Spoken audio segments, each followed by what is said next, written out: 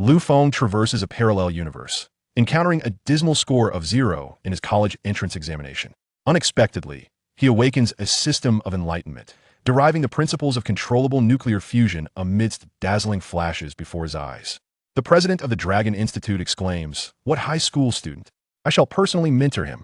The general of the Dragon Kingdom asserts, "He is our unmatched national talent." An elder of the cabinet proclaims, "He is the cornerstone of our nation. Such brilliance has not been witnessed for millennia." Henceforth, Lu Feng embarks on a journey to lead the Dragon Kingdom to the pinnacle of the world. The Divine Light Project. Controllable nuclear fusion grants the nation boundless energy. The populace reveres him. The Divine Chain Project. Constructing an intricate space defense network. Hundreds of thousands of upgradable satellites powered by artificial intelligence. The Divine Punishment Project. An unparalleled superweapon system. Electromagnetic railguns.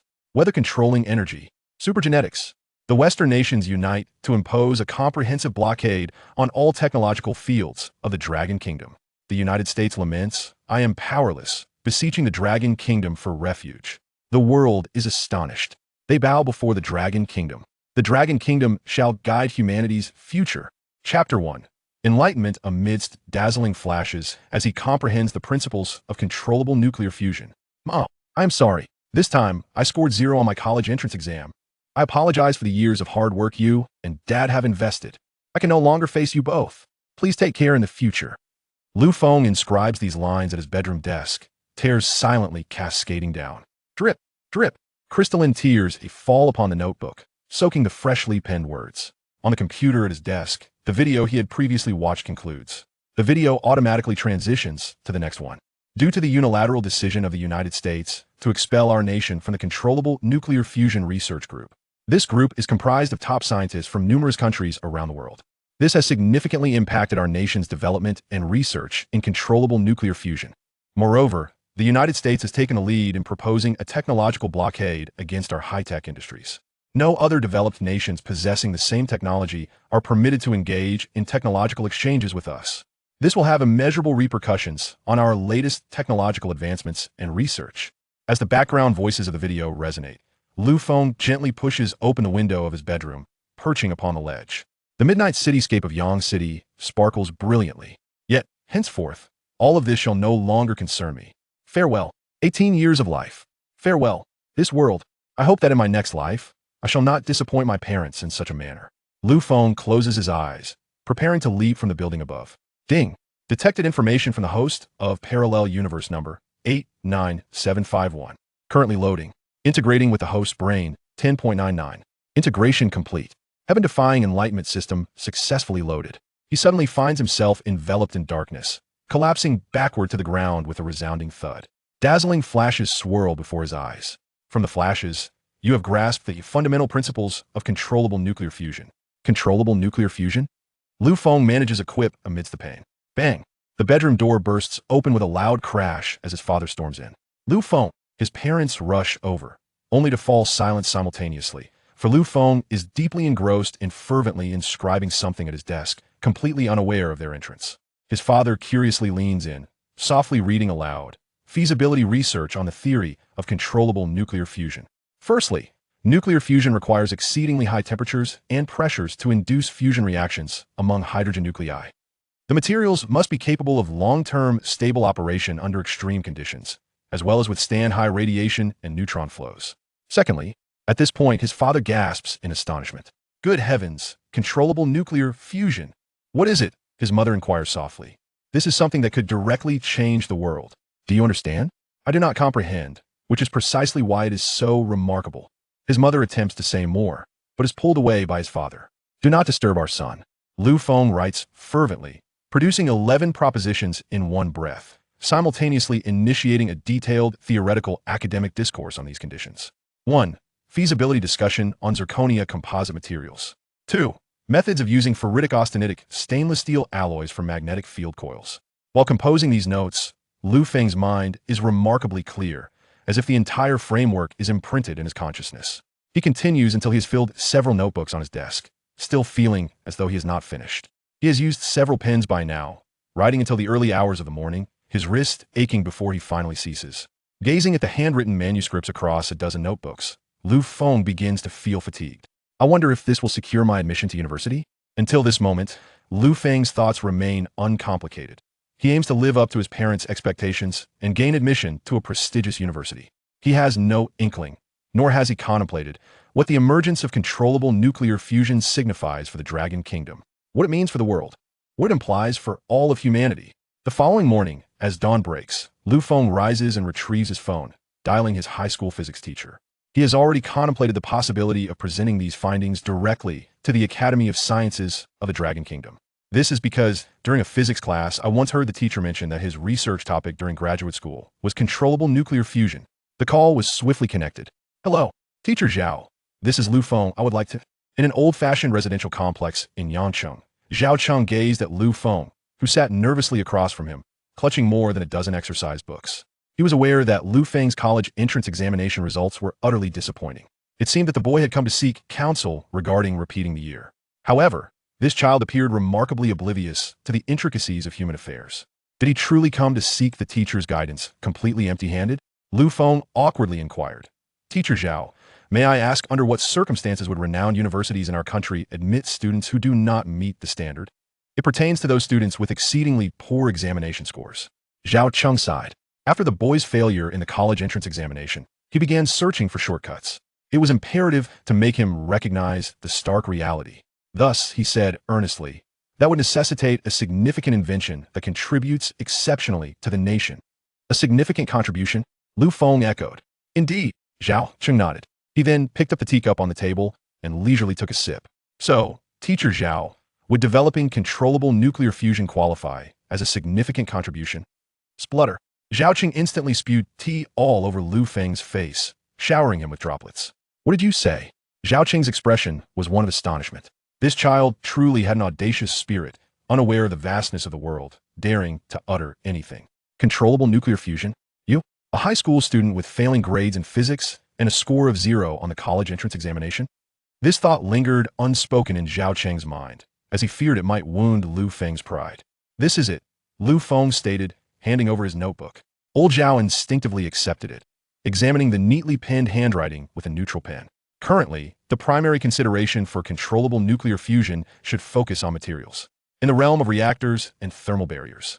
Utilizing zirconia composite materials based on present technological levels, we can integrate them with ceramics for use in plasma containers. Holy cow! Zhao Cheng exclaimed, unable to contain himself. Chapter 2.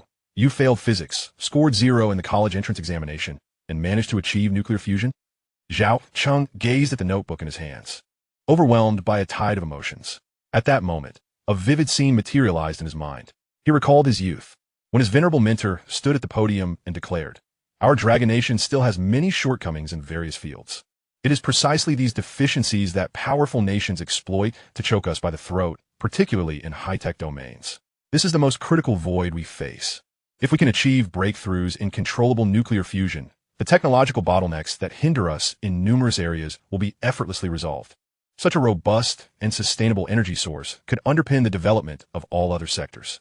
With a heavy sigh, the aged mentor continued, "I do not hesitate to share with you that when I was pursuing my doctoral studies, my own mentor imparted similar wisdom. In the blink of an eye, 3 decades have passed.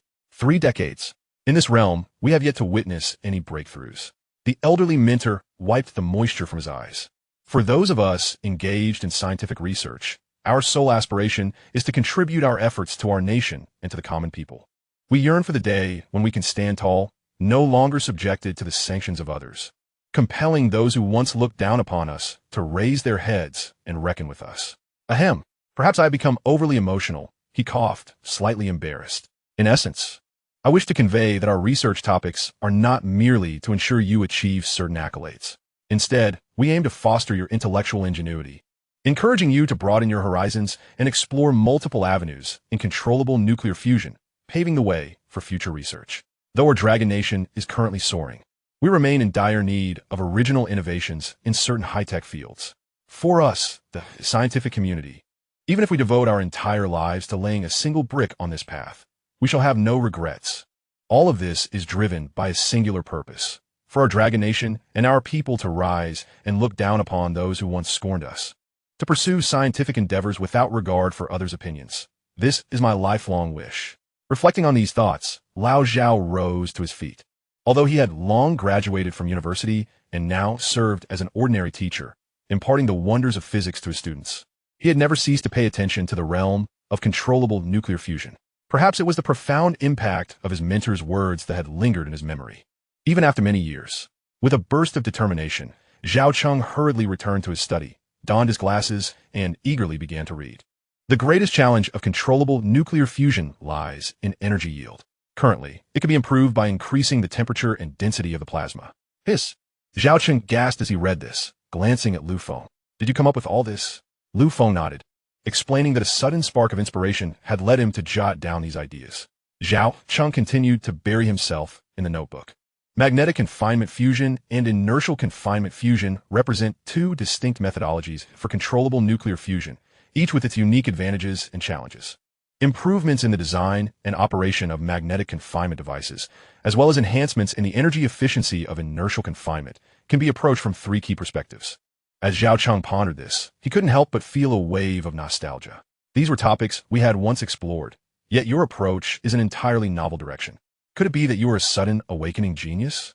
He mused. History has seen individuals like you, those who appear simple yet, due to some fortuitous circumstance, transform into extraordinary talents. Grasping Lu Feng's shoulders, he shook him excitedly.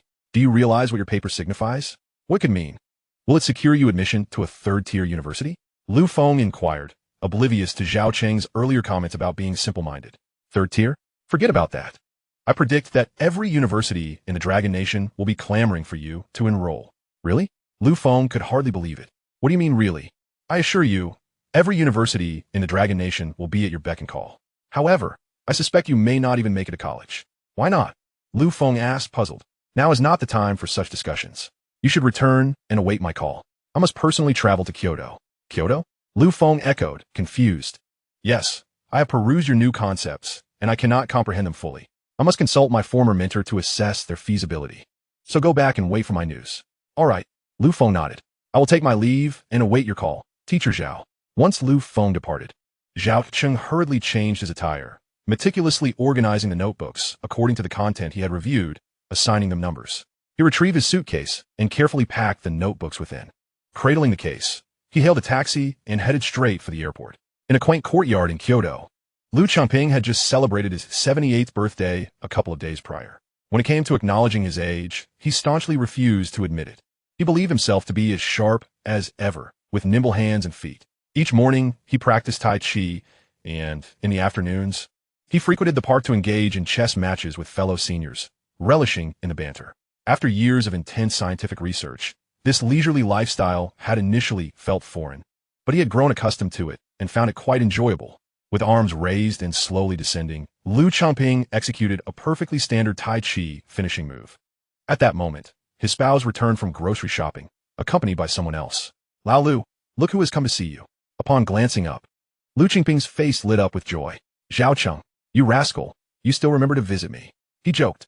Since graduating, Zhao Cheng had maintained regular contact with his mentor. Unlike other students who merely brought gifts, exchanged a few pleasantries, and departed. Zhao Cheng, however, sought to engage Lu Changping in meaningful discussions regarding the current advancements in physics and technology in the Dragon Nation, often sharing his own insights and perspectives. Their relationship had always remained strong. Noticing a change in his former student, Lu Changping observed that Zhao Cheng appeared fatigued, though it was merely an outward manifestation. From the brilliance and underlying fatigue visible in Zhao Cheng's eyes, Lu Changping perceptibly sensed that something was amiss. In his excitement, Zhao Cheng hardly had the time to engage in trivial conversation. Before Lu Changping, the box was opened directly, laid out on the ground. A glimpse revealed a chaotic assortment of notebooks, seemingly belonging to junior and senior high school students. What purpose did Zhao Cheng have in presenting these to him? Teacher, take a look. Is this feasible? The students, having grown distant from their studies, struggled to comprehend much. With a puzzled expression, Lu Changping accepted the notebooks Zhao Cheng had handed him. In the next moment, his eyes widened in sheer disbelief. Chapter 3. At this instant, the gears of the Dragon Kingdom's fate began to turn. For inscribed neatly on that rudimentary and unadorned notebook was a solution to the question of controllable nuclear fusion energy yield. Step 1. Enhance magnetic confinement and inertial confinement. Improve the design and operational methods of the magnetic confinement apparatus and increase the energy efficiency of inertial confinement. According to the law of conservation of energy, several approaches can be undertaken to resolve this issue. Upon reading this, Lu Chengping suddenly felt his breath quicken, and he found it difficult to catch his breath. His aging heart seemed unable to cope with such an overwhelming influx of information. Meanwhile, Zhao Cheng, seemingly having anticipated this reaction, swiftly poured 2 heart-saving pills from the bottle in his hand, and then took the portable oxygen tank handed to him by his wife, placing it on Lu Chengping. After a while, Lu Chengping managed to regain his composure. He removed the oxygen mask from his face and glanced at his worried spouse, waving his hand to indicate he was all right. In truth, Lu Chengping's heart issues were minor. He had not experienced any problems since retiring.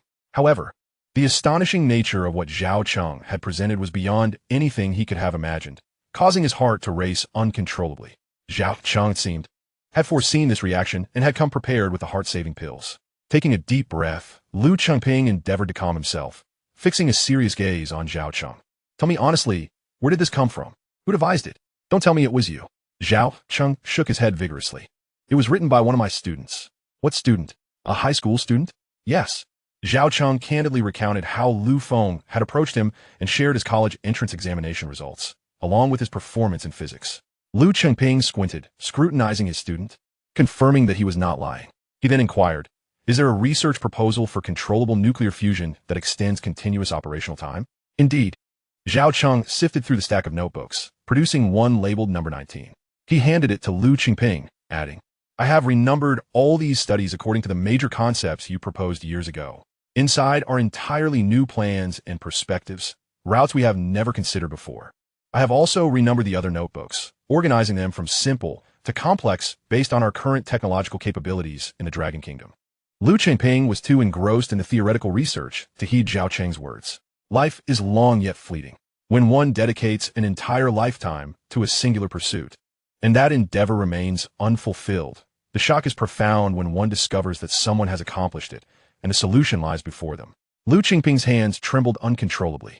Noticing this, his spouse retrieved a portable ECG monitor from the room and attached it to Lu Chengping's wrist. His heart rate had soared to 130 beats per minute and continued to rise. Unable to bear the sight any longer, she urged, enough, you must stop looking.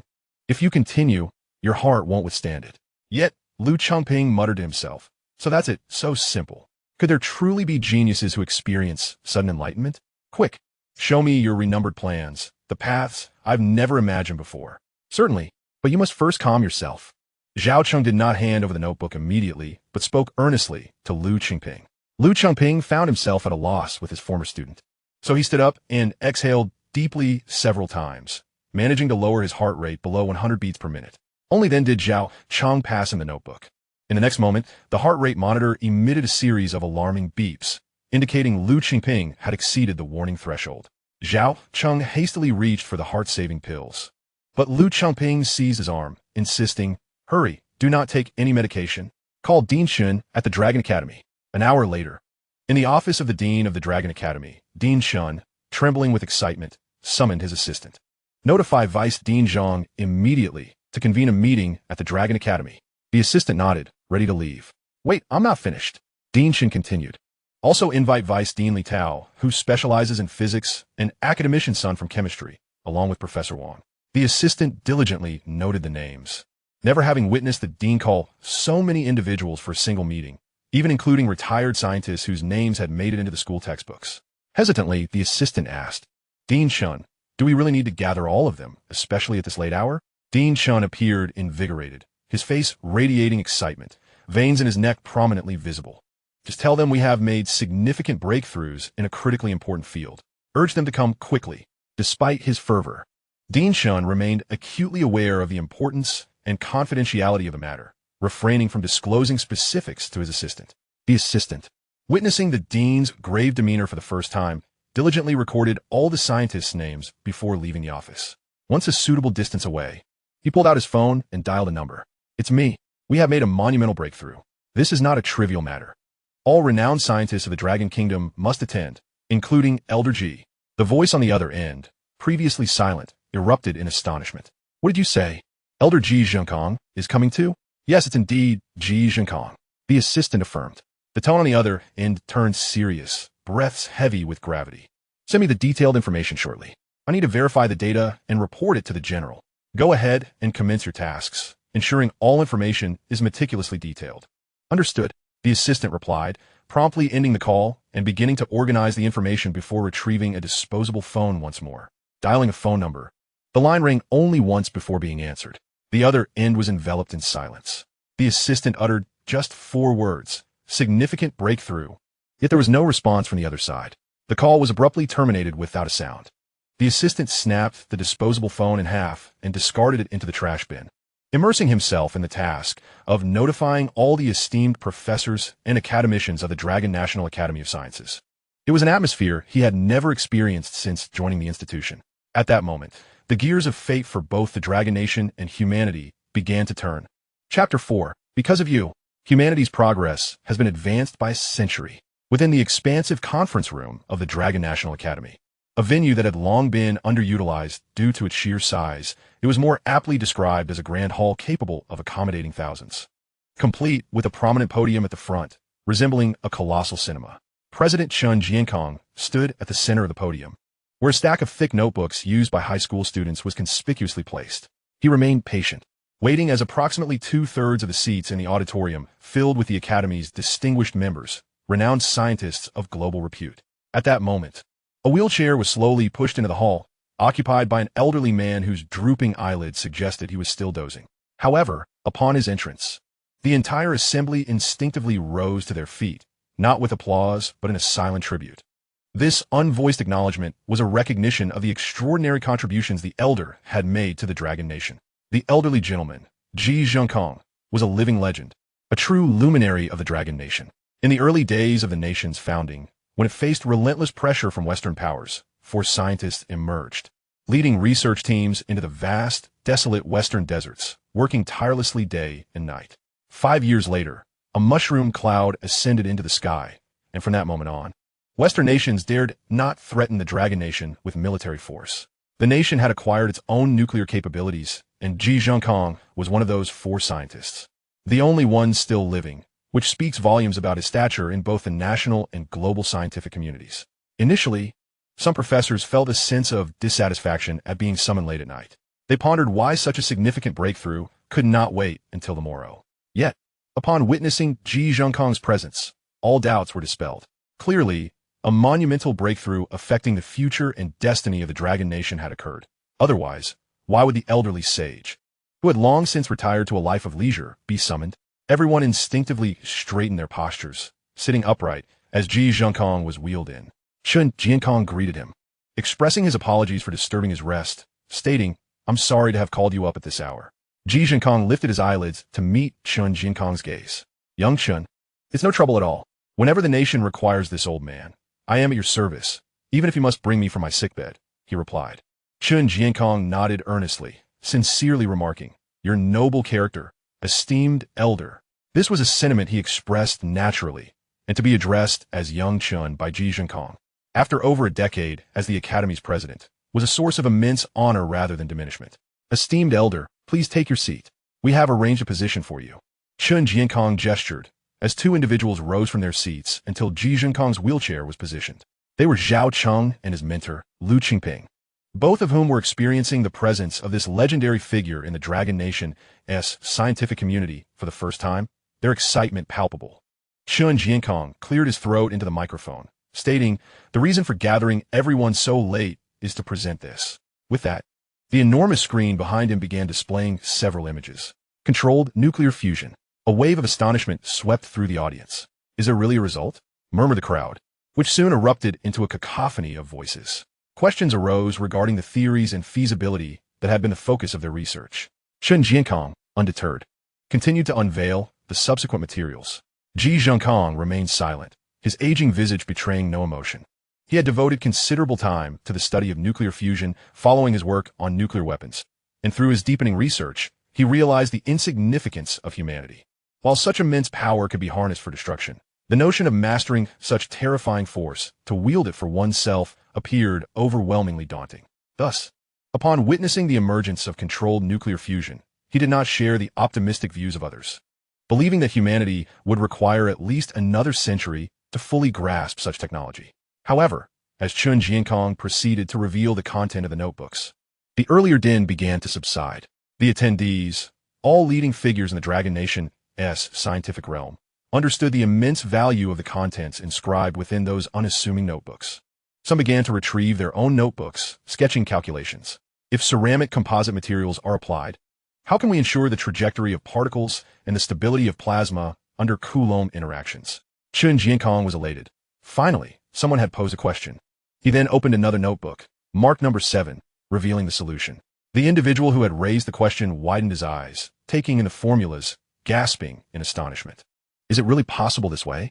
To control electron density through Compton's scattering wavelength? Why didn't we think of this before? Another voice interjected, not quite. I had previously suggested a similar idea, but it requires massive model calculations and simulations, with data volumes reaching staggering yatas. Indeed, this isn't an entirely unique approach. Someone chimed in. Chun Jiankong remained silent, instead opening 2 more notebooks with numerical identifiers. This was where the core of the research paper lay. The preceding discourse merely serves as a threshold for the public and scientists to accept, or rather, as a gradual deepening of understanding. Were the latest pathways and concepts to be disclosed all at once, the likelihood of acceptance would appear minimal.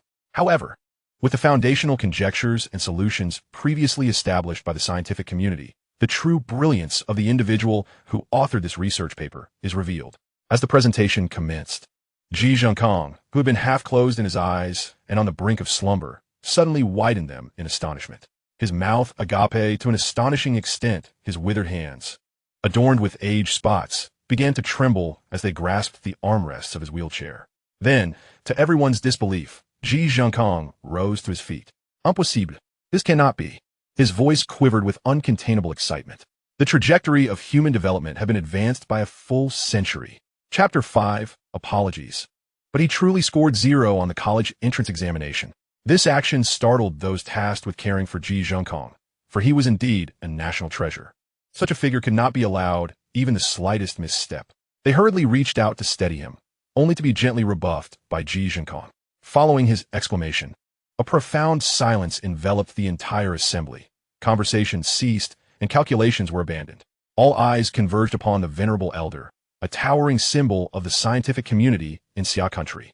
In disbelief, Ji Zhengkong gazed at the screen and uttered his first words since arriving. Magnetic confinement can be achieved with steady-state materials? How will the fuel cycle and subsequent maintenance be addressed? Chun Jiankong felt a surge of respect. Truly, Ji Zhengkong had pinpointed the crux of the matter. He promptly opened another notebook. Ji Zhengkong's eyes widened as he focused intently on the screen. Then, with a trembling voice, he implored, "Please enlarge the formula below." Chun Jiankong complied without hesitation. A series of intricate equations materialized on the large screen, meticulously elucidating the feasibility. Ji Zhengkong's eyes widened further, his mouth agape, as he murmured in awe, So it is. Humanity has endeavored to replicate the fusion processes of stars and to master them. Yet, stars are the handiwork of the divine. How utterly laughable we are. How absurd. Ha ha ha ha ha. It had been ages since he had laughed so heartily, tears streaming down his cheeks. It became evident that this was a closed loop. To achieve controllable nuclear fusion, all components must undergo self-renewal and engage in equivalent energy exchange. So it is. The diminutive human race, eternally striving to touch the hand of the divine. We must ascend to the heights of the gods. Only from such a vantage can one pen such a thesis and conceive of such ideas. Suddenly, Yizinkin's demeanor shifted, and he posed a question that lingered in the minds of all present. Young Chun, who authored these research papers? Chun Jiankong glanced at Ji Zhengkong, aware that the truth might be hard for him to believe. Before he could respond, the heavy wooden doors of the vast conference room swung open with a resounding bang. A group entered, all clad in solemn military attire. Leading them was a man with graying hair, adorned with a rank insignia of 1 star and 3 stripes, an admiral. Following him were 2 men, each bearing the insignia of 1 star and 2 stripes, 2 generals. The trio approached Ji Zhengkong and saluted him. A gesture of respect for his contributions. Ji Zhengkong recognized the leader. General Qin, you have come. Qin Guizhu, a general of the Dragon Nation who had witnessed true warfare, smiled at Ji Zhengkong. Indeed, I had to be here. With that, he ascended to the podium. Dean Chun, may I borrow the podium? Of course. Chun Jiankong understood that this matter had captured the military's attention. The realm of scientific research is inextricably linked to the military, particularly in modern nations where many significant scientific breakthroughs are closely tied to military endeavors. However, this time, it was merely a feasible paper, and Qin Jiankong had not yet notified the military. He intended for the top scientists of the Dragon Nation to assess the feasibility and devise a plan before reporting to the higher-ups, who would then decide whether to inform the military. Unexpectedly, the military had received word ahead of time, and the presence of an admiral underscored the gravity of the situation. Qin Guozhu cleared his throat.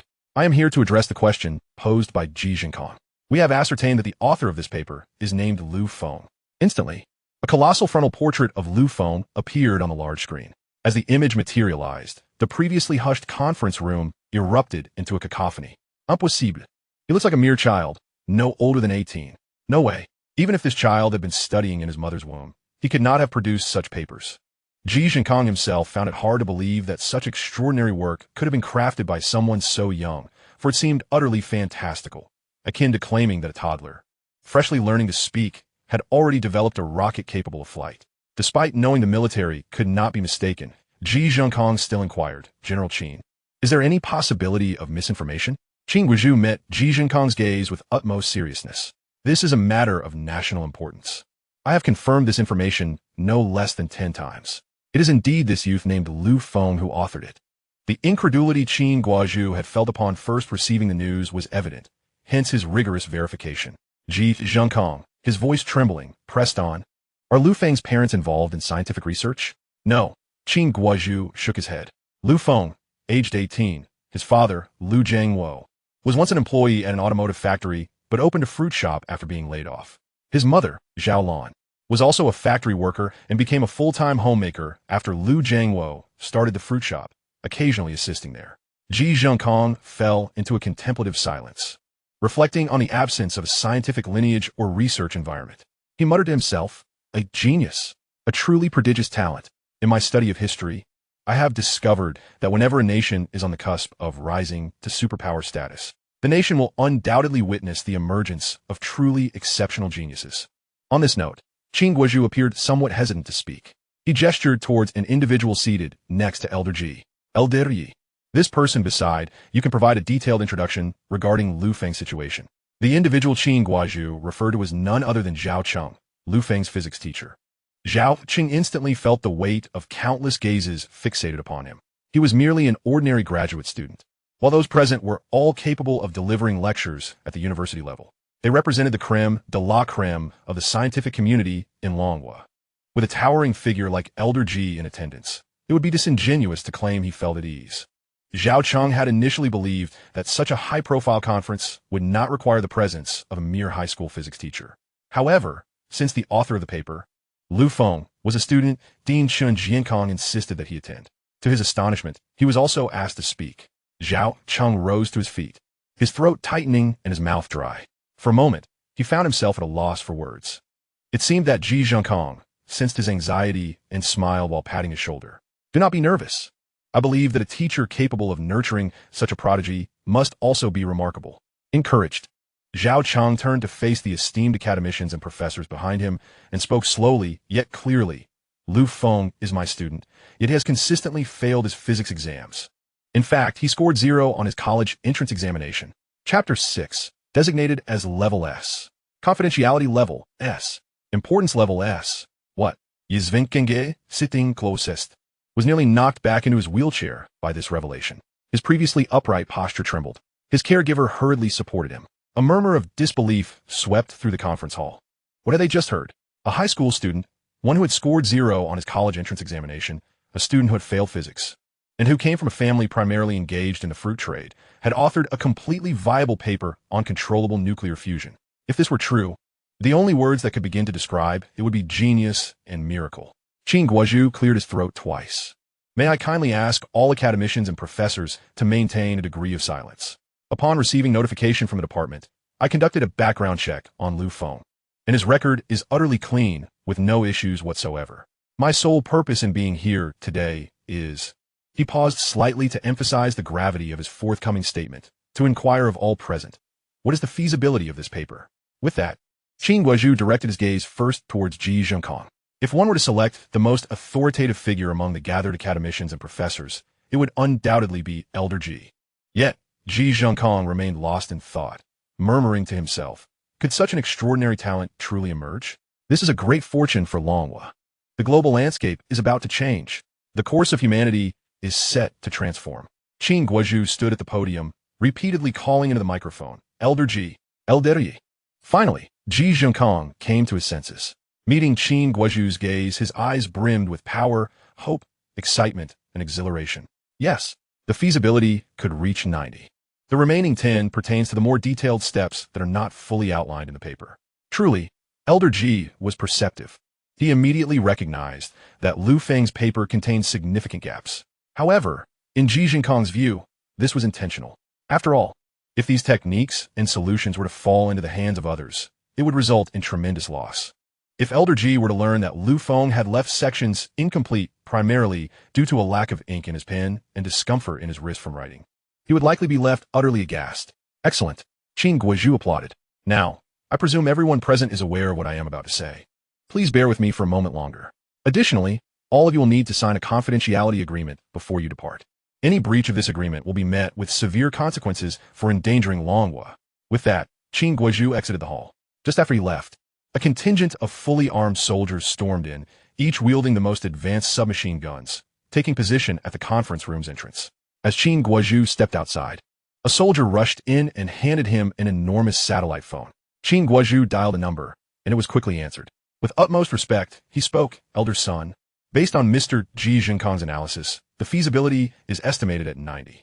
A moment of silence ensued on the other end, followed by a heavy sigh, and then a deliberate response. Treat this matter with the highest priority, classified as Level S. Understood. Qin Guozhu snapped to attention. Elder Son's somewhat hoarse voice continued. Ensure that Ji Zhengkong personally supervises the completion of this task.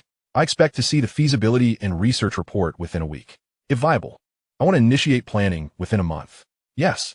Qin Guozhu again stood at attention, saluting. Also, the child named Lu Feng is to be treated with the utmost respect befitting a national hero. Yes. Elder Son hung up the phone and turned to the other 9 elders present in the cabinet. The remaining elders had lost their usual composure, their faces etched with anxiety as they gazed at Elder Son, scarcely daring to breathe. Elder Son inhaled deeply, reflecting on the implications of Qin Guozhu's message regarding the 90 feasibility confirmed by Ji Zhengkong. The entire assembly fell into a hushed silence. These elders, who had witnessed various storms and endured silent wars on the international stage, found their breath momentarily suspended. What did this mean? Controllable nuclear fusion heralded not only military advancements, but a revolutionary shift in all commercial and civilian domains. The energy sources upon which humanity now relies, oil, natural gas, and water, resources that currently seem scarce, would become effortlessly accessible. Transportation, medical industries, and aerospace would undergo transformative changes, and all of this would unfold in Longhua. Everyone struggled to contain their burgeoning excitement. Elder Wu spoke up, damn it. Last time, the beautiful nation claimed they would impose a technological blockade on us. Who would have thought they would cancel our quota for forming a tech task force with 20 nations, preventing other technological powerhouses from providing us with the latest support? Now, let us see who is truly being blocked. Elder Son cast a glance at the second elder. Indeed, while the second elder's words may be coarse, they bear a kernel of truth. Relying solely on others is inherently unreliable. One must forge oneself into a resilient entity. Thus, the fifth elder spoke up. Where is that child named Lu Feng at present? He is now the most treasured person in our entire dragon nation. Elder Son turned to the assembly, his gaze sweeping over the other elders, and spoke in a grave tone. I have already dispatched Qin Guozhu to investigate. For now, Lu Feng's status and identity are classified, temporarily designated as S rank.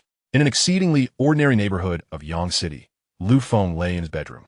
It makes no sense. Why did old Zhao say he would contact me immediately? Why hasn't he reached out yet? He concluded that he needed to make a call to inquire. With that thought, Lu Feng dialed the number. We're sorry. The number you have dialed is temporarily out of service. What is going on with old Zhao? Perhaps I should pay him a visit tomorrow. Resolute in his decision, Lu Feng intended to rest when suddenly a flurry of messages popped up on his phone. It was from the class group chat. The class monitor was addressing everyone, announcing a gathering for dinner at the Jinhao Hotel tomorrow at noon. Everyone was gradually receiving their university acceptance letters, and this gathering was deemed a final reunion before embarking on their university journeys. Moreover, it was explicitly mentioned that this treat was on the class monitor's own tab.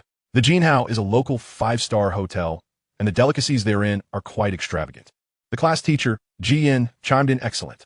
Since the class monitor is so thoughtful, I hope everyone can make it. Let us cherish the bonds forged over 3 years." The class monitor urged everyone to confirm their attendance, so he could prepare accordingly. A steady stream of responses flooded in. Received. Fong had no desire to attend, hence remained silent. Just then, a familiar name appeared. Chun Shilan. Received. At the sight of Chun Shilan's name, Fong felt a pang of discomfort. His score of 0 in the college entrance examination was directly tied to her.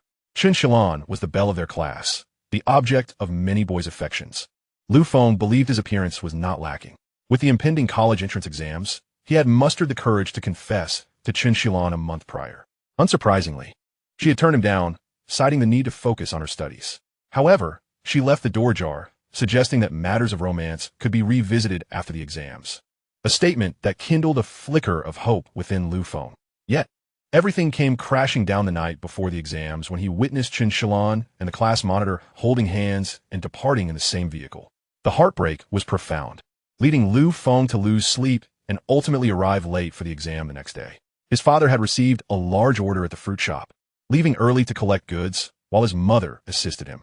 Thus, Fong missed the college entrance examination entirely. The following day, in a fit of despair, he chose not to attend at all. This was the price of his impulsiveness. However, since the moment he contemplated jumping out of the window, Fong had undergone a complete transformation. Reflecting on his past actions now felt utterly juvenile and laughable. He had no intention of attending the reunion. It would serve no purpose as his future remained uncertain. He pondered whether old Zhao could truly comprehend the papers he had written. While immersed in these thoughts, a knock echoed through the room. It was his mother's voice. "Fong, may I come in?" "Sure." His mother entered, carrying a cup of hot milk. Fong, it's like this. Your uncle has been in another province, and he is coming back tomorrow to treat us to dinner. You should join us." "All right." Fong responded eagerly, realizing it had been a long time since he last saw his uncle. "That's good. That's good." His mother replied, relieved. "Your uncle will just mention that he hasn't seen you in ages and is curious about how you've grown. Get some rest. I won't disturb you any longer. Play your game, and don't worry too much about other matters. If all else fails, we still have that fruit shop. Business is good, and we can make money. You can learn from your father for a few days, and we'll set you up with a fruit stand." Fong envisioned himself indulging in fruit while managing the stand, finding the thought rather appealing. A warm current surged through him. "All right, Mom, I understand. Rest assured, I won't let myself down again." His mother replied, casting a concerned glance at Fong. "Look at you. You've been overthinking lately and have lost weight." Fong waved his hands dismissively. "Not at all. By the way, Mom, where's our uncle treating us to dinner tomorrow?" His mother pondered for a moment. "What is it called? My memory fails me at the moment. It's definitely the best hotel in Yang City." Fong thought to himself. Could it be so coincidental? He quickly asked, "It wouldn't be the Jinhao Hotel, would it?" His mother pulled out her phone, opened the chat with his uncle, glanced at it, and exclaimed, "Yes." "So, how did you know?" Fong gazed skyward. "I just guessed. What an incredible coincidence." He then looked at his mother, visibly disheartened. "Mom, can I choose not to go?" "No." His mother promptly rejected his plea. "We agreed as a family to go together. It's been years since we've seen each other, and we should have a meal together." Fong lay back on his bed, hoping not to encounter those people the following day. Just then, his phone received a WeChat message. Upon opening it, he saw a private message from the class monitor. "Aren't you coming to tomorrow's gathering?" "I didn't see your reply." Fong replied succinctly with 2 words. "Not coming." Refusing was that straightforward. There was no need for ambiguity. It seemed the class monitor didn't anticipate such a decisive rejection. The class monitor's profile picture indicated they were typing, then stopped. Typed again, then stopped.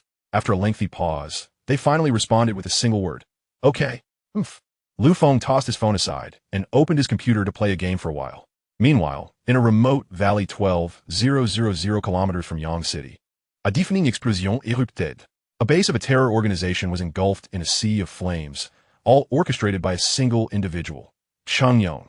In a situation where the enemy was completely unaware, he charged into the base, successfully annihilating the adversaries without leaving a single survivor. Just then, one of his subordinates rushed over. "Captain Chang, it's a call from above from the homeland." Got it. I won't act so recklessly next time." "No, this time it's the boss looking for you." "The boss? Cheng Yong answered the call. "Hello, boss." On the other end, the usually composed voice of the boss remained deep and steady.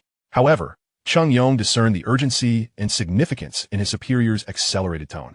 "You must return to the homeland immediately. There's a critically important mission that requires your expertise." Cheng Yong inquired, "What is the matter, sir?" "You are to protect a single individual." "Who? Is it an elder from the cabinet?"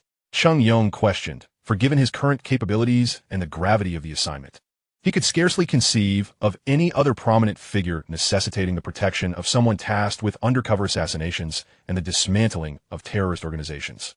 "Not an elder from the cabinet. It is a high school student." "What?" Cheng Yong rubbed his ears, as if doubting his own hearing due to the explosive nature of the conversation. "Indeed, you heard correctly. It is a high school student." The urgency in his superior's tone remained steady yet intensified. "Moreover, a specialized unit known as the Poison Tooth Brigade will be dispatched to assist you.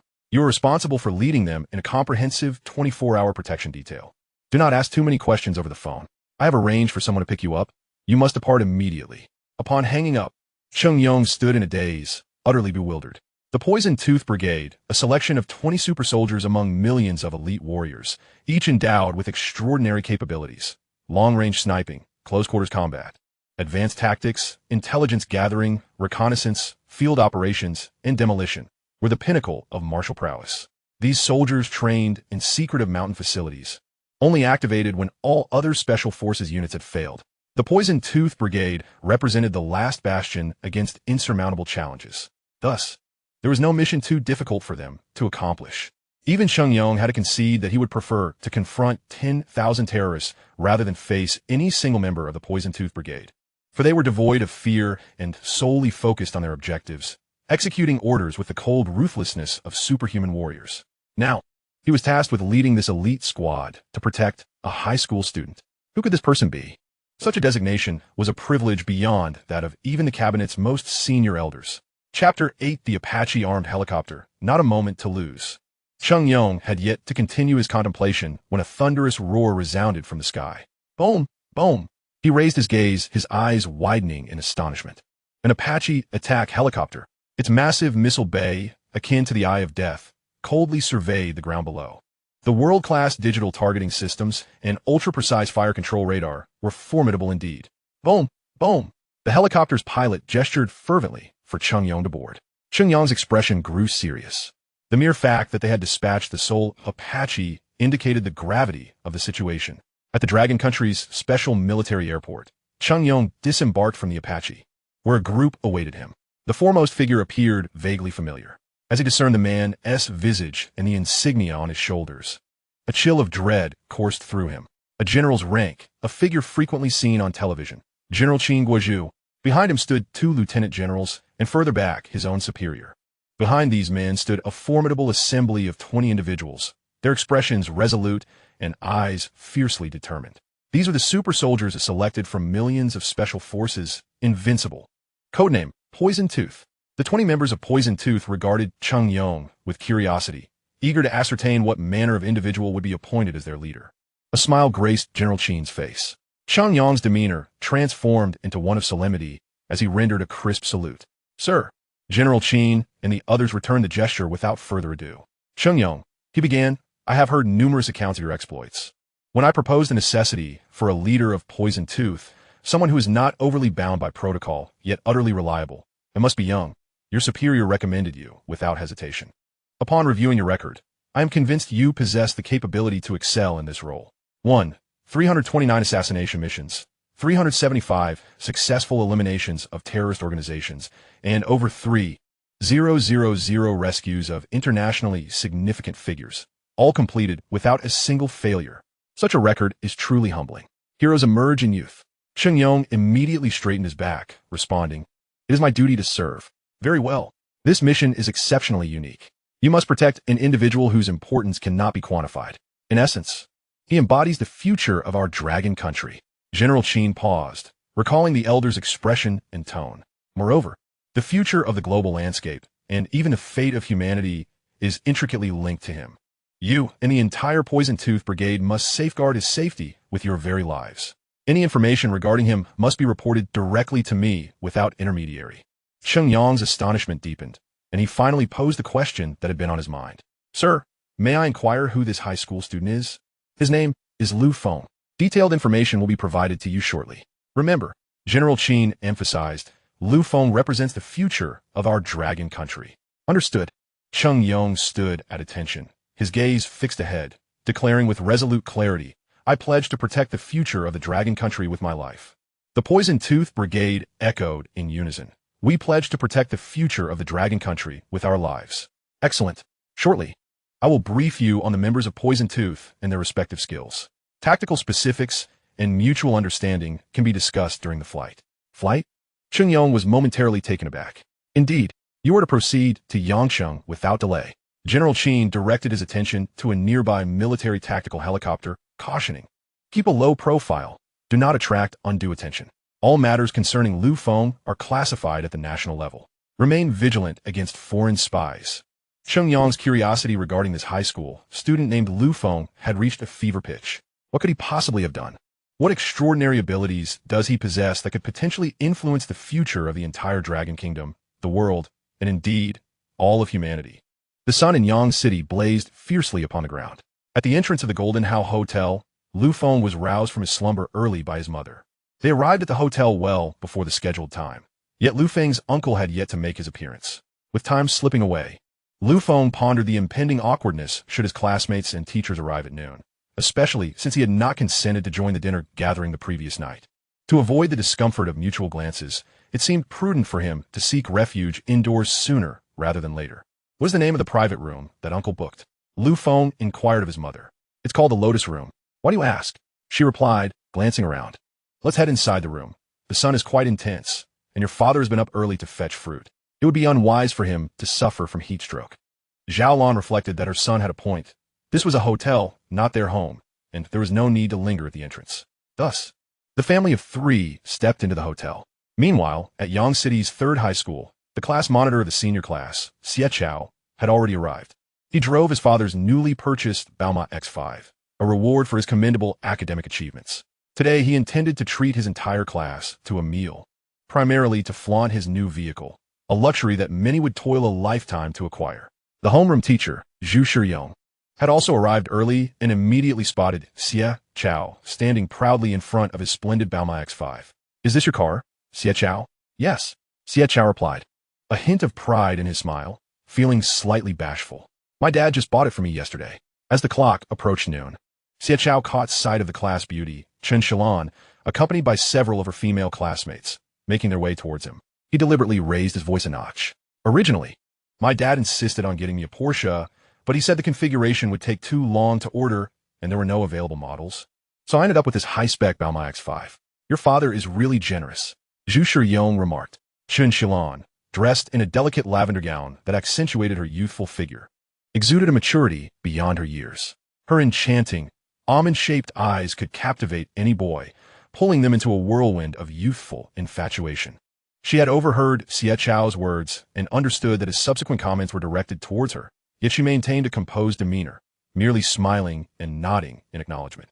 Mr. Zhu, Xie Chao, you both arrived quite early. Chapter 9. The gathering collides, but fear not, I shall intervene. Xie Chao had not completely established a boyfriend-girlfriend relationship with Chen Shilan, as her maturity exceeded what one might expect at her age. She was aware that boys at this stage were often merely seeking novelty.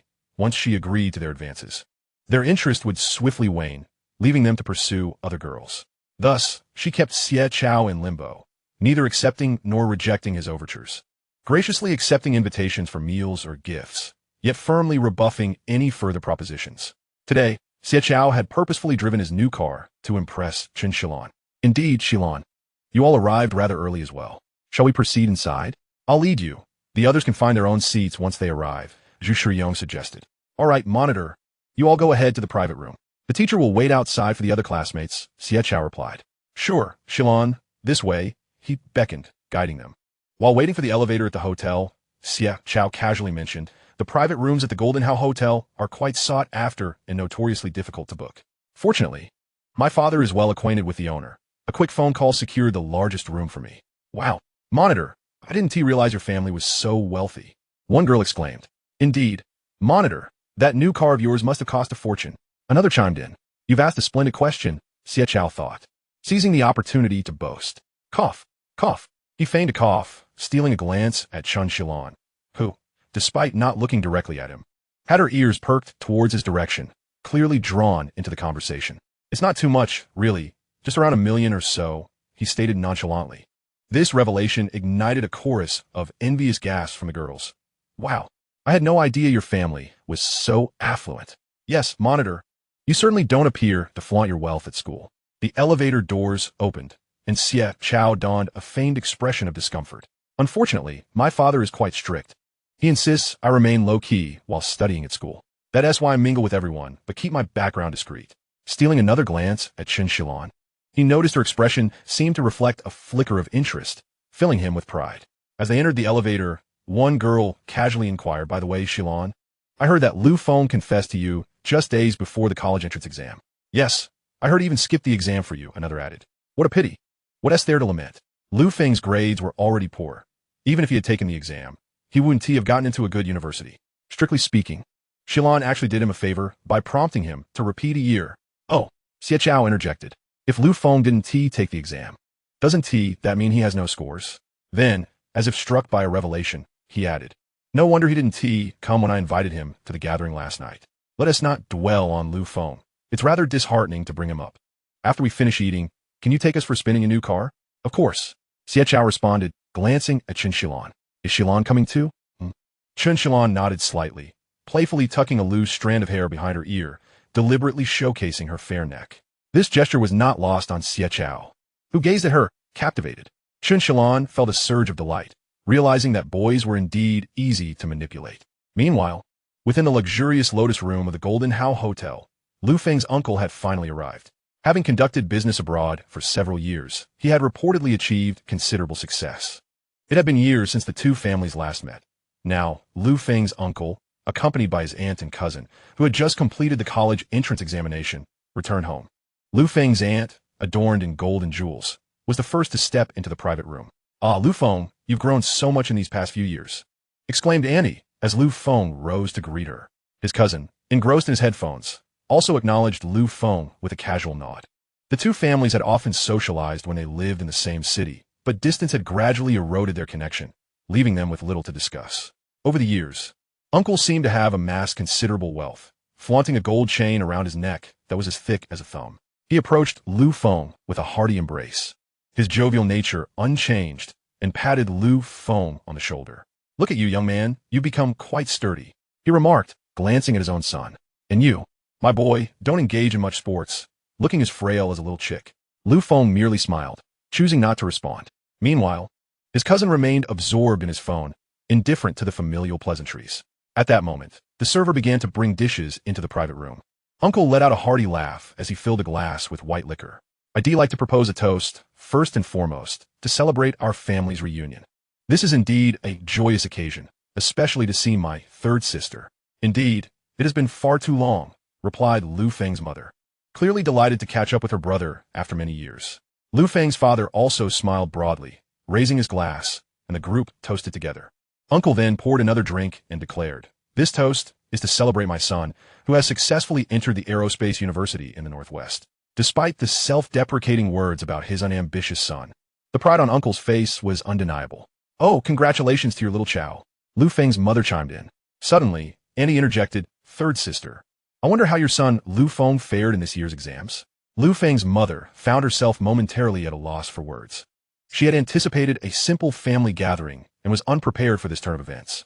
She was aware that her son had underperformed in the college entrance examination and, knowing Lu Feng's heart was heavy with disappointment, she had always avoided discussing this topic. Thus, she replied with a muted tone, this year, Feng did not perform well.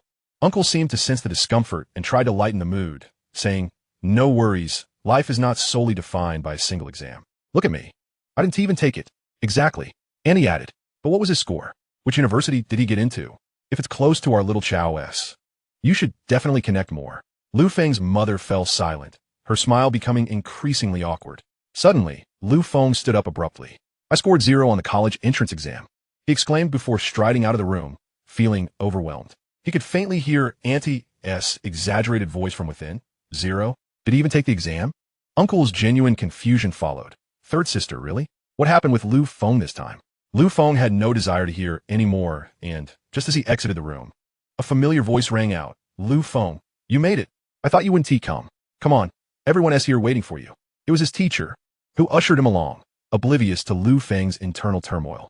Chapter 10. Do you have any idea how close you just came to disaster? Zhu Shiyong exclaimed when all the classmates had gathered. He suddenly realized he was out of cigarettes and went downstairs to buy a pack. Unexpectedly, he bumped into Lu Feng wandering in the hallway and enthusiastically pulled him toward another private room. Lu Feng's thoughts swirled with frustration. How could it be this coincidental? Even more astonishing was that the room for his class gathering was merely a wall away from where he had just dined. Upon entering, he found the space significantly larger than his previous room, with 2 grand round tables filled with classmates.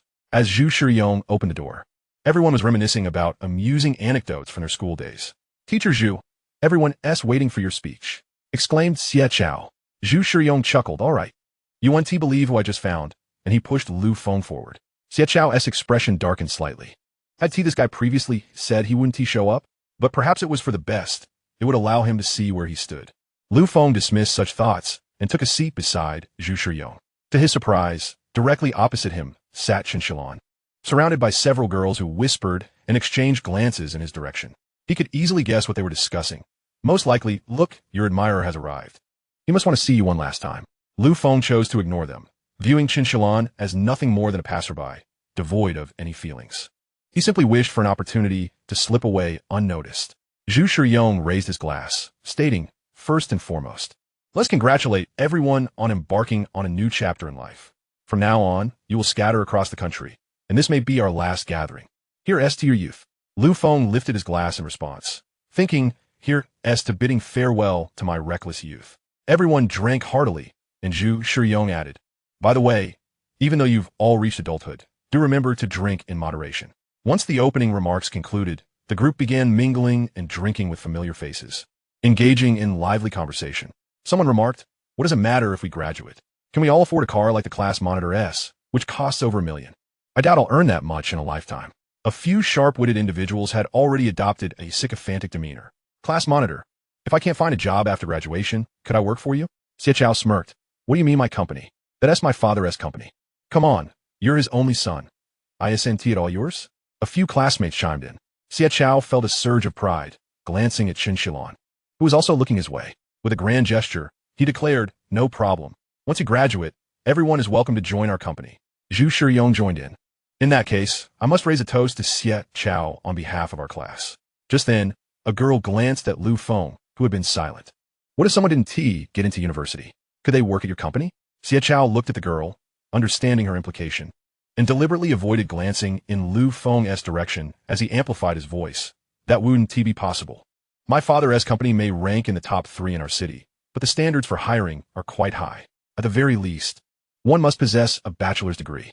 Fortunately, our class is entirely comprised of undergraduates, with no vocational students present. As Lu Feng listened to these remarks, he found them rather uninspiring. These individuals had yet to step into the workforce, yet they had already succumbed to the societal norms of sycophancy and elitism. He contemplated leaving. Xie Chao continued, if anyone believes in their capabilities, feel free to showcase them boldly. Soon, my father will arrive to raise a toast in gratitude for your support of me, Xie Chao, over the past 3 years. Wow, your father, such a prominent businessman, is coming in person? How thrilling. Meanwhile, on the bustling street, Xie was driving his extended version of the Range Rover. Having just reached the vicinity of the Jin Hao Hotel, suddenly, he realized that his vehicle was unable to move. Numerous vans had inexplicably halted on the street. What was going on? Why had this street suddenly become congested? Xie, somewhat perplexed, decided to exit the car. He took out his phone, dialing a number while making his way towards the hotel. Hello, is this Captain Lee? Yes, it's me. Why is there suddenly such a traffic jam at the Jin Hao Hotel? You need to send someone quickly to investigate. Sure, we can catch up sometime. I'll be sure to call you when I dine with Director Chen next time. Oh, no need for thanks. It's all in a day's work. I'm merely here to attend my son's class reunion. Being a parent these days is no easy task. After hanging up, Xie shook his head, glancing once more at the stalled vehicles on the street.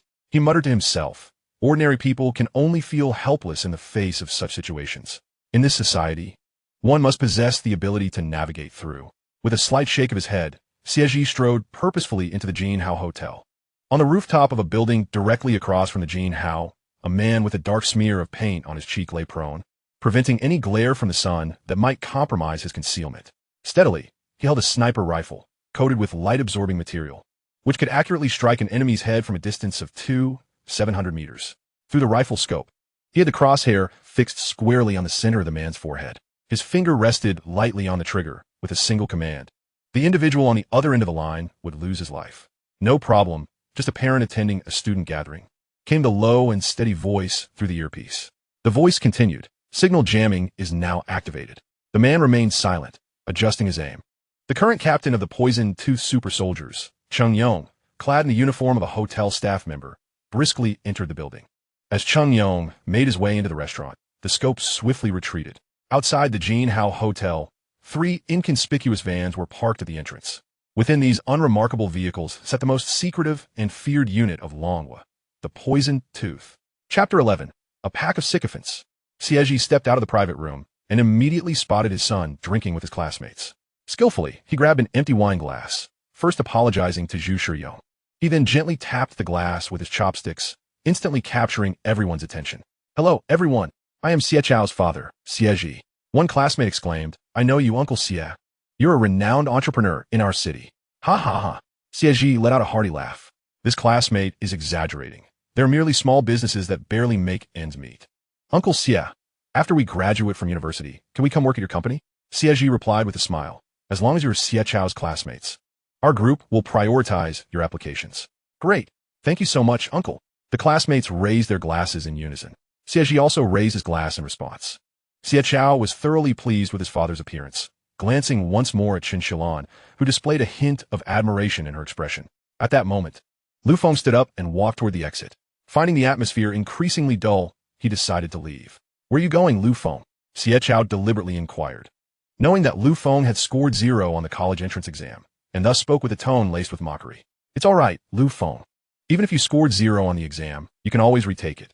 After all, we are classmates. If you struggle to find a job in the future, come to my company. I will surely consider you for a position." "Yes, Lu Feng, we are all classmates. We will help each other in times of need," echoed another classmate. "Indeed, we have all been classmates for 3 years. If you voice your concerns, no one will hold a grudge against you," added yet another. Regardless of their previous relationships with Lu Feng, the moment Xie Chao exhibited disdain for him, they naturally aligned themselves with Xie Chao's camp. Lu Feng glanced around at the group, sneering, "A bunch of sycophants.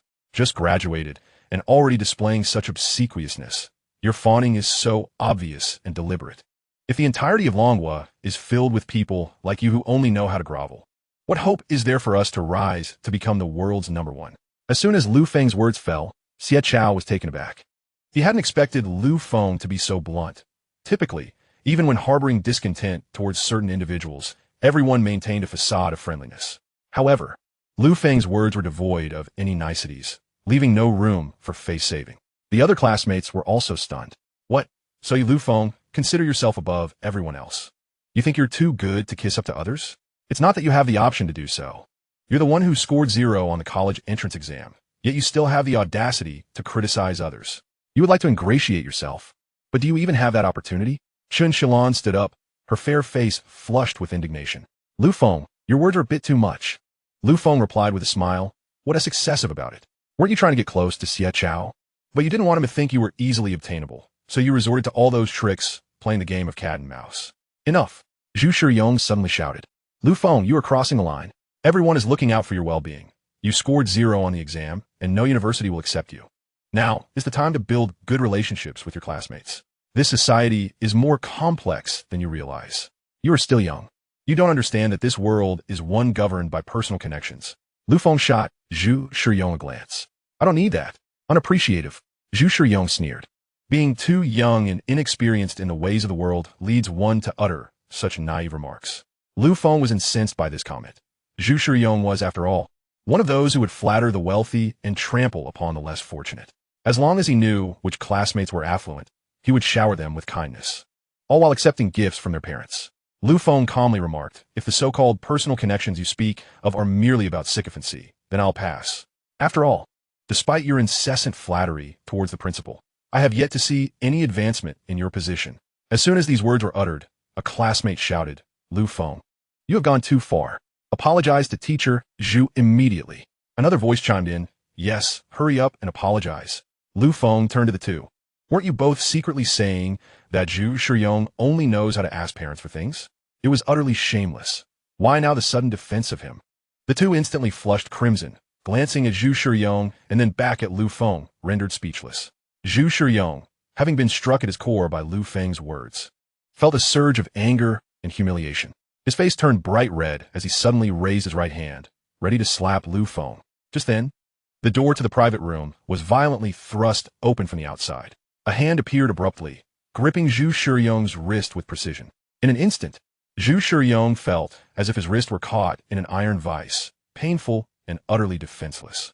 Crack! A sharp sound resonated as his wrist was broken, contorted into an odd shape. "Oh!" Zhu Shiyong let out a piercing scream. All present were stunned by the sight. The intruder was a male waiter, yet his demeanor and eyes bore no resemblance to that of a typical servant. He resembled a merciless killing machine devoid of emotion. "Someone's been murdered," a girl screamed. "Call the police." She pulled out her phone to dial. My phone has no signal." Others quickly followed suit, only to discover their phones were equally devoid of service. "What is happening? What on earth is going on?" The male waiter slightly raised his gaze to Lu Feng and softly inquired, "Lu Feng? Mr. Lu?" "It's me." Lu Feng nodded, sensing no malice in the stranger, a natural intuition guiding him. The newcomer was none other than Cheng Yong, who had just arrived at the private room. Cheng Yong glanced at the still screaming Zhu Shiyong and coldly remarked, "If you scream again, I'll break your other hand as well." Zhu Shiyong looked at Cheng Yong, his eyes flickering with an inexplicable fear, he knew not why. He sensed that this man would undoubtedly follow through on his threat. His throat constricted as he suppressed a scream, beads of sweat forming on his forehead, clearly in considerable pain. More female classmates began to scream. Cheng Yong was not one to be trifled with, since Lu Feng's situation now intertwined with the fate of the entire Long Nation, and indeed, humanity. Anyone else could be sacrificed, including himself. Cheng Yong coldly stated, "If you don't quiet down, I'll ensure you are silenced for good." Whimpering, a girl was promptly silenced by a nearby boy covering her mouth. The surrounding boys fell silent, their eyes wide with terror as they stared at Cheng Yong. The unfolding events had shattered their worldview. Who was this person? A professional assassin? Cheng Yong turned to Lu Feng and gravely said, "Mr. Lu, please come with me at once. I have received word that the Jinhao Hotel is not particularly safe." Upon hearing Cheng Yong's words, everyone froze, including Zhu Shiyong, who lay on the ground clutching his injured hand, tears streaming down his face. The sudden intrusion had addressed Lu Feng as Mr. Lu.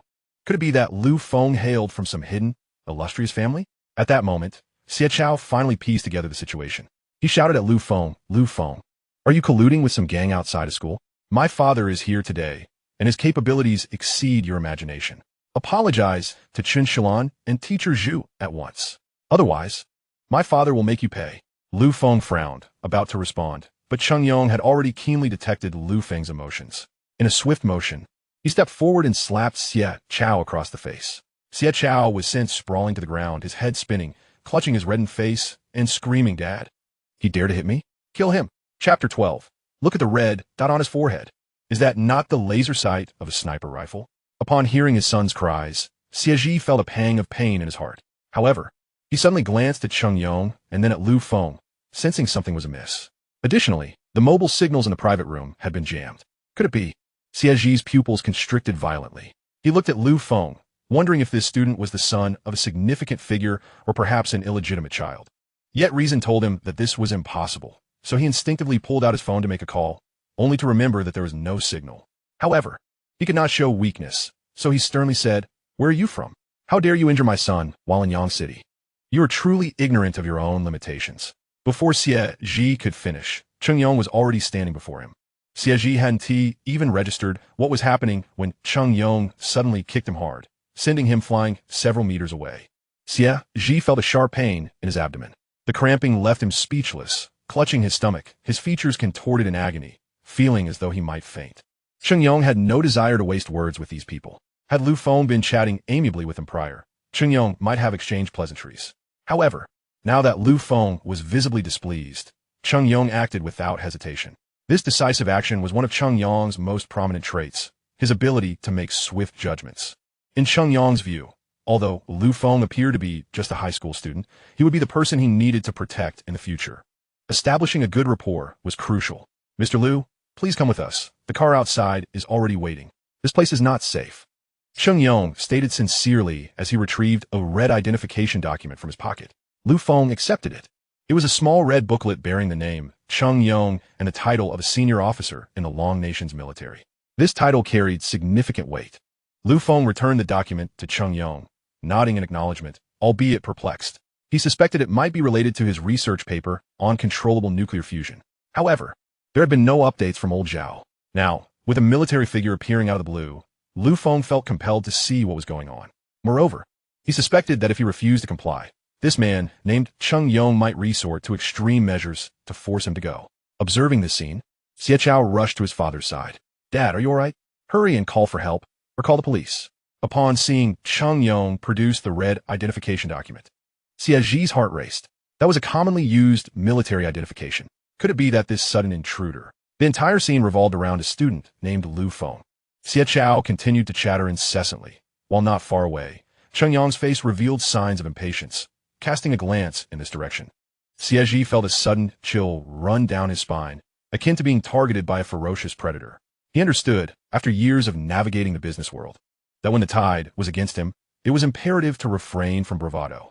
He then sharply reprimanded Xie Chao, silence, and with all his strength, he delivered a resounding slap to his son's face. Xie Chao stood there, stunned. His classmates were equally bewildered by the unfolding drama.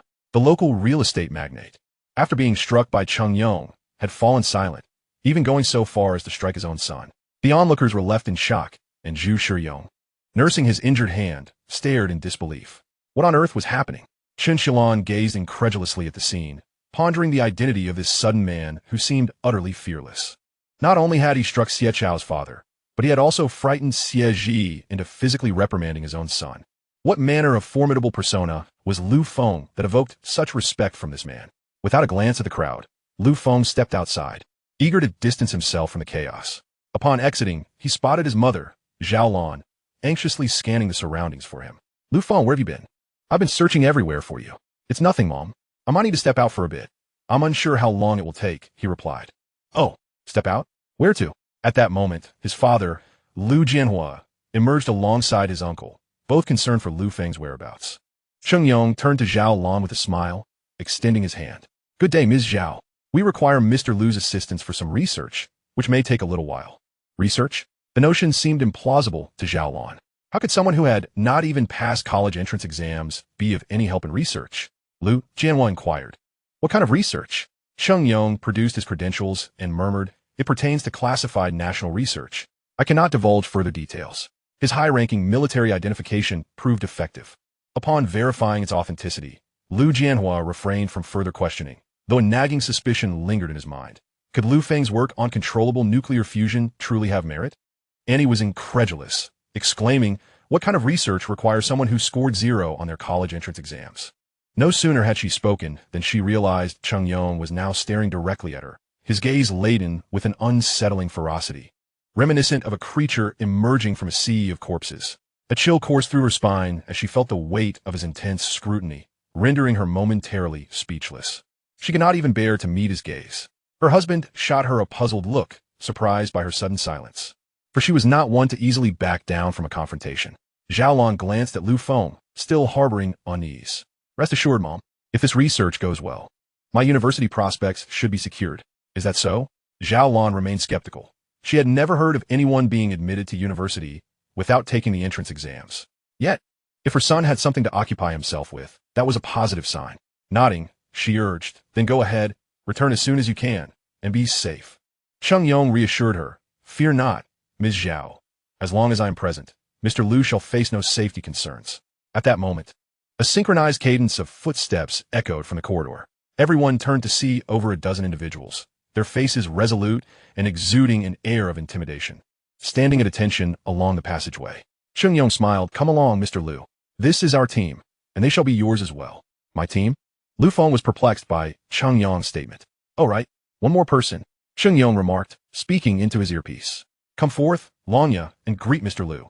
As the words left his mouth, Xie Zhi, who had been clutching his abdomen and casting dark glances, suddenly felt a small red dot appear on his forehead. Chapter 13. A Spectacle of Kneeling Dad. Why is there a red dot on your forehead? Xie Chao exclaimed. Xie Ji turned to his son, only to discover a similar red dot forming on Xie Chao's brow. In that instant, his face drained of color as realization dawned upon him.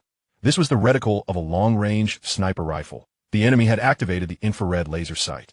This meant that both he and his son were firmly within the crosshairs of a terrifying marksman. Sweat began to bead on Xieji's forehead as he grasped the gravity of the situation. Quickly, he urged, urgency lacing his voice. Though he had no inkling of Lu Feng's true identity, it was abundantly clear that he was not someone to provoke. Hurry, apologize to Lu Feng at once. In that moment, pride was irrelevant. His life was at stake. Even if Lu Feng chose not to pursue the matter with his son, the sheer magnitude of the threat was insurmountable for an ordinary businessman like him. With a firm grip on his son's collar, Xieji hurriedly dragged him toward Lu Feng, halting just a few meters away, for he had caught Cheng Yang's penetrating gaze. The most terrifying aspect was that as they moved, the red dots on their foreheads shifted seamlessly between them, never once missing their mark. Just how far away was the sniper? Able to maintain such precision without the slightest tremor? Xieji dared not advance further. Instead, he pressed his son's head down. Thud! The sound of his forehead striking the marble floor echoed loudly. Xie Chao looked up, his brow already bruised. Thud! Xieji pressed down on Xie Chao's head once more. Speaking in an unyielding tone, do not utter a word. This is for your own safety. We must navigate this situation first. Thud! Another violent impact. The surrounding classmates winced, feeling their own heads ache in sympathy. Though they could not fathom why this prominent businessman suddenly knelt before Lu Feng, the scene had rendered everyone utterly speechless. Suddenly, one student seemed to connect the dots, exclaiming that red dot. His voice trembled, as if the gravity of the situation had surpassed the confines of his limited understanding. What is it? Inquired a somewhat audacious boy nearby. Haven't you realized? That is the latest laser sight, the scope for a sniper rifle. Hiss, hiss, hiss. Initially, some students present, skeptical, were about to voice their doubts. How could there possibly be a sniper here? However, upon witnessing Xieji's reaction, they instantly comprehended the truth. This was indeed real. Their gaze shifted to the more than 10 men standing stoically along the corridor, exuding an aura of bloodlust so palpable it felt almost tangible. This scene was unequivocally indicative of one thing. It was all true. Who exactly was Lu Feng? After 3 years of acquaintance, it became clear that Lu Feng was the true mastermind, the one who had concealed his identity most profoundly. Zhu Shiyong lay on the ground, clutching his severed hand, originally anticipating a spectacle of Xieji and his son thoroughly dealing with Lu Feng. To his astonishment, he instead witnessed this scene unfold before him. His pupils began to uncontrollably constrict with intensity. He dared not even inquire of his classmates around him, fearing they might confirm the existence of a red dot on his own forehead. Xieji was an undeniable titan of the Yang City business realm, a figure who wielded influence across both the legitimate and underworld spheres. In the face of violence, he had knelt before Lu Feng alongside his son. Even Zhu Shiyong, despite his ignorance, understood what he ought to do, enduring the excruciating pain of his severed hand. He crawled towards Xieji, using his uninjured hand to push against the ground, then bowed to Lu Feng, repeatedly uttering, Lu Feng, I was wrong. I am but a sycophant, a mere dog to the principal. Treat me as nothing, and spare me. While the earlier act of Xieji and his son bowing to Lu Feng had shocked the onlookers, Zhu Shiyong's actions left the entire assembly of students utterly speechless. Some quicker on the uptake began to grasp the underlying implications. This was no longer the Lu Feng they once knew. No, they had previously mocked Lu Feng with their words. The thought of him remembering their taunts sent a chill down their spines. Spurred by Zhu Shiyong's actions, these classmates rushed forward, kneeling before Lu Feng, fervently seeking his forgiveness. In that moment, the corridor was filled with the sounds of heads striking the ground and pleas for mercy. Chun Shilan was utterly astounded, as were several of her female classmates who hurried over to kneel before Lu Feng. Yet, Chun Shilan hesitated, though the scene was surreal. It exceeded the limits of her comprehension. Instinctively, she felt compelled to kneel and plead for Lu Feng's forgiveness, but her pride rooted her in place. The memory of Lu Feng's sorrowful countenance when she had rejected his confession just days prior still lingered vividly in her mind, making it impossible for her to prostrate herself before him. This spectacle had nearly twisted her uncle's features in bewilderment. He was at a loss for the situation. Had these people truly offended Lu Feng? Why were they all kneeling and bowing? If he knew that among the bowing crowd was a man who ranked among the top 3 entrepreneurs in Yang City, his eyes would surely widen in disbelief. His aunt's eyes were likewise wide with fear as she began to comprehend. The tone of these individuals suggested they had spoken disrespectfully to Lu Feng, and she realized she too had made such remarks moments ago. Gazing at Cheng Yong, who stood beside Lu Feng, and observing the 10 or so men who remained unwaveringly stoic on either side of the corridor, she involuntarily swallowed hard. For reasons unbeknownst to her, she felt an instinctual urge to rush forward, fearing for her very life if she did not. Kneeling a few meters away from Lu Feng, she implored, "Lu Feng, I was wrong. I should not have spoken to you in that manner." Her uncle was once again astounded. His typically domineering and unyielding wife was now the one apologizing to Lu Feng. Her cousin removed his headphones, his mouth agape in shock. His mother, Xiaolan, rubbed her eyes vigorously. "What is happening? Why can't I comprehend any of this? Why were these people so afraid of her son, Wrath? Were the newcomers truly that formidable?" She gently tugged at her husband's sleeve. "Old Lu, what is going on?" "I don't know." Lu Jianhua felt as if his worldview, shaped over decades, had been violently shattered, and the source of this upheaval was none other than his own son. Chapter 14. The researcher who pushes the wheelchair for the mushroom. Who is it? Lu Feng found himself befuddled by the unfolding events. He glanced at Cheng Yong, who shrugged, indicating his innocence. He had merely introduced a team member to Lu Feng, who was on the periphery. He had said nothing to threaten these individuals. Their actions were entirely voluntary and unrelated to him. Looking at the multitude of kneeling individuals, Lu Feng, with a hint of exasperation, waved his hand. "Rise." At this command, Zhu Shiyong and his classmates exhaled in relief. Just as they began to stand, another red appeared on Zhu Shiyong's forehead. "Mr. Zhu, your forehead." Zhu Shiyong reacted like a startled bird, his knees buckling as he fell back to the ground. Those who had just risen followed suit, kneeling once more. "Damn it, the sniper is still here." Cheng Yong chuckled lightly. "Oh, I forgot to mention, Shia, you should greet Mr. Lu as well." The red moved meticulously from one kneeling individual to another, as if it were greeting Lu Feng, albeit in a manner that terrified the onlookers. Longya and Shia were two elite snipers. Lu Feng's gaze swept across the assembled crowd. No one dared to meet his eyes. Chen Xilan, looking at Lu Feng, felt a surge of terror. She clung to the doorframe to prevent her trembling legs from collapsing beneath her. For reasons unknown, Lu Feng did nothing overtly threatening. Yet, with Cheng Yong by his side, the 10 or so enigmatic men, and the ominous red dots hovering above everyone's heads, the sight of Xie Chao and Xie Ji still kneeling in silence only reinforced the notion that Lu Feng seemed to possess an uncanny ability to dictate life and death with a mere word. Lu Feng, disinterested in the spectacle, addressed his mother, Xiaolan. "I'll go take a look and return in a few days." Xiaolan note that, still in a state of bewilderment, gripping Lu Jiangwo's arm tightly. "Let us go, Mr. Lu." Cheng Yong led the way. Lu Feng followed closely behind. The men who had been standing on either side sequentially trailed after him, leaving only one individual remaining. This person lingered, glancing at the assembly, and slowly began to speak. It was a woman. "Each one of you is required to sign a confidentiality agreement regarding everything you have witnessed today. You must not disclose any of it to anyone outside this room. Otherwise, you will be prosecuted for treason against the Dragon Kingdom." Upon hearing this, Xie, who had been keeping his head down, trembled once more. His conjecture had indeed been correct. Lu Feng's identity was extraordinarily significant. However, he had not anticipated its profound implications, which were tied to the Dragon Kingdom. How could this youth, Lu Feng, wield such influence over the Dragon Kingdom? Zhu Shiyong was already in a state of shock. Everything he had witnessed today had utterly shattered his comprehension of Lu Feng. What had Lu Feng done that warranted such secrecy? And yet, this was something they could not discuss with others. To speak of it would be tantamount to betrayal of the Dragon Kingdom. The atmosphere was heavy with silence. Observing this, the sole woman of the Poison Tooth team, Huang Ying, spoke up. "Please form a line to sign your names one by one." As Xiaolan prepared to move, Huang Ying's tone softened. "Ms. Zhao, you and your husband need not sign." Beside her, the aunt remarked, "I am Lu Feng's aunt. Surely I am also exempt from signing?" Huang Ying's smile instantly turned frosty. "Utter one more word, and I shall ensure you lose the ability to speak." The aunt shivered, quickly falling silent. Her breath caught in her throat. Deep within a mountain range lay a base belonging to the Dragon Kingdom. This base was an exceedingly clandestine military facility. Such military establishments were numerous throughout the Dragon Kingdom. However, beneath this military base, over 100 meters down, a vast experimental facility had been constructed, spanning over 10,000 square meters. Within this facility stood a multitude of the Dragon Kingdom's foremost physicists and chemists, including researchers who had made significant contributions to controlled nuclear fusion.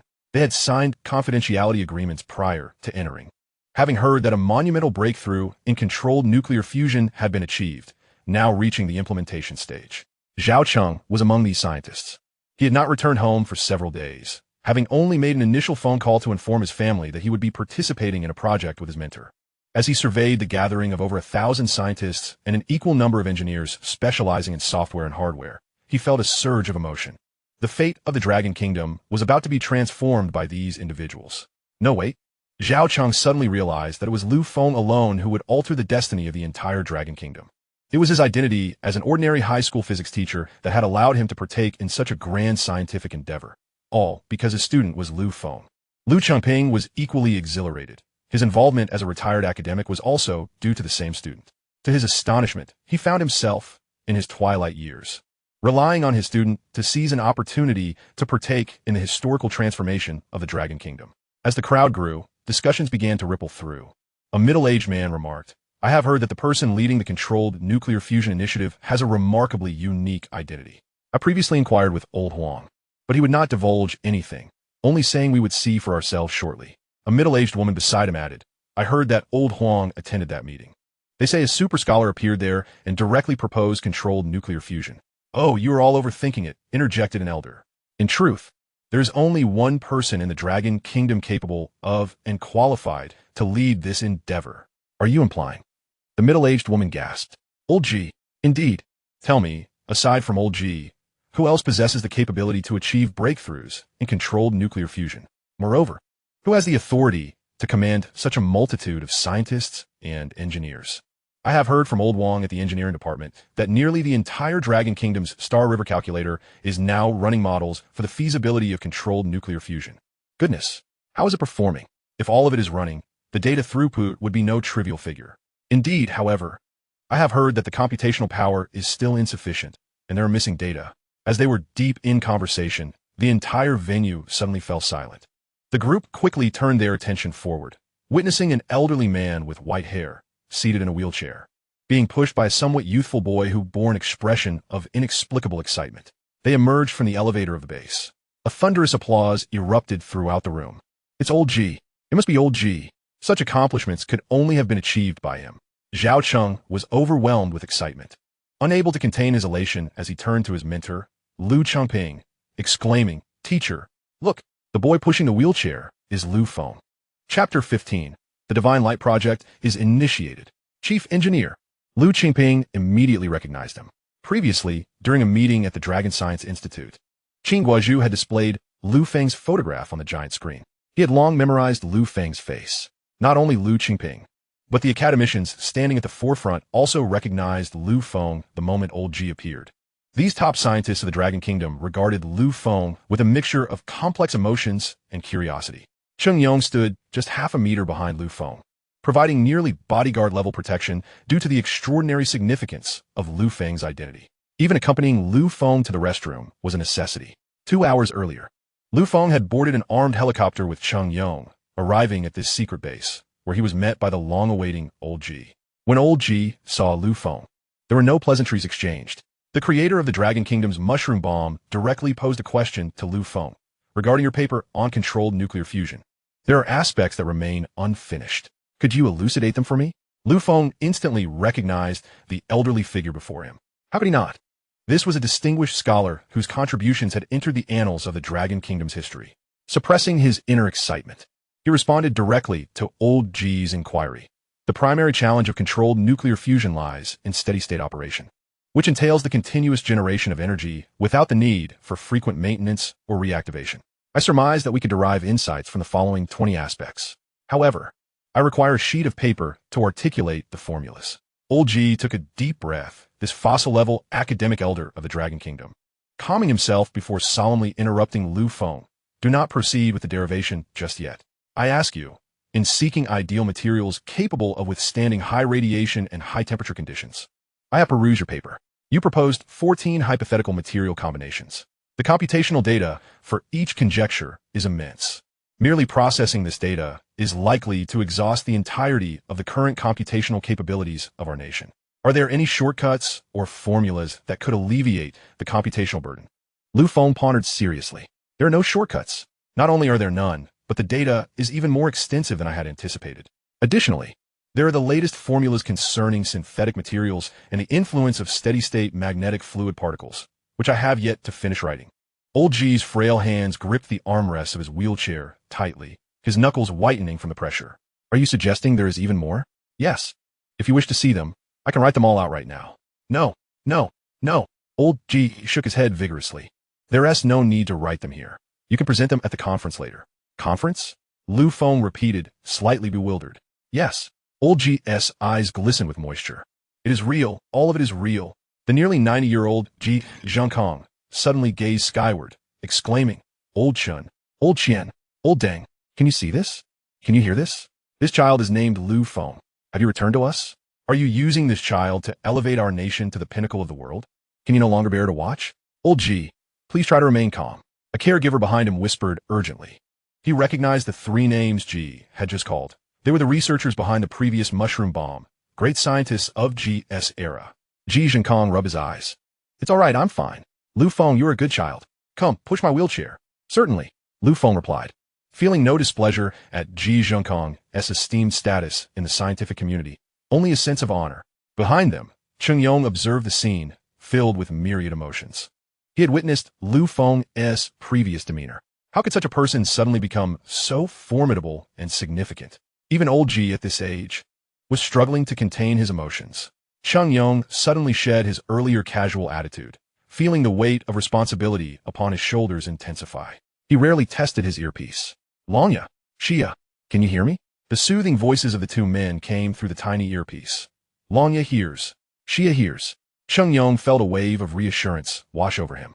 Everyone, let us be fully alert. After speaking, he followed Fong toward the elevator.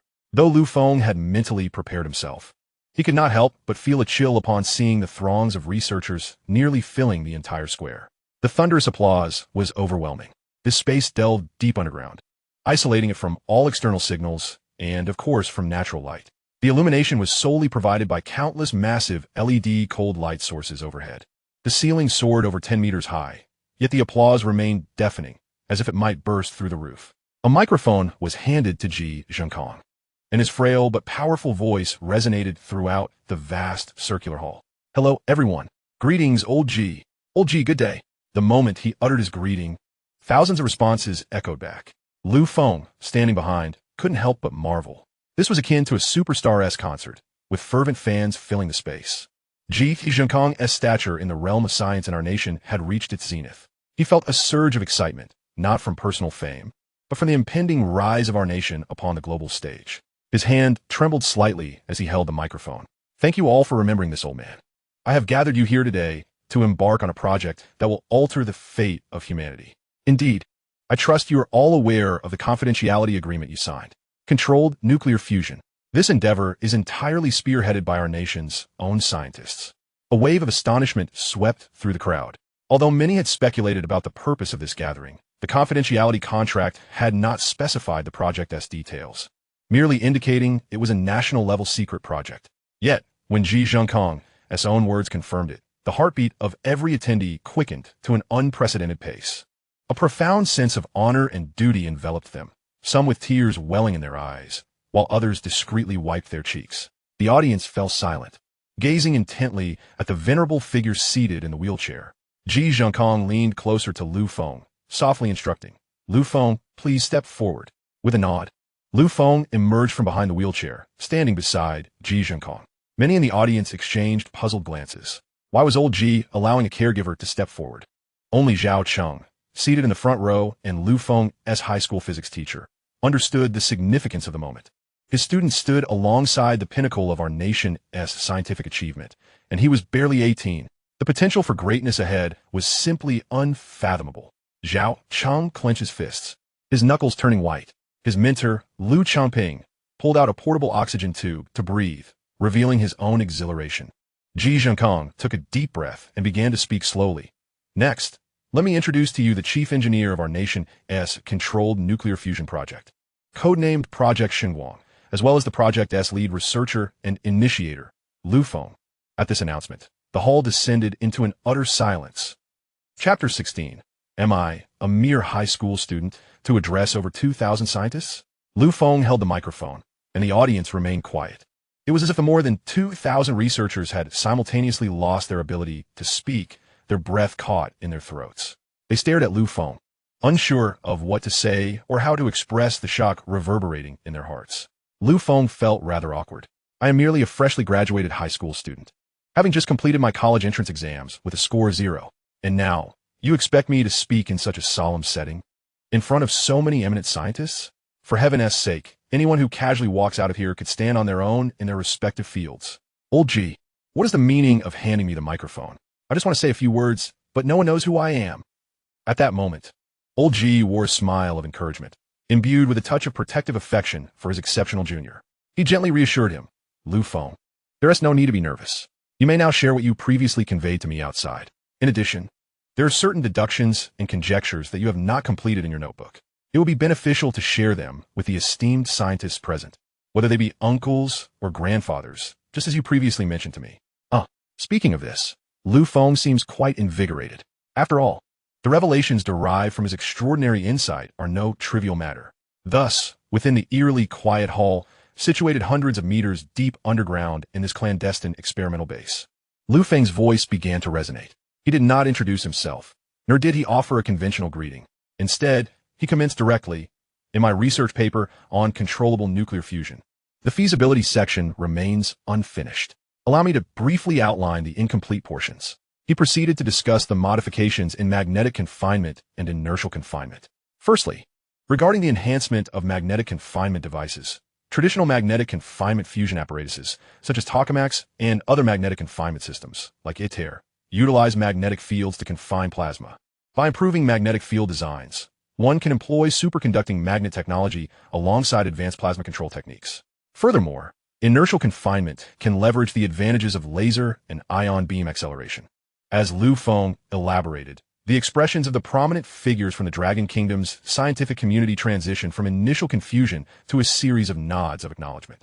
This young man, despite his tender age, possesses considerable knowledge, particularly in the domain of nuclear energy theory. Yet, this was merely the beginning. Feng continued. Inertial confinement fusion plasma may exhibit instability when subjected to compression. According to the plasma energy equation, frac 32 nkt frac 32 pd2, where N represents plasma particle density and K is the Boltzmann constant. The expressions of the esteemed scholars in attendance shifted from acknowledging his talents to recognizing that his research may surpass their own. However, the disparity was not vast. Yet Feng was not finished. His voice, imbued with youthful vigor and the remnants of an adolescent's changing timbre, pressed on. Utilizing the Lorentz force equation, FQ, EV times B, in conjunction with the nuclear reaction rate, with a fusion rate, R N1, N2 sigma V, with R being the reaction rate, N1, and N2, the particle densities involved in the reaction, sigma, the reaction cross-section, and V, the relative velocity, along with the Coulomb collision frequency, I have derived the following feasible measures. At this juncture, the expressions of over 2,000 Dragon Kingdom researchers had morphed dramatically. From an acknowledgement of his slightly superior knowledge, it escalated to a realization that he possessed knowledge exponentially greater. Ultimately, this culminated in sheer astonishment. This young man is indeed formidable. Such brilliance is not merely that of a genius, but of a prodigy. Not only has he independently formulated a viable theory for controllable nuclear fusion, but he has also articulated it seamlessly without any written notes. What does this signify? It is a feat no researcher in the world can currently achieve. Imagine. Can you recite an entire text from textbook? Yet, can you recall a paper filled with complex formulas that could leave one scratching their head? And with such intricate variables? This transcends the realm of genius. This is the embodiment of a prodigy not seen in the Dragon Kingdom for millennia. Elder G observed the expressions of everyone present. They hailed from various fields, diverse research departments, and different positions. Yet, they all shared a singular expression, one of shock so profound that their features appeared somewhat contorted. Meanwhile, Feng continued to speak with fervor. Elderi interjectet all right. Feng, I hope you can document the subsequent material. Let us embark on the research and implementation together. There is no need to continue here. Upon hearing this, Lu Feng paused, looking out over the vast circular auditorium filled with over 2,000 attendees, their eyes wide with astonishment, all fixated upon him. Feeling a bit bashful, he added, I shall conclude my remarks here. I am Lu Feng. No sooner had he uttered his name than applause erupted from the front row, where Zhao Cheng stood, his face radiating pride and satisfaction. Did you see that? This is my student. Who would have thought that I could nurture such talent? If you ask me how I accomplished this, I can only say that a genius requires the guidance of a great mentor. Then there was Lu Changping, who, during Lu Feng's speech, had already consumed 2 heart-saving pills. Now, he clapped vigorously, his wrinkled face turning crimson. The applause rapidly spread throughout the hall, resonating with a force greater than when Elder Ji had entered. The sound was so overwhelming that Chang Yong had to gently cover his ears, muttering, damn. It's even louder than the grenades I use. Excellent. Elder Ji seized the microphone from Lu Feng and declared, the applause signifies that everyone has accepted Lu Feng's position as chief engineer. I have received orders from above. Once Lu Feng is in place, we shall commence implementation. Elder Ji then turned to Lu Feng with a serious demeanor, asking, Chief Engineer Lu, do you believe we are ready to begin? Lu Feng had not anticipated such swiftness, nor the prompt designation as chief engineer. He hesitated for a moment before stammering, I feel unprepared. This is too fast. Not too fast. Elder Ji replied, Bemuset. Gesturing to the multitude of scientists below, their faces flushed with excitement and anticipation. They were clearly ready. Lu Feng opened his mouth, hesitating to voice his concerns. If there are any difficulties, speak them plainly. We will resolve what we can immediately, and for those we cannot, the entire Dragon Kingdom shall assist you. Elder Ji asserted. After years of scientific research, he felt confident in making such a statement. Just as Lu Feng was about to respond, the elevator leading to the research base opened, revealing Qin Guozhu accompanied by 2 generals. Following them was a commanding elder, whose presence prompted all to straighten their spines. Even Elder Ji trembled as he rose unsteadily from his wheelchair. Lu Feng was equally astonished. This elder was none other than Elder Wu of the Dragon Kingdom's cabinet, the second highest authority in the nation, a veteran of countless battles and a founding figure of the Dragon Kingdom, known for his fiery temper and candid speech. Qin Guozhu led the way, expressing his utmost respect for Elder Wu. As he turned to Lu Feng, he slightly inclined his body, saying, Elder Wu, this is Lu Feng. Elder Wu, vigorous and sprightly, quickly approached Lu Feng's side. Elder Wu extended his hand toward Lu Feng. Greetings, Lu Feng, he said warmly. Hello, Elder Wu, Lu Feng replied, also reaching out. Although Elder Wu's hands were lined with wrinkles, they remained remarkably strong. His gaze had not strayed from Lu Feng since his arrival. Good. Elder Wu exclaimed 3 times before gently patting Lu Feng on the shoulder. You are now a national treasure of our dragon country. Originally, Elder Sun was supposed to meet you in person, but due to unforeseen circumstances, he was delayed.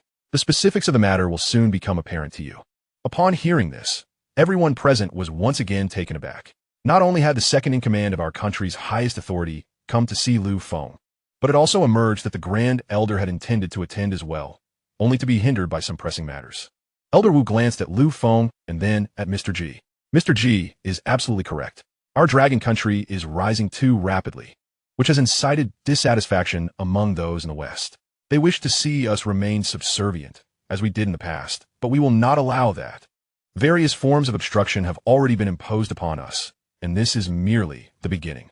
Elder Wu's gaze swept over the gathered crowd. The path ahead for our dragon country will only grow more arduous.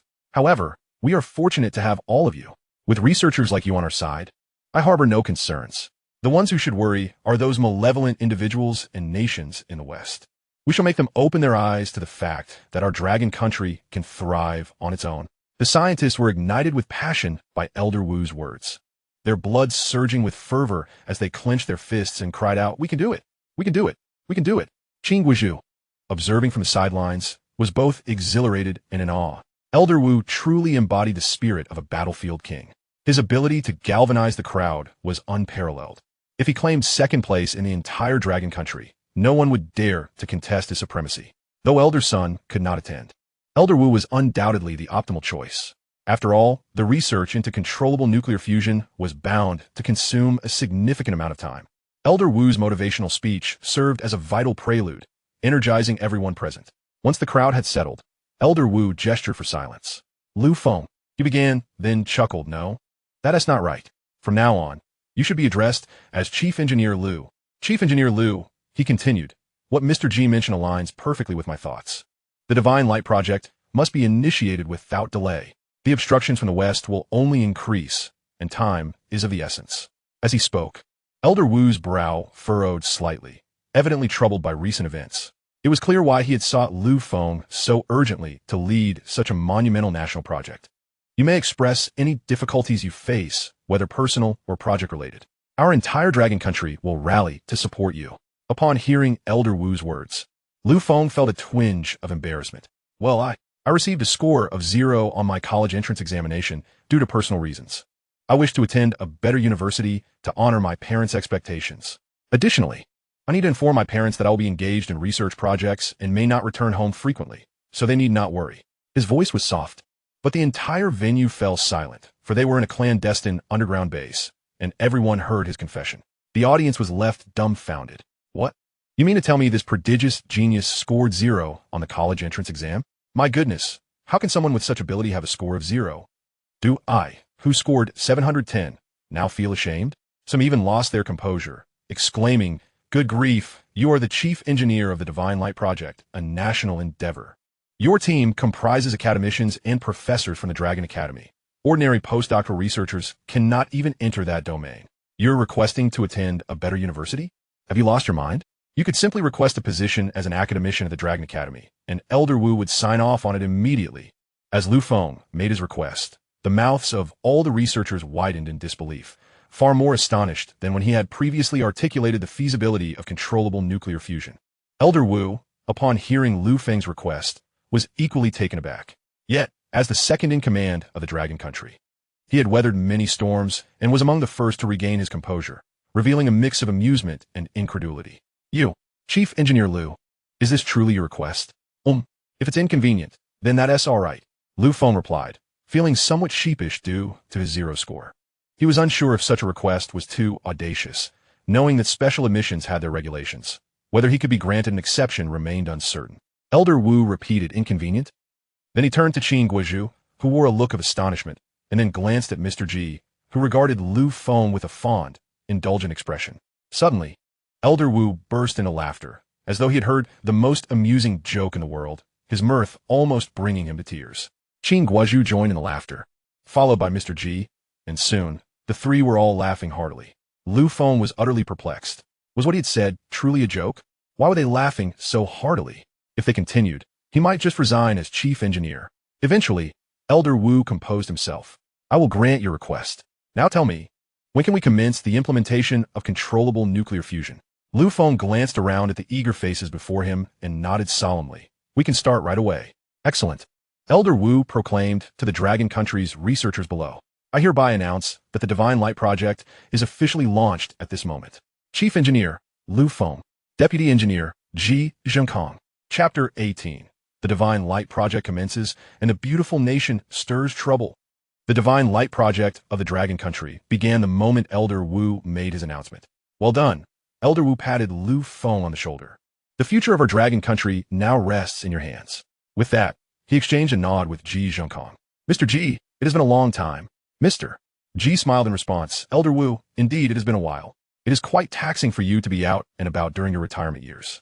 Thank you for your hard work." He waved his hand dismissively. Elder Wu replied, "There's no need for such formalities. As long as the Dragon Country requires my service, this old body is always ready. Besides, you two have been quite busy, Elder Wu." Mr. G glanced at Lu Feng. "I am merely here to assist. The real focus must be on Lu Feng." Elder Wu sighed. "Truly, heroes emerge from youth." After saying this, he turned his gaze towards Cheng Yong, who was standing nearby. "You must be Cheng Yong?" Cheng Yong snapped to attention and rendered a crisp military salute to Elder Wu. The casual demeanor he usually exhibited was nowhere to be seen. Only solemnity and determination remained. "Reporting, sir, I am Cheng Yong, the current captain of the Poison Tooth team." "Excellent." Elder Wu appraised Cheng Yong from head to toe. Qin Guozhu has indeed chosen wisely. Ensure Lu Feng's safety. His security level is currently higher than that of us old fellows. "Yes, sir." Cheng Yong remained at attention until Elder Wu stepped into the elevator.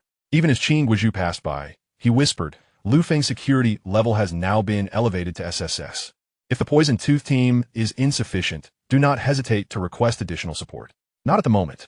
Sheng Yong refrained from overcommitting, fully aware of the current circumstances and the pivotal role Lu Feng played for the Dragon Country.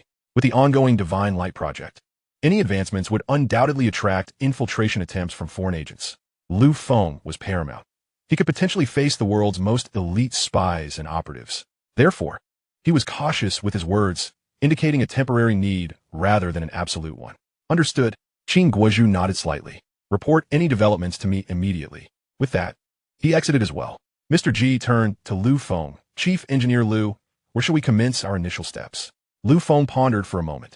Although he had merely drafted a paper on the feasibility of controllable nuclear fusion, seemingly remaining at a theoretical level, he was well aware of how to initiate the implementation and each subsequent step. When Mr. G inquired, he remained composed. Mr. G, our first step is to construct the nuclear reactor. Mr. G smiled and nodded, just as I suspected. Prior to your arrival, I had already taken the liberty of arranging for the construction of several small nuclear reactors. However, they were based solely on my understanding and your theoretical framework. Currently, there are 200 small reactors, but they are only qualitatively defined in structure. You will need to finalize the specific materials. Excellent. Let us proceed to assess them. Mr. G, being the foremost veteran researcher in the Dragon Country, had already considered nearly every aspect that could be tackled on Lu Feng's behalf. At that moment, a middle-aged man wearing a hard hat approached with a smile, extending his hand to Lu Feng. Hello, Chief Engineer Lu. I am Chan Chi, the head of the Materials Expert Group for the Divine Light Project. For reasons unknown, Lu Feng found himself quickly adapting to the role. Very well, Chief Chong. I will now provide you with all the derivation formulas and mixing methods regarding the materials. You will need a powerful computer to begin calculations, and the practical material experiments must not cease. Understood. Chief Chong also transitioned into his role swiftly. Lu Feng then turned to Mr. G. Mr. G, I require a quiet environment to finalize the papers I had not completed previously. Of course, Mr. G assented, and soon individuals began to mobilize behind him. Meanwhile, in the cabinet meeting room of the Dragon Country, Elder Sun burst through the door, his face a mask of fury. Isn't the beautiful nation blatantly trying to bully us? During my recent visit, they were amicable, and now they are pushing to pass the chip bill. Chip bill? Elder 4 asked. It seeks to limit high-end chip technology from the beautiful nation and its allies to our Dragon Country. Elder 6 added, earlier this year, I heard discussions about this matter. If their Congress approves it, it would spell bad news for us. Indeed, Elder 3 concurred. For what I gather, the likelihood of this bill passing in the beautiful nation's Congress is quite high. We must accelerate our own chip development. This is not something that can be achieved overnight. We must also prepare for a response. This should be our focus going forward. Elder 10 asserted, whether in daily life, military applications, research, or healthcare, every device relies on chips for processing. Especially in communications, modern warfare prioritizes communication above all else. The nature of warfare has evolved significantly since our earlier days. As they debated, the door to the cabinet meeting room swung open, and Elder Wu entered, his expression one of elation. Upon seeing the solemn faces of the gathered elders, he was momentarily taken aback. What troubles you all? Why the long faces? Elder Sun, when did you return? Elder Sun sighed and glanced at the notoriously fiery Elder 2. So, how did the Divine Light Project fare? Oh, you have no idea, Elder Wu exclaimed, his excitement palpable. That young man Lu Feng is remarkably talented, and his grasp of controllable nuclear fusion is unparalleled. Oh, since when did you become knowledgeable about such matters? Elder Wu waved his hand dismissively. I am no expert. But there were over 2,000 specialists present, and when Lu Feng spoke, the entire room fell silent. He didn't even introduce himself. His opening statement was on the implementation methods of controllable nuclear fusion. Excellent. Elder 5 slammed his hand on the table. His capabilities serve as the best introduction. Indeed, Lu Feng has proven, through his abilities, that he is well suited to be the chief engineer of the Divine Light Project. Elder 1 interjected. But before he could conclude his thought, Elder Wu had already grasped the implication. Now, the Divine Light Project has officially commenced. Wonderful, wonderful. Elder Sun rose excitedly. This is the first good news we've received in months. I wonder when the Divine Light Project will be completed? Elder Wu scratched his head, a rare look of embarrassment crossing his face. The atmosphere is so positive, I forgot to ask. No matter, I will check on the progress next week. However, you won't believe the request Lu Feng made. What request? Elder 10 inquired. First, tell me why you all looked so troubled just now. Well, the situation is as follows. Elder Sun began to explain, but suddenly, bang, The conference room door was suddenly thrust open. Chapter 19. The Dragon Nation is destined only to serve developed countries by manufacturing clothing and serving as cooks. Elder Wu's face immediately reflected displeasure. This was the highest authority conference room of the Dragon Nation. Who dared to enter without knocking? Everyone turned their gaze, and to their surprise, it was Xiao Zhang, responsible for news affairs in the Foreign Affairs Department. Just as Elder Wu was about to reprimand him, the Grand Elder eagerly inquired, "Xiao Zhang, do you bring new news?" "Yes." Xiao Zhang nodded affirmatively. "You previously instructed me that if there were any developments from the beautiful nation, I should not knock, but come directly to inform you. Get to the point." Elder Sun's expression was somewhat impatient. "What time is it? Why are we still concerned with these trivialities?" "Understood." Xiao Zhang replied promptly, speaking rapidly. "The beautiful nation's Congress has swiftly passed the latest chip sanction legislation." "So soon?" Elder Sun murmured to himself. "I originally thought it would take at least half a year." Elder Lu remarked, "Judging by the speed of this bill's passage, the beautiful nation's resolve to sanction our Dragon Nation is remarkably unified. Such a large Congress managed to pass the bill in just a week." Elder Qi chimed in, "From the looks of it, the time left for us is exceedingly tight." Elder Wu nonchalantly stated, "It matters not. If they refuse, then let them. We can simply do without their so-called advanced chips." "Foolishness," Elder Sun retorted with rising anger. "Do you not comprehend? We're no longer in the era when one could calculate with a mere pen. The computational capacity of others' computers in a minute could take you 10 years of incessant scribbling." "Elder Wu, you are unaware." Elder Ba, the only female among the 10 elders, finally spoke. "You must realize that our Dragon Nation now, more than ever, requires advanced chips." "How so?" Elder Wu queried, puzzled. "Oh dear." Elder Sun could no longer tolerate it. "Let us not go far. Our latest Divine Light project requires substantial computational power. If we lack advanced chips, even I, a layman in this domain, can assert that the Divine Light project will be delayed by many years." "Damn!" Elder Wu cursed under his breath. "The beautiful nation's tactics are indeed insidious. They need not lift a finger to stifle our technological advancements." Sighing, Elder Sun turned to Xiao Zhang. "Xiao Zhang, since the bill has been passed, what is the specific implementation timeline?" Xiao Zhang clenched his fists and replied, "In 1 week." As the words fell, the atmosphere in the conference room suddenly tensed, the air seemingly solidifying. "Quickly," Elder Sun commanded. "Inform Mr. Ji immediately, as well as Chief Engineer Lu Feng of the Divine Light Project." At that moment, within the opulent halls of the beautiful nation's Black Palace, President Biden lounged leisurely at a large circular table, flanked by Vice President Harris. Seated before them was Minister of Defense Rickson, along with the Foreign Minister of the Windmill Nation, Rick. Rick spoke first. "Esteemed President Biden, we have received communication from your country. In 1 week, when the sanctions against the Dragon Nation's advanced chips take effect, our nation will cease the import of lithography machines below 14 nanometers to the Dragon Nation and will also halt the technical output." "Excellent." Biden nodded, a smile gracing his lips, though he remained silent. This sanction bill he had championed was swiftly passed by Congress and would be implemented in just a week. Internally, he felt elated, knowing this would bolster his re-election prospects. "It appears that the Dragon Nation is rising too swiftly," Biden continued. "Various industries are beginning to surpass us in the West. If we do not restrain them in high-tech sectors, we may soon find our centuries of accumulated wealth and technology overtaken." The president is indeed correct. Harris concurred from the side. "I have just received intelligence." Minister of Defense Rickson interjected. "The information comes from the island nation, noting that since the Dragon Nation was expelled from our UN nuclear fusion research group, it has begun assembling its own experimental team domestically."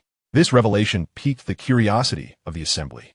Biden remained silent, while the Foreign Minister of the Windmill Nation chuckled first. "Impossible. The controlled nuclear fusion efforts of the UN involve our Windmill Nation scientists, even if they possess the technology to research independently, according to Moore's law regarding chip development. Their chips are firmly locked above 14 nanometers. They cannot surpass our UN's research speed. They are merely a corner dog, desperate and flailing."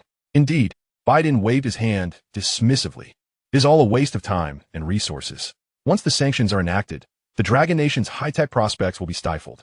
Furthermore, with the support from the Fog Nation, the Da Nation, and the FA Nation, the Dragon Nation will continue to devolve into a manufacturing hub for us developed countries, merely producing clothing and shoes for us, our tailors and cooks." With Biden's pronouncement, the conference room erupted in jovial laughter. Then abruptly shifting the topic, Biden remarked, "Let's not dwell on the Dragon Nation for now. They are no longer a concern. Instead, let us discuss the oil situation in the Middle East. In a secret meeting room somewhere in the island nation, an elderly man with graying hair sat at the head of the table. What news do they bring from the beautiful nation? A middle-aged man with a buzz cut seated below him nodded. Sir, the latest report from the beautiful nation indicates that it is not a cause for concern. They believe that once the chip sanctions commence, the Dragon Nation's so-called Divine Light Project will become a grand joke, merely a futile expenditure of their national strength. Talp, talp? The elderly man's fingers rhythmically drummed on the table, a unique mannerism of his when deep in thought. Suddenly, he turned to a woman seated nearby, dressed formally in a suit. Wheezy, have you forwarded the information to our research department? Were there conclusions? Yes. Wheezy kept her gaze forward, avoiding eye contact with the elderly man, respectfully lowering her head as she replied, our research department has concluded that there is insufficient useful information. The other party's confidentiality measures are quite effective. The elderly man nodded, falling back into contemplation. The rhythmic tapping resumed, filling the room with an eerie silence, save for the sound of fingers striking the table. It was akin to the rhythm of a heartbeat. The percussion suddenly ceased. Bridge. A man emerged slowly from the shadows at the corner of the room, his expression impassive and demeanor resolute. Take a team and proceed immediately to the Dragon Kingdom. Locate the chief engineer of the Divine Light Project, Feng. Bring him back. If you fail to do so, the elderly man silently mimicked a throat-cutting gesture. Understood. The man nodded, gradually retreating and vanishing into the shadows of the corner. The Divine Light Project, whether genuine or not, must not be allowed to proceed smoothly, the elder declared solemnly. Chapter 20. As the highest authority in the current scientific realm of the Dragon Kingdom, do you still require a high school diploma? In Yang City, Dragon Kingdom. The sweltering heat of July enveloped the atmosphere. Lu Jiangwo concluded his day at the fruit shop, carrying several watermelons, which he promptly placed in the refrigerator upon his return. Xiaolan, hearing the door creak open, emerged from the kitchen, her apron tied around her waist, her hands smeared with grease as she wiped them on her apron. Why'd you brought back so many watermelons? A smile danced across Lu Jiangwo's face. Isn't our precious son returning home? But with our son back, he can hardly consume all those watermelons. Besides, I prepared plenty of sweet and sour ribs for him. There won't be room in his stomach for your watermelons. What do you know? With so many people guarding us day and night, we must prepare some watermelons for them. Lu Jiangwo gestured outside. Look at this scorching weather. I'm sweating even with the air conditioning in the car. Imagine those who have been out under the blazing sun. He held a watermelon up to the window, waving it towards an unseen location outside, signaling to his protectors to remember to come and enjoy the watermelons. In a room of a tall building, 800 meters away, Long Ye lay flat on the ground, the scope of his L-115 sniper rifle fixated on Lu Jiangwo's actions. He spoke into his earpiece, report. Target B has begun exhibiting behaviors that expose our presence. A warning must be issued. A moment later, Cheng Yang's voice crackled through the earpiece. I will inform Chief Engineer Lu to remind him.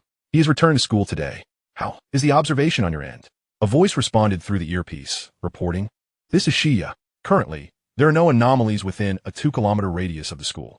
However, I have a question. Speak. Cheng Yang's tone was devoid of emotion. Chief Engineer Lu is evidently very busy, and he has already attained the highest position in our scientific community. Why then does he still need to return for this high school diploma? As this question was posed, the entire Viper squad's wireless channel fell into a profound silence. After a considerable pause, Cheng Yang's voice finally broke the quiet.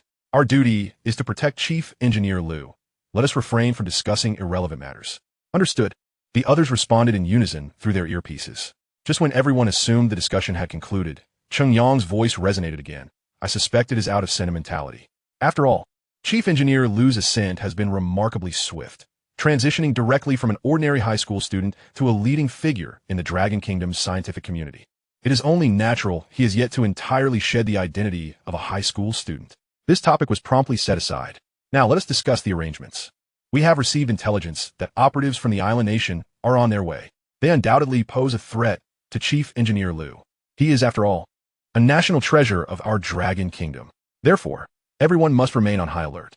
First, Wolf Fong, you are responsible for the crowd. Tiger Fong, you are in charge. In Yang City No. 3 High School, the sun shone brightly.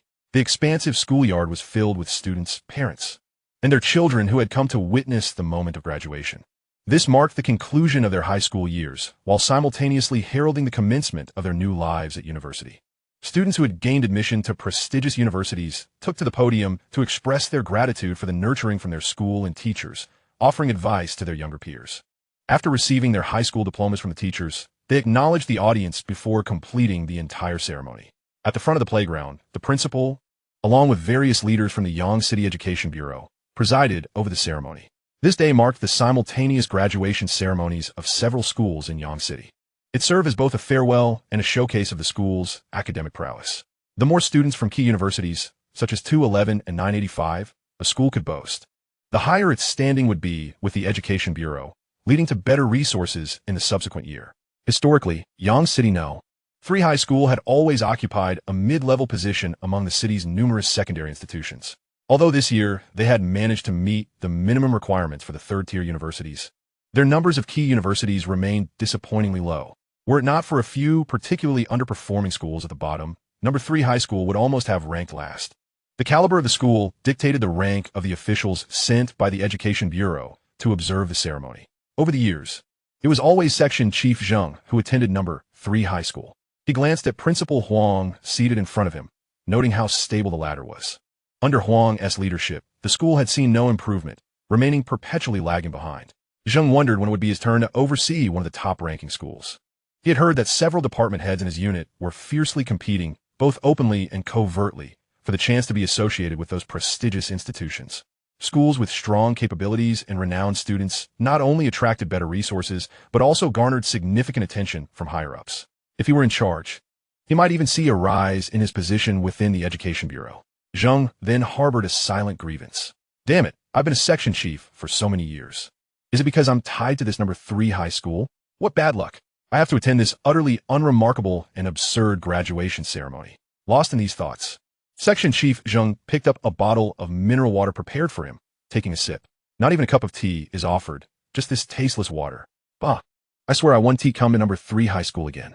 At that moment, a wave of enthusiastic applause erupted from the crowd.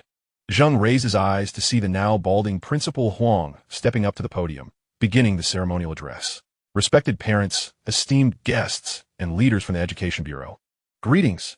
I am Huang Gaosheng, the principal of Yong City number 3 High School. I hereby declare the graduation ceremony for the senior class of Yong City No.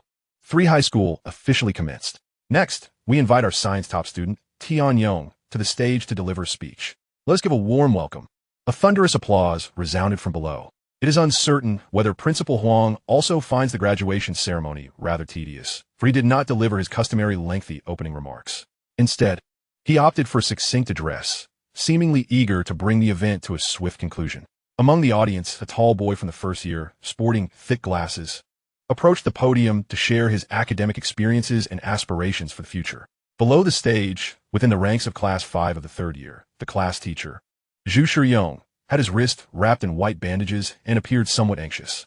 The students in his class exhibited far less enthusiasm compared to those from other classes, as their minds inevitably conjured the image of a certain figure, a shadow that had left a profound impression during their time at the Jinhao Hotel. Today, however, that figure, Lu Feng, was conspicuously absent. Yet, some noticed the presence of Lu Feng's parents, seated on a small bench directly behind Teacher Zhu. Xie Chao swallowed hard, the bruise on his forehead still prominent.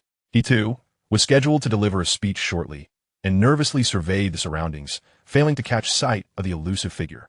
His father, Xie Ji, was also in attendance, harboring his own thoughts and a desire to uncover Lu Feng's circumstances, feeling somewhat disadvantaged by his ignorance. Shin Xilan sat with her parents just behind Xie Chao. She had been accepted into a 211 university in the southwest and was also slated to speak. Clutching her speech notes, she felt a pang of anxiety. The previous speaker had just concluded their address when a sudden commotion erupted from the entrance of the playground, creating a cacophony of noise. Everyone turned their gaze towards that direction. Chapter 21. Is this merely an ordinary high school graduation ceremony? Have you arrived in an armed helicopter? A large crowd suddenly surged through the entrance of the playground, generally composed of older individuals, some sporting thick glasses and protruding bellies, rushing towards the podium. What was happening? Principal Huang appeared bewildered. Who were these people? Where were the security guards? Why weren't they being stopped?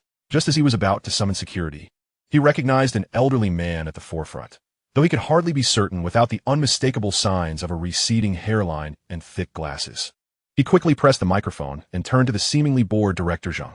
Director Zheng, please take a look. Who are those people rushing over from the playground? Director Zheng lifted his eyelids, incredulous. I can hardly believe it. Is there anyone else from our third high school?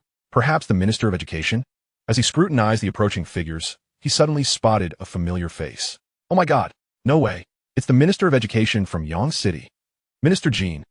What brings him to third high school? Yet, Director Zheng's confusion remained unresolved. Principal Huang's voice rang out again, trembling with excitement. Old Zheng, take a closer look. Is the person leading the charge not the president of Kyoto University? Director Zheng's gaze shifted from Minister Jean to the familiar figure. If it weren't for the man's frequent television appearances, he might not have dared to confirm it. After all, at Director Zheng's level, there is rarely an opportunity to shake hands or serve tea to the president of Kyoto University. Yet, the president himself had come. What could possibly bring him to the modest third high school in Yang City? Moreover, he was the fastest runner, dabbing at his forehead as he sprinted. Director Zheng's astonishment was far from over, as he recognized yet another familiar face. Principal Huang, he exclaimed, is the second runner not the president of Qingbei University? Please verify. I fear I might be mistaken. Principal Huang's eyes widened in disbelief. Indeed, it is the president of Qingbei University. The two then began to rattle off names with fervor. Good heavens, that's the president of Longwu University of Science and Technology. And behind them is the president of Fudan University. And oh, the president of Wunan University of Transportation. The other school leaders on stage were left dumbfounded, witnessing the rare spectacle of their principals and Director Zheng exclaiming in astonishment. The names that tumbled from their lips were those of renowned universities in Longwu, all ranked among the top 10. These esteemed university presidents had converged upon a modest third high school in Yang City on the same day, at the same time. What could possibly be their purpose? After all, this year, not a single student from third high school had gained admission to these prestigious institutions. Even as Principal Huang distanced himself from the microphone, his conversation with Director Zheng reached the ears of the parents in the audience. What? The presidents of Longwu's top 10 universities have personally come to our school.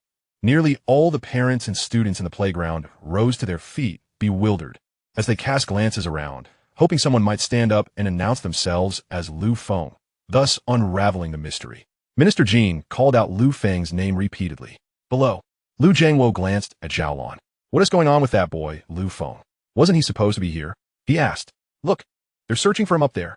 Zhao Lan zipli, equali ansio sud. They did not recognize the figures on stage and merely assumed they were seeking Lu Feng for some urgent matter. Ever since he mentioned that research, we've been unable to reach him. He said it was confidential, and he couldn't disclose anything. I tried calling him just now, but he didn't answer. Seeing Minister Jean's anxious expression, Principal Huang shouted to the audience, Teachers, please check if any class has a student named Lu Feng. Zhu Shiyong hesitated momentarily before finally raising his hand. Principal Huang, we have a student named Lu Feng in class 5 of the third year. However, he is not present.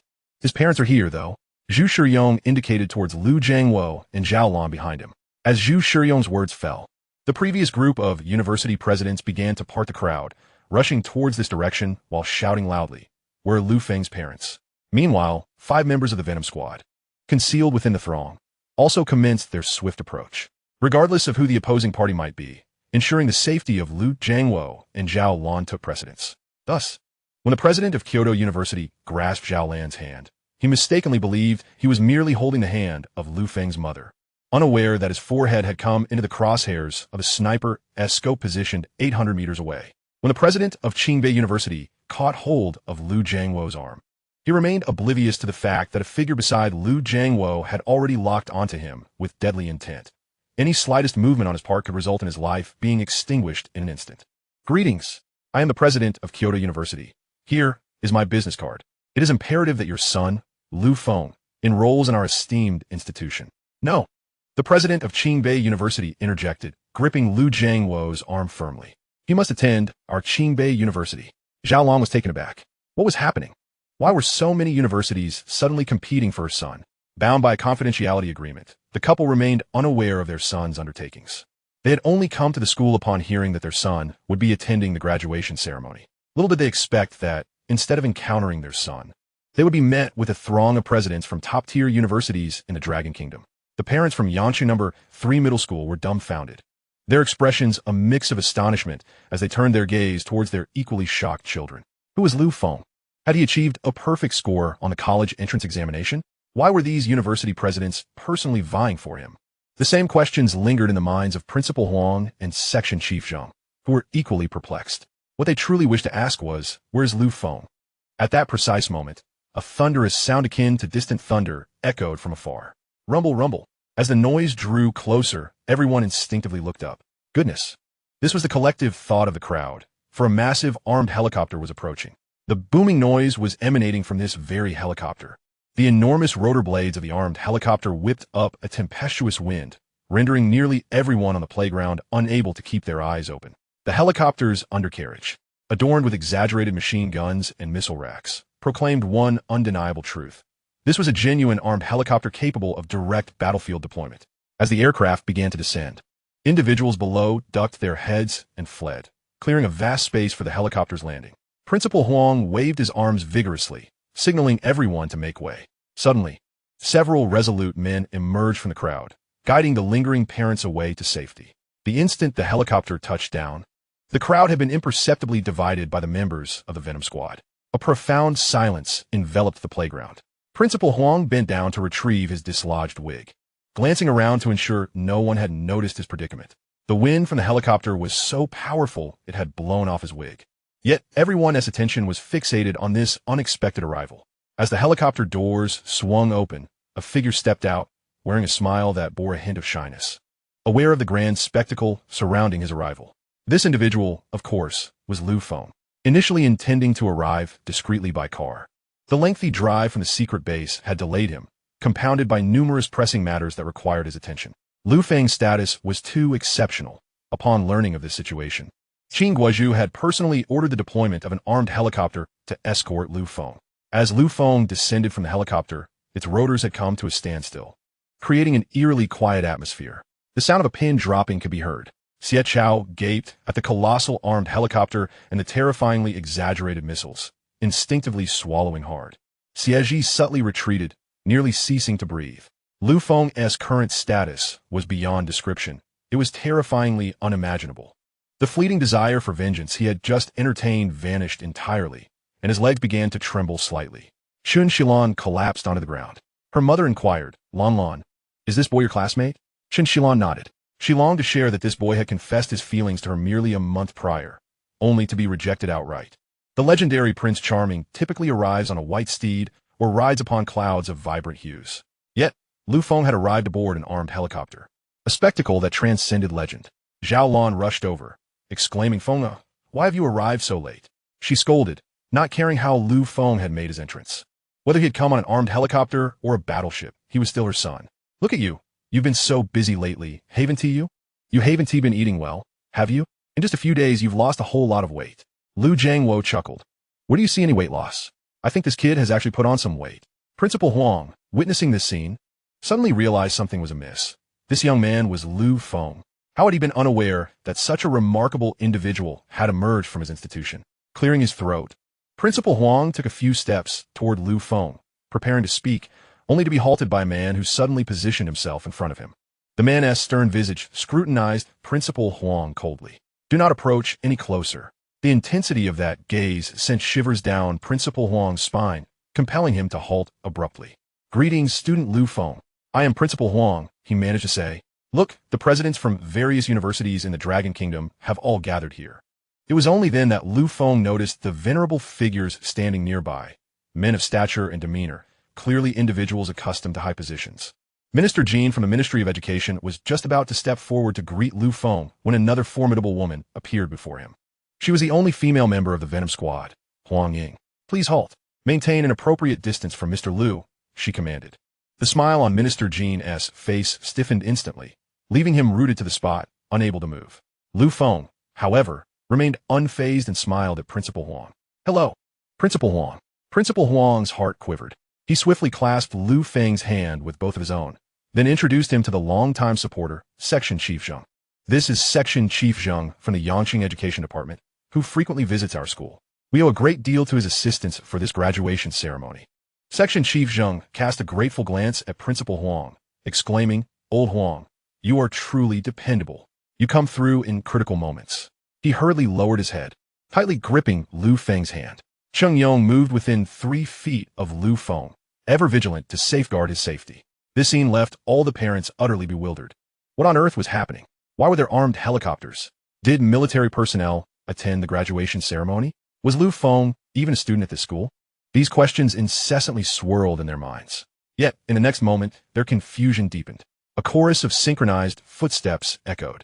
So precise it sounded as if a single individual was forcefully stamping on the ground. Everyone lifted their eyes, their minds buzzing in astonishment. What was happening? Why were so many military personnel present? To their shock, a formation of troops marched in, numbering at least 500. Moreover, armed military personnel began to encircle the playground. Fong glanced at Cheng Yong, his eyes betraying a question. Cheng Yong shook his head, signaling his ignorance. Suddenly, a voice crackled through a tiny earpiece. Cheng Yong furrowed his brow as he listened for a moment, then whispered to Fong, "This is arranged by General Qin. Mr. Liu, your current identity is of immense importance. Our Dragon Nation cannot afford the risk of losing you. Thus, we have temporarily deployed some troops from the garrison in Yanqing." Feng's lips twitched as he surveyed the ever-increasing crowd around him. You call this a few people? The scale of this spectacle was something the president of Qingbei University had never anticipated. However, he reacted quickly, seizing the opportunity while other university presidents were still in shock. He dashed to the front of Fong, exclaiming loudly, "Fong, I am the president of Qingbei University. Please come study at our institution." Kyoto University was not to be outdone. Join us at Kyoto University. We are the premier university of the Dragon Nation. Enlist at Lonka University and become an academician in no time. Cheng Yong smirked at the president of Lonka University, pondering how he would react if he learned that all the esteemed academicians he boasted about were actually working under Fong. Parents accompanying their children to the graduation ceremony were utterly flabbergasted. The top 10 universities in the nation were vying for a single student, with their presidents personally seeking him out, and the student had arrived aboard an armed helicopter. What manner of person was he? As they observed the special forces surrounding the playground, every parent collectively swallowed hard. This young man was terrifyingly formidable. Chapter 23.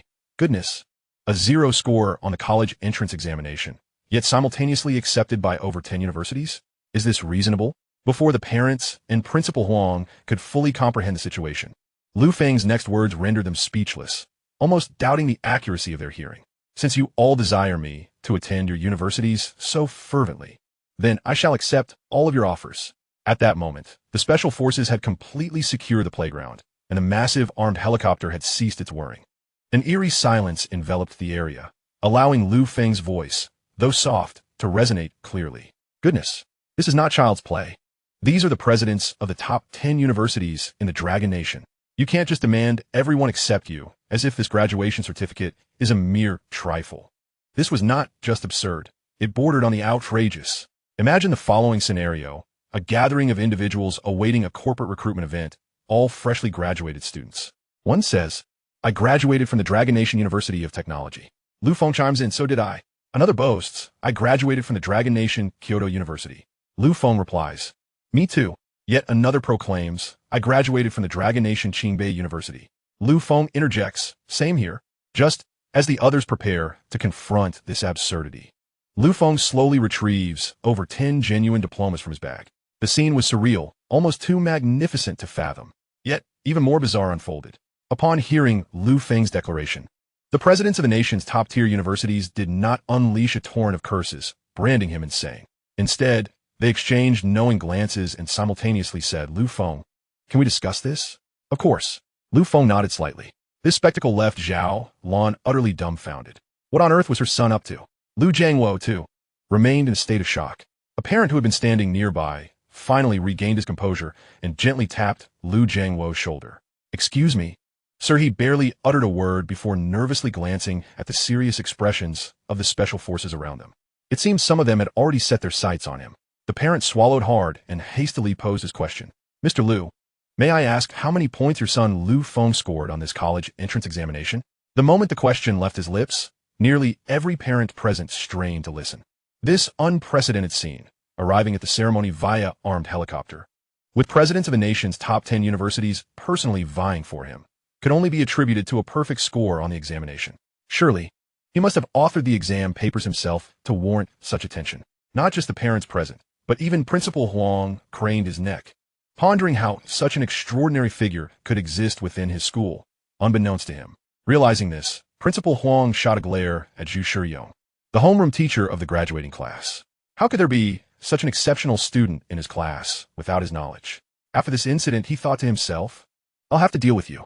Zhu Shiyong, noticing Principal Huang's gaze, inwardly lamented. I only realized how impressive Lu Feng was upon graduation. We even signed a confidentiality agreement, so I couldn't inform you, even if I wanted to. Amidst this profound silence, Lu Jiangwo straightened his back and spoke with utmost formality. My son, Lu Feng. Instinctively, everyone in the playground stood on tiptoe and craned their necks. My son, Lu Feng, scored 0 in this year's college entrance examination. As the words fell, the crowd remained frozen in place, as if caught in a collective spell. It wasn't until a parent began to clear their ears and turn to their neighbor, questioning, Did I hear that correctly? Did Mr. Lu just say his son scored 0 in the exam? Another parent, bewildered, glanced around and saw mirrored expressions of confusion, only to hear Zhao Lan exclaim, Yes, you heard correctly. My son truly scored 0 in the college entrance exam. The atmosphere exploded, akin to a supercharged bomb detonating amid the crowd. What? No way. Damn. Is this even real? What the heck? The sheer shock left the parents at a loss for words, resorting to expletives to express their disbelief. This scene left their children wide-eyed, astonished to witness such an uncharacteristic side of their parents. Yet, the spectacle was far from over, as an even more shocking revelation awaited. The principals, who had retreated to a corner of the playground for a clandestine discussion, returned.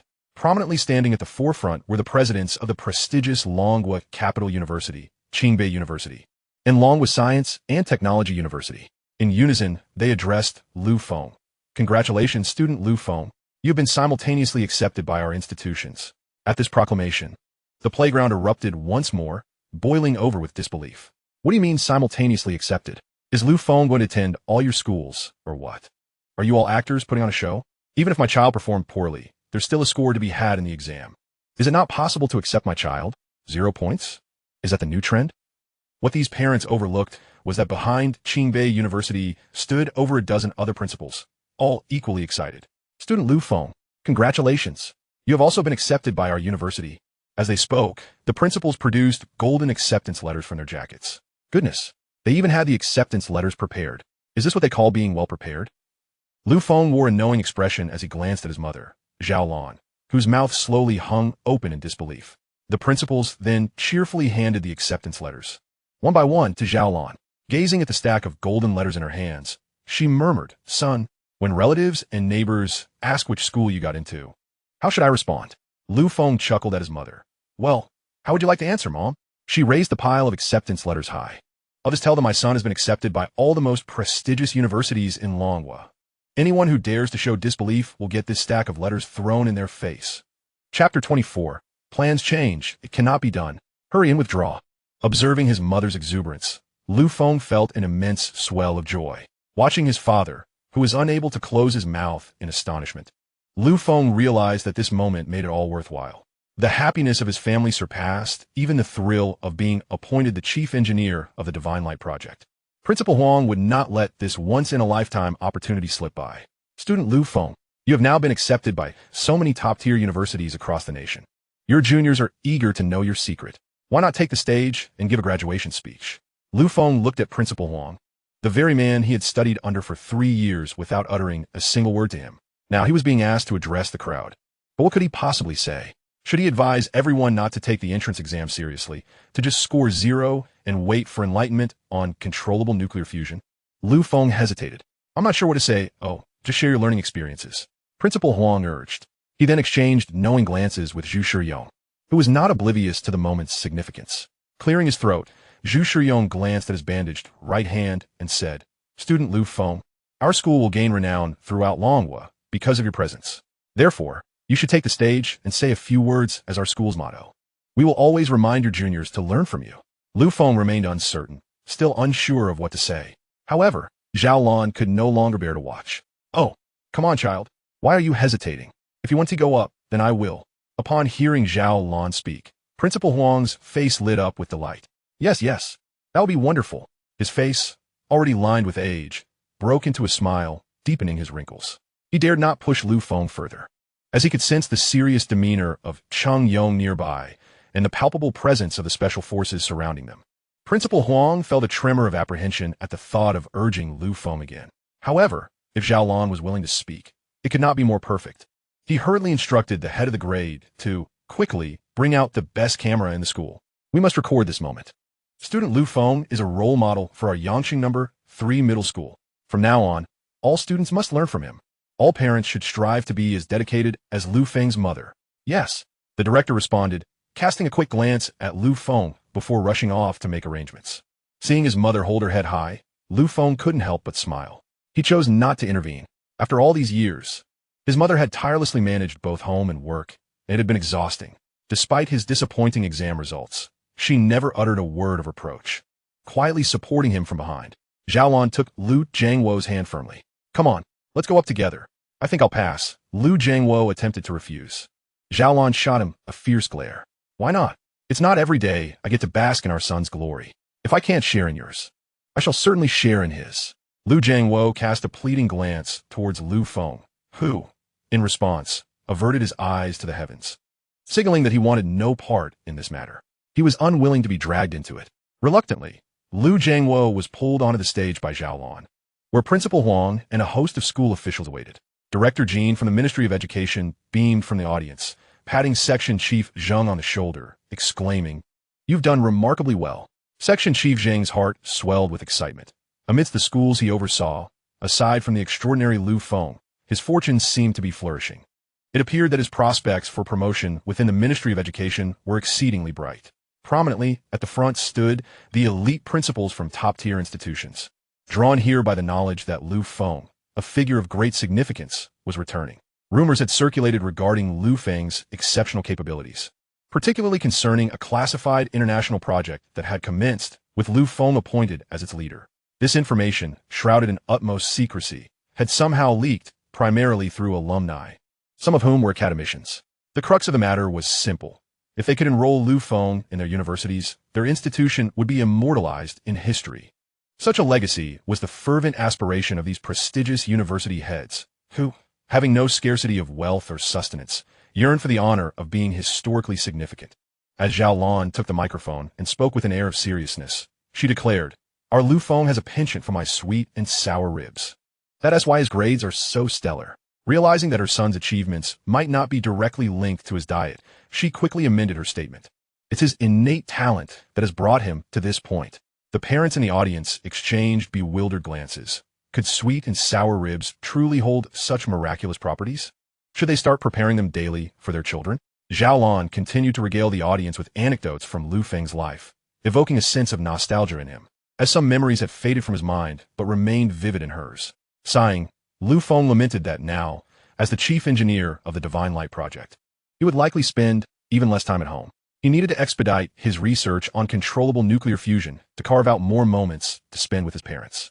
At that moment, Zhao Lan handed the microphone to Lu Jiangwo, who surveyed the sea of faces below and felt a surge of nervousness. He cleared his throat. "My son Lu Feng has achieved such success largely because he frequently consumes the fruits from our family store. Our fruit shop is called Jiangwo Fruit Store, located at 217 Hualan Street. We welcome everyone to come and sample our offerings." Lu Feng facepalmed, thinking this is truly my father.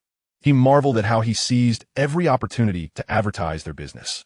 Observing the crowd, he noticed numerous parents diligently jotting down the address Lu Jiangwo had just shared. Just then, Cheng Yong furrowed his brow, as if receiving urgent news through his earpiece. He nodded and approached Lu Feng, speaking discreetly, "Chief Engineer Lu, there is an incident at the base." Lu Feng's expression turned serious. "Then we must return at once."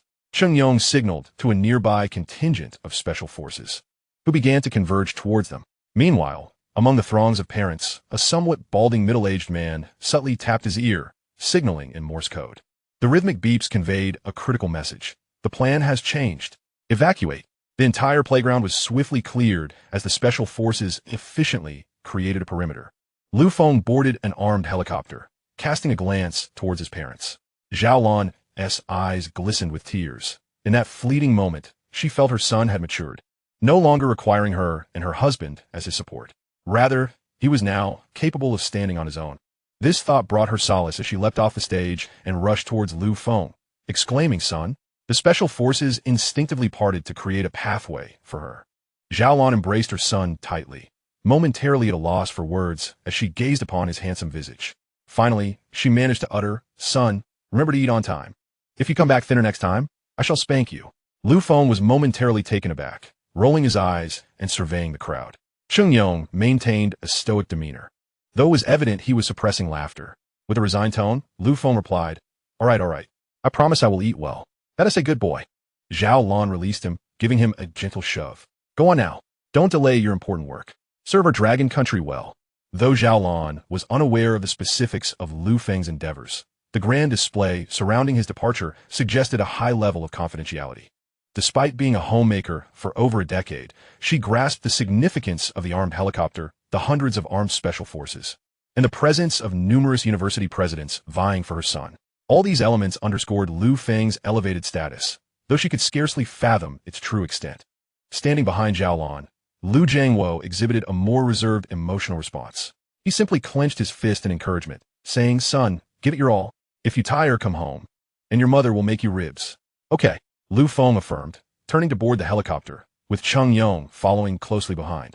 The massive rotor blades of the armed helicopter began to whir, while Huang Ying urged Zhao Lan to step back for her safety. With a thunderous roar, the helicopter ascended rapidly into the sky, until it transformed into a mere speck in the sky. Zhao Lan finally withdrew her gaze and turned to Lu Jiangwo. "Let us go. I'll prepare a delicious meal for you at home. Let us have a couple of drinks together." Lu Jiangwo's face lit up with joy. "Great. It's been a long time since you've accompanied me for a drink. Today calls for a celebration. We must indulge ourselves." He then added, "By the way, my dear wife, could you bring out that bottle of wine we've treasured for about a decade?" Zhao Lan promptly refused. "No way. Don't even think about it. That is meant for our son's future wedding." All the parents present were momentarily stunned, then began to ponder in their hearts. What was the purpose of this graduation ceremony? To witness the terrifying success of someone else's child? Or to bear witness to the affection between other couples? Besides feeling envious and resentful, must they also endure a mouthful of dog food? It's quite painful. At the Shunguang Project experimental base, as Lu Feng disembarked from the plane, he hurriedly made his way to the reactor's experimental site. "What's going on?" Old G had already arrived, his expression grave. "The number 57 experimental reactor has failed. Fortunately, we managed to address the issue promptly, and the materials had already undergone preliminary data validation, thus preventing a nuclear leak. Otherwise, we might have had to abandon this base entirely." Old G's words were not exaggerated. A nuclear leak represents the gravest threat to an experiment, and once it occurs, it is essentially irreversible. There would be no alternative but to abandon the project. Lu Feng meticulously examined the experimental data and various reports before asking, "Why did you commence actual operations without conducting a data verification before initiating the control of particle inertia?" One of the staff members nearby remained silent, seemingly caught in a dilemma of words. What does this mean? Lu Feng felt a surge of anger. Though young, he had consistently demonstrated his capabilities and had been appointed the chief engineer of Shunguang. Now, having been away for merely half a day, they had recklessly proceeded with operations. Gazing at the staff before him, Lu Feng contemplated whether to make an example of one or two of these undisciplined individuals. If the same issue were to arise again, it would pose a significant problem. The most troublesome aspect would be the considerable delay in achieving controlled nuclear fusion. Just as Lu Feng was on the verge of erupting, Old G sighed and spoke solemnly. "Lu Feng, please don't be angry, and don't blame him. It was actually my decision to have him proceed directly, bypassing the data verification phase." "Old G, you arranged this?" Lu Feng was taken aback. "That doesn't make sense. You know how crucial data verification is. It would take much time, just a day or two, but that same day or two could reduce all errors to below 30. Old G maneuvered his electric wheelchair closer to Lu Feng and said, "Come here. I need to discuss something with you." "All right." Lu Feng glanced at the other staff members and instructed, "You all continue. Clean up No. 57 and establish a radiation protection perimeter for temporary isolation. I'll return shortly to assign further tasks." "Yes." The staff responded in unison. Following Old G, Lu Feng entered a small experimental data room filled with large computers, where a smaller screen continuously displayed experimental data. Lu Feng closed the door. Old G slowly began. "Lu Feng, there is something I've been meaning to tell you. General Qin asked me to relay this to you, but I felt it might cause you some concern regarding your current work, so I took the liberty of withholding the information." Lu Feng's curiosity was piqued. "What news?" "Old G, please don't keep me in suspense." Old G explained, "Recently, the beautiful nation has just passed the chip sanction bill. This bill was proposed in their Congress last month. Based on previous timelines for bill approvals, Our Dragon Nation, as elders, estimated there would be over a 6-month buffer period. During this time, we aim to procure and manufacture the necessary computing chips for the future, especially for the controlled nuclear fusion experiments. Alas, unexpectedly this time, the beautiful nation's Congress took only a week to pass the sanction bill. It is now in effect, and we are left without high-end chips. Fong remarked in astonishment. If we don't have them, we can always make our own. Old G sighed, continuing, the photolithography machines below 14 nanometers have also been restricted. This is why I allowed them to skip the data verification, as our computational power is insufficient. The high-end chips we originally ordered, contracts signed, payments made, were immediately halted as soon as the bill was enacted. Upon hearing this, Fong felt a sudden spark of inspiration. Chapter 26. Is photolithography really that difficult? How about 5 nanometers? He abruptly turned to Old G. Are you knowledgeable about photolithography machines? Old G hesitated. I'm not very familiar with that field, but we do have talent in this base. Why? Do you have some other ideas regarding photolithography? Old G had a thought. He hesitated a voice. He initially considered it, but paused, unsure if he should express such an absurd notion. Are you suggesting that you want to start researching photolithography machines? The thought seemed too far-fetched for Old G to articulate, so he simply replied, all right, I'll call someone over for you. I'll keep an eye on the situation outside. Thank you, Old G. Fong nodded, refraining from revealing his plans, as he himself was uncertain about the principles of his insight system and whether it would indeed succeed. After Old G finished speaking, he maneuvered his electric wheelchair out of the room. Shortly after, someone knocked on the door. Fong nodded in acknowledgement. Cool. 3 young men entered, their ages appearing relatively youthful. One of them, completely bald, a strong figure among the strong, introduced himself. Chief Engineer Liu, hello. My name is Xiang Hao, and these are my colleagues. The other 2 nodded towards Fong, their faces unable to conceal their admiration for the capabilities Fong had demonstrated in the recent days, as well as his profound understanding of controlled nuclear fusion. They have far surpassed all the so-called professors and academicians they have encountered before. From an initial sense of subtle dissatisfaction to later acceptance, and now to outright admiration. Remarkably, this admiration is directed towards someone significantly younger than themselves. Some among them are of an older age, with children older than Fong. It is truly puzzling how Feng's parents have raised him. If these individuals were to learn that Zhao Lan would suggest that they simply provide him with sweet and sour ribs, one cannot fathom what their reactions would be. Hello. Fong greeted with a smile. I have summoned the 3 of you primarily to inquire about your understanding of photolithography machines and chip manufacturing. It appeared that Xiang Hao was the leader among the trio, as he was the first to respond. Previously, we imported several photolithography machines from Windmill Country, and we are currently studying a few of them. That's splendid. A smile graced Feng's face. Please elaborate on the photolithography machines for me. If we were to manufacture one, what challenges and bottlenecks would we encounter? As soon as he finished speaking, the 3 were momentarily taken aback. Xiang Hao was the first to regain his composure. Had it been anyone else voicing such thoughts, he would have undoubtedly scolded them mercilessly. What were they thinking? Why not dream about immigrating to Mars instead? Yet, the one posing the question was Fong, the man who was on the verge of turning the impossible feat of controlled nuclear fusion into a reality.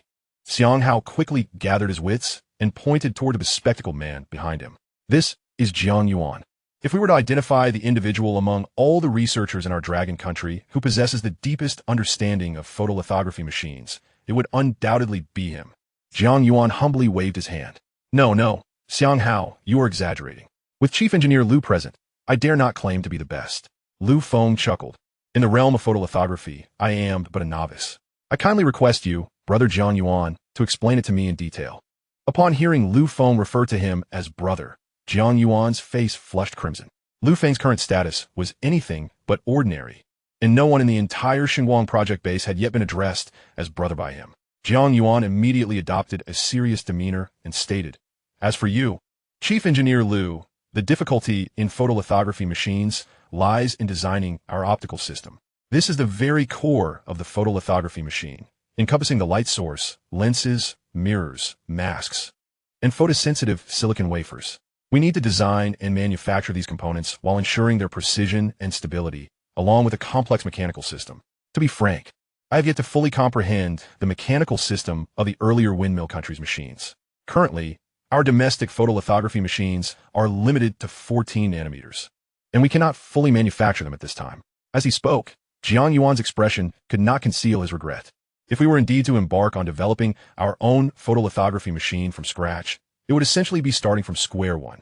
Given our current technological development, it could take 10, 20, or even 30 years. Jiang Yuan shook his head. I have no idea how long it will take. Moreover, by that time, who knows how advanced the photolithography machines from Windmill Country and Beautiful Country will have become. I can hardly imagine. At this moment, Jiang Yuan, Xiang Hao, and another gentleman exchanged glances and simultaneously sighed. Lu Feng, having listened in silence, felt no reaction from his mind, nor did the anticipated ding occur. A glance at the time revealed it was already noon. All right, Lu Feng encouraged everyone. Let us not belittle ourselves. Although we lack a long-term accumulation of technology, our dragon country possesses researchers like you, and everything will improve. Indeed, Xiang Hao nodded vigorously. We are indifferent as long as you are with us. Chief Engineer Lu. If Dragon Country had a few more geniuses like you, surpassing Beautiful Country to become the world's leading nation would be just around the corner. Jiang Yuan chimed in. Chief Engineer Lu is not merely a genius. He is the genius among geniuses. Exactly. Xiang Hao nodded again. The three of them were diligent researchers, not prone to flattery. This was their most genuine sentiment. Lu Feng felt somewhat embarrassed. Let us proceed to the cafeteria for a meal and discuss further. He intended to dedicate the entire day to the study and manufacture of photolithography machines, hoping for an epiphany that could contribute to the current endeavor of controlled nuclear fusion. If computational power could be enhanced, the realization of controlled nuclear fusion might be significantly expedited. As they exited, Lu Feng's assistant was already waiting at the door. Her name was Sun Qing, a postdoctoral researcher in physics and notably a 9th-degree jiu-jitsu practitioner. She had been assigned specifically to assist Lu Feng at the experimental base, and her role also encompassed safeguarding him. Originally, there was sufficient protection from Cheng Yong alone, but since he was not versed in physics, Lu Feng required an assistant to convey messages and organize tasks. Thus, Sun Qing was selected, a choice personally made by General Qing Guozhu. In terms of appearance, knowledge, and physique, she ranked among the finest in Dragon Country. Upon seeing Lu Feng emerge, Sun Qing exclaimed, Chief Engineer Lu, your lunch is prepared. Lu Feng waved his hand dismissively. Today, I will be dining with Xiang Hao and Brother Jiang Yuan in the cafeteria. Sun Qing hesitated, but, seeing Lu Feng's resolute expression, acquiesced. All right, Chief Engineer Lu, I will inform the cafeteria to prepare. Just as she turned to leave, a clatter echoed. An object fell from her, revealing a silver makeup mirror. The mirror shattered upon hitting the ground, scattering into several pieces. The shards reflected the overhead white lights, and Lu Feng's mind buzzed with a sudden realization. Ding! You have gained insights into the principles of photolithography machine production from a makeup mirror. Manufacturing process, 5 nanometers. Chapter 27 Hurry. Notify the General of Dragon Country. Quickly. Inform the Elder. With a resounding hum, Lu Feng felt a surge of knowledge flooding his mind. Every principle and technique related to photolithography machines poured into him like a torrential wave. The influx was overwhelming, leaving him with a throbbing headache. He groaned, clutching his head and sinking to the floor. Sun Qing rushed over in a panic. Chief Engineer Lu, are you all right? Xiang Hao and Jiang Yuan were also thrown into a state of panic. Lu Feng's current status could be described as the most invaluable asset of the entire Long Kingdom. Even collectively, the worth of everyone present could not rival a mere finger of Lu Feng. It was imperative that he remained unharmed. Sun Qing was almost on the verge of tears, hastily retrieving a compact walkie-talkie. Doctor, hurry. Chief Engineer Lu has suddenly fallen ill. It seems to be a headache. Step aside. Not far away. Cheng Yong rushed over, placing his hand on Lu Feng's neck, sensing an unusually rapid heartbeat, and noticing the pained expression on Lu Feng's face. Lu Feng, how do you feel? At that moment, Lu Feng began to recover slightly. He opened his eyes and grasped Sun Qing's hand tightly. Sun Qing, I truly must express my gratitude to you. You are the unsung hero of our Long Kingdom's lithography machine. Sun Qing was taken aback by Lu Feng's declaration. However, her primary concern remained his health. Chief Engineer Lu, are you all right? How do you feel now? Lu Feng waved his hand dismissively. "Iem fine." No sooner had he spoken than hurried footsteps echoed in the air, followed by anxious voices. Where's Chief Engineer Lu? Make way.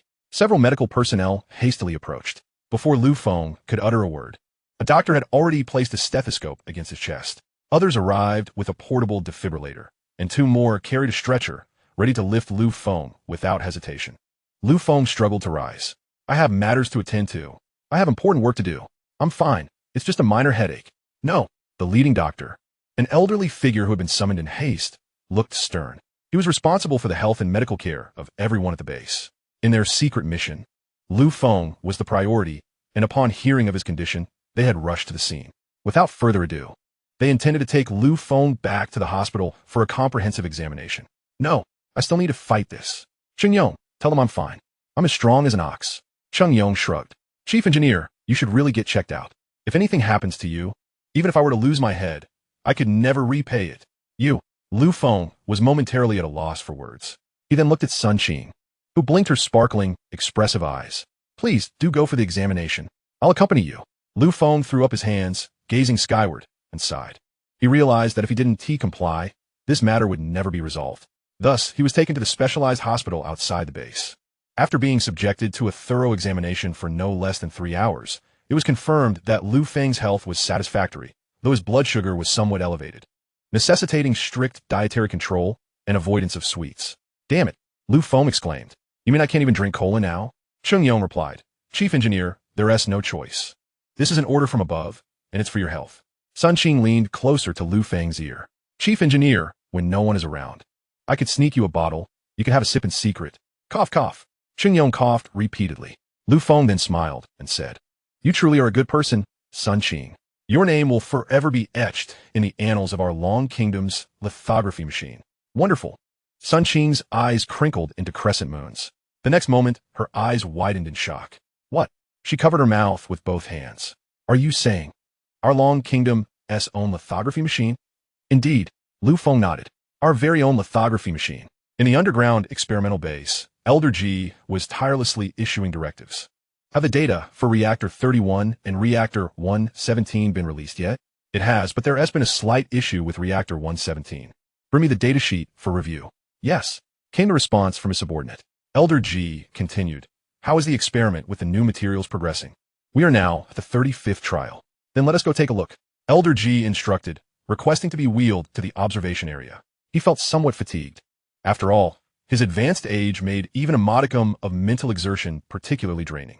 Within less than a day, he had already begun to feel weary. At that moment, a caregiver behind him spoke up. Elder G, the news from the other side has been confirmed.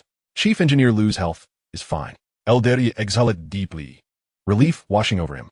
That's good. Quickly summon that rascal down here. I've been laboring down here while he just lazes about. Yes, the caregiver replied, stifling a laugh. Although Feng was quite young, no one among the thousands of staff at the base dared to underestimate him. However, only Elder G would dare to call him a rascal. The caregiver made a phone call and quietly relayed Feng's response. Elder G, Chief Engineer Lu says he suddenly has something important to attend to for a while and that you should continue managing things here. He will be available if any pressing issues arise. What? Elder G's eyes widened in disbelief. I'm merely the Deputy Chief Engineer. He's the Chief Engineer. Where does this young rascal think he is going? Elder G grumbled. Hand me the phone. I need to ask this rascal directly. The caregiver had no choice but to pass the phone to Elder G. Hello, Feng, you little rascal. Elder G began, only to be cut off by Feng's response, causing his mouth to drop open in astonishment, reaching an almost exaggerated extent. At that precise moment, the alarm device on the caregiver's wrist began to sound, signaling Elder G's heart rate had spiked. Elder G, are you all right? It seemed Elder G finally regained his senses and waved his hand at the caregiver. He struggled to swallow and, speaking each word deliberately into the phone, said, Feng, I ask you to take responsibility for what you just said. Is it true? Feng's voice on the other end was calm and resolute. Indeed, I am about to begin assembling a team right now to commence research and development. I anticipate having a project established and preliminary results within half a month. How many times did the old man G's Adam's apple bob as he struggled to ask, how many nanometers? The voice from across remained steady. 5 nanometers. With a sudden slip of his hand, G's phone clattered to the ground. The caregiver hurried to retrieve it, only to feel G grasp her arm tightly. His eyelids, already drooping, now widened in alarm as he urged, quick, notify Director Chun of the Dragon Institute. Hurry, inform General Qin of the Dragon Nation, and swiftly alert the Grand Elder of the Cabinet. Chapter 28. We shall not concede to a single condition from your beautiful nation. You may leave at this hour. Director Chun was leisurely sipping wine at home, anticipating a delightful meal from his wife. He was in high spirits. The Divine Light project was underway. Although he did not participate due to his position, he was well aware of its progress. The mere thought of witnessing controllable nuclear fusion in the Dragon Nation before his retirement filled him with joy. Just then, a news segment on television seized his attention. The report announced the activation of the chip sanction bill from the beautiful nation, which would have immeasurable repercussions on our chip industry. Currently, our reliance for import of lithography machines primarily lies with Windmill Nation, and our chip production capabilities stagnate at 14 nanometers.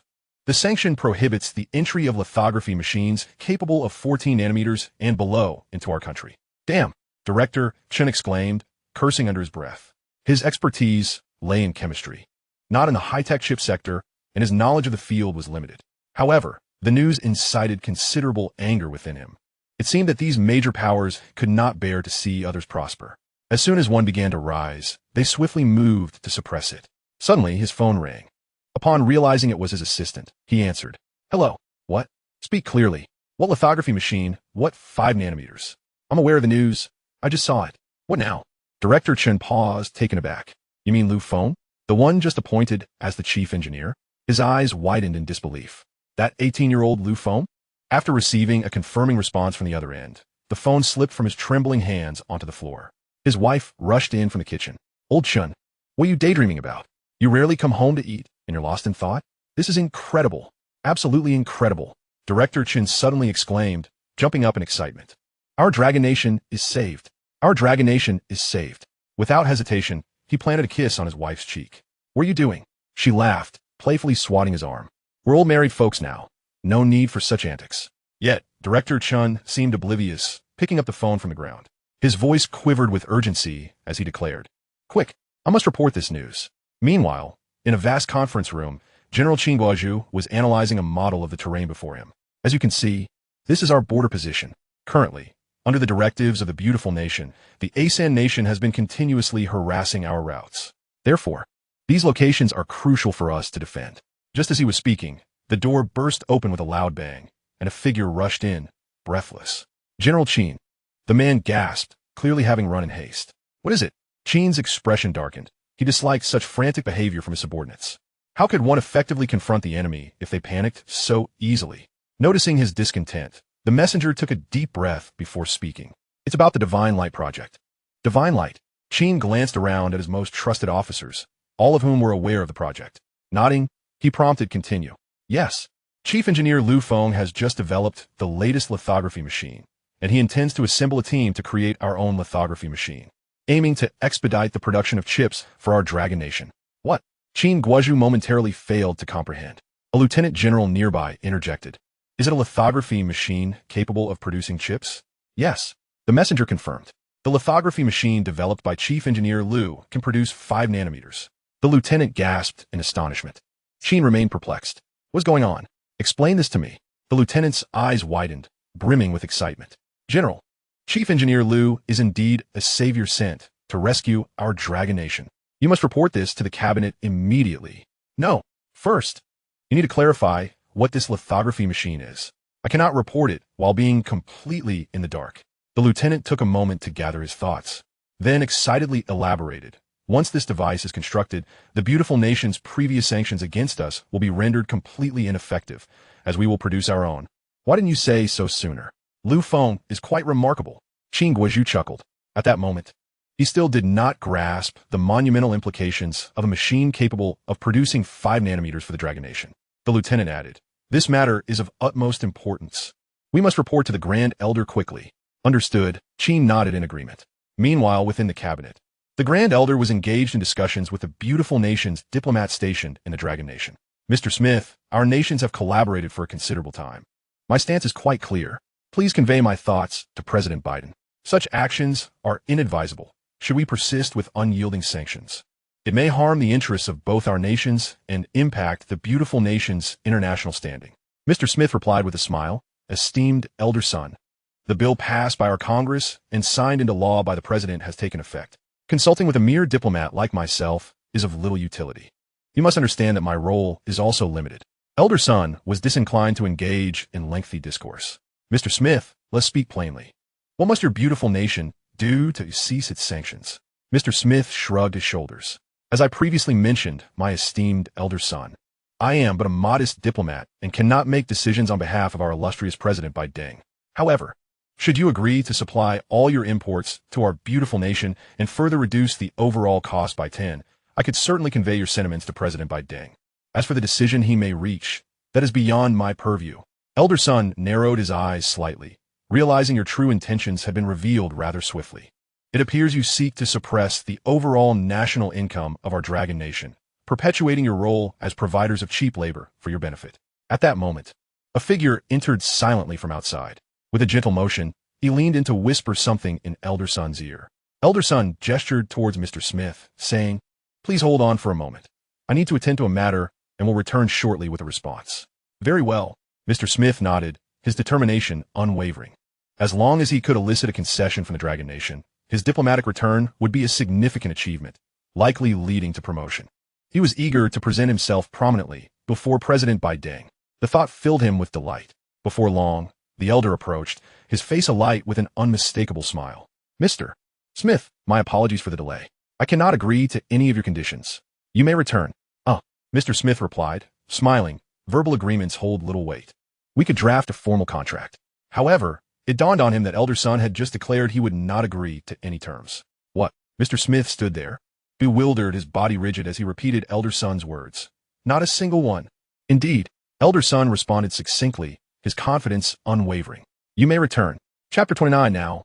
I wish to witness the desperation of those 19 nations begging for our Dragon Nation's chips. What in the world? Mr. Smith questioned the reliability of his own hearing. "No, Elder Son, I am referring to imports of chips below 14 nanometers, as well as lithography machines. They are essential for high-end chip production." Mr. Smith worried that perhaps Elder Son had misinterpreted the subject of their discussion. He reiterated, "We are currently discussing our beautiful nation's blockade against your chips and the prohibition of countries capable of producing lithography machines from importing to you." Precisely. Elder Son's face blossomed with joy, as if the topic at hand was something that delighted him. "This is exactly what we are discussing. You must hasten back and inform your President Bai Deng that he may impose whatever blockade he wishes. Furthermore," Elder Son added, "tell him he can maintain it for as long as he desires." Mr. Smith stood there, momentarily stunned, gazing at Elder Son in silence, his expression frozen. After what felt like an eternity, he finally managed to say, "Very well. I shall certainly relay your country's position to the President." "Excellent." Elder Son watched Mr. Smith exit before instructing his secretary, quickly, "Summon Qin Guozhu." "Yes." Moments later, Qin Guozhu entered, his stride confident and purposeful. "Greetings, Elder Son." He saluted. "All right, Guozhu. Do tell me, what is the situation?" Qin Guozhu began, "Elder Son, our chief engineer Lu Feng has unexpectedly developed a lithography machine. He is preparing to assemble a team and commence production." "Marvelous. Marvelous." Elder Son exclaimed, rising from his seat, his eyes sparkling with excitement as he grasped Qin Guozhu's arm, leaving him momentarily taken aback by such enthusiasm. "Quickly, what is the nanometer specification of a chip?" Qin Guozhu pondered for a moment. 5 nanometers. "Are you certain?" Even the seasoned Elder Son felt his breath quicken at the revelation. "Yes, I recall vividly. My deputy general emphasized that I must clarify the nanometer specification when reporting to you." "Excellent, excellent, excellent," Elder Son repeated, his fists clenched tightly. "Do you realize what this news signifies?" Qin Guozhu, slightly perplexed, asked, "What does it signify?" Elder Son smiled. "This news means that in 1 week, when I attend the International Conference of 30 high-tech nations, we will possess the leverage to speak firmly." At this point, Qin Guozhu began to grasp the significance. Is it truly that impactful? Indeed, once we successfully develop our own 5-nanometer chips, our nation's standing on the international stage will transform. We will be able to impose sanctions on those nations. Anyone desiring our high-end chips will have to acquiesce to our demands. Qin Guozhu slowly began to understand the importance of the chips. As if awakening from stupor, he exclaimed, "So, our missiles and all military projects requiring chips can utilize our own chips now?" "Precisely." "Guozhu, why did it take you so long to realize this?" Tears welled in Qin Guozhu's eyes. "How many years have we endured this subjugation?" Lu Feng has done remarkably well. Yet, a note of concern crossed Qin Guozhu's face. "But Elder Son, the lithography machine has yet to be produced, and you have already rejected the American diplomat. Is this not a bit hasty?" Elder Son's expression turned serious. He took a deep breath and replied, "Guozhu, you are underestimating the situation with the United States. Do you believe that if we agree to their conditions, They will instantly abandon their sanctions against us. I am certain that if I concede to their requests, they will immediately present us with another, even more difficult demand. This initial condition is merely a probe, consistently testing the limits of our Dragon Nation. Previously, we were compelled to acquiesce to many of their demands during our rapid development phase, as we required high-end chips for numerous projects. However, they subsequently escalated their unreasonable requests, leading to the enactment of this so-called chip sanction law. Therefore, Elder Sun gazed into the distance. We must possess our own capabilities. The ability to produce our own chips is the true path. Reliance on others will only subject us to continual coercion. Indeed, Qin Guizhu affirmed. And when you attend the conference regarding the provocations from the Asen Nation along our borders. Qin Guizhu did not finish his sentence, but he was confident that Elder Sun would grasp his meaning. Elder Sun glanced at Qin Guizhu and inquired, "What are your thoughts?" Qin Guizhu presented the answer he had anticipated. "Endure." Oh, Elder Sun revealed a hint of curiosity. The general before him possessed a temperament akin to that of the second elder, known for his fiery disposition. For him to utter the word endure, it was evident that he had devised a long-term strategy. How so? Elder Sun asked. Qin Guizhu replied solemnly, "In the past, I would have said that we must show those outsiders a thing or two. However, now we have the Divine Light Project. We have our own lithography machine initiative. Everything is in motion, and should we succeed, dealing with them will be a mere matter of minutes. Thus, under the current circumstances, we must exercise patience. But this is only temporary. Endurance is but a fleeting notion. Once the opportune moment arises, these nations will come to realize just what our Dragon Nation is capable of." Excellent. Elder Sun commended, a rare praise escaping his lips. Guizhu has matured significantly during these years as a general. He paused momentarily before adding, "However, regarding those outsiders, you need not endure indefinitely. Occasional counterstrikes are permissible. We cannot allow them to incessantly infringe upon our borders." Understood. Qin Guizhu saluted. "If there's nothing else, I shall return to my duties. I must prepare for the upcoming international summit." A rare glimmer of anticipation illuminated Elder Sun's expression. "I am eager to witness the astonished faces of those great powers upon learning that we have developed our own chips. Just the thought of it is exhilarating.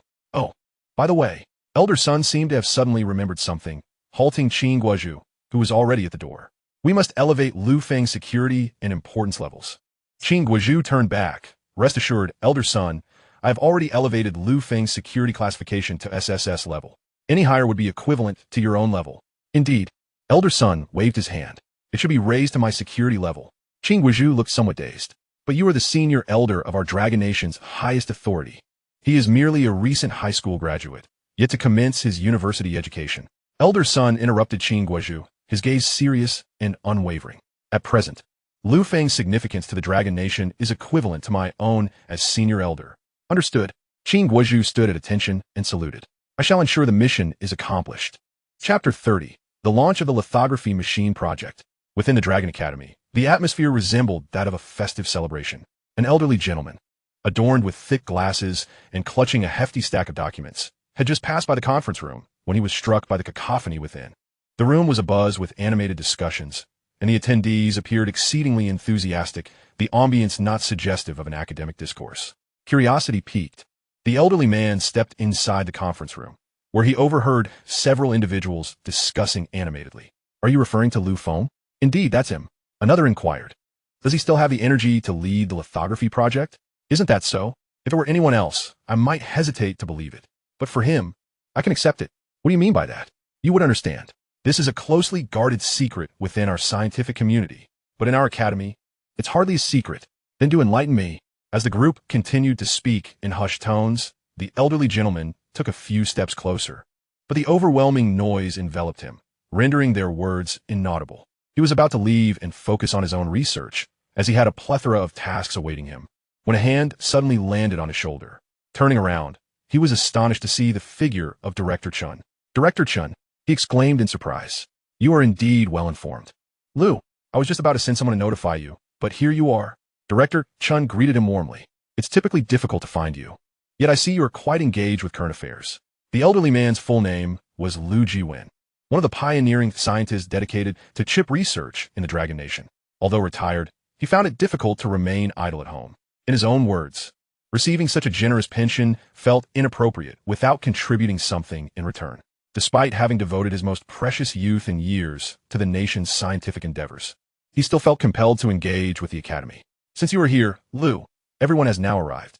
Please take a seat. Before Lu Jiwen could inquire further about the matter at hand, Director Chun had already ascended to the podium, gently tapping the microphone. Attention, everyone. Please quiet down and lend me your ears. Instantaneously, the room fell silent. Director Chun surveyed the audience with satisfaction before suppressing his excitement and continuing. His voice tinged with slight tremors. As you all know, Fong is currently leading a project. However, the specifics of this project cannot be freely disclosed, even within our academy. That said, Fong has made groundbreaking discoveries in a new domain he had not previously explored. This discovery is of monumental significance and has the potential to rapidly alter our nation's standing on the international stage, addressing our most pressing challenges. Lu Jiwen grew increasingly perplexed as he listened. What was happening? Who was Fong? What field was he researching? Lu searched his mind, but found no information regarding the name Fong. Unable to contain his curiosity, he turned to a nearby academician and asked, "Excuse me, but who is this Fong that Director Chun mentioned?" "Oh, you must be Professor Lu Jiwen." The individual responded with enthusiasm. "I have heard your lectures at our school, and they were exceptional. I didn't realize you were still with the Dragon Academy." Lu Jiwen, not wishing to engage in pleasantries, pressed on. "I would like to inquire about the Fong that Director Chun spoke of." At the mention of Feng's name, the individual's expression transformed swiftly, revealing a mix of admiration, envy, and a sense of awe. Fong is remarkable. He is merely a recent high school graduate. A high school graduate? Lu Jiwen was taken aback. It was no wonder he was utterly bewildered. In truth, the Dragon Institute of Technology is vast, yet modest in scale. The happenings within the realm of technology are rather limited. The emergence of Fong, akin to a comet, has profoundly shocked the entire scientific community. However, due to the constraints imposed by confidentiality agreements, and as citizens of the Dragon Nation, there exists a sense of pride in the emergence of such extraordinary talent within their homeland. Thus, discussions about Fong are infrequent and tend to be brief. Nevertheless, it is well understood that he is currently engaged in a project capable of transforming the world and the human paradigm. Unexpectedly, Director Chun summoned them, particularly this group of individuals engrossed in chip research, announcing the commencement of the construction of a lithography machine. Remarkably, they possessed all the necessary resources, including a wealth of knowledge and extensive experience regarding lithography machines. Initially, this group presumed that Director Chun was jesting, given that April Fool's Day was not far off. However, as it became increasingly evident that he was serious, speculation arose that the recent enactment of the chip sanction legislation had prompted Director Chun to leverage connections abroad to bring back several ready-made scientists to assist in the creation of the lithography machine. It was only when Director Chun grew weary of their inquiries that he revealed the name, Fong. To everyone's astonishment, Fong was the one, and he would soon arrive at the Institute to scout for talents for his lithography team across various fields, particularly experts in mechanical manufacturing and optical principles. The timeline was ambitious, with the first batch of chips expected within a fortnight. This news ignited a fervor within the previously subdued Dragon Institute of Technology, akin to the celebrations of a festival. Many academicians, not even in related fields, paused their work to gather in the conference room. Before Lu Jiwen could continue his questioning, Director Chun spoke again from the podium. "From this point forward, the decision-making is no longer in my hands. My role is merely to assemble everyone here. The specifics regarding the number of individuals required for this team, the necessary fields of expertise, and the level of proficiency needed will be determined solely by Fong." As soon as he finished speaking, someone in the audience inquired, "When will Fong arrive?" Another replied, "Do you think he has the luxury of time like you? He probably hasn't slept at all, working around the clock." To which another voice chimed in, "That can't be true. I suspect he still needs a couple of hours of sleep." Indeed, how busy Fong must be. Amidst the cacophony of chatter, a bright yet slightly hoarse voice, reminiscent of a voice in the throes of adolescence, cut through the noise. "Esteemed professors and academicians, you exaggerate. I actually need to ensure I get a full 8 hours of sleep every day." Fong, Director Chun exclaimed in surprise. "You've arrived." Chapter 31, The 5-Nanometer Technology. We mustn't discuss this any further. What if it leaks out? It was none other than Fong, accompanied closely by Chung Yong and his assistant, Sun Qing.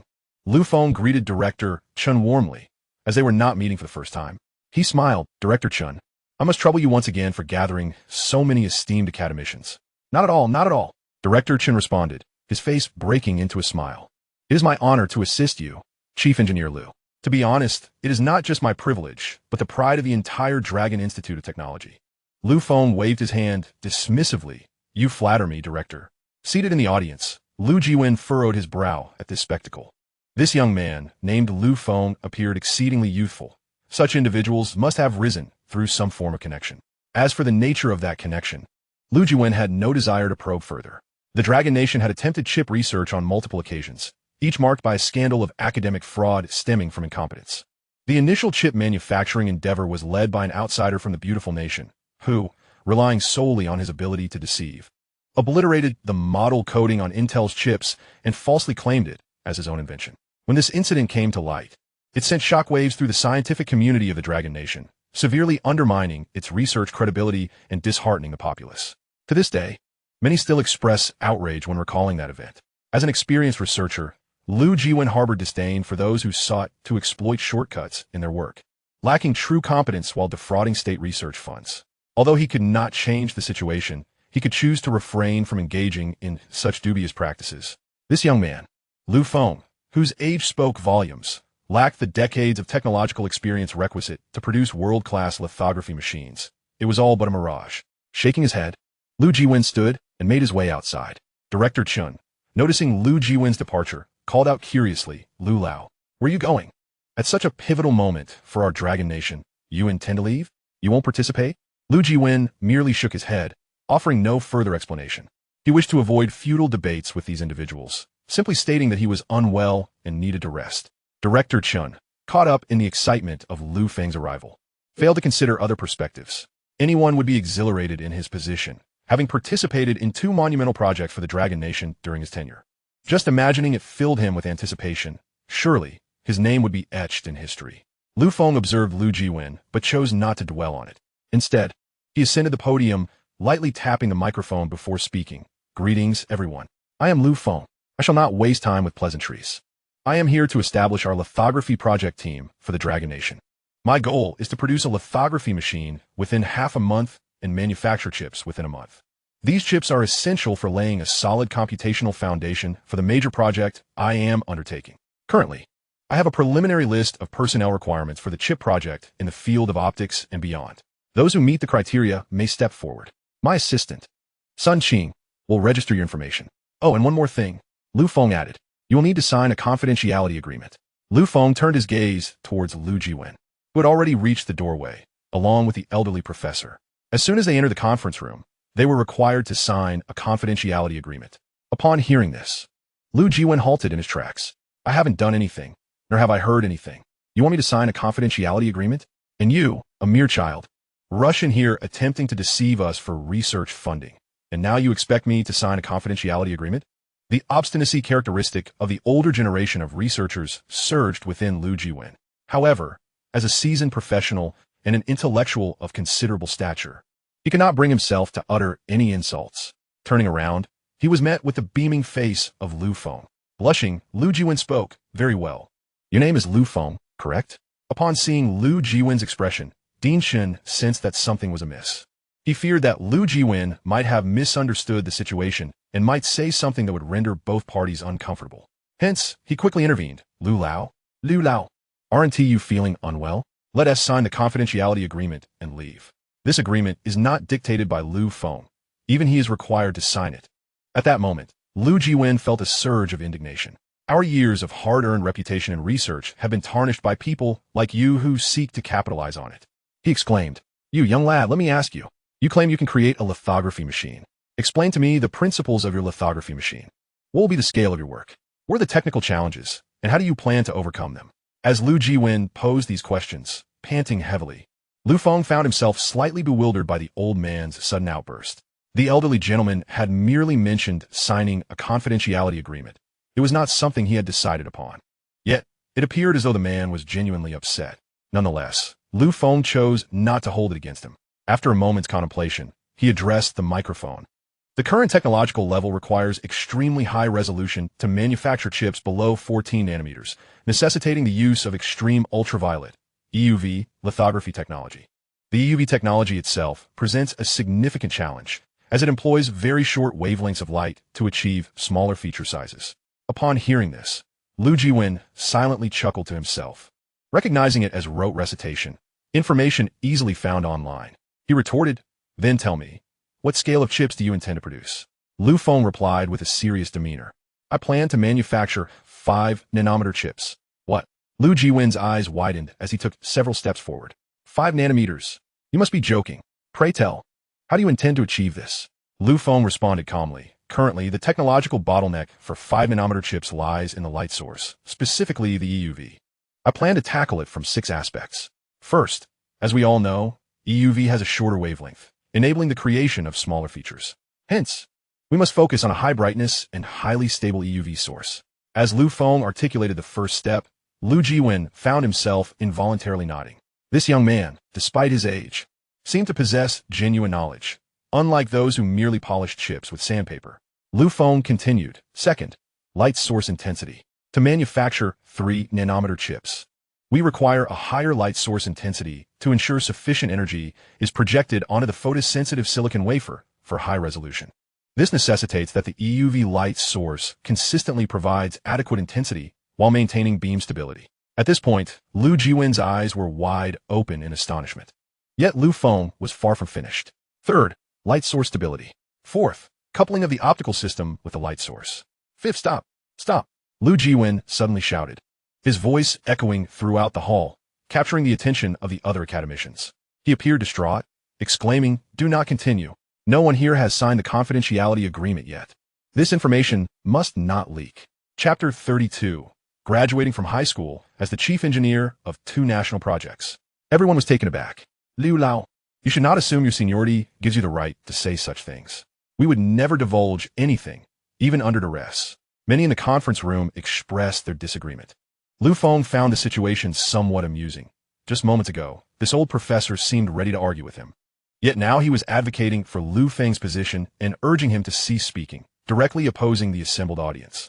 Lu Jiwen, however, was oblivious to such details. He had now truly grasped why the attendees had gazed at Lu Feng with admiration. This young man was indeed the hope of the Dragon Kingdom's current scientific endeavors, an embodiment of true talent and knowledge. Was he perhaps a prodigy? Without further contemplation, Lu Jiwen hurriedly approached Lu Feng, reaching out to grasp his hand. Standing nearby, Cheng Yong sprang into action. Cheng Yong was indifferent to Lu Jiwen's status as a professor. Lu Feng had ascended to the rank of a venerable elder.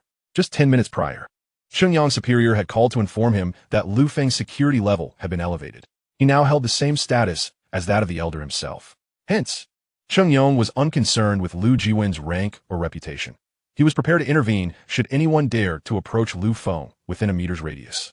Chen Jiankong, witnessing this scene, felt a sudden jolt. Though he had not seen Cheng Yong in action, the aura of lethal intent emanating from him was unmistakable, indicative of someone who had taken countless lives. He could sense it.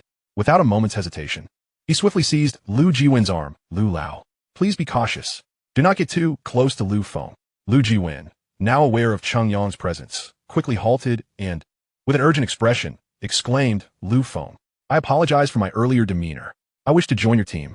I am willing to do anything, even if it means sweeping the floors for you." Lu Feng observed the eager demeanor of Lu Jiwen and chuckled. "Old man, there's no need to rush. Please share your expertise and the accomplishments you have achieved in your research projects over the years." As he spoke, Lu Feng gestured towards Sun Qing's desk. "Kindly register your name with my assistant over there, and I shall finalize the list within half a day." Lu Jiwen replied, turning his gaze towards Sun Qing's position, only to discover that a long queue had formed there, seemingly comprising every attendee in the conference room eager to register. Lu Jiwen glanced at Din Shan with a hint of hesitation. "Din Shan, aye." His words trailed off, but Chen Jiankong understood Lu Jiwen's intent. He gently patted Lu Jiwen's shoulder, signaling that he was aware of his unspoken thoughts, and then leaned closer to Lu Feng, whispering, "Lu Feng, may I request a favor from you?" Lu Feng looked at Lu Jiwen and then at the hesitant Din Shan, comprehending the situation. He smiled and nodded, "Certainly. I can permit Professor Lu to join my team." "Yay!" The nearly 70-year-old Lu Jiwen, to his delight, leaped up like a child. "Fantastic! I can now be part of the team working on a lithography machine. Our nation's very first self-developed lithography machine." Lu Jiwen's face flushed with excitement, yet he felt a twinge of embarrassment. Having lived a life of integrity, he never anticipated that in his old age, he would rely on his seniority to take a shortcut. However, the thought of participating in the development of the lithography machine and chips filled him with immense joy. Feng continued, "But Professor Liu, let us be clear, if you find it too exhausting in my team, we will not hold you back." Liu Jiwen thumped his now sinewy chest, declaring, "Rest assured, I shall not allow you to underestimate the dedication of our generation of researchers." A resolute glint shone in Liu Jiwen's eyes. The significance of chip engineering was paramount, currently eclipsing even that of controllable nuclear fusion. This was because the foundation for achieving controllable nuclear fusion hinged on stable and robust data processing, which necessitated a powerful and reliable supply of chips. Hence, Feng resolved to direct his efforts toward chip development and proposed a 3-month plan to produce the first batch of experimental chips.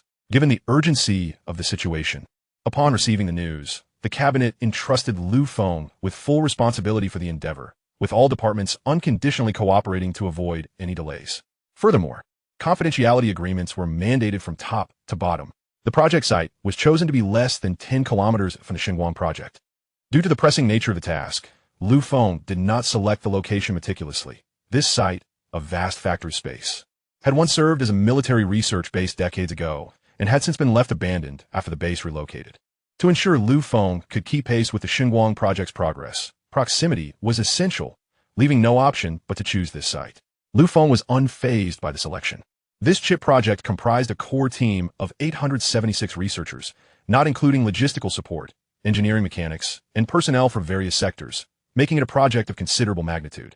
Second only to the Xinguang project, there was no formal opening ceremony. Feng did not even take to the stage to speak.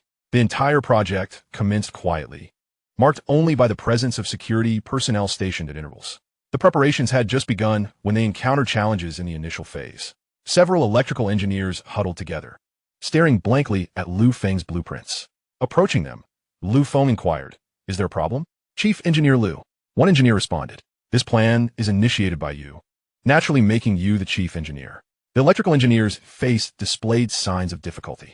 The power consumption of a single lithography machine is projected to be 30,000 kilowatt hours if operated continuously for 24 hours. "You intend to produce 20 units here?" "Yes." Another engineer chimed in, "And this is just the initial phase. You will need even more later. The available power here will surely be insufficient." Feng furrowed his brow. At that moment, a structural engineer approached. Holding a diagram and addressing Feng, "Chief Engineer Liu, within a dust-free environment, each cubic meter of air must not exceed 10 particles, with particle sizes below 0.5 microns. I calculated that we will need to purify 300,000 cubic meters of air per hour. This will also demand a substantial amount of electricity." "Electricity! Electricity!" Feng exclaimed, rubbing his forehead. Currently, controllable nuclear fusion was tackling this very issue, yet the chips were integral to that fusion. Challenges seemed to arise one after another. Just then, a frail yet powerful voice broke through. "This problem is simple. I shall resolve it." Chapter 33. 5 nanometer is out. Let's explore 1 nanometer lithography machines. Feng and his colleagues looked up to see Liu Jiwen, the old professor who had been specially invited by Feng. Since joining Feng's chip project, Liu Jiwen had been in high spirits, engaging not only in his research, but also addressing every matter in the project's initial stages. He was almost always the first to arrive, ensuring every corner was tidied up. At that moment, he still wore a beaming smile. "Chief Engineer Liu, these are trivial matters. I will make a call immediately. We can directly pull a line from the power station. If one power station is insufficient, we can connect several, dozens even. The importance of our work here to the entire nation is self-evident." After listening, Feng nodded in agreement. Indeed, the significance of this site was indisputable. "All right, then I entrust this task to you, Professor Liu. Can it be done today?" A confident smile spread across Liu Jiwen's face. "Chief Engineer Liu, you underestimate us veteran researchers. A day is far too long. I will have it sorted within 2 hours." "Good." Feng then proceeded to inspect the manufacturing of the mechanical molds. Upon arrival, he found that they were experimenting with new molds, which served as the prototypes for all components of the lithography machine. With these elements, the world's leading lithography machine could be assembled. To fully exploit the diffraction of light, what humanity can pursue and create is, indeed, a form of art. Feng sighed, suddenly realizing something. No, it must be true that the creations I have brought forth are indeed art. Just as this thought crossed his mind, a sudden clarity struck him like a bell. You have gained profound insights from humanity's musings and the mold-making before you. The principles of the lithography machine have transcended current limitations. All principles and methods for the new lithography machine have been successfully comprehended. Chip size, 1 nanometer. What? Feng barely had time to reflect. He felt an overwhelming surge of knowledge flooding into his brain like a tidal wave. This influx was even more intense than the last. This was hardly surprising. 1 nanometer has surpassed the limits of contemporary human technology. The precision required for the lithography machine has reached an unfathomable level. Thus, it cannot simply be equated to a straightforward conversion from 5 nanometers. It would be erroneous to assert that the difficulty of 1 nanometer is merely 5 times that of 5 nanometers. It would be more accurate to say that the challenge of 1 nanometer is of an immeasurable magnitude compared to 5 nanometers. Consequently, the knowledge flooding in at this moment had a profound impact on Feng. He was already in agony, clutching his head and rolling on the ground. Yong immediately produced a mouthguard and pried Feng's mouth open to place it inside. Ever since Feng had experienced headaches previously, he had taken to carrying it with him to prevent any unconscious biting of his tongue during an episode. Sun Qing, who had been by Feng's side, rushed forward and tightly embraced him, ensuring he did not thrash about and hurt himself. Yong's eyelids twitched. "Isn't there a rope?" he exclaimed. Sun Qing tightened her grip on Feng's arm. Being a judo expert, her arms were significantly stronger than those of an average person. Once she confirmed that Feng was under control and would not inadvertently harm himself, she cast an exhausted glare at Yong. "And if he gets hurt, who will take responsibility?" Yong shrugged, acknowledging the weight of that responsibility. "What now?" he asked. Sun Qing felt Feng's neck, carefully assessing his pulse and heartbeat. They were stable, suggesting it was not an overly serious issue, possibly related to a migraine. Yong's expression revealed concern. "Our country has not produced a talent like Feng in over a century. We cannot afford any mishaps." Sun Qing, disregarding her image, spat several times onto the ground, her elegant demeanor vanishing. Her beautiful eyes glared at Yong. "You better slap yourself 3 times for cursing Feng." Yong's eyes widened. "I wasn't cursing." He then noticed that engineers were approaching, their faces riddled with worry. However, fearing they would interrupt Sun Qing's attempt to assist, they remained silent. Yet upon hearing Yong's words, they shot him disapproving looks, clearly communicating that regardless of his position as Feng's bodyguard, such remarks were unacceptable. Faced with their collective gaze, Yong could only raise his hands in surrender. All right, I misspoke." He then proceeded to slap his own face thrice. "Forgive my thoughtless words," Sun Qing huffed, turning her attention back to Feng. Nearby, someone inquired, "What has happened to Chief Engineer Liu?" Sun Qing kept her gaze fixed on Feng, replying, "He experienced a similar episode at the Xinguang base, collapsing from a headache. However, after a hospital checkup, no issues were found." Several voices chimed in. At Feng's age, managing such massive projects, 2 of them at that, the mental strain is beyond our imagination. He must have adequate rest and nutrition. Indeed, his health cannot afford a single flaw. Absolutely, a thorough physical examination is imperative. Yong, listening intently, thought to himself, "As if I needed your input. We'll go soon, but the challenge lies in Feng's likely refusal." Just then, Feng regained consciousness. Upon realizing he was tightly embraced by Sun Qing, he waved his hands to break free. "I'm fine now." The surrounding engineers expressed their concern. "Chief Engineer Liu, you must take care of your health." "Yes, you're the backbone of our project." Feng stood up, his headache significantly alleviated. While processing the flood of knowledge in his mind, he addressed everyone, "There's no need to worry. I merely overexerted my brain, resulting in a slight headache. Just a minor issue." However, Feng abruptly shifted his tone. "Our plans must be halted." As soon as his words fell, the crowd erupted into a flurry of commotion. "What?" The engineers exchanged bewildered glances. Engineers from other departments rushed in, having heard the news of Feng's collapse, and they too caught wind of his declaration. Gasping in disbelief. "What do you mean, Chief Engineer? Our chip project has only just begun. Moreover, the plans and blueprints you proposed are entirely feasible. Why terminate it now?" Even Sun Qing blinked in surprise, frowning as she quietly asked, "Yes, Chief Engineer, why?" Feng met their gazes, which were filled with curiosity, confusion, and a deep-seated fear of the project being thwarted once again. He had no intention of keeping them in suspense. "Because I discovered that 5 nanometers is insufficient. Just now, a spark of inspiration struck me. The lithography machine requires a complete overhaul." An engineer, quick to respond, immediately interjected, "To what measurement?" Lu Feng's voice resonated with authority, akin to the rumble of thunder. 1 nanometer. Chapter 34. Elder Son Curses. I must see Lu Feng in person. Buzzing, the entire room fell silent. Lu Feng's voice, though soft, reverberated like a thunderclap, causing hearts to race uncontrollably. An already balding engineer clutched his chest, visibly struggling to contain the rapid beating of his heart. May I inquire, Chief Engineer Lu, am I hearing correctly? He gasped, struggling to complete his sentence while desperately controlling his breath. Lu Feng smiled knowingly. He understood the question looming in the air. He nodded affirmatively and declared, indeed, we have improved to 5 nanometers. Now we are aiming for 1 nanometer. You heard me correctly. Let me reiterate. It is 1 nanometer. Thud.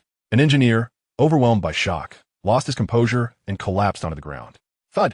Thud. More researchers, academicians, professors also sank to the earth. Some gazed skyward, while others pounded their chests in disbelief. They exchanged glances, their expressions a mixture of incredulity and uncontainable excitement. Boom! Boom! What did you say? I can't hear you. Lu Jiwen shouted into his headset, as the deafening roar of the helicopter blades drowned out the response. He raised his voice. I'm en route to the hydropower station. I'll update you upon arrival. I can't hear you clearly. Fortunately, the helicopter was swift and in no time. It landed on the massive dam of the hydropower station. The station's director personally came to greet him, extending his hand from a distance. Professor Lu, what an honor to finally meet you. Lu Jiwen, unfazed by formalities, shook hands lightly with the director. I trust you are aware of my intentions. Can the power output from your station meet the requirements I previously outlined? Upon hearing this, the director chuckled. Professor, you jest. Our hydropower station currently generates 60 of the province's electricity, with an annual output exceeding 80 billion kilowatt-hours. The demand you require. Before he could finish, Lu Jiwen's expression shifted dramatically, and he raised a hand to halt the director's words. What? How much did you say? He inquired into his headset. 1 nanometer. Gasp. Lu Jiwen staggered back 2 steps, then composed himself, taking a deep breath that filled his chest to bursting. And what is the power consumption projected for the lithography machine planned by Chief Engineer Lu? 90 million kilowatt-hours annually. The director turned to his aides, sharing a knowing smile. This level of power consumption was utterly manageable. A call had even come from above, stressing urgency and top priority. It turned out this amount was trivial for the station he managed. A confident smile crept onto his face as he looked back at Lu Jiwen, who nodded seriously yet could hardly conceal his excitement. Very well. I understand. Assure Chief Engineer Lu that we will fulfill the task. He then turned to the director. Director, our experiment now requires. Before Lu Jiwen could continue, the director waved his hand with a grin. Rest assured, Professor Lu, we can easily accommodate 90 million kilowatt-hours annually. Not quite. Lu Jiwen corrected him. The 90 million kilowatt-hours is merely the consumption for one machine, and that's a conservative estimate. I predict the actual usage will fluctuate by 30 in either direction. In other words, one machine will conservatively require 100 million kilowatt-hours per year. The director's face momentarily stiffened before he replied with a smile. That is still manageable. Our annual output exceeds 80 billion kilowatt-hours. Lu Jiwen continued. We initially planned to produce 20 units. Oh, that's no problem. The director replied. 20 million kilowatt-hours is easily within our capacity. Lu Jiwen pressed on. Later, we aim to scale up production to approximately 1000 machines. The director began to cough, his face reddening. His aides rushed to his side, inquiring, Director, are you all right? Is everything okay? After a prolonged bout of coughing, the director managed to look at Lu Jiwen and assured him, Professor, I guarantee that we will provide a stable power supply for your experimental base. Is that feasible? Lu Jiwen probed. Absolutely. The director patted his chest confidently. Good. Lu Jiwen nodded. Then I shall take my leave. We must commence supply this afternoon. Can you manage that? Cough, cough, cough. Yes. The director affirmed. Excellent. I need to hurry back and review the schematics. How could Chief Engineer Lu have developed such groundbreaking technology? 1 nanometer. My heavens. Lu Jiwen mused aloud, only to hear the director behind him inquire, Professor Lu, may I take a seat in your helicopter? Do you have business? Lu Jiwen asked. I need to contact other hydropower stations. At this point, I am tentatively planning a collaboration with Lu Ku. The director's face grew resolute. The 6 major hydropower stations will unite to supply your electricity. I believe this should pose no issue, correct? Shouldn't be a problem. Lu Jiwen nodded, though it ultimately depends on Chief Engineer Lu's arrangements. That statement nearly caused the director to lose his balance as he boarded the helicopter. Meanwhile, In the Grand Conference Hall, Elder Sun was outlining matters. Second Elder, during my upcoming attendance at the G20 Summit, our chip initiative lacks an opening ceremony. You shall be responsible for that. The second Elder immediately rose. Very well. It has been a while since I last saw that rascal, Feng. I never imagined he would pioneer new territories in the chip field. That young man is truly a talent. Cough. The sixth Elder cleared his throat, signaling Elder Wu to maintain decorum. What was that cough for, sixth Elder? Elder Wu retorted, am I wrong in saying so? Enough. The first Elder interjected, halting the pointless squabble. Feng's chip initiative undoubtedly resolves our nation's pressing needs. When I attend the summit, I shall hold my head high. This 5-nanometer technology is indeed cutting edge. Unfortunately, I had initially planned to attend the chip engineering session, but scheduling conflicts arose. Elder Sun's tone revealed a hint of regret. He had long wished to meet the prodigious young genius. Just then, a knock echoed at the conference room door. Comin, the secretary entered, addressing the first Elder. Elder, we have the latest news regarding the chip initiative. Speak. According to reports from that side, Feng has now elevated the chip's level. Elevated? Elder Sun glanced at his secretary. What does that mean?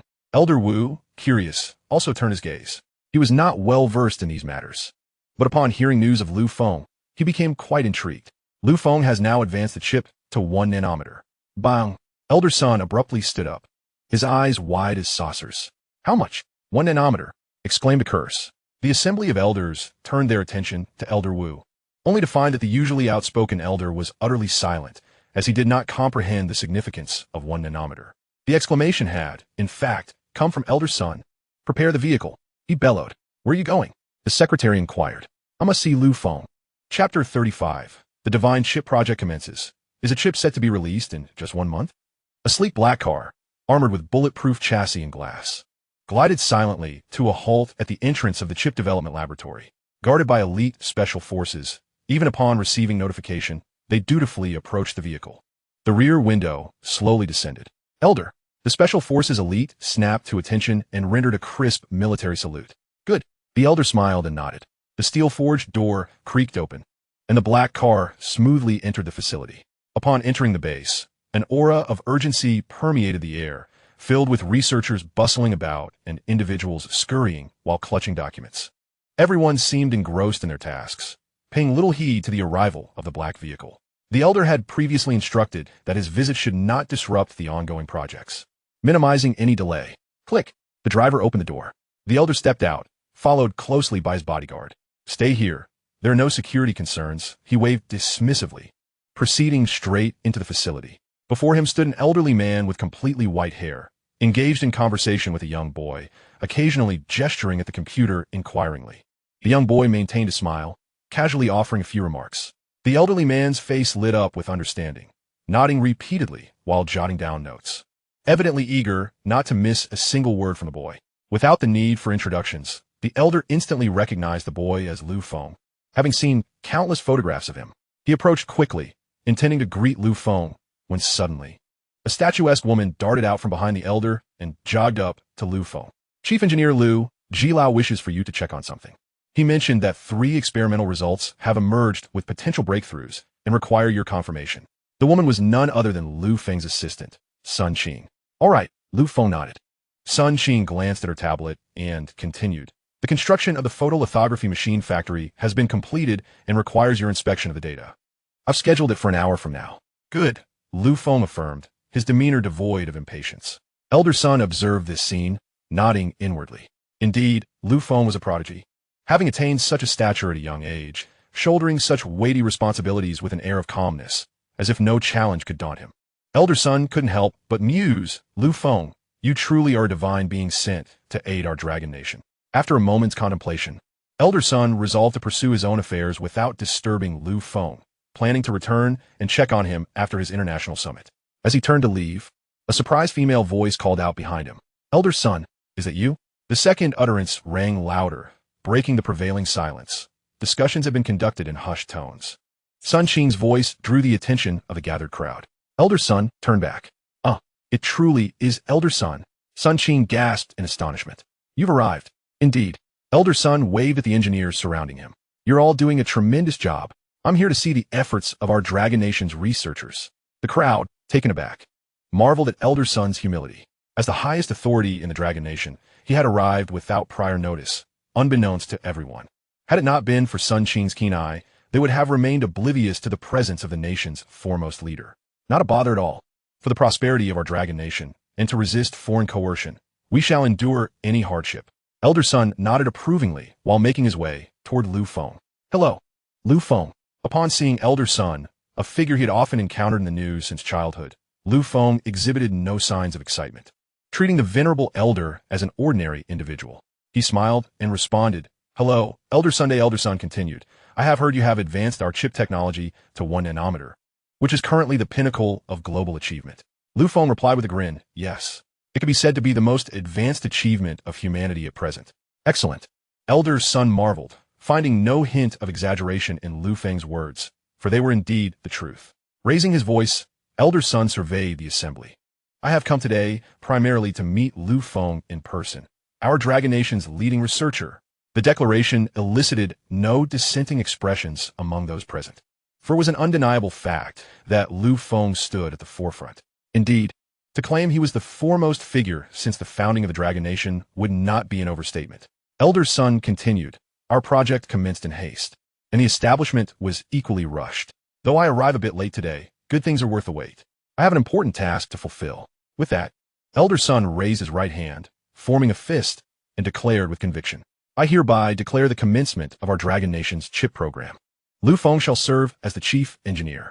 Elder Sun, casting a glance at Lu Feng, proclaimed, The program shall be named the Dragon Nation Divine Chip Initiative. Applause erupted from the assembly. Although devoid of grand ceremonies, ribbon cutting, or televised interviews, the mere presence of Elder Sun sufficed to validate the occasion. The documentation of the Divine Chip Initiative in the annals of our nation commenced from the very moment Elder Sun made this announcement. Following his succession as chief engineer of the Divine Light Project, Lu Feng now assumes the mantle of chief engineer for the Divine Chip Initiative. A historic first. Elder Sun, smiling warmly, gently patted Lu Feng on the shoulder. I shall not intrude upon your work any longer. I have but one final inquiry, Elder Sun stated. Lu Feng, maintaining a demeanor of respectful confidence, replied, What is it, Elder Sun? Elder Sun nodded appreciatively. My question is, when can we expect to see results from the Divine Chip Initiative? Lu Feng responded solemnly, In 1 month, the first Divine Chip will be in your hands, Elder Sun. Excellent, excellent, excellent. Elder Sun exclaimed thrice. With you, Lu Feng, our Dragon Nation is truly fortunate. With that, he strode purposefully out, waving to the crowd and urging them to attend to their own affairs. Your best gift to me is to bring forth the divine chips. Laughter erupted from Elder Sun as he departed, making his way towards his vehicle. The driver and bodyguards had never witnessed such a radiant smile from the Elder. With that same smile, Elder Sun boarded an international private jet, heading toward a summit of 20 nations. The Dragon Nation would be the focal point of this summit, as all eyes would be fixed on how the Dragon Nation would respond to the chip-sanctioned legislation imposed by the beautiful nation. Chapter 36, We Will Not Suffer Losses. Only the Windmill Nation will bear the consequences. The 30-Nation High-Tech Federation, an organization comprising the 30 strongest nations in the world, recognized for their economic prowess, convenes with every meeting marked by significant exchanges in commerce and technology. Within this federation, the beautiful nation holds unparalleled influence. As the president of the beautiful nation, Bai Tong receives the highest honors. A massive aircraft arrives, with an expansive red carpet laid out, the host nation being the capital of an island nation. Officials from the island nation line either side of the red carpet, each greeting Bai Tong with their most fervent expressions, honoring the de facto leader of the world's most powerful nation. When Elder Sun arrived, however, the red carpet had already been removed, and very few officials from the island nation were present to welcome him. The islanders, steadfast followers of the beautiful nation, had aligned their stance accordingly. As a result, the reception afforded to Elder Sun was rather lackluster. Accompanying him, his entourage felt disheartened by this reception, yet Elder Sun remained unperturbed, wearing a brilliant smile throughout. This bewildered the officials from the island nation, prompting one to remark, Elder Sun is truly unfazed. He can still smile so genuinely, as if it were not a facade. One could not help but admire his ability to manage such a vast nation with such a positive mindset.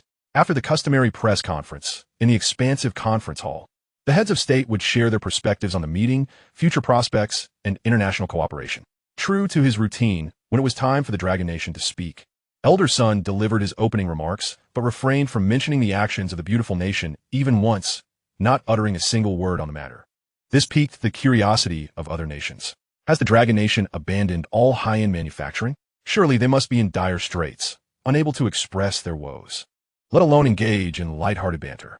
This scene not only aroused the intrigue of various nations, but also caught the attention of the throng of journalists present.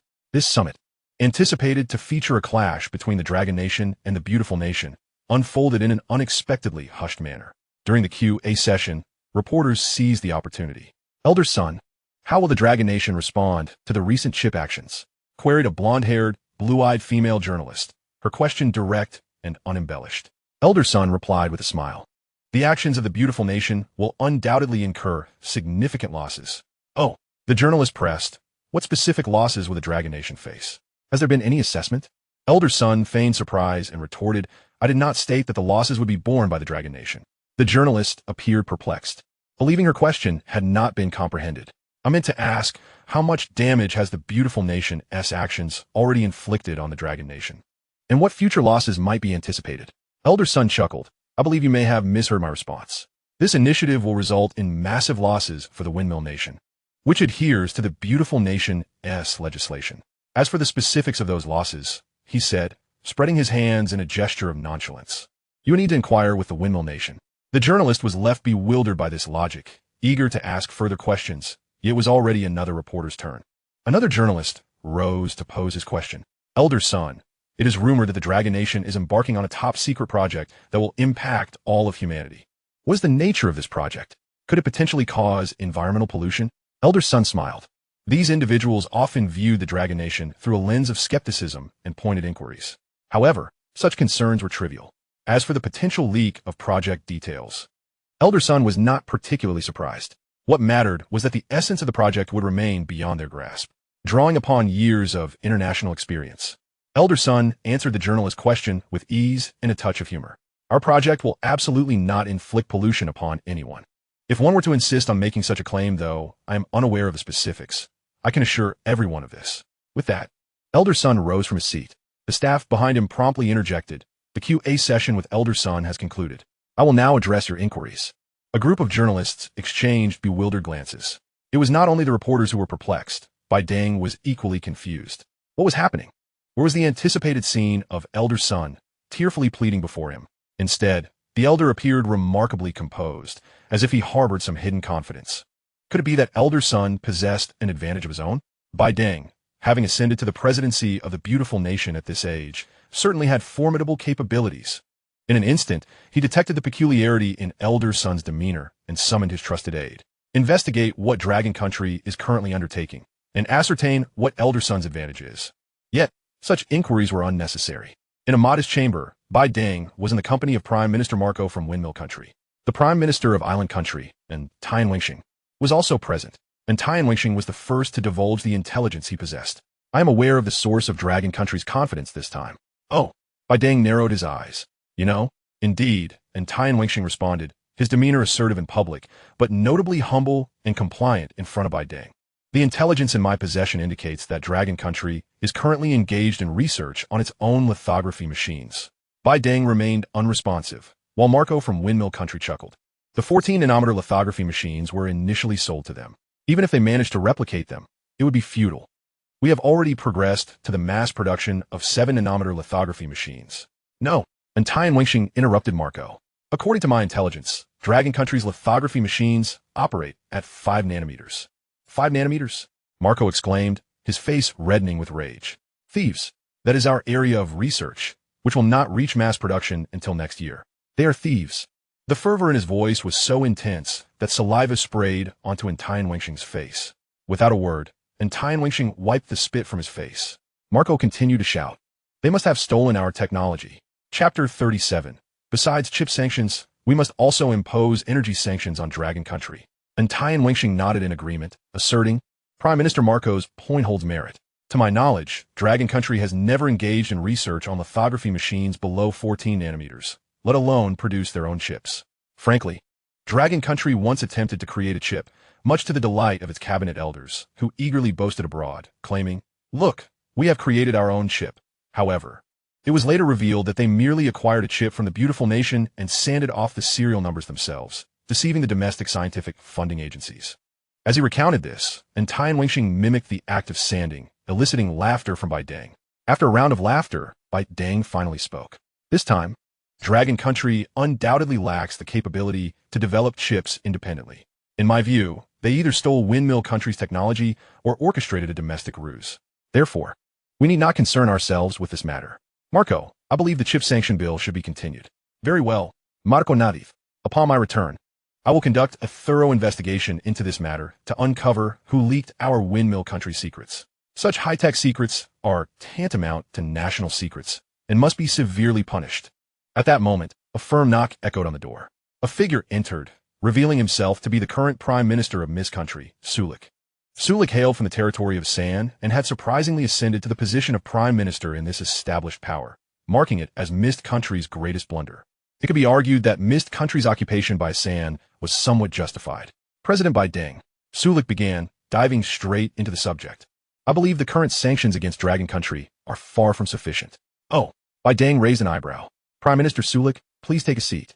Feeling somewhat out of sorts as a leader of a great nation, Sulik cleared his throat and adjusted his collar before finding a seat. As of now, we, Mist Country and the beautiful nation, as guardians of the international order, cannot turn a blind eye to Dragon Country. The leaders from the three nations remained silent, aware that Sulik had more to say. Indeed, he continued, I believe that mere chip sanctions are insufficient.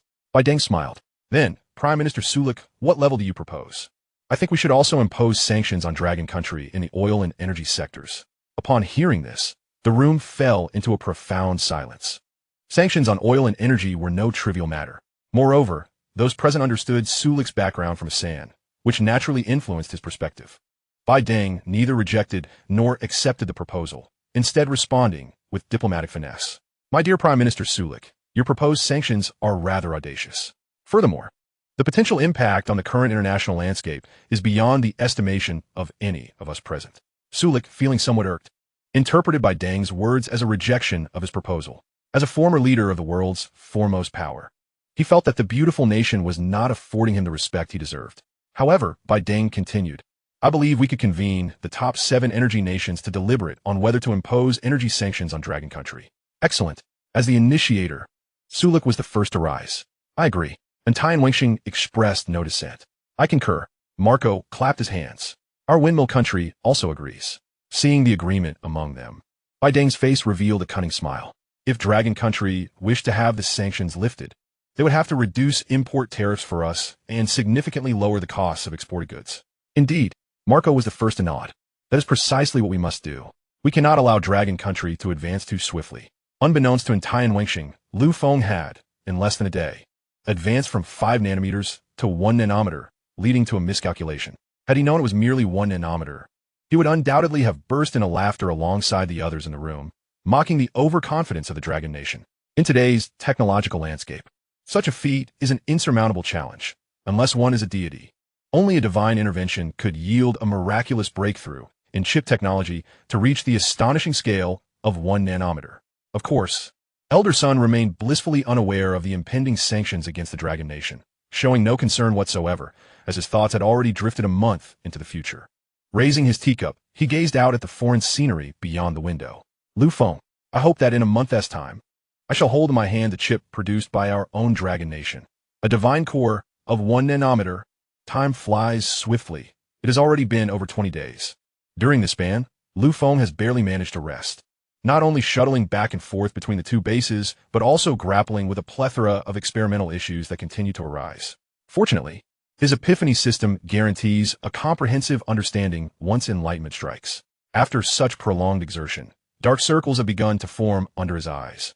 At this moment, he listens intently to Sun Qing's report regarding the day's agenda. At 7:30, a meeting concerning magnetorheological fluids at the Divine Light Base requires your attendance. Understood. Feng nodded in acknowledgement. Following that, at 9:30, you are to inspect the first batch of lithography machines produced. If we are ready to commence, Professor Liu wishes for your consent to press the star button. Feng nodded again, affirming agreed. He is a devoted researcher for the Dragon Nation, having dedicated his life to this role, an honor he has rightfully earned. Sun Qing, somewhat dissatisfied, remarked, but this is your hard work, Chief Engineer Liu. Feng chuckled. Sun Qing, do not concern yourself with such minutiae. Who presses the start button is of little consequence. What matters is that I am the inventor of this chip. That fact remains unchanged. Let these elders indulge in their sentiments. Moreover, all that he has accomplished at our base, you have witnessed. Have you not often remarked that Professor Liu works with more zeal than the younger generation? Sun Qing pouted and murmured, though you make a valid point, Chief Engineer Liu. I still prefer that you be the one to initiate it. Yet, Liu Feng wished not to squander time on such matters. He spoke directly. Let us move on to the next arrangement. Yes. Sun Qing acquiesced, continuing to outline dozens of plans and arrangements, even scheduling Liu Feng's mealtime. Indeed, Liu Feng currently lacks the luxury of dining in solitude, as Sun Qing consistently brings him meals, trailing behind him at the appointed times, even during meetings. As she reached the final item on her agenda, her voice suddenly diminished. Your mother, Zhao Lan, has called again, wishing for you to return for a meal. She mentioned she has prepared your favorite sweet and sour ribs. A surge of indescribable emotion welled up within Liu Feng. He exhaled a deep breath, feeling the weight of this final item. Each word felt as if it bore the weight of 1,000 pounds, draining his energy with every utterance. This last plan, cancel.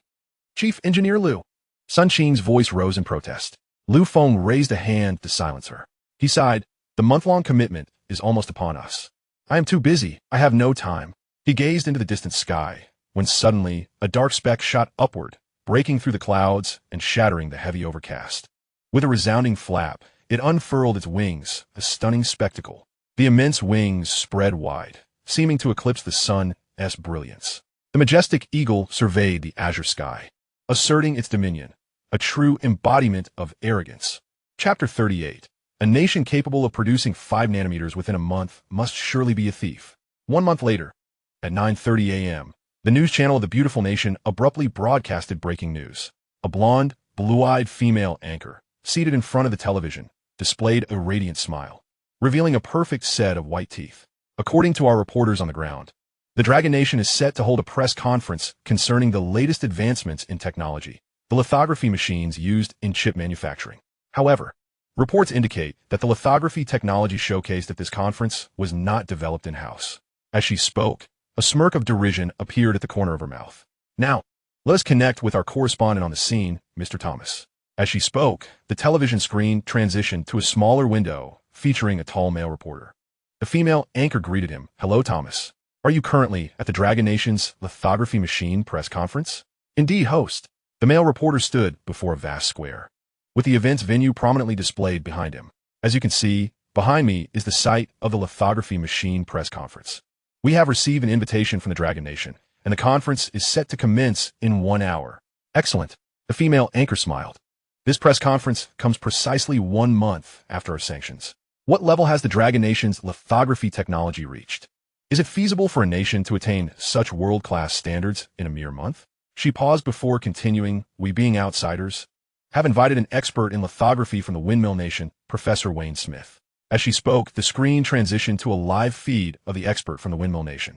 This triad of connections, one from the news channel relaying the latest updates, another from the correspondent providing real-time coverage, and finally, a true expert offering commentary, demonstrates the significant attention being paid to the Dragon Nation's press conference.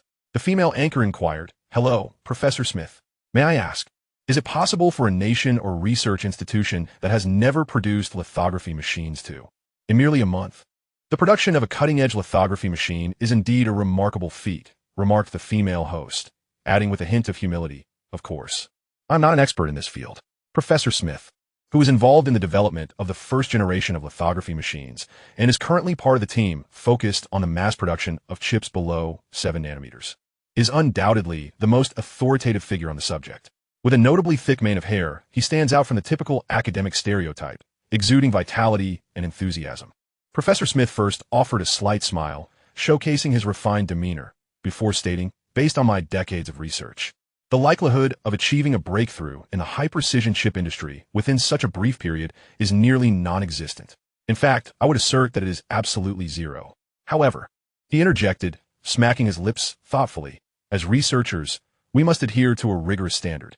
Thus, I cannot claim it to be entirely impossible.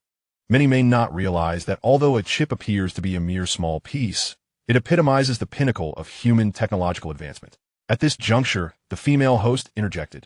So, Professor Smith, Does this imply that the upcoming press conference by the Dragon Nation does not stem from their own research? Professor Smith nodded, then shook his head, clarifying. I cannot assert that. I am uncertain of the research capabilities of the Dragon Nation. However, we cannot dismiss the possibility that prior to the sanctions imposed by the beautiful nation, they had been conducting extensive research in the field of lithography. With today's announcement merely marking a breakthrough, the host smiled, seemingly pleased with this response. Following the guidance of her earpiece, she noted that while these professors are intellectuals, they can easily fall into the traps set by professional hosts during interviews and discussions.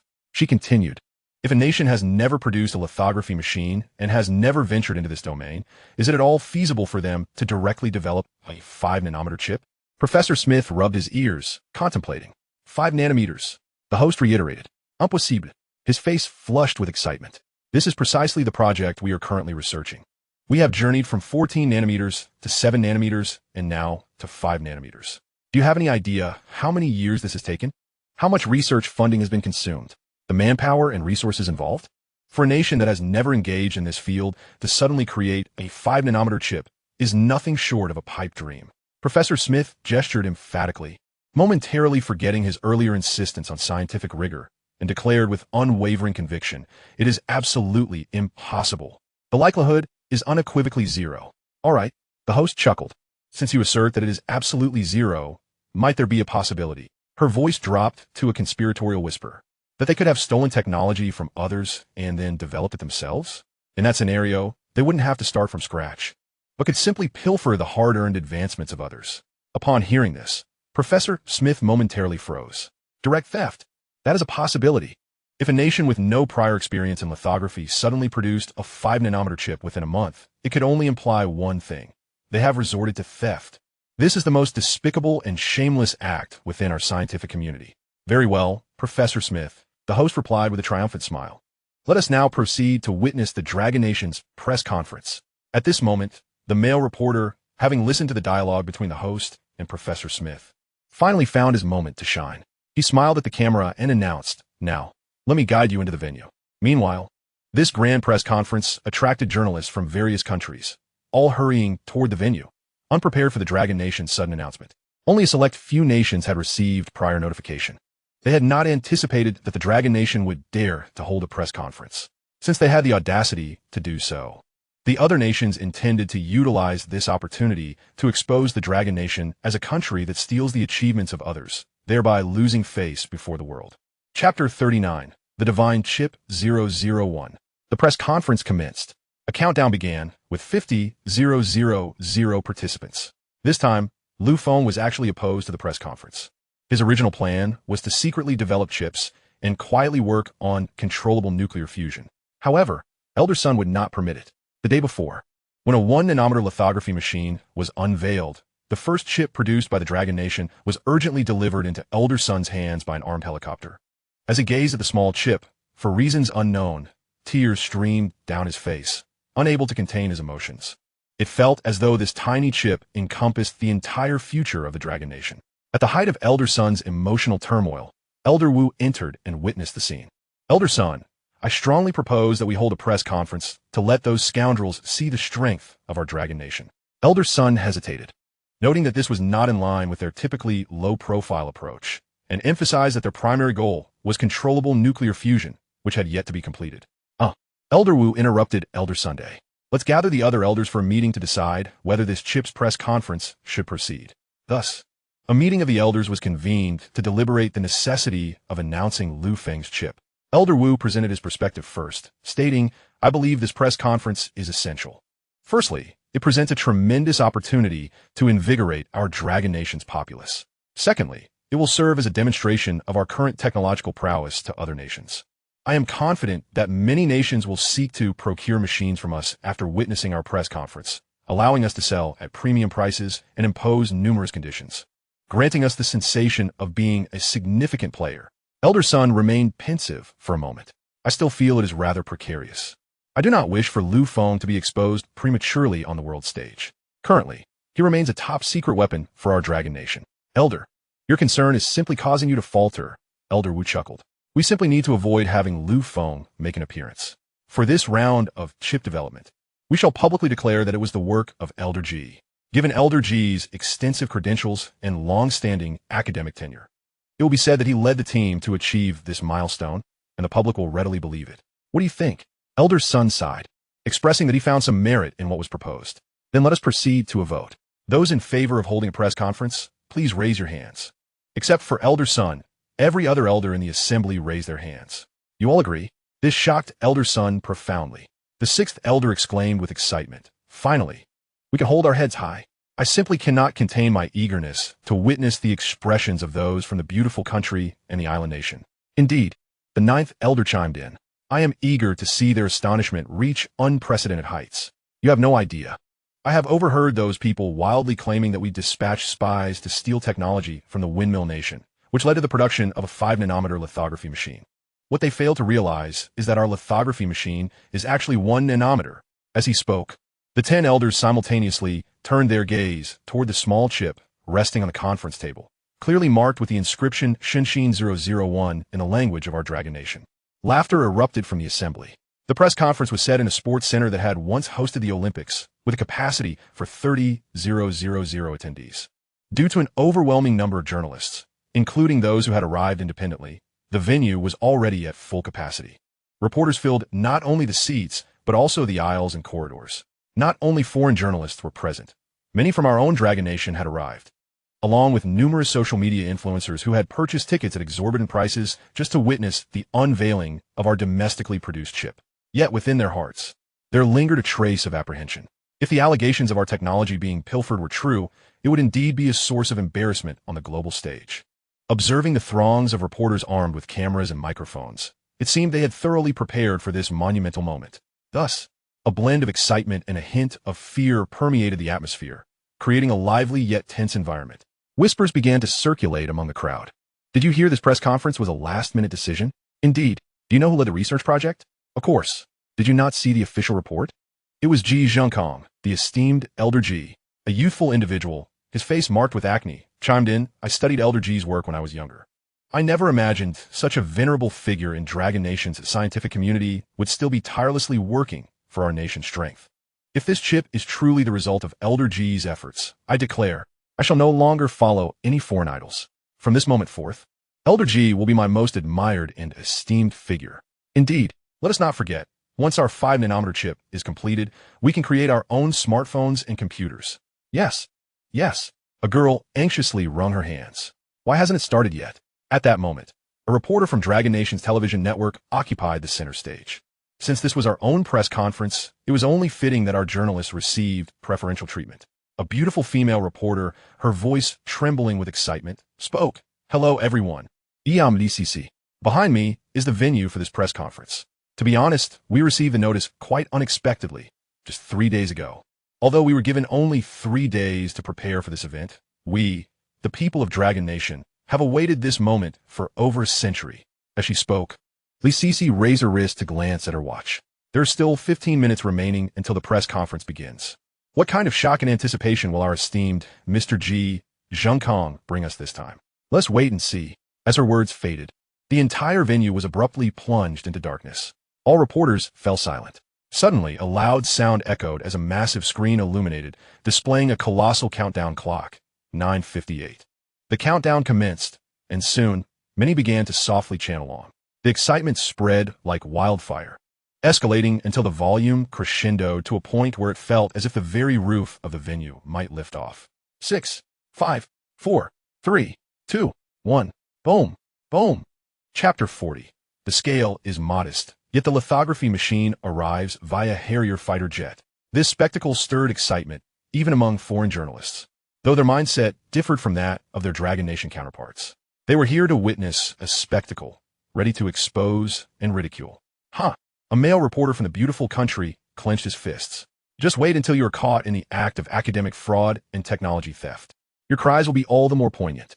The booming sounds emanated from the fireworks display on stage. An elderly gentleman emerged, his hair completely white, meticulously slicked back, and clad in a sharp black suit, reflecting his respect for this press conference. This elderly figure was none other than Ji Zhengkong, the individual designated by the elders to lead this event, having also received Feng's endorsement. This time, Ji was to host the press conference. not as the inventor of the lithography machine, but as a member of the research team. This arrangement was the result of elder son's insistence. Until the success of controllable nuclear fusion was achieved, Lu Feng's identity had to remain confidential, shielded from the scrutiny of foreign entities. Thus, while Lu Feng was present at the press conference, he remained backstage, appearing as an assistant to Elder Ji. He watched with a mix of nervousness as Ji made his way to the center of the stage, supported by a single crutch instead of his wheelchair. For Ji, this was a considerable challenge, yet the thrill of the moment overshadowed his physical discomfort. The body was buoyed by an intense and exhilarating emotion. Elder Ji stood at the center of the stage, where thunderous applause resonated throughout the venue. Many were vociferously chanting Elder Ji's name. Ji Zhenkong himself was quite stirred. As he gazed upon the crowd, memories of his youthful days flooded back to him. Although the limelight was ostensibly meant for that young lad, Lu Feng, Ji Zhenkong relished this applause that has been decades in the making. Indeed, as a venerable pioneer of the first generation of scientific research, Ji Zhenkong has spent his life quietly immersed in his work, whether at the inception or conclusion of his endeavors. After achieving success, he would never have imagined such circumstances as hosting a global press conference. Elder Ji patiently awaited the applause to subside, yet to his surprise, it only grew louder, the fervor of the crowd escalating with each passing moment. In exasperation, Ji Zhenkong gently raised his hand, signaling for the applause to cease. The venue soon fell silent. Grasping the microphone, he cast a soft glance over the audience. "Greetings, everyone. I am Ji Zhenkong, a humble elder." Just as he finished speaking, a youthful voice echoed from the audience. "Grandpa Ji, you don't look old at all. You seem like you're in your 30s. "Yes, Grandpa Yi. You're the most handsome." All right. Elder Ji chuckled, waving his hand. He understood this was the admiration of the youth. If we speak of handsomeness, I must admit I was rather dashing in my youth. Ha ha ha. This remark elicited knowing laughter from the crowd, infused with light-hearted self-deprecation. Numerous foreign journalists had already begun documenting the expressions of the audience, anticipating the stark contrast between their current joy and the astonished faces that would emerge upon revealing the less savory aspects of Elder Ji's persona. For a moment, the entire venue was abuzz with activity and focus. Though Elder Ji's eyelids had begun to droop, the whites of his eyes remained clear, bright, and spirited. He slowly began. "As you all know, our nation's chip manufacturing technology has long been in the research and development phase. Everyone present recognized this as the segue into the conference's main theme, and thus fell silent, with nearly 50,000 eyes fixed upon Ji Zhenkong. His aged yet robust voice echoed through the arena. "Although we have yet to succeed, we have never ceased our quest for exploration. Every time I use a computer or a mobile phone, I ponder how wonderful it would be if the chips inside were manufactured by us. Imagine if all the electrical devices we use in our lives were powered by chips from our dragon nation. That dream has lingered in my heart, and in the hearts of all our researchers." As he spoke, Elder Ji gazed skyward, his voice imbued with a sense of ethereal grandeur. "Tonight's protagonist should not be me, but rather it." With that, he pointed towards the heavens. This was an indoor sports arena with a triangular steel dome overhead. While the audience was aware of this, they understood that Elder Ji was merely expressing his awe at the heaven's grace. Yet, his gestures remained unchanged. He did not speak nor alter his stance. His fingers still directed towards the sky, his gaze fixed upon the arena's dome. The audience was momentarily stunned. What was happening? What was wrong with Elder Ji? In the next instant, a resounding boom echoed. A thunderous sound erupted, as if a great rift had been torn open in the distant skies, with celestial beings incessantly striking a divine drum. This sound emanated from the ruptured heavens above. In the next moment, the massive roof of the stadium began to slowly part like the petals of a flower. A colossal fighter jet emerged into the sky, its thunderous roar generated by the enormous engines on either side. The engines expelled blue flames, allowing the massive aircraft to hover effortlessly in the air. At that moment, the 50,000 strong audience stood entranced, their mouths agape in disbelief. Is this a press conference?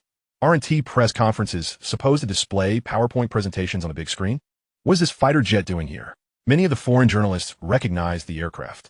It's a Harrier jet, the only aircraft in the world capable of vertical short takeoffs, fast horizontal flight, hovering, and backward flight. Beneath its wide wings, four enormous air-to-air missiles dangled. Suddenly, with a click, a door opened beneath the jet, and a red object was gently lowered by a soft rope, descending vertically to the center of the arena, where a circular platform had already been elevated. It appeared red due to the satin drape covering it. With a thunderous roar, the massive Harrier jet expelled blue flames and gradually flew out of sight.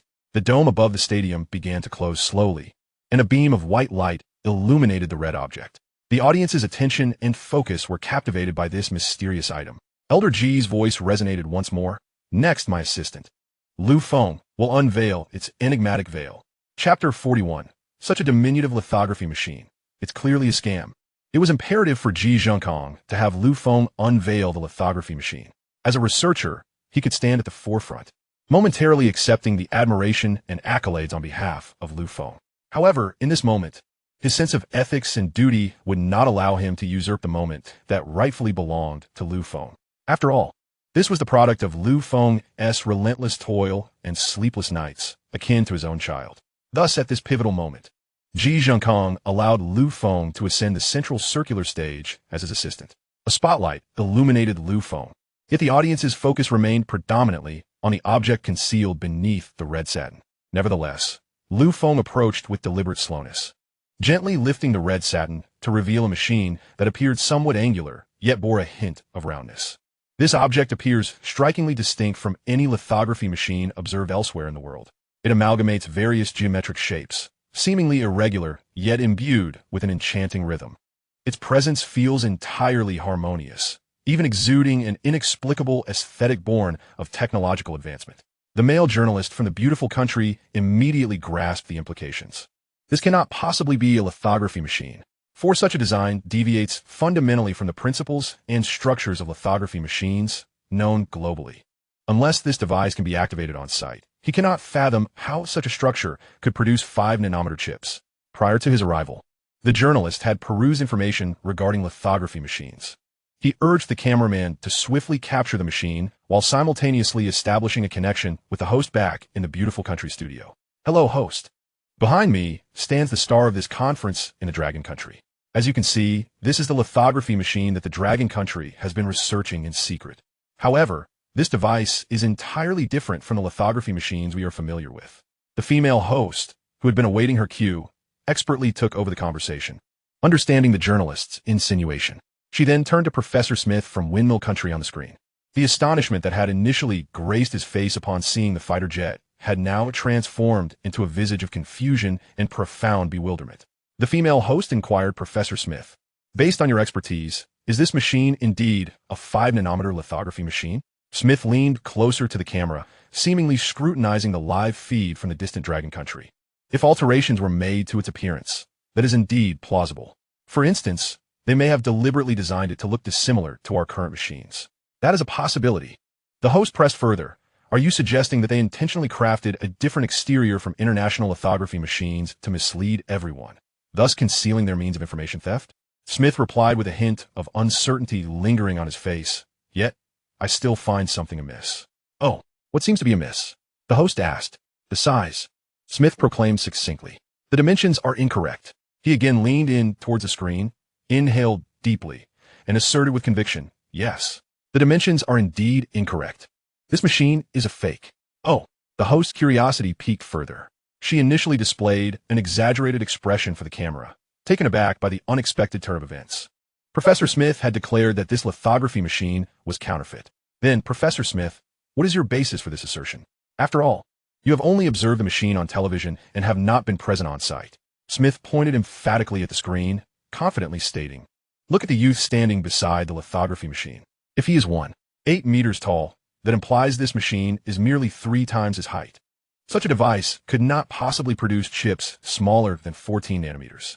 The EUV lithography machine our team is developing has optical cables that alone measure 2 kilometers in length, not to mention the intricate assembly of up to 100,000 components. He paused momentarily before continuing. Our EUV lithography machine is the size of a small bus. He gestured at the television. Look at this machine. How could that be? All right. The host chuckled. Thank you, Professor Smith, for enlightening us. Now, let us return to the conference venue. The camera shifted back to the event. As Jing Zhengkong stated, everyone is perplexed about the state of our lithography machine. Let us do this. I want all present to guess how many nanometers this machine can fabricate chips at. Numerous voices erupted from the audience. 14 nanometers. Incorrect. Jing shook his head. 10 nanometers. Wrong. 7 nanometers. Someone shouted out, feeling audacious after doing so. Still incorrect. Jing continued to refute.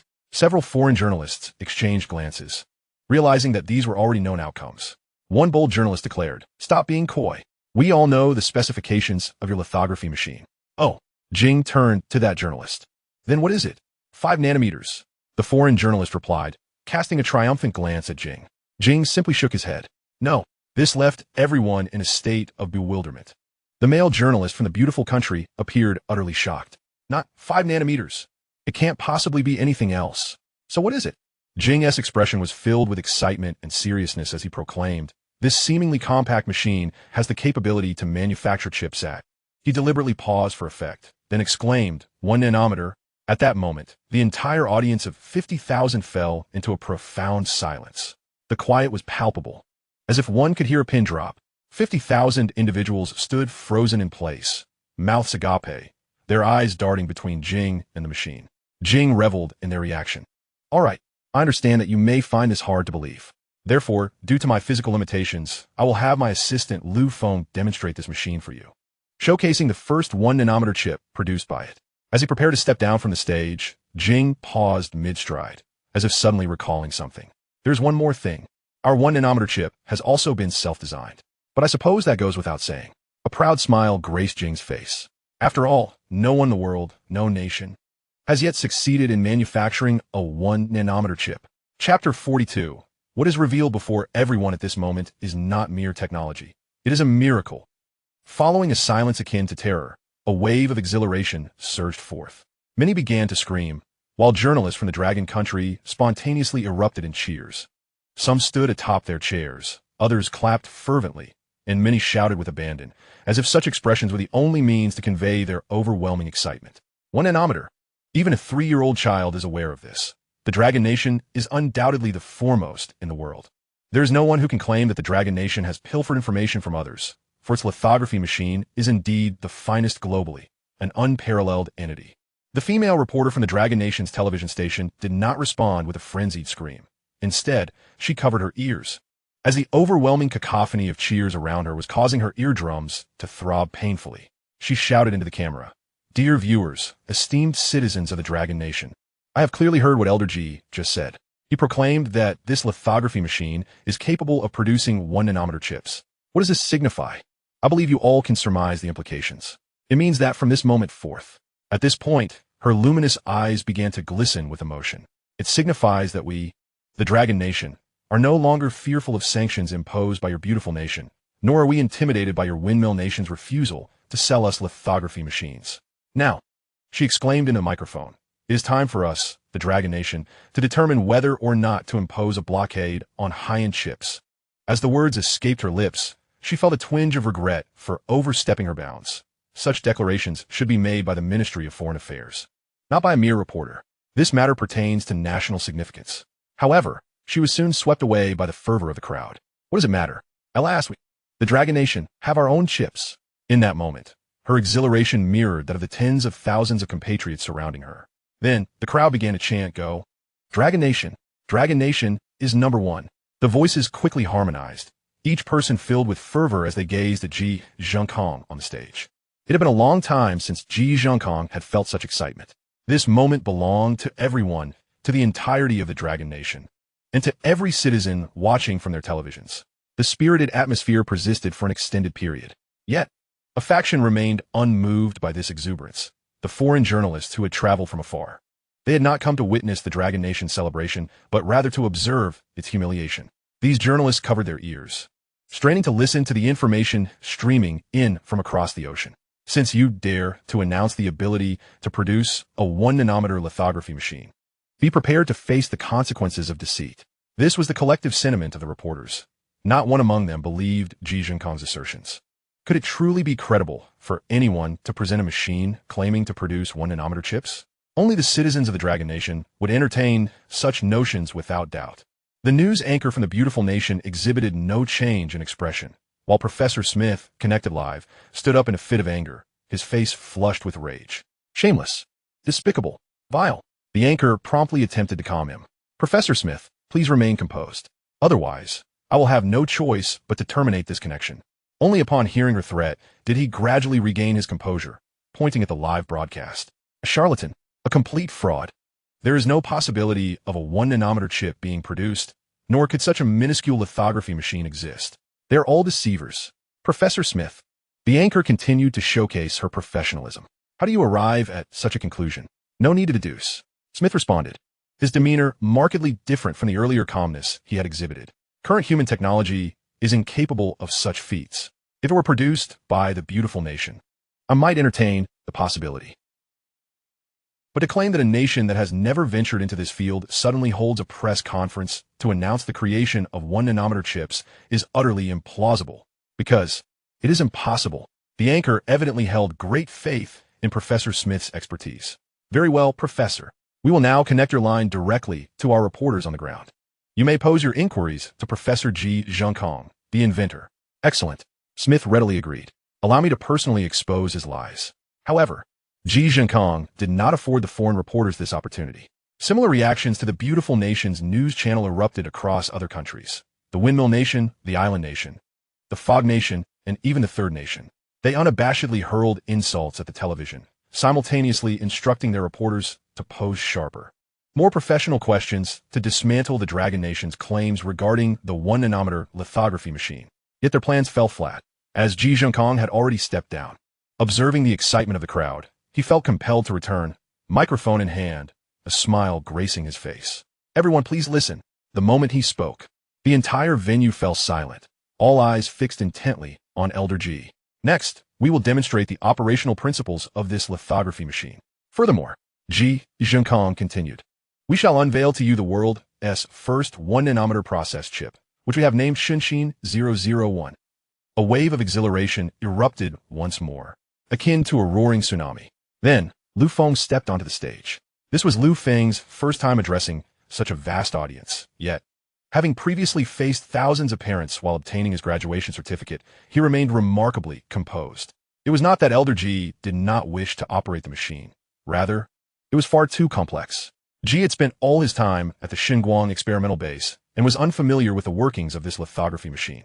He had been brought in last minute to lend his stature to Lu Feng. Now, as practical operation was required, only Lu Feng could execute it. The machine had completely eliminated manual operation. After a series of adept maneuvers on the computer, the lithography machine, positioned at the center of the stadium and resembling the size of 2 grand pianos, began to hum to life. Instantly, the large screen displayed the machine's operation. At that moment, light waves began to materialize, and the imaging system developed by Lu Feng emitted exquisitely diffracted wavelengths of light. High-powered lasers commenced striking the new materials created by Lu Feng. The creation of high-temperature, high-density plasma radiates an ethereal light, which Lu Feng has named superdivine light. A wavelength longer than extreme, ultraviolet light. It excites approximately 2 million times per second, a feat akin to striking a fly in midair with a soccer ball. At this moment, the venue fell into a profound silence. Whether in front of their televisions or across the ocean, experts stood in awe. In that instant, they were struck with the realization that what lay before them was not mere technology. Such a phenomenon transcended the bounds of scientific definition. It was a miracle.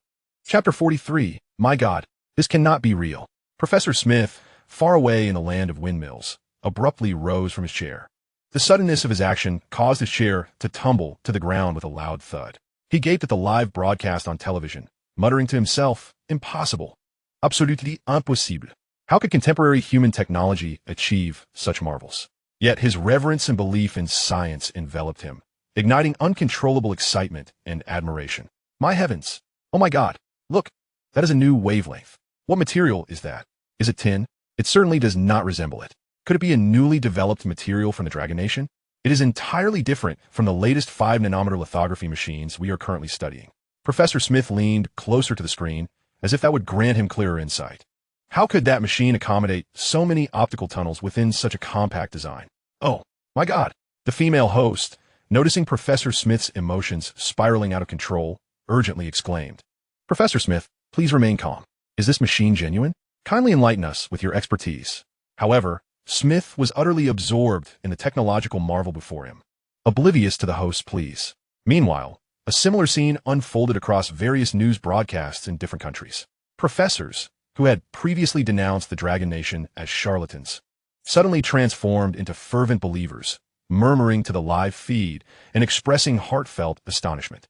They epitomized the faith of scientists, revering only the most formidable technologies. Faced with an irrefutable reality, their admiration for the technological prowess displayed by the Dragon Nation could be encapsulated in 2 words: awe. An awe bordering on frenzy. At this moment, heads of news channels experienced a collective epiphany. The lithography machine produced by the Dragon Nation was indeed real. This conviction fueled their confidence to invite the world to witness this grand unveiling. They had no need to pilfer anyone's technology. The realm of 1 nanometer technology existed solely in the realm of fantasy. Thus, the Dragon Nation had become the focus of global interest.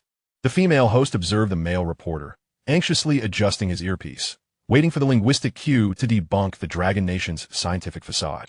With a touch of resignation and a hint of reluctance in his tone, he stated, following verification by our on-site experts, the Dragon Nation's 1 nanometer lithography machine is indeed genuine. The male reporter, having awaited this revelation, was momentarily taken aback. What? It's real? He abruptly turned to the massive screen in the stadium, where the operation of the 1 nanometer lithography machine was being showcased. It appeared so exquisite and harmonious, akin to a symphony of technology, allowing even the most uninformed individuals to appreciate its unparalleled beauty. At this juncture, the operation of the lithography machine had concluded. However, it could not await the production of a finished chip, but rather demonstrated with an existing chip. Fong felt his mission was accomplished and decided to hand over the stage to Elder G. He bowed slightly to the thousands of attendees, uttering no words, and descended from stage. At that moment, everyone assumed he was merely an assistant to Ji Zhongkong, with all eyes fixated on the diminutive lithography machine. In fact, no one remembered the name of this unassuming assistant. Who would know that this small assistant had not only created the lithography machine, but had also single-handedly designed the 1 nanometer chip, while concurrently overseeing another super project. Everything was orchestrated to ensure his anonymity. Meanwhile, in a fruit shop in Yangcheng, Zhao Lan, glued to the television, suddenly leaped in excitement. Wow, that's our son, Feng, she exclaimed. Darling, look.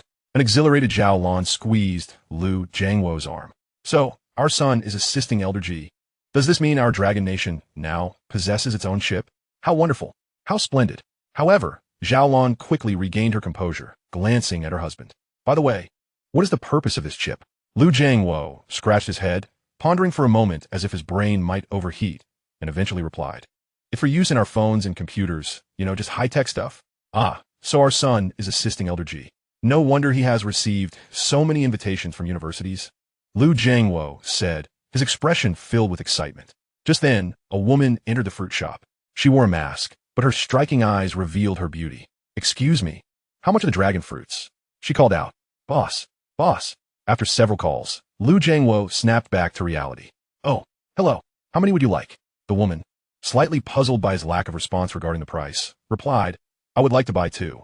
In the next moment, Lu Jiangwo swiftly grabbed 2 dragon fruits and handed them to the astonished woman. Today is a joyful day.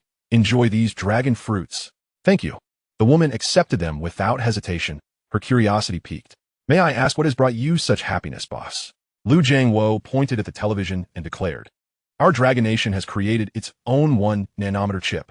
It is indeed a cause for celebration. He chose not to divulge the fact that his son was an assistant. Is that so? The woman's eyes, partially revealed, seemed to sparkle with joy, curving into a crescent shape. I nearly overlooked this grand spectacle. Having been preoccupied with work moments ago, may I join you to witness the performance? Zhao Lan, brimming with delight, waved at the woman. Kumin, the demonstration of the chip's capabilities is about to commence. Absolutely, the woman replied, stepping into the fruit shop. All of this was observed by the members of the Poison Fong group, who were tasked with protecting Zhao Lan. Is there a problem? Huang Ying inquired through her earpiece. Moments later, a response crackled back, cannot confirm. There's a 90 likelihood she is merely an ordinary customer. Huang Ying dared not gamble on that 10 chance. Adopting an air of nonchalance, she strolled towards the fruit shop and pretended to select fruits at the entrance, her attention and gaze fixated on the woman within. The woman remained masked, quietly standing behind Lu Jiangwo. On the large television, suspended in the fruit shop, Ji Zhongkong had returned to the stage, leaning on his crutch. Feng descended, and Ji Lao gently patted Feng's shoulder, expressing, You've worked hard. Everyone assumed Ji Lao's gratitude was directed at Feng for his recent demonstration. Yet, Only Feng understood that Ji Lao's implication was for him to leave. There was much awaiting him back at the Divine Light base. Ji Lao, as an elder, needed to return early to rest. Indeed, Feng was quite busy, not only with the Divine Light base, but also with the immediate need for the lithography machines to commence mass production. As the chips were about to be put into use, Feng had set a goal for himself. With the aid of the 1-nanometer chip, he aimed to achieve breakthroughs in controllable nuclear fusion within 6 months and to fully master it. Chapter 44. Intel goes mad. Musk is impatient. Invista loses orders. Just as Feng stepped off the stage, Ji Lao's voice resonated behind him. Ladies and gentlemen, please observe the chip in my hand. It can accommodate 500 billion transistors, which is 50 times that of a 5-nanometer process chip. As his words fell, a wave of thunderous applause erupted, as if the audience sought to fully express the emotions they had previously suppressed.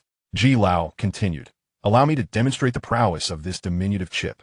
With that, he began to perform calculations and advance some large datasets and 3D model computations using the Shinshin 001, a product of Dragon Country, showcasing real-time calculations that could not be fabricated. Any professional could discern the authenticity at a glance. Within the towering edifice of Intel, the largest board meeting was convening on the top floor. Pat Sinker was presenting to his board members, "This year, our research and development progress has been slightly slower. Currently, the technological bottleneck has emerged in the industry, which is why our next generation of chips is still at a 7-nanometer process." One board member raised a query. "If that's the case, we have launched our new products twice without adhering to Moore's law."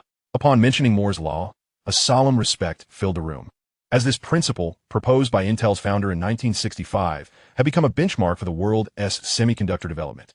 It stated that the transistor density on integrated circuits would double approximately every 18 to 24 months. For decades, Intel had adhered to this principle, securing its position as the leader in the global semiconductor arena. Hearing the concern from the board member, Pat Sinker paused momentarily before responding gravely. "Currently, technology, especially in the nanotechnology field, has indeed reached a bottleneck. Our group invests $20 billion each quarter into chip development. While we have achieved some breakthroughs, further maturation of these applications will require time." Thus, Pat Sinker continued after a brief pause, "I believe that today's technology and Moore's law have become somewhat outdated." "Oh," another board member interjected with skepticism. Pat Sinker took a deep breath, preparing to elaborate on the situation. Just then, the meeting room door burst open with a bang. Boss. It was the secretary of CEO Pat Sinker. His brow furrowed slightly. "Can't you see I'm in a meeting?" "Yes, but," the secretary replied anxiously, "you mentioned that the press conference in Dragon Country would yield results, and I was to inform you." "Yes, what results?" As the leader of the world's foremost chip company, Pat Sinker was always attentive to any news regarding chips from around the globe, prioritizing them accordingly.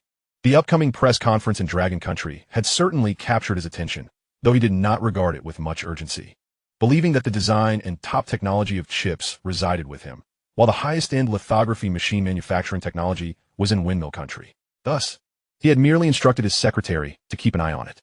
However, the secretary's sudden entrance indicated that matters were far from simple. Pat Sinker glanced at the board members and nodded. "Then, please share the news. Has Dragon Country's lithography machine been completed?" "Yes," the secretary nodded, gasping for breath.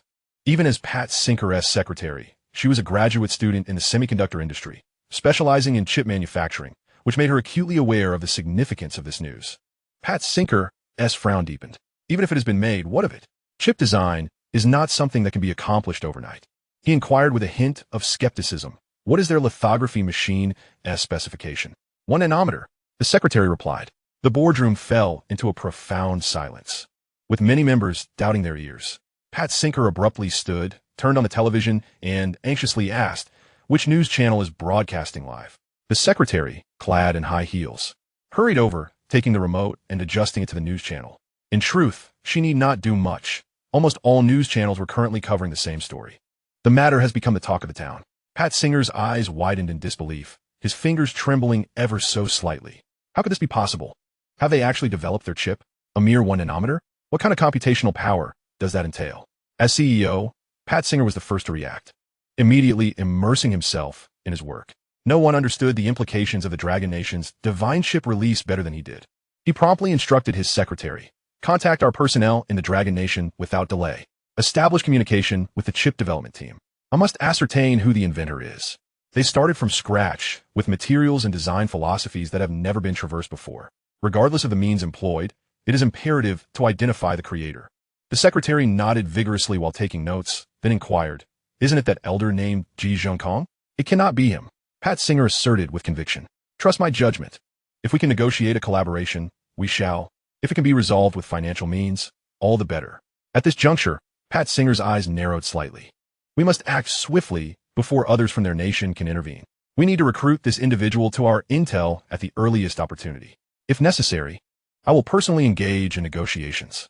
"Understood," the secretary replied affirmatively. Meanwhile, Huang Renchuan, CEO of Invista, was driving an electric vehicle, a Tesla, while engaged in a conversation with Tesla CEO. "Yes, Mr. Ma, I'm currently driving your car. For the next quarter, our chip supply for the new models may be somewhat constrained." On the other end, Ma CK urged, "My new car production line is fully operational, and we are now awaiting your chips. I understand, but the situation with chips is not merely about supplying your vehicles. We are also involved in the graphics card sector." Just then, Huang Renchuan noticed a persistent incoming call from his assistant. Glancing at the screen, he informed Ma CK, "Please hold for a moment. I have an urgent matter to attend to. I'll call you back shortly." Surprisingly, Ma CK echoed the sentiment on his end. "All right, I too have something pressing." After which, Huang Renchuan answered the call. "Hello, President Huang," came the frantic voice from the other side. "This is bad. What is the matter? Why the panic? The Dragon Nation has created a 1-nanometer chip." "What?" Huang Renchuan slammed the brakes, causing the Tesla to screech to a halt in the middle of the street. Without hesitation, he dialed Ma CK again. It took a while for Ma CK to pick up. "Mr. Ma, upon reflection, our production capacity should be able to meet demands swiftly." However, Ma CK was no longer in a rush. "President Huang, no need to panic. We are experiencing issues with our production line and need to investigate.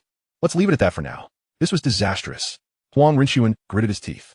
Ma CK certainly knew the news and was likely seeking collaboration with the Dragon Nation. Chapter 45. Huawei, Xiaomi, and the titans of Dragon Nation's tech companies congregate at the cabinet. This scenario unfolded at the latest super-intelligent technology company, which had just made its mark on the global stage. It is currently the foremost artificial intelligence company in the world, Chat Company. The meeting room buzzed with activity. "Our company's most pressing issue is the CPU chip dilemma. If we could establish a partnership with the Dragon Nation, we could bridge the gap left by our previous shortcomings with Intel." The CEO's voice boomed, resonating through the soundproof meeting room, revealing the depth of his frustration. However, a subsequent remark from another individual swiftly quelled his fury. Had it not been for President Biden's sanctions, the Dragon Nation might not have unveiled their chip so soon. The CEO contemplated this logic and realized its truth. Nevertheless, this was not the time for banter. Let us urgently reach out to the Dragon Nation.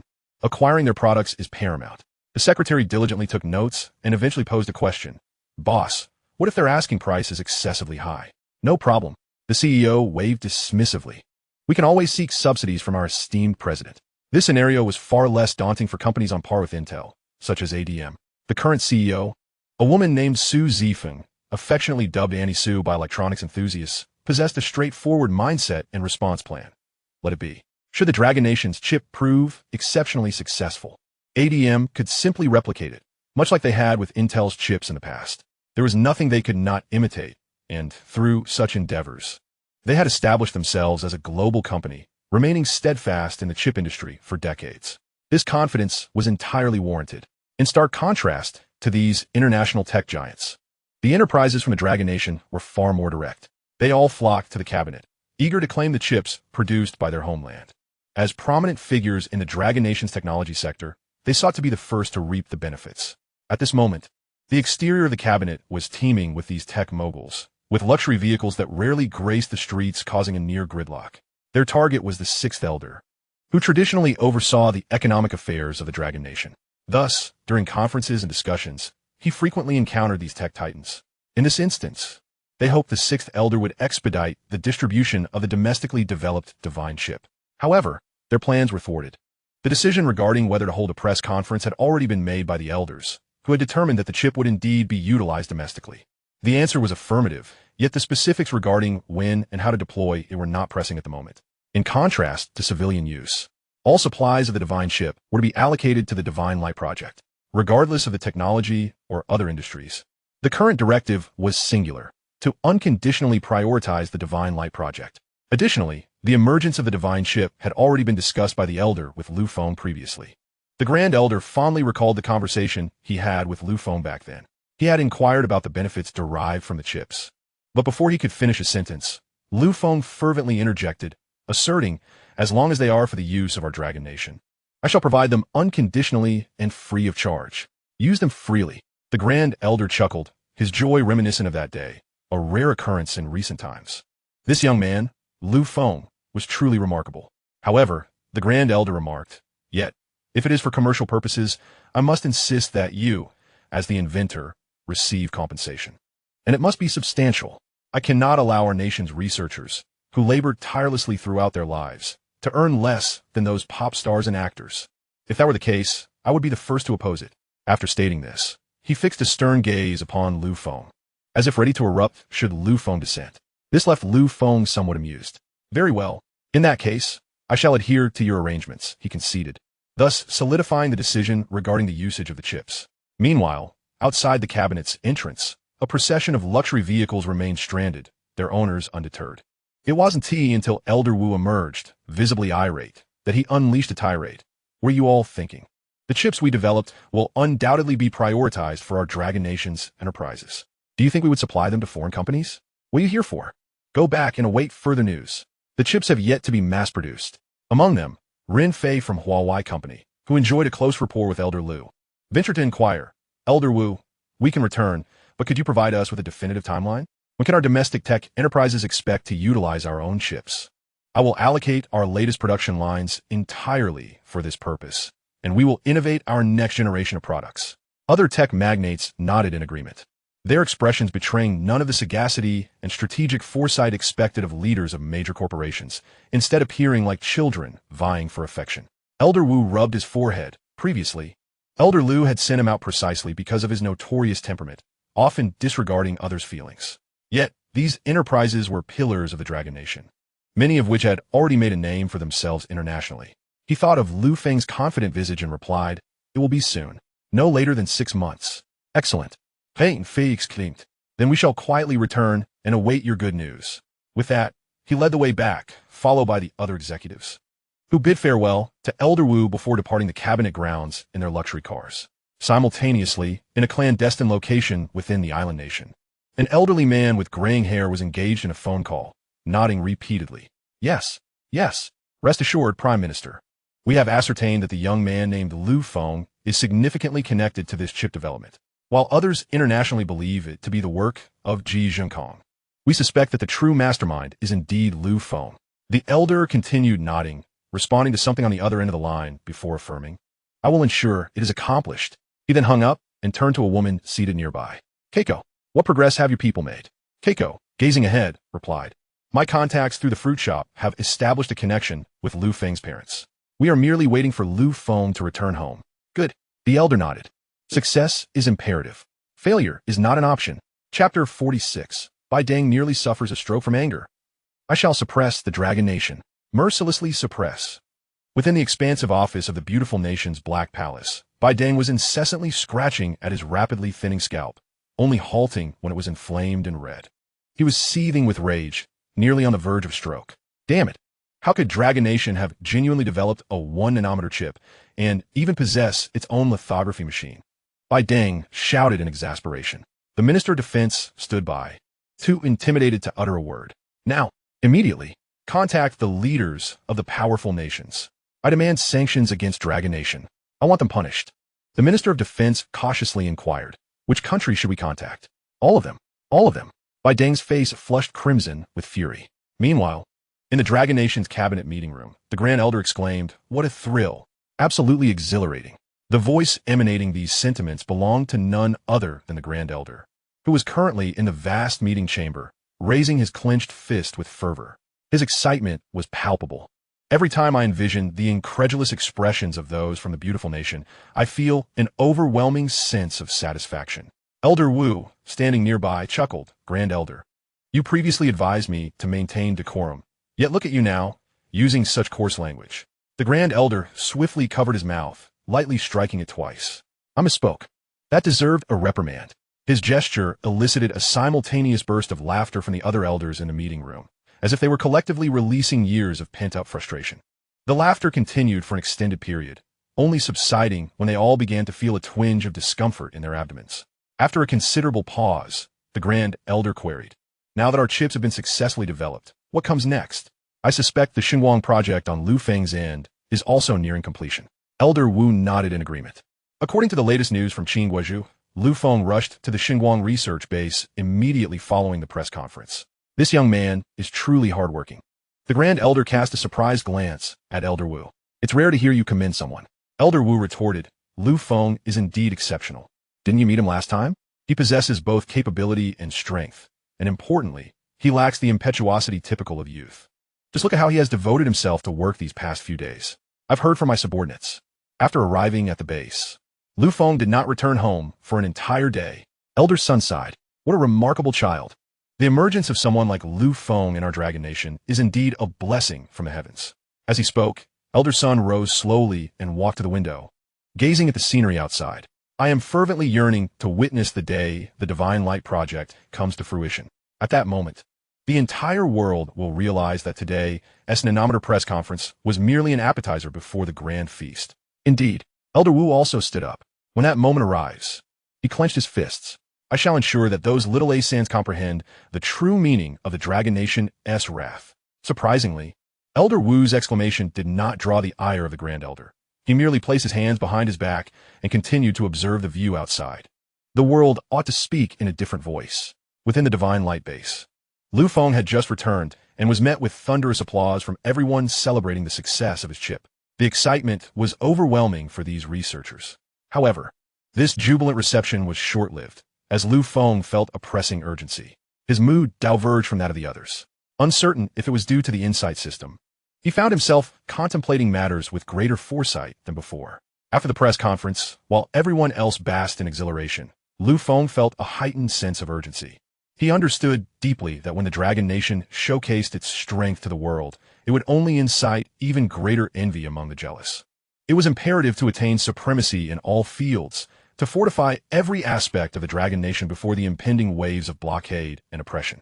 Once the thrill of excitement subsided, Lu Feng immediately immersed himself in intense work. Meanwhile, in the offices of Huawei, Ren Fei wore a grave expression as he addressed his subordinates. "I trust everyone has viewed the press conference. I visited the cabinet this morning, and from the hints dropped by Elder Wu, it is confirmed that the Divine Core is not yet ready for mass production. However, we in the tech industry must always prepare for unforeseen circumstances. Regardless of how widely the Divine Core may eventually be adopted, whoever seizes the first opportunity will reap the first fortune." At this point, Ren Fei adjusted his phrasing. "No, it is not merely the first fortune. Whosoever secures the initial supply of chips, or even the manufacture of lithography machines, will amass a fortune as vast as the Himalayas." His demeanor grew even more severe. "Having spent many years in society and founding Huawei from a software company to its current stature, I have thrived by being one step ahead." "Did you all thoroughly watch the press conference?" a department manager in the meeting room asked. "Yes, indeed. When Elder G demonstrated the chip's computational power, it was terrifying. Although the number of transistors increased 50-fold, the computational power surged nearly 2,000 times.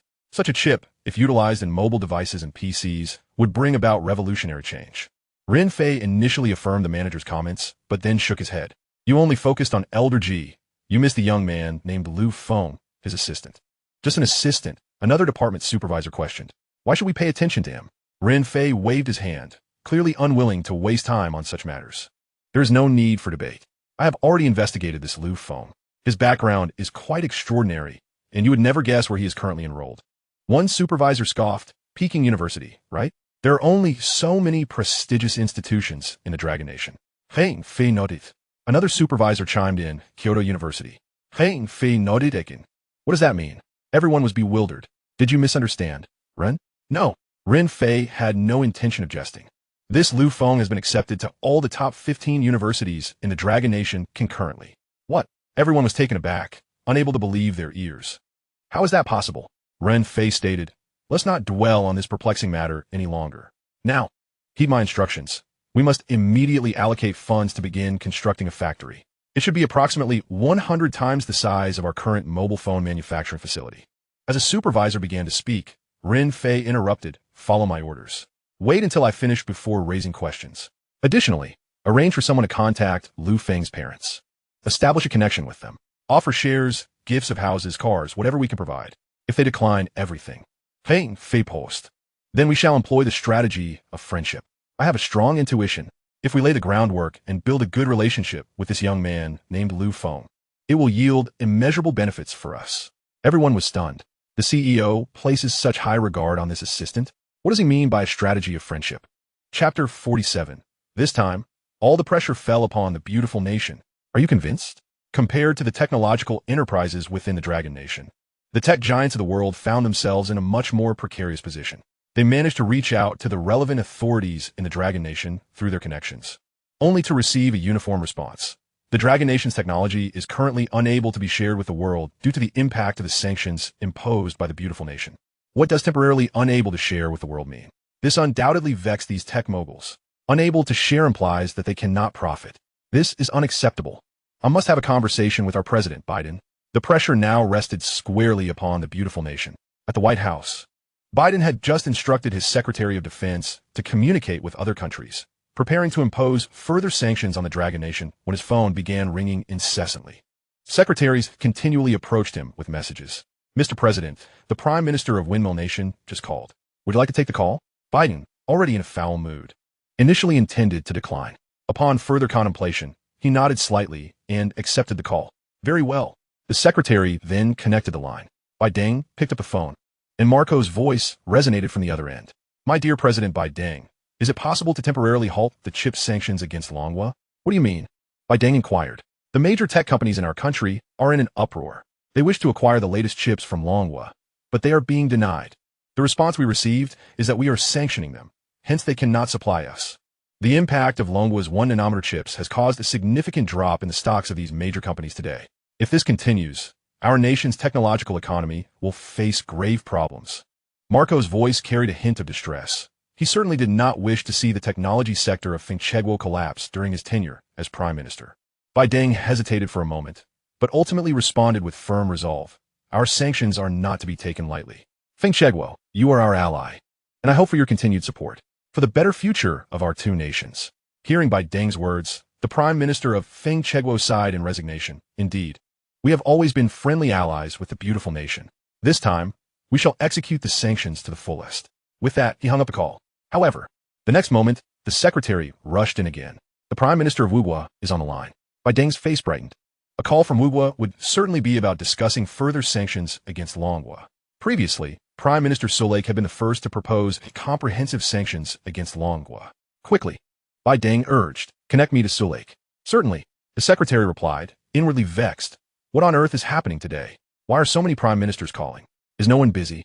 With these questions in mind, the secretary swiftly connected the call.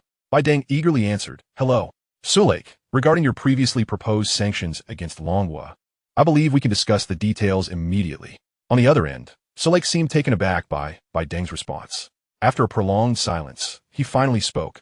"I did not come to discuss that matter, and the proposal I mentioned may need to be postponed." "What do you mean?" Biden asked, bewildered. Solake continued, "I am currently facing considerable domestic pressure. Many tech moguls, with substantial financial backing, are eager to purchase Longhua's advanced chips, but they have been denied. These companies have united and urged me to contact you, insisting that we must lift the chip sanctions against Longhua. How do you suggest we proceed with canceling our proposal?" Biden remained silent, his chest heaving heavily. With a steely tone, he replied, "This matter requires careful consideration before any decisions can be made. The sanctions have only been in place for just over a month. To cancel them outright would be a source of derision for other nations. If we, as major powers, cannot maintain our stance, will smaller nations heed our words?" Solake remained silent for a moment before letting out a deep sigh. "In any case, President Biden, please consider this carefully. I await your favorable response." Bang! Biden, not waiting for the conclusion of the conversation, abruptly hung up the phone. "Damn it! How can the domestic tech industry sway you? You prime ministers are utterly failing." Just then, the secretary knocked and entered once more. "It's like this." She hesitated. Biden bellowed, "Speak. Which nation's president is calling me now?" The secretary replied, "Currently, over 20 presidents from various nations wish to speak with you." Bai Deng was taken aback, abruptly collapsing into his chair. It was evident that these 20-plus countries were likely urging him to cancel the chip's sanctions against Longwa. Damn it! Damn it! These presidents have been held hostage by their own tech enterprises? He could scarcely comprehend how these leaders managed to govern. At that moment, the secretary rushed back in. This is bad, Mr. President. Bai Deng placed a hand on his forehead. What now? The members of Congress have arrived. What? Bai Deng's eyes widened in disbelief. What do they want? They say they wish to initiate a compliance investigation regarding your chip sanctions. A compliance investigation into my proposal? Bai Deng echoed, seemingly perplexed. After a moment, he realized those measures were approved by them. Indeed, the secretary confirmed, but you initiated them, and they believe you used illicit methods to secure their passage. The Minister of Defense finally spoke up, having always been an ally of Bai Deng. My dear President Bai Deng, this is a plot by other members of Congress. By launching an investigation into the proposal, they aim to undermine your chances in the next presidential election. In that moment, Bai Deng understood the Congress's intent, but he would not yield so easily. Let them investigate. He was not a president for nothing. If they dared to act, he had ways to counter them. At this point, Bai Deng's emotions were running high. His once neatly combed hair was now in disarray, and beads of sweat glistened on his forehead, whether from anxiety or rage, clinging his white hair to his brow, resembling a defeated old rooster. Yet this was not the end. No sooner had the secretary exited than she rushed back in. Another urgent matter, sir. What now? Bai Deng demanded. The CEO of Tisra, Mask, is on the line and wishes to speak with you. Decline. Bai Deng flatly refused. And Bill Gates from Wei Corporation. The secretary continued. Decline. Bai Deng's voice trembled. And Pat Sings from Intel. No. Bai Deng felt a tightness in his throat.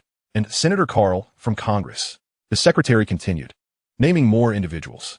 And Secretary General Makov from the United Nations. Each name represented significant influence on the global stage. At that moment, Bai Deng could no longer maintain his composure. He stumbled and sat down on the floor, utterly devoid of dignity. Chapter 48. It's time to admit our mistakes. Apologies, but we decline. At this moment, the president of the beautiful nation sat down on the ground, utterly devoid of composure. After a prolonged silence, he gasped for breath as if he were a bellows, and finally uttered, connect their calls. Understood. As a globally influential company, Microhard was afforded priority and was the first to be connected. Bill Gates engaged in a brief exchange of pleasantries with the president before promptly steering the conversation toward the matter at hand. Mr. President, I believe we must halt our stance regarding the chip situation in Dragon Country. Their chips have now reached a world-class standard. If we fail to collaborate with them, Dragon Country's technology sector will swiftly dominate the global market, encroaching upon the market share that Microhard has painstakingly acquired. Once Bill Gates concluded his remarks, the president slowly responded. I will consider it. Bill Gates, seemingly dissatisfied with this reply, added pointedly, will you be running for re-election? The president immediately grasped the underlying threat in his words. The implications of not seeking re-election were fraught with complications and consequences that were all too clear. Although he loathed being coerced, he could not dismiss the considerable support he had received from Bill Gates in the past, which was substantial enough to stifle any vehement counterarguments. Each subsequent CEO from the tech industry echoed sentiments akin to Gates upon the conclusion of their calls. After hanging up, the president pondered his overwhelming fatigue, more exhausting than during his presidential campaign. He glanced at the defense minister, who was equally wide-eyed, and they exchanged a prolonged stare.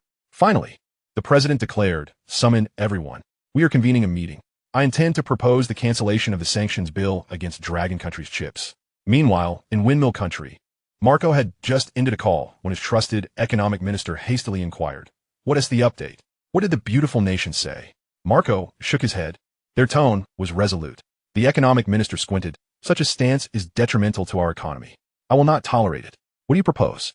Marco asked. I will reach out to the tech giants in the beautiful nation. This will be beneficial for them as well. Prime Minister Marco pressed further. Do we truly need to humble ourselves in seeking collaboration despite our formidable strength? The economic minister frowned deeply. I share your reluctance. It is disheartening to turn the tables and beg them to purchase machinery, especially after we previously imposed sanctions on their chips. However, a wry smile crept across the economic minister's face as he continued. I have already conferred with our lithography engineers. It is utterly impossible for us to manufacture a 1-nanometer chip in a short time frame, as we possess no viable leads. You could say that all previous experience is rendered obsolete. Moreover, the machine showcased by Dragon Country at their recent conference was so diminutive that we cannot even fathom its principles. Thus, the economic minister spread his hands. Our only option is to purchase their technology, no matter the cost. Once we acquire one, we can discern its original workings and devise a means to replicate it. Marco sighed, astonished at how formidable Dragon Country had become. Who could it be? I strongly suspect they harbor an extraordinary elite team, whose scientific prowess surpasses that of any nation in the world, enabling them to produce a 1-nanometer chip. This was once unthinkable for Dragon Country. In the presidential office of A3 country, Modi was devouring curry rice with his dark hands while listening to his defense minister report the latest developments. For some unknown reason, Dragon Country seems to be retreating from our actions, exhibiting far less aggression than before. Modi paused his meal, wiped his hands on his garment, and remarked, "That is only to be expected. As our strength increases, it is only natural that they would feel apprehensive. We must seize this opportunity." Yes, that the defense minister nodded. There is one more matter. What is it? Dragon Country recently held a press conference to unveil a new chip, claiming it has reached 1 nanometer. Modi inquired, "What kind of chip? For what purpose?" "For use in phones and computers," the defense minister replied. "Huh, they aim to sell computers." Modi chuckled, shaking his head slightly. If only we could secure their mouths with a rope while they spoke and restrain their fidgeting hands, they would be rendered speechless. Modi continued, "If Dragon Country is now focused on computers, it presents an excellent opportunity for us." Indeed, the defense minister affirmed, his gaze resolute. At this moment, within the Dragon cabinet, Shu Tao exclaimed, "A joyeuse occasion, a truly momentous event. What brings the esteemed foreign minister to my presence?" Su Tao was taken aback, but quickly donned a joyful expression. "The elder is preoccupied, and he sent me ahead. Over the years, he's been indifferent to food, favoring only a bowl of thick porridge and a small dish of crisp pickles for breakfast, his idea of a gourmet meal. You speak of good news. It must pertain to the president of the beautiful nation buckling under pressure and beginning to rescind their prior plans, correct?" Su Tao was momentarily startled. "Indeed. How did you know?" The elder lifted his gaze slightly, a smile gracing his lips. The elder must be overwhelmed with activity right now. Su Tao was taken aback once more. "Indeed. You guessed it again. They say that nations across the globe should engage in more dialogue for the collective advancement of humanity, rather than remaining stagnant. Only through communication can we progress. The cancellation of the bill should be imminent." You should have seen their faces, utterly despondent. It was truly comical. The elder picked up a small piece of pickled radish and savored it. Its crispness and balanced seasoning lifted his spirits. Meeting Su Tao's excited gaze, he slowly said, "You know what to do." Chapter 49. The emergence of the world's most advanced computer. Divine intervention. Huh? Su Tao was utterly bewildered. Refusal. Absolute. The Grand Elder set down his chopsticks, rising to his feet. His gaze deepened, resembling an unfathomable abyss. Not merely a refusal. From this moment forth, we shall commence our repudiation towards the beautiful nation and its allied neighbors. Su Tao found himself in a quandary. He had been quite aware of the Third Elder's intentions upon his arrival. The Third Elder sought to rekindle cooperation with the beautiful nation. However, the Grand Elder's outright rejection left him perplexed. After all, there existed extensive trade relations with the beautiful nation and its allies, encompassing far more than just chips. Offending the West too severely would be detrimental to other sectors of the Dragon Nation. The consensus remained that all parties preferred to engage in amicable cooperation under harmonious circumstances. The Grand Elder chuckled softly. Of course, it would not be so absolute. "Here's what you shall do. Inform the Third Elder to reject the other party outright, but leave a small opening. The purpose of this opening will be understood by the Third Elder. He knows how to navigate the situation and grasp my meaning. Relay my words to him." Understood. Su Tao note that.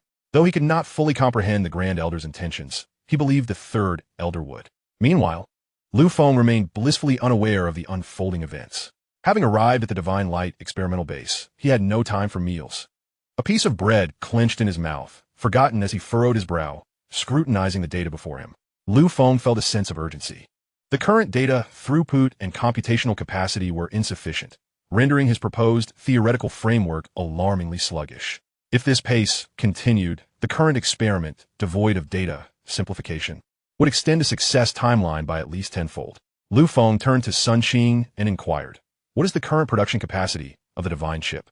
Sun Qing tapped a few commands on her tablet before responding, "Currently, we are on our 5th 1-nanometer lithography machine, with a 24-hour production cycle. We are generating 100 chips per day with an almost 99 yield." Beside them, Ji Zhengkong nodded in agreement. After concluding a press conference and gracefully declining a few congratulatory receptions, he had returned directly to the divine light base. Hearing Sun Qing's figures, he could not help but exclaim, "That is an impressive output. Lu Feng, your lithography machine is indeed remarkable. Not only compact but also highly productive, with an astonishing yield." Yet, Lu Feng exhibited no signs of elation. It was still too slow. The computational power he required was far from adequate. Ji Zhengkong raised an eyebrow. "Lu Feng, are you not being overly impatient? I can't shake the feeling that you intend to achieve controllable nuclear fusion within this year. Do you?" After uttering this, Ji Zhengkong found amusement in his own words, a rare moment of humor from him. Compressing a century-long endeavor into a single year was indeed a delightful jest. However, he soon realized that Lu Feng remained unfazed, his expression grave. "No, surely not. Lu Feng, you're serious? You genuinely aspire to realize controllable nuclear fusion within this year?" Lu Feng showed no trace of jest. Meeting Ji Zhengkong's gaze, he replied gravely, "Not only that, I also wish to achieve controllable nuclear fusion before the National Day of the Dragon Nation. This is the birthday gift I aspire to present to my country." "What?" Ji Zhengkong's eyes widened like saucers, his finger trembling as it pointed at Lu Feng. "You cannot be serious. How is that possible? Even with the assistance of your 1-nanometer chips, given our current pace, achieving maturity in controllable nuclear fusion would take at least 3 years. You're being too hasty." "Yizvenkenge sight. Lu Feng, I understand your fervor. I completely empathize. Who hasn't experienced youth?" However, Ji Zhengkong's gaze shifted from Lu Feng to Sun Qing, and then to the busy researchers surrounding them. "Allow me to impart wisdom from experience. Young man, haste makes waste." Lu Feng nodded. There was merit in Ji Zhengkong's words. Yet he insisted, "I am not like others. I prefer to expedite progress." "You." Ji Zhengkong was about to continue when a sudden thought struck him.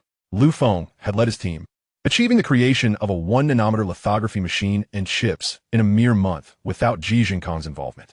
This was nothing short of miraculous. Could it be? Ji Zhengkong felt a surge of excitement coursing through him. "Lu Feng, do you truly have confidence in achieving controllable nuclear fusion before National Day?" Lu Feng nodded slightly. "I believe there is a possibility, barring any unforeseen circumstances." "Hiss!" Ji Zhengkong gasped in disbelief. "You lad!" Repeating the phrase, he felt an outpouring of vigor from his aging heart, his entire being seemingly ignited by this fervor. "All right, from this moment forth, I shall devote myself tirelessly to support you. Whatever you require, day or night, I shall cooperate fully." "Lu Feng, my Zilao, you are the living fossil of our scientific community in the Dragon Nation. You must remain in good health. After all, your presence will be essential when we finalize controllable nuclear fusion." Indeed, Ji Zhengkong's eyes sparkled with hope and anticipation as he murmured, "What kind of world will that be? What kind of Dragon Nation will we have? All energy issues resolved. Just imagine the strength of our nation." Ji Zhengkong could hardly fathom the grandeur of such a vision. He could almost hear the resounding blasts of fireworks and see brilliant displays illuminating the sky, with other global powers gazing in admiration at the Dragon Nation. Lu Feng's voice interrupted Ji Zhengkong's reverie. "Our first step is to increase the number of experimental reactors." Sun Qing promptly relayed this news to the engineering department. "By how much?" Then Sun Qing inquired, to which Lu Feng calmly responded, "Increase it to 15 times. The pupils of old Ji widened in astonishment. That figure seemed rather excessive. However, he refrained from voicing his thoughts. He understood that Lu Feng was no ordinary young man and would never recklessly embark on irrational endeavors. Lu Feng continued, "The production capacity of the Shunship lithography machines must be expanded. The current number of machines is insufficient, and daily output is far too low to meet the demands of our computers. We must elevate the lithography machine's output to 100 times the present capacity." Hisses of disbelief echoed through the room. 100 times. The electrical consumption alone would reach unimaginable levels. Sun Qing, with a hint of concern, asked, "Is that feasible?" The confidence radiating from Lu Feng's eyes was palpable. "Absolutely. Otherwise, how could we sufficiently supply our supercomputers?" "Supercomputers?" Old Ji queried. "Yes," Lu Feng affirmed with a nod. "I intend to integrate all these chips into a singular entity, forming the foremost computational power in the world." A glimmer of amusement danced in Lu Feng's eyes as he declared, "I shall name this computer Shunlin." Chapter 50. Have you lost your mind? To achieve controllable nuclear fusion before National Day? Shunlin.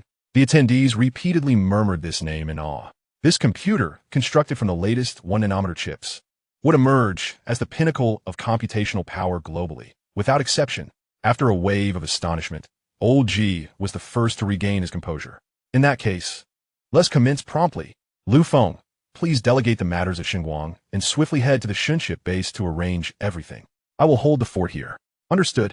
Lu Feng nodded, rapidly outlining the upcoming nuclear test piles and sharing the data for each impending experiment.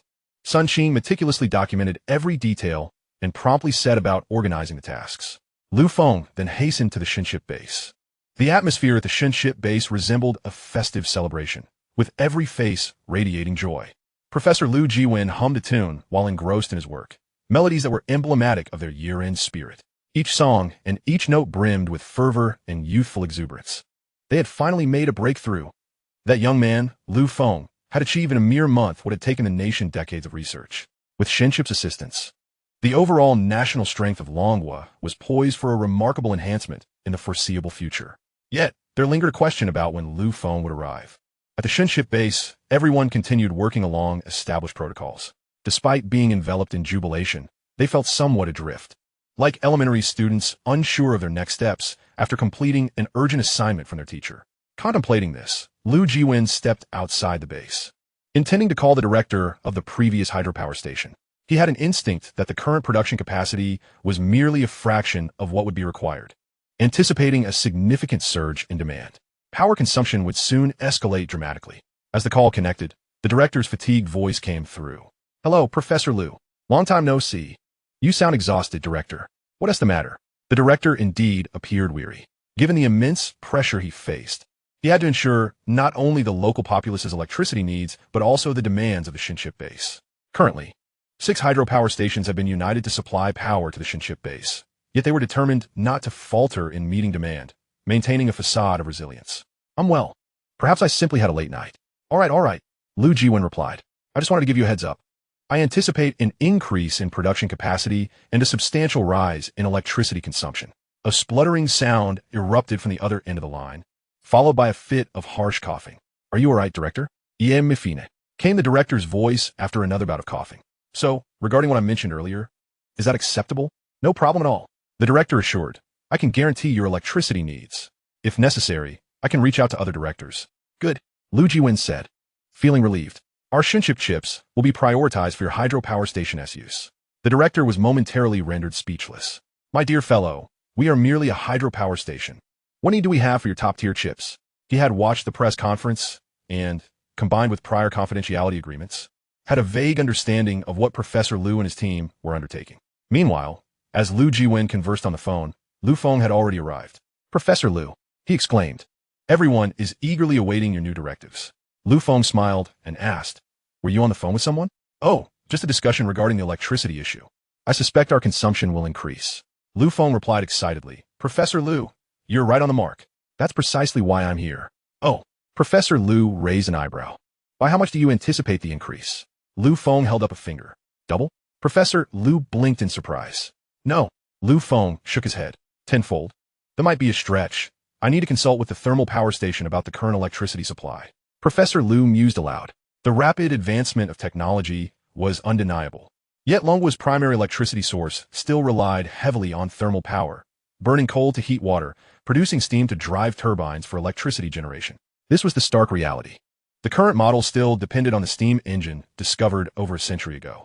Other sources like hydropower, solar energy, and nuclear power could not match the sheer volume and stability provided by thermal power. This would undeniably impact the electricity supply to the populace. However, Lu Feng shook his head once more, calmly stating 100 times, What? Professor Lu staggered back in disbelief. Lu Feng's demands were exorbitantly high, and time was of the essence. Lu Feng chuckled. I believe it's entirely feasible. Let us begin the expansion of our base without delay. Regarding the realm of electricity, it is best entrusted to Professor Lu. However, Professor Lu feels the weight of this responsibility is rather burdensome, by a factor of 100. This implies that the monthly electricity consumption reaches approximately 10 billion kilowatt-hours. My goodness. In just a week, it consumes the equivalent of a year's output from the largest hydropower station in our Dragon Nation. This is no trifling matter. Yet, simultaneously, Lu Jiwen feels a sense of elation. The chips have already been fabricated. What challenges remain that cannot be surmounted? Most importantly, Lu Jiwen, is now actively involved. At his age, he finally has something substantial to engage with. With this thought, Lu Jiwen puffed out his chest and called out to Lu Feng. I guarantee the completion of this task. Lu Feng smiled and replied, Lao Lu, I believe in you. He then proceeded to coordinate with other departments at the base, systematically arranging tasks and production sequences. Sun Qing diligently recorded everything from behind, occasionally reminding Lu Feng of details he might have overlooked. Witnessing this scene, Lu Jiwen felt an inexplicable moisture at the corners of his eyes. Lu Feng, you rascal have evoked the same sentiment my mentor once instilled in me. Always so poised, as if everything was under control. With Lu Feng around, no challenge seems insurmountable. Our Dragon Nation is fortunate to have you, Lu Feng. Lu Jiwen then took out his phone, intending to call the station chief, but first resolved to confirm whether the chief had any heart conditions or hypertension before discussing this matter. A week later, the lithography machine at the Divine Ship base achieved its production efficiency, leading to a continuous influx of chips into the supercomputer. The Shenlin computer grew increasingly powerful with each passing day. The data, alongside the controllable nuclear fusion simulation process proposed by Lu Feng, began to advance at a staggering pace, 100 times faster than before, and this number continued to rise. At this moment, there remained a mere month and a half until the National Day of the Dragon Nation. Chapter 51, 108 Reactors, Countdown, 29 days, 23 hours, 27 minutes.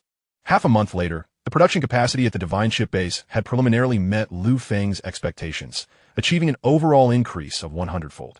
At this juncture, the electrical load at the Divine Ship far surpassed the annual electricity consumption of an average province. However, this was deemed worthwhile, for the value of their output far exceeded the energy consumed. As the Divine Ship's 1-nanometer chips began to inundate the vast computers at the Shunguang base, the Shenlin computer had transcended being merely the world's foremost.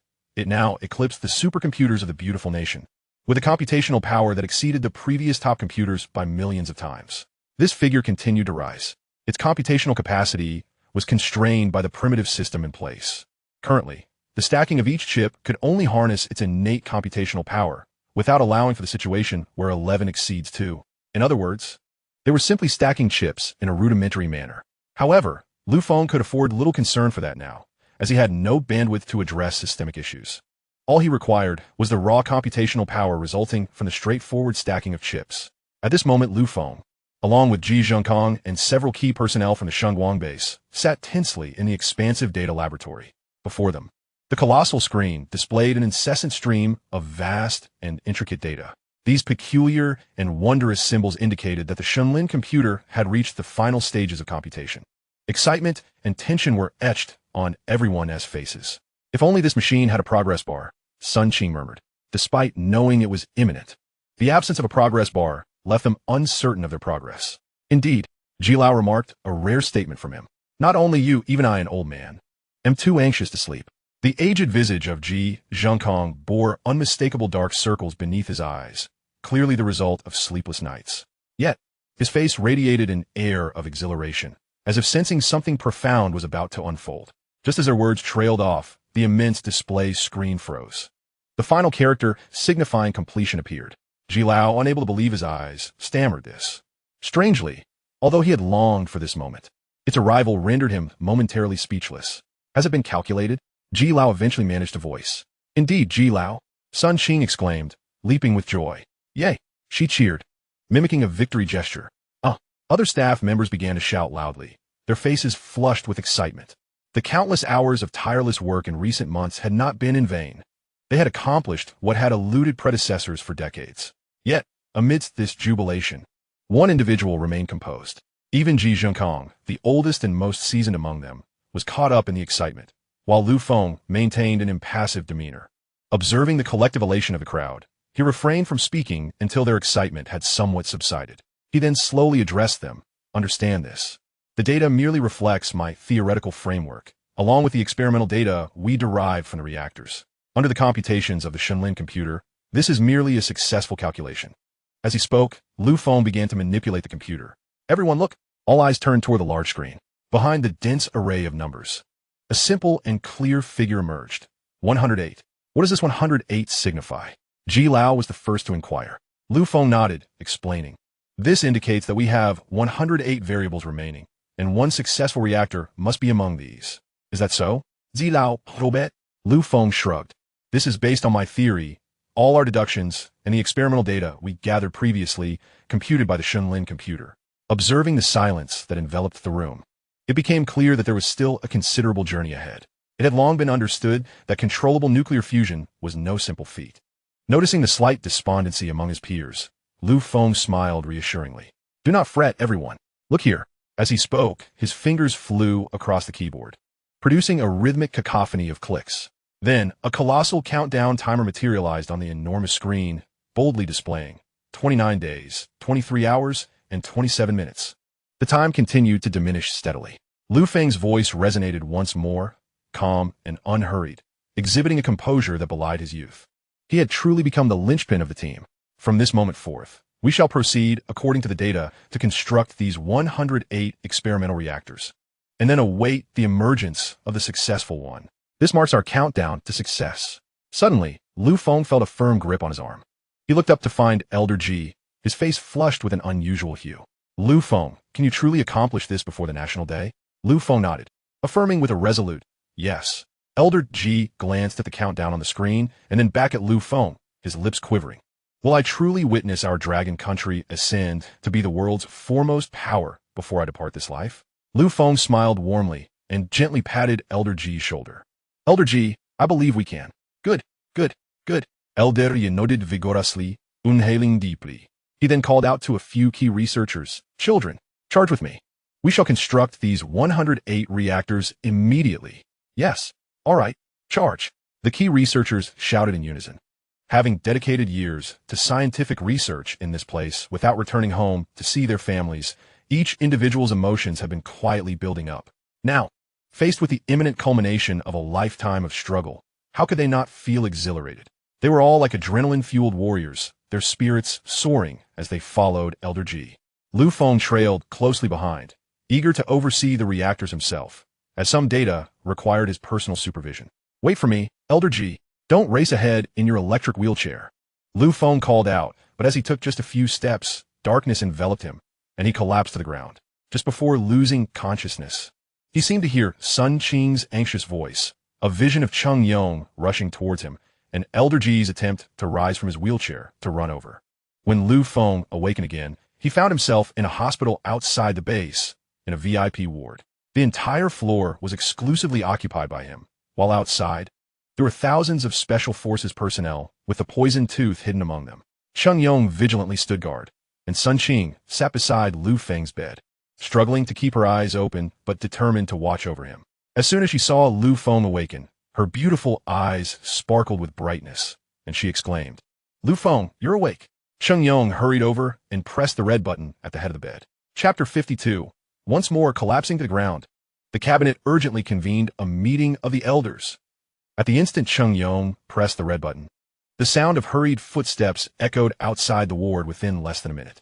The leading male doctor, barefoot and evidently in a rush, swiftly retrieved his stethoscope, his expression grave as he pressed it against Lu Feng's chest. Following closely behind him, several doctors began attaching instruments to Lu Feng. It wasn't until Lu Feng felt himself covered in an array of unfamiliar devices that the doctors finally ceased their actions, their hands filled with various small instruments that fell outside Lu Feng's knowledge. Sun Qing bit her lip tightly, remaining silent, while Cheng Yong's brow furrowed deeply. The atmosphere in the spacious ward turned tense. Lu Feng felt there was no need for such urgency, and, contemplating, asked Sun Qing, how is the reactor construction progressing on Elder Ji's side? However, Sun Qing shot him a glare, placing a slender finger to her lips, signaling him to be quiet and not to disturb the doctor's assessment. Lu Feng was momentarily at a loss for words, so he simply closed his eyes slightly, allowing them to continue their work. Indeed, after at least half an hour, the leading doctor, the same barefoot male doctor, finally exhaled slowly and spoke in a deep voice. At present, the patient's health appears robust. It seems that prolonged late-night work and irregular meals have led to insufficient oxygen supply to the brain, resulting in the fainting episode. However, based on the CT scan we previously conducted, the patient's brain is abnormally active. We are unsure if this is related, but we cannot entirely dismiss the possibility. The male doctor spoke with great caution, reflecting his seriousness regarding Lu Feng's health. Therefore, we recommend a period of hospitalization for observation. No, The voices of both Lu Feng and Sun Qing rang out simultaneously. Sun Qing addressed the doctor, saying, "Currently, General Lu's situation is quite special. You must understand that the reason you are here on standby is due to Lu Feng's research. If he is hospitalized, the progress of the research will be delayed." Seeing that Sun Qing had articulated everything he intended to say, Lu Feng couldn't help but internally commend her. Truly, she was an exceptional assistant. The doctor sighed, stating, "At present, all other health indicators for the patient are satisfactory, and he may be discharged. However, it is imperative that he rests." In a flash, Lu Feng sprang up from the hospital bed, still dressed in a white hospital gown, and headed for the exit. Sun Qing called after him, "Where are you going?" Without looking back, Lu Feng replied, "To the Xinguang base." "No." This time, it was Cheng Yong who interjected. Lu Feng turned in surprise, questioning what Cheng Yong meant by no. Cheng Yong continued, "Given your current condition, I have promptly reported to General Qin. General Qin has relayed your situation to the cabinet, and the elders convened a meeting, unanimously deciding to grant you a week of leave. Elder Ji will oversee things at the Xinguang base for now, and he has already informed Elder Son of the progress. Everything is proceeding smoothly according to your plans, just awaiting the appointed time." "What?" Lu Feng exclaimed. "Cheng Yong, you are becoming increasingly presumptuous." Cheng Yong exhibited an apologetic expression, saying there was no other choice. "Chief Engineer Lu, this is not your first feigning episode. If we tally it up, this marks the third occasion." Sun Qing nodded vigorously upon hearing this, clearly in agreement. Cheng Yong continued, "At present, your health is paramount. This was a resolution made by the elders of the cabinet during their meeting." A serious expression crossed Cheng Yong's face as he added, "When I was assigned this task, I was informed that your well-being, Lu Feng, is not merely your own concern." "Oh." Lu Feng was momentarily bewildered by this statement. "My body is not my own. Is it yours?" Cheng Yong suddenly stood upright, gazing ahead. "Chief Engineer, your health is the most precious asset of Longhua. Therefore, your well-being is of the utmost importance, more so than my own or anyone else present here." Lu Feng smirked, surprised at whether he should take a break had escalated to a meeting with 10 elders from a cabinet. It was somewhat ironic, especially considering that just a few months prior, he had been anxious about which university he could attend. He could hardly fathom that such a day would come. After a moment's silence, Lu Feng remarked, "A week is too long. The research over there cannot afford to wait. I cannot be away for too long, so I believe 3 days will suffice." Cheng Yong grinned widely. "Indeed, the Grand Elder is truly remarkable. He even anticipated what you, Chief Engineer Lu, would say." "Oh, the Grand Elder predicted I would respond this way?" Cheng Yong chuckled. "When General Qin called, he laughed and told me. That kid Lu Feng will certainly be reluctant to take such a long break. So we'll propose a week. He'll surely bargain it down to 3 days. And we'll agree to it. However, we must ensure that Lu Feng pays attention to his health." After Cheng Yong mimicked General Qin, everyone present couldn't help but laugh. Lu Feng sighed. "I've been so busy that I wouldn't even know what to do with a sudden break." Sun Qing chimed in, "Chief Engineer, have you forgotten that your mother wants you to return home for sweet and sour ribs?" Upon hearing this, Lu Feng felt a sudden pang of hunger, his stomach grumbling as if responding to some unseen cue. "All right," Lu Feng laughed. "Then let us all return to enjoy my mother's sweet and sour ribs." Sun Qing beamed. "I also want to taste Annie's sweet and sour ribs. I've heard that anyone who eats Annie's ribs becomes as clever as Chief Engineer Lu." Cheng Yong's eyes sparkled with anticipation. "In that case, I must indulge a bit more." Sun Qing took out her phone. "I'll call Aunt Xiao right now." Lu Feng hastily interjected, "No, don't call. It will be far more enjoyable to surprise them." "All right." Sun Qing's mischievous spirit was ignited. She was eager to witness their reactions. At 217, Hualan Street, Jiangua Fruit Store, Zhao Lan entered with a box of food. "Old Lu, hurry and eat. You can't say I haven't prepared anything delicious for you. Look, I brought you the sweet and sour ribs I used to make for our son." Lu Jiangwo was busy arranging the freshly arrived watermelons, wiping the sweat from his brow upon hearing her. "Such a treat. Just set it aside for now. I'll eat it once I finish this." Zhao Lan replied, "I told you not to work so hard. Our son is making a good income every month. Why are you still running this fruit store?" Lu Jiangwo wiped his forehead again. "What do you know? Housing prices are exorbitant now. And our son isn't even married yet. Do you know how much it costs for a wedding? For a house and a car? Money flows like water. While I'm still able, I might as well earn what I can." TSK. Zhao Lan clicked her tongue, then sighed softly. "I haven't seen that rascal Lu Feng in months. I wonder if he has been eating properly." Lu Jiangwo teased, "Are you missing your son?" Zhao Lan fulati didn't. "Not at all. That rascal only knows how to make me angry." Lu Jiangwo chuckled and returned to his work. Just then, a sweet voice rang out. Uncle, Auntie, are you busy? Let me help. Lu Jiangwo looked up to see a girl who had been coming to buy fruit lately. She always wore a mask, concealing her appearance. But her voice was undeniably sweet. Upon hearing that she wanted to help, he waved his hands dismissively. No, you don't need to help with these chores. Zhao Lan added, oh, you're a guest. You shouldn't be helping. Come over and try our freshly delivered dragon fruit. I know you like it. Yes, Auntie, the girl replied, stepping further into the store. Zhao Lan peeled a dragon fruit, and they each took half. Zhao Lan listened closely to the girl's voice, curious about her appearance. She hoped the girl might remove her mask to reveal her face. If she were beautiful, she could introduce her to her son. However, the girl did not take off her mask. Instead, she was engrossed in a television program. Zhao Lan urged, Dear, eat up. I'm not eating now. I'll eat later. The girl replied, her response impeccably composed.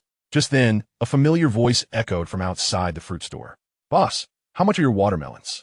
Lu Jiangwo, without looking up, replied expertly, the watermelons are about to be out of season, so they're quite cheap. Only 1 yuan per gene. He continued to arrange the watermelons. But then heard Zhao Lan exclaim, Son, our son is back. Only then did Lu Jiangwo lift his head to see a tall, slender young man standing before him, grinning broadly with a clean and handsome smile. Lu Jiangwo rubbed his eyes, and it was unmistakable. The young man before him could only be his son. Zhao Lan immediately recognized her son's voice and rushed out of the store, enveloping him in a warm embrace. Closest to a few individuals, Cheng Yang's sharp gaze quickly discerned the masked girl inside the shop. Prior to arriving here, he had already received information from this girl. A hint of confusion flickered in his eyes, yet he refrained from speaking much. The girl's decision to shroud her identity was not without reason. Though Cheng Yang had little interest in such matters, his sole concern was whether she posed any threat to Lu Feng and her overall safety. This singular focus was sufficient for him. Evidently, Lu Feng also noticed the additional presence within the store, yet his attention was swiftly captured by the boxed meal on the table. Mom, is that the meal you brought for Dad? Indeed. Hurry up and eat. Zhao Lan Zipli. Isn't it a coincidence? I just happened to prepare your favorite ribs today. It seems just right that you return home. Is this the connection between us mother and son? Truly, a mother's heart resonates with her child, murmured Lu Jiangwo quietly. Wasn't it me who called you at noon to ask you to cook? He added, perplexed.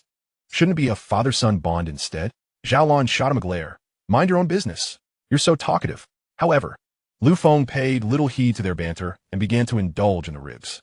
Meanwhile, the girl who had remained standing finally beheld the person she had seen countless times in photographs. Lu Feng, growing up in Longhua, she had undergone the most rigorous training, emerging as one of the most secretive intelligence operatives from the island nation. She was only called upon during the most challenging and confidential missions, for her identity was anything but ordinary. As she gazed at Lu Feng, who was busily eating, she gradually removed her mask. In that instant, Zhao Lan froze. Lu Jiangwo was left dumbfounded, and even the assistant Sun Qing, trailing behind, was taken aback. Zhao Lan had never anticipated that the girl who frequently visited the store to buy fruits could be so stunning. Lu Jiangwo shared a similar reaction, though his thoughts drifted to the potential business boon. If such a beautiful girl were to promote that she became lovely after consuming fruits from my store, sales could soar tenfold. Sun Qing was the first to regain her composure, exclaiming, Are you Xia Fei? Is that you? The girl nodded slightly. Hello, I am Xia Fei.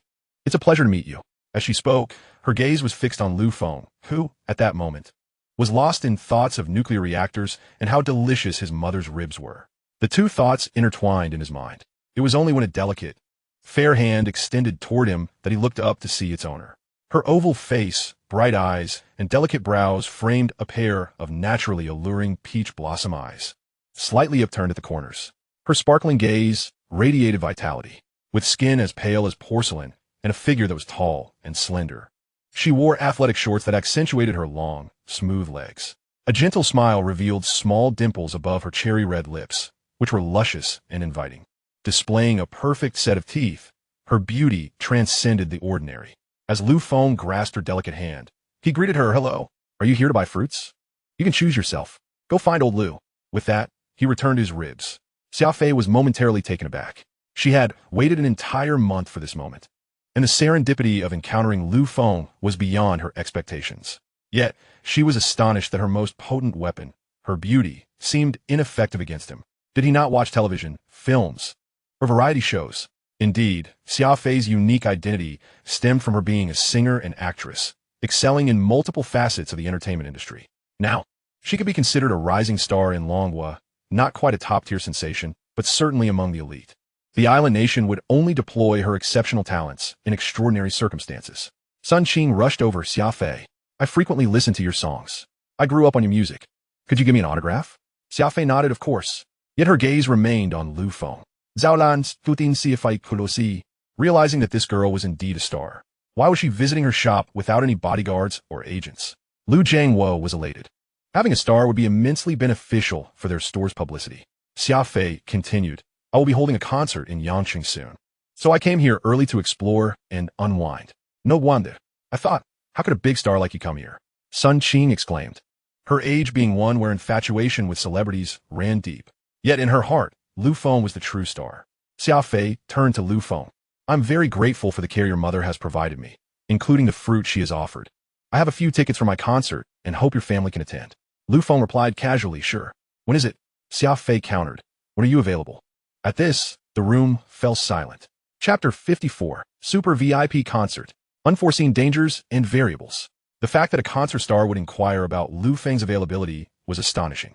Lu Feng, preoccupied with research at the experimental base, did not discern the peculiarity in her question and instinctively responded, I'm free in the next couple of days.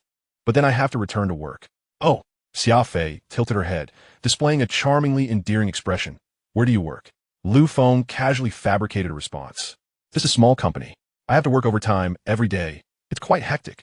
He gestured toward Cheng Yong, adding, you see, this is my colleague.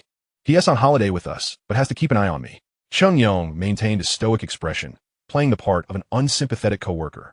Xia Fei realized that her expression failed to pique Lu Feng's interest, prompting her to adopt a strategy of retreating to advance.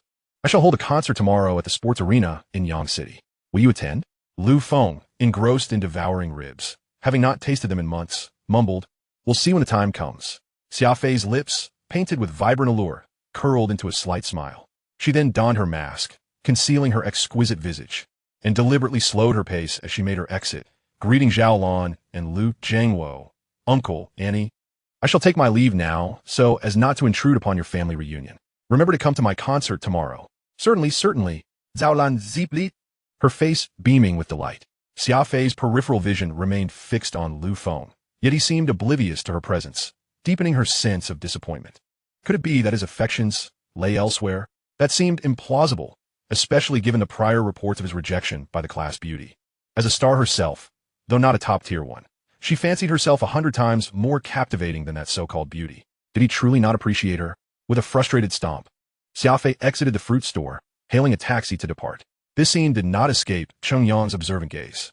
Only when she left in a taxi, rather than another vehicle, did the alarm bells in his mind subside. Had there been a car waiting here, it would have hinted at premeditated intentions. Nonetheless, Cheng Yong remained cautious, convinced that something about her was amiss. He whispered into his earpiece, stay alert for the next 2 days. Understood, came the response from the nearby members of the Venom team. Zhao Lan glanced at her son, surveying him from side to side. The earlier incident with Xia Fei had not stirred much commotion, considering her son was now an assistant to Ji Zhenkong and had recently made an appearance on the international stage. Although he was not the star of the show, he had still garnered attention. Naturally, Zhao Lan's expectations had risen, thinking that celebrities were not so extraordinary after all. Observing her son, she noticed he appeared thinner than before. Have you been neglecting your meals? Sun Qing nodded in agreement. Mr. Lu often skips meals when busy, Lu Feng's father interjected. Zhao Lan playfully tapped Lu Feng on the head, admonishing him for his lack of seriousness about eating. Sun Qing, beside them, chuckled, her eyes narrowing in amusement as she stuck out her tongue and made a silly face. She was taken aback by how, despite his serious demeanor at the base, he transformed into a child at home. She momentarily forgot that Lu Feng was actually a year younger than her, just crossing the threshold into adulthood. Zhao Lan then inquired, I must ask, why did you seem indifferent to that stunning girl? She's a star. What is so special about a star? Lu Feng retorted. Just look at Sun Qing.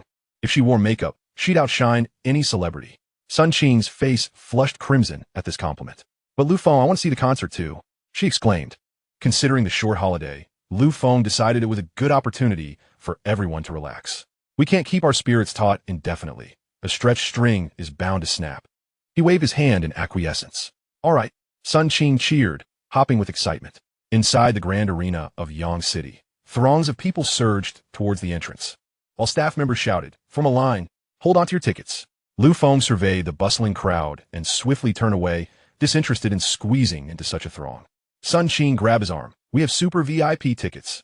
We'll use a different entrance." It turned out Xia Fei had reserved a separate section for them. As they traversed the exclusive passage, they emerged onto a private platform, mere steps from the stage, devoid of any other attendees, seemingly reserved just for Lu Feng. Sun Qing bubbled with enthusiasm.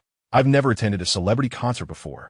Lu Feng smiled and nodded. "Neither have I. But if you want to hear me sing next time, I assure you, I sing beautifully." Sun Qing's expression turned to disbelief. "I don't believe it. You'll have to show me someday." Just then, the stage lights dimmed abruptly, capturing everyone's attention. Cheng Yong, tense, scanned the surroundings, listening intently as his earpiece crackled with the Venom team's updates. Position is secure. Position B secure. This was the hallmark of Venom's prowess, able to protect while remaining inconspicuous to those they safeguarded. Suddenly, the stage lights blazed to life, revealing Xia Fei, resplendent in a shimmering mini-dress, as she ascended from below the stage. The crowd erupted in a cacophony of ecstatic screams, with some fervently calling out her name. Lu Feng found himself feeling somewhat out of sync with the exuberant atmosphere. As Xia Fei began her performance, starting with a serene melody that transitioned into an energetic display of singing and dancing, her talent shone brightly, her breath steady, far surpassing that of typical pop idols. It was only when he recognized a familiar tune from her repertoire that he recalled hearing her songs on the school broadcast. Amidst the music and the raucous crowd, Lu Feng's thoughts drifted to the Shengguang experimental base, pondering the status of the reactor overseen by Ji Lao. Suddenly, he felt Sun Qing tugging at his arm, leading him away. "What's going on? Is the concert over?" "Yes," Sun Qing exclaimed, her eyes sparkling with excitement. "It was incredible. Xia Fei sang beautifully, and she's so gorgeous. I can't believe I met a superstar just yesterday." As she spoke, the arena was plunged into darkness once more, leaving only shadows and the occasional flicker of glowing light sticks. Yang's internal alarm bells rang louder as he moved closer to Lu Feng. In a hushed tone, a voice cautioned, "Sun Qing, be careful." Chapter 55, An Incident at the Divine Light Base. Emergency recall. In the midst of darkness, voices began to call out for Xia Fei. Soon, the entire venue resonated with synchronized shouts, a typical ploy often employed at concerts. After a star finishes performing, darkness envelopes the arena. If the audience's fervor is particularly intense, the celebrity may make a sudden return, propelling the event into a thrilling climax. However, this time, disappointment loomed as the lights flickered back on, revealing no sign of Xia Fei's reappearance. Yet, Cheng Yong suddenly spotted a figure hastily approaching Lu Feng. Clad in a cap, the individual moved swiftly toward Lu Feng, grasping his arm with urgency. Sun Qing, standing closest to Lu Feng, reacted with remarkable speed, seizing the intruder's shoulder, prepared to execute a shoulder throw. However, Cheng Yong restrained her arm, whispering urgently, "Stay calm. That person is Xia Fei." Cheng Yong, renowned as the strongest individual in Long Country, instantly recognized the heavily disguised figure as Xia Fei. Every nuance of her form, gait, and movements was apparent to him. She had seized the fleeting moment of darkness to change her attire and discreetly seek out Lu Feng. Gripping Lu Feng's arm, Xia Fei whispered in his ear, "We must leave quickly, otherwise we'll be trapped by fans soon." Lu Feng glanced back at Cheng Yong and then at Sun Qing, his eyes reflecting a hint of inquiry. Cheng Yong nodded in affirmation, indicating there was no danger and that they could proceed. He was curious about Xia Fei's intentions toward Lu Feng. A female celebrity approaching a young man could be dismissed as a mere coincidence in the case of an ordinary individual, but Lu Feng was anything but ordinary. His current status was unparalleled, not something easily comparable to that of a mere starlet. If needed, the entire city of Yangsheng could be locked down for his protection. In the eyes of Long Country, Lu Feng held the significance akin to that of a revered elder. Sun Qing, brimming with joy, followed Lu Feng as his assistant and had a keen understanding of his behavioral patterns. She recognized that Lu Feng's questioning gaze was inviting her to join him. The notion of sneaking away with a star who had just concluded a concert was beyond her wildest dreams. Who could have imagined that the celebrity, adored by thousands in attendance, was now so close?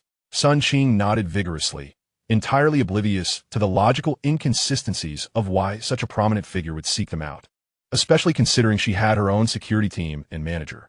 The four made their way through the VIP passage of the stadium. Just as they reached a corner at the passage's exit, a man suddenly burst forth from a shadowy alcove, his face obscured by a black mask and wielding a sharp blade, sprinting towards Lu Feng.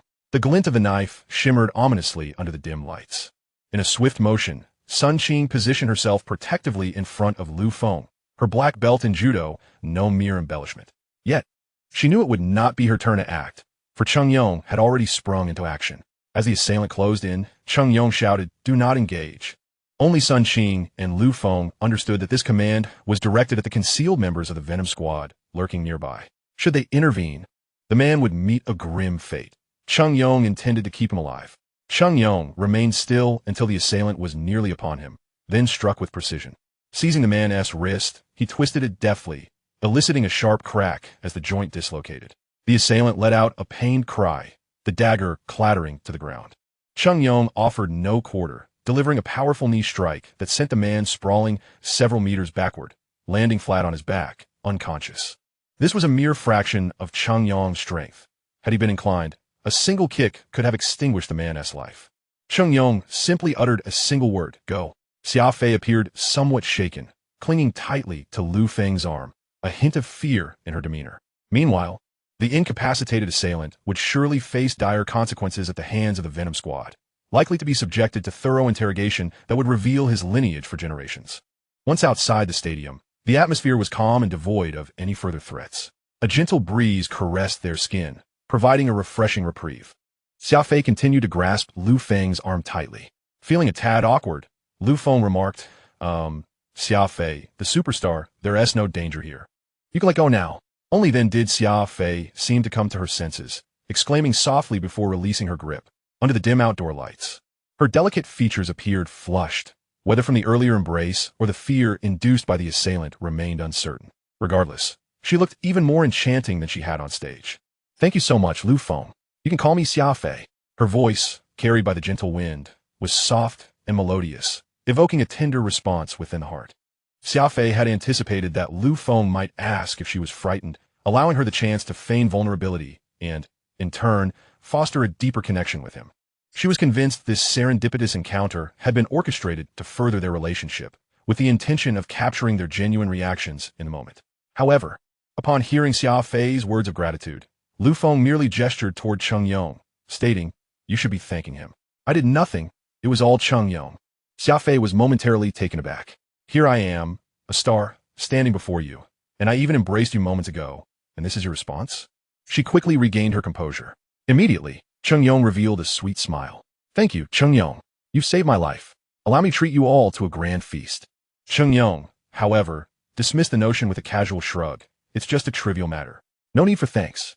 As for the meal, let us skip it." Beside them, Sun Qing had just recovered from an earlier attack. Upon hearing that a celebrity wished to treat her to a lavish dinner, she was nearly overcome with joy, ready to leap in excitement. At that moment, Cheng Yong's earpiece crackled with a voice. He listened silently for a moment, glancing at Xia Fei. After a moment of contemplation, Cheng Yong spoke. "Lu Feng, the company has asked you to return and handle some matters." That was quick. Lu Feng raised an eyebrow. His planned vacation had only just begun. A mere day had passed, and already there were issues at the Divine Light base. He inquired, "Is it urgent?" Cheng Yong nodded solemnly. "Very urgent." Chapter 56, Reactor number 003, successful. At this moment, there were still 26 days until National Day. Lu Feng turned to Xia Fei with a smile. "Xia Fei, I have an urgent matter to attend to, so I must take my leave. As for that grand feast, let us save it for next time."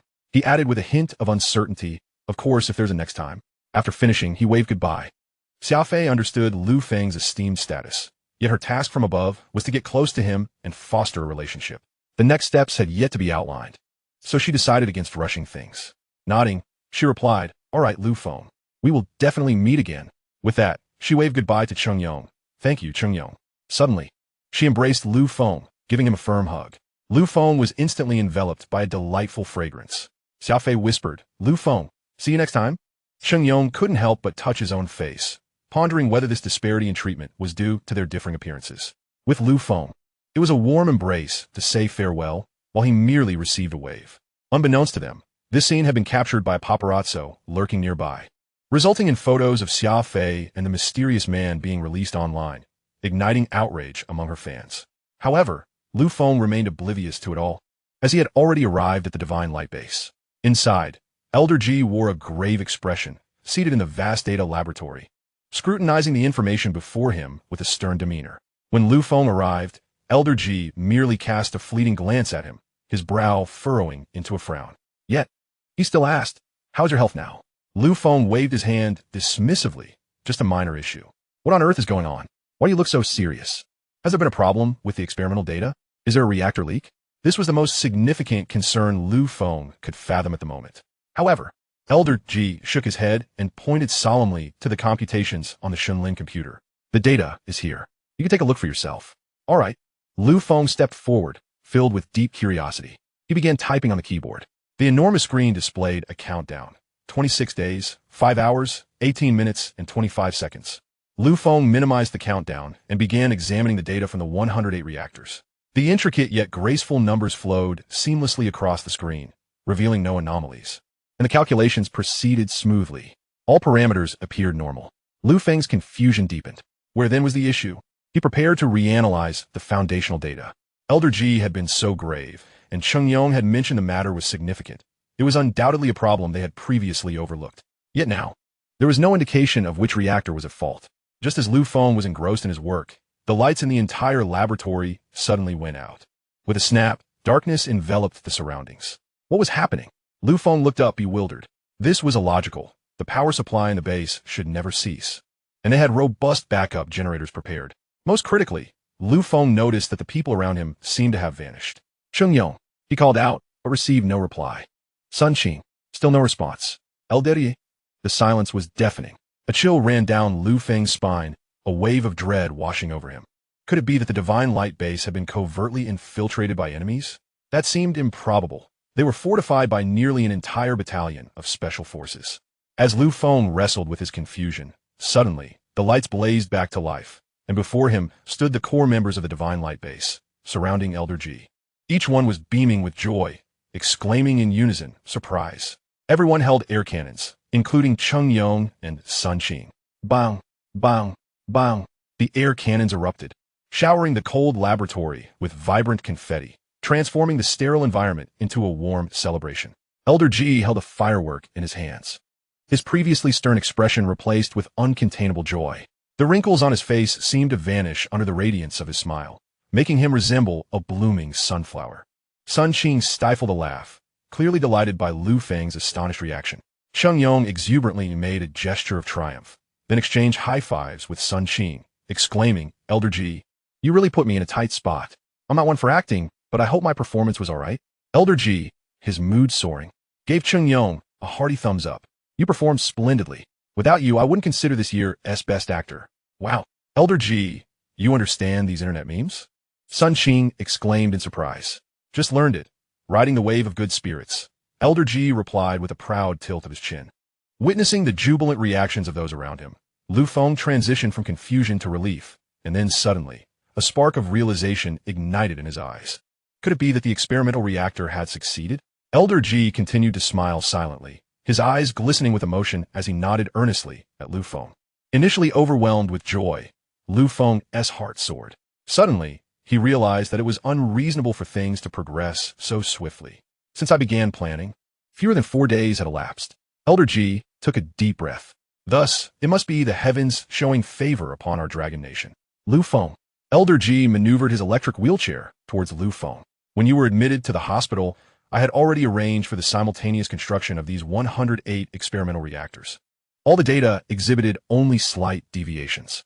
Among these 108 data sets, one reactor must yield accurate results. To my astonishment, Elder G's voice trembled with excitement as he paused momentarily. The caregiver behind him promptly offered a cup of tea. After sipping twice, Elder G continued, "To my surprise, due to some issues arising from the engineering department, the progress was delayed, preventing the concurrent construction of the 108 reactors. When you previously suggested the new materials, there were complications with production capacity in the engineering department. At that time, someone suggested I contact you, urging you to return to take a look. I thought it best to let you rest for another day. We could proceed with 10 reactors initially. Little did I expect. Just as we were nearing the completion of the 9th, the data from the 3rd reactor aligned perfectly. Moreover, upon completing the 10th today, the 3rd reactor continued to operate stably, with all data appearing normal. If the calculations of the divine computer are accurate, then the 3rd reactor is indeed the one we seek."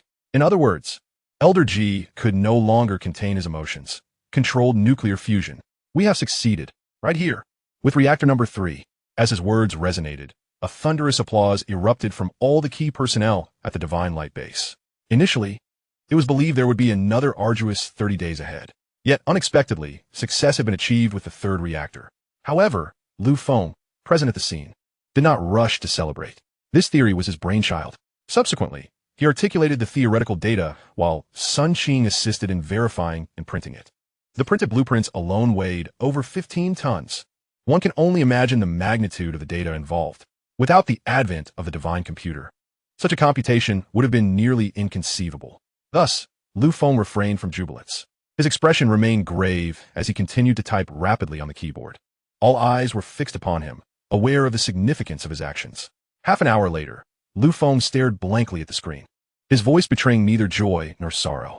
He murmured a few words, barely audible yet weighted with gravity. Controlled nuclear fusion. We have succeeded. At this moment, only 26 days remained until the National Day of the Dragon Nation. Chapter 57. The press conference captivating the world's attention.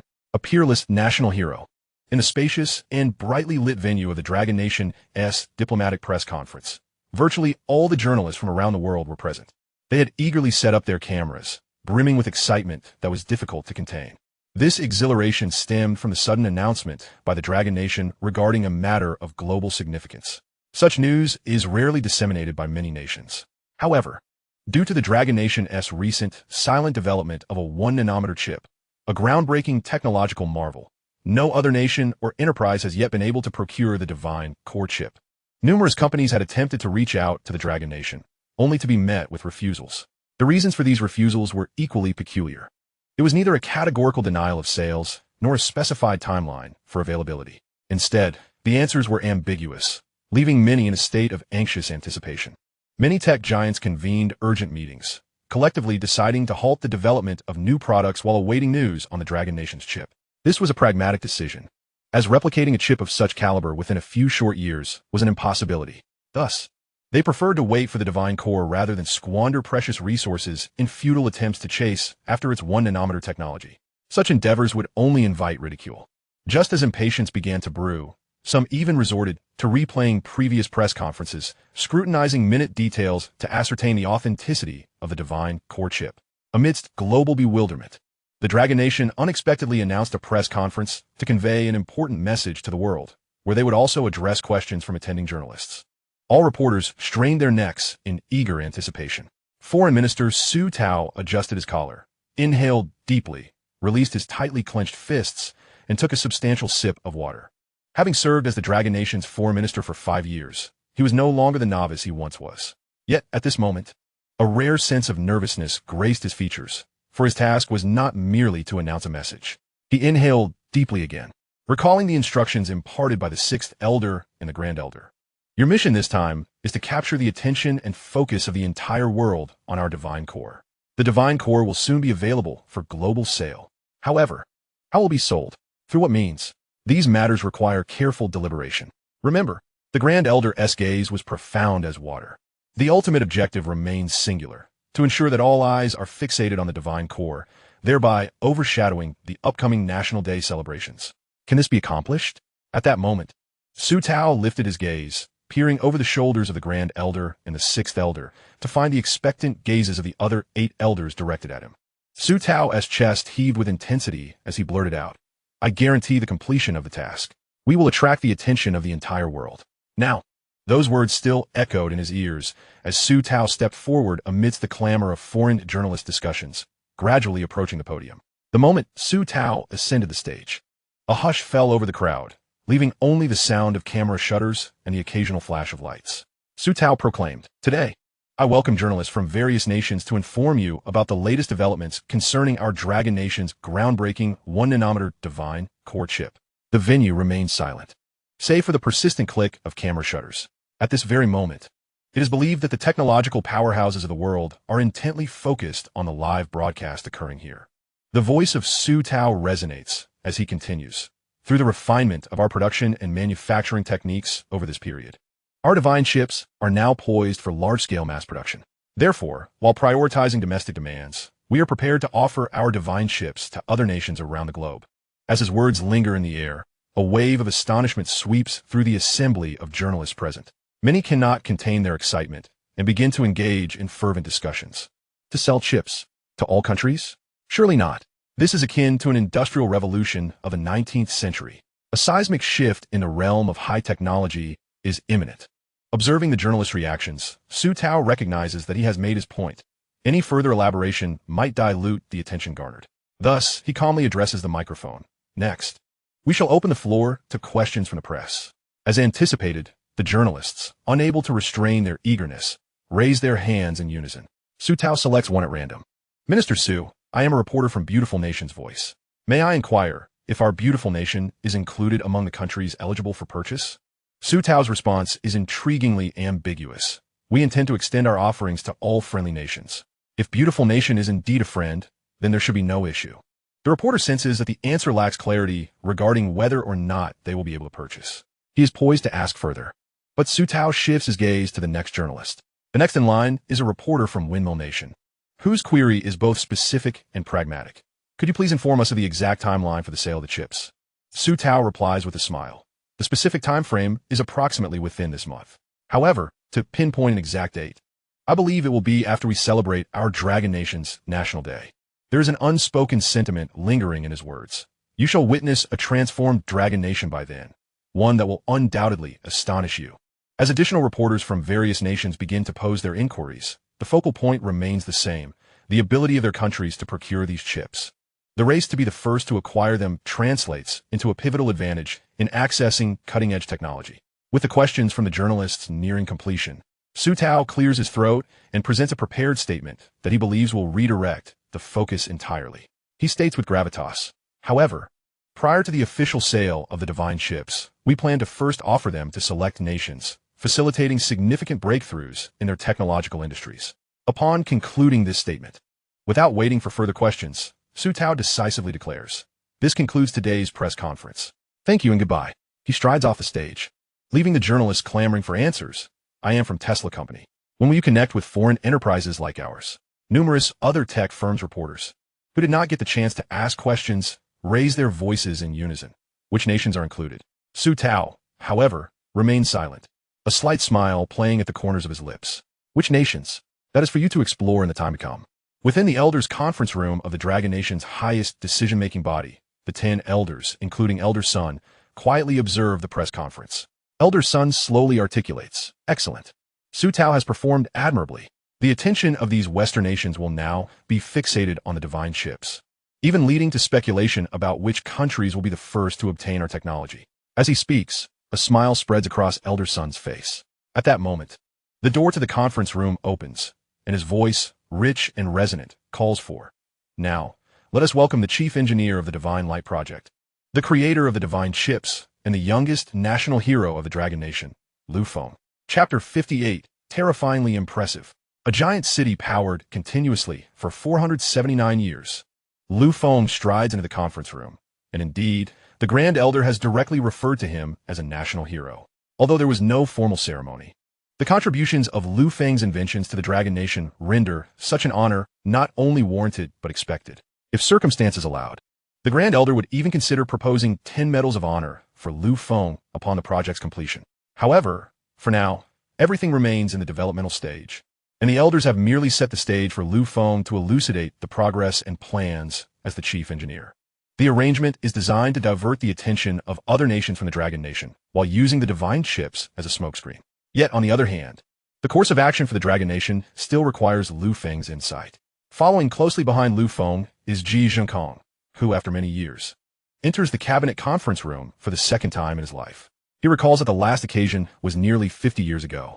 Ji Zhenkong surveys the room, noting that it seems unchanged in layout and decor since the day he first entered as a young man. Now, he stands with silver hair, observing Feng, who exudes vitality and confidence, reminiscent of his own youth. Yet, at Feng's age, Ji Zhenkong did not possess the same capabilities. He could not have borne the immense pressure of being a chief engineer while deftly managing 2 colossal projects. The disparity between individuals is striking, and he cannot help but feel admiration. With a gaze filled with pride, Ji Zhenkong watches as Feng gracefully approaches the center of the conference room, offering a slight bow to the 10 elders seated on either side. This is indeed the highest institution of power in the Dragon Nation, and they're all here to attentively hear him speak. If one were to claim that Fong is not excited or nervous, it would be untrue. Clearing his throat, he begins, "Esteemed elders, greetings. I am Fong. I am pleased to report that our Divine Light project, focused on controllable nuclear fusion, has successfully completed its objectives ahead of schedule, a full month in advance." Although he had already learned of this news through Qing Guozhu, the gravity of the moment is not lost on him. However, hearing Fong articulate it aloud now, the 10 elders present displayed an unparalleled excitement. Particularly, the straightforward second elder, who slammed his palm onto the massive hardwood conference table, exclaimed, "What a remarkable lad. Fong, you truly are something. I always knew you had it in you. I never anticipated you would be this formidable. The achievements you have secured for the Dragon Nation are unprecedented. Whether there will be successors, I cannot say, but I highly doubt it. Speak up. What rewards do you desire? The 10 of us elders are here to support you." Remarkably, among the 9 elders present, not a single one opposed Elder Wu. It seemed that his sentiments echoed their own thoughts. Were it not for their long-standing cultivation and public personas, considering they themselves frequently appeared in the news, they might have expressed their exhilaration as fervently as Elder Wu. It almost felt inadequate to merely contain their emotions, for this was no trivial matter. This was controlled nuclear fusion, under the governance of this generation's 10 elders. The Dragon Nation had birthed a technology that could surpass the world. In the annals of Dragon Nation's history, this will undoubtedly be a significant milestone. Perhaps. The elders exchanged glances, each seemingly intuiting the thoughts of the others. This could indeed mark a monumental shift in the course of world history. In this moment, not only did the gears of the Dragon Nation's history begin to turn, but the very fate of the world commenced its transformation. The chronicle of humanity's destiny also altered at this instant. Within the conference room, 2 individuals remained, a silver-haired elderly woman and a similarly aged man. One held a notebook, diligently scribbling notes, while the other operated the most antiquated of camcorders, recording the proceedings. This device lacked connectivity and modern storage solutions. The footage preserved could only be disseminated physically. Together, they would capture this pivotal moment as the Dragon Nation and the world's landscape underwent a transformation, leaving behind invaluable footage for history. This would soon be classified within the Dragon Nation's secret archives and might be unveiled decades or even a century later, showcasing the most authentic moment in history during a significant turning point for future generations. It was the Grand Elder who first regained composure. He turned to Fong and asked Fong, "Chief Engineer Liu, could you give us a brief overview of how the emergence of controlled nuclear fusion will impact various industries in our Dragon Nation? Moreover, how should we navigate these changes? Where should we begin?" The Grand Elder's inquiry aligned perfectly with Feng's purpose for being there. Only he could elucidate these intricate matters. Upon hearing the Grand Elder's question, Feng paused for a moment, seemingly organizing his thoughts. After a brief interval, he responded, "The foremost sector to be affected by the advent of controlled nuclear fusion will be the energy industry. Our current reliance on petroleum will no longer suffice. Following that, the electrical sector will be transformed, along with nuclear non-proliferation and aerospace technology industries." Feng continued to elaborate, reiterating, "The most apparent change will indeed be in electricity. Hence, I intend to tackle this sector first." The Grand Elder interjected, "As for electricity, we lack a clear understanding. Chief Engineer Liu, could you elucidate it for us in simpler terms? No need for overly technical jargon. We might struggle to comprehend that." This statement garnered support from Elder Wu, who chimed in, Yes. Please enlighten us. I often hear about the prowess of controlled nuclear fusion, yet I remain oblivious to its specifics." After contemplating for a moment, Feng offered, "Let me provide a straightforward example. Generally speaking, the fuel we currently use for nuclear fusion is tritium, which releases approximately 63 by 1013 joules of energy per gram during deuterium-tritium fusion. This figure is equivalent to 1,000,000 times the energy of the same mass of coal." Upon hearing this, the elders displayed no signs of relief.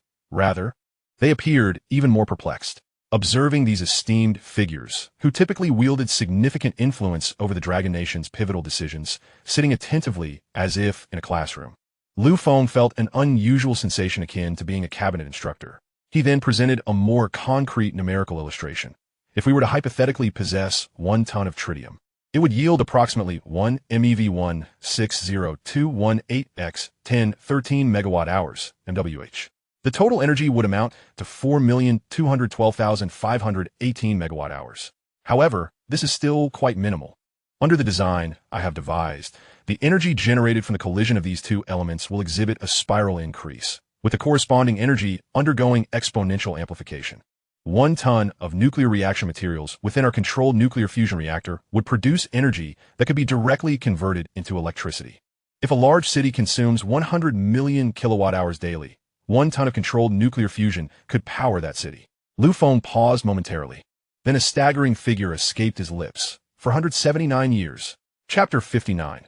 The throne of the world's strongest nation is about to change hands.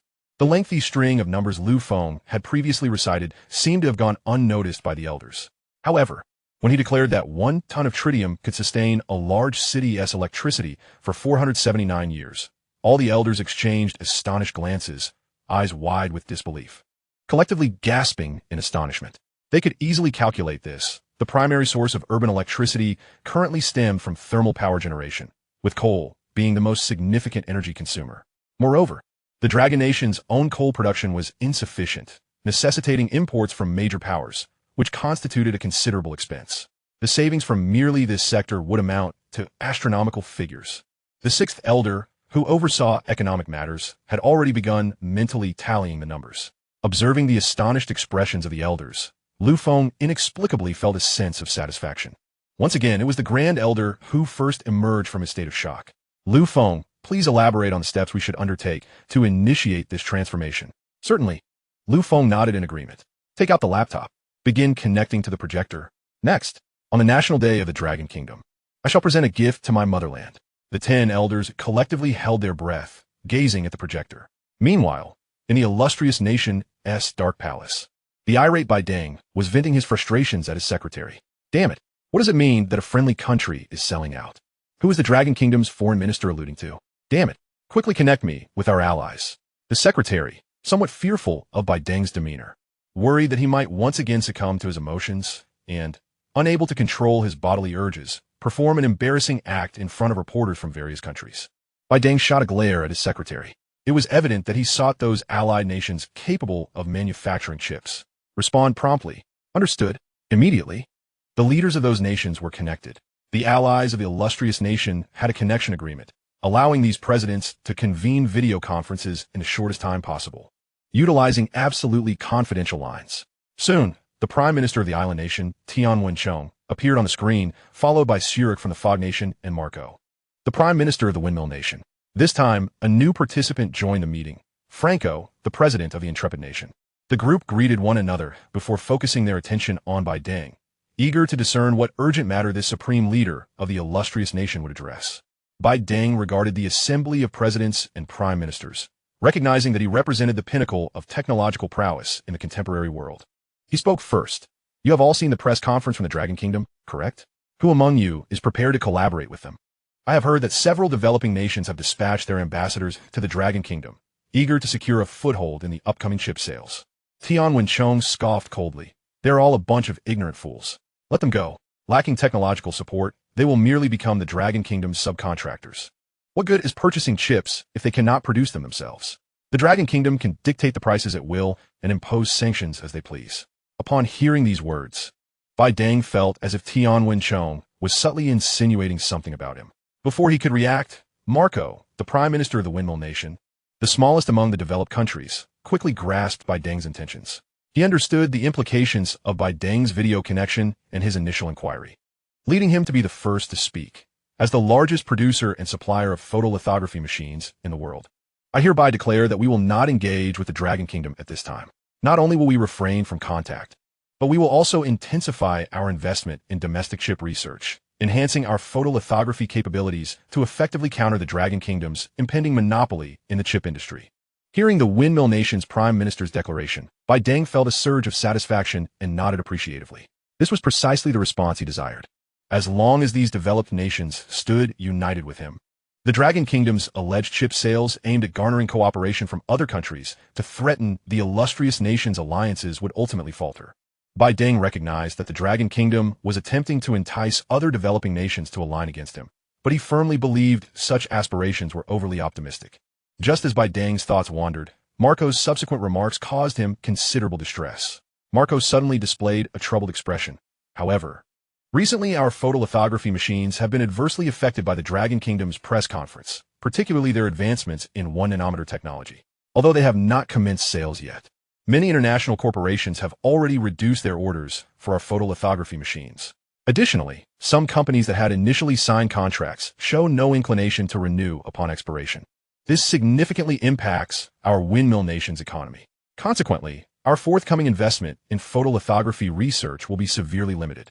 In an instant, Deng comprehended Marco's underlying message. He was leveraging the situation to extort funds from him. In the past, Deng would have disregarded such tactics entirely. However, faced with the Dragon Kingdom's formidable advance, Deng felt compelled to consider a temporary compromise. Thus, he replied, "Marco, we can continue negotiations regarding your windmill nation's funding and research personnel. The illustrious nation will lend its support." Excellent. Marco beamed at this affirmation. However, Sirik, the Prime Minister of the Fog Nation, wore a serious expression. Currently, the Dragon Kingdom's high-tech capabilities are formidable. Our Ministry of Defense has established a dedicated task force to analyze and respond to their forthcoming actions. Nevertheless, I still lean towards purchasing their chips and forging a partnership with the Dragon Kingdom. Franco, the president of the intrepid nation, nodded in agreement. I concur with Sirik. Our nation remains willing to establish ties with the Dragon Kingdom. However, Franco continued, as allies, we must present a united front. If the Dragon Kingdom imposes any detrimental actions against any of our nations, we must stand together. Indeed, Tianwen Chong eagerly nodded. That is precisely my thought. Good. Deng nodded, feeling reassured. Unity among allies is paramount. The objective of this discussion had been achieved. Deng concluded with a statement. I hope everyone will concentrate their intelligence efforts on the Dragon Kingdom's chip warfare. Let us not forget, wars without gunpowder are the most perilous. With that, the leaders of the world's formidable powers concluded their video conference. As soon as the connection was severed, Marco's jovial demeanor shifted to one of seriousness. He turned to his secretary and instructed, immediately summon the Minister of Economy and the Minister of Foreign Affairs to my office. We must discreetly cultivate a relationship with the Dragon Kingdom. Huh? The secretary exclaimed in surprise. But just moments ago, during the video conference with President Deng, Marco smirked coldly and urged, just go and take care of it. Oh yes. The secretary hastily complied and exited. Behind him, Marco muttered to himself, I have a premonition. The throne of the world's strongest nation may soon change hands. Chapter 60. The General's Arrival in Yangcheng. Tianwen Chang's scheme. This video conference. Everyone maintained an outward semblance of harmony, yet privately, each harbored their own designs. Deng incessantly relayed forthcoming deployments to the Minister of Defense, particularly concerning military matters. The current military landscape is heavily reliant on advanced chip technology. Whether it be missiles or various ground command systems, a robust chip infrastructure is paramount. Should the Dragon Nation commence the sustained export of its chips to countries worldwide, it would undoubtedly destabilize the United States' position as the preeminent global power. Thus, an immediate strategy must be devised in response to the potential sale of Dragon Nation chips. If the Dragon Nation refuses to sell to the United States, the solution remains straightforward. The United States can procure chips from other nations and swiftly assemble specialized teams to advance chip technology. Striving to master 1 nanometer chip technology in the shortest possible time frame, Deng has already begun to convene with the nation's technological magnates. CEOs from globally influential enterprises such as Intel, ADM, Tesla, and Google have received invitations, with even Huang Rinchuan from NVIDIA among the invitees. Upon witnessing Deng's emphasis on the impending release of Dragon Nation chips, and Tianwen promptly contacted his clandestine organization after concluding the video call. The phone rang once before being answered, and Tianwen directly inquired, how are things progressing on your end? Have you established a rapport with a young man named Fong? Have you gleaned any clues? The response came, we have indeed forged a connection and friendship with Fong. What we can ascertain is that this young man holds significant importance to the Dragon Nation. The security surrounding him is exceptionally formidable, possibly on par with that of the Dragon Nation's Elder Council. He is undoubtedly involved in a major project, likely related to the divine chip engineering. Oh, and Tianwen raised an eyebrow. It is indeed prudent to focus our attention on Fong. Urge your operatives to expedite their efforts. We cannot afford any delays. I must know the next steps of the Dragon Nation's divine chip initiative. A calm and seasoned voice responded from the other end, followed by a question, Prime Minister, should we consider deploying our assets within the Dragon Institute? And Tianwen hesitated briefly, requesting a general overview of the Dragon Nation's current activities, but with utmost caution. This pawn has been cultivated over decades. We must avoid exposing it recklessly. Understood, the elder affirmed. After hanging up, he turned to his aide, Huizi, and remarked, "You may instruct your team to hasten their progress. I sense the Prime Minister's urgency." Huizi furrowed her brow. "Sir, accelerating our efforts seems unrealistic at this juncture. As Feng remains elusive, my team cannot shadow him indefinitely." The elder sighed. "If it becomes absolutely necessary, we may have to deploy our resources within the Dragon Institute." Huizi sensed the gravity of the situation. "Sir, is it truly that urgent?" "Indeed, the Dragon Nation's recent actions have taken everyone by surprise. I have a foreboding that something monumental is about to unfold." Within the Dragon Institute, Dean Shun radiated joy as he traversed the halls, greeting everyone with warmth.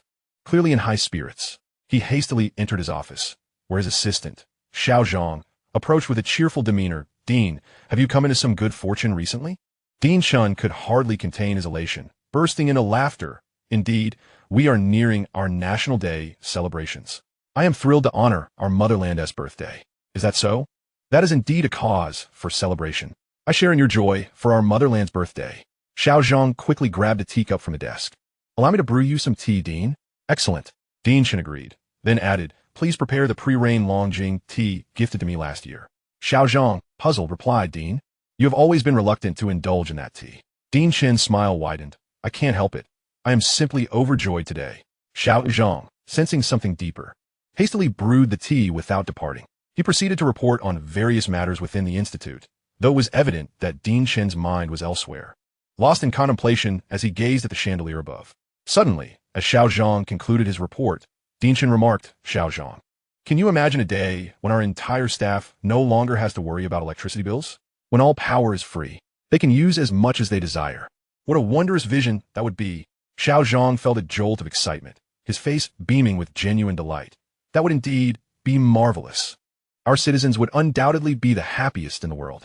"Indeed," Dean Shin concurred, "so blissful, so exhilarating.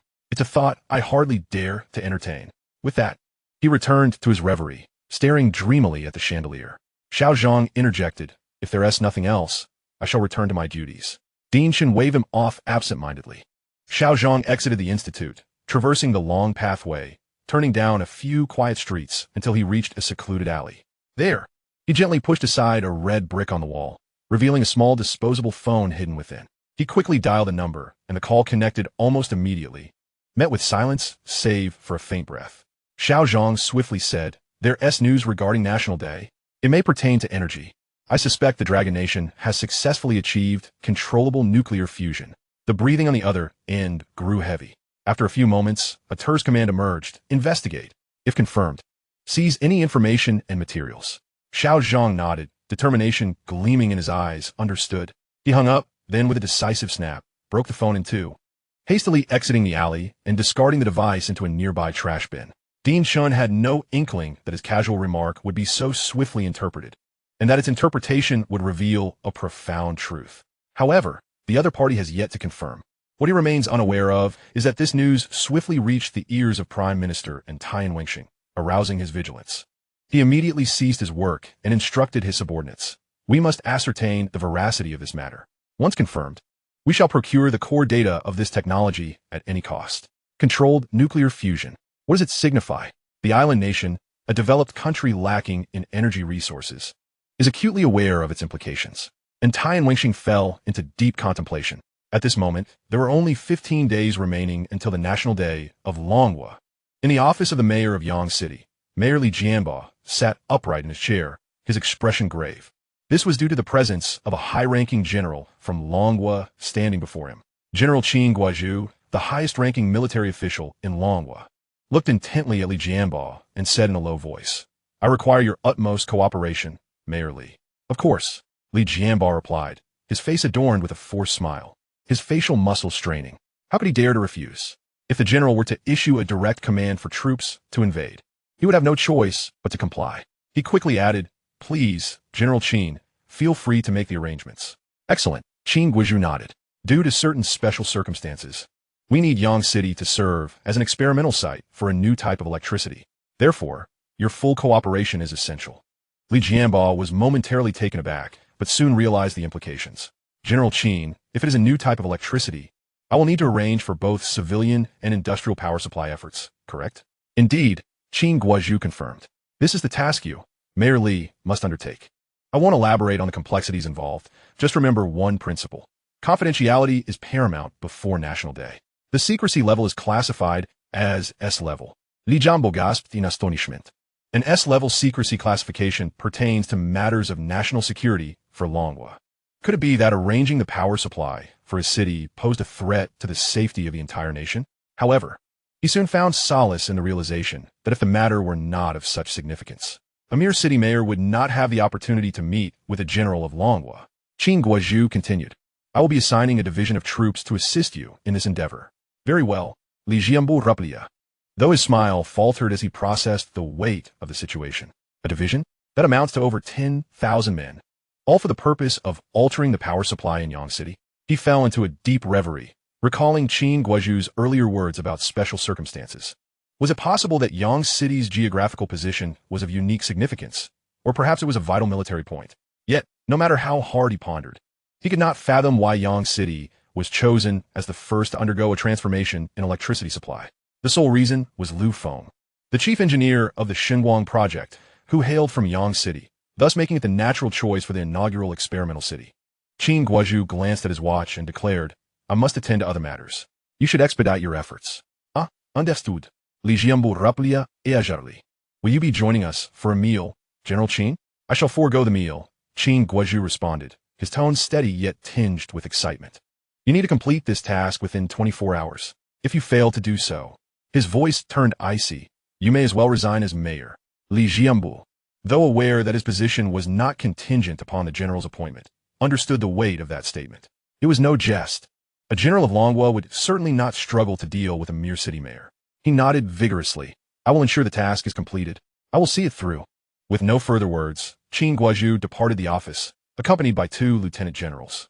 He then turned to the soldiers awaiting outside and commanded, Let us move on.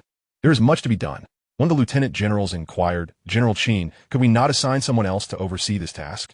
Must it be you personally? Sighing, Qin Guozhu replied, It is of utmost importance. What if others do not cooperate or are unenthusiastic? It must be me who oversees this personally. He spoke with an air of pride, a demeanor that left the lieutenant general bewildered. After all, how could he not feel exhilarated to be personally involved in such a monumental undertaking for Longhua? Onward, our next destination, the Xinguang Project Experimental Base. Meanwhile, Lu Feng was fervently engaged in the final testing phases. He meticulously compared various data, a task reminiscent of a student double-checking their exam paper just before submission. This was the last round of checks before the first deployment of controlled nuclear fusion, marking a milestone in human history. Lu Feng could not afford to be careless. His voice resonated in the hall as researchers operated on the large screen, responding to his inquiries. What is the current temperature differential? 13,627, 315 megakelvins. The variance has remained around 5 thousandths. Good, Lu Feng nodded. What is the radiation measurement for the outer surface of the new composite zirconium? What is the surface temperature? The staff's anxious voices echoed in the hall. The radiation level is 0 millisieverts, MSV. They added excitedly, it has reached the highest level in the world. No, it should be said, the highest level for all of humanity, absolutely 0 millisieverts of radiation leakage. The pinnacle of human achievement. He continued with fervor, the surface temperature, following cooling with liquid metal, is now at 200 degrees Celsius, fluctuating no more than 20 degrees.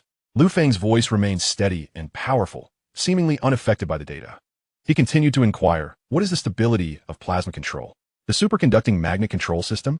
As the staff provided their final responses, the entire venue fell silent, awaiting Lu Feng to deliver the final verdict. Though the answer seemed all too apparent, Lu Feng gradually straightened his posture, casting his gaze upon the silent researchers before him. In this moment, aside from those steadfastly holding their posts, over 1,000 individuals stood before him. They were academicians, professors, and engineers, citizens of the Dragon Kingdom. Each one believed they were destined to dedicate their lives to this noble cause, and they were indeed prepared to do so. However, they had not anticipated that under Lu Feng's leadership, in less than half a year, they would achieve what had eluded humanity for centuries. It transpired through their very hands. Were it not for Lu Feng standing right there, he might have doubted the reality of this moment. But indeed it had happened. At this instant, the eyes of everyone were fixed upon Lu Feng, filled with excitement, fervor, passion, and pride. These emotions intertwined, rendering even the frigid air of the laboratory warm and lively. Fong passed the microphone to Elder Ji beside him, who gently shook his head and whispered, "This moment belongs to you." Fong accepted without protest, announcing in a resonant voice, "The final calculation of controllable nuclear fusion data is accurate and flawless. I declare that." Feng's eyes glistened with unshed tears. The Divine Light Project has succeeded. Controllable nuclear fusion shall be operational from this moment forth. A resounding cheer erupted from the crowd. They applauded fervently until their hands were red and swollen, yet they did not cease. Feng continued, "Next, the Divine Light Project will enter its second phase. This is but a small step for us, yet a monumental leap for the Dragon Kingdom. Indeed, it is a significant stride for humanity. Reactor number 003 of the Divine Light Project will be immediately put into operation, contingent upon the accuracy of the data. I will now outline my forthcoming arrangements, which also align with the Elder's cabinet decisions. The Elder has stated that all participants in the Divine Light Project shall receive the rewards and honors they rightfully deserve." As soon as he finished speaking, the crowd erupted in cheers once again, before attentively listening to Feng's directives. He articulated each point clearly. "My upcoming arrangements are as follows. Step 1. On the large screen behind Feng, the countdown to the National Day of the Dragon Kingdom displayed. 7 days until the National Day. Chapter 62. The National Day of the Dragon Kingdom arrives. The National Day festivities commence. On the first day of the 10th month in the Dragon Kingdom, the weather was splendid, with a clear sky and azure blue, as if washed anew. Jiang Changwei rose early that morning, quietly getting out of bed. He gently lifted the blanket, careful not to disturb his beloved great-grandson, who was still soundly asleep. He needed to be exceedingly quiet, for if he woke the child, the little one would surely wail with abandon. In such a scenario, even Jiang Changwei, a battle-hardened veteran, would find himself at a loss, unable to soothe his great-grandson. He opened the doors of an old yet dust-free wardrobe, revealing a military uniform hanging in the innermost compartment, one that had accompanied him through countless years.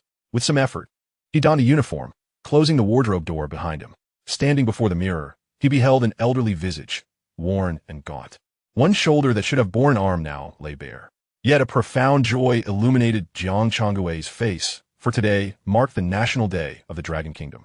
A fleeting shadow of melancholy crossed his features as he recalled that many of his comrades would never witness this moment, the happiness and prosperity of the Dragon Kingdom today. Suddenly, a resounding bang jolted him upright. His remaining right hand saluted his reflection in the mirror with precision. Tears glimmered in his clouded eyes, as distant echoes of cannon fire reverberated in his ears. He could almost feel the bullets whizzing past him, accompanied by the anguished cries of fallen comrades. Vivid images of brave souls charging fearlessly through the hail of gunfire flashed before his eyes. Jiang Changwei shook himself in a reverie, momentarily disoriented by the persistent thuds echoing nearby. He opened the window and gazed outside, where a throng of people had begun to gather in jubilant celebration. They struck drums and gongs, filling the air with a harmonious atmosphere of joy. The rhythmic thumping was indeed the sound of drums being beaten. How wonderful, Jiang Changwei mused, pushing open the door, only to be momentarily stunned. There stood his son, daughter, and grandchildren, with his great-grandson cradled in their arms. You all, Jiang Changwei stammered, slightly bewildered by the scene. His eldest son, nearing 70, called out, "Father, knowing it's National Day, I figured you would want to go to the Dragon Kingdom Square to watch the flag-raising ceremony. This year, there's even a military parade. Let us go together." Yes. All right, Jiang Changwei replied, as he was assisted by his grandchildren toward the outside. In a private vehicle, a middle-aged father was behind the wheel, occasionally grumbling to himself. I just checked the navigation. This route was supposed to be clear. How do we end up stuck in traffic here?" His wife chimed in. "Do you think on National Day, only you want to go to Dragon Kingdom Square to see the parade and flag raising? Everyone is going." The middle-aged man sighed. "Had I known, I would have taken a taxi." His wife rolled her eyes. "And do you think a taxi could fly over the traffic jam? It will be stuck here too."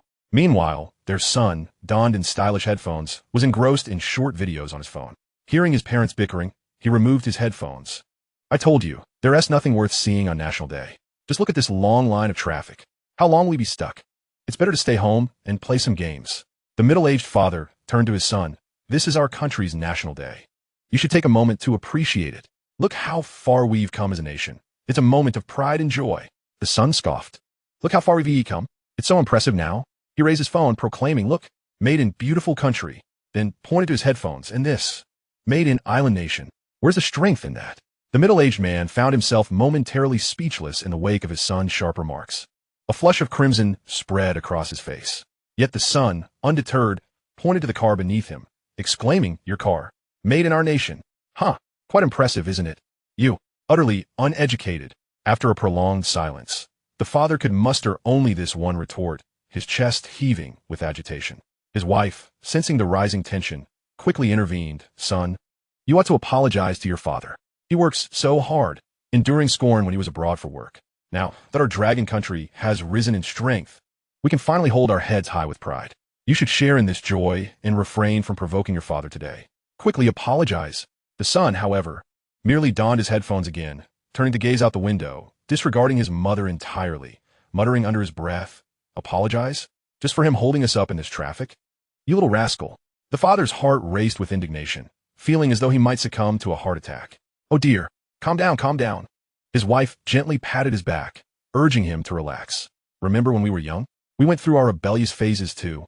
The father turned away, unwilling to look at his son, fearing his blood pressure might spike. He then gazed at the seemingly endless line of vehicles ahead, exhaling deeply like a deflated balloon. "It seems we shall miss the flag raising and parade on this national day." Sigh. In an ordinary residential complex, Zhao Cheng had settled in front of the television early, his mentor Lu Changping seated beside him. They exchanged a glance, each recognizing an indescribable thrill in the other's eyes, prompting Lu's spouse to inquire, "What is going on? Old Lu, why is your heart racing? Are you feeling unwell?" Lu waved his hand dismissively. "You wouldn't understand. My health is just fine. You'll see shortly." The boss, noticing his enthusiasm, refrained from further questioning. Zhao Cheng, appearing nonchalant on the sofa, was in fact trembling with excitement. What was about to unfold? Would his student Lu Feng make an appearance? Due to confidentiality regulations, Zhao Cheng was not privy to much information, but he had gleaned that today's National Day celebration would be particularly spectacular. Zhao Cheng's wife teased, "Old Zhao, your excitement resembles that of a flag bearer at Dragon Square." You know nothing. I'm even more nervous than that flag bearer, but soon you'll understand." "TCH, it's just a flag raising and a parade. I assent it. Haven't we seen this on every national day?" Zhao Cheng dismissed his wife's remarks, his focus entirely on the television screen. Suddenly, the camera shifted to Dragon Square, and Zhao Cheng exclaimed in delight, "It's starting." In a quaint farmhouse courtyard, Zhao Lan, apron tied around her waist, brought forth the final dish, while Lu Jiangwo began pouring drinks for everyone. The dining table was filled with cheerful family members. Uncle was busily distributing cigarettes among the men. Zhao Lan's father, Zhao Changxi, rose with a glass in hand. "Today marks our Dragon Country's National Day. It brings me joy to have our family gathered. However, I would be even happier if that lad Lu Feng could return. The younger generation is undoubtedly busy." With that, he downed his drink in one gulp. Lu Jiangwo suddenly pointed at the television. "Dad, look, the National Day celebrations have begun." Chapter 63. A Gift to Dragon Country. A band of over 100 musicians commenced an exhilarating performance at Dragon Square. Amidst the music, Elder Sun and 9 other elders ascended the red building of Dragon Square. Elder Sun stood at the center, amidst a sea of flowers and a throng of citizens gathered to celebrate the nation's birthday. Their faces radiated with exhilaration. Elder Sun observed the flag bearer in the distance and nodded slightly. In the next moment, the powerful anthem of Dragon Country resonated, without any prior warning or rehearsal. The crowd at Dragon Square spontaneously began to sing.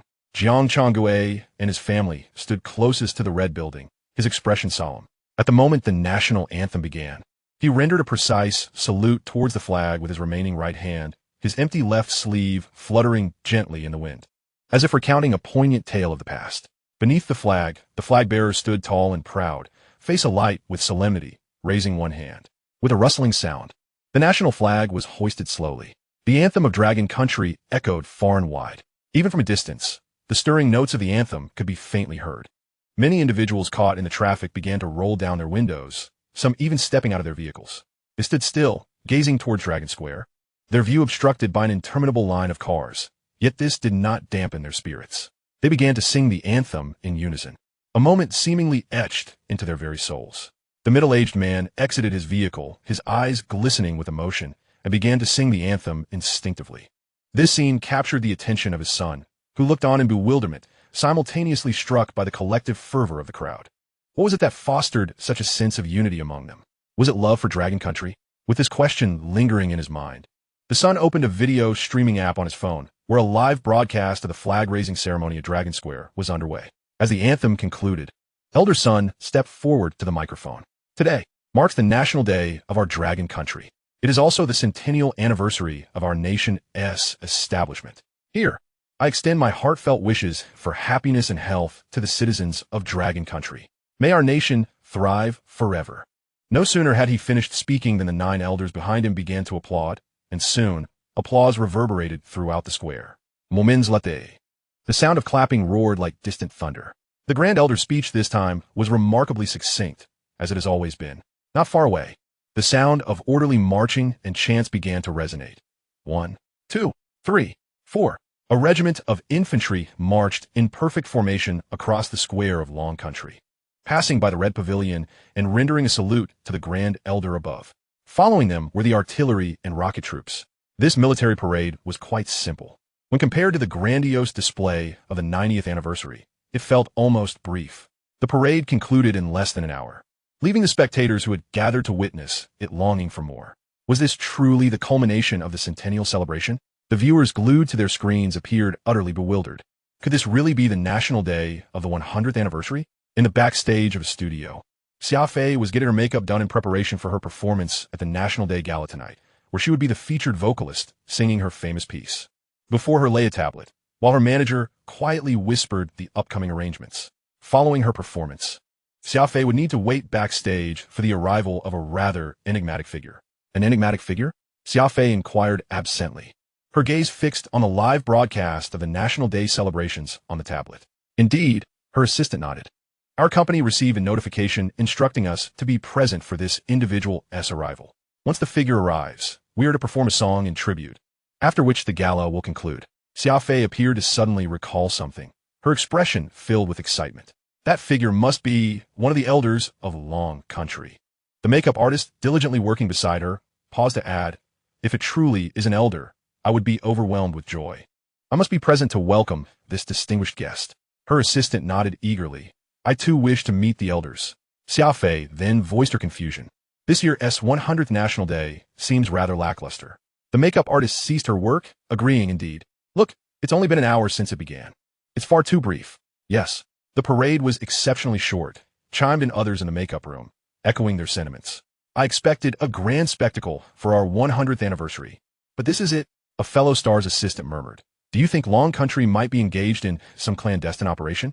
Perhaps that's why the parade participants were so few." This unverified speculation seemed to capture the attention of others, some expressing skepticism while others were struck by a wave of uncertainty. Was it truly so unusual for the centennial celebration to be so fleeting? At that moment, the voice of the elder resonated once more from Xia Fei's tablet, steady and full of vigor, yet this time, there seemed to be an unusual hint of excitement in his tone. The crowd in the makeup room, along with several stars, gathered closer, collectively holding their breath. From the Red Pavilion, the smiles on the elders' faces blossomed naturally as he proclaimed, "Dear citizens of Long Country, on this joyous occasion marking the centenary of our beloved homeland, we present a grand gift to our great nation." At this, those gathered in Long Country Square exchanged bewildered glances, unsure of what the elders meant by gift. Could there be an unexpected parade on the way? Or perhaps a showcase of newly developed high-tech weaponry? Just as confusion reigned, the elders remained silent, their gazes turned skyward. Behind them, the 9 other elders also looked up, but the sky remained a pristine blue, save for the occasional drifting clouds. Then, in the blink of an eye, the atmosphere shifted. What was that? The crowd gasped, eyes wide with disbelief. The elderly Jiang Changgui raised his hand to shield his eyes from the blinding sun, peering into the sky. Suddenly, a brilliant array of colors erupted above, illuminating the vast expanse. Chapter 64. 6 aircraft carriers. 100 fighter jets. The fleet is mobilized. Where is the land peak? A dazzling spectacle unfolded in the heavens, and soon someone discerned the hue of blue emanating from the radiant display. The astonished crowd marveled at how such a vibrant blue could be so vivid even in daylight. What could it be? A colossal sky projector? As his query echoed, many pondered the feasibility of such a projection in broad daylight. Then, amidst the massive blue illumination, a small black dot emerged, followed by another. eyes widened in realization. Look, that's the ocean. With that revelation, Moore began to notice the truth. Indeed, that is the ocean. Look at the rolling waves. Its transparency against the backdrop of the sky made it easy to confuse with the surrounding white clouds, leading to the initial oversight. A wave of astonishment washed over the crowd as they comprehended that Long Country had conjured an artificial mirage of the sea and the sky. But what body of water was this, and what purpose did it serve? Was it merely a spectacle for entertainment? Someone gasped, "Look at those two black dots. They're getting larger." Their observation was quickly met with correction. "No, it's not two. Look, there are 4 black dots." However, this assertion was soon dismissed. "What kind of vision do you have? There are clearly 6 black dots." Many pointed skyward, counting aloud, 1, 2, 3, 4, 5, 6. But what on earth were they? The distant black shapes were barely discernible, yet Zhang Chongguei could see them clearly, more so than ever before. Ever since he had been confined to his home, he had been incessantly monitoring the military prowess of the Dragon Nation. He often indulged in various military reports and news articles. His hearing had somewhat deteriorated, making it difficult for him to catch the sounds emanating from the television. Fearing that raising the volume would disturb his family, he resorted to purchasing the latest military newspapers, scrutinizing each word with a magnifying glass. Whenever he learned of the Dragon Nation achieving new breakthroughs and surpassing other countries in international weaponry, he would revel in joy for days on end. At that moment, as he gazed at the distant specks, he murmured, "That is a carrier. It's a carrier." What? His grandson, observing his grandfather, noticed the glimmer of tears forming in the old man's cloudy eyes. "What did you say, Grandpa?" The middle-aged grandson inquired loudly. The great-grandson also became aware of his grandfather's condition and quickly reacted. "Dad, Great-Grandpa is talking about an aircraft carrier. That's an aircraft carrier. An aircraft carrier." His voice rose in pitch, drawing the attention of many. "What?" The crowd's eyes widened in disbelief. It was indeed an aircraft carrier. Before them, on the enormous screen, the 6 small dots began to take shape. Initially, they were too far away to be seen clearly, and their speed seemed deceptively slow.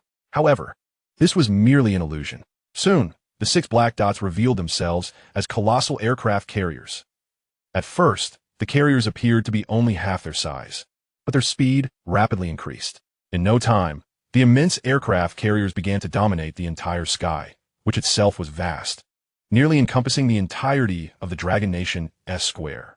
The onlookers perceived the aircraft carriers as if they were charging directly towards them, displacing a staggering 70,000 tons of water, measuring 288 meters in length and 80 meters in width. The visual impact was extraordinary. On the expansive deck, a long runway was flanked by rows of F-16 fighter jets, all meticulously arranged. This titanic vessel seemed to hurtle towards them across the screen. Many individuals, gripped by a fear of large objects, instinctively recoiled and contemplated fleeing, yet their curiosity proved irresistible. In the next instant, someone exclaimed, "It's taking off. Look, it's taking off." Those who had been startled began to succumb to their curiosity, lifting their heads to gaze upwards. Whoosh! An F-16 fighter jet from the aircraft carrier ascended, trailing 3 streams of white smoke behind it. This phenomenon occurred as the jet, in rapid flight, compressed the moisture in the air around its fuselage and wing edges, creating vortices. Then came the second jet, followed by the third and the fourth. Someone began quietly counting on their fingers. Moments later, a figure emerged. 100 fighter jets. Precisely the same number as the nation's founding. Look! At this moment, the camera began to zoom out. The gigantic bodies of the aircraft carriers gradually diminished in size, revealing the 100 F-16 fighter jets soaring above them. Their exaggerated yet orderly formation leaving everyone in awe. Beside the 6 aircraft carriers, more than a dozen cruisers rapidly appeared, forming a neat escort on either side of the carriers. Following closely were the escort ships. The entire square of the Dragon Nation fell silent. For this sky seemed like a mirage, projecting an image devoid of sound, but with an overwhelming visual impact, as if it were right before their eyes. In contrast, the television audience could not behold the immense screen. What they witnessed was simply the scene of the 6 aircraft carriers emerging in a modest neighborhood. Zhao Chung stood up. "This is our nation's newly developed aircraft carrier. A total of 6 are deployed this time. Could it be?" He glanced towards his equally exhilarated mentor, Liu Chengping, who was fervently pressing the oxygen mask against his face, gasping for air. His spouse repeatedly urged, "You all need to calm down. Just an aircraft carrier appearing, remember? There were some during the last 90th anniversary celebration too. Liu, calm down." Liu Qingping waved his hand dismissively, removing the oxygen mask to glare at his spouse. You don't understand. He then turned his gaze back to Zhao Cheng, whose excitement mirrored his own. It's most likely Lu Feng's child. It must be. Zhao Cheng continued his mentor's thought. It's happened. The two locked eyes, sharing an indescribable thrill, both turning their attention back to the television. In a rural courtyard, Zhao Chengshi shouted, Incredible! This is our Dragon Nation's current strength. He slammed his fist on the table. Look at that giant ship. How many fighter jets are on it? Beside him, Zhao Lan corrected him with a smile. Dad, that giant ship is called an aircraft carrier. Yes, an aircraft carrier. Zhao Chengshi was beside himself with excitement and reminded, Quick, call Lu Feng. Ask what that kid is doing now. He should be watching the National Day celebration live. Zhao Lan, who had not heard from Lu Feng lately, had previously contacted him only to learn from Sun Qing that he had been very busy. Reflecting on this, Zhao Lan made another call. After a moment, she shook her head. It seemed Lu Feng was indeed too occupied to answer. Chapter 65, 100 fighter jets resembling a swarm of bees guarding the Great Bee King. Meanwhile, in the presidential palace of the island nation, Tianwen suddenly received a classified report. The urgency of the message was alarmingly rated at SSS level. He swiftly opened the report, his breath quickening. He promptly summoned his aides. Quickly contact all our nation's nuclear weapon experts. Immediately establish a research team to commence work on controllable nuclear fusion reform. Prepare to receive the materials. Based on this information, we shall initiate our research. After issuing orders to his secretary, Tianwen rose and began pacing, his brow furrowed deeply, burdened with heavy thoughts. Muttering incessantly under her breath, she exclaimed, How is this possible? In less than half a year, how could there be such a monumental breakthrough? What kind of rhythm is this? Is the world about to change? With this thought, Tianwen suddenly halted her steps, as if having made a resolute decision. She instructed her secretary, Quick, summon the Minister of Defense, and also invite our nation's top nuclear weapons expert to join us. Understood, the secretary replied, preparing to leave. However, she sensed the gravity of the situation from Tianwen's unusual gaze. And Tianwen added, Immediately contact President Biden of the United States. Inform him that this is an urgent matter of utmost importance. Hurry. Yes. The secretary, spurred by Tianwen's urgency, hastened her pace. In the White House, President Biden was engaged in discussions with a group of CEOs from technology firms. Each CEO was expressing their opinions. Bill Gates was the first to speak. This time, I find the chip offensive from Dragon Country to be exceedingly fierce. We must first secure their initial batch of chips if we are to conduct our research swiftly. Indeed, concurred Intel CEO, Pat Gelsinger. Currently, Dragon Country's 1-nanometer chip has caught us off guard. However, I believe this is merely a temporary setback. Based on our extensive experience at Intel, it is possible that Dragon Country's chip is the result of a fortunate accident during an experiment, leading to the unintended creation of a 1-nanometer lithography machine. This may just be a stroke of luck for them. Huang Renchuan, CEO of Invista, wholeheartedly agreed, stating, According to our experience in high-precision electronics, I strongly support CEO Pat's viewpoint. This is the only plausible explanation for why Dragon Country has suddenly developed a 1-nanometer chip. Just as the discussion grew heated, the door to the conference room was flung open with a bang. The secretary shouted, President Biden, Prime Minister in Tianwen of Island Country urgently seeks your attention. Biden glanced at the multitude of busy CEOs before him. It was no easy task to gather them all together. He thought it best to postpone matters from Tianwen's side for the moment and replied, Tell him I'm quite busy. I'll get back to him shortly. The secretary remained rooted in place and added, Prime Minister insists it is a matter of utmost urgency. Upon hearing this, Biden's brow furrowed. His instincts told him that this situation might pertain to Dragon Country. The mere thought of Dragon Country made his head throb. Ever since he initiated the chip sanctions, Dragon Country had been persistently causing him troubles. A flicker of anger ignited within him as he answered the phone. You had better be genuinely urgent. His mood soured, and he lost the previous respect he had for Tianwen. It is as follows, Tianwen spoke urgently. I have just received highly critical intelligence. Dragon Country may have now mastered controllable nuclear fusion. What? Biden was taken aback. What are you saying? They have mastered what? Controllable nuclear fusion. Tianwen reiterated. Biden raised his head to look at the assembly of tech company CEOs, all of whom were now gazing at him with expressions of bewilderment. His mind struggled to comprehend the situation. He had summoned this entire group of tech moguls to discuss how to respond to Dragon Country's chip offensive. And now he received word that they had made a breakthrough in controllable nuclear fusion. Taking a deep breath, Biden said, "Prime Minister, and I hope you're not jesting with me." And Tianwen, maintaining her composure, responded, "I assure you, I am not joking, my dear President Biden. I now urge you to contact all our allied nations to observe Dragon Country's National Day celebrations. I have credible information indicating that they will announce their mastery of controllable nuclear fusion today." "Damn it," Biden muttered under his breath, followed by a string of expletives. "How could we have been outmaneuvered by Dragon Country?" He slammed the phone down, nearly shattering the vintage receiver in the process. "Listen," Biden's face twisted with fury. "Immediately summon the Minister of Defense and the Intelligence Department. Are they all simply entertaining themselves with the secretaries? Dragon Country has achieved controllable nuclear fusion right under our noses. And I am here, like a fool, discussing chip issues. Contact all our nuclear energy experts and inform our allies. Have them summon their most formidable experts and connect with me via video immediately." In the conference room, the tech moguls exchanged glances, bewildered. What is happening? Dragon Country has achieved controllable nuclear fusion? But wait, didn't they just unveil a 1-nanometer chip? How could they suddenly have controllable nuclear fusion? This transition is too rapid, and everyone was momentarily at a loss for words.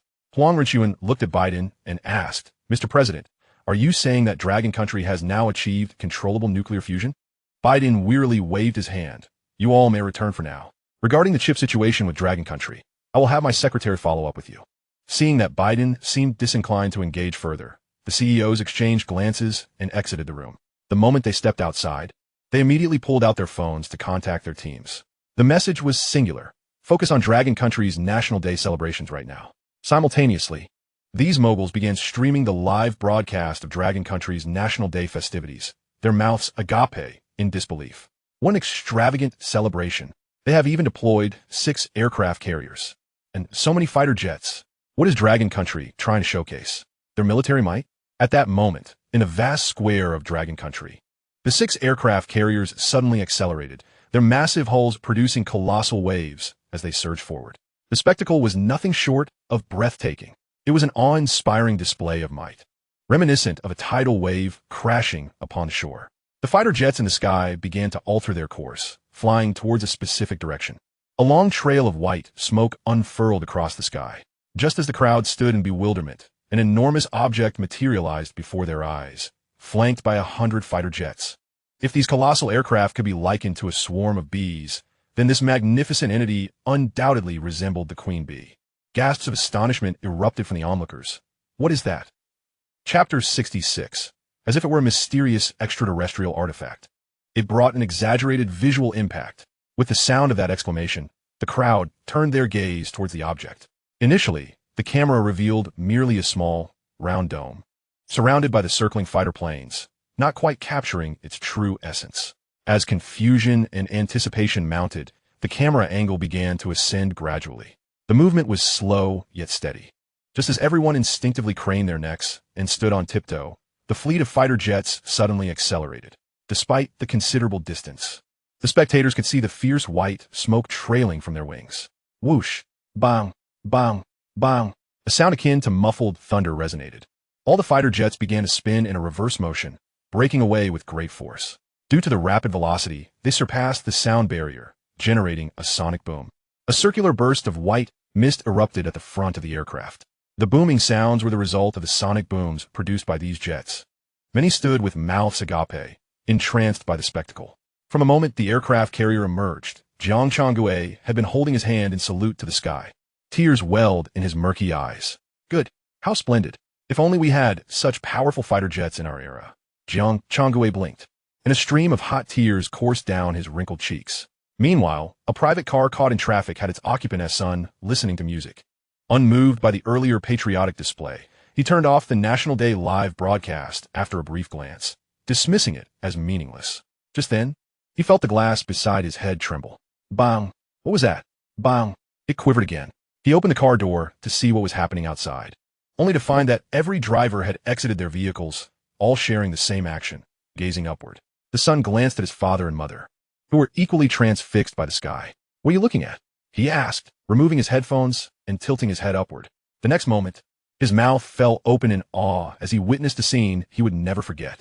The vast canvas of the sky resembled a mirage, and to his astonishment, the Dragon Kingdom had projected onto it. Although far from a square, the image was still remarkably clear. He recognized it as an aircraft carrier. He knew it was a fighter jet. He even understood that the sound he heard was a sonic boom, a concept his physics teacher had elaborated upon.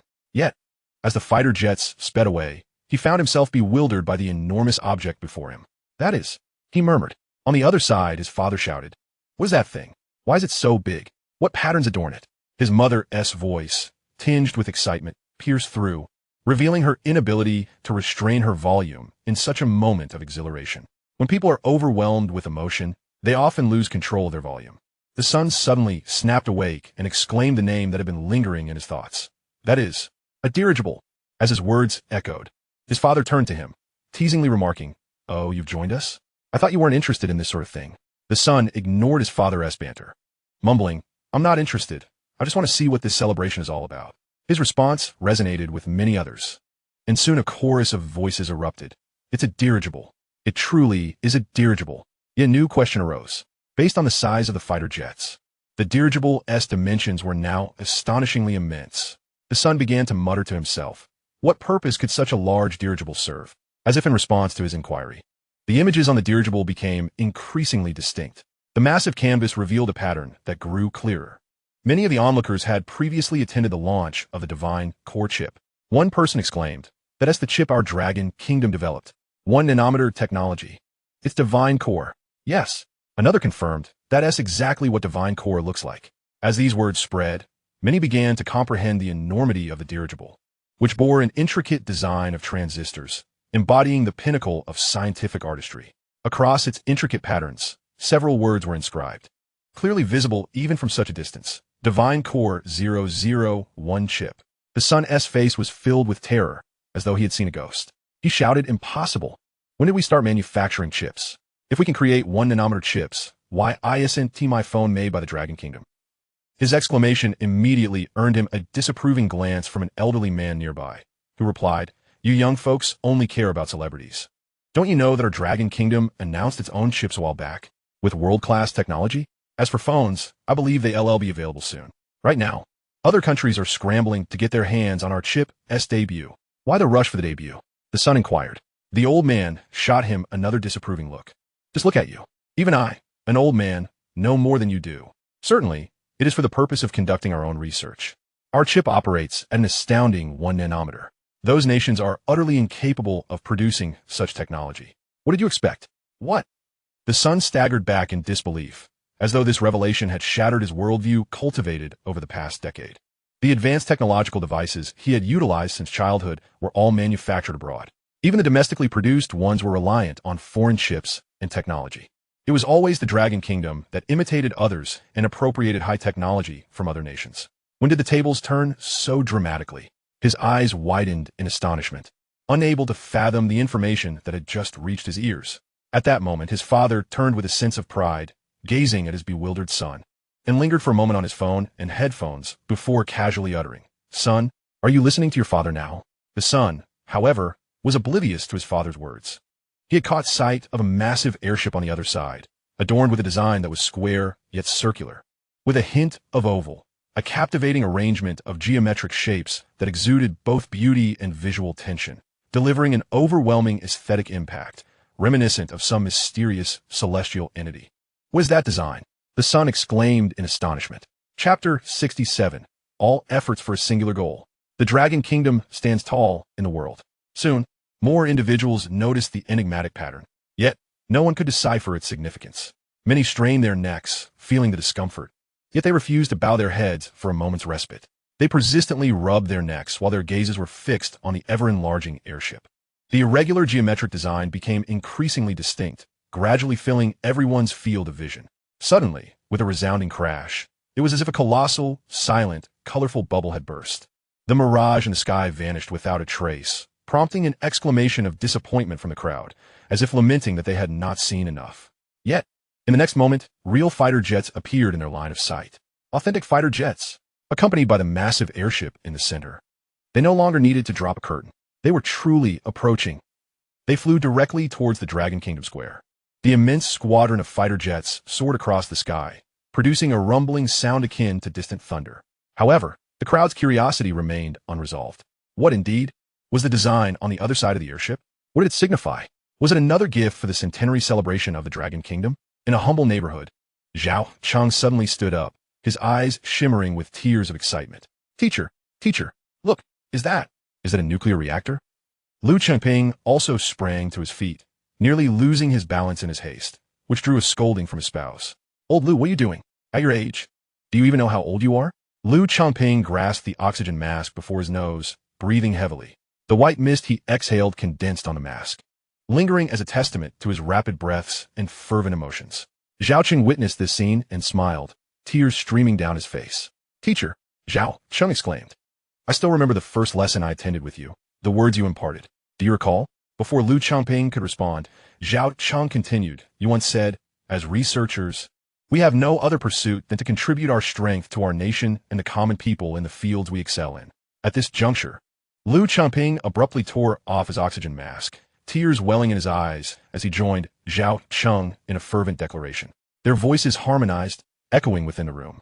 To enable us, the people of the Dragon Kingdom, to stand tall, never again subjected to the sanctions of others, compelling those who once sanctioned us to lift their heads and act according to our countenance. Nearby, Lu Chengping's spouse exchanged a glance with Zhao Cheng's wife, bewildered by the sudden fervor of the two men. After Lu Chengping finished speaking, he turned to Zhao Cheng, who was also gazing at his mentor. They simultaneously proclaimed, Controlled nuclear fusion. We have succeeded. In the Dragon Kingdom Square, everyone beheld the colossal airship slowly hovering above the square, where the military parade had previously taken place, leaving a vast expanse vacant. No one knew what to do in that moment. It was then that they realized the airship was descending. Elder Sun, standing atop the red building, wore a smile imbued with an uncontainable anticipation. Meanwhile, the curiosity regarding the design on the airship's other side intensified fervently. As the airship approached landing, Elder Sun began to speak into the microphone before him. Fellow citizens of the Dragon Kingdom, at this moment, all attention was drawn to Elder Sun's words. In unison, everyone turned their gazes toward him, while the massive airship continued its descent. Such a colossal craft required time to land. Elder Sun's voice resonated throughout the Dragon Kingdom Square, carried by signals across the land. In our Dragon Kingdom, there exists a dedicated group of scientists and researchers who labor tirelessly for our stability and prosperity day and night. Regardless of the challenges they face, they shall overcome. They toil without rest, bidding farewell to their parents, their spouses, their loved ones, all for a singular purpose. That is, for our Dragon Kingdom from this day forth at this juncture. Elder Sun's eyes radiated an unprecedented vigor, a force that had not surfaced in many years. He surveyed everyone in the square and those before their televisions. That is, we, the Dragon Kingdom, shall stand tall in the world. As his words fell, an enveloping silence blanketed the entire square. Suddenly, a battalion of soldiers appeared, their expressions grave as they wielded ceremonial rifles, loaded with blank cartridges. Only the sound would resonate, devoid of any actual bullets. The leader of the formation began to shout, "Fire the cannons!" Bang, bang, bang. The muzzles pointed skyward as the soldiers discharged their rifles in unison, marching in perfectly synchronized steps towards the location where the airship was about to descend. Within the Black Palace of the beautiful nation, Bai Deng observed this scene with a solemn expression, flanked by the Minister of Defense, the Director of the Intelligence Bureau, the Vice President, the Secretary of State, and nuclear fusion experts. Their eyes widened as they watched the live broadcast from the Dragon Nation. The nuclear fusion expert was the first to speak, noting that the design of the airship resembled a nuclear reactor. As his words lingered in the air, a voice countered from the enormous video screen. It belonged to an elderly man seated beside President Franco of the ideological state. Based on my years of experience, the likelihood of it being a nuclear reactor is quite significant. Yet, before he could finish, another voice chimed in, this time from a female elder sitting next to Prime Minister Sulik of the Fog Nation. However, such a nuclear reactor is too peculiar and does not conform to the external characteristics of contemporary mainstream reactors. Unless, interrupted a middle-aged man, the youngest expert in nuclear fusion research, who is seated beside the emblem of the celestial pattern. Unless it is deliberately designed to appear this way, merely to mislead our perceptions and disrupt our research direction. Indeed, echoed the experts beside Bai Deng. This was a collective video conference of the most formidable alliance of nations, each summoning their strongest experts. Bai Deng was resolute. He refused to be outmaneuvered by the Dragon Nation again. He sought to uncover their intentions and forthcoming actions, ready to present a concrete response plan. At that moment, another voice emerged from the video link, proclaiming, "There is another possibility. Chapter 68, everything, all of it, is for him alone. The divine core, the divine light." The inventor emerges, a middle-aged woman with cascading waves of hair. The youngest expert in nuclear fusion from the Phalanx nation expressed her dissent. Noticing her, President Nuklong of Phalanx turned his attention to her. She spoke in a low tone. "There is another possibility. The nuclear fusion created by the Dragon Nation diverges entirely from our research direction and follows a different pathway, which is why it manifests so distinctly from our understanding." As her words settled, a voice of opposition immediately arose. "Impossible. Our international controlled nuclear fusion research group has spent decades overcoming challenges and conducting studies. The Dragon Nation, having just been expelled from our group, cannot possibly develop a path we have never envisioned." The speaker was an expert from the ideological state, echoing what many others thought as they nodded in silent agreement. Yet, the next moment, a statement from a Phalanx expert rendered them speechless. She calmly replied, "Have you forgotten? The last chip produced by the Dragon Nation was unlike any other in the world. They forged their own path." With that, the Phalanx expert took a deep breath, her face finally revealing a serious expression. "I suspect the Dragon Nation has charted its own research trajectory." Upon hearing this, Bai Deng furrowed his brow. "What do you mean by their own research trajectory?" Nuklong quickly glanced at his nation's female expert. "Yes, what do you mean by their own trajectory?" The female expert met the gazes of the assembly. "What I mean is that now, all of the research trajectories from the Dragon Nation diverge from the world's research directions." Seeing the confusion still etched on their faces, she thoughtfully reorganized her words, slowly articulating. "To put it simply, from this moment forward, the world of high technology has two distinct research trajectories. One is the Dragon Nation's, which is entirely unlike any mainstream path, and the other is the research trajectory of all other nations." As her words hung in the air, a profound silence enveloped the gathering, encompassing both experts and the presidents and prime ministers of major powers. They were suddenly beset by an overwhelming sense of impending doom, as if a great mountain were pressing down upon them. At that very moment, on the live broadcast screen, Elder Sun continued speaking, his words translated in real time by interpreters in the beautiful nation for the various nations.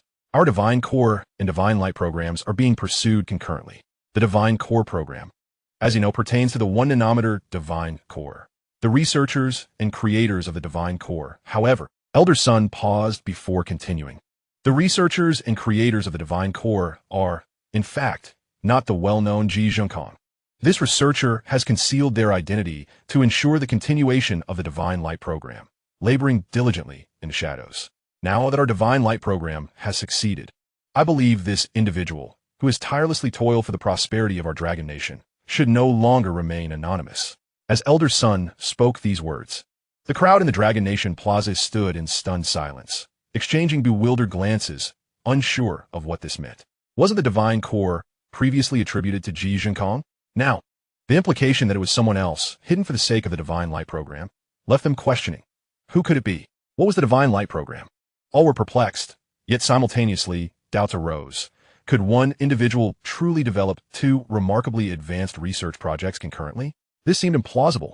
Not only the crowd present, but also those watching from their screens were equally astonished. What was happening? Among them were Zhao Cheng and Lu Qingping, who exchanged incredulous looks. They were aware of the Divine Light program, but now Elder Sun claimed that the Divine Core program was also the work of the same individual. Zhao Cheng's eyes widened, resembling the shape of brass bells. "No way." He took a deep breath. "You mean to tell me that this kid managed to achieve controllable nuclear fusion while conveniently creating a 1 nanometer chip at the same time?" Lu Qingping shook his head in disbelief. "That's impossible. Zhao Cheng, your hypothesis defies logic and the principles of scientific research. How could one individual possibly make groundbreaking accomplishments in two entirely disparate fields simultaneously?" At this moment, Zhao Cheng was resolute, descending from his mentor. "Don't forget, teacher, that boy is merely 18 years old. Moreover, everything we deemed impossible prior to this has been brought to fruition by him." With conviction, Zhao Cheng asserted, "I am certain it is he who accomplished this." If that were the case, Lu Qingping picked up the mask resting beside him and began inhaling deeply. "The entire landscape of the world shall change, and swiftly, so fast that Lu Qingping, can hardly fathom." His chest began to heave violently. "Calm down, teacher. Let us continue watching." In the square of Long Country, Elder Sun's authoritative voice resonated. Next, this esteemed scientific pioneer will personally present his gift to our motherland, Long Country. As Elder Sun concluded, the soldiers of the preceding formation had already reached the open space, while the colossal airship gradually descended. It was only at this moment that the crowd comprehended the sheer magnitude of the vessel. It measured at least 300 meters in length and nearly 100 meters in height, propelled by enormous jet engines. A red carpet had already been laid out for the soldiers as they approached, extending all the way to the foot of the red building in the square. With a soft thud, the airship's cabin gently touched the ground, producing a faint sound. Numerous journalists rushed forward, their faces alight with excitement. For they had received word that this year's National Day celebration in Long Country was anything but ordinary. Lee Cece sprinted ahead, being a reporter for Long Country Television. In such a grand celebration, she was determined to be at the forefront.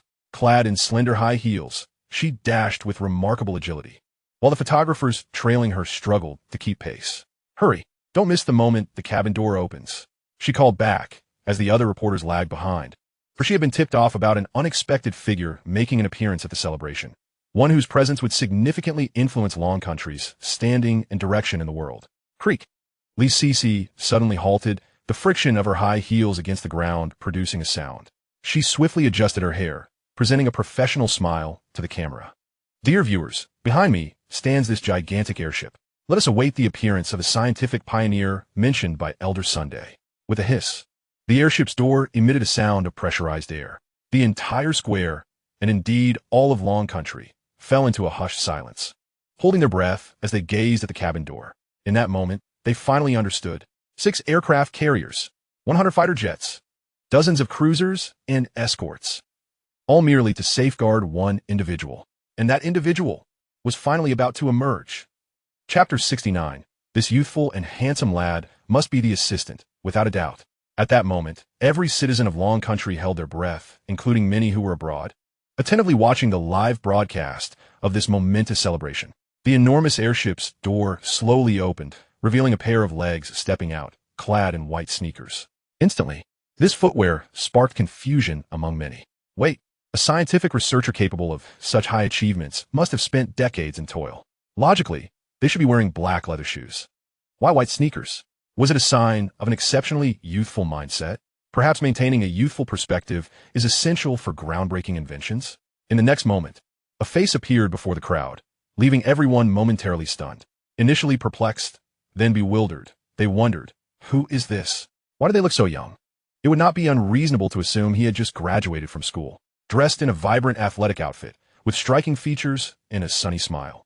He resembled a fresh university student rather than a seasoned researcher. Yet what connection did this youthful figure have to the scientific worker Elder Sun had spoken of? A large question mark loomed above everyone's heads. Yet again, the prowess of reporters shone through.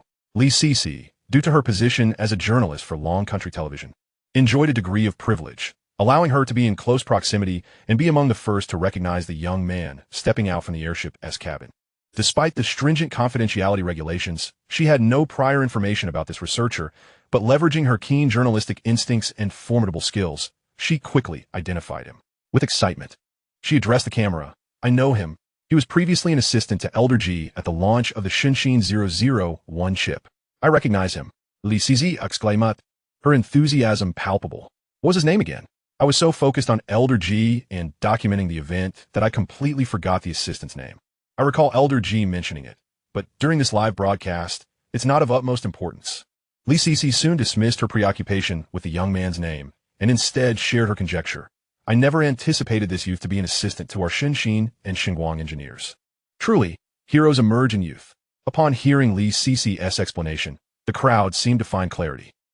That makes sense. So young, he must be an assistant. Furthermore, to become the aide of such a formidable scientist at this age is indeed remarkable. All eyes were inevitably drawn to the young man. In a rural courtyard, Zhao Changxi raised his glass. He rubbed his eyes, believing he was experiencing a mirage due to the long absence from his grandson. He turned to Zhao Lan, exclaiming, "Zhao Lan, look at the person stepping out of that grand airship on the television. Could be our Feng.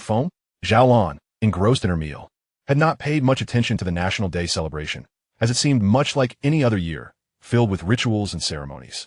Upon hearing her father mention that her son was on television, Zhao Lan lifted her head and approached the screen for a closer look. Calmly, she declared, "It's undoubtedly my biological son, Lu Feng." Lu Jiangwo maintained a composed demeanor, yet the other relatives in the household were utterly astonished. What? Fenger is actually appearing at the National Day celebration? What's going on? Shouldn't he be at school?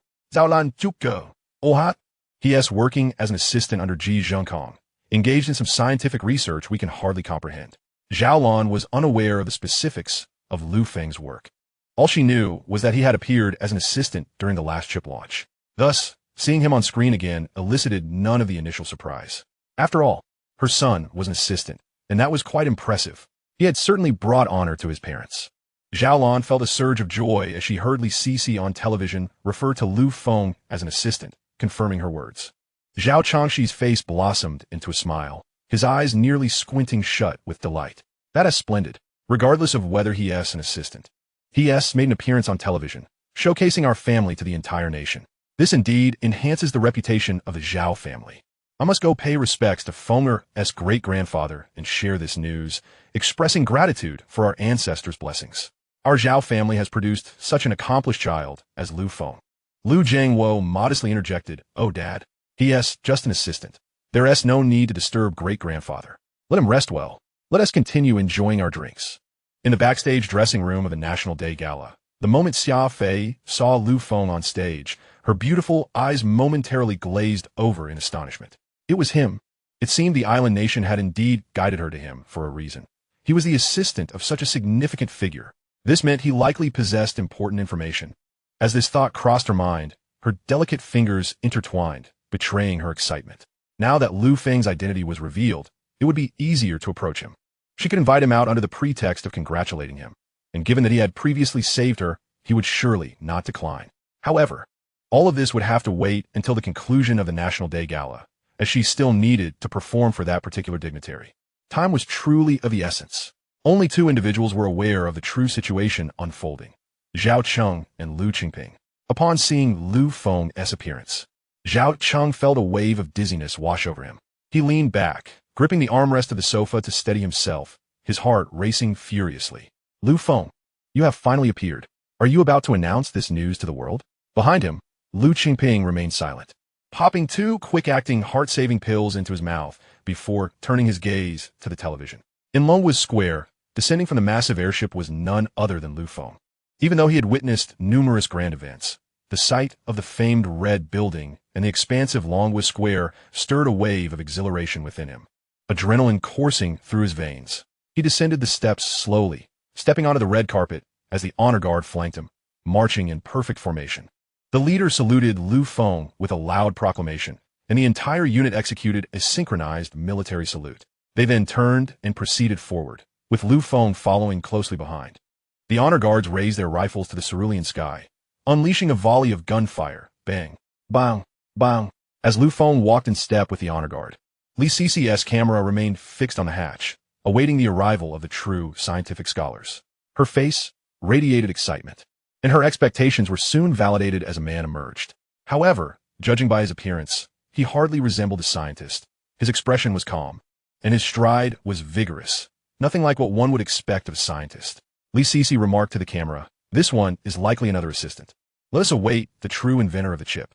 Then, she noticed the cameraman gesturing frantically towards her. Confused, she followed his pointed direction, and, in the next moment, her jaw dropped in disbelief. The young man she had previously presumed to be merely an assistant was now striding toward the red building.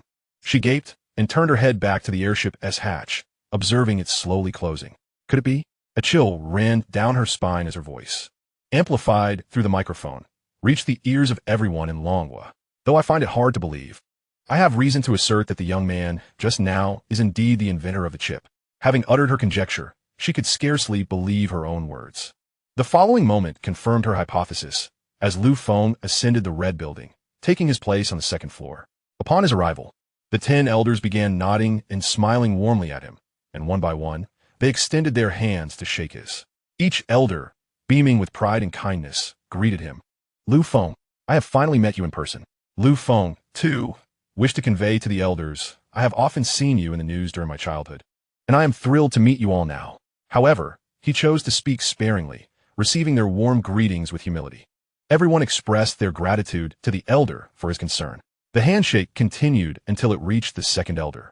Elder Wu, known for his forthright nature, heartily patted Lu Feng on the shoulder, exclaiming, "What a fine young man! What a fine young man!"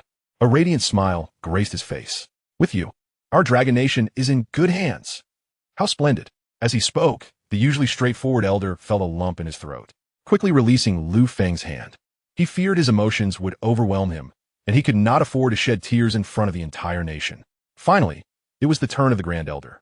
He gently placed a hand on Lu Feng's shoulder, creating space for himself at the center. Addressing the microphone, he surveyed the multitude gathered in the square. Gazing into the broadcast cameras as he proclaimed, "Citizens of the Dragon Nation, allow me to formally introduce to you this diligent and dedicated researcher beside me. The Chief Engineer of the Divine Core Project. The Chief Engineer of the Divine Light Project, Lu Feng." As his words resonated, an eerie silence enveloped the venue. The vast expanse of the Dragon Nation Square was filled only with the sound of the wind rustling through the air. In the crowd, Jiang Changgue, who had been observing from afar, turned his gaze towards his son. What was the Grand Elder saying? Who was that young man? His elder son, though older, had keen hearing. "Father, the Grand Elder just mentioned the inventor of our nation's chips and the Chief Engineer of the Divine Light Initiative. That young man is Lu Feng." "What?" Jiang Changgue exclaimed in astonishment. "He has become Chief Engineer at such a young age?" "Indeed," his elder son affirmed. "That is what the Grand Elder said, so it must be true." He then remarked, "How incredibly young. Yes, even a few years younger than my grandson. How can someone so young achieve such greatness? I must ensure that my underachieving grandson studies diligently." At that moment, in the backstage dressing room, Xia Fei was taken aback. The makeup artist had been applying lipstick when she suddenly widened her eyes in disbelief, exclaiming, "What? How is this possible? Lu Feng, the Chief Engineer." In the next instant, she pressed her face close to the tablet screen. It was him. It was truly him. The features, that radiant smile. Suddenly, everything fell into place.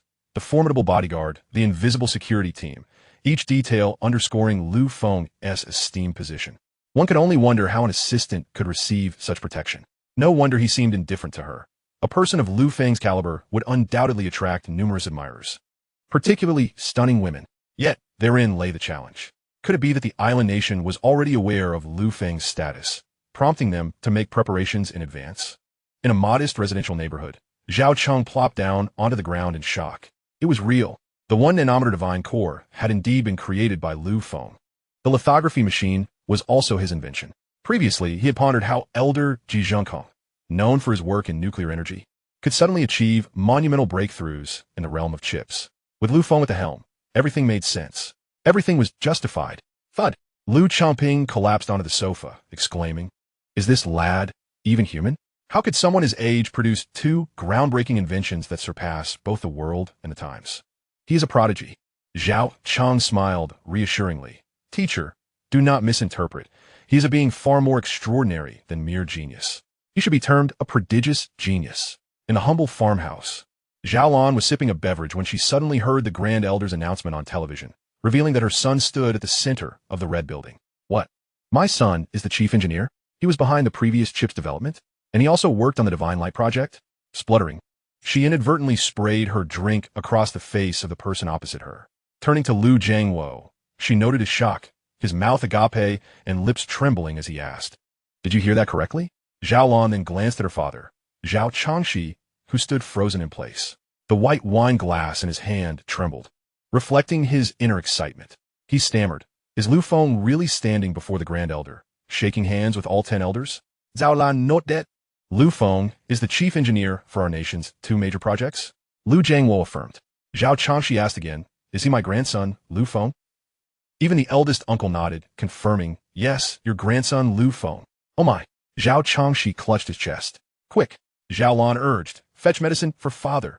In the opulent black palace of the beautiful nation, as the Grand Elder announced Lu Feng's accomplishments, Bai Deng broke into a wide grin. It was not only Bai Deng. Even the experts from various developed nations participating in the video conference found amusement in the revelation, laughing uproariously, even struggling to catch their breath. However, in the next moment, their laughter faded as gravity set in. Among them, only one person maintained a serious demeanor, seemingly lost in thought. This individual was in Tianwen. He watched Lu Feng on the television, silent and unamused. He found no humor in the situation and could not comprehend why Bai Deng and the other scientists were laughing. Not only in Tianwen, but also the leading experts in the nuclear field from the island nation wore serious expressions. After sharing a laugh with his defense minister, Bai Deng suddenly noticed in Tianwen's lack of amusement. Prime Minister, and what troubles you? Do you not find this joke amusing? Look at the Dragon Nation and their Grand Elder. They allowed someone who appears to have just left university to impersonate the inventor of two pinnacle technological achievements. Do you not find it ludicrous? At such a young age. What was his name again? He seems even younger than my youngest grandson. Do you not find it laughable that this boy from the Dragon Nation is stepping into the limelight? After saying this, Bai Deng chuckled to himself. Yet, in the next instant, the experts from the Iji Nation fell silent. The expert from Falanchi no longer smiled. The Prime Minister of Miss Country, Sirik, wore a grave expression. Gradually, the atmosphere in the room descended into a profound silence. The transformation on Bai Deng's face was nothing short of captivating. The effects of his advanced age were exceedingly apparent. It was only at this moment that he began to sense that something was amiss. Indeed, how could the esteemed Grand Elder of the Dragon Kingdom jest about such matters? If one were to deliberately substitute individuals or create confusion, there would be no need to select someone so remarkably young. A seasoned scholar, an evident veteran in the field of research, would suffice. For a populous nation like the Dragon Kingdom, this would pose no issue. Yet now, this exceptionally young individual had emerged. Bai Deng's countenance gradually darkened. He cast a glance at the Minister of the Intelligence Department seated to his right, whose smile had yet to completely fade. Suddenly feeling a chill run down his spine, the minister instinctively turned to meet Bai Deng's gaze, which sent a shiver through him. He instantly grasped Bai Deng's intent. Raising his hands, he declared, "I dare say that this time, the Dragon Kingdom's confidentiality measures are the strongest in history. Just look." He pointed at the video conference, where the faces of other presidents were etched with deep apprehension, mingled with a trace of anger. Clearly, they were also in the dark. This revelation implied that the Dragon Kingdom had concealed this young man until today. For the nation, which prided itself on having intelligence networks spanning the globe, where nothing was unknown, a resounding slap in the face had been delivered. The silence in the room was palpable, starkly contrasting the previous uproarious laughter. They realized that if the Dragon Kingdom were indeed on the verge of achieving controllable nuclear fusion, the regulations established by the beautiful country and its allies would undoubtedly be rewritten. Moreover, the energy that they wielded would no longer serve as a means to constrain other third-party nations. At that moment, it was the Falanchi expert who broke the silence. "Everyone, please do not panic. I believe that the controllable nuclear fusion presented by the Dragon Kingdom may merely be in its infancy." An expert from the beautiful country immediately interjected. "Indeed, that makes sense. It is unrealistic to expect a mature, controllable nuclear fusion in such a short time frame." An expert from Iji State chimed in, "Yes. Let's consider this. Their timeline is quite brief, especially since it coincides with the Dragon Kingdom's National Day. It is likely merely an embellishment for the celebration. The actual application will require significant time." An expert from Miss Country concurred, saying, "Indeed, this is the very purpose of our gathering here today. Therefore, esteemed presidents, there is no need for undue anxiety. We must trust in the scientific capabilities of our allied nations, which continue to lead the world." The audience seemed to find merit in these assertions, nodding in relieved agreement. Perhaps they had been overthinking it.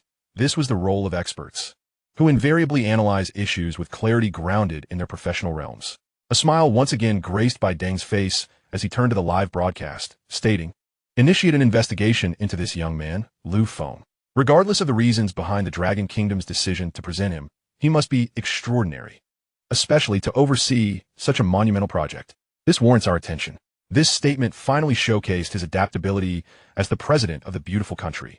Recognizing the unusual nature of the situation, and Tianwen, who had remained silent, finally spoke up, "Excuse me, I need to use the restroom. I will return shortly."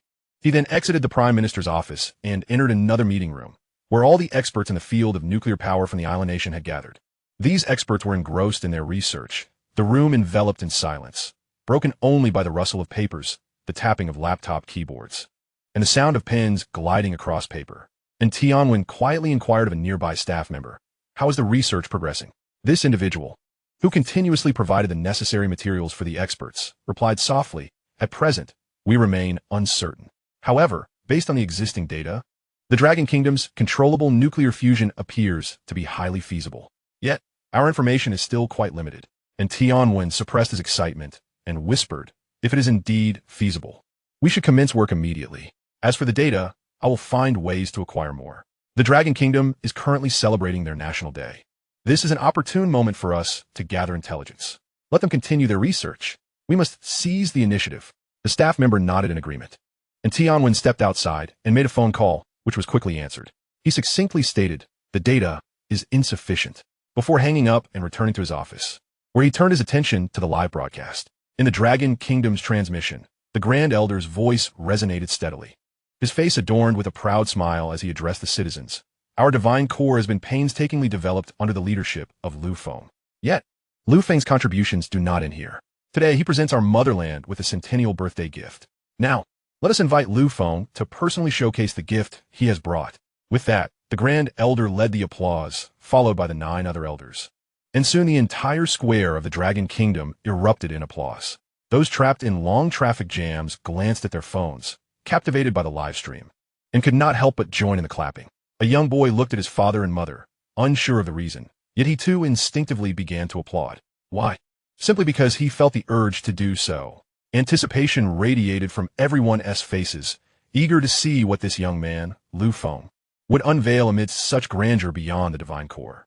Suddenly, Lu Feng's voice transmitted through the signal. "I have a dream." Chapter 72. What is divine light?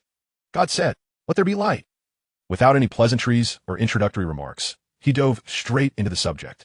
Lu Feng's voice, imbued with the unique timbre of youthful exuberance and a hint of raspiness, was accompanied by a warm smile. "I have a dream. I dream that my mobile phone is made in the Dragon Kingdom. I dream that my computer is made in the Dragon Kingdom. I dream that the vehicles on this grand road are made in the Dragon Kingdom. I dream that all high-tech industries in the world are made in the Dragon Kingdom. I dream of our Dragon Kingdom people, walking with pride and heads held high in every corner of the world. I envision the Dragon Kingdom once again standing majestically at the pinnacle of the globe." These words resonate with fervor and gravitas, each utterance growing louder and more impassioned than the last. The crowd in the square was instantly captivated, their spirits stirred by these declarations. In an instant, tears welled in Jiang Changgui's aged eyes, and he trembled uncontrollably. "Good, good, good," he exclaimed 3 times. Yet his throat felt constricted as if blocked by a lump of cotton, choking back his emotions. Was this not his own dream? Indeed, it was the shared aspiration of all his comrades from that era. The faces of his beloved comrades floated before him once more, particularly that of Lu Feng, brimming with youthful vitality atop the red building. In a moment of reverie, their visages seemed to merge. Just as Lu Feng began his speech, the enormous airships hatch slowly creaked open. Ji Zhengkong, accompanied by the core engineers of 2 major projects, gracefully descended. A designated area had been reserved for them in Dragon Kingdom Square, a suggestion from the Elder Ji himself, who wished not to overshadow Lu Feng's moment of glory. This was Lu Feng's time to shine, and as an elder who had witnessed countless spectacles, Ji remained content. As Ji maneuvered his electric wheelchair, he listened to Lu Feng's address and nodded in quiet approval. "This young lad speaks quite well," he mused. Behind him, Sun Qing continuously exclaimed, "Chief Engineer Lu. He is so handsome. How can he be so handsome? Chief Engineer Lu." Ji couldn't help but smirk. Had she not been by Lu Feng's side until just moments ago? Why was she now extolling his looks as if he were a stranger? Yet, Sun Qing seemed oblivious, keeping her gaze fixed on Lu Feng as they moved toward their designated area. As Lu Feng's speech drew everyone's attention, no one noticed that Ji and the others had quietly disembarked from the airship. When Lu Feng's words about dreams reverberated through the square, he suddenly paused.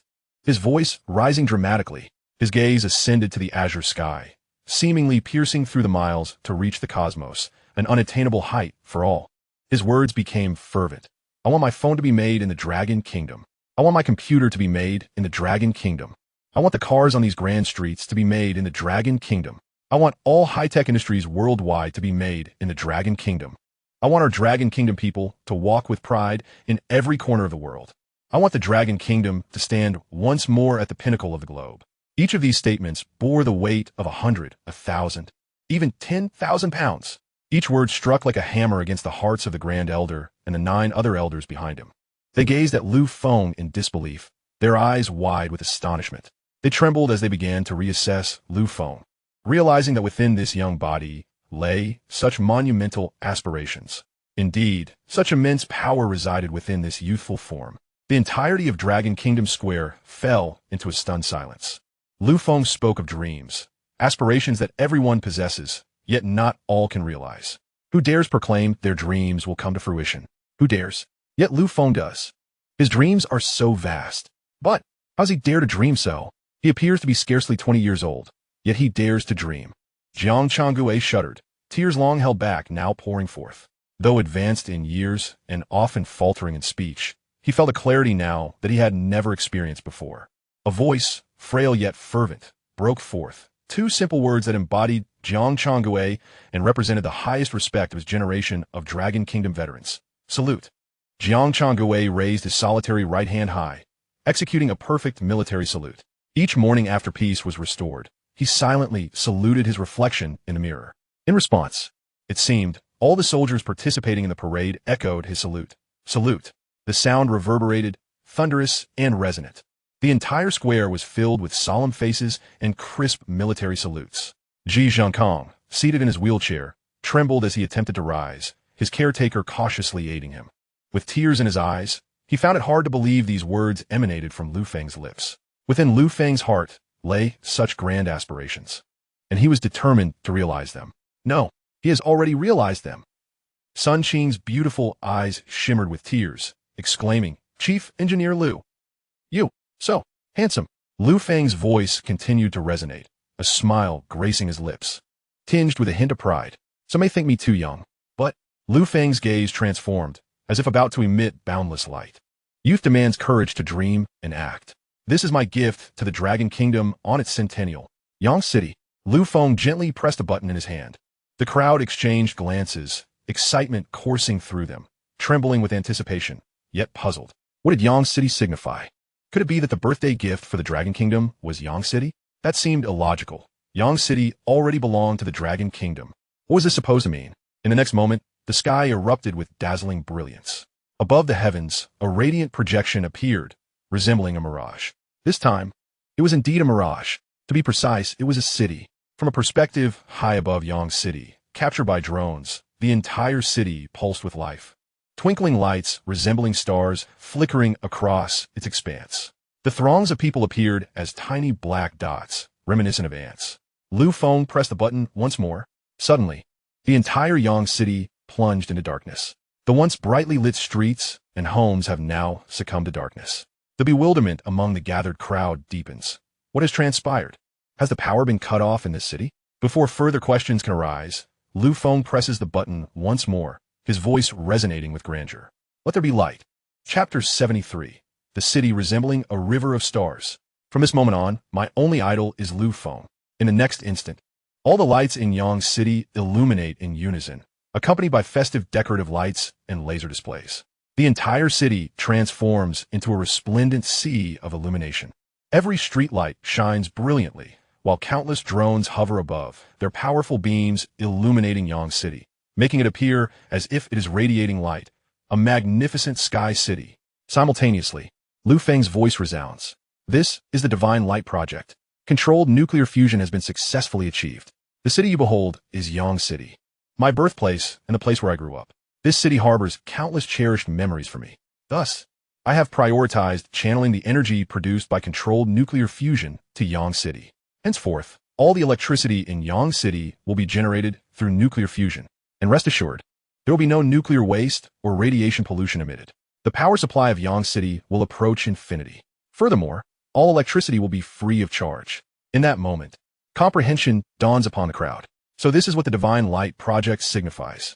It truly embodies the notion of divine illumination. But wait, this is free light. Is it genuine? From now on, all electricity will be without cost.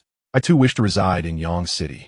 Indeed, I shall return immediately and sell my house to move to Yang City. In a rural courtyard, Zhao Changshi slowly awakens, only to find the lights surrounding the yard ablaze, dazzling to the point of blinding him. Why is it so bright? Have I died? Father, you're not dead. Zhao Lan's voice calls out. I don't know what happened, but suddenly the power in our home was cut off, and then all the lights turned on. Father, please calm down. You frighten us so much. Lu Jiangwo adds. At that moment, the television flickers to life, broadcasting Feng's words. Zhao Changshi chuckles joyfully, springing to his feet and rushing to embrace the television as if it were his beloved grandson, exclaiming with excitement, "My grandson has brought us honor." Then Feng's voice echoes once more. All electricity in Yang City is free. What? Zhao Changshi gasps, free? He points at the illuminated lights in the house, saying, what incredible breakthrough has my grandson made to enable us to use unlimited electricity? Lu Jiangwo stares at the television, utterly astonished. He recalls that fateful night when his son, secluded in his room, suddenly made a loud noise. When they entered, their son was fervently scribbling on paper. It is controlled nuclear fusion. Lu Jiangwo murmurs to himself. Moments later, his voice crescendos with excitement. Controlled nuclear fusion. His eyes brim with tears of joy, realizing that his son has been working on controlled nuclear fusion all along. He grasps Zhao Lan's hand tightly, and in that moment, they finally comprehend the purpose of the unseen bodyguard surrounding them. They're the parents of the chief engineer of controlled nuclear fusion in Dragon Country. National treasures that must be fiercely protected. At the moment Lu Feng announces the success of controlled nuclear fusion, Zhao Cheng and Lu Qingping, the master and apprentice, embrace each other, tears streaming down their faces. These are tears of joy, tears of heartfelt emotion, all for a singular reason. Dragon Country is becoming strong, truly strong. Within the confines of the beautiful nation's Black Palace, Bai Deng furrows his brow, tightly pursing his lips. An accompanying expert remarks, if controlled nuclear fusion has indeed succeeded, then this city is but a trivial matter. Indeed, a female expert from Phalanxi tosses her hair back and adds, the electricity of this city merely demonstrates that Dragon Country's nuclear fusion technology is still not mature. It is merely a showcase for National Day. Exactly. An expert from Iji nods in agreement. If it were fully developed, it wouldn't be limited to just this city. According to the trends in controlled nuclear fusion's development, it will take several more years to gradually perfect and implement nationwide. This time, Bai Deng remains silent, his brow furrowed deeply. In the next moment, Lu Feng's voice rings out again. Yang City is merely the first city to utilize nuclear fusion electricity, not the only one. Lu Feng presses the button once more, and suddenly the sky transforms, revealing a second city beside Yang City, bustling with life. Then the third, fourth, and fifth cities emerge, all igniting with light. The expanse of cities begins to broaden, expanding until they resemble glowing orbs, akin to the countless stars in the night sky, twinkling brilliantly. The crowd gasps in astonishment. Mouths agape, as if they could fit an ostrich egg inside. Lu Feng's voice resonates powerfully. Currently, Dragon Country has achieved nearly 95% coverage of cities. The slightly more remote areas will also be gradually covered. Rest assured, the power supply will be ample. As his words conclude, a thunderous cheer erupts from the crowd. We won't have to move. Our city will be the same. Free electricity. What a remarkable era. Lu Feng's voice continues. Finally, allow me to introduce myself. My name is Lu Feng. I am a citizen of Dragon Country. All the dreams I have spoken of will be realized one by one. Thank you. With a resounding boom, a wave of applause erupts, more fervent and louder than ever before. Soon, voices begin to chant Lu Feng's name, which swiftly merges into a unified chorus. Then, like a thunderous roar, they began to chant in unison. They uttered only 2 words, Lu Feng. General Qin Guozhu positioned himself behind the 10 elders. Witnessing this spectacle, he discreetly wiped the cold sweat from his brow. Finally, it was not in vain. He had managed to coordinate numerous cities across the nation in such a remarkably short span. His gaze involuntarily drifted toward Lu Feng's silhouette, and he mused to himself, this young man is indeed a mad genius. To have constructed a super-large reactor in such a brief period. The electricity it provides could sustain the nation for nearly a millennium. I can only wonder what astonishing feats he will accomplish next. Nevertheless, this young man is truly a blessing for our dragon nation. With this thought, Qin Guozhu snapped to attention and rendered a military salute toward Lu Feng, a gesture of the utmost gratitude for his contributions. In the square, Jiang Changwei suddenly raised his voice to the heavens. His tone aged yet powerful. Do you see it, my dear comrades? Do you see it? This prosperous era of the Dragon Nation is as we have wished. As we have wished. Many around him had already noticed the emptiness of Jiang Changwei's left sleeve and quickly deduced his identity, coupled with his words. They were all moved, with many having tears welling in their eyes. A potent sense of national pride surged forth, as if their blood were a rushing river, igniting an overwhelming excitement within them. Indeed, our Dragon Nation has never lacked such fervent and formidable individuals. It has never been lacking. Old G, overwhelmed with emotion, pounded on his electric wheelchair, causing it to rattle loudly. Do you see? This is Lu Feng. This young man has always been like this. He lets his actions speak for themselves before making an introduction, just like at the Divine Light Base and during the recent speech at the Red Pavilion. Truly, you are remarkable, Lu Feng. Truly remarkable. On the congested road, Lu Feng's voice emanated from the phone and tablet, reverberating for an extended period. The son, clutching the phone, trembled incessantly. He bowed his head, and the middle-aged father exchanged a glance with his wife before approaching. Just as he intended to comfort his son, the boy abruptly lifted his head, locking eyes with his father, tears shimmering in his gaze. Dad, I was wrong. I was gravely mistaken. I have a dream too. I want to study diligently. I want to be like Lu Feng, to be someone who changes everything, to create everything, not just a futile complainer. The father was taken aback by his son's reaction. All right, father supports you. He nodded vigorously, wiping the corners of his eyes with his sleeve. The wife interjected. Look at you, you've made your father cry. Who said that? The father vehemently denied. It's just the wind, Sangha in my eyes. The son declared resolutely. From now on, I shall have but one idol. That is, Lu Feng. Chapter 74. The gears of fate for nations across the world begin to turn at this moment. At that moment, within the prestigious White House, as Lu Feng pressed the button in his hand, transforming the second city into a realm illuminated by lights, Prime Minister Sulik of Fog Nation ceased to smile. As the third and fourth cities lit up, the president of Intent Nation's expression hardened, his features growing serious. When Lu Feng continued to press the button, illuminating an entire province of Dragon Nation, the presidents of Phalanxy and Windmill Nation suddenly sat up straight, their faces displaying a grave concern. When almost the entire Dragon Nation was aglow, the laugh of Bai Deng abruptly ceased, as if someone had suddenly grasped him by the throat. He widened his murky eyes, leaning forward towards the television, his expression dark as water. The live broadcast displayed the resplendent lights of countless cities in Dragon Nation, reminiscent of the silent smile of the Grand Elder during the previous 20-nation conference. Mocking him, it echoed Lu Feng's silent yet powerful response. All the allied nations fell into silence. The Phalanxy expert who had previously claimed Lu Feng's technology was still immature tightly pressed his lips together, resentful of his earlier words. His complexion dark enough to drip water. These presidents and prime ministers exchanged furtive glances, their eyes flickering with uncertainty. They had received no news. Indeed, not a whisper regarding Dragon Nation's controllable nuclear fusion. Dragon Nation had actually achieved controllable nuclear fusion power for nationwide use. Surely, once they ended the video call, these presidents would rush to consult their intelligence agencies for a thorough discussion. Are we all just sitting idly? Meanwhile, their gazes were fixed intently on Bai Deng, eager to see how the leader of the world's foremost power would respond. Unexpectedly, Bai Deng's countenance turned crimson with rage as he stared at the broadcast. He abruptly stood up, striding forward and kicking the massive LCD television to the ground. Bang! The television shattered upon impact. Bai Deng nearly lost his balance from the force of the kick. Damn it! Bai Deng cursed vehemently. You! He pointed furiously at the Minister of Intelligence. Damn it! You failed to gather such momentous news? How can you still call yourself the Minister of Intelligence? Seeing the situation escalate, the Minister of Defense and the Vice President stepped forward to restrain Bai Deng. My dear President, please calm down. Indeed, Prime Minister Sulik of Fog Nation chimed in. Now that Dragon Nation has achieved mature nuclear fusion, the global energy landscape will undergo a monumental transformation. The event has transpired. We must swiftly devise a response plan. At that moment, Tianwen Chun reacted swiftly, exclaiming, we must restrict the import of nuclear materials to Dragon Nation. If we do so, they won't be able to expand their nuclear fusion reactors. Bai Deng gradually regained his composure, his chest heaving. A secretary entered with a glass of water, and Bai Deng drank it repeatedly.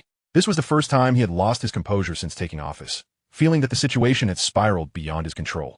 If Dragon Nation's rapid rise, the consequences stem from the sanctions decisions made previously. Consequently, Bai Deng will be remembered as a historical villain in the annals of the beautiful nation.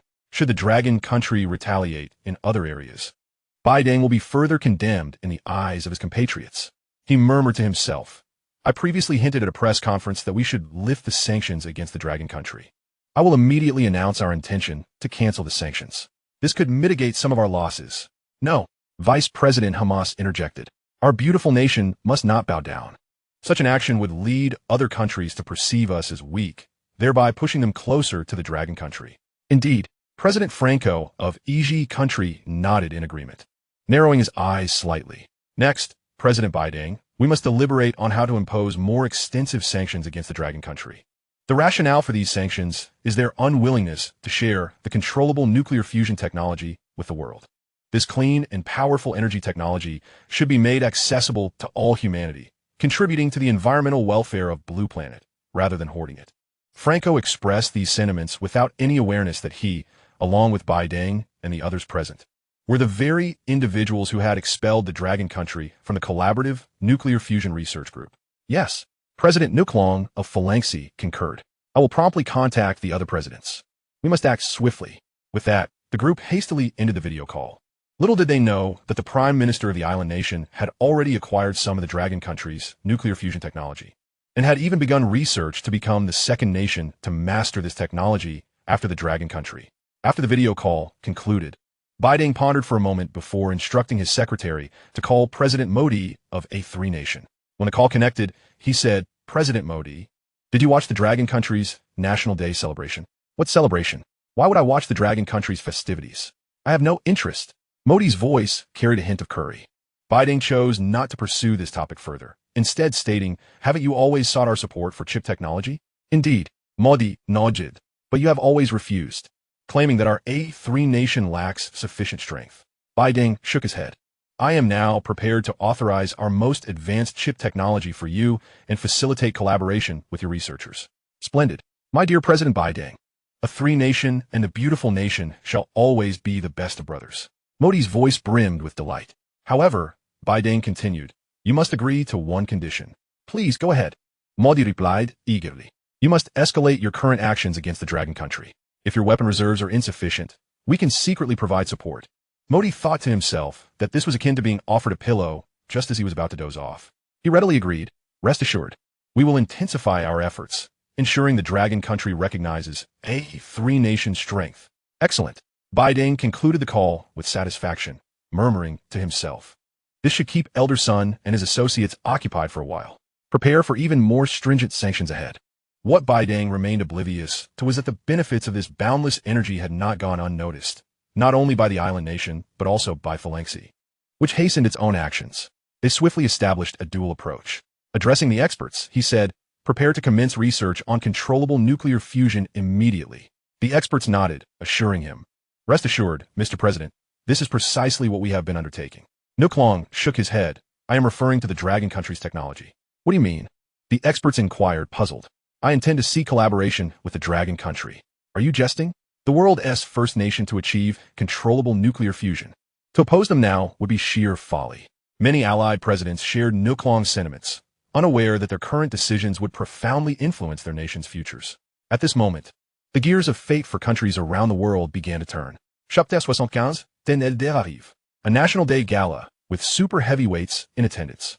Following President Nuklong's momentous decision, history exhibited its uncanny tendency to repeat itself. Each allied nation's president seemed to arrive at their own conclusions. On one hand, they aimed to maintain unity among the allies, while on the other, they had resolved to cultivate amicable relations with the Dragon Country. Even if it meant lowering their own stature, they were determined to forge a bond with the Dragon Country. If this opportunity was missed, the Dragon Country might entirely disregard their overtures in the future. They had already glimpsed the immense potential of the Dragon Country. Not merely immense potential, but rather, they recognized it had begun to soar. They needed to establish relations with the Dragon Country at the very moment it was taking flight, to reap the benefits. Even if they could not gain directly, they could not afford to sour relations with the Dragon Country. Persisting in opposition would only lead to future troubles for their own nations. Meanwhile, the Dragon Country's National Day celebration was still underway. After Fong had accomplished all that needed to be done, the crowd in the Dragon Square erupted in a tsunami of enthusiastic cheers. The Grand Elder, beaming with joy, personally announced Feng's monumental contributions to the Dragon Country. He was now to be awarded the highest honor the Dragon Country had ever bestowed, the Dragon Medal, presented by the Cabinet's 10 elders, along with the title of National Hero. Typically, individuals who made significant contributions in a particular field within the Dragon Country would receive the Dragon Medal from the Grand Elder. However, Feng's contributions were so substantial and far-reaching that it would not be an exaggeration to say they influenced the trajectory of the Dragon Country for centuries to come. Consequently, the Grand Elder decided to create a special 10 Elders medal specifically for Feng. Each Elder would present him with a uniquely crafted Dragon Medal, symbolizing infinite glory. in recognition of his contributions to the people of the Dragon Country. At this moment, every citizen of the Dragon Country, including those scattered across the globe, bore witness to this historic occasion, a glory unprecedented in the annals of Dragon Country's history. The Grand Elder was the first to place the medal upon Fong, followed by the Second Elder, the Third Elder, and so on. Fong stood on the second floor of the Grand Red Building, his neck weighed down by 10 heavy metals of the Dragon Kingdom, causing a slight strain. Yet, his face remained adorned with a smile. Click, click. Cameras captured Feng's beaming expression alongside the majestic red building in that fleeting moment. Countless cameras and camcorders documented this monumental occasion in the annals of Dragon Kingdom's history. The ensuing celebration was a nationwide jubilation, a genuine expression of joy from every individual. For in this moment, as citizens of the Dragon Kingdom, they felt elated. Discussions among the populace invariably included the name Fong. His name resonated not only within the mouths of Dragon Kingdom citizens, but also across the borders of the beautiful nation, where many engaged in fervent discussions about this event. On the internet of the beautiful nation, some began to vehemently criticize the ignorance of their own country. Ignorant individuals often engage in foolish actions. How could such a situation arise? As far as I know, we have been diligently researching nuclear fusion. Now, behold, the Dragon Kingdom has surged ahead, achieving controllable nuclear fusion. Is this not a slap in the face? Who is this young man named Fong? Why do I find him so incredibly handsome? Beyond his looks, have you ever encountered someone so remarkable at such a young age? Indeed, it seems our smartphones will soon be transformed into products of the Dragon Kingdom. What do you mean? Our current smartphones are already manufactured in the Dragon Kingdom. You misunderstand. Our current devices are assembled in the Dragon Kingdom using our technology. Soon, we will be utilizing the divine core chips produced by the Dragon Kingdom. What the heck? Are they really that impressive? What do divine core chips look like? I want to see. Speaking of which, I'm starting to consider settling in the Dragon Kingdom. I've heard that electricity there is completely free now. Yes, regardless of how others choose, I am already preparing to pack my bags for the Dragon Kingdom. Such sentiments received enthusiastic responses. Beyond the beautiful nation, other countries' online platforms were equally abuzz with excitement. They began to express their views and dream of a future where their own nations could emulate the Dragon Kingdom, providing free electricity for all. Naturally, many began to ponder the idea of relocating to the Dragon Kingdom. Some even organized gatherings to discuss how to move there and learn the Dragon Kingdom's language. Discussions surrounding nuclear fusion and Fong reverberated, transforming into a global technological carnival. With controllable nuclear fusion becoming the current buzzword, dominating trending topics across all platforms. In the mayor's office of Yang City, Mayor Li Jianbo stood quietly by the window, holding a cup of tea, gazing at the brightly lit streets below. At this moment, his heart was tumultuous. The very city he governed was the hometown of Fong, the national hero of the Dragon Kingdom. So that explains why Yang City became the first city in the Dragon Kingdom to revolutionize its electricity system. As the mayor of Yang City, he was unaware that such a true prodigy resided in his city. Fong. Li Jianbo murmured the name to himself, and suddenly appeared struck by a thought. He slapped his thigh and dashed to his desk, calling out to his secretary, "Come here. I have something very important for you to do." The secretary, in high heels, hurried in. "Mayor Li, what can I do for you?" Li Jianbo gestured for her to lean in. He whispered a directive, and the secretary's eyes widened. "Do it now?" Li Jianbo shot her an exasperated look. "Of course. Hurry up. If you delay, it will be ineffective. I want to see results within a day." "Yes," the secretary replied, rushing out of the office. Li Jianbo murmured a wish that it wouldn't be too late. Backstage at the National Daze Celebration Gala of the Dragon Kingdom, the chief director, wearing an earpiece, clapped his hands vigorously, capturing the attention of all the performers. "Everyone, listen up. We have less than 5 minutes until the show begins. Let us get energized. Today's gala is of utmost importance, and all 10 elders will be in attendance." With those words, the atmosphere thickened, and the breath of every performer hitched in unison. The 10 elders are coming, along with super heavyweight figures.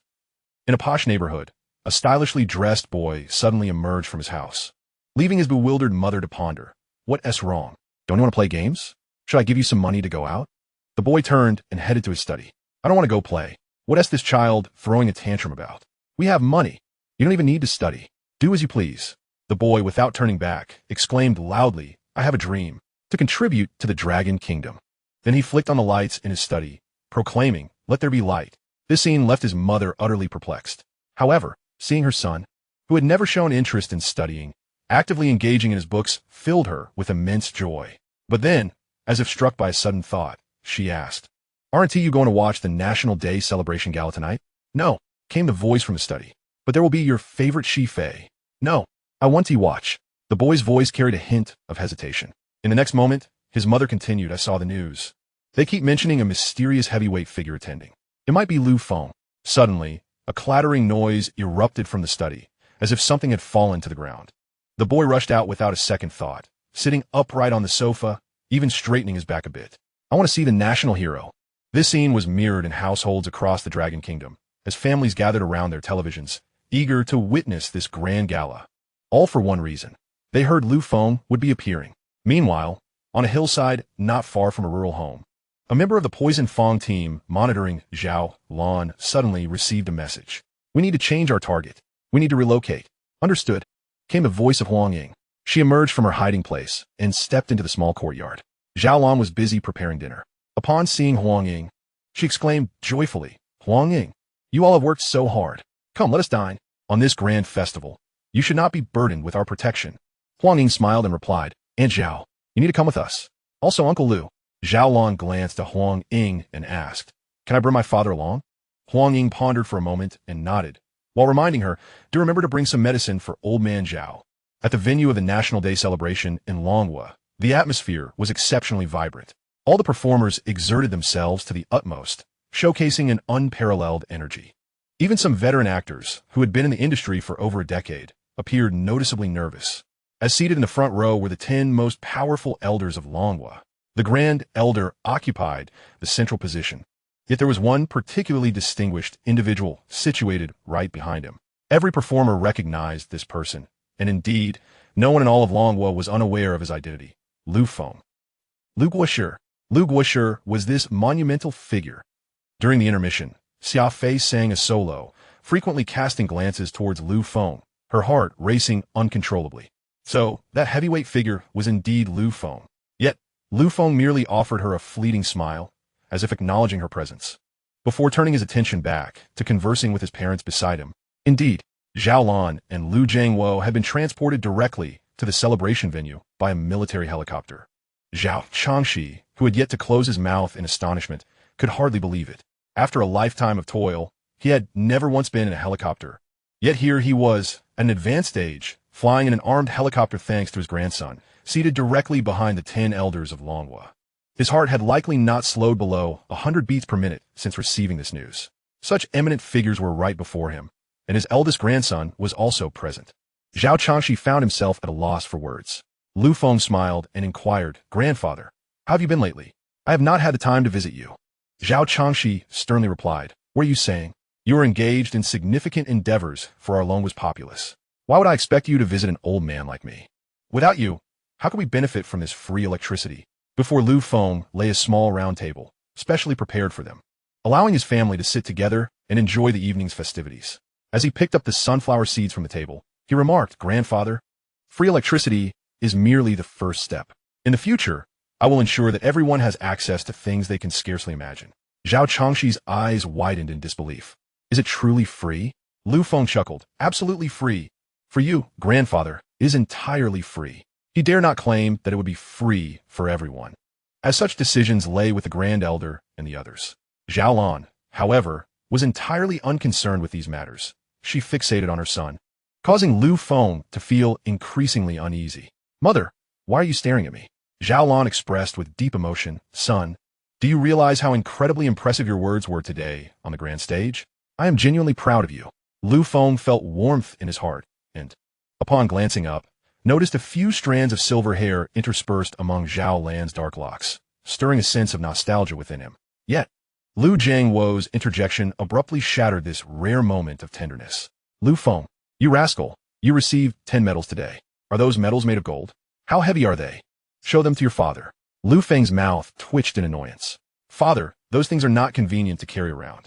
I will bring them home later for you to examine." Zhao Lan shot a disapproving glance at Lu Jiangwo, seemingly having anticipated his thoughts, and quietly warned, "I must caution you, Lu Jiangwo. Do not even think of displaying Feng's medals in your fruit shop to attract business." "Of course not." Lu Jiangwo hastily waved his hands. How could I use my son's honor for such purposes? You must not speak of unfounded things. Feeling as though his thoughts had been exposed, Lu Jiangwo avoided Zhao Lan's gaze, redirecting his attention to the stage. Look, isn't that Xia Fei, who often comes to our fruit shop? Zhao Lan turned to look as well. Indeed, she replied, her eyes sparkling with admiration. You see, Xia Fei looks beautiful on ordinary days, but now, after putting on makeup, she is extraordinarily stunning. Zhao Lan gently nudged Lu Jiangwo's arm. What do you think about her being a girlfriend for our Feng? Coughing violently, Lu Feng, having overheard this, nearly choked on a sunflower seed shell. He coughed until the shell flew out, finally feeling better. Just then, a sudden sound echoed in his mind. Ding! You have gleaned insights from the sunflower seed shell incident. You have comprehended the fundamental principles of manufacturing and recovering super heavy rockets. Chapter 77. Old Master G. Don't even think about retirement. I have something to discuss with you. Lu Feng's eyes brightened. This is possible. Instantly, a vast amount of knowledge began to flood his mind, reminiscent of previous experiences. However, having endured similar knowledge influxes before, Lu Feng managed to withstand it this time, avoiding an immediate fainting spell. Perhaps due to prior experiences, his brain's capacity to absorb information had significantly increased. Fainting now would have been a considerable predicament. At that moment, the female host, Li Sisi, suddenly appeared on stage. She announced, "Next, let us welcome our Lu Feng." Lu Guisher to the stage. A thunderous applause erupted throughout the venue. All eyes turned toward Lu Feng, and countless cameras focused on him. Lu Feng appeared utterly bewildered. What was happening? No one had mentioned this segment to him. He had only been told to attend the National Day Gala. Allow yourself to take a well-deserved rest. There was no need to take the stage yourself. As the 10 elders in front began to applaud, Lu Feng could only smile in response. With unwavering confidence, he strode toward the stage. The performers stood in a line, each one filled with excitement as they gazed at Lu Feng. "Mr. Lu, we are in your debt," Li Sisi exclaimed with a smile. "We would like to take this opportunity during the gala to ask you a question. First and foremost, we extend our heartfelt gratitude for your contributions to the Dragon Nation. We are all truly thrilled." No wait. Li Sisi, in a rare moment of blunder, quickly composed herself and continued. "What I meant to say is that we are all immensely thankful to you. At this moment, the entire gala hall is powered by the controllable nuclear fusion you have created, the so-called divine light you spoke of. Might you share any scientific insights that have guided you, enabling you to achieve such remarkable research accomplishments at such a young age?" Lu Feng chuckled lightly and replied, "If we were to speak of insights, I must attribute it all to my mother's sweet and sour ribs." Clearly, this was a jest. Everyone understood that Lu Feng's achievements at his tender age could not merely be attributed to hard work. They demanded immense talent and an unimaginably high IQ. Thus, this was merely an opportunity for Lu Feng to share a few casual remarks, as it had already been established that he was the star of this gala. "All right," Li Sisi teased with a grin. "If you put it that way, Mr. Lu, your mother might just have to open a restaurant specializing in sweet and sour ribs. I am certain it would become the most popular dish in the nation." Lu Feng smiled, choosing not to elaborate further. "Now, if you would kindly take your seat, Mr. Lu," Li Sisi continued, "we have prepared a special performance in your honor as a token of gratitude for your immense contributions to the Dragon Nation. Thank you once again." With a bow, she expressed her genuine excitement. For reasons unknown, despite Lu Feng being younger than her by a few years, she felt as if she were in the presence of a venerable scholar, evoking a sense of awe and an air of profound mystery. Lu Feng nodded and prepared to step down, still grappling with a headache as he processed the sudden influx of knowledge. Had he not summoned immense willpower to endure, he might have grimaced in discomfort then and there. Just then, as if recalling something, Li Sisi exclaimed, "Oh, Mr. Lu, we have one small request." The experienced host, known for her multiple appearances at the Spring Festival Gala, had a faint blush bloom on her fair cheeks. "Actually, it is a modest request for myself and all the performers. They would like to shake hands with you." Lu Feng waved his hand dismissively. "It's a small matter." With a smile, he moved past the singers and actors, shaking hands with each of them. Every face reflected genuine admiration for Lu Feng. Who says idols lack objects of reverence? After all, before them stood Lu Feng, an illustrious 18-year-old bestowed with the title of National Scholar, a recipient of the Elder Medal. He was indeed a harbinger of change for humanity. To think that they could merely shake his hand without the need for hand sanitizer. Moreover, these stars secretly contemplated seeking Lu Feng's autograph after the performance, knowing it would fetch a handsome sum and possess significant collectible value. On this particular night, at this very moment, As Lu Feng shook hands with Xia Fei, she deliberately held on a moment longer, seemingly aware of the many female celebrities watching her. She whispered to Lu Feng, "I had no idea you were this impressive, Lu Feng. I still haven't found the time to properly thank you for saving my life." A charming smile danced on Lu Feng's lips as he replied, "Sure, let us grab a meal together sometime." While merely a casual remark, it stirred a wave of jealousy among onlookers. What? Xia Fei knows Lu Feng? What gives her that privilege? Is she more attractive than us? Among the performers was the hottest girl group in the Dragon Nation, renowned not just locally but also internationally. Their gazes towards Xia Fei turned hostile, which secretly delighted her for a brief moment. After concluding his handshakes, Lu Feng hurried off the stage, gently massaging his temples to alleviate his headache. After contemplating for a moment, he deemed it imperative to commence preparations for the colossal rocket recovery system, which required extensive data collection and numerous launch experiments. It was far from a simple task. With this thought in mind, he glanced at the venerable Elder Ji, who sat nearby, accompanied by Sun Qing. At that moment, Sun Qing finally caught Lu Feng's gaze, her petite, crimson lips curling into a pout, clearly displeased that Lu Feng had only just acknowledged her. Lu Feng intended to discuss this matter with Elder Ji immediately after the gala. Although this event was primarily organized for Lu Feng, it also served as a grand award ceremony. Shortly, the 10 elders would present honors to all those involved in the 2 major projects. Elder Ji, as the deputy engineer of the Divine Light Project, was to receive a Dragon Nation medal, while Lu Jiwen from the Divine Core Project would also be honored with a medal. Elder Lu wore a beaming smile, reveling in the joy of recognition. No matter how hard he worked, nothing could compare to the fortune of being associated with such a remarkable talent. In the realm of scientific research, aligning oneself with Lu Feng was undoubtedly the wisest choice. This sentiment echoed in the hearts of all those who had received accolades. Beyond the honors, each individual also received rewards exceeding 5 million, with salaries and benefits increased tenfold. Finally, as the gala drew to a close, Elder Ji, overjoyed, was escorted off the stage by his caretaker. Lu Feng promptly jogged over and called out, "Elder Ji, I have something to discuss with you." Chapter 78. Overwhelmed and Overworked. The 10 elders request your presence. What's that? Elder Ji's face beamed with joy, still immersed in the euphoria of the evening. It was no jest. He, Ji Zhenkong, was destined to become one of the most extraordinary scientists in the history of the Dragon Nation. In the early days of the nation, he had developed the mushroom bomb, providing the nation with a means of self-defense. Now, as the Dragon Nation soared to new heights once again, I have participated in research on controllable nuclear fusion, and it has met with success. Throughout history, very few have achieved both of these remarkable feats simultaneously, and it is certain that none will in the future. He is so exhilarated that he feels even if he were to pass away at this moment, he would have no regrets in his life. To reach such heights in scientific research is, without a doubt, the pinnacle of achievement. Many researchers toil away in silence for a lifetime without any significant outcomes. Sometimes, scientific breakthroughs hinge on a stroke of serendipity, essentially luck. Without that touch of fortune, one could dedicate their entire existence to research without making a notable advancement, ultimately departing this world with unfulfilled aspirations. However, Ji Zhenkong is devoid of any regrets at this moment. As he gazes at Lu Feng, he lets out a long sigh.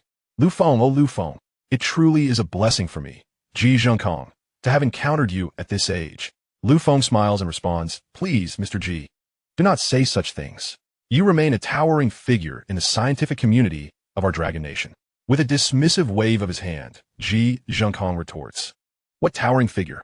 We, as researchers, must let our capabilities and achievements speak for themselves. We cannot rely on seniority. If age were to dictate authority, then we might as well appoint the oldest among us as the leader, and everyone would have to follow his commands. Therefore, it is you, Lu Feng, who is the true leader of the current scientific realm in our Dragon Nation." Ji Zhenkong says with a comforting smile as he pats Lu Feng's shoulder. He then lets out a long sigh. "I'm getting old. It is time for me to retire and spend my days practicing Tai Chi. The world belongs to the youth." Lu Feng's smile remains undiminished. "Mr. Ji, I fear your retirement will have to be postponed." "What do you mean?" Ji Zhenkong's graying brows raise in surprise, and his eyes suddenly sparkle with anticipation. "Could it be you?" He turns abruptly to Lu Feng. "Do you have something world-changing to unveil?" Lu Feng's demeanor shifts to seriousness as he nods. "What is it?" Yizvenkenge, visibly excited, grips Lu Feng's shoulders. Lu Feng glances around, noting the numerous cameras directed at them and the curious gazes of many onlookers. He slightly shakes his head. Seemingly aware that this is not the appropriate venue for discussion, Ji Zhengkong exclaims, all right. I am willing to risk it all. After the evening event concludes, I will wait for you outside. Very well. Lu Feng replies with a smile and nods. I will first inform my mother, and then we can meet outside. Ji Zhengkong waves him off. Go on. It appears that my name will yet again be etched in history. At my age, I lack for nothing. I simply wish to leave my mark on history. Meanwhile, Lu Feng informs his mother of his impending engagement, causing her expression to darken. How long has it been since you've returned home? On this grand festival, do you not have even a single day off? Beside her, Lu Jiangwo interjects. Your statement is misplaced. Our Fong is now a national treasure, engaged in monumental endeavors that change the nation and the world. Is it not natural for him to be busy with such grand affairs? Indeed, Zhao Changxi adds, a true man should aspire to greatness. Fong is still young and in the prime of his vigor. Zhao Lan, however, interjects, I do not care who he is. Even if he were the president of the world, in my eyes, he will always be my son, Lu Feng. That will never change. I have heard from Sun Qing that you often neglect your meals. What will happen if your health deteriorates? Should I come to your workplace to prepare meals for you? Lu Feng is momentarily at a loss for words, picturing the absurdity of a chief engineer with his mother cooking alongside him while managing thousands of academicians and professors. The image is almost too delightful to fathom. Just as he is about to decline, he notices Zhao Lan's eyes reddening, warming his heart. Regardless of his achievements or lack thereof, in his mother Zhao Lan's eyes, he will always be her beloved son. With a resigned sigh, Lu Feng softens his tone. I promise I won't push myself so hard this time. I will make it a point to return home to see you and Dad every month. Zhao Lan remains silent, prompting Lu Feng to consider, how about twice a month? After a moment of contemplation, she adds, 3 times. Agreed. Lu Feng affirms eagerly. You both should head home first. The guards will ensure your safe return. What? You're not coming back with us? Lu Jiangwo queries, quickly following with. Did you not complete the Divine Light and Divine Core projects? Lu Feng replies with a smile. Those 2 projects are indeed finished, but there remains much to refine. Moreover, I have a very important matter to attend to. What is it? Zhao Changxi asks, but before Lu Feng can respond, Lu Jiangwo interjects, oh Dad, you need not pry. That is a state secret. Oh right, my apologies for my indiscretion, Zhao Changxi acknowledges, lightly slapping his mouth in self-reproach. The family's laughter lightens the mood. After tending to family matters, the evening event draws to a close. As for the song performed for Lu Feng, he paid little attention to it. Following the event, his mother envelopes him in a tight embrace before being reluctantly led away by his father. Lu Feng, however, finds no respite as he is besieged by actors and audience members seeking autographs, which sends Cheng Yong into a state of nervousness. After finally wrapping up the chaos, he is met by a timid pair of hands reaching out to him. Without lifting his gaze, Lu Feng asks, where should I sign? Do you need me to write a blessing? Yes. Just write happy birthday to me. A familiar voice chimes in. Lu Feng lifts his head in surprise. Is today your birthday? Yes. It is the same day as our nation's birthday. Lu Feng smiles warmly. Very well. Then I wish you a very happy birthday. He proceeds to write on the blank paper, wishing Xia Fei a happy birthday. In our great dragon country, esteemed Sir Long, may I have the honor of inviting you to dinner? No sooner had the words left my lips than a voice interjected. Lu Feng, could I trouble you for an autograph? It was Sun Qing, her expression devoid of emotion and seemingly less than pleased. Lu Feng chuckled. Sun Qing, I will sign for you later. Before she could respond, Elder Ji approached, propelling himself in his electric wheelchair. Lu Feng, we must be off. We have matters to attend to. At that moment, the Grand Elder, accompanied by 9 other elders, made their way towards them. Sir Lu, we require your counsel. Chapter 79. Look, is that colossal bronze statue in the city center not our son Lu Feng? In the very next instant, the Grand Elder's gaze fell upon Xia Fei standing beside Lu Feng, as well as Elder Ji. With a smile, he remarked, Sir Lu, I shall grant you young ones a moment's respite. Elder Ji, let's step aside for a discussion. Xia Fei's heart raced. It was rare to encounter someone of the Grand Elder's stature without feeling anxious. Such individuals were scarce in Dragon Country. Lu Feng shook his head. I have little to say. Matters concerning our nation take precedence. I will accompany you, Grand Elder. The Grand Elder glanced at Xia Fei, his eyes flickering slightly. Are you certain? Lu Feng nodded affirmatively. Indeed. He quickly turned to Xia Fei, saying, I cannot join you for dinner. As you can see, I must attend to pressing matters. All right, Xia Fei replied, nodding. What more could she say? This was no ordinary situation. The Grand Elder had personally sought Lu Feng. Xiaofei was merely an actress in comparison. The thought left her feeling a touch melancholic. It was simpler when Lu Feng's identity was not yet revealed. Now that it was known, he would undoubtedly overshadow her in public recognition. Alas, this task was proving exceedingly challenging. Lu Feng stood behind the beaming Elder Ji. "Allow me to assist you, Elder Ji." "Certainly." Elder Ji's smile grew even brighter. The group followed the 10 elders directly to the cabinet. Meanwhile, Zhao Lan accompanied Lu Jiangwo as they returned from the gala, opting against taking a helicopter this time. Zhao Changxi, the elder Zhao, could not endure such a tumultuous flight, which had nearly induced a second heart attack. Instead, they traveled back to Yang City in a dedicated vehicle illuminated by countless lights. Reflecting on how all this electricity was generated by their son, the couple's emotions surged. Gradually, they found themselves dozing off in the car. In a semi-conscious state, Zhao Lan suddenly heard Huang Ying, who had been vigilant in the passenger seat, announce, "Aunt Zhao, Uncle Lu, we've arrived." Cheers erupted, even through the sealed windows of the vehicle, jolting Zhao Lan and Lu Jiangwo awake. "What is happening?" they both exclaimed, eyes wide as they peered outside. The next moment, Lu Jiangwo rubbed his eyes in disbelief. "Am I seeing things?" Zhao Lan pinched his arm sharply. "Ouch! Why did you do that?" "I pinched you to see if I were dreaming," Lu Jiangwo retorted. "Then why not pinch yourself?" he added, stepping out of the car for a clearer view. Before them stood a magnificent bronze statue, towering over 10 meters high, impossible to overlook, illuminated by massive searchlights. Zhao Lan disembarked and quietly asked, "Old Lu, that statue cannot possibly be of our son Lu Feng, can it?" Zhao Changxi also exited the vehicle, exclaiming, "Goodness gracious! That is indeed my dear grandson, Lu Feng's statue. Have they really completed it so swiftly? How do you know? Zhao Lan Inguit? Is it not inscribed?" Zhao Changxi pointed, revealing bold, powerful characters beneath the statue. National Hero of Dragon Country, Lu Feng. Chief Engineer of the Divine Light Project. Chief Engineer of the Divine Core Project. All the lettering was crafted from pure bronze. "This is astonishing," Lu Jiangwo gasped, having focused solely on the statue's visage. He had not noticed the inscription below. "Yang City has erected a statue for my son? How expedient." Indeed, the speed was no coincidence. It was a calculated move by Mayor Li Jianbo. Lu Feng had become a monumental figure for Yang City, arguably the most illustrious individual in a century. Such haste was necessary to ensure Lu Feng's satisfaction and to demonstrate the city's commitment to honoring him before the Grand Elder. Yet, they overlooked one crucial detail, the cacophony of cheers surrounding them, led by none other than Mayor Li Jianbo, who appeared radiant as he called out to the crowd, "Everyone, join me." In unison, the throng shouted, "Welcome home, Sir Lu. Yang City thanks you. Dragon Country honors you." The volume of their cheers was deafening, nearly overwhelming Zhao Lan's senses. Amidst this uproar, Li Jianbo approached, cradling a red brocade box. "Greetings, Mrs. Zhao. I am Li Jianbo, the mayor of Yang City. This is a token of gratitude from all the citizens, presented to Sir Lu for his invaluable contributions to our city, particularly for introducing fusion energy here first." Still groggy from her slumber, Zhao Lan, having previously met the Grand Elder at the gala, felt somewhat composed in the mayor's presence. She accepted the box with a smile, saying, "I shall convey my thanks to Mayor Li on behalf of Lu Feng." However, Li Jianbo's smile faltered. "What? Sir Lu has not returned home?" "He is preoccupied with pressing matters," Zhao Lan replied.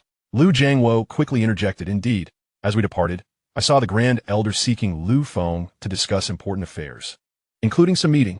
Upon hearing that the Grand Elder was in search of Lu Feng, Li Jianbo's face brightened with understanding.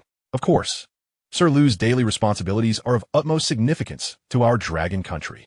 It is only natural he is busy. You have all worked hard. Please, return home to rest. Should you need anything, do not hesitate to reach out to me." With that, he began to lead in applause and appreciation. Behind them, a considerable number of citizens had gathered to catch a glimpse of Lu Feng himself. As members of Yang City, they felt an immense pride in having produced a figure of such national stature. Naturally, they were eager to welcome Lu Feng back home. Among them were former classmates from Class 5 of the Senior 3 at Yang City's No. 3 High School, who had returned from their holiday. They had witnessed Lu Feng's remarkable presence during the National Day celebrations and were aware of the extraordinary achievements he had attained, heights they could scarcely hope to reach in their lifetimes. However, buoyed by their connection as his former classmates, they had come to bask in his glory, only to be met with disillusionment as Lu Feng did not return. Their enthusiasm waned, and the applause grew less fervent. Zhao Lan and Lu Jiangwo, amidst the laughter and cheer, took their dedicated vehicle back to their fruit shop. They had initially intended to head straight home, but Lu Jiangwo was unable to shake off his concern for the shop, insisting that some unsold fruit needed refrigeration to prevent spoilage. Yet, as their vehicle approached the Jiangwo fruit shop, they were greeted by a throng of people gathered at the entrance. At the forefront stood an elderly gentleman, his hair peppered with gray. Upon spotting their car, he strode over with purpose, personally opening the door for Zhao Lan, a warm smile gracing his face. "Good day, Ms. Zhao. I am Ren Fei, the chairman of Huawei." Chapter 80. Over 80 nations request to purchase chips. Will they sell? Earning billions with ease annually. Thus arrived the representatives from Huawei and other renowned domestic technology enterprises. On this particular evening, the CEOs of these large multinational corporations had come to the doorstep of Jiangwo Fruit Shop, eager to meet a few individuals. As Zhao Lan stepped out of the vehicle, she appeared somewhat bewildered. "Wait, you've come in an opportune time. Our Fong hasn't returned. He is still preoccupied with other matters." However, Ren Fei extended his hand toward Zhao Lan and Lu Jiangwo, reassuringly stating, "No matter, Ms. Zhao. We are here specifically to seek you out." Furthermore, he continued with a smile, "The reason I mention our previous dealings is that I am now the landlord of this very street. All the shops here were recently acquired by our Huawei group." This was the friendship card Ren Fei had referenced during a prior meeting, establishing a rapport before other companies could take action. "Of course," Ren Fei added, "your shop will be completely rent-free. If you agree, we would love to gift this establishment to you." Lu Jiangwo beamed with delight and quickly responded, "That sounds wonderful." Zhao Lan shot him an incredulous glance, hesitating. "But is that appropriate? Fong has just become a national figure. He is currently busy with his responsibilities, and we are not in need of money." Before she could finish her sentence, Ren Fei waved his hand dismissively. "Ms. Zhao, you misunderstand. We are here today with the approval of the 6 elders." "The 6 elders?" Zhao Lan was taken aback. "What does their approval entail?" At that moment, she gently nudged Lu Jiangwo, signaling him to pour water for their guests. It had been a while since their arrival, and no refreshments had yet been served, far from the etiquette of hospitality. Lu Jiangwo chuckled awkwardly and rose to switch on the water dispenser. Meanwhile, Ren Fei continued, "The elders have expressed that the divine chips of Longhua should first be produced by our own national enterprises, with plans to expand production capacity.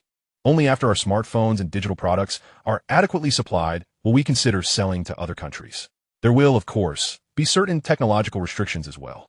Observing the growing confusion in Zhao Lan's eyes, Ren Fei felt he had digressed. He gestured to his assistant, who promptly brought forth a contract, pointing to the document.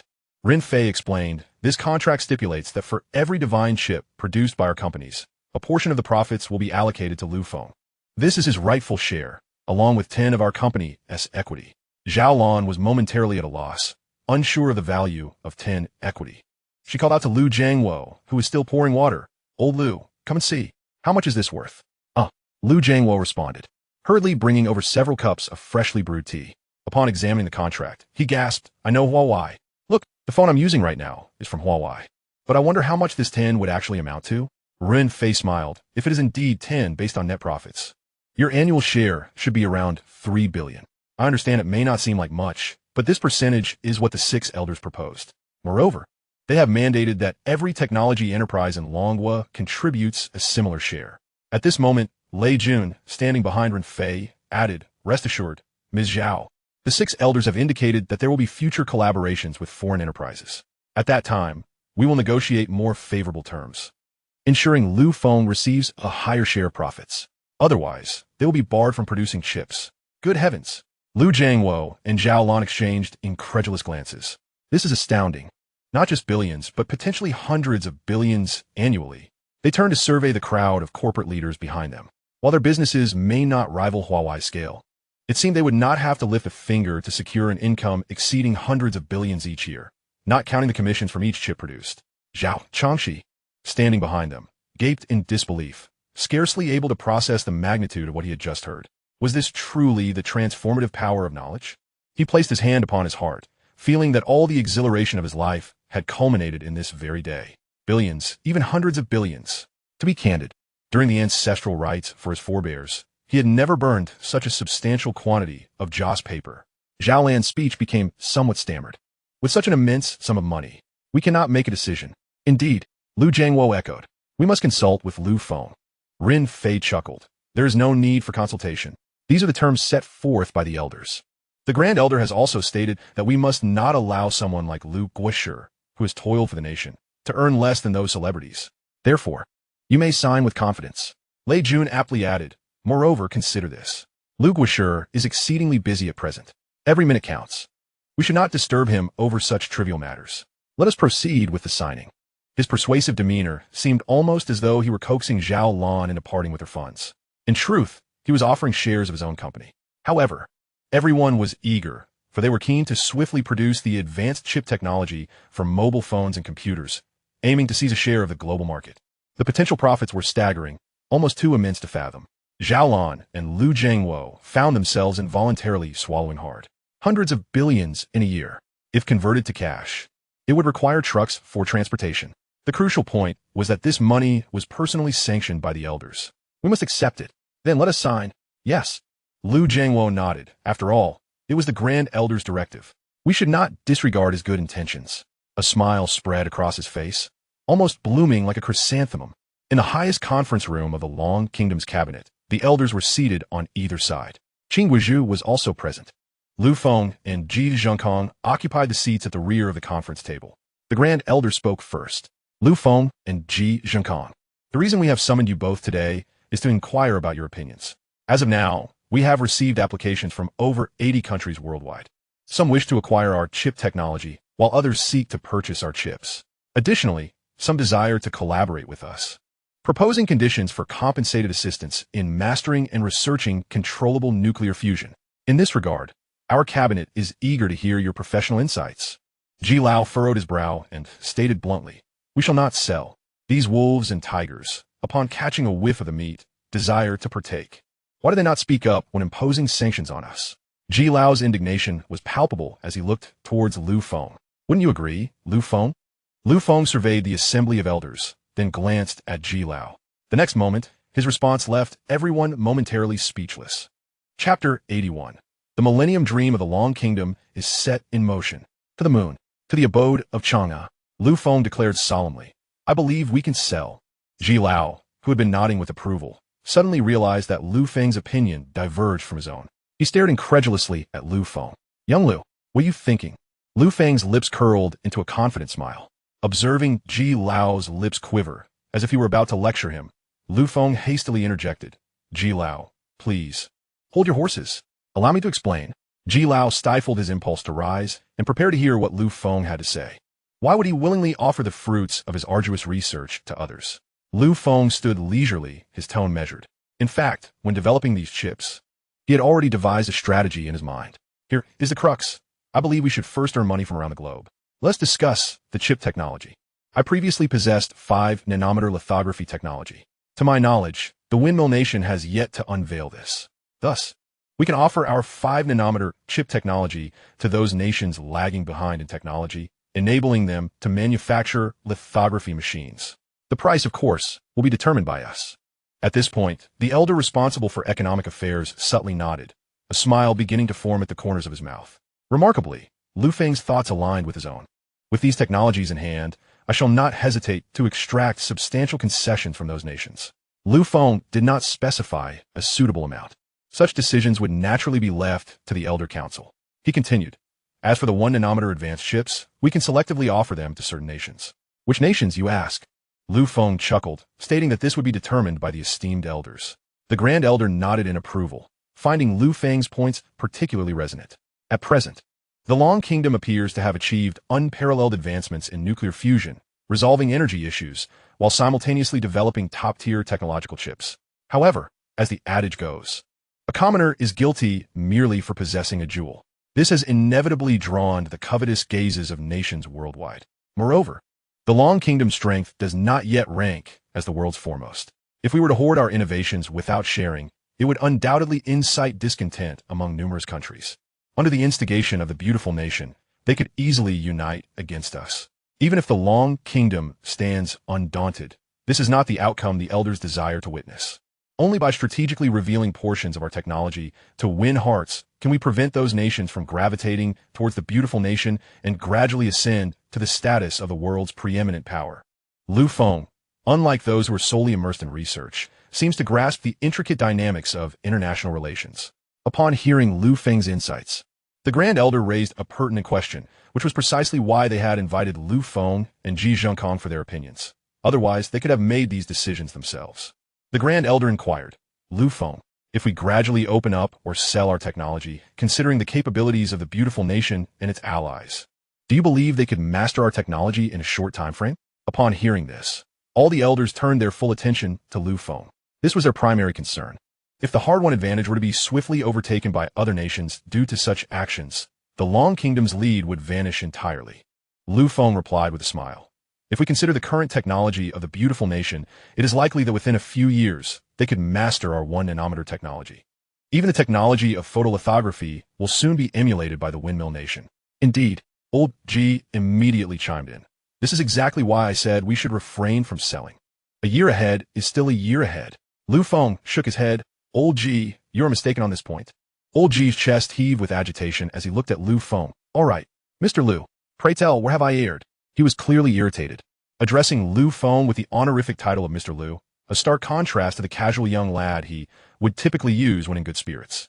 Yet, Lu Feng remained unfazed by this shift. He proclaimed with a voice brimming with unbounded confidence, his eyes shining with a brilliance akin to palpable light. Firstly, esteemed elders and old Ji, you must understand that regardless of whether we choose to sell or disclose our technology, those nations will undoubtedly find ways to acquire it, employing whatever means necessary. This is a race. While we run, our competitors are also sprinting, unless we devise a method to hinder their progress. Thus, Lu Feng's confident gaze locked with each elder present. The only way to maintain our advantage over our rivals is to ensure we always outrun them. As his words hung in the air, the entire conference room fell into a profound silence. Old Ji suddenly trembled, involuntarily inhaling deeply. At his advanced age, had he truly been so blind as to not grasp the clarity that this young man possessed? Indeed, a relentless blockade is never a solution. We must perpetually stay a step ahead of our adversaries. From the micron chips of the previous beautiful nation to the advancements in nanotechnology, progress is incessant. If we cling stubbornly to our current 1-nanometer technology, we will inevitably be surpassed. Therefore, Lu Feng's proposal is indeed the most astute. Strengthening ourselves is the true path. As old Ji contemplated this, he suddenly perceived numerous qualities in Lu Feng that warranted emulation by one of his years. He could not help but exclaim, Lu Feng, you speak wisely. Yet in the next moment, Elder Wu, equally stirred, slammed his hand on the table, exclaiming, well said. You truly possess remarkable talent. I discerned this during your speech on the Red Pavilion. You genuinely have a gift. Your words about my dream ignited a fire within me. Only by fortifying ourselves and relentlessly advancing can we avoid being overtaken by our competitors. Lu Feng offered Elder Wu a bashful smile.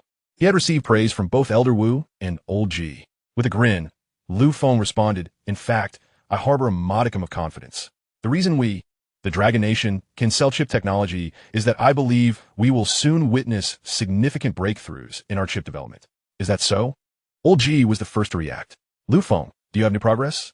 Having grown somewhat numb to Lu Feng's incessant capabilities, Old Ji inquired.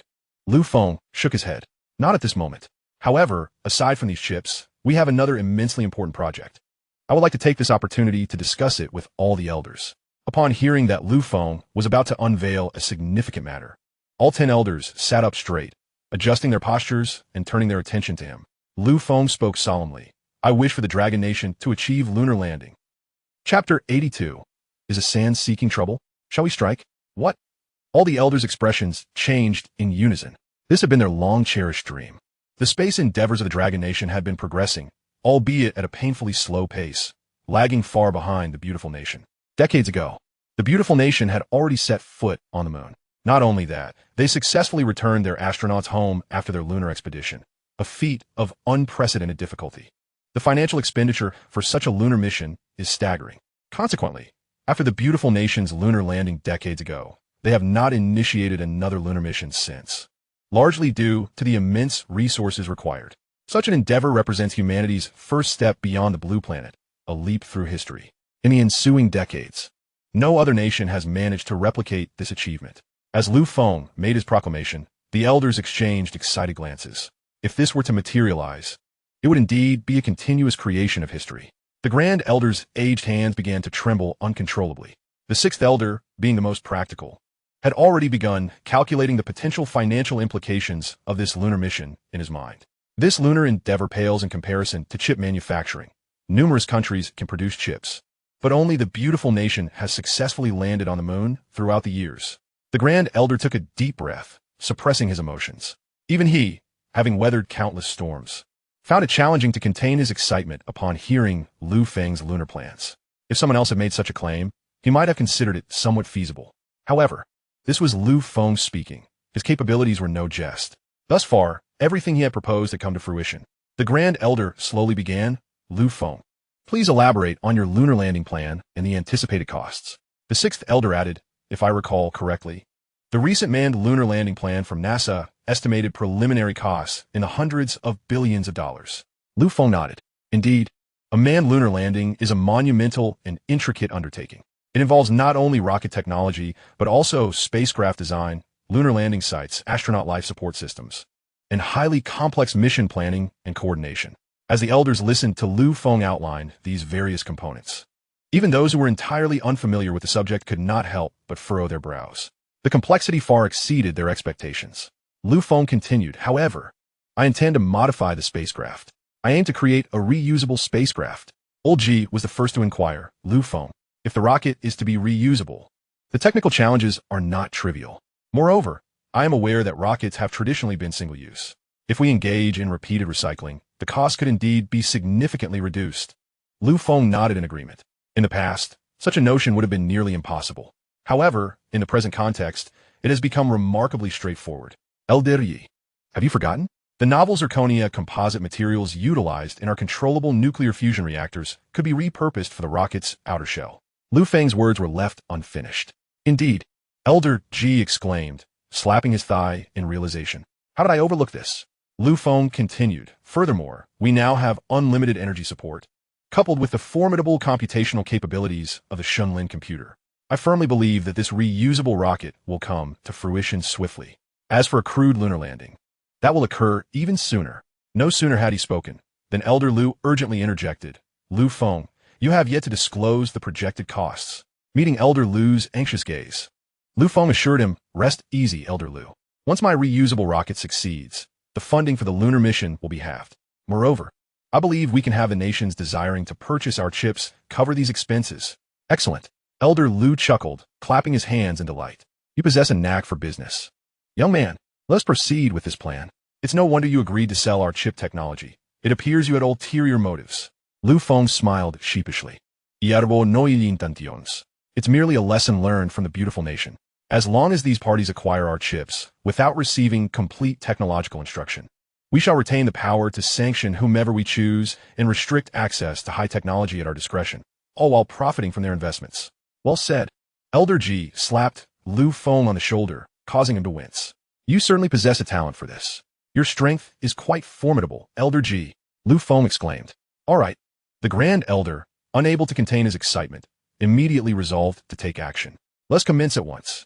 Lu Guisher, you and Elder G shall embark on your rocket project. Oh, by the way, do we have a name for our lunar rocket program? This time, the Grand Elder entrusted the naming rights to Lu Feng. After a moment's contemplation, Lu Feng proposed, given that each previous project bore the character Shin, let us call this Rocket Recovery Endeavor Xinxing. A splendid name for the Xinxing project. The Grand Elder applauded. Do not hesitate to voice any needs. The entirety of Dragon Nation stands ready to support your research. In our ancient legends, the moon is home to the beautiful Chang'e. We must witness it with our own eyes. What a magnificent affair that would be. The other 9 elders exhibited expressions of longing at this sentiment. The Grand Elder then furrowed his brow slightly and inquired, regarding Xinxin, I propose we allow Professor Lu Jiwen to continue overseeing operations there. He is well versed in the processes, and Xinxin is currently in the midst of expanding its scale. Very well. We shall proceed as you suggest. The Grand Elder was about to conclude the meeting when Qin Guozhu suddenly stood. Grand Elder, I have matters to report. Oh, the Grand Elder raised his eyebrows, his expression turning serious. It was evident that Qin Guozhu's report pertained to national defense. In a low voice, Qin Guozhu stated, the latest intelligence indicates that the Asan nation has commenced incursions along our borders, with actions now more aggressive and extensive than before. Moreover, their weaponry appears to be more advanced than previously observed. I wish to inquire whether we ought to take action. The Grand Elder's brow furrowed. Now was a crucial time for Dragon Nation's ascent, and he wished to avoid a large-scale conflict with Asan that would significantly delay progress and squander resources. Lu Feng frowned. Hearing this for the first time, it turned out that Asan had been persistently harassing them. Before Lu Feng could respond, Elder Ji could no longer contain himself. Strike back. Is Asan not overstepping? They possess no sense of awareness, daring to invade us in such circumstances. It seems they are simply courting disaster. Lu Feng was taken aback by Elder Ji's fiery temperament. It was surprising to see such passion at his age when it came to the interests of Dragon Nation. Bang! Elder Wu shouted, "Fight! Damn it! This is intolerable. We have been enduring for the sake of the successful completion of controllable nuclear fusion. Now that the Xinguang project has succeeded and energy is no longer a concern, let us strike." Elder Wu's face flushed with anger as he clenched his fist. At this moment, Lu Feng's voice rang out. Perhaps we need not resort to violence to compel Asan to retreat. Chapter 83. Resolve the Asan issue within 3 days. Launch of the Xinqing project. What do you propose?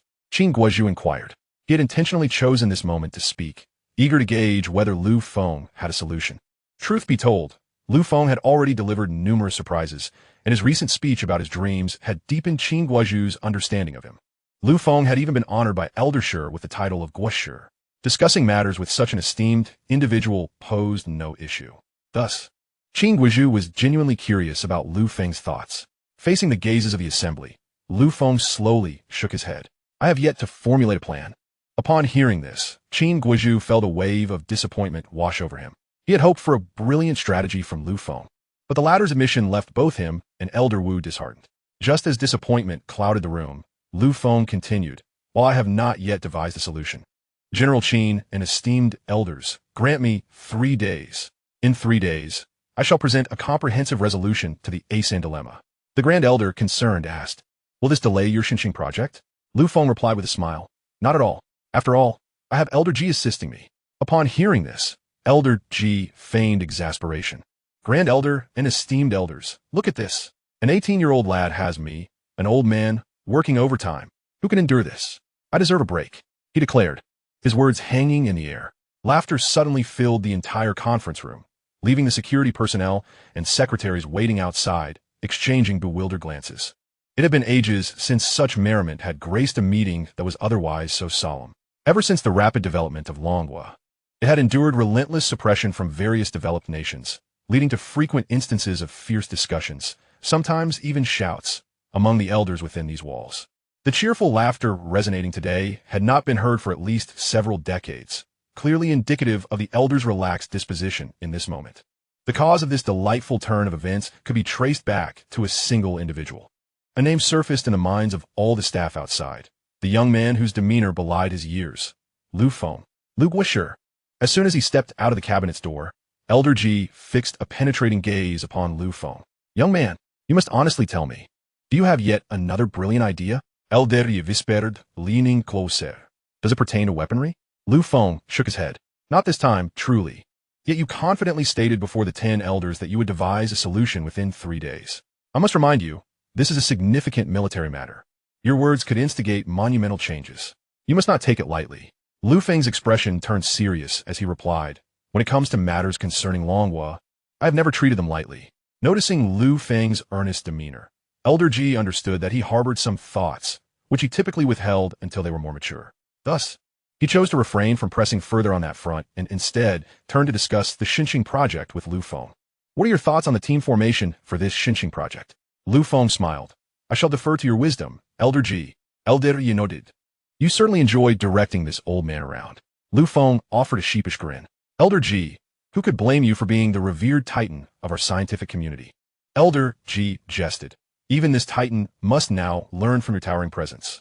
Suddenly, Lu Feng interjected, however, Elder Ji, I wish to propose a few individuals for the Xinguang project. Who? Elder Ji raised an eyebrow, eager to hear which talents from the Xinguang base had caught Lu Feng's eye. After a moment's reflection, Lu Feng stated, 3 individuals who were exceptionally skilled in chips and computers, Xiang Hao, Jiang Yuan, and Wei Qian. Oh, those 3? Elder Yi inquired. Do you recall them? How could I not? Elder Yi grinned. I was the one who introduced them to you. After your conversation, the Xinqiang team was established immediately. Indeed, Lu Feng nodded. This time, I wish for them to be involved in the Xinqing project as well. Very well. Elder Ji agreed. If those three knew they were personally selected by you, Lu Feng, their elation would be boundless. Upon finishing his sentence, Elder Ji suddenly retrieved an item from his pocket and handed it to Lu Feng. Upon inspection, Lu Feng inquired, "What is this? A blank sheet of paper? A signature?" Elder Ji replied impatiently. "My great-granddaughter has been incessantly mentioning your name at home. She insists on your autograph. By the way, later, you must stand with us for a photo to show her." "What?" Lu Feng exclaimed in surprise. "What do you mean, what?" "Hurry and sign." Elder Ji appeared aggrieved, as though Lu Feng had stolen his thunder before his great-granddaughter. Lately, the only calls he received were from her, each mentioning Lu Feng, which left Elder Ji feeling inexplicably disgruntled. A day later, at the Shunguang base, Xiang Hao and the others were having lunch in the bustling cafeteria. The atmosphere was lively, with numerous discussions taking place. "Did you catch the National Day celebration?" one asked. "What kind of question is that? How can we not watch? Our Shunguang project." "Exactly. Director Lu's speech about 'I have a dream' stirred my blood. I almost wanted to raise 3 glasses in his honor." "Huh," another scoffed. "You dream too big. There are many who wish to drink with Director Lu. You think it would be your turn?" Amidst these conversations, Xiang Hao glanced around as if fearing eavesdroppers and whispered, "Have you heard?" Jiang Yuan, with a chicken leg in his mouth, mumbled, "Are you talking about the 5 million yuan prize? I heard it's coming in soon." "You two are so slow," Wei Qian said while slurping his soup. "My money's already in." "What? How did you get it so quickly?" Xiang Hao exclaimed, then scolded, "You two, stop interrupting me. I'm talking about how Director Lu is starting a new large-scale project." "What?" Jiang Yuan suddenly found the chicken leg in his mouth less appetizing, and Wei Qian paused his soup. "To work alongside Director Lu would be an honor." "What project?" Jiang Yuan asked. "I don't know," Xiang Hao replied, glancing around again. "But I'm certain it must be a significant one." "Yes." Wei Qian nodded vigorously. "With Director Lu, there are no small projects. He is nothing short of a deity." Just then, the cafeteria was interrupted by an announcement. The familiar voice belonged to Lu Feng's assistant, Sun Qing. "Xiang Hao, Jiang Yuan, Wei Qian, you three have been selected by Director Lu to participate in the new Xinqing project. Please report to the conference room immediately. If you are unwilling to go, you must still come to explain." As the announcement concluded, the cafeteria fell into a stunned silence, all eyes fixed on the trio. Bang! Xiang Hao jumped up and bolted. Bang! Jiang Yuan discarded his chicken leg. Bang! Wei Qian spilled soup all over himself. "Director Lu, we are on our way." Chapter 84. Before the Spring Festival. Our Longwa shall set off fireworks on the moon. At this moment, Longwa was engulfed in a sea of jubilation. Everyone was celebrating spontaneously. It had been years since such joy had graced the populace. With the advent of Lu Guoshi's controllable nuclear fusion, the nation enjoyed free electricity for all. Furthermore, in order to facilitate the smooth implementation of Lu Feng's controllable nuclear fusion, the entire nation enjoyed an extended holiday of half a month, transforming the atmosphere into a jubilant sea of celebration. Numerous young individuals spontaneously expressed their gratitude towards the national hero, Lu Guoshi. Online, rumors surrounding Lu Feng proliferated, with some even unearthing photograph from a while back depicting Lu Feng and Xia Fei.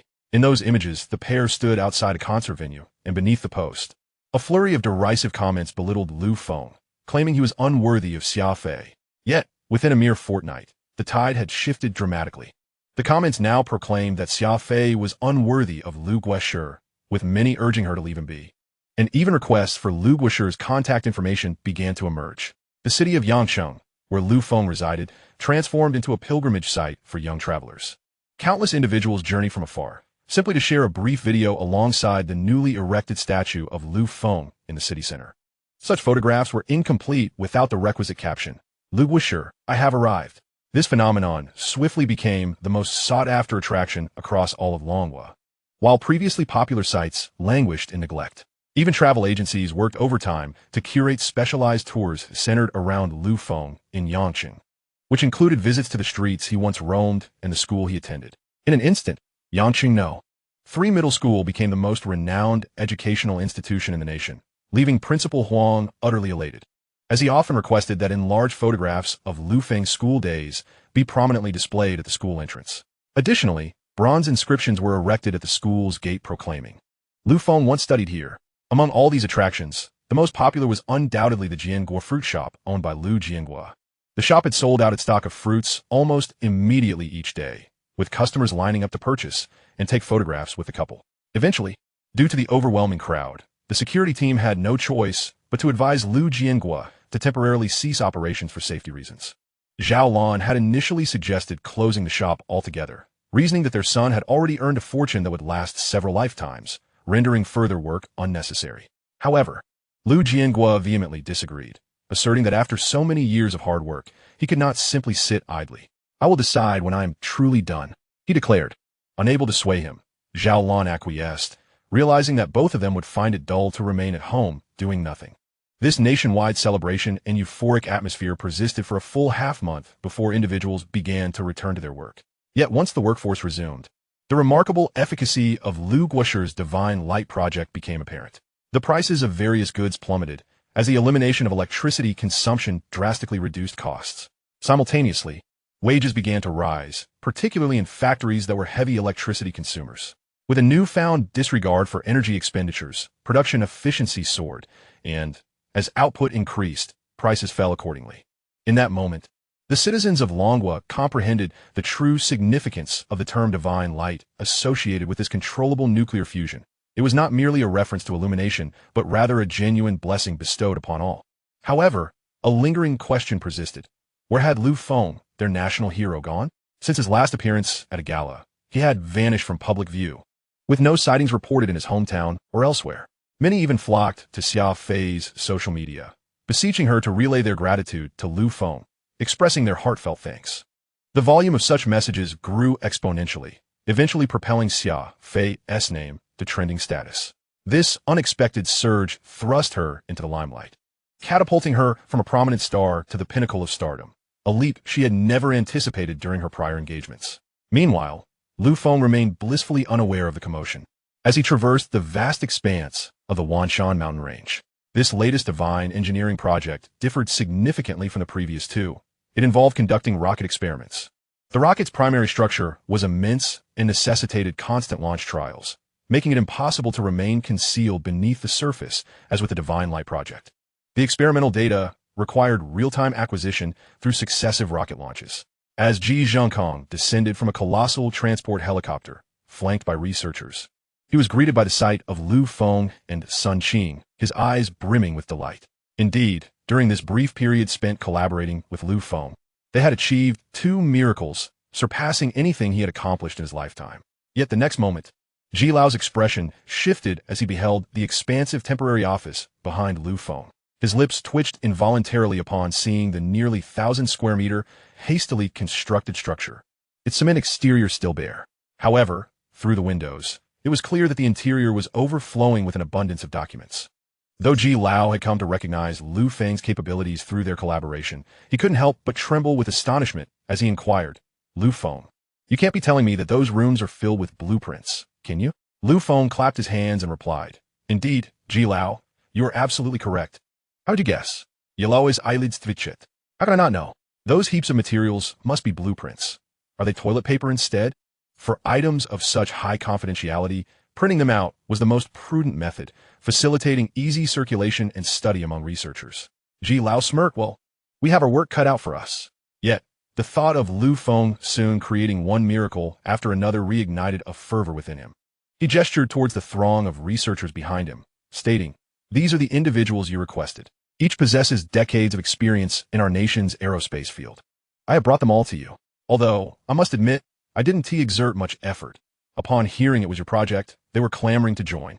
Ji Lao muttered this last part under his breath. When he had previously visited the aerospace engineering department, even before revealing his intentions, the researchers had already surmised that Lu Feng was leading a new endeavor, and they had rushed to be a part of it. Lu Feng nodded and smiled at the assembled group.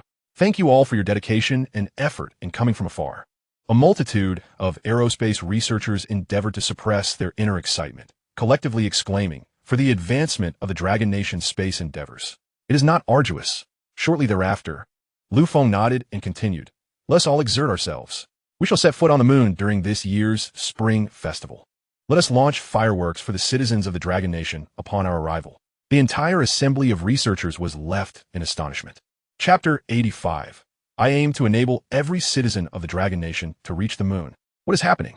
The majority of those present, save for a select few, were embarking on their inaugural journey under Lu Feng's leadership and thus remained unaware of his character and modus operandi. They had only previously observed him on television, left awestruck by his declaration of "I have a dream." Now, hearing him proclaim the intent to land on the moon before the spring festival left them utterly speechless, with only the occasional mountain breeze rustling through their disheveled hair. Old G, appearing as though he had witnessed grand events before, waved his hand and smiled at the group, saying, "All right, since the illustrious Chief Engineer Liu has spoken, we shall undoubtedly accomplish this. Let us commence. Everyone, take your positions and begin." It was only after Old G's encouragement that the others snapped back to reality. Each of them were experts in their respective fields, possessing considerable experience in aerospace. Yet none dared to showcase their expertise in the presence of Lu Feng. They all cautiously inquired about their assigned tasks. Sun Qing had already stepped forward, meticulously organizing the necessary work and professional arrangements for each department, as well as the research projects. Drawing from her experience with the previous 2 large-scale projects, she approached these responsibilities with remarkable ease. Lu Feng continued, "Have Xiang Hao, Jiang Yuan, and Wei arrived?" Upon hearing their names mentioned by the chief engineer, Xiang Hao, Jiang Yuan, and Wei could hardly contain their joy and eagerly exclaimed, "Yes. We are here, Chief Engineer Liu." Lu Feng smiled and replied, "Please stay for a moment. I have something to discuss with you." He then clapped his hands and instructed, "Now, everyone, follow the assignments made by my assistant, Sun Qing, and take some time to familiarize yourselves with your roles. Additionally, please note that our transportation is limited, so any materials required must be delivered by aircraft. If you need anything, do not hesitate to inform the staff in advance. Are there any questions?" As he finished speaking, a completely bald researcher raised his hand. "I would like to pose a question to Chief Engineer Liu." Lu Feng turned his gaze toward him and smiled, encouraging, "Please, go ahead." The man appeared somewhat embarrassed as he spoke. "Chief Engineer Liu, I have heard that our mission is focused on manned space flight, specifically to land on the moon. I would like to inquire about the necessity of our current research on reusable heavy-lift rockets in relation to this goal." The moment this question was posed, many attendees nodded in agreement. In truth, while doubts regarding Lu Feng's capabilities had begun to dissipate, many were still perplexed by his fervent commitment to developing reusable spacecraft. Rockets, or propulsion systems, as they are commonly referred to, are typically designated for small satellite launches and suborbital tasks when employing single-stage propulsion. However, for greater thrust and control, multi-stage rockets are employed, each stage equipped with its own engine, discarding the previous stage once its fuel is expended to allow the next stage to ignite and continue providing thrust. This method is both swift and efficient, facilitating the delivery of satellites into orbit or conducting deep space explorations. Thus, their confusion lay in why Lu Feng was so fixated on designing a reusable super heavy rocket. Lu Feng met the gaze of the assembly, his footsteps slowly traversing the room as his eyes swept over them. "Do you all share this query?" Many met his gaze, feeling an inexplicable gravity in his presence. Despite his youth, he emanated a commanding aura that even eclipsed that of the venerable Ji Zhongkong, who sat in a wheelchair. The mere act of locking eyes with Lu Feng revealed to them realms beyond their reach, as though his intellect was fundamentally distinct from that of others. His thoughts transcended the ordinary, prompting many to lower their gazes in his presence. Yet, when posed with his question, they nodded solemnly in agreement. One individual chimed in, indeed. "Chief Engineer Liu, if we were to follow traditional methods, we would have a wealth of experience to draw upon. Currently, the most advanced rocket systems internationally adhere to these practices, utilizing staged rockets or parallel separation engines, or even employing auxiliary boosters for extended space travel. We feel it is unnecessary to squander time on reusability." Although Ji Zhongkong was not an expert in aerospace as a scientist, he possessed a modicum of understanding in these matters. He too harbored reservations, but due to the pressing timeline, he had not yet found the opportunity to inquire in detail. Now was the perfect moment to satiate his curiosity, and he turned his attention toward Lu Feng, with a subtle smile gracing his lips. Lu Feng refrained from providing a direct answer. Instead, he posed a question to the assembly. "What do you believe is the purpose of our endeavors in aerospace?" The group exchanged glances, for this was a rather straightforward question. Broadly speaking, it encompassed the exploration of human nature and the study of the cosmos, delving into the mysteries of the universe. More specifically, it entailed the development of new technologies, as contemporary communication advancements are rooted in aerospace foundations. Alongside matters pertaining to national defense and security, elements of strategic significance that each aerospace researcher holds dear to their hearts. The audience was left bewildered by Lu Feng's sudden inquiry. He continued, "I know you all must have various answers, but I pose another question. who is truly qualified to set foot on the moon? Upon hearing this, the crowd was momentarily taken aback. Surely, the answer must be astronauts. It would be inconceivable for mere researchers like them to embark on such a journey. As if sensing their thoughts, Feng smiled and remarked, "You all might be thinking it's the astronauts, not me." He pointed to himself, then abruptly redirected his finger, exclaiming, "Nor you." His statement resonated with the group, who nodded in agreement. It was their duty to study how rockets ascend, yet the act of ascending itself belonged to astronauts. This was a shared understanding. Feng then declared with conviction, "I want you. We shall all ascend to the moon aboard the very rockets we have developed." His voice echoed through the valley, resonant and powerful, reverberating in the hearts of every individual present. Every ordinary person shall have the opportunity to gaze upon the moon, to witness the boundless mysteries of the cosmos. This, indeed, is the purpose behind my endeavor to create reusable rockets. Chapter 86, Epiphany and Progress. The Emergence of Nuclear Batteries. Me? A researcher pointed to himself, astonished. I could also have a chance to visit the moon? He glanced at a fellow participant beside him. You too could visit the moon? Is it truly possible? His face gleamed with an unusual excitement. Feng laughed, "Why not? If I, Feng, have declared it, then it can be achieved. The goal of the reusable, super heavy rocket is to transform manned rockets into vessels akin to trains, shuttling back and forth between Earth and the moon. Each one of you will have the chance to embark on this journey." With his statement, a wave of synchronized and thunderous applause erupted, almost instinctively. The crowd felt an uncontrollable urge to applaud for this unprecedented path, for a dream they had never dared to imagine. While everyone contemplated how to send humans to the moon, Feng was already envisioning taking every ordinary person there. Excitement radiated from the faces of all present. The moon, a dream cherished by the Dragon Kingdom for millennia. Legends of Chang'e soaring to the moon have existed for ages, reflecting their yearning for this celestial body. Each researcher present envisioned the glory of sending their rockets to the moon, a pinnacle of achievement. Yet, who could have fathomed that one day they would actually board the rockets they had created? What a scene that would be! The speaker was none other than Feng, the most formidable scientist in the Dragon Kingdom, perhaps even in the world. His unwavering confidence left no room for doubt. The atmosphere was charged with an unprecedented fervor. Everyone was eager to roll up their sleeves and commence their endeavors. Feng boomed, "Does anyone have questions?" It seemed as though a surge of adrenaline had invigorated the crowd, and they collectively shouted, "None." "Good," Feng replied, his voice rising. "Let us dive into our work immediately. I have outlined all feasible theories. Let's get started." At this juncture, he paused, raising his right hand high, forming a fist. "I hereby declare the commencement of the Shunxing engineering project at this moment." With that, the crowd began to disperse, seeking out Sun Qing to hear the subsequent arrangements, each wearing an expression that conveyed their unwavering trust in Feng. Only Ji Zhengkong and Xiang Hao remained. Ji's eyes shimmered with tears, his body trembling slightly. Feng, oh Feng, why do you have to be born so late? If only you had appeared decades earlier, my peers would have witnessed the might of the Dragon Kingdom. Had you been born earlier, I would have followed you in research. Alas, Ji even extended his sleeve to wipe away the moisture from his eyes, lamenting his old age. He had witnessed the emergence of controllable nuclear fusion in the Dragon Kingdom, but wondered if he would have time to witness the day when every ordinary citizen could ascend to the heavens. Feng. Ji gazed at Feng's silhouette, his emotions overwhelming him as tears brimmed in his eyes. Feng, oblivious to this, turned to Xiang Hao and the others, asking, "May I inquire about the three of you?" "Oh no." Xiang Hao and his companions waved their hands in protest. "We cannot accept such an honor. Master Lu, you still remember our names? We will be laughing in our dreams tonight. We cannot bear such a title." Feng chuckled. "Then I shall call you Brother Xiang. You three have previously researched chips, and in our discussions, I learned that you have also delved into system architecture." "Indeed," Xiang Hao nodded, gesturing to Wei Qian.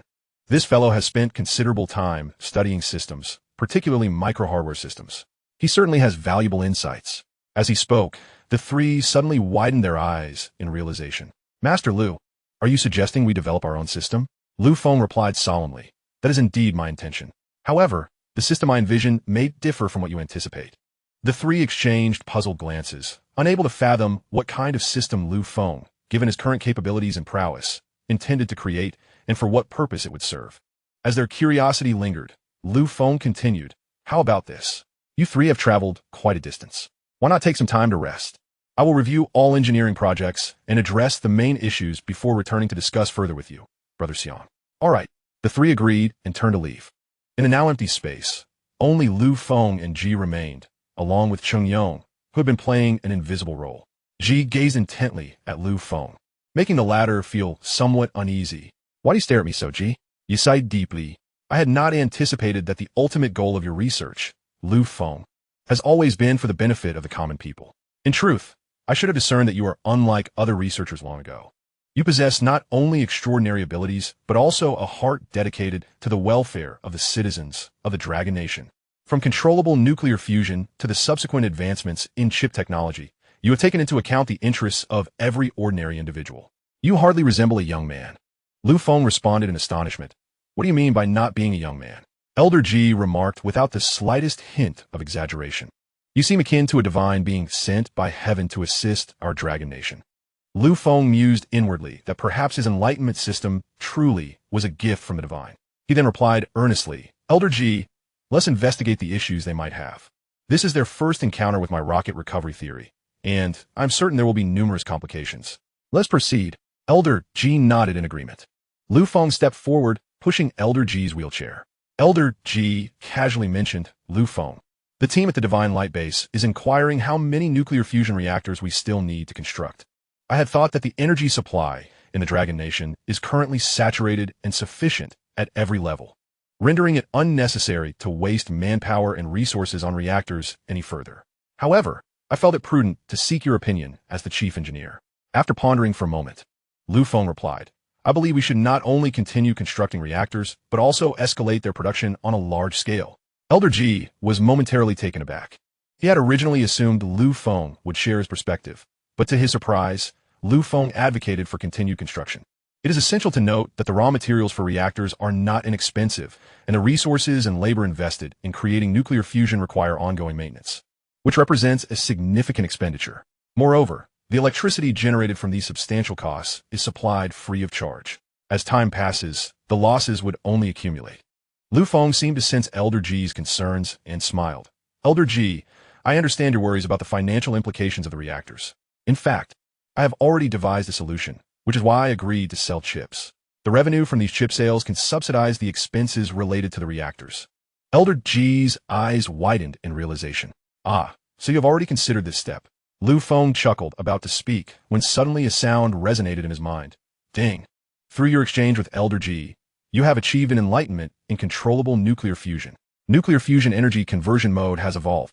Nuclear energy batteries can now be produced. Chapter 87 Elder Wu.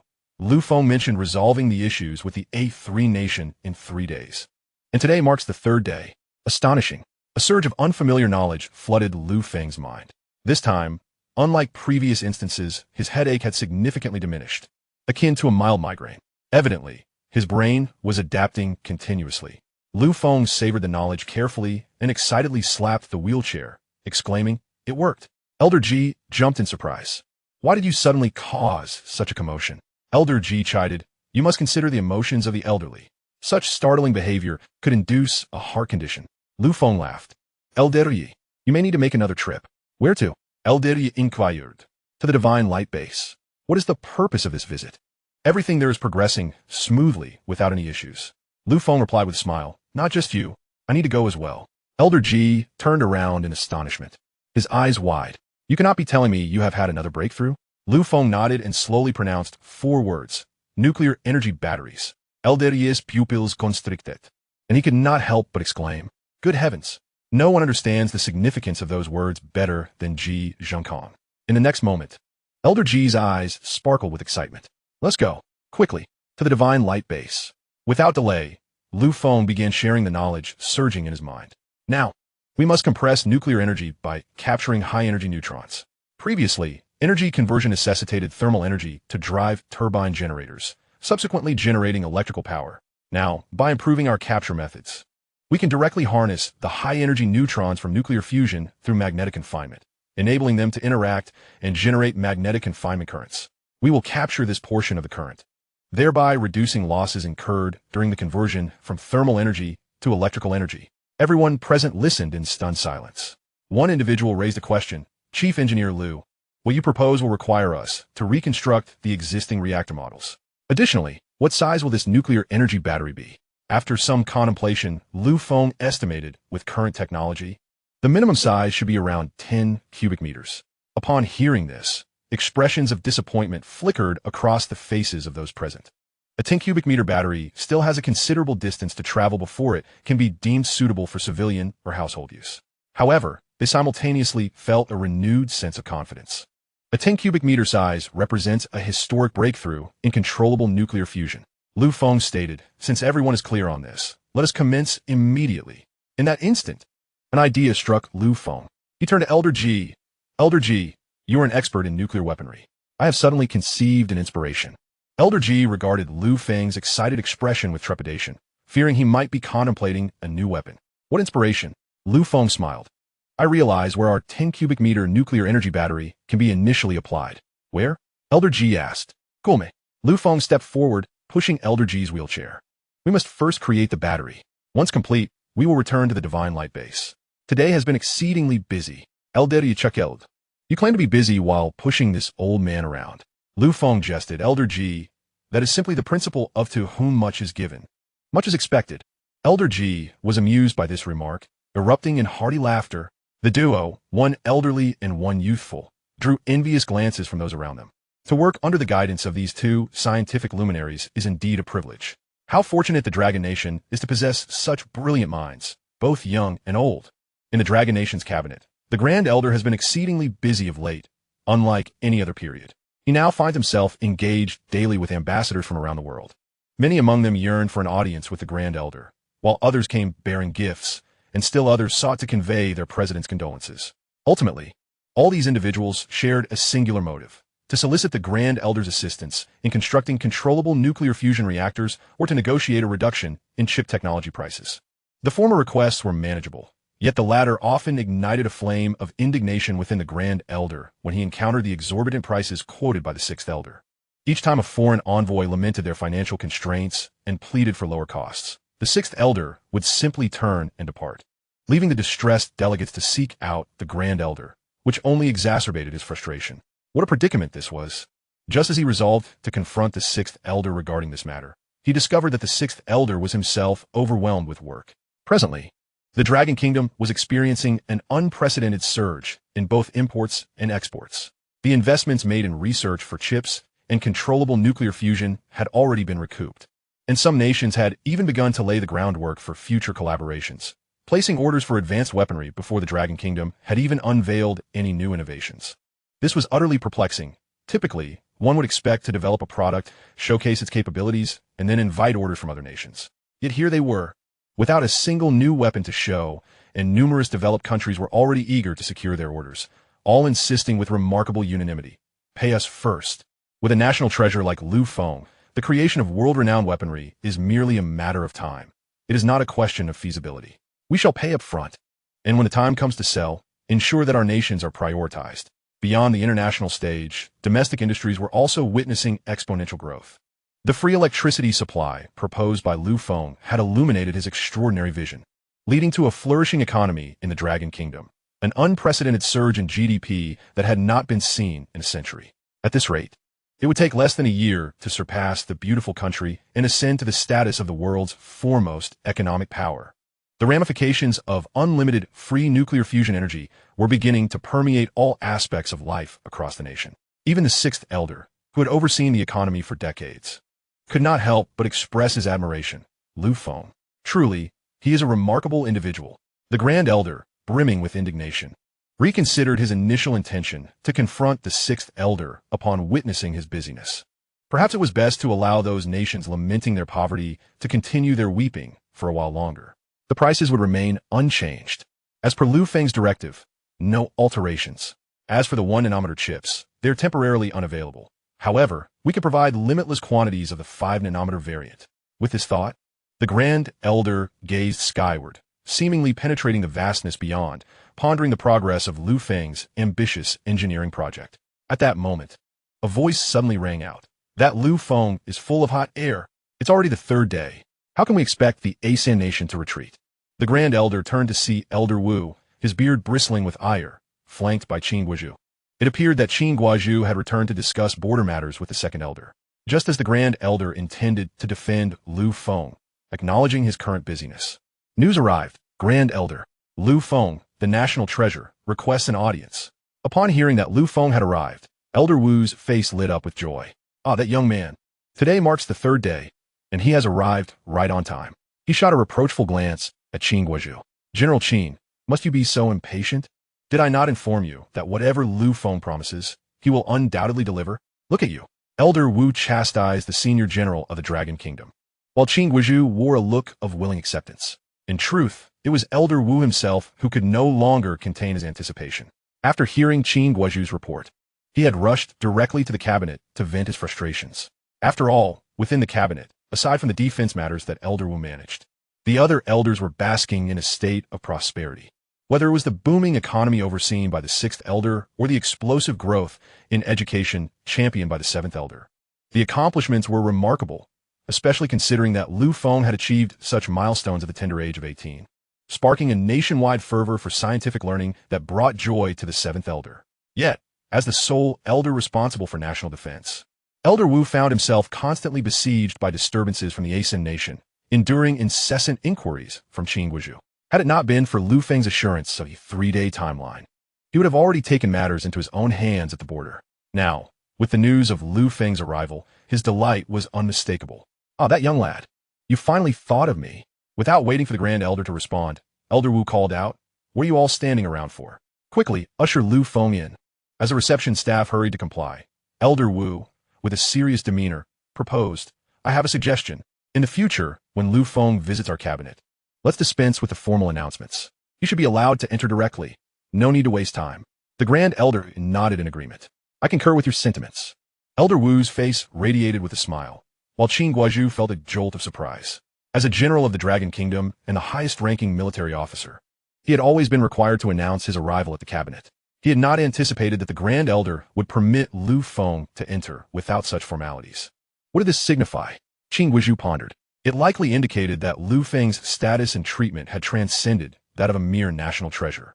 While the title recognized outstanding scientific achievements, Lu Feng's privileges evidently surpassed this distinction. As he contemplated this, a familiar voice echoed in the chamber.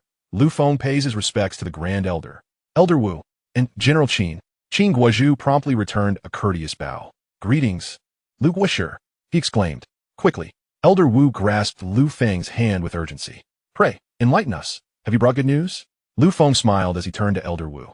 His prediction was indeed correct. "This time, I have devised a solution that can permanently resolve the border issues." "Permanently?" Qin Guozhu echoed, his brow furrowing as he asked. "Lu Feng, the border issue has always been of paramount importance to every nation. Our border guards are constantly patrolling. This is no trivial matter. To claim a permanent solution seems rather unrealistic, does it not?" Elder Wu shot a disapproving glare at Qin Guozhu. "What nonsense are you spouting? The words that come from Lu Feng's lips cannot be doubted. The electricity you use in your own home was created by Lu Guozhu himself. I see you're quite pleased with it." Upon hearing this, Qin Guozhu fell silent, not because Elder Wu was right, but because it was evident that both elders were firmly on Lu Feng's side. He dared not contradict their sentiment. Lu Feng continued, "There is no need for haste. General Qin, allow me to take you to see something that will clarify everything." Elder Wu frowned slightly. "What is it that we need to see? Why not simply bring it here?" Lu Feng waved his hand dismissively. "Elder Wu, you must understand, this object is rather large and cumbersome to transport. It would indeed be best for you to witness it in person. Then let us proceed." Though Qin Guozhu remained silent, his curiosity surged within him.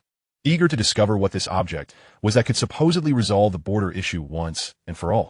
With such curiosity igniting his spirit, the Grand Elder followed suit. Meanwhile, within the confines of the Xinguang base, a group of researchers stared at the object before them with expressions of mixed emotions. Can this contraption truly succeed? One female scientist ventured.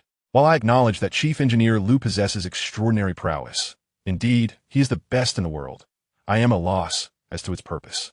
It appears cumbersome and unwieldy." Indeed, another male scientist nodded in agreement. "Moreover, it cannot even move." Interjected a balding scientist nearby. "What do you know?" Do not be misled by Chief Engineer Lu's youthful appearance. He possesses a depth of thought that far surpasses our comprehension. We should simply toil away to construct this device. trusting that Chief Engineer Liu has a masterful plan for its use. This sentiment resonated with the remaining researchers. Exactly.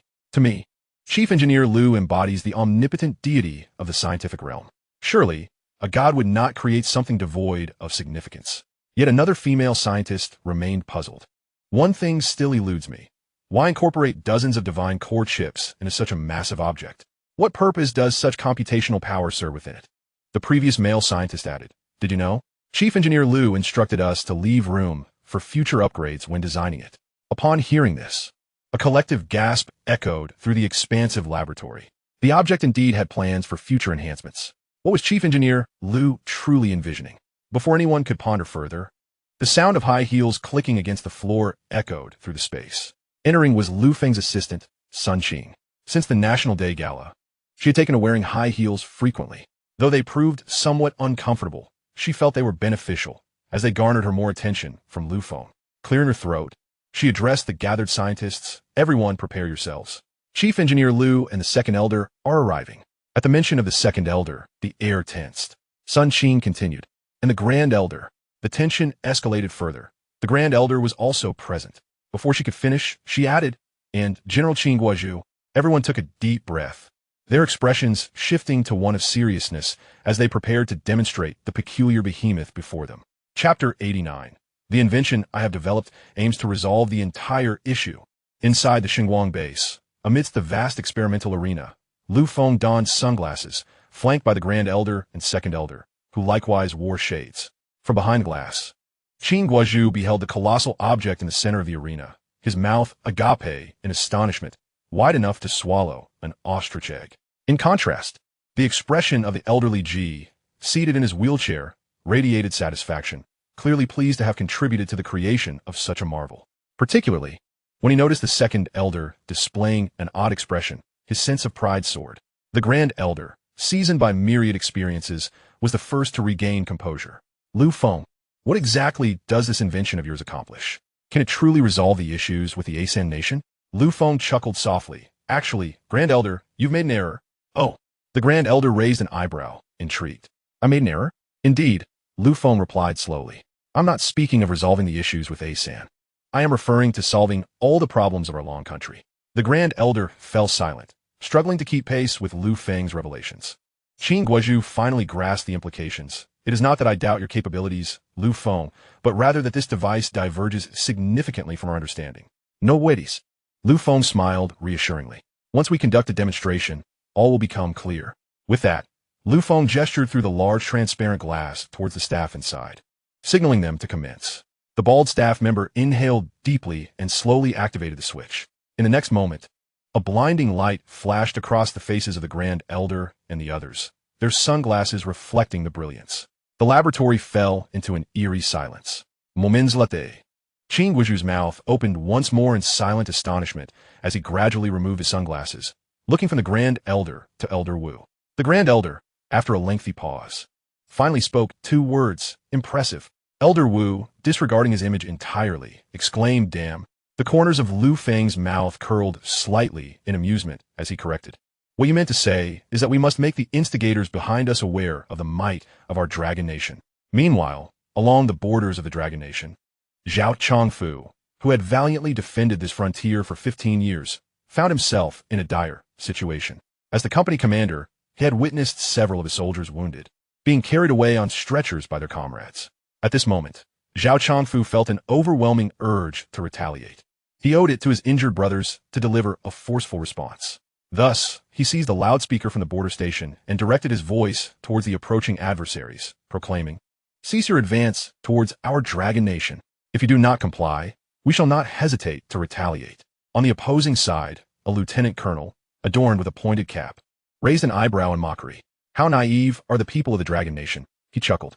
"If merely shouting through a loudspeaker could resolve our issues, what need would we have for soldiers?" It was baffling how seasoned soldiers could exhibit such childlike naivety. His words elicited laughter from many of his comrades, prompting his subordinates to shout, "Continue the charge." A cunning smile crept across the lieutenant colonel's face as he insisted, "Not for a moment shall we halt. So, what do you all say?" As he spoke, he swayed his head, a gesture that seemed to mock the Dragon Nation soldiers, leaving him to ponder how they would react if their heads were firmly held in place.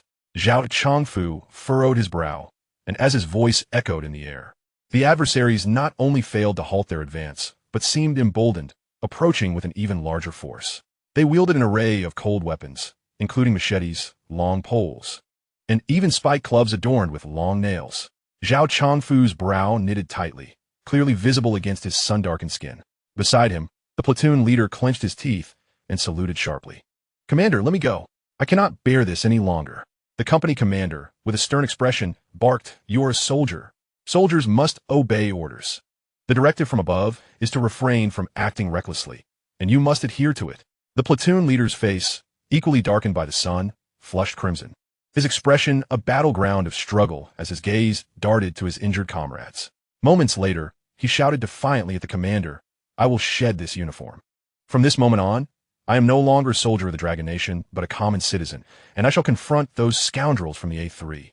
With that, he stripped away the uniform he had once worn with pride and turned to charge at the enemy. "Come back. Fool, are you disregarding orders?" The company commander's alarm was palpable. Such behavior could be trivialized as a moment of impulse, yet could also be deemed a grave breach of military protocol, undermining discipline within the ranks. If other soldiers were to emulate this behavior, what semblance of order would remain in the military? Just as the situation teetered on the brink of chaos, a communication soldier rushed in. "Commander, we have news from the higher-ups." "Who?" Zhao Chongfu snapped, turning abruptly. "It's General Qin." The revelation struck him with astonishment. "Who?" Zhao Chongfu feared he had misheard. "Qin Guizhu." "General Qin." He immediately took the call, his demeanor transforming into one of utmost seriousness. As a mere company commander, he had only glimpsed General Qin on television, and since assuming his command, the highest-ranking officer he had encountered was the regiment commander, seen from a distance. General Qin was the sole general in the Dragon Nation at present. The platoon leader, who had been sprinting towards the enemy, halted in his tracks, bewildered by the significance of a call from the Dragon Nation's general at such a critical juncture. Zhao Chongfu, with a grave expression, engaged in the conversation, nodding repeatedly, and eventually assumed a position of attention. "Yes." His voice rang out with clarity. After hanging up, he gestured for the platoon leader to return. "Come back. General Qin has instructed us to retreat." "What?" The platoon leader's eyes widened in disbelief. "General Qin has ordered us to retreat." That is not his style. To the soldiers, General Qin was a figure of legend, a military deity who had never known defeat in countless battles. The notion of retreating before engaging the enemy was utterly foreign to them. The platoon leader even questioned whether the commander had misheard the order.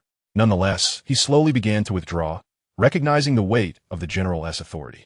"Commander, was it truly General Qin on the line?" the platoon leader asked, returning to the outpost. The commander nodded, his expression peculiar. "Indeed, it was General Qin." His voice was identical to that on television. "I would never mistake it." Yet the platoon leader's voice carried a hint of skepticism. "Why would General Qin personally call us and command a retreat? How far are we to retreat?" he inquired. The commander's expression shifted to one of even greater peculiarity as he slowly replied, "General Qin instructed us to fall back 500 meters and await further instructions." "This?" The platoon leader was left stunned, uncertain of the meaning behind such orders. Withdraw 500 meters and then wait? Wait for what? Meanwhile, the A3 lieutenant received a call from his superior officer, a captain. The lieutenant, with a disdainful grin, lazily answered the phone, his head beginning to sway. "My dear captain, what brings you to call me?" The captain's voice mirrored his own languor. "I just want to check on the situation over there." "Ha ha ha." The lieutenant scoffed, digging his finger into his large nostril before dismissively responding. What else could possibly be happening? Having retreated on their own accord. The captain on the other end of the line was decidedly pleased. "You have performed admirably. The situation in Dragon Country has become quite desperate. However, one might consider this merely a minor misunderstanding." The lieutenant chuckled. "Is their general truly so audacious as to hold a press conference? Does he not realize this will only serve to amuse the international community? What is it?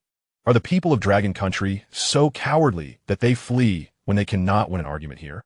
Upon finishing, the lieutenant and the captain shared a hearty laugh, which soon spread to the other soldiers present, who joined in until they were nearly doubled over with mirth. Finally, the lieutenant ended the call and requested a soldier to bring him a mobile phone. "Start the live stream," he commanded. "I wish to see what the general of Dragon Country has to say in condemnation of us." "Yes, sir." A dutiful soldier promptly activated the phone, revealing a live broadcast of an impromptu press conference convened by Dragon Country. General Qin Guozhu stood solemnly at the podium, his hair meticulously styled, exuding the valor and determination befitting the highest military commander of Dragon Country. Without a prepared statement, he commenced speaking, yet his words left many bewildered. Recently, we have encountered numerous wildcats and wild dogs in certain regions of our country. These feral creatures do not comprehend human language. When we attempt to communicate with them, they respond only with bites and attacks. This declaration left all present journalists momentarily speechless. What could it possibly mean? Was it a metaphor? Did General Qin intend to liken certain individuals to wildcats and wild dogs? This remark not only perplexed the journalists in attendance, but also left Zhao Chongfu, who was watching the live stream, utterly confounded, though metaphors were not uncommon. Did this imply that one must resort to methods typically employed for dealing with unruly animals to address disobedient individuals? The lieutenant could not fathom the meaning behind the general's words and found himself shaking his head in an attempt to clarify his understanding, albeit with little success.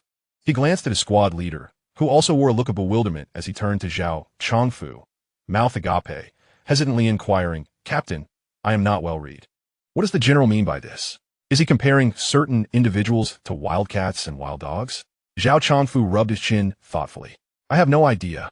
In the midst of the live broadcast, General Qin seemed to perceive the collective confusion and continued, "As for wildcats and wild dogs, our soldiers in Dragon Country possess little effective means of dealing with them. Our soldiers are trained solely to engage in fierce battles against our enemies on the battlefield.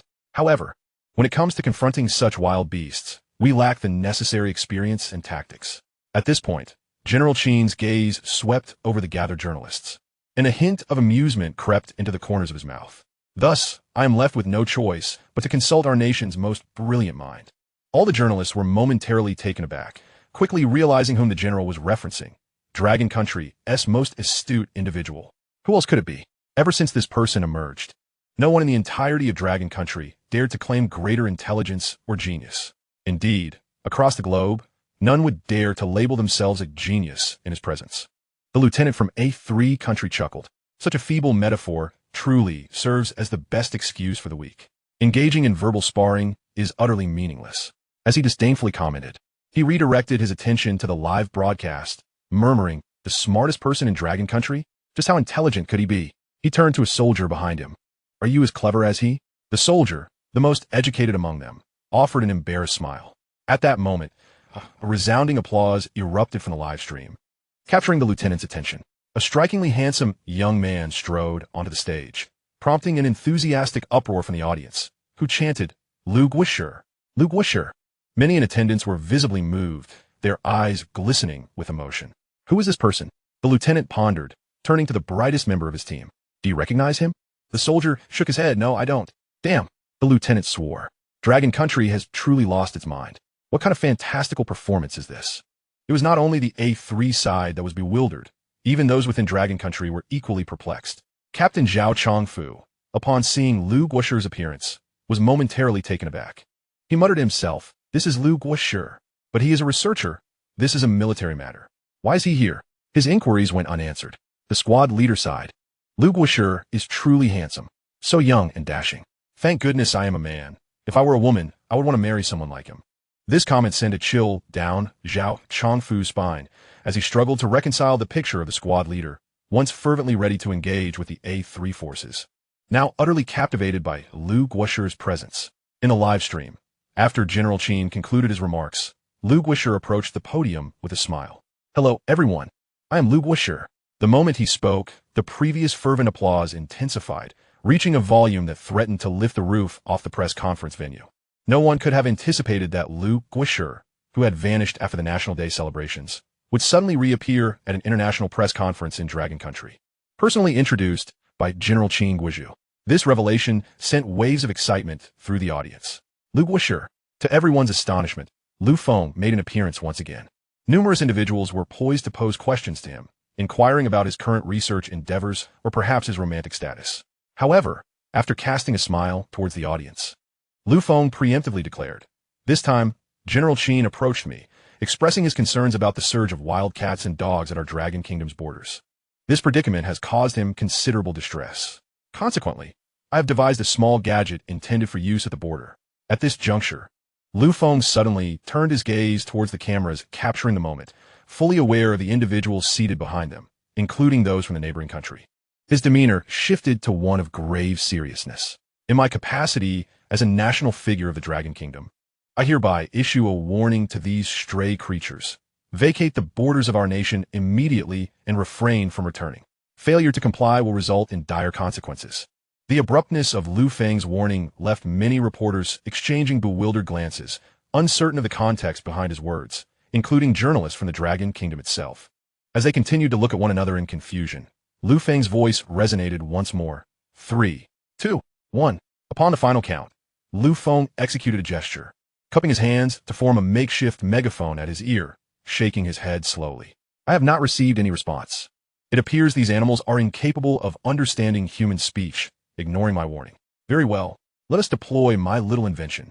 With that, Feng descended the podium with remarkable swiftness, leaving little time for the journalists to react, not even allowing General Qin Guozhu a moment to speak. The press conference concluded abruptly, leaving attendees feeling as though they had just experienced one of the most nonsensical events of their careers. A general from the Dragon Kingdom delivered an ambiguous speech that seemed to convey nothing, followed by Feng's announcement of a contraption aimed at dealing with stray animals. What was the connection? They pondered if inquiries about his love life would have garnered more attention. Unbeknownst to the reporters, an unprecedented event was unfolding at the border between the neighboring country and the Dragon Kingdom. At that very moment, a lieutenant from a neighboring nation was laughing heartily while watching the press conference on his phone. Who is this person? He claims to be the most intelligent in the Dragon Kingdom. Does he even comprehend the absurdity of his statements? Was his language taught by a physical education teacher? The next instant, as Feng's countdown reached 1, a resounding rumble echoed from the horizon, reminiscent of distant thunder. What is that sound? The lieutenant's brow furrowed for the first time, sensing something amiss. Could the Dragon Kingdom be preparing to take action? He glanced at the soldiers stationed far away, realizing the situation might be more serious than he had anticipated. He hurriedly retrieved his phone and made a call. Hello, I hear a booming noise. It could be helicopters from the other side. How should we respond? The voice of his superior came through swiftly. Isn't this precisely what we wish to see? If the Dragon Kingdom dares to strike first, we will be positioned as the righteous side, merely acting in self-defense. Other nations will support us. Upon hearing this, the lieutenant immediately grasped the implication. He shouted to all his soldiers, all units, stand by. The Dragon Kingdom intends to act. Arm yourselves, including anti-aircraft rocket launchers. Should they dare to engage, we shall. Before he could finish, the lieutenant's words trailed off as he beheld the source of the thunderous sound. A colossal dual-rotor military transport helicopter loomed in the azure sky, approaching rapidly. This aircraft, possessing aerial refueling capabilities, could traverse the breadth of the Earth without pause. Its dual-engine design allowed it to continue flying safely even if one engine became inoperative. The lieutenant was baffled. Was the Dragon Kingdom deploying a transport helicopter rather than a combat helicopter? A massive question mark formed in his mind. The most astute individual beside him suddenly pointed out, Lieutenant, look, what is that hanging beneath the helicopter? The lieutenant squinted and waved for his subordinate. Quick, bring me my binoculars. Upon receiving them, the lieutenant finally discerned the object dangling from the helicopter. It was a white cylindrical structure varying in size, with one end slender and the other significantly wider, featuring a spherical shape at the narrow end. The lieutenant's confusion grew deeper. Could this be some new weapon from the Dragon Kingdom? It hardly resembles one. He turned to his companion. Have you identified what it is? The individual shook his head. There is nothing like it among the known weaponry of the world. It likely isn't a weapon. Understood, the lieutenant nodded. Let everyone keep their weapons ready, but refrain from firing. We must ascertain what the Dragon Kingdom is up to. The enormous dual-rotor helicopter, accompanied by a deafening roar, hovered over the border between the neighboring country and the Dragon Kingdom, and the cylindrical object began its slow descent. Chapter 92. Quickly report to the Major General. No. Urgently inform President Modu. Through the lieutenant's binoculars, the wider end of the white cylinder descended gradually, landing with a dull thud reminiscent of a massive pillar. What on earth was this? A utility pole? A lookout tower? Or perhaps a structure for observation and surveillance? It was no wonder the lieutenant entertained such thoughts. The object bore a striking resemblance to a watchtower. This must be a monitoring tower, designed by the Dragon Kingdom for 24/7 surveillance of us, remarked the smartest individual present. Then we shall release the video of our initial charge as evidence, aiming to incite international public opinion. Indeed, the lieutenant nodded in agreement. At that moment, A colossal twin-rotor helicopter descended from the belly of the aircraft, lowering a soft rope from which more than 10 individuals emerged. Their attire was strikingly clear through the lieutenant's binoculars. These individuals were evidently not soldiers, but rather resembled scientific researchers. Upon their descent, they began to pat their hair, several of them already bald, their wigs nearly blown off by the powerful helicopter blades. This comical act elicited hearty laughter from the lieutenant. He observed as the newcomers approached the soldiers of Longwa, animatedly exchanging words. However, the roar of the helicopter's rotors necessitated loud voices, and soon they were gesticulating vigorously. The Longwa soldiers then rushed towards a pillar, collectively working to straighten it. Once the white pillar was upright, an array of tendril-like appendages emerged from its thick base, burrowing deep into the ground like tree roots, securing the pillar firmly in place. The stability appeared so robust that even a tremendous explosion would likely fail to budge it. Those from Longwa truly seemed to expend great effort on futile endeavors. The lieutenant scoffed again, remarking on their tendency to labor over meaningless tasks. Suddenly, he noticed the personnel from the helicopter swiftly discarding items, along with the Longwa soldiers doing the same. The lieutenant's eyelids twitched violently as an ominous sense of foreboding washed over him. Almost inexplicably, he felt an unsettling premonition. The actions of Longwa were too peculiar, too unpredictable for him to fathom what might transpire next. In the next instant, zap, a brilliant beam of white light erupted from the top of the massive tower, precisely from the spherical object atop it. The radiance was so intense it nearly blinded him, causing the lieutenant to almost drop his binoculars. In a state of shock, he observed the white light racing toward his soldiers. The glare was so blinding that he involuntarily blinked. In that fleeting moment, when he reopened his eyes, his soldiers had vanished entirely. They had all disappeared. It seemed as if a wisp of indistinct black smoke lingered in their place. The jubilant soldiers from A3 had evaporated as if into thin air. "What is happening?" the lieutenant shouted. "What transpired? Did you see anything?" He seized the collar of a nearby individual, demanding answers. "What occurred? Did you see clearly?" The man's mouth gaped wide, eyes bulging in terror. That," he stammered, swallowing hard, seemingly gripped by an inexplicable fear. "Damn it." The lieutenant shoved the man aside in frustration. "Useless. I will see for myself. You, and you. Form your teams. We shall investigate. Damn it. I must see what that is." With that, the lieutenant led his men toward the tower, armed with the latest anti-tank rocket launcher. He would not recklessly inspect the white pillar himself. He instructed his troops to approach with weapons drawn. Over 100 soldiers from A3, rifles loaded and safeties off, cautiously advanced towards the white tower. The quickest among them soon reached the base of the tower, signaling back that all was clear. In the next moment, zap, the sudden flash of white light illuminated the scene like daybreak, compelling everyone to squint. When the lieutenant opened his eyes again, his pupils widened in disbelief. His soldiers had vanished. The more than 100 who had gone were gone. What was that? Demons? Damn it. The lieutenant was driven to madness. In the span of 2 beams of white light, he had lost over 200 soldiers, with no understanding of what the white pillar was, ignoring any orders to refrain from firing. He hoisted the rocket launcher onto his shoulder and aimed it at the white column, unleashing a shot. Boom! A rocket, trailing a thick plume of smoke, surged towards the tower. Just as it neared the structure, zap, another beam of white light flashed, and the rocket vanished, just like the soldiers. It seemed to have never existed at all. What was that? The lieutenant's eyes widened in horror. What is happening? He turned to the most astute soldier beside him, who murmured, "I saw it clearly. I saw it clearly." His large eyes were bloodshot, as if he had not blinked when the white light flashed, straining to see. "That is," he pointed at the white tower. "That is a laser. It must be a laser, and its power exceeds that of any existing laser weapon by at least 100-fold, perhaps even 1,000 times. Are you out of your mind?" The lieutenant retorted, his anger only intensifying. "Do you realize what you're saying? For a laser weapon to attain such power on the battlefield, do you comprehend the immense electrical supply required? That tower has no visible power source. Did you see any wires connected? It's a laser. It must be a laser." The soldier insisted, repeating his claim. Meanwhile, in the operations office of the A3 captain, the phone suddenly rang. "Hello." He raised an eyebrow. "Speak slowly." "What? Everyone has disappeared? How many? Over 500? The captain's eyes widened. "Damn it. You incompetent fool. Why didn't you call sooner? Damn it."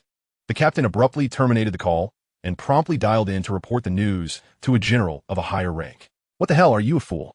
The general barked back. Report to President Modu immediately. Chapter 93. All borderlines. Is it true that this terrifying laser white tower is nearly limitless? Inside the presidential office of A3 Nation, President Modu answered the phone. In the next instant, the dish of hand-grabbed rice before him was sent crashing to the floor. He shouted at his secretary, "Quick, turn on the television." The live broadcast from Long Nation displayed the situation at their borders. It was said to be an operation called animal extermination. What is that? He pointed at the screen with greasy fingers. My God, is that Long Nation's new weapon? In the Black Palace of Beautiful Nation, the Minister of Defense shouted, "It's a laser. Long Nation's laser weapon." At such a tremendous power level, there can only be one possibility. He slowly turned to President Beidong, whose eyelids twitched as he asked, "What possibility?" The minister replied, "If they can unleash such powerful lasers, we could too, but we cannot construct a pillar like Long Nation's, which operates without any energy supply. The only possibility is that Long Nation has integrated a small nuclear fusion reactor into that tower." Beidong appeared perplexed. What do you mean by that?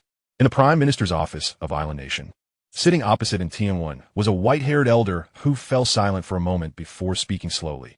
What I mean is that Long Nation has miniaturized a controllable nuclear fusion reactor. In terms that you, Prime Minister, can comprehend, Long Nation has now developed a controllable nuclear fusion battery. And Tianwan stood up. If the laser emitted by such a white tower operates at this power level, how long can this battery sustain the tower? The elder flipped through his notes, examining them carefully. Prime Minister, the nuclear fusion data you had brought back last time was actually quite incomplete. He was aware of how these documents were procured. Undoubtedly, through espionage, as Long Nation had not publicly disclosed any core technology regarding controllable nuclear fusion. After a pause, the elder continued, however, it has pointed us in the right direction regarding our own controllable nuclear fusion. Based on the data, the research ideas and figures from this individual, named Feng, suggest that a white tower of this size, producing such powerful lasers, could operate for an almost infinite amount of time. As the words settled, the room fell silent, with everyone gasping in disbelief at the information they had just heard. In the Black Palace of Beautiful Nation, Beidong turned to the scientific personnel before him, exclaiming, "Are you saying that if we calculate based on Long Nation's controllable nuclear fusion capabilities, the usage time for such a laser is infinite?" "Indeed," replied a researcher appearing to be in his 60s, adjusting his glasses. From his perspective, it seems that Long Nation's next step will be to erect such white towers along its borders. If so, the elder's voice was steady, yet it conveyed an underlying chill, one that came from Long Nation, particularly from that individual named Feng. The elder said, "If Long Nation erects this white tower along all its borders, then not even a fly could penetrate Long Nation's borders." However, the elder expressed a hint of uncertainty. But what? Beidong leaned forward, straining to hear. "I just don't know how this white tower operates. Does it possess its own control system? Can it automatically identify friend from foe? Or is it manually operated? If it operates automatically, that would be truly terrifying. Long Nation's borders would be practically invincible. Moreover, we have no idea the extent of its defensive capabilities. Will it defend against aerial threats? Will it protect against underground incursions? What is its effective radius?" These inquiries plunged everyone present into silence. This time, Long Nation had provided a vivid lesson not only in public opinion, but also in practical strategy to the other countries of the world. In the cabinet meeting room, the elder slammed his hand on the table. "Excellent. Feng, Lu Guosher, marvelous." Indeed, Elder Wu clenched his fists, his expression fervent. "We have already stated that our white tower was merely to deter wildcats and dogs, and we only placed it within our own borders. If you don't cross the border, you naturally won't cause harm. This is merely a device for defending against small animals." The elder was equally excited, realizing that Lu Guosher had resolved a significant dilemma for them. Although the nuclear fusion battery was massive and immobile, transforming it into a giant laser tower was the optimal defensive weapon. With virtually limitless energy, this had essentially solved their major problem. While Elder Wu was exhilarated, a doubt crept in. "But I have one question. How does Feng's white tower distinguish between enemies and allies? If one of our people accidentally enters the tower's range, wouldn't they be instantly zapped by the laser? This device, we don't fully understand it." The elder's face was alight with mirth. "But isn't Feng here? We can simply call him over to explain." At that moment, Feng was being relentlessly questioned by Qin Guozhu. I suspect that even if we wanted to call him over, Qin Guozhu would refuse. "Let's go find him." With that, the two highest-ranking elders of Long Nation set off to locate Feng. Upon arriving at Qin Guozhu's office, They could hear his hearty laughter echoing, ha ha, ha ha ha. Even through the thick wooden door of the office, the mirth was palpable, revealing the extent of Qin Guozhu's elation. Knock, knock, knock. The elder gently tapped on the door. Come in. Qin Guozhu's voice rang out. The elder pushed the door open to find Lu Feng seated at the head of a massive battlefield command table, with Qin Guozhu standing to his left. Flanking the enormous table were generals from Long Nation, with the lowest rank being that of a major general. They had all been intently listening to Lu Feng's discourse. The laughter of General Qin resounded, abruptly interrupted by a knock at the door. Expecting urgent military news, he was taken aback to find that the Grand Elder and the Second Elder had unexpectedly arrived. All present rose to their feet, paying their respects to the two elders. Qin Guozhu expressed his astonishment. Grand Elder, Second Elder, what brings you here? The Grand Elder smiled and nodded. Please, everyone, take your seats.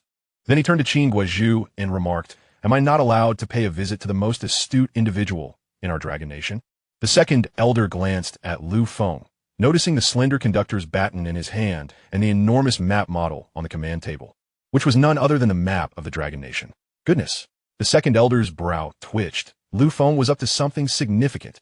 The Grand Elder also perceived the situation and looked toward Lu Feng, eager to ascertain what they were deliberating and to join the discussion. He urged, Lu Guozhu, please continue without our interruption. Very well, Lu Feng nodded. Allow me to proceed. As it stands, my White Tower can cover and safeguard an area of 10 kilometers. Moreover, with the calculations from the Divine Core chip, it can process floating point operations at a staggering rate of 30 trillion per second, discerning friend from foe in just 0.001 milliseconds, and executing 18 quadrillion calculations and verifications within the subsequent 0.002 milliseconds to ensure accuracy. Therefore, I plan to deploy the White Tower along the entirety of our Dragon Nation's border. No sooner had he finished speaking than the Second Elder interjected. That is undoubtedly insufficient. It can cover hundreds of kilometers. That is the hand of divine retribution. Although the Second Elder's statement seemed somewhat nonsensical, everyone present understood his intent. The Grand Elder furrowed his brow slightly, while Qin Guozhu directly inquired, The Second Elder is correct. Your White Tower's coverage is limited to 10 kilometers. Given the length of our outer perimeter, how many towers must you construct to suffice? At that moment, a major general seated below Qin Guozhu remarked, In truth, we need not deploy them across the entire perimeter. We could strategically position White Towers along key borderlines. Lu Feng replied with a smile. Actually, there's one detail I neglected to mention. My White Tower is capable of upgrades. Not only have I incorporated a vast number of Divine Core chips, but I have also reserved space for further enhancements. Therefore, the current 10-kilometer range is merely a conservative estimate.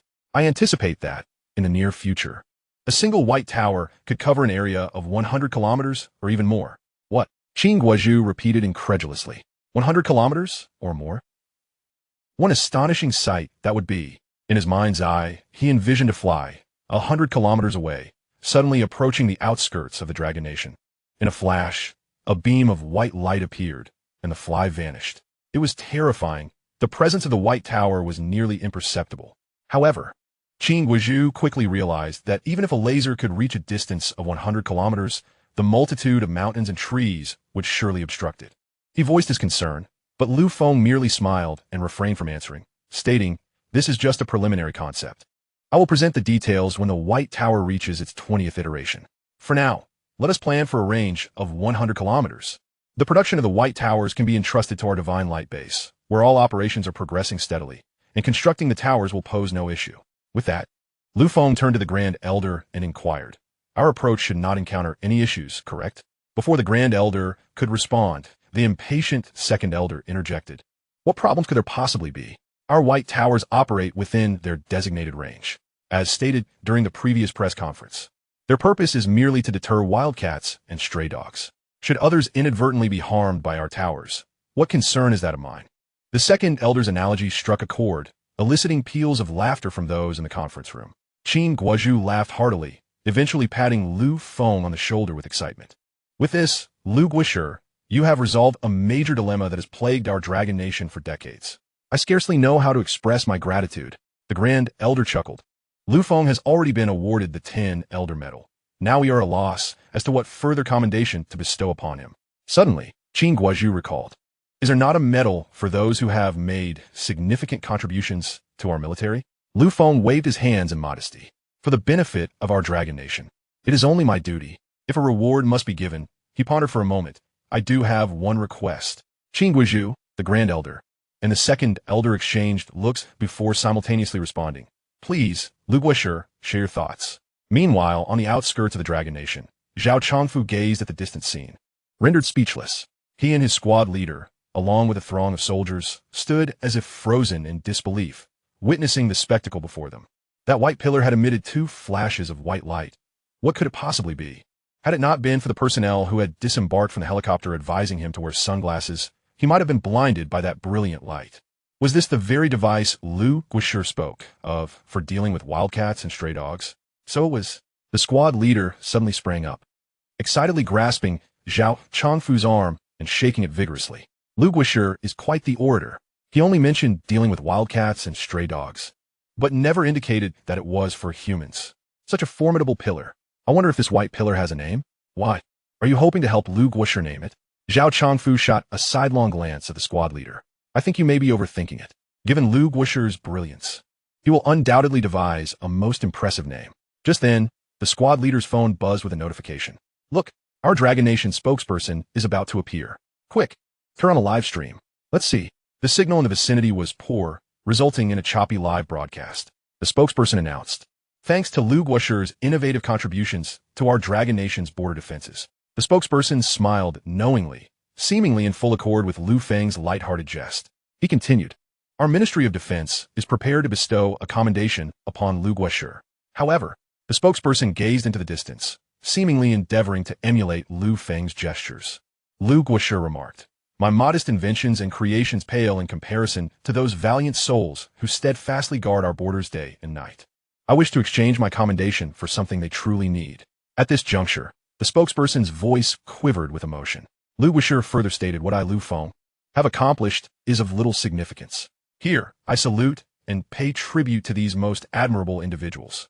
With that, the spokesperson snapped to attention, executing a precise military salute before the camera. A thunderous applause erupted from the audience. Observing this live broadcast, Zhao Chongfu could no longer contain himself. He stood at attention, his eyes brimming with tears, and then abruptly turned to the sun-baked soldiers behind him, bellowing, all present. Salute, Lu Feng, Lu Guizhu. In unison, the soldiers turned solemnly toward a single direction, the east, the very heart of Longhua. Their eyes glistened with tears. Among the ranks were those lying on stretchers.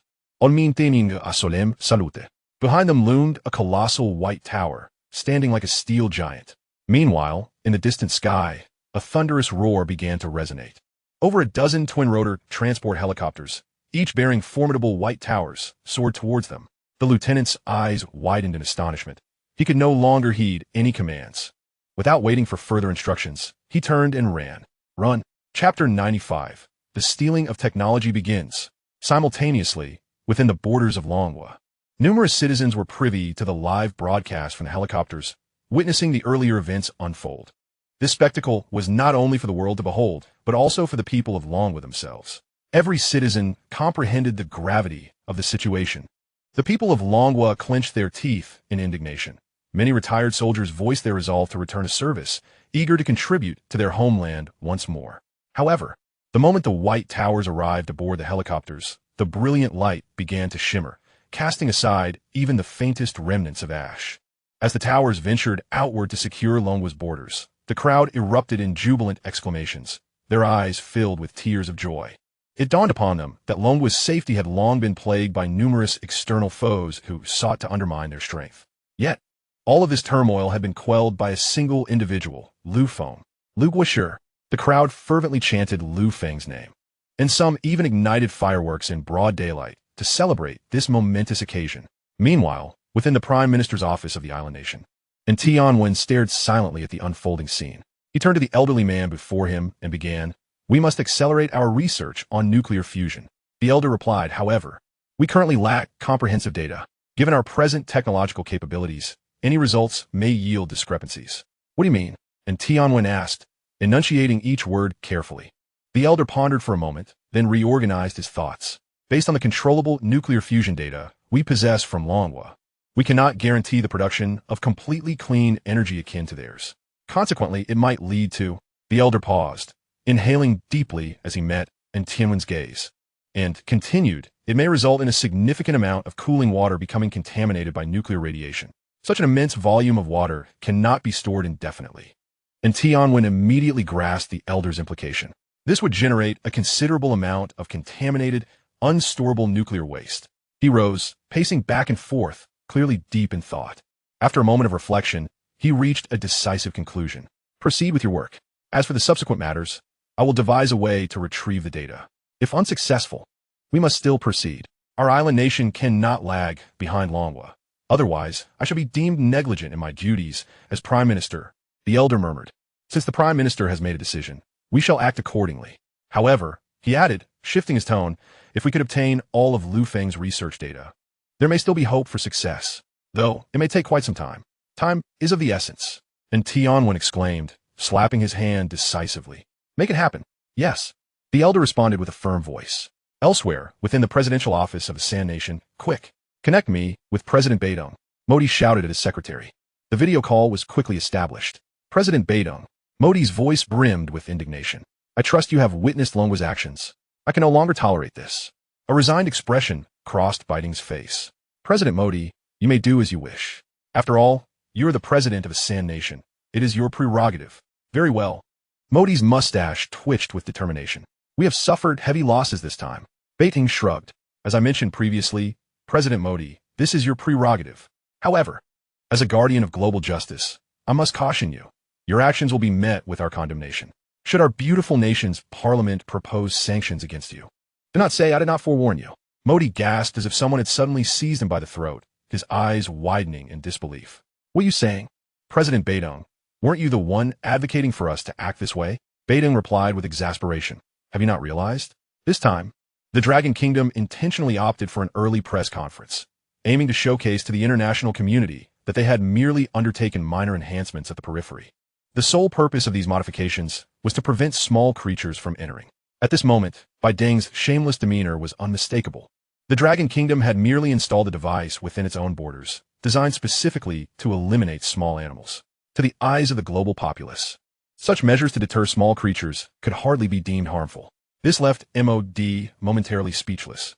The expression on MOD's face shifted abruptly from black to red, then from red to pale. "Shall we take matters into our own hands? Even without the assistance of your beautiful nation, we dare to stand against the Dragon Kingdom." "Very well," Beidong clapped his hands, "but do not say I did not warn you. Prepare yourself for the international community's condemnation and sanctions." Upon hearing this, MOD's already pale face broke into a cold sweat. The prospect of being subjected to comprehensive sanctions from the international community was no trivial matter. Currently, the status of the Third World nation was steadily rising on the global stage, bolstered by the support of the beautiful nation, not only in the realm of semiconductors, but also in various other high-tech fields. The potential was immeasurable. If sanctions were imposed, all the hard-earned progress could vanish without a trace. However, MOD clenched his teeth tightly. "Are we to let this matter rest?" "Of course not." A smile danced across Beidong's face, his slightly drooping eyelids narrowing slightly. "I have a few suggestions. Perhaps President MOD would care to listen." "All right." MOD perked up, eager to hear Beidong's recommendations.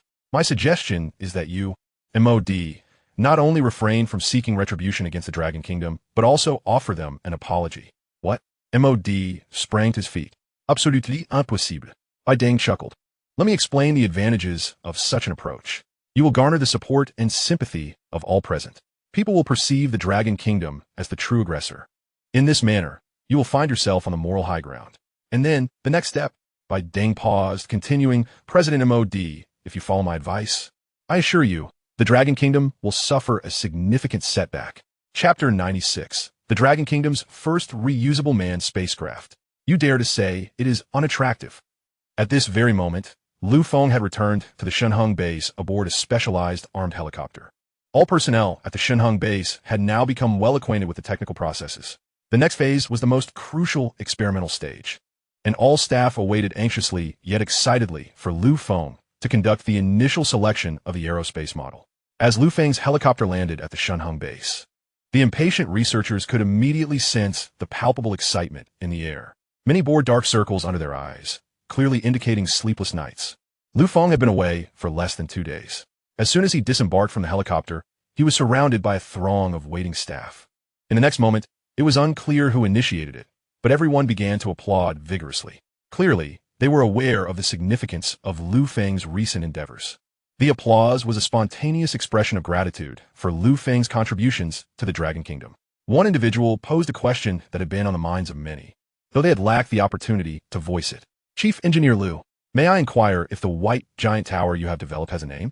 Lu Feng raised an eyebrow, realizing he had not yet decided on a name. Previously, in discussions, he had referred to it simply as the White Tower. Before he could respond, Ji Zhangkong, standing behind him, jumped in to answer. It's quite simple. Your Chief Engineer Lu has a penchant for naming his inventions with a divine connotation. So allow me to suggest a name. This white giant tower represents punishment for the shameless. Hence, let us call it divine retribution. As Ji finished speaking, he looked at Lu Feng, seemingly seeking his approval. Lu Feng clapped and laughed. Excellent, Yi. You are indeed here to mock the names I previously devised. However, I must admit, divine retribution is a splendid name. Let's adopt it. Ji, serious in tone, replied, Don't be ridiculous. I am not mocking you. Your name is indeed well chosen. Despite his words, the smile tugging at Ji's lips betrayed his true feelings. Lu Feng rolled his eyes at Ji, then addressed the eager crowd before him. Now, let us proceed to finalize the experimental model for Shanhong. A cheer erupted from the crowd, who encircled Lu Feng as they made their way to the vast research center of the experimental base. Ji, maneuvering his electric wheelchair behind them, wore a smile as he observed this vibrant new generation of researchers. He reminisced about his youth, the days when he fought alongside colleagues. A long sigh escaped him. How wonderful it was to be young. Suddenly, Chung Yong spoke up, having been pushed a meter away from Lu Feng by the throng of researchers. Yet he remained unconcerned. For this was the Shanhong base, home to over 1,000 Special Forces troops and exceptional firepower coverage, not to mention the Dragon Kingdom's most formidable missile defense system. This was undoubtedly a safe haven. After hearing Ji's nostalgic remark, Chung Yong casually commented, You know, Ji, there's no need for envy. Given Lu Guoshi's capabilities, I would not be the least surprised if one day he were to invent a potion for eternal youth or a remedy for rejuvenation. At that point, wouldn't you be able to return to your youthful days and stand alongside Lu Guoshi as we ensure the Dragon Kingdom remains unassailable at the pinnacle of the world? Ji chuckled self-deprecatingly. At my age, having achieved so much already, I am thoroughly content. The thoughts of eternal youth or longevity are far from my mind. Yet, as Ji spoke, images of Lu Feng's myriad inventions and creative abilities flashed through his mind, causing him to shiver involuntarily. He glanced at Chung Yong. You might have just uttered a profound truth. It is indeed a possibility. Chung Yong, surprisingly nonchalant, nodded in agreement. In my perspective, there exists nothing that is beyond the realm of possibility for Lu Feng. As Chung Yong uttered these words, a proud expression adorned his resolute face. The earlier dissatisfaction stemming from Qin Guozhu's decision to assign such a talent to safeguard the seemingly inconsequential Lu Feng had completely vanished. Now, all that remained was genuine admiration and pride. It was the greatest honor of Chung Yong's life to serve as the personal bodyguard of Lu Feng, the national hero. Contemplating this, Chung Yong continued, If Lu Guoshi truly develops an elixir of immortality, then I. His words trailed off as he turned to discover that he was utterly alone. Ji Lao, where are you, Ji Lao? He scanned the surroundings, only to find Ji Lao's electric wheelchair racing at full speed in pursuit of Lu Feng, while Ji Lao shouted exuberantly, Lu Feng, you rascal, wait for me. Wait for this old man.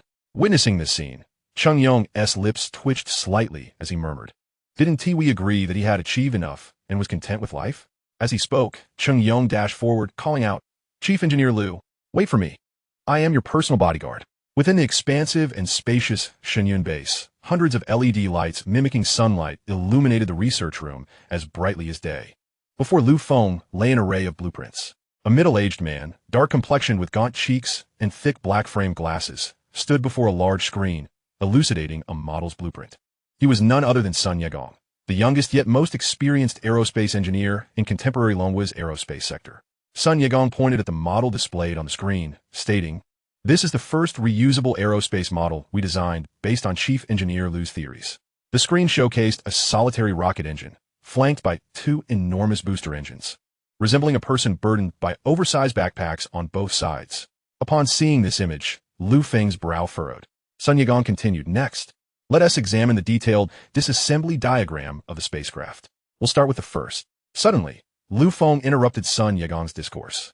All eyes turned towards Lu Feng, and many ceased their note-taking, awaiting his insights and opinions. Lu Feng declared, "I believe there is an issue with this spacecraft." Chapter 97. Let us first produce 1,000 rockets and see how they fly. The primary concern is its lack of aesthetic appeal. The moment these words left his mouth, a profound silence enveloped the room. For a considerable time, it remained quiet. Had anyone else uttered such a statement, they might have been ridiculed as completely inexperienced or simply disregarded. This was, after all, scientific research, the most arduous human endeavor in manned space exploration, particularly in the highly challenging realm of manned lunar missions. Yet, Lu Feng had the audacity to comment on its aesthetic shortcomings. Why should a spacecraft be visually appealing? As long as it can fly, that suffices. This is research, my friend. It's not artistic performance. What purpose does beauty serve? Sun Yagong's chest heaved as he spoke solemnly. Chief Engineer Lu, our model is constructed based on existing aerospace experiences, grounded in your theory of reusability. If we prioritize aesthetics, we will inevitably compromise the requirements for reusability. Under the gaze of all present, Lu Feng slowly rose and approached the grand screen. Look at these two booster engines. They're excessively bulky and unsightly, completely unnecessary. Sun Yagong's face flushed with indignation. Yet he remained silent, respecting Lu Guisher and acknowledging Lu Feng's current standing in Longhua. He found it hard to directly oppose Lu Feng's comments, especially since they seemed incongruous with the formidable prowess he had previously demonstrated. How could he possibly describe anything as unattractive? Lu Feng continued, moreover, the rocket's design is excessively large. While we are working on a super-heavy reusable rocket, we have not yet fully entered the manned stage. I must scale down everything quantifiable.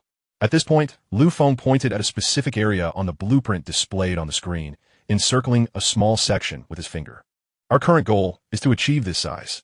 I believe this dimension is appropriate. The assembly gazed intently, and an air of agitation swept through them. The circle Lu Feng had drawn was less than 1/10 of the original size. A rocket of such dimensions, featuring a single-engine design, would struggle to leave the atmosphere, let alone reach the blue star orbit. Among all the scientists present, only Ji Zhengkong nodded repeatedly, affirming, indeed. This young man has become increasingly steady in his approach after leading 2 major projects. He exudes the confidence and composure of a supreme general on the battlefield. However, Sun Yagong could no longer contain himself. He had found a seat to listen attentively while Lu Feng spoke, but now he abruptly stood, his face flushed. "Chief Engineer Lu," he exclaimed loudly, "I have something to say." Lu Feng looked up at him, sensing what he was about to express, but refraining from interrupting. He nodded at Sun Yagong, inviting him to speak. "Mr. Sun, please proceed." Sun Yagong, eager to articulate his thoughts, neglected to humble himself with the title of teacher before Lu Feng. He hurriedly stated, "Chief Engineer Lu, I acknowledge your profound expertise in controllable nuclear fusion and electronic chips, placing you among the world's foremost researchers. However, you must understand, this is the field of aerospace. In this domain, your knowledge of rocket propulsion may be somewhat limited. Allow me to elaborate." Just as Sun Yagong prepared to deliver a lengthy discourse on the theoretical principles of rocket propulsion and dynamics, Lu Feng gestured for him to pause.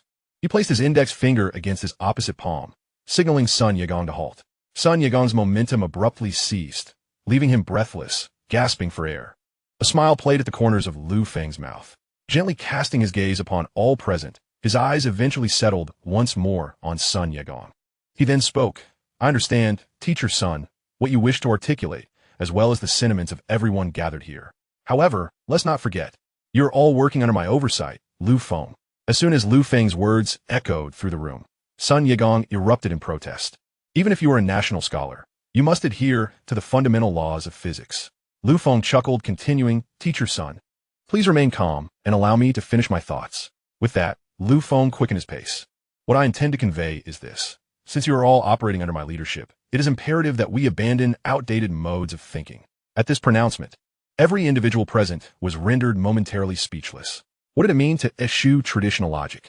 Were they not summoned here for their decades of aerospace expertise, which was predicated on prior experiences and technologies? What then was the logic espoused by Lu Feng? These words left them utterly confounded. Suddenly, Ji Zhengkong appeared to have an epiphany, his eyes narrowing into a silent smile. This young man, He is increasingly exhibiting the poise of a great leader. Lu Feng's voice took on a deep, resonant tone. Let's not forget, I have just developed a compact nuclear fusion battery. The impact of his words reverberated like thunder in the ears of those present. Boom! Boom! The room was filled with astonishment. One person exclaimed, "Indeed, how could we have overlooked this?" Another, in a fit of frustration, tore apart his notebook laden with notes. "How could I have been so foolish? Of course. Working under Chief Engineer Lu, how could I not have considered this?" Another expletive followed, as if to underscore just how oblivious he had been. Meanwhile, the orchestrator of this revelation, Sun Yegong, trembled as if struck by a chill. Yes, Chief Engineer Lu has indeed developed a controllable nuclear fusion battery. I'm aware of this. Moreover, he has also constructed the Tower of Divine Punishment to guard our borders. How could I have forgotten? With a controllable nuclear fusion battery, the propulsion issue for rockets would be rendered trivial. How could I have even contemplated explaining the rudiments of aerodynamics to Chief Engineer Lu? It dawned on him that Lu Feng had been interrupting him not out of ignorance or arrogance, but rather to preserve his dignity, ensuring that he would not appear foolish before his colleagues. Realizing this, Sun Yegong let out a long sigh. He turned to Lu Feng and declared, "Chief Engineer Lu, I was utterly mistaken. I was under the impression that you were completely uninformed about aerospace rockets, which prompted such unseemly remarks. Yet I had forgotten entirely about the nuclear fusion battery. I have been operating within the confines of my outdated mindset regarding aerospace endeavors." Lu Feng, still smiling, appeared unfazed. However, what he said next startled everyone once more. "In a moment, we will construct the rocket design as I outlined. Let's first produce 1,000 units and conduct some flights to observe their performance." Chapter 98. Let the Xinxing, one orbit space before returning. Upon hearing Lu Feng's directive to create 1,000 rockets for evaluation, Ji Zhengkong, sipping his goji berry tea, suddenly sputtered, spraying the contents across the face of the person opposite him. The recipient, momentarily incensed, looked up to find it was Ji Zhengkong, and his ire dissipated instantly. "Old Ji, take care while drinking. Mind your health," he admonished, wiping the goji berries from his face. Though surprised, Ji Zhengkong did not rush to query Lu Feng, for he had witnessed too many miracles and astonishing declarations emanate from him. Sun Yegong stood rooted, once again struck dumb by Lu Feng's words. This chief engineer, Lu, truly never ceased to amaze. To produce 1,000 rockets for initial evaluation, setting aside questions of feasibility and production costs. It was scientifically implausible to manufacture such a quantity of rockets simultaneously. The rationale was straightforward. Rockets must undergo rigorous individual testing, particularly Lu Feng's reusable designs.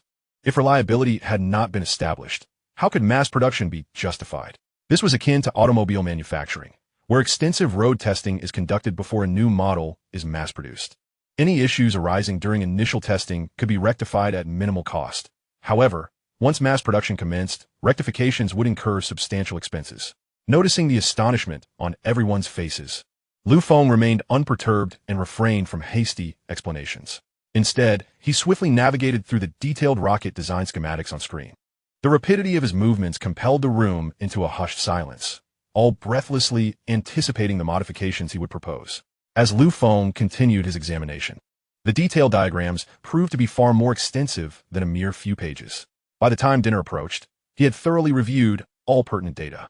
Squinting slightly, Lu Feng's focused demeanor caused Sun Yegong to hold his breath in anticipation of what Lu Feng would articulate next. After a prolonged silence, Lu Feng finally opened his eyes. "I believe that aside from the necessary adjustments in size, all other aspects of the preliminary model can be executed." A collective cheer erupted from the crowd, taken aback by the fact that the initial product developed in accordance with Lu Feng's theories, despite encountering minor hurdles, had received his endorsement. Enthusiasm surged through the room as everyone celebrated the validation of their efforts. Lu Feng raised a hand in a calming gesture, and instantaneously the atmosphere settled into silence. He smiled and remarked, "While this is feasible, let's not forget, aside from the necessity of transitioning the rocket's propulsion system to the nuclear fusion battery, the second point is." Lu Feng, upon reaching this point, swiftly tapped on the computer connected to the screen, directing attention to the central section of the rocket's body. "At this juncture, our engine must undergo improvements to the ignition system as we transition from space back into the atmosphere. I require it to possess 3 redundant systems simultaneously to ensure absolute reliability. When the rocket re-enters the atmosphere, it necessitates a second ignition. Besides the need for precise timing and ignition mechanisms, I demand a degree of fault tolerance. As these words left his lips, Sun Yegong's expression transformed entirely. So much so that he himself likely failed to notice. His previously proud chest slowly deflated. Lu Feng truly comprehended the intricacies involved. It was unequivocally not merely due to Lu Guoshi's esteemed title that he occupied the position of chief engineer here. The theories and feasibility studies regarding these reusable rockets were undoubtedly his own creations. Sun Yegong instinctively pulled out his small work notebook, realizing that he could not afford to overlook any of Lu Feng's arrangements or directives. Lu Feng furrowed his brow slightly, speaking as if addressing the group while simultaneously engaging in a monologue. Moreover, the chip quantity of the core system is insufficient. However, we cannot indiscriminately flood the system with too many chips at once, as it could yield counterproductive effects. At that moment, the audience was left perplexed regarding what Lu Feng meant by counterproductive effects. It was not until many years later, during an event that would almost alter the course of humanity, that they would profoundly understand Lu Feng's farsightedness at that moment, grasping what it truly meant to possess wisdom that transcended all human comprehension. Yet, Lu Feng continued, in summary, we require a rocket system that is designed and developed entirely with the characteristics of the core system in mind. I will soon produce such a system. The confidence in his gaze when he spoke of swiftly creating the system was palpable. For now, let's set aside that aspect. I wish to discuss other critical areas that require attention. As he spoke, Lu Feng brought up a detailed diagram of the rocket's head. Observe here. I trust everyone is well-versed and experienced in single-use rocket launches. Consequently, the primary considerations typically revolve around friction and compression during the initial atmospheric entry. However, the friction and heat generated when the rocket returns to the atmosphere after completing its mission in space are not well understood. In fact, the effects of this second round of friction and heat can be nearly double, if not more, than that of the first. Sun Yegong's pupils widened in astonishment. Indeed, he had overlooked this crucial detail. Given the necessity for repeated reuse, the rocket, after ascending into space, would encounter both the sunlit side and the dark side, with surface temperatures soaring on the sunlit side and plummeting near absolute zero on the dark side. After enduring such extreme temperature variations, the rocket's re-entry into Earth's atmosphere could not rely on previous data for its design. Lu Feng's assertion of more than double was, in fact, a conservative estimate. Yet, Lu Feng had merely skimmed through all the design diagrams and had already identified the issues at hand. How was he able to do that? Sun Yegong found himself hastily jotting down Lu Feng's words, fearful of missing even the slightest piece of crucial information. Lu Feng remarked, "You did not reference the thermal shield I previously designed." Sun Yegong immediately raised his hand to speak, clearly no longer wanting to interrupt Lu Feng's discourse. Furthermore, he had developed complete trust and respect for Lu Feng's demonstrated capabilities. Upon receiving a nod from Lu Feng, Sun Yegong explained, "This is our oversight. When we reviewed the design and concept of the thermal shield created by Chief Engineer Lu, we were concerned about the fuel burden it would impose, fearing it would deplete our fuel reserves, which is why we omitted it. However, now that we are utilizing a nuclear power battery, the thermal shield is no longer an issue. I will add it back immediately." "Excellent." Lu Feng nodded approvingly, then stood up, stretching his arms in a grand yawn. Although his demeanor appeared fatigued, his eyes radiated immense fervor. "Now then, let us send our Shinshing number 1 to orbit the cosmos and return." Chapter 99. The beautiful nation still desires monopoly? Now, it is our dragon nation that holds the reins. As preparations at Lu Feng's Shinshing base commenced at a brisk pace for the first recyclable rocket of Dragon Nation, various technology companies within the country began to hustle as well. Ren Fei, the CEO of Huawei, was presently inspecting the scale of his new factory, observing the construction site. Several board members accompanied him, expressing their admiration. "Indeed, your foresight is remarkable, General Run. Thanks to our previous factory expansion exceeding 100-fold, we secured the first opportunity for lithography machine manufacturing from Elder Lu, alongside the chance to produce core system chips. At long last, our Huawei phones and computers can truly reach the global market." The smile on Ren Fei's face was impossible to conceal. "To be honest, my foresight is not exceptional. It is entirely attributable to our Lu Feng, Lu Guoshi. Not only does he stand at the forefront of technological advancement, but he also provides us with the most secure environment for national safety. Only under the protection of such formidable power can we confidently engage in production." Indeed, several board members nodded in agreement. One member inquired, based on our current scale, if we were to implement fully automated production lines operating 24/7, what would our monthly output be? Ren Fei gazed towards the factory under construction, sprawling over thousands of acres, with an infinite energy supply. Such production capacity would be astronomical. He exhaled deeply and stated, currently, Elder Lu's directive is to manufacture 1-nanometer core systems on a large scale for domestic use only, while simultaneously selling 5-nanometer lithography machines globally. We will dismantle the technological monopoly that has taken root in Europe and America. Those alliances that once clustered around the beautiful nation were solely driven by mutual interests. Once those interests dissipate, they will naturally crumble like a house of cards. A pack of wolves is merely in pursuit of meat. Beside him, a board member clapped and laughed, bravo. Elder Lu truly governs the economic lifeblood of our dragon nation with such insight and foresight. Another board member concurred, indeed. Previously, we lacked the opportunity to showcase our capabilities. The reason being, our dragon nation has yet to present any high-end technology, relegating us merely to the status of a global manufacturing hub, rather than a true first-tier industrial nation.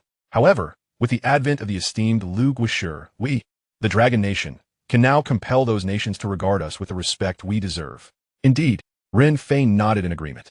In today's world, irrespective of the sector, the nation with economic superiority reigns supreme. The prominent figures of Huawei all concurred with a nod. At that moment, a nearby secretary received a phone call. He hurried to the side, speaking softly into the phone, before returning to Ren Fei and saying, President Run, the CEO of Gaodong Corporation just called personally and wishes to discuss matters with you. Ren Fei furrowed his brow. Tell them our Dragon Nation's 1-nanometer divine chip is not for sale. If they wish to procure something, they may only purchase our smartphones. That is my stance. The secretary appeared quite disheartened. He kept calling and mentioned wanting to have a conversation with you, not to buy chips. Ren Fei scoffed, and the board members chuckled. Despite his claim of not seeking to purchase chips, every action and utterance seemed to revolve around that very topic. It was unprecedented for such an international giant in the chip industry to come humbly seeking favors from a company in the Dragon Nation. Such an occurrence is truly remarkable. The secretary murmured quietly. Additionally, there is Cuck of Pingwa Corporation and Sue of ADM, particularly Cuck, who even threatened us. Oh, Ren Fei raised an eyebrow. Threaten us? Pray, share his words with me. The secretary recounted. Cuck previously stated that if Huawei does not sell to Pingwa Corporation, he could turn to Xiaomi or Oppo, as our Dragon Nation possesses numerous tech firms that utilize divine chips. They need not rely solely on Huawei. Upon hearing this, Ren Fei and his associates exchanged glances and burst into laughter. Let them try. Let us see if any of our enterprises are willing to sell to them. Even if some dare to do so for profit, I trust the Elder Council will ensure they understand the consequences. A similar scene unfolded across other sectors of the Dragon Nation's technology industry. The once arrogant titans of international tech companies flocked to acquire chips and technology, yet were uniformly rebuffed. How foolish! The new regulations in the Dragon Nation now dictate that any enterprise possessing chip technology is permitted to sell only finished electronic products. All technological aspects are strictly prohibited from sale, and currently, only 5-nanometer technology may be exported to other nations.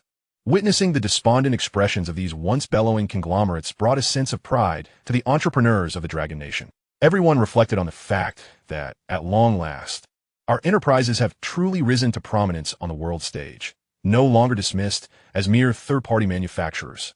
All of this change is attributed to the emergence of a singular individual. One wonders what that individual is currently engaged in and what further surprises they may bring to our Dragon Nation. Meanwhile, on a distant island nation, the capital airport of Xinlan country bustled with anticipation. President Lu Ku of Xinlan had arrived early, wearing a warm smile, while his wife stood beside him, eagerly awaiting the arrival of a super heavyweight figure. This was a long-awaited opportunity for them. As Lu Ku knew, nearly 80 nations worldwide were vying for such a chance, yet had been secured by Xinlan. Lu Ku might become the most successful president in the history of Xinlan.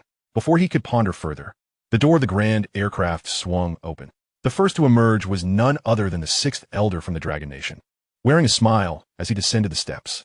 Following closely was Professor Lu Jiwen of the Lu Feng Divine Chip Team, who trembled slightly, his palms sweaty with disbelief. He had never imagined that at such a retirement age, he would attain such esteemed honor and serve as the inaugural leader of the Dragon Nation's chip technology exchange delegation. He would impart the 5-nanometer lithography technology and chip expertise to Xinlan, remaining there until the nation was fully educated.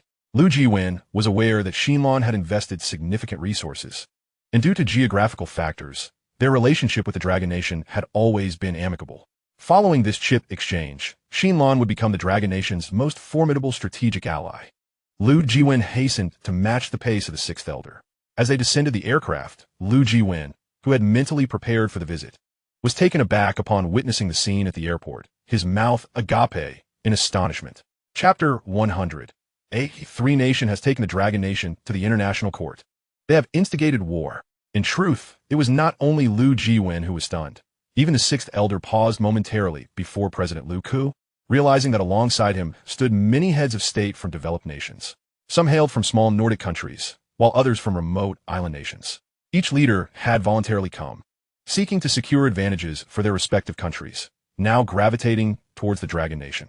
Upon learning that the Dragon Nation was poised to sell technology to Xinlan, they promptly contacted President Lu Ku, expressing their desire to be present at this time. Just to meet with representatives from the Dragon Nation would suffice. The Sixth Elder surveyed the eager faces of these leaders and felt a surge of satisfaction within. Today, they too could relish the feeling of being sought after.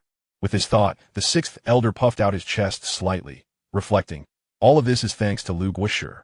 Looking back, the mere reward of the 10 Elder Medal seems trivial. Indeed, there is a slight deficiency. When I later engage in discussions with these nations that have proactively offered their assistance regarding the purchasing price, I shall give more consideration to that rascal Lu Feng. The idea in my heart has already crystallized. The Sixth Elder was the first to extend his hand to President Rook, simultaneously introducing Lu Jiwen, who stood behind him. This is Professor Lu Jiwen from our Dragon Nation. He is in charge of imparting knowledge about chips during this visit. Oh, splendid. President Rook beamed, though a fleeting glimmer of disappointment quickly crossed his eyes. Nevertheless, he firmly grasped Lu Jiwen's hand. It appears that we will be relying heavily on Professor Lu this time. The Sixth Elder, keenly attuned to President Rook's sentiments, interjected smoothly.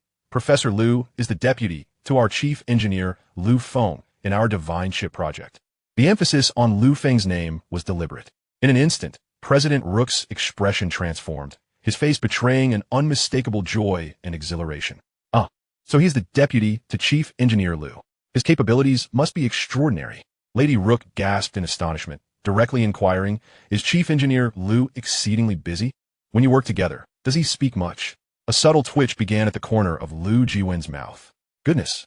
This rascal Lu Feng seems to have gained yet another admirer in the form of the president's wife from Nulon Nation. When Lu Jiwen's name was mentioned, it garnered little attention. Yet the mere mention of Lu Feng's name caused Lu Jiwen to shine like gold. There was no denying it. Lu Feng's fame has soared to unprecedented heights, transcending boundaries both in the realm of technology and on the international stage. In his homeland, he had long since become a household name. Clearing his throat, Lu Jiwen remarked, as for Lu Feng, I have always worked closely with him during engineering projects. Is that so? President Rook queried. Then Professor Lu, let us delve into this in greater detail. Kulme. Sixth Elder, join us. We have prepared a state banquet to welcome our guests from afar, as well as to celebrate the chip team.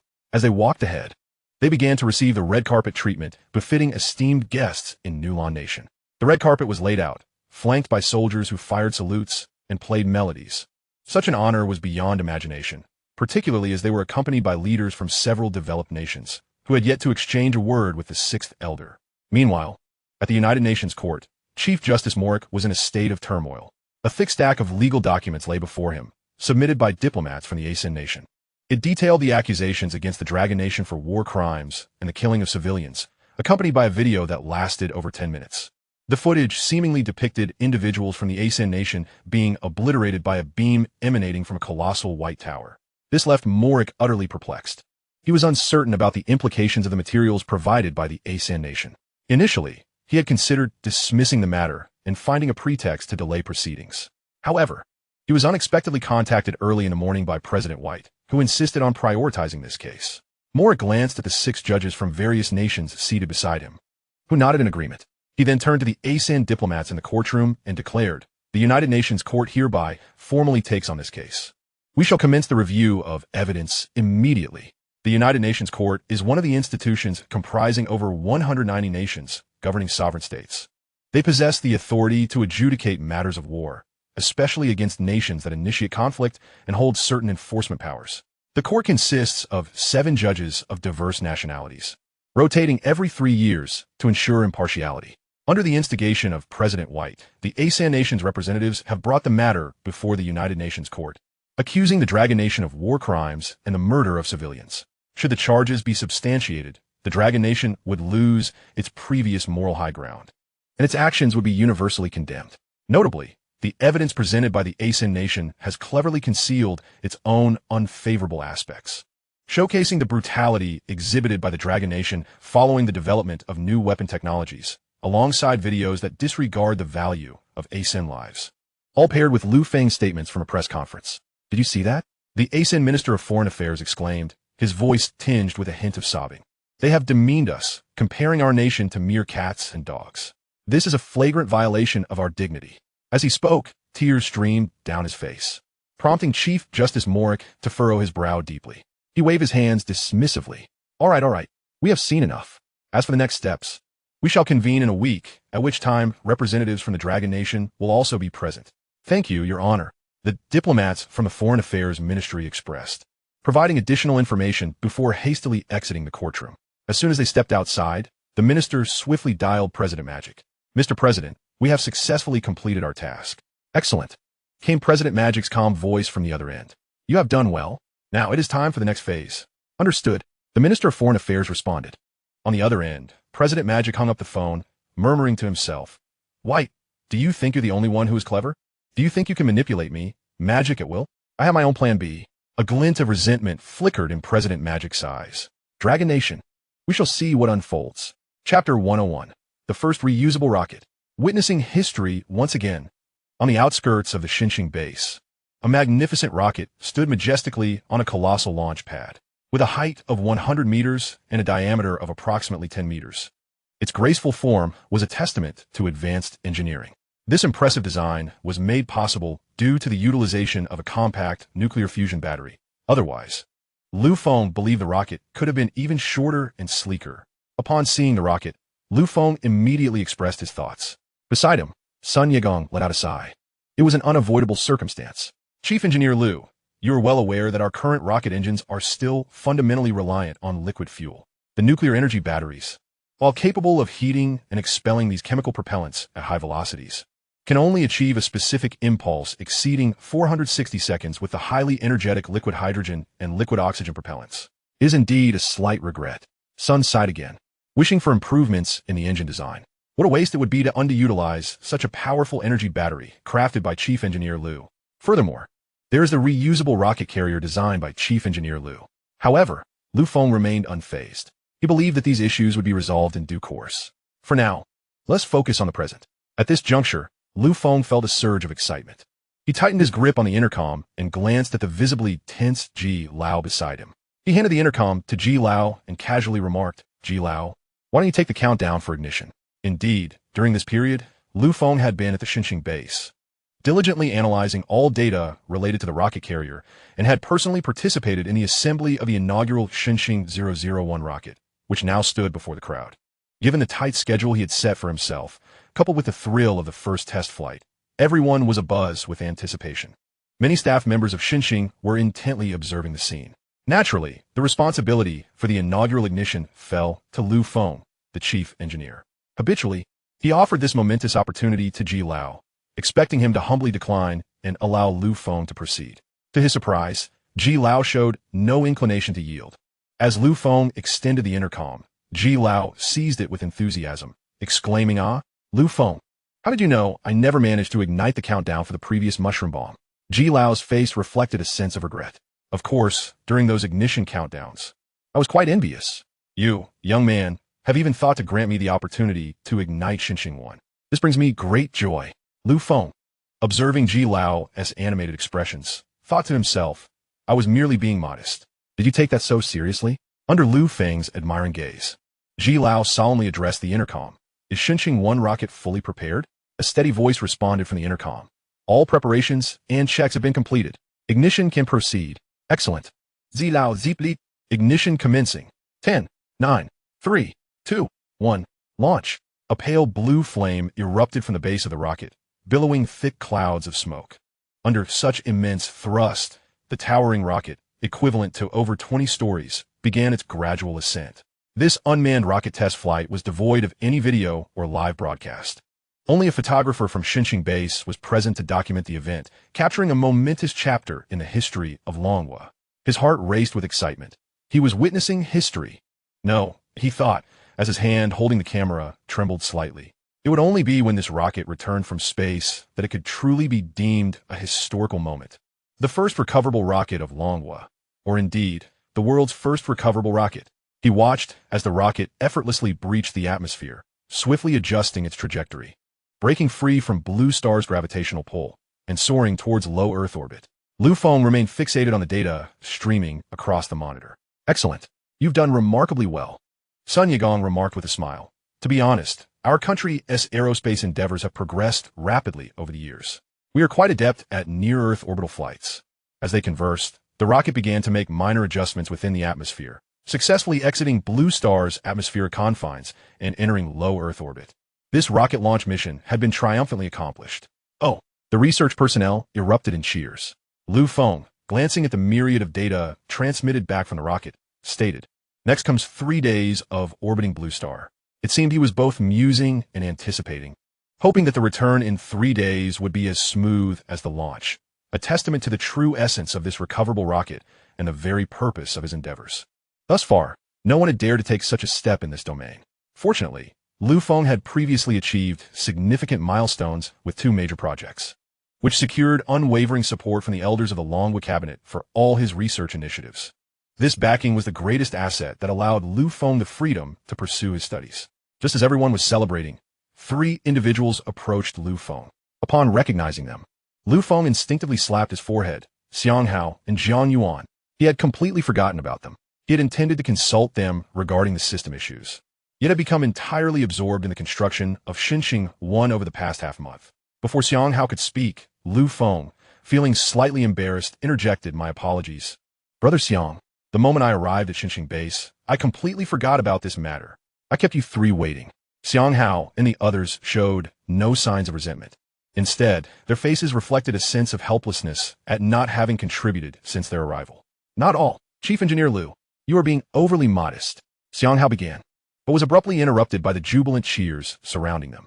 Feng gestured for the 3 to follow him to his office for a more detailed discussion. After exchanging pleasantries with Ji Lao, Feng led Xiang Hao and the others into his office, where scattered papers and numerous hand-drawn sketches of rocket designs lay strewn about. It was evident that while Feng had dismissed the aesthetics, he had undertaken countless considerations and designs in private. Xiang Hao marveled internally, closing the office door behind them. Effectively muffling the outside commotion, Xiang Hao continued, "Chief Engineer Liu, we have felt somewhat adrift at the base, as we have yet to make our own contributions." Feng smiled. "In truth, I have summoned 3 individuals here primarily to engage in a meaningful dialogue regarding the design and construction at the operating system level." Jiang Yuan adjusted his thick glasses and pointed at Wei Qian, whose upper body was somewhat hunched, exclaiming, "This is Wei Qian's realm." Wei Qian, sporting a side-parted hairstyle, inquired, "May I ask what aspects of the system Chief Engineer Liu is referring to?" Feng pondered for a moment, preparing to respond when, with a sudden bang, the office door swung open. Chapter 102. Chief Engineer Liu, your wisdom must illuminate the Dragon Nation. The Forgotten Trio. Feng and his colleagues looked up in astonishment to see Assistant Sun Qing, her face etched with urgency. Dressed in black high heels, she was panting as she exclaimed, "Chief, I've been searching for you for quite some time. It was only after Mr. Ji informed me that you were in the office." Observing her distress, Feng immediately asked, "Is there an issue with the rocket?" However, he quickly reassured himself, "That shouldn't be the case. I just reviewed the data and found no problems." Sun Qing replied, "It's even more troublesome than the rocket." Feng echoed her words, perplexed by her meaning. Sun Qing hastily continued, "It's your mother, Ms. Zhaolan." Feng jumped up abruptly, his expression filled with concern. Sun Qing then leisurely explained, "Aunt Zhao says you promised to return home for dinner 3 times a month. It has been ages since you last came. If you don't return soon, don't think about coming back home again." Upon hearing this, Feng found himself both amused and exasperated. His mother's character was indeed predictable. She was well aware that his work was of national significance. Yet, reflecting on it now, he realized that the Xinjiang 1 would remain in low Earth orbit around Blue Star for another 3 days, during which he could manage to find time to visit. He then told Sun Qing, Please inform my mother that I shall return tomorrow. Really? Sun Qing could hardly believe her ears, as this was not the first time she had inquired about Lu Feng's return for a meal. Each time, she had to endure complaints from Zhao Lan, and she had struggled to find an opportunity to convey this. Finally, after the successful launch of Xinqing 1, she seized this rare moment. Usually surrounded by a throng of researchers, Lu Feng had been tirelessly occupied, maintaining a work intensity that matched that of his time at the Xinguang base. Upon hearing Lu Feng's affirmative response, Sun Qing erupted in joy. Fantastic. I shall inform Aunt Zhao right away. With that, she turned and exited the office, excitedly whispering at last, I can savor Aunt Zhao's sweet and sour ribs. One taste makes you smarter. Lu Feng couldn't help but wince at her words. He watched Sun Qing leave before returning his attention to the three men. Ready to address Wei Qian's earlier question, he explained, here's the thing. The system I intend to develop is neither at the computer operating level nor at the mobile operating level. Those domains are already well explored. Oh, Wei Qian inquired with curiosity. Which field does Chief Engineer Lu wish to delve into? Upon hearing this, Lu Feng fell silent for a moment, opting not to answer directly. Instead, he remarked, I have been contemplating how our Xinqing chip, despite its immense computational capacity, only serves as a simple aggregation of processing power on the software level. Is it possible to achieve a geometric multiplication of these chips' capabilities on the software side? If so, the computational power of our Xunlin computer would witness a tremendous enhancement. I see. Wei Qian stroked his chin, casting a glance at Xiang Hao, who in turn looked at Jiang Yuan. The three silently shared a moment of understanding, nodding in unison before simultaneously addressing Lu Feng. Chief Engineer Lu, there is, in fact, a foolproof solution. Foolproof? Lu Feng felt a surge of hope. If this matter could be resolved, then his Xunlin computer would truly live up to its name. Moreover, he had grand plans for the Xunlin beyond mere data processing. Wei Qian stood up, pacing back and forth in Lu Feng's office, seemingly in a state of hesitation. Xiang Hao, feeling a sense of urgency, urged, come on, Wei Qian, what are you hesitating for? Do you not trust Chief Engineer Lu? Wei Qian shook his head at this moment. He is the only one I trust in the entire Dragon Nation. Then what are you worried about? Xiang Hao pressed. Wei Qian remained silent, but Jiang Yuan interjected. I understand what worries Wei Qian. His concern is not about Chief Engineer Lu, but rather the sheer power of the Xinqing chip.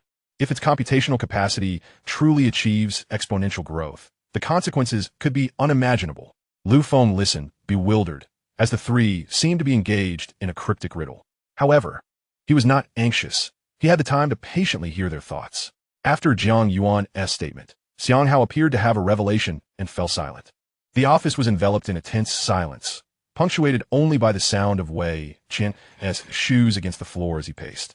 After about 10 minutes, Wei Qian suddenly clapped his hands together decisively and proclaimed, let us do it.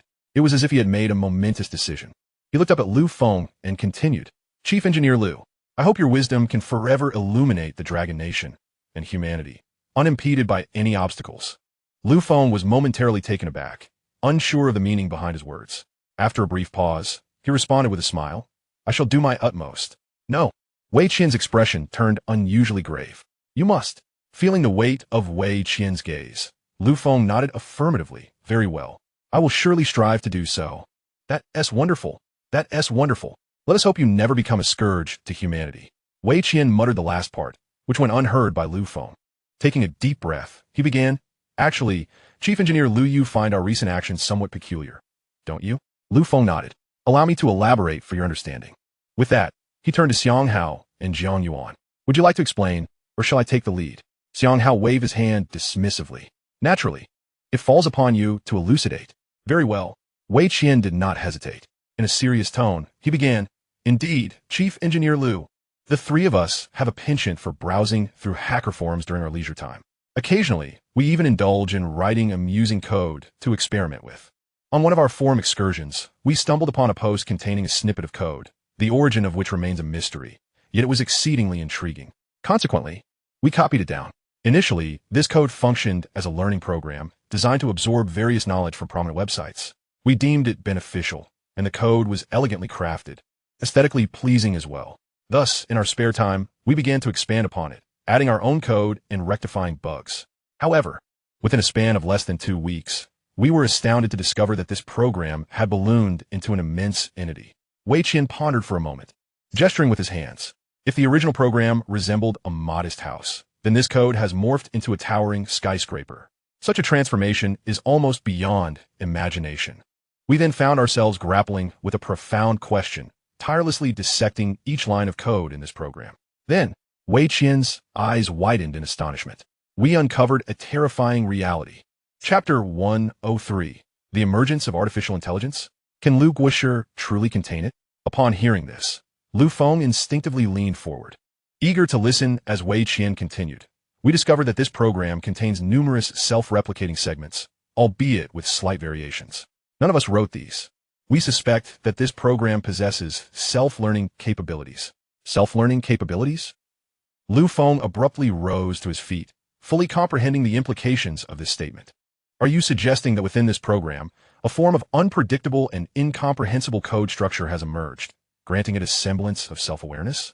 He then shook his head, dismissing the notion. I contend that, at this juncture in the realm of computing, and given the processing speed of current chips, the emergence of genuine artificial intelligence remains but a fantasy. Hearing Lu Feng's assertion, Xiang Hao slammed his palm on the nearby table, his expression brimming with excitement. Truly impressive. Chief Engineer Lu, your knowledge spans every domain. Not only do you possess extensive understanding, but you also exhibit a level of expertise that surpasses ours.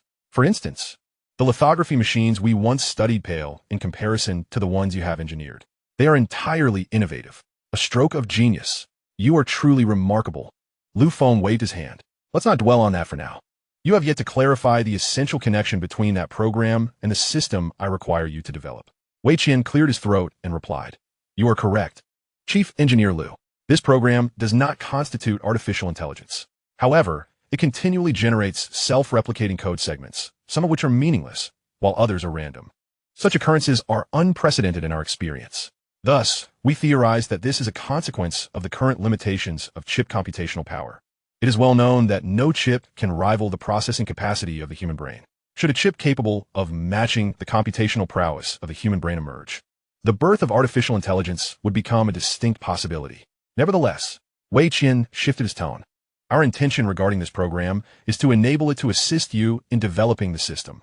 Lu Feng found the phrasing rather convoluted, mentally rephrasing it before responding. Are you suggesting that we allow this self-learning program to utilize the formidable computational power of my divine chip to autonomously learn how to construct the system, ultimately producing the chip power overlay system that I require? Bingo! Xiang Hao exclaimed triumphantly. Conversing with Chief Engineer Lu is genuinely effortless. You comprehend everything. Lu Feng finally grasped the situation. No wonder you were hesitant earlier. You were apprehensive about the prospect of an uncontrollable artificial intelligence, which could spell catastrophe for humanity. Whether it is a blessing or a curse, none can predict. Indeed, Wei Qian nodded.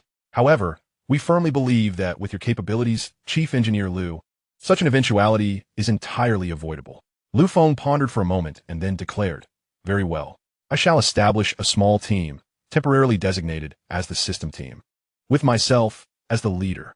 The members will be the three of you. Whatever you require, approach our assistant, Sun Qing. She will fully support you.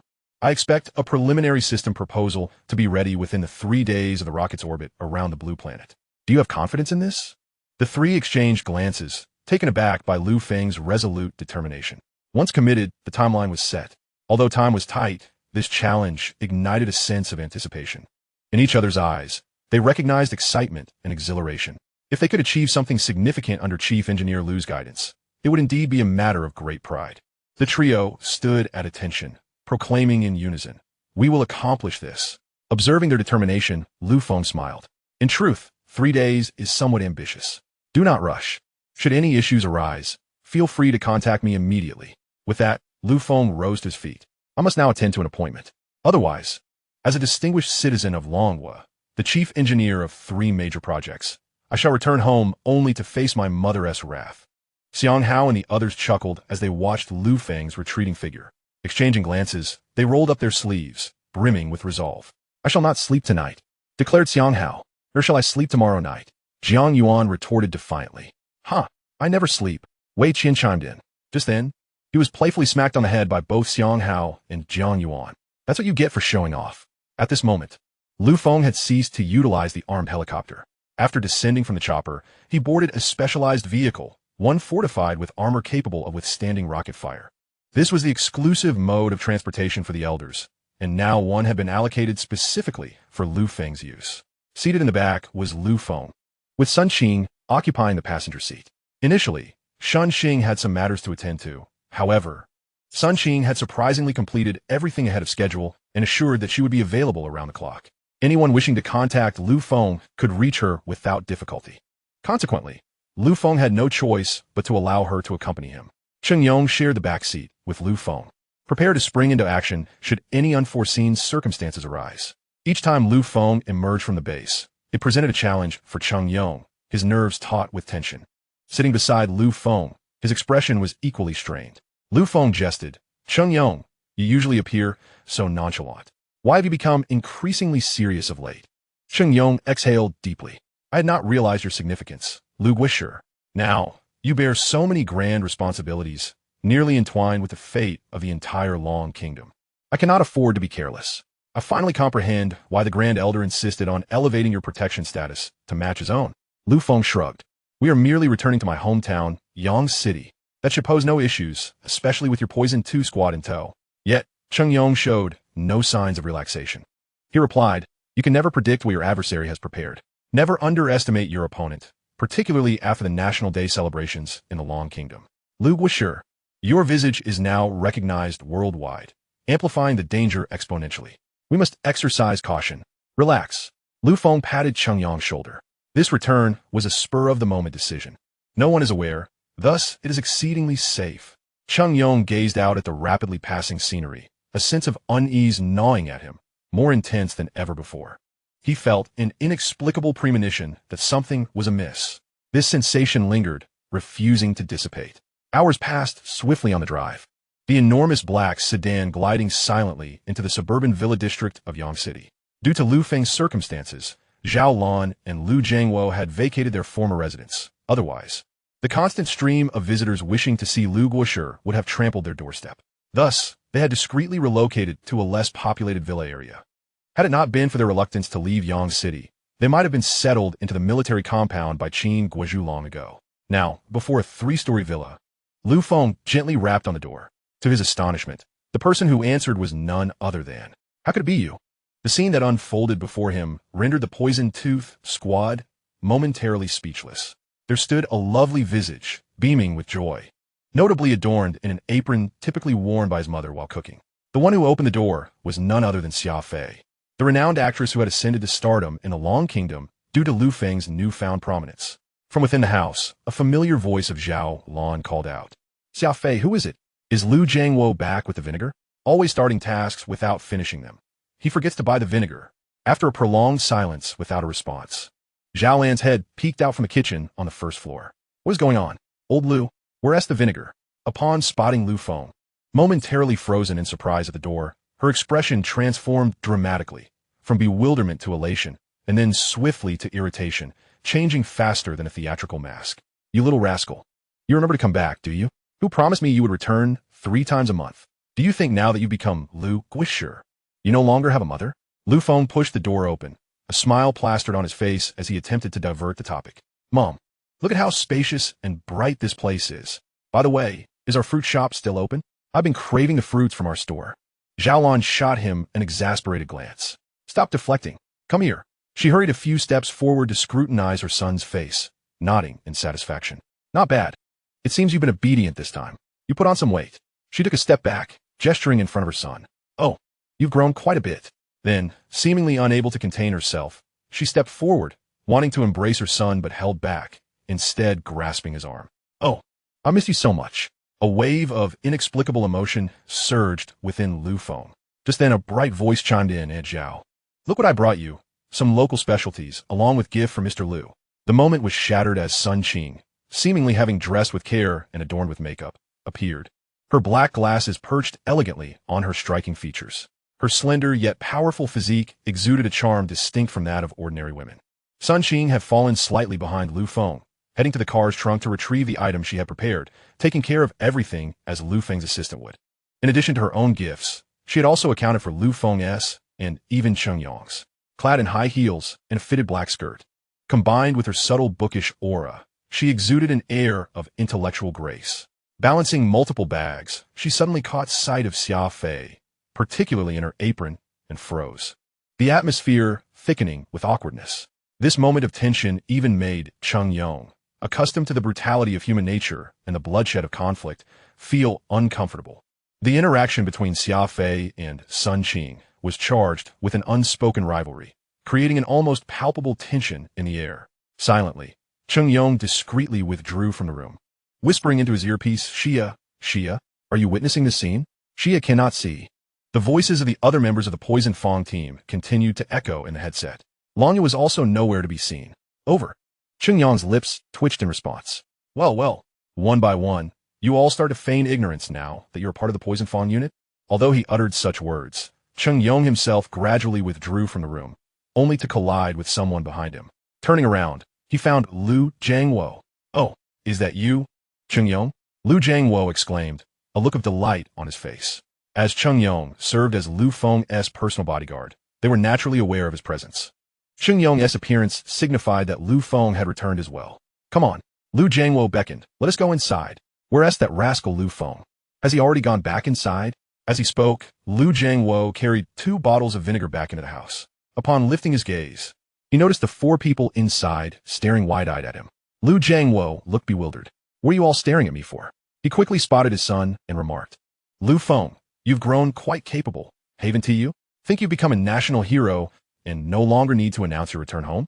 Hurry, come help me with the vegetables for your mother. All right.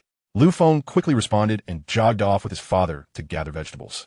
Internally marveling at his father's perceptiveness during such a critical moment, recognizing that he could indeed discern the situation and make swift judgments.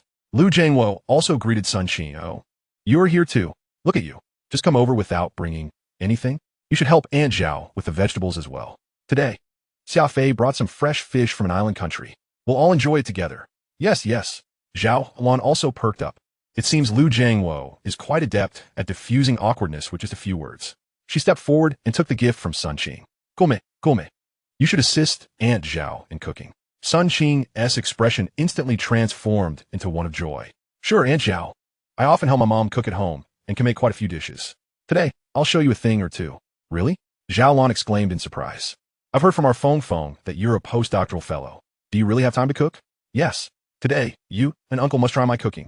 As she spoke, Sun Qing rolled up her sleeves, revealing a fair arm, and cast a sideways glance at Xia Fei, who had donned a pair of pink slippers that Zhao Lan had handed her as she entered the kitchen. Xia Fei stood in place, her expression unchanged, her soft lips curling into an alluring arc. From the kitchen, Zhao Lan's voice rang out. Xia Fei, come take a look at the fish you brought. I'm not very skilled at handling it. Sure, I'm coming, Aunt Zhao, Xia Fei replied, secretly thinking. It seems there's a bit of a challenge here. But it's no big deal. Did they not realize I've been honing my culinary skills since childhood? Meanwhile, Lu Jiangwo, with a cigarette dangling from his mouth and a handful of greens in hand, appeared quite earnest in his vegetable-picking endeavor. Lu Feng inquired, Dad, how did Xia Fei end up at our home? Lu Jiangwo took a deep drag from his cigarette and exhaled a cloud of white smoke before responding. How would I know? Ever since we moved here, she often drops by. Lu Feng, curious, said, I heard General Qi mention our move. How did Xia Fei find out? I told her. Lu Jiangwo replied. You told her? Yes. That girl Xia Fei once asked me why we stopped running the fruit shop. I said we were taking a break, and then she offered to bring me some local specialties, so I gave her the address.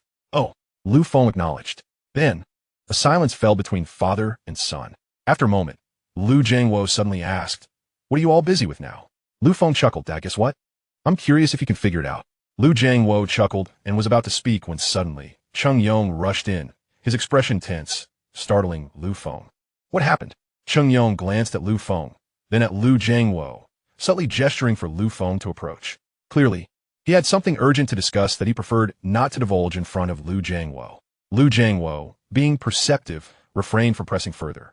Lu Feng stepped closer as Cheng Yong whispered urgently in his ear, I just received news that your departure from the base seems to have been leaked. It's reported that some high-level operatives lurking in our dragon country have begun to mobilize. I recommend we leave immediately. Lu Feng asked, where to? Back to the base. Cheng Yong replied decisively. That's where it's safest. Lu Feng surveyed his surroundings. Do you think it's appropriate to return home right after I've just arrived? Tell my mother we're leaving immediately And skip dinner?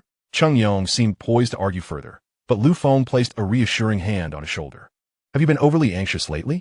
With your capabilities and those of the Poison Fong team, I'm confident that even Jason Bourne from the beautiful country would not stand a chance against you. Chung Yong inquired, who is Jason Bourne? It's nothing. Lu Feng dismissed the notion of discussing cinematic matters and said, come on, let me show you our new home. Although I'm also returning for the first time. Noting Chung Yong's still worried expression, Lu Feng reassured him, don't worry. I just want to enjoy one meal and spend a little more time at home before we head back, right?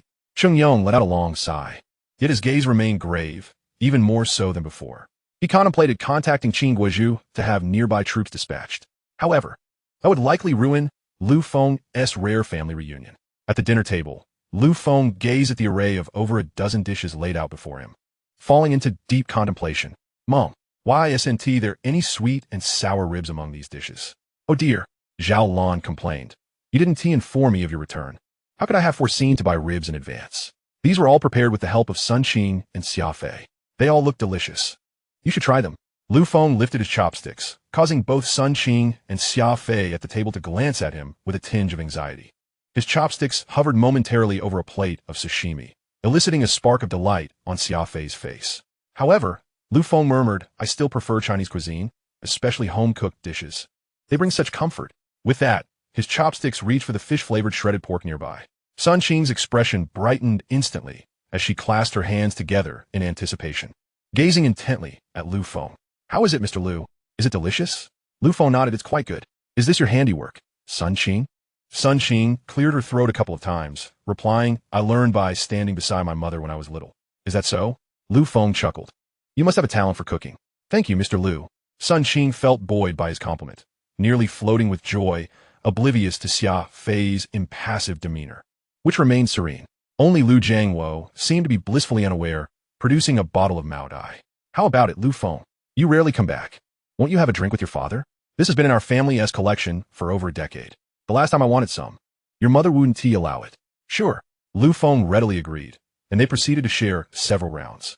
Throughout his life, Lu Feng could count on his fingers the number of times he had drunk alcohol. The liquor was potent, and after just 2 or 3 glasses, he began to feel a slight dizziness. It appeared that his plans to return to the base tonight would be thwarted. He would likely collapse in a bed for a deep slumber instead. The meal concluded swiftly, and feeling somewhat lightheaded, Lu Feng participated little in the conversation. Coupled with the intense workload he had been enduring lately, he settled onto the sofa, intending to turn on the television and relish this rare moment of relaxation. However, he soon drifted into a drowsy sleep. When he finally stirred, he found the lights on and the windows dark, realizing it was already night. Whereas Sun Qing? He wondered aloud, puzzled as to why she hadn't woken him. A familiar voice replied, Sun Qing felt you've been working too hard and, along with Aunt Zhao, decided to let you rest a bit longer. Lu Feng looked up, incredulous at what he beheld. He rubbed his eyes vigorously, confirming he was not dreaming. For before him stood a catgirl, dressed in a form-fitting black costume, complete with feline ears and wielding a long black whip.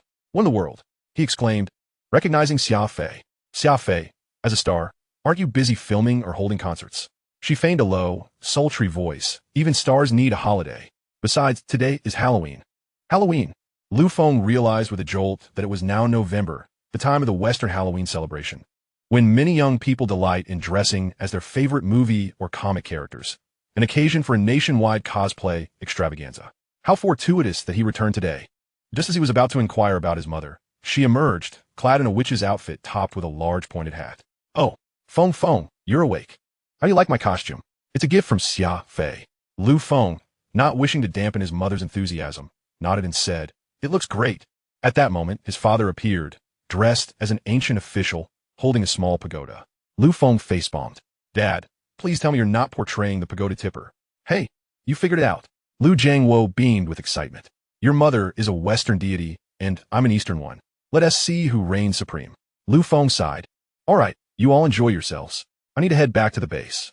Rising from a sofa, he casually asked, what about Sun Qing? Can you check if there's any news from the base? As his words faded, a mischievous voice chimed in. Evil devil, let us see how you escape my grasp. Lu Feng's head spun as he spotted Sun Qing, now dressed as Wonder Woman. Mr. Lu, the city is alive with festivities tonight. Let us go out and join in. I just called. The base is quiet for the next couple of days. Come on, Mr. Lu. You deserve a break. Before Feng could object, Sun Qing grabbed his hand and pulled him outside. Cheng Yong followed closely behind, visibly anxious, rapidly issuing commands. Attention! Attention! All Poison Tooth members be advised. Orange alert in the city center. Orange alert. Chapter 106. The Imitator of Feng. No mistakes. No escapes. In the heart of the city, it was around 9 in the evening, bustling with an extraordinary vibrancy. The streets were aglow with lights. Since Feng's successful achievement of controllable nuclear fusion, Yang City, the first in the nation to harness nuclear fusion energy, had initiated a 24-hour illumination policy. Indeed, it was a bold declaration. Thus, even at 9 o'clock, the main thoroughfares remained brilliantly lit, as if forewarned of the festivities. Numerous vendors lined the streets, adding an air of celebration to the joyful day. With colorful cotton candy and vibrant monster headbands adorning the scene, children ran about, playing and laughing, further enhancing the jubilant atmosphere. This marked Feng's first stroll through the streets of Yang City since graduating high school, and he felt a whirlwind of emotions. He had once envisioned that after graduation, he would enroll in a prestigious university, subsequently graduate, and find a job in Yang City to remain close to his parents. If one truly struggles to find employment, Ms. Zhaolan has suggested that she could assist in her father's fruit shop. However, fate unexpectedly bestowed upon her a magnificent gift, leading her down a path entirely distinct from that of her peers. Look, Mr. Liu, is that you? Sun Qing's voice rang with excitement. The Wonder Woman, brandishing her whip, pointed towards a majestic statue in the distance. Feng lifted his gaze and beheld a colossal bronze statue standing at the heart of the city. The features of the statue bore a striking resemblance to his own. Narrowing his eyes slightly, Feng took a few steps forward and was astonished to discover the inscription at the base of the statue. National Hero of the Dragon Kingdom. Chief Engineer of the Divine Light Project. Chief Engineer of the Divine Core Project. Sun Qing read the words aloud, her voice brimming with enthusiasm. Wow, it truly is you, Mr. Liu. I never imagined your hometown would erect a statue in your honor. She then gently cradled her chin, murmuring, it won't be long before they add another title. Chief Engineer of the Divine Journey Project. Unbeknownst to her, just a step behind, Xia Fei's eyebrows arched in response, instantly capturing the significance of Sun Qing's words and firmly engraving Divine Journey in her memory. Her relentless efforts had finally borne fruit. As a top-tier celebrity, she juggled a myriad of programs and engagements while carving out precious moments to forge a bond with Feng's parents, all in anticipation of his sudden appearance, which she had finally awaited. Clad in an alluring Catwoman costume, Xia Fei attracted the attention of numerous young admirers eager to capture a photograph with her. Concealed by her black mask, none recognized that this captivating figure was none other than the most prominent star of the Dragon Kingdom, Xia Fei. Moreover, they remained oblivious to the young man standing not far from her, who was, in fact, the very essence of the statue before them. Feng sported a Sun Wukong mask, a whimsical gift from Sun Qing during their outing, an act wholeheartedly supported by Cheng Yong, which served to shield Feng's true identity. This was Zhao Lan's first encounter with such a festive occasion, and she gleefully gazed around. Wow, who is that? Why is he wearing a mask and a black cloak? He looks so dashing. Lu Jiangwo, holding a pagoda, wore an expression of disdain. No matter how dashing, it's just for nonsense. Can he compare to my towering Li Tianwang? I could easily subdue him with a single throw. Zhaolan rolled her eyes in response. Then go find your Neza. With that, she dashed forward, following the crowd. Feng observed this scene with amusement. It seemed his parents were in high spirits. A rare opportunity for the family to enjoy a day out together. At that moment, a chorus of enthusiastic shouts erupted from the crowd of costumed revelers. Feng, National Hero of the Dragon Kingdom. The sudden outcry startled Feng. Could it be that he was so remarkable that even while masked he was recognized? He turned quickly, only to find that the crowd was not focused on him, but rather on another young man in crisp athletic attire, reminiscent of his own appearance during the National Day speech at the Red Hall. This individual was impersonating Feng. Seizing the opportunity, Xia Fei leaned closer, whispering into Feng's ear, that person pales in comparison to you, at least lacking a somersault cloud like Sun Wukong. Her sweet voice danced into his ears, prompting Feng to rub them and chuckle. Am I really that handsome? Sun Qing, witnessing the scene, let out a soft hum, cracking the whip of Wonder Woman against the ground. Just ahead, Feng's impersonator passionately recited his famous lines. I have a dream. I dream. He flawlessly recited Feng's entire speech, and for the first time, Feng found himself as an observer, listening to his own oratory and feeling a touch of embarrassment. When the impersonator finished, the young crowd erupted into applause, many calling out Lu Feng's name, their costumes a peculiar blend of Eastern and Western mythical figures, creating a rather eclectic appearance. National hero Lu, you have become the idol of the youth, especially here in Yang City, Xia Fei remarked, her tone a mix of admiration and contemplation. Lu Feng felt a wave of bashfulness and scratched the back of his head, revealing a hint of youthful innocence at that moment. Suddenly, Cheng Yang's voice crackled through the earpiece. Snake Fong has lost track of the target. In the next instant, Dragon Tooth also reported a loss of sight on their target, indicating that Zhao Lan and Lu Jiangwo had vanished from view. Cheng Yang swiftly approached Lu Feng, whispering into his earpiece, Huang Ying, Huang Ying. Moments later, a hurried voice responded, I am searching for the target. They should be nearby. They haven't gone far? Cheng Yang inquired. How do we lose them? Huang Ying's reply was succinct.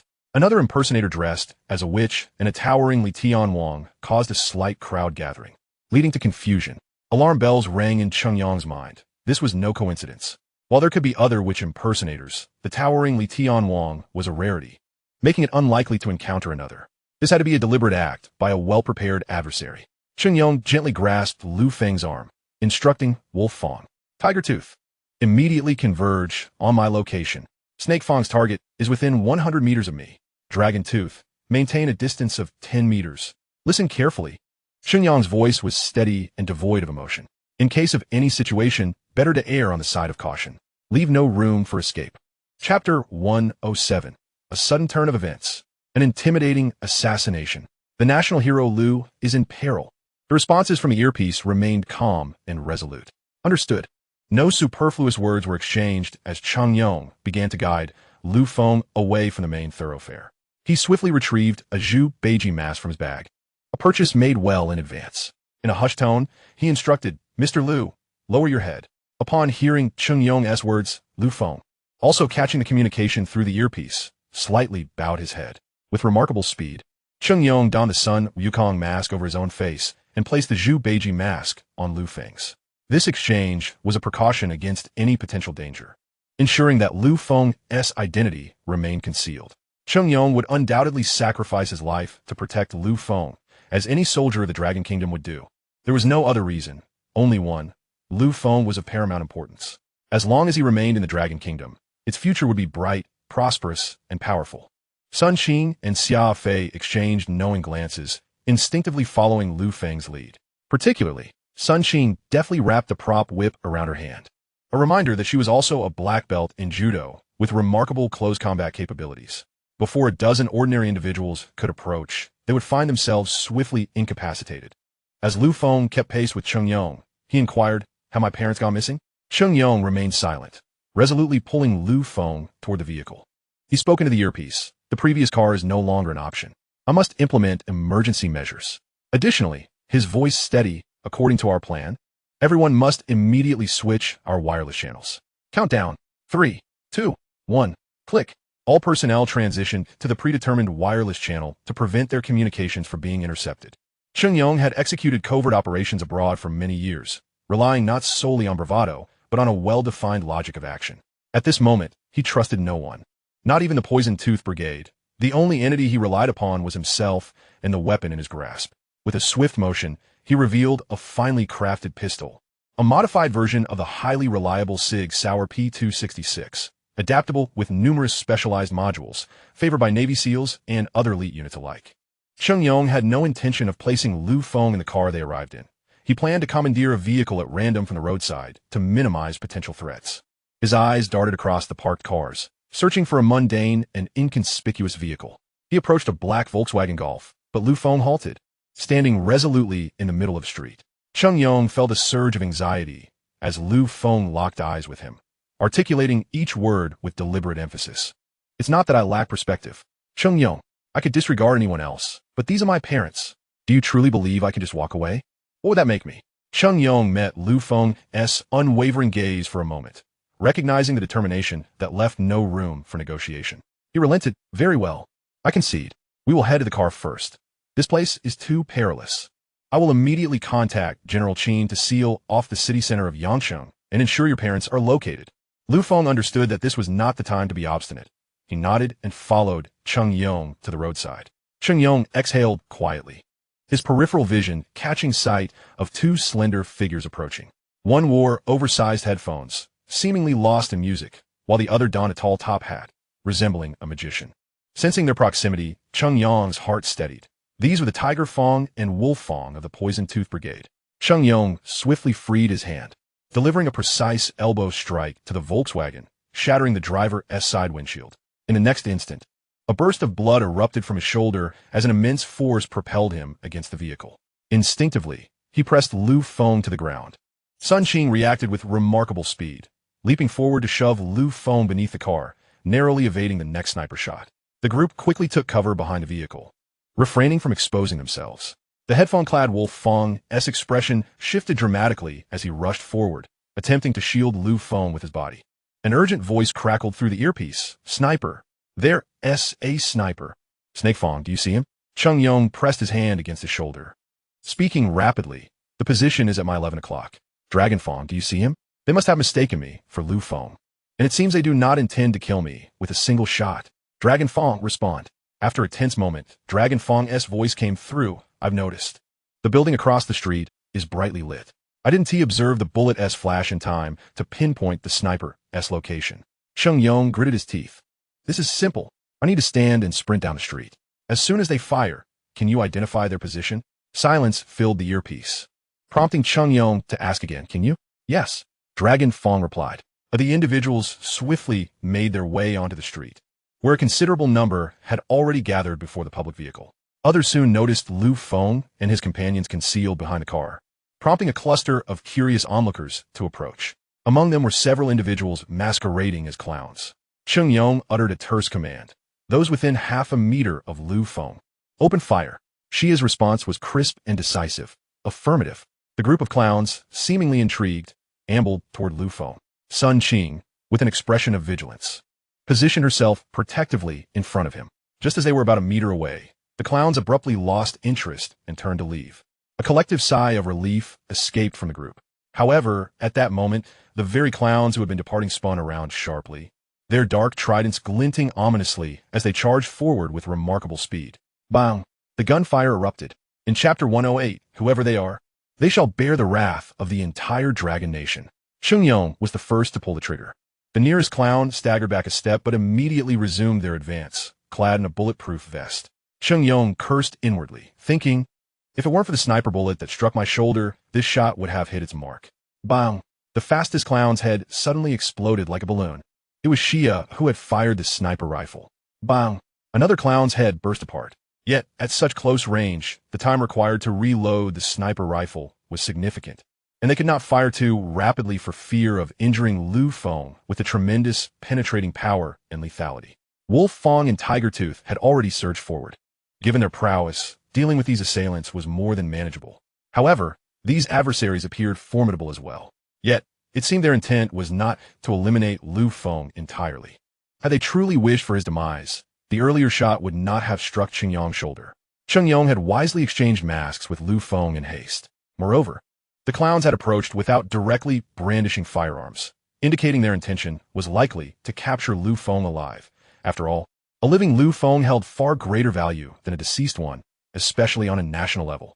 Sun Qing also lunged forward, engaging in a brawl with one of the clowns. Just then, another wave of clowns arrived, weapons ominously in hand, escalating the perilous situation. Xia's voice grew tense as he swiftly remarked, Long Fong, have you spotted the sniper across from us? I require your support." Long Fong replied, "I'm still searching." Xia ceased further discussion, gritting his teeth as he once more focused the scope on the clowns. Lu Feng observed this scene with considerable astonishment. His spontaneous decision-making had seemingly been anticipated by the adversaries, who had evidently prepared for this encounter in Yang City, where he resided. What was their ultimate objective? Throughout this ordeal, Cheng Yong remained steadfastly in front of Lu Feng. However, the sheer number of clowns posed a significant threat, and one managed to close in. Cheng Yong fired, hitting the assailant in the abdomen, who then lunged forward, their target being Cheng Yong. Or did they mistakenly believe that the one wearing the Sun Wukong mask was Lu Feng? Cheng Yong's close-quarters combat skills far surpassed those of these individuals, yet their numbers were overwhelming, compounded by his injury. Another assailant charged forward, thrusting a trident toward Lu Feng. Cheng Yong's heart raced in alarm. The adversaries had dismissed Lu Feng, wearing the Zhu Beiji mask, as inconsequential. Suddenly, an assailant lunged with a knife, blood spraying as it found its mark. Lu Feng stood in shock, for the blade had pierced through Xia Fei, who, in a moment of almost unbelievable speed, had shielded Lu Feng at the critical instant. The knife plunged directly into her left chest, embedding itself to the hilt. The assailant had struck mercilessly, leaving no room for reprieve. Meanwhile, Cheng Yong had dispatched a clown by snapping their neck. Witnessing the scene before him, rage surged within him. He was a fierce fighter, renowned for his prowess in one-on-one combat. However, he faltered in protecting those he was meant to shield. In such dire circumstances, he had allowed an enemy to breach the 1-meter barrier separating them from Lu Feng. A grave error. With a furious roar, Cheng Yong charged forward, his eyes ablaze. Without hesitation, he unleashed a punch, striking the clown's throat. The clown clutched their neck, eyes wide with shock as they staggered back. Cheng Yong offered no quarter, swiftly executing a rear naked choke that twisted the knife-wielding clown's head a full 180 degrees. At that moment, a cacophony of gunfire erupted. Bang, bang, bang. It was as though an alarm had sounded, as the revelers in the street gasped in horror. Police lights began to flash red and blue as numerous officers appeared to disperse the crowd. Armored vehicles advanced toward the scene, and one by one, the clowns before Lu Feng were struck down. The members of the Poison Tooth team had arrived, along with a battalion of nearby troops dispatched by Qin Guozhu. As the armored vehicles rolled in, the clowns began to flee. Cheng Yong hurried to check if Lu Feng was unharmed. In his earpiece, Huang Ying's voice reported that the target had been relocated to a safe location. After a brief pause, she inquired, "Is Comrade Lu all right?" After a moment's hesitation, Cheng Yong replied slowly, "Lu Gong is unharmed." A dull gunshot echoed, followed by Long Fong's deep voice, "I've eliminated the sniper across from us. I located him, but I suspect I've taken out his observer, not the sniper who fired at the captain. He must have fled." This was Long Fong's instinct. As a premier sniper within the Poison Tooth team, he possessed a natural intuition regarding formidable foes. Cheng Yong reassured him, "It's of no consequence. The individuals who came this time, certainly, they're far from mere assassins or killers. From my recent encounter with them, their actions closely resemble those of elite operatives trained in Europe." The distant sniper aimed to confine us to a single location, subsequently resorting to close-range assassinations. These tactics are characteristic of assassination methods commonly employed across Europe. After a brief pause, Cheng Yong sighed, acknowledging our failure. As he spoke, a group of individuals hurriedly approached us, with Qin Guozhu leading the charge. Astonishingly, he had arrived via helicopter at the first opportunity. His brow furrowed deeply, resembling a Chinese character, and behind him, alongside several lieutenant generals, was a man clad in a suit, perspiring profusely as he wiped the sweat from his forehead. It was unclear whether he was fatigued from running or alarmed by the circumstances. This man was none other than Li Jianbo, the current mayor of Yangcheng. Lu Guoshi had returned to Yangcheng today, and on the same day, within his jurisdiction, he had been targeted for assassination by a group of assailants. Upon hearing this news, Li Jianbo was drenched in cold sweat, as if he could wring water from his undergarments. The sight of Lu Feng, unscathed by the vehicle, brought him a momentary sense of relief. His eyes furtively glanced at General Qin at the forefront of the group. Upon arriving, Qin Guozhu immediately turned his gaze toward Cheng Yong, who subtly shook his head. Understanding the implication, Qin Guozhu realized that Lu Feng was unharmed. However, the audacity to carry out an assassination within the borders of Longhua against its unparalleled national hero was a grave matter, one of monumental proportions. His voice, cold and authoritative, resonated with an undeniable gravity. In this moment, the esteemed general of Longhua revealed a different facet of his character. Whoever was responsible would face the wrath of the entire nation. Chapter 109. The Fury of Lu Feng. Have you ever witnessed the wrath of a researcher? As these words echoed, a thud resounded as Li Jianbo collapsed onto the ground. He felt a surge of overwhelming rage coursing through the air. Anyone present, including Lu Feng, who was undergoing a full medical examination with the medical team, sensed the intensity. Lu Feng, observing the stretcher carrying Xia Fei, was engulfed by a whirlwind of emotions. He pondered the reasons behind the actress's courageous act of shielding him and was bewildered by the orchestration of this assassination, which had involved snipers and a dedicated assassination squad, evidence of their prior knowledge of their movements. All this transpired under the watchful eyes of two elite snipers from the Venomous Tooth Brigade. Fortunately, Zhao Lan and Lu Jiangwo were unharmed. Otherwise, Lu Feng's fury might have sent tremors throughout the world, embodying true terror. Qin Guozhu's icy voice, laced with a chilling intensity, commanded an immediate lockdown of Yangcheng, with a thorough investigation of all outsiders. Every individual who participated in the Halloween event was to be scrutinized without exception. I demand to know the identities of those involved in this assassination within half an hour. Immediately, Qin Guozhu's orders brooked no dissent. The sound of synchronized footsteps echoed behind him as a long line of infantry rushed towards our location. Report. All districts of Yangcheng are now sealed off. The familiar sound of helicopters filled the air. Qin Guozhu cast an irritable glance upwards, dissatisfied with the delay of the armed helicopters. When we return, a full investigation will be conducted. Why did they not arrive within 10 minutes? His frigid gaze fell upon the incapacitated Li Jianba. Mayor Li is to be detained until the circumstances surrounding this assassination are fully elucidated. Upon his command, 2 soldiers, armed with submachine guns, lifted the weakened Li Jianba from the ground and escorted him to a nearby military vehicle. Following the arrangements made the previous night, the foremost general of Longhua gradually approached Lu Feng, softening his tone. Lu Guisher, I apologize for the distress you have endured. This is our oversight. Cheng Yong, head bowed, acknowledged his responsibility. This is my failure, Cheng Yong's failure. It is the fault of the venomous Tooth Brigade. Qin Guozhu regarded Cheng Yong for a moment. We shall address your matters later. For now, tend to your injuries. Yes. Cheng Yong saluted respectfully, and medical personnel promptly began to tend to his wounds. Lu Feng shook his head. It's all right. This was my first encounter with an assassination attempt. His complexion paled as he surveyed his surroundings and then glanced at Qin Guozhu. Finally, he spoke softly. I wish to inform my parents. Seizing the opportunity, Qin Guozhu reiterated. I believe it would be prudent for your parents to reside within our military compound. This time, Lu Feng did not object. He gazed into the encroaching darkness. As the sky began to brighten with the faintest hint of dawn, the sun slowly emerged from behind clouds. Lu Feng murmured, what a long night it has been. Little did he anticipate that what began as a simple festive outing would devolve into an assassination attempt he had never before experienced. A blaze of fury ignited within him, growing ever stronger. I, Lu Feng, am a researcher. Yet, do you not comprehend that true researchers are the most formidable of all? Do you believe that a mere sniper or these clown-like assassins could claim more lives than I, a researcher, wielding the power of a mushroom bomb? You erred gravely in attempting to assassinate a scientist, let alone one who possesses nuclear capabilities. Lu Feng declared, General Qin, you must uncover the mastermind behind this plot. Qin Guozhu nodded solemnly, his expression unusually grave, as if conversing with Elder Wu. Rest assured, Lu Guisher, we will certainly unveil the truth. Lu Feng nodded in acknowledgement. Turning to depart, he did not look back, but his voice resonated in the air. And please, General Qin, ensure that Xia Fei is rescued. Qin Guozhu responded affirmatively. We will bring her back. Upon hearing this, Sun Qing, who was receiving treatment for her injuries, abruptly pushed aside the medical personnel and hurried after Lu Feng. Lu Feng turned to her. Sun Qing, do not be reckless. Focus on your treatment. Sun Qing bit her lip. President Lu, I was just entangled by someone. Had I been by your side, I would have unhesitatingly taken that stab for you. Lu Feng's lips curled into a smile. You silly. Sun Qing shook her head.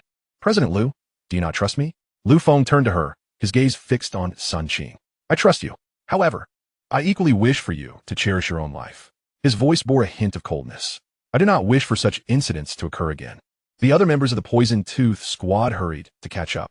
Cheng Yong snatched the bandages from the medical personnel, clumsily wrapping them around his shoulder, ready to follow Lu Feng.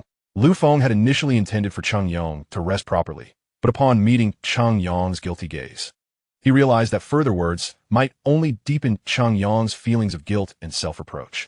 Such words might offer him some solace. Thus, Lu Feng chose not to stop him. Qin Guozhu observed this scene and turned to those beside him. From now on, the security detail around President Lu must be reinforced. Yes, replied the lieutenant general behind him. In a suburban villa, Zhao Lan paced anxiously within the confines of her home. Lu Jiangwo sat silently on the sofa.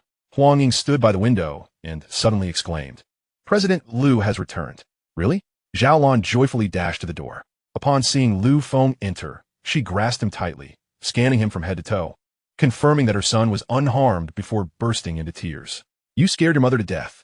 In that moment, all of Lu Feng's pent-up emotions and fury dissipated, leaving only gentle words of comfort for Zhao Lan. Lu Jiangwo approached as well, lightly patting Zhao Lan's shoulder. You must promise your mother to prioritize your safety from now on.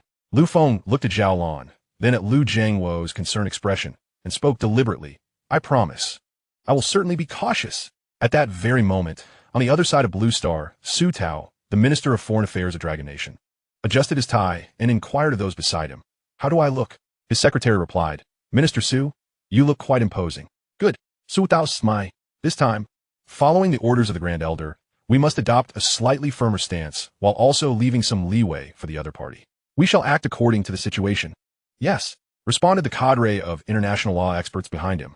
Before them loomed an immense and imposing structure bearing the words, International Court of Justice.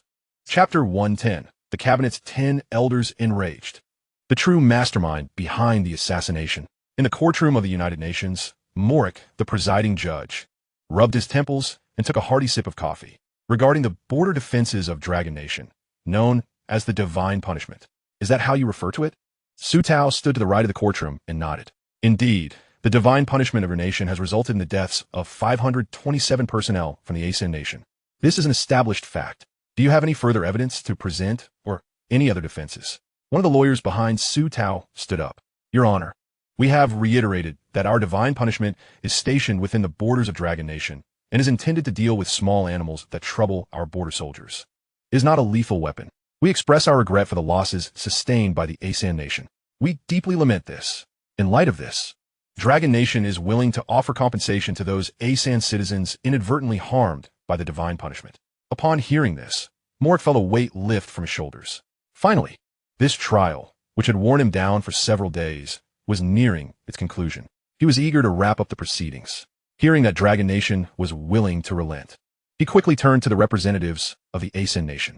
Regarding the conditions proposed by Dragon Nation, are you willing to accept? The Asen diplomats feigned dissatisfaction, yet internally they rejoiced, having finally achieved their goal. With a dismissive gesture, one rose. We request your honor to grant us some time for private negotiations. Bang! Morik slammed his gavel down. Court is adjourned. In a vast mediation room, a long table was filled with representatives from both Dragon Nation and the Asen Nation. Su Tao maintained a stoic expression, calmly seated at the head of the table, a pot of fine Longjing tea before him. Across from him sat Rajiv, the foreign minister of the Asen Nation. Tasked by President Modu, Rajiv was determined to secure maximum benefits for his nation. Beyond securing compensation, he sought the 5-nanometer chip technology from Dragon Nation, as well as the 5-nanometer lithography technology. However, Rajiv had other intentions. He aimed to extract the 1-nanometer chip technology as well. If not, he would not hesitate to bring the matter back to the International Court, entangling Dragon Nation further. Meanwhile, Su Tao Fao considered the Lasset. After all, prior to his departure, the Grand Elder had made it clear that Dragon Nation was undoubtedly in the right legally, but would still face moral condemnation due to the significant loss of life on the Asan side, while Dragon Nation had only sustained injuries. Thus, some concessions were warranted. The 5-nanometer chips could certainly be sold at a favorable price, and additional compensation could also be considered. The Grand Elder had even added a note. If the ASEAN representatives were particularly obstreperous, the 1-nanometer technology could also be prioritized for them. In summary, our stance must be firm, yet we should not appear overly aggressive, allowing the ASEAN nation to present themselves as weak on the international stage.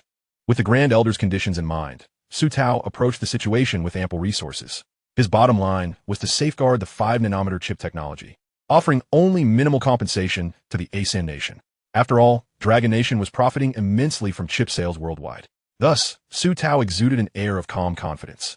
He and Rajiv, across the table, were both in a state of mutual anticipation. Their subordinates engaged in a fervent exchange of bargaining. The scene resembled not a negotiation between two nations regarding reparations, but rather the haggling of elderly women at a marketplace over the price of vegetables. Only when the lawyers from both sides had exhausted their negotiations would the two foreign ministers begin to delineate the conditions. Each held steadfast to their ultimate bottom line, waiting to see who could withstand the pressure. Meanwhile, within the confines of the Black Palace of the beautiful nation, in a secret office, Bai Deng stood alongside the Minister of Intelligence. Before them stood a gray-haired woman who presented a video to Bai Deng. We encountered a minor oversight, she remarked, in that we failed to injure Lu Feng himself. Only his bodyguard was harmed. His protection team is formidable. However, we did glean some valuable information regarding Lu Feng's security arrangements. Bai Deng nodded in acknowledgement. The individuals you recruited this time are reliable, I trust. Rest assured, the woman replied, revealing a tablet displaying the faces of over a dozen men, each distinct in appearance yet sharing a common trait. They were all of A3 descent. This time, I have sent individuals of A3 origin. They remain unaware of the true orchestrators behind this scheme. The Minister of Intelligence nodded in agreement, adding, thus, should they be apprehended by Long Country, they will merely assume these are assassins from elsewhere. Then, my dear President Biden, the woman continued, your plan will be executed perfectly, and the strength of A3 nation will be diminished. In this manner, we achieve multiple objectives simultaneously. Truly, you are the esteemed president of our beautiful nation. The Minister of Intelligence seized the moment to flatter Biden. He beamed with delight, indeed. At that point, we can occupy the moral high ground, leading the nations of the West, while simultaneously compelling Long Country to relinquish their controllable nuclear fusion technology. We cannot allow them to wield such a terrifying capability. Moreover, A3 nation will come begging for our assistance. Little did he know, it was all courtesy of our machinations. As Biden finished speaking, the trio erupted in hearty laughter, though the room had been soundproofed so that no sound escaped to the outside world. At this very moment in Long Country, within the cabinet meeting room, the Grand Elder, adorned with thick spectacles, scrutinized the economic report before him. Each elder present possessed a copy detailing the revenue generated from the global sales of Long Country's chips, alongside a report showcasing the astonishing economic surge domestically. The sixth elder's face was nearly obscured by the wrinkles of his laughter as he exclaimed, esteemed elders, do you not see? If our Long Country continues on this trajectory of economic growth, I predict we will surpass the beautiful nation within the next year or two. A hush fell over the cabinet. Surpassing the beautiful nation was once an unthinkable aspiration for Long Country. Now, this once unimaginable goal lay within reach. Amidst this silence, the door to the cabinet meeting room swung open abruptly. The Grand Elder, slightly perturbed, glanced up to find his assistant, visibly flustered. The assistant's eyes darted anxiously as he met the gazes of the elders. It's bad. Lu Guoshi has been assassinated. As soon as the assistant's words fell, the Grand Elder reacted with remarkable speed, springing to his feet so abruptly that his glasses slipped from his nose and clattered to the ground. He fixed a penetrating stare on his assistant. I will give you 1 minute. Reorganize your thoughts and clarify the situation to me. The assistant swallowed hard, glancing around at the elders, whose eyes were fixed on him with intense scrutiny. He had never felt such pressure before. Drawing a deep breath, he spoke soberly. Lu Guoshi returned to his hometown of Yangqing yesterday. The original plan was to have a meal at home before proceeding to the Xinjiang base. However, due to unforeseen circumstances, he attended a Halloween event in the city center of Yangqing, where he encountered an assassination attempt. At this juncture, the Grand Elder interrupted. Where is Feng now? What is the current situation? Is he unharmed? This was the primary concern of all the elders. If one were to identify the most invaluable person in Long Country, every citizen devoted to the nation would know it was Feng. He epitomized hope. The elders believed that, even if they were to perish, other capable individuals could take on their roles. However, if Feng were lost, Long Country would struggle to find another prodigious talent for the next decade, century, or even millennium. Elder Wu, in a fit of agitation, rushed towards the assistant, seizing him by the collar. Quickly tell us, what has become of Feng? The assistant, having never witnessed such fervor from the elders during his tenure, was taken aback. Even during previous crises, such as the impending conflict with the island nation, there had been no comparable urgency. He hurriedly replied, he is unharmed. Lu Guoshi has sustained no injuries. Upon hearing this, the atmosphere in the meeting room relaxed considerably. Elder Wu's grip on the assistant slackened. The assistant took deep breaths, surveying the room, and was astonished to realize that, unbeknownst to him, all the seated elders had instinctively risen to their feet, displaying palpable anxiety. They gradually returned to their seats. The security detail for Feng has always been insufficient. The sixth elder exclaimed impatiently. Too few, yet you all refuse to listen. Indeed, the 10th elder chimed in. With Feng's current prominence, how could the Western nations merely stand by as our Long Country experiences explosive technological advancements, overtaking centuries of their accumulation? Yes, the third elder concurred.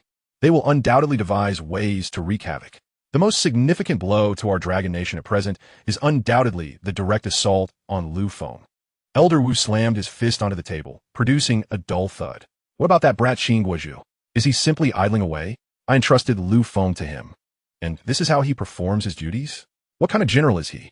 Elder Wu spared no mercy in his scathing remarks against the general of the Dragon Nation. An assistant quietly interjected from the side. esteemed elders.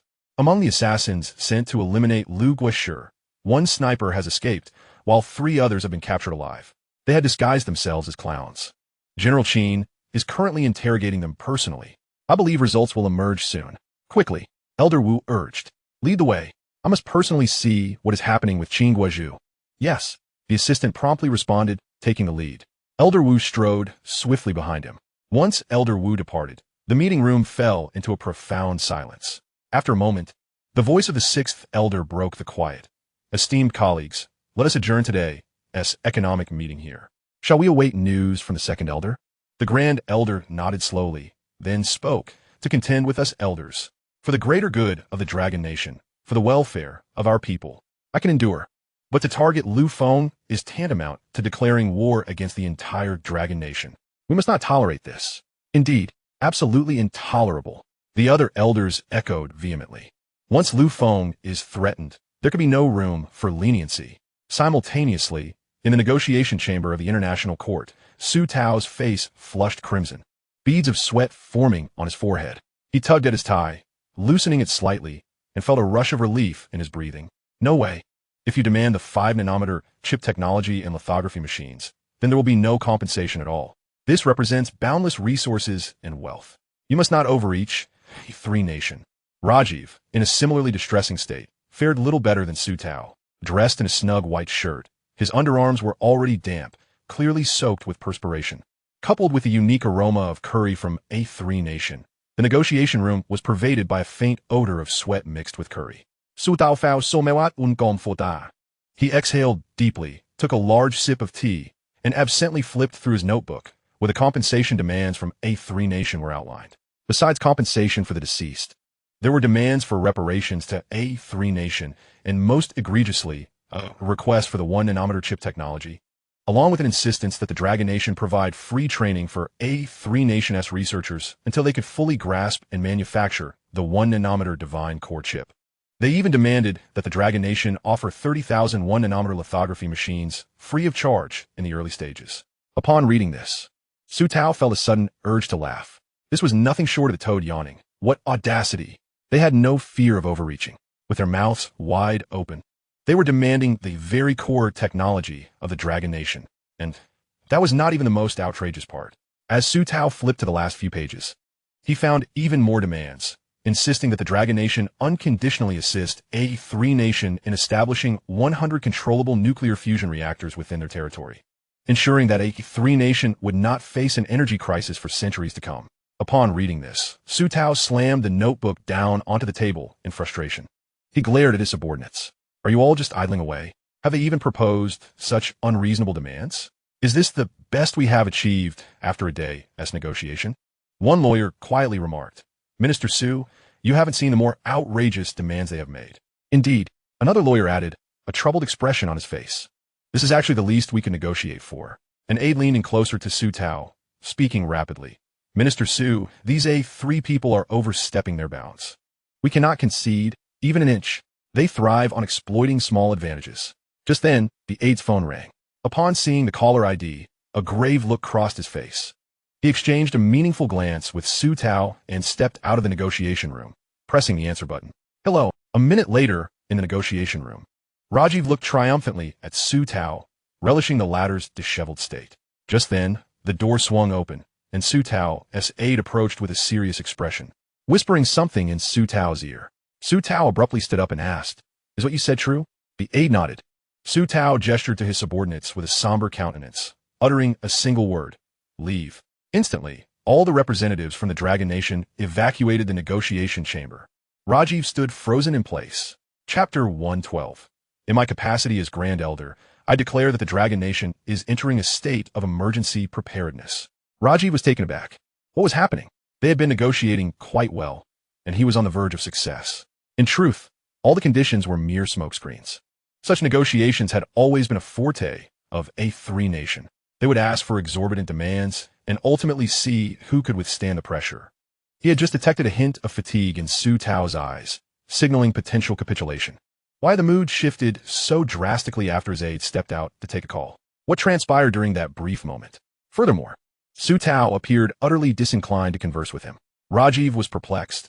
and a wave of anger surged within him. This was a complete affront to A3 Nation, as well as a slight to the International Court. What did they consider the United Nations? A mere organization to be disregarded, a place where one could whimsically act out? Rajiv snorted coldly, glancing at his bewildered subordinates. Why are you all standing there in shock?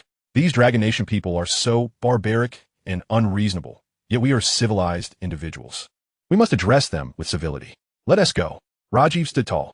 We shall seek out the honorable judges. This time, the Dragon Nation will pay for their arrogance.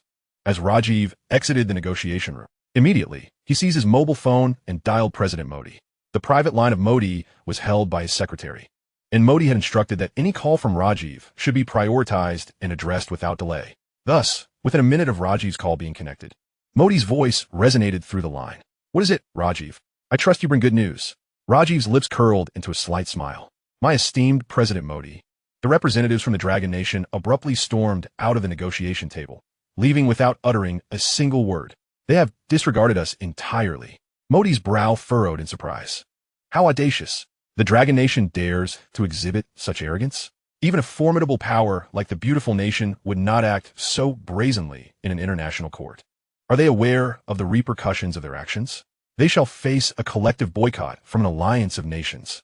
Rajiv's tone dripped with sarcasm. Indeed, the Dragon Nation is oblivious. After all, they have only recently experienced economic growth and are unfamiliar with the decorum expected of a civilized society. We shall ensure they learn a lesson. However, Rajiv shifted his tone.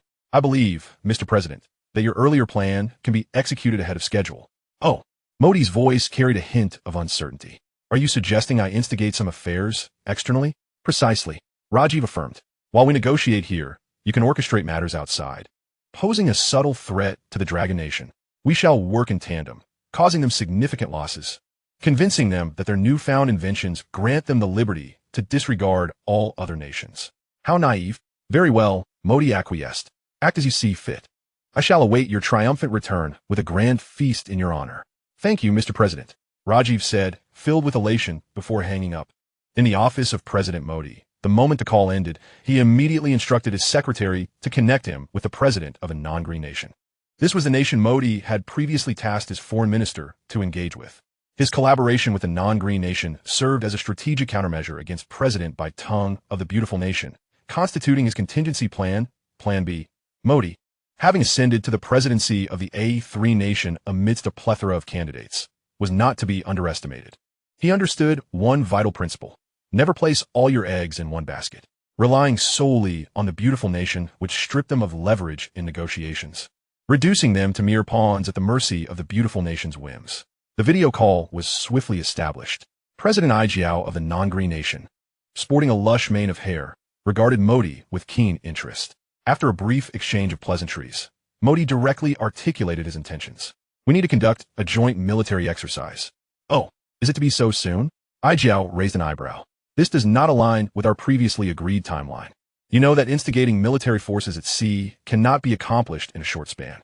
Modi inwardly scoffed, recognizing the non-green nation's penchant for opportunism. He replied, President Ijiao, we have agreed upon certain terms. This time, we shall increase our demands by 30%. Ijiao scrutinized Modi's eyes, keenly sensing his urgency, and responded, 50%. Modi clenched his jaw. Agreed. I expect to see your cruisers from the non-green nation and ours in the waters of the Dragon Nation starting tomorrow. No problem. Ijiao readily concurred before terminating the call. Enraged, Modi cursed under his breath. These greedy bastards, their insatiable appetite will not be forgotten. One day, I, Modi, shall ensure they repay every last bit with interest. Unbeknownst to Modi at that moment, he was oblivious to the true reason behind the sudden withdrawal of the Dragon Nation's negotiation team and what awaited the A3 nation. In the cabinet meeting room of the Dragon Nation, Elder Wu entered with Qin Guozhu at his side. Elder Wu made his way directly to his seat and settled down. Qin Guozhu's expression was grave as he began to speak. In light of the recent assassination of the national hero, I have interrogated and reviewed several captured international assassins. To his surprise, the usually mild-mannered Grand Elder abruptly interrupted him after only a couple of sentences. Get to the point. Qin Guozhu straightened up, saluting the Grand Elder. He quickly stated, it was the A3 nation behind this. The A3 nation? Came the shocked exclamations from the third elder. The 10th elder cursed loudly. Those A3 rascals. While they shout for concessions at the negotiation table, they dare to send assassins against our national hero. If Bai Tong is not behind this, I would not believe it for a second. Qin Guizhou added, although various pieces of evidence suggest the A3 nation's involvement, I still harbor some doubts. The Grand Elder interrupted once more, pressing for specifics. What is the level of certainty regarding the A3 nation's culpability? Qin Guizhou inhaled deeply. I am 80% certain it was them. The Grand Elder waved his hand. That is sufficient. Now, Elder Wu, he turned to the Second Elder. You oversee our military affairs. In my capacity as the Grand Elder of the Dragon Nation, I hereby announce, we are entering a state of emergency preparedness. Chapter 113, Endurance in Everything. But to dare harm our national hero, that is utterly intolerable. Elder Wu swiftly rose, recognizing the urgency and seriousness of the situation. Clenching his fists, he declared loudly, all right, I have awaited this moment. Turning to Qin Guizhou, he commanded, Qin Guizhou. Qin Guizhou snapped to attention. It is time for our warriors to stretch their legs. Yes, came Qin Guizhou's firm and succinct reply. Yet, the Sixth Elder harbored reservations. As the overseer of the economy, he was most averse to the prospect of war. Grand Elder, I feel this matter is ill-advised. I understand your authority as the Grand Elder of the Cabinet allows you to declare a state of emergency for the Dragon Nation. But I believe that the assassination of our national hero should not directly escalate into a war. The explosive rise of the Dragon Nation's economy has come at a tremendous cost. Can we not wait a little longer? Or perhaps slow down just a tad? The Grand Elder maintained a stoic expression, choosing silence. It was a hot-tempered Elder Wu who broke the silence first. Elder Lu, what are your thoughts? Let us not forget that the current explosive economic growth of our Dragon Nation is due to whom? Who is responsible for this? It is only now that we possess the capital to rival the beautiful nation on the global stage. Before Elder Lu could respond, Elder Wu's voice boomed. It is Lu Feng. This time, they have intruded into our Dragon Nation's territory and made a move against Lu Feng. If we can endure this, then even if we can tolerate it, I believe the entire populace of the Dragon Nation will absolutely not stand for it. Elder Lu opened his mouth, wanting to say something, yet ultimately said nothing. The Grand Elder slightly lifted his eyelids, observing the reactions of all the elders in the conference room, before exhaling deeply. Since there are differing opinions within our cabinet, then according to protocol, let us proceed to a vote. General Qin is present as well. This time we shall initiate the highest level voting process of the Dragon Nation. I invite Qin Guizhou to participate in the Dragon Nation's cabinet. When faced with significant events requiring a vote, there may arise a situation of a tie, 5 votes to 5. Thus, the mechanism of involving the general was introduced. As the Grand Elder finished speaking, he announced, those who believe we must enter a state of emergency, please raise your hands. Except for Elder Lu. Everyone else raised their hands. Good, the Grand Elder declared. Then my previous announcement takes immediate effect.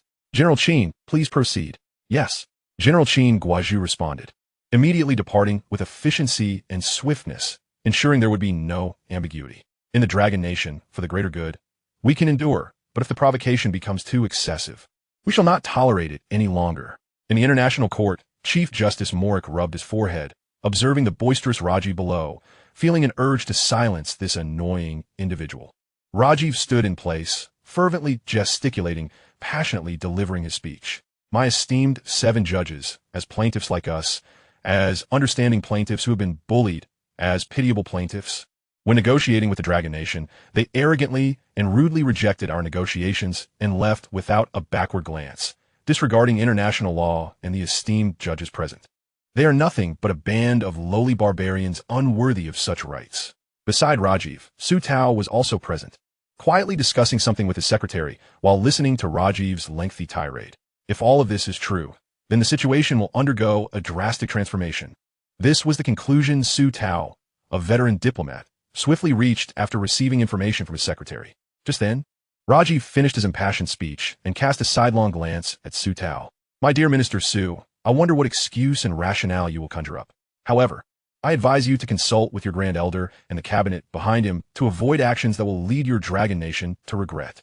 Chief Justice Morik adjusted his glasses, turning to Su Tao and asking, do you have anything to say regarding this? Su Tao rose slowly and spoke in a deep voice. I have just received a message from our Grand Elder. As he spoke, Su Tao turned his gaze towards the arrogant Rajiv. You shall bear the consequences that you cannot even begin to imagine. With these words, Su Tao let out a cold snort, glancing at the already stunned Morik at the judge's bench. He slightly cupped his hands and said, Your Honor, I have conveyed the intentions of our Grand Elder. As for why our Dragon Nation is taking this course of action, the Grand Elder stated, you know what you have done. However, Su Tao raised his head, looking at the bewildered Rajiv, who was still reeling from his shocking words, continued, just as our Dragon Nation approached with sincerity and friendly intentions. It has just come to light that while negotiating with us, you dispatched agents into our territory to carry out an assassination attempt on our unparalleled national hero, Lu Feng. This declaration sent shockwaves throughout the courtroom. The name Lu Feng was not new to the court. Morik was aware of him, knowing he was an absolute treasure of the Dragon Nation, having achieved the world's first controllable nuclear fusion.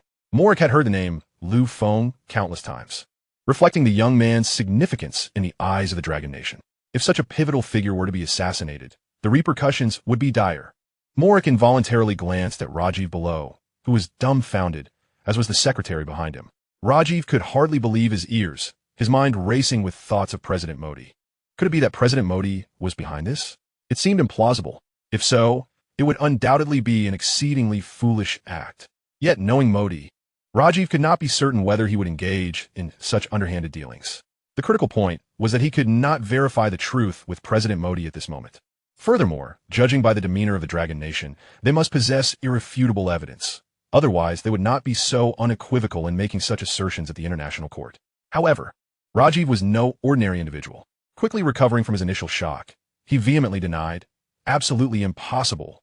This is slander. Rajiv deeply understood one thing. Throwing a tantrum or behaving like a rogue would never lead him to acknowledge any links between the assassination incident and his nation. Across the globe, in the realm of international relations, there existed a consensus. There would be no sympathy whatsoever for those who engage in conspiracy and assassination. Once such matters are substantiated, whether concerning an individual or a nation, they shall be scorned by the entire fabric of civilization. Henceforth, no one shall trust them again. Even if this incident were to be attributed to their nation, Rajiv would never concede to it. Rajiv has now commenced to showcase his true theatrical prowess. With a sudden motion, he forcefully cast the legal documents he carried onto the floor, producing a resounding thud that captured the attention of everyone present in the courtroom. He then pointed an accusatory finger at Su Tao, exclaiming, I cannot believe your Dragon Nation is so despicable and shameless, having committed such inhumane acts. Just as we were prepared to extend our benevolence and forgiveness, you audaciously departed during mediation. I had thought you were negotiating a resolution, but instead, you have come to court to turn the tables on us.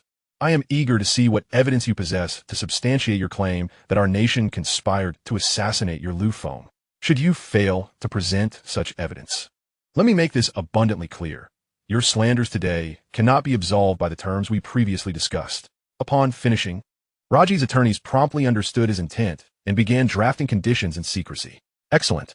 The people of the Dragon Nation are evidently naive, lacking comprehension of the complexities at hand. An assassination of this nature cannot be alleged in an international court without irrefutable evidence. If one were to counter-accuse you of slander and defamation, would that not be inviting trouble upon yourselves? Truly, they are but newly affluent upstarts, oblivious to the rules of the civilized world. After uttering these words, Rajiv squinted at Su Tao, feeling a surge of self-admiration. He mused that upon his return, President Modif would surely commend him, and after years of service as foreign minister, a promotion was well overdue. However, Su Tao's response was entirely unexpected. He regarded Rajiv's theatrics with cold detachment, offering a derisive laugh. Rajiv, you are mistaken. Do you believe I have come here to confront you in court? Rajiv returned the laugh with equal disdain. What else could it be? Su Tao then turned and departed, his entourage of secretaries and lawyers trailing closely behind. Rajiv, you are woefully naive. If the target of the assassination were anyone else, it might have been excusable. Yet, your grave error lies in the fact that you dared to conspire against our unparalleled national treasure. With that, Su Tao exited the courtroom, his last words echoing ominously. Rajiv, prepare to bear the wrath of the Dragon Nation. What did this possibly mean? Rajiv felt a chill run down his spine. Could the Dragon Nation truly contemplate war with us over such a matter? Is this conceivable? Over a single individual? Moreover, this is an international court. Should not the matter be adjudicated here? Rajiv glanced at Judge Morik, who appeared equally astonished. Your Honor, you have now witnessed the utter contempt with which the representatives of the Dragon Nation regard this court. Our nation shall not let this grievance pass. With that, Rajiv swept away, feigning anger, yet internally he was consumed with anxiety. The demeanor of the Dragon Nation did not suggest deceit. Indeed, their current attitude hinted at serious intentions. It was imperative he report this situation to President Modif without delay. Meanwhile, Lu Feng remained blissfully unaware of these developments. He had returned to the Shenheng base. And as he arrived, word had spread, prompting the research personnel to rush out to greet him, their faces etched with concern. Upon seeing Lu Feng emerge unscathed, they hurriedly surrounded him. "Chief Engineer Lu, are you unharmed?" Some even had tears brimming in their eyes. From a distance, Ji Lao observed Lu Feng's safe arrival from his wheelchair, feeling a tremendous weight lifted from his heart. Anyone could encounter misfortune, but Lu Feng must not. The timing was critical for the Dragon Nation's various enterprises. If Lu Feng faltered now, the repercussions would be unimaginable. One could envision a rapidly ascending rocket that suddenly halts and plummets. The consequences would be dire indeed. Ji Lao shook his head, chastising himself for such peculiar analogies on the day of Shenheng, one's return to Blue Star. He gazed skyward, as if his sight could penetrate the clouds and behold the Shenheng 1 orbiting steadily. "You must not falter." Just then, Lu Feng's voice broke Ji Lao's reverie. "Rest assured, I am perfectly fine. Today marks the momentous return of Shenheng 1 to Blue Star. There is no need for such solemnity. Let's celebrate. This is a milestone for our nation's aerospace endeavors. If we succeed today, it will herald a new era for rocket recovery and reusability." A wave of jubilation swept through the crowd, swiftly redirecting their focus away from the recent assassination attempt and back to their work. "All right," Lu Feng clapped his hands. "Let's get ready. I have some matters to attend to, and I will join you all shortly." He approached Ji Lao, who grasped Lu Feng's arm tightly and shot a reproachful glance at Cheng Yong, who bore bandages on his shoulder. "How could you be so careless?" Cheng Yong remained silent. While Huang interjected, "Ji Lao was our oversight. The security detail accompanying Chief Engineer Lu has now been increased to 2. I am currently responsible for his personal protection alongside Captain Cheng." Lu Feng Zhuge, Ji Lao. It seems I have had a rather early taste of what it means to be an important figure facing assassination attempts. Ji Lao rolled his eyes. "Is this truly a matter for amusement? Do you have any idea how the news of your assassination attempt rattled the base? You nearly gave me a heart attack." Lu Feng quickly replied, "You mustn't face any issues, sir." Just then, Sun Qing jogged over, her demeanor remarkably composed. Following this assassination attempt, her temperament had notably matured. Sun Qing spoke rapidly. "Mr. Lu, Elder Ji, the Xinqing 1 has already commenced its return journey to Blue Star." Upon hearing this, Elder Ji and Lu Feng exchanged glances, both discerning an unsettling atmosphere reflected in each other's eyes. The Xinqing 1 was ahead of its scheduled return time. Chapter 115. The return of Xinqing 1. Ahead of schedule. This was hardly auspicious news, particularly with the collective confidence of the group at an all-time high. Moreover, Lu Feng had narrowly escaped an assassination attempt. Although this incident had not reached the public's ears, the elders had intervened, deliberately suppressing the information to a limited circle. Nevertheless, within that circle, the incident had cast a shadow over everyone's hearts. If the Xinqing 1 could return safely, it would be an exhilarating announcement. Yet, what if complications arose? The repercussions would be substantial. Thinking along these lines, Elder Ji swiftly propelled his electric wheelchair towards the observation room, with Lu Feng closely trailing behind. Noticing the two retreating, Huang Ying gently patted Cheng Yong on the shoulder, offering reassurance. "Captain, this time, the adversary was formidable and caught us off guard. You are undoubtedly the most capable agent our Dragon Nation possesses. However, there are aspects of personal protection that require attention." Furthermore, Lu Guisher managed to emerge unscathed. "You mustn't berate yourself any longer." Cheng Yong inhaled deeply and nodded. "This time, General Qin did not dismiss me. Instead, he has given me a chance to redeem myself. I will certainly address the deficiencies in my personal protection skills." His eyes reignited with confidence. "Very well." Huang Ying felt a measure of relief at this scene. Cheng Yong's reputation within their venomous tooth unit was indeed formidable. Yet his exceptional abilities did not guarantee the safety of others. Thus, a distinction remained between the two. Should Cheng Yong learn from this experience and recognize his shortcomings in personal protection, rectifying this solitary flaw would transform him into a truly versatile warrior. Within the expansive observation hall, an array of intricate data related to the Xinqing 1 appeared on the large screen, accompanied by a simulated model of the craft based on these signals. Due to the inability to visually monitor the Xinqing 1 directly, real-time simulation was the only means to ascertain its status. Lu Feng quickly immersed himself in the situation, inquiring, "What is the current altitude?" Silence ensued. Sun Yegong was fervently operating his computer, beads of sweat forming on his forehead. Lu Feng turned to the others, demanding, "Someone report the situation immediately." A voice responded, "Mr. Lu, the data is fluctuating too rapidly. Additionally, our received signals are increasingly being interfered with by unidentified sources. We are currently unable to obtain the latest real-time data on the Xinqing 1. Lu Feng pressed on, "Are you suggesting that we cannot ascertain whether the Xinqing 1 has begun its return to Blue Star?" "No," Sun Yegong interjected, lifting his gaze. "5 minutes ago, I suddenly received a return signal from the Xinqing 1. At that moment, it did not await my feedback and commenced its return ahead of schedule, following our previously established timeline. I suspect it has already entered Blue Star's atmosphere." Lu Feng's brow furrowed deeply. He observed the screen, where the numbers were indeed racing past. Just then, someone shouted, "We have a signal." The figures on the screen began to fluctuate. Meanwhile, an observer rushed in, exclaiming, "The Xinqing 1 is now visible to the naked eye." Lu Feng commanded, "Now, provide me with altitude, vertical speed, roll, pitch, and yaw data." A nearby staff member quickly reported, "It has entered Blue Star's atmosphere, currently at an altitude of 742 meters. Lu Feng queried, "It has already descended from the thermosphere to the mesosphere so swiftly?" "Yes," Sun Yegong affirmed, answering Lu Feng's question. "This timing and calculated speed do not align. Under normal circumstances, the Xinqing 1 would gradually decelerate upon entering Blue Star's atmosphere due to friction with the air currents. At this point, it would initiate minor adjustments using its engines to fine-tune its reentry angle. However, the current speed clearly does not permit such adjustments." This was Lu Feng's first encounter with the urgency of a countdown scenario. His palms began to sweat, narrowing his eyes. He listened intently as the rapidly changing numbers echoed in his ears. These figures were plummeting at an alarming rate, and it appeared the Xinqing 1 was not decelerating. Rather, it was accelerating. Observers rushed in, announcing, "The Xinqing 1 is now visible without equipment." Many staff members had already dashed outside.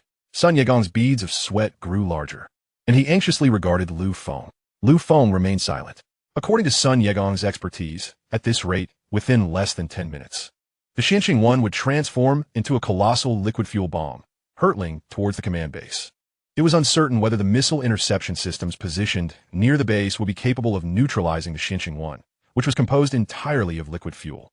Wiping the sweat from his brow, Sun Yegong turned to Lu Feng. Elder Ji, sensing the suffocating tension in the atmosphere, glanced at Sun Qing. "Go check outside." Sun Qing sprinted out. The colossal Xinqing 1 was now visible, having entered the troposphere of Blue Star. The intense friction rendered the craft akin to a fiery meteor descending from the sky, obscured in flames, resembling a massive shooting star hurtling toward the surface, seemingly embodying the wrath of the heavens. Sun Qing shouted, "It's coming in fast." Lu Feng's eyes widened. "Ignite the deceleration engines immediately." Sun Yegong dashed to the control panel, personally taking charge. After a few tense taps, he reported, "There's no response." He reached up to wipe the sweat from his forehead. Lu Feng spoke calmly, "I have designed 3 backup ignition systems. Activate the second and third systems directly." Sun Yegong continued his operations. "The second system has failed." Initiating the third system. As Sun Yegong's words fell, a thunderous roar erupted from the Xinqing 1 beneath the vast blue sky, resembling a conflagration of reverse combustion, as it exploded in a magnificent display of fireworks in the stratosphere. The debris from this explosion, during its descent, was largely incinerated, leaving only a scant few remnants to fall amidst the sprawling expanse of the Wanshan mountain range. One could only hope that it would not ignite a wildfire. Lu Feng stepped outside, gazing at the thick plume of black smoke in the sky, enveloped in a profound silence. Chapter 116. The Grand Plan of Lu Guishu, the ominous prelude to war. The Divine Link System. Observing this scene, Lu Feng remained silent. At that moment, old Ji slowly approached from behind him. "Lu, my boy, I believe this is a fortuitous event." Lu Feng turned in surprise, finding old Ji with a smile upon his face. "I think this is beneficial for Longhua, and for you, Lu Feng." Noting Lu Feng's continued confusion, old Ji elaborated, "Sometimes, an overly smooth journey is not a good thing. Do you know why I feel this way?" Lu Feng shook his head. Old Ji gently maneuvered his wheelchair in front of Lu Feng and said, "Lu, my boy, push me. Let's find a place to have a good chat." Lu Feng, feeling disheartened, was experiencing his first setback since assuming the role of a major project engineer for Longhua. This feeling was unprecedented, akin to receiving a 0 in the college entrance examination. It was also a sensation he had never encountered since acquiring the Epiphany system. He was aware that the knowledge and insights provided by the Epiphany system were undoubtedly accurate. However, practical execution demanded considerable experience and faced numerous unforeseen challenges. Yet, he had not anticipated that the sting of failure could be so profound, especially when he bore the hopes of so many. The sudden emergence of disappointment in the eyes of others was a feeling that was truly ineffable. With a slight bow of his head, Fong began to push Old G's wheelchair toward the woods behind the base. During the selection of this site as the research base for the Xinjiang project, much of the surrounding underbrush had been meticulously cleared, leaving only towering trees. This area served as a sanctuary for the researchers, a place to take leisurely strolls and unwind. As Fong and Old G ambled through, Cheng Yong and Huang Ying trailed behind at a distance. Old G finally spoke. "Lu, my boy, do you know how many times our Longwa's mushroom bomb has failed?" Fong shook his head, having never heard Old G mention it before, nor was it detailed in his childhood textbooks. Old G looked at Fong, holding up a finger. "More than 100 times? Fong ventured. Old G chuckled at this response. "It is not that simple. It has been 100,000 times. Feng's eyes widened in astonishment. "So many times?" "Indeed." Old G nodded. "Over 100,000 failures in our research history is quite normal. Some individuals spend their entire lives on their projects without any progress. The reason lies in the fact that research cannot solely rely on effort. Sometimes we lack that 100,001 SD attempt and a touch of luck." He paused before continuing. "With your emergence, the people of Longwa are enveloped in an unusual excitement. In such a state, mistakes are easily made. For instance, the assassination attempt against you is unforeseen. No one would have imagined that someone from another country would dare to infiltrate Longwa to assassinate such an important figure as yourself, with such a meticulous plan. Therefore, this assassination serves as a warning for all of Longwa. They will become more vigilant regarding your safety. Likewise, your failure in recovering the rocket is also a wake-up call. It indicates that you, Fong, are not invincible. People should not overly mythologize you. This way, the burden upon you will not be as heavy." As Old G spoke, he glanced at Fong, who suddenly stared intently at the sky, lost in thought. Old G inwardly nodded, recognizing that this minor setback might catalyze Feng's growth. However, Fong remained silent for an extended period, leaving Old G unaware of the thoughts swirling in his mind. A silence enveloped them until Old G was oblivious to the fact that, just moments ago, a long-forgotten voice had reverberated in Feng's mind. "Ding! You have gained insight from your conversation with Old G regarding the Alpha Communication Joint Transmission Technology. This allows for ultra-fast data transmission over short distances between satellites. There will be no loss or omission of data. Currently, it can link with up to 100,000 satellites." In the next moment, a torrent of information began to flow into Feng's mind, rapidly and orderly, reminiscent of previous experiences. However, this time the impact was less severe. He merely felt a slight dizziness before regaining his composure. He meticulously pondered the information in his mind, and a bold idea began to materialize. Excitedly, he turned to Old G. Upon meeting Feng's gaze, Old G was startled by the exuberance on his face. Shouldn't he be expressing gratitude and enlightenment after hearing my words? Why does he look so thrilled?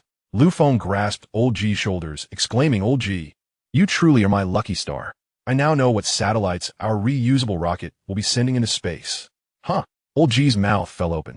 "Were you thinking about this just now?" "Indeed," Fong replied, his face beaming with pride. "Old G, I guarantee you won't guess it this time." Old G, puzzled, remarked, "Though I am an outsider regarding aerospace satellites, I ascend to your goal to land on the moon, and you aim to do so before the Spring Festival. What else needs to be accomplished before that?" Fong smiled. "This matter does not impede our lunar mission. On the contrary, it proves advantageous. Allow me to elaborate. Just now, I meticulously recollected the data from the Xinjiang one. Within that data, I have identified the primary issue." "You found it?" The elder G appeared increasingly perplexed. "Did you truly comprehend all that data flashing across the screen?" "Not only did I understand it all, but I also retained every detail. You analyzed it thoroughly as well." Upon hearing this, Fong was momentarily taken aback. "Indeed, ever since I acquired the Insight system, my memory and comprehension abilities have significantly enhanced. I hadn't noticed this myself until now. However, this is not the time for such reflections." Fong shook his head. "Perhaps the Insight system has subtly transformed my brain, elevating my intelligence and capabilities beyond that of an ordinary individual. Let us focus on the matter at hand. Lu Feng exclaimed with excitement. Elder G, I have discovered that the primary cause of the Shenxing One's malfunction lies in its communications. Regardless of what disrupted the communication this time, it was indeed disrupted. My subsequent plan is to stabilize all communications within our Dragon Nation. This way, even if war were to break out, we could ensure seamless communication. How will you stabilize it? Elder Yi inquired. Lu Feng gestured toward the azure sky behind him. I intend to launch 100,000 communication satellites equipped with Wi-Fi signals into orbit around Blue Star. Chapter 117. 100,000 eyes gazing upon Blue Star. Who dares to move? What? Elder G nearly leapt from his wheelchair in shock. He slammed his hand against the armrest. How many did you say? Lu Feng raised a finger. 100,000. These satellites must be capable of housing nuclear fusion batteries. Besides serving as communication and signaling devices in low Earth orbit, their primary application will be military. As he spoke, Lu Feng pulled out his mobile phone. Elder G, look, here in this mountainous region, we have no mobile signal. Yet with my low Earth orbit satellites, they will continuously traverse the orbit of Blue Star, emitting powerful and stable signals. The 100,000 satellites will interact and reinforce one another. The advantage of this is that we will eliminate any signal dead zones worldwide. Whether you find yourself in the vast ocean, the towering mountains, or the desolate jungles, there will always be a signal. Elder G narrowed his eyes slightly, envisioning such a scenario. Then he quickly grasped the implications. If that is the case, Elder G's chest began to rise and fall rapidly. He took a deep breath and slowly articulated. In that case, our Shenxing series rocket launches will no longer encounter any signal issues. Lu Feng chuckled. Not only that, Elder G, all our military forces in Dragon Nation will no longer face any visual blind spots. You, Elderi instantly comprendet lu fues intention. You plan to equip these densely packed satellites with powerful cameras. They will be able to observe any corner of Blue Star. 100,000 satellites. Yet, Elder G hesitated again. If that is the case, we will need to explain the situation to the cabinet. Moreover, such a large-scale satellite launch will undoubtedly attract international attention. The beautiful country will surely intervene to obstruct us. Lu Feng smiled. Indeed, as expected of Elder G. In fact, I have even devised a name for this satellite network, the Divine Link System. The ultimate purpose of the Divine Link System is to ensure smooth communication between the Moon and Blue Star. Elder G's eyes widened in astonishment once more, and he couldn't help but remark on his advancing age. It seems I am indeed getting old. Lu Feng, after just one setback, has conceived of such fantastical ideas, each more imaginative and far-reaching than the last. If Lu Feng speaks thus, Elder G suddenly awakened. Could it be that you intend to? Elder G stammered in excitement, struggling to articulate his thoughts. Lu Feng met Elder Yi's fervent gaze, calmly nodding. Indeed, Elder G, you are correct. Just then, as both parties were preparing to delve deeper into discussion, Sun Qing approached. She nodded towards Cheng Yong and Huang Ying, who were waiting nearby, before making her way to Elder G and Lu Feng. General Lu, someone is looking for you. Lu Feng replied. Is it Sun Yagong? Is it regarding the recent explosion of the Shenxing One? I will address it shortly. Please inform him that I have identified the cause of the explosion, and we will certainly prevent a recurrence. However, to his surprise, Sun Qing shook her head. It is 3 other individuals. Upon hearing this, Lu Feng's heart stirred, and he immediately deduced who it was. It must be Xiang Hao and Jiang Yuan. He waved his hand to Elder G and said, Elder G, Sun Qing will bring you back shortly. I will check on the situation first. This time, such an incident will not happen again. With that, he hurried out of the woods. On the way back, Lu Feng encountered the flustered Sun Yagong, who bore a grave expression, clearly still shaken by the recent explosion of the Shenxing One. As Lu Feng sprinted past him, Sun Yagong, preoccupied with his thoughts, did not notice Lu Feng until he felt a gentle pat on his shoulder. Lu Feng casually remarked, I have already found the cause. Do not be too hard on yourself. We have a new plan. A new plan? Sun Yagong abruptly lifted his head, only to find that General Lu had already dashed away into the distance. A new plan? Sun Yagong looked quizzically in the direction Lu Feng had vanished, wondering if Lu Guosher had formulated yet another idea. From Lu Feng's demeanor, it appeared he remained unfazed. Truly, he is an unparalleled individual. I must also rally my spirits. With this thought, the previously dim light in his eyes reignited. What I need to do now is to re-examine all the data from the Shenxing and identify the cause, to seek alternatives and preventive measures. In Lu Feng's office, Xiang Hao and the others awaited his arrival. As soon as they saw Lu Feng enter, Wei Qian excitedly opened his laptop. He had dark circles under his eyes, and his face glowed with excitement. Upon Lu Feng's arrival, Wei Qian, disregarding any formal greeting, excitedly pointed at the computer screen and exclaimed, "Chief Engineer Lu, please take a look." Following his gesture, Lu Feng's gaze fell upon the screen, which displayed a series of code characters emerging rhythmically against a black background. It was as though an invisible entity was seated before the computer, diligently typing away to commence the coding process. Lu Feng, somewhat puzzled, opened his mouth to voice a question. However, Wei Qian, seemingly anticipating his inquiry, promptly interjected, whispering, "Chief Engineer Lu, don't rush. Just keep watching." With patience, Lu Feng continued to observe as the code characters on the screen began to slow down progressively, until they eventually came to a complete halt. Lu Feng questioned, "What does this signify? Is the self-replicating program you mentioned earlier now autonomously writing code?" Upon hearing this, Wei Qian immediately raised his palm and exchanged a celebratory slap with Jiang Yuan nearby. "Yes." Meanwhile, Xiang Hao wore a despondent expression, retrieving 200 yuan bills from his wallet and handing them to Wei Qian and Jiang Yuan.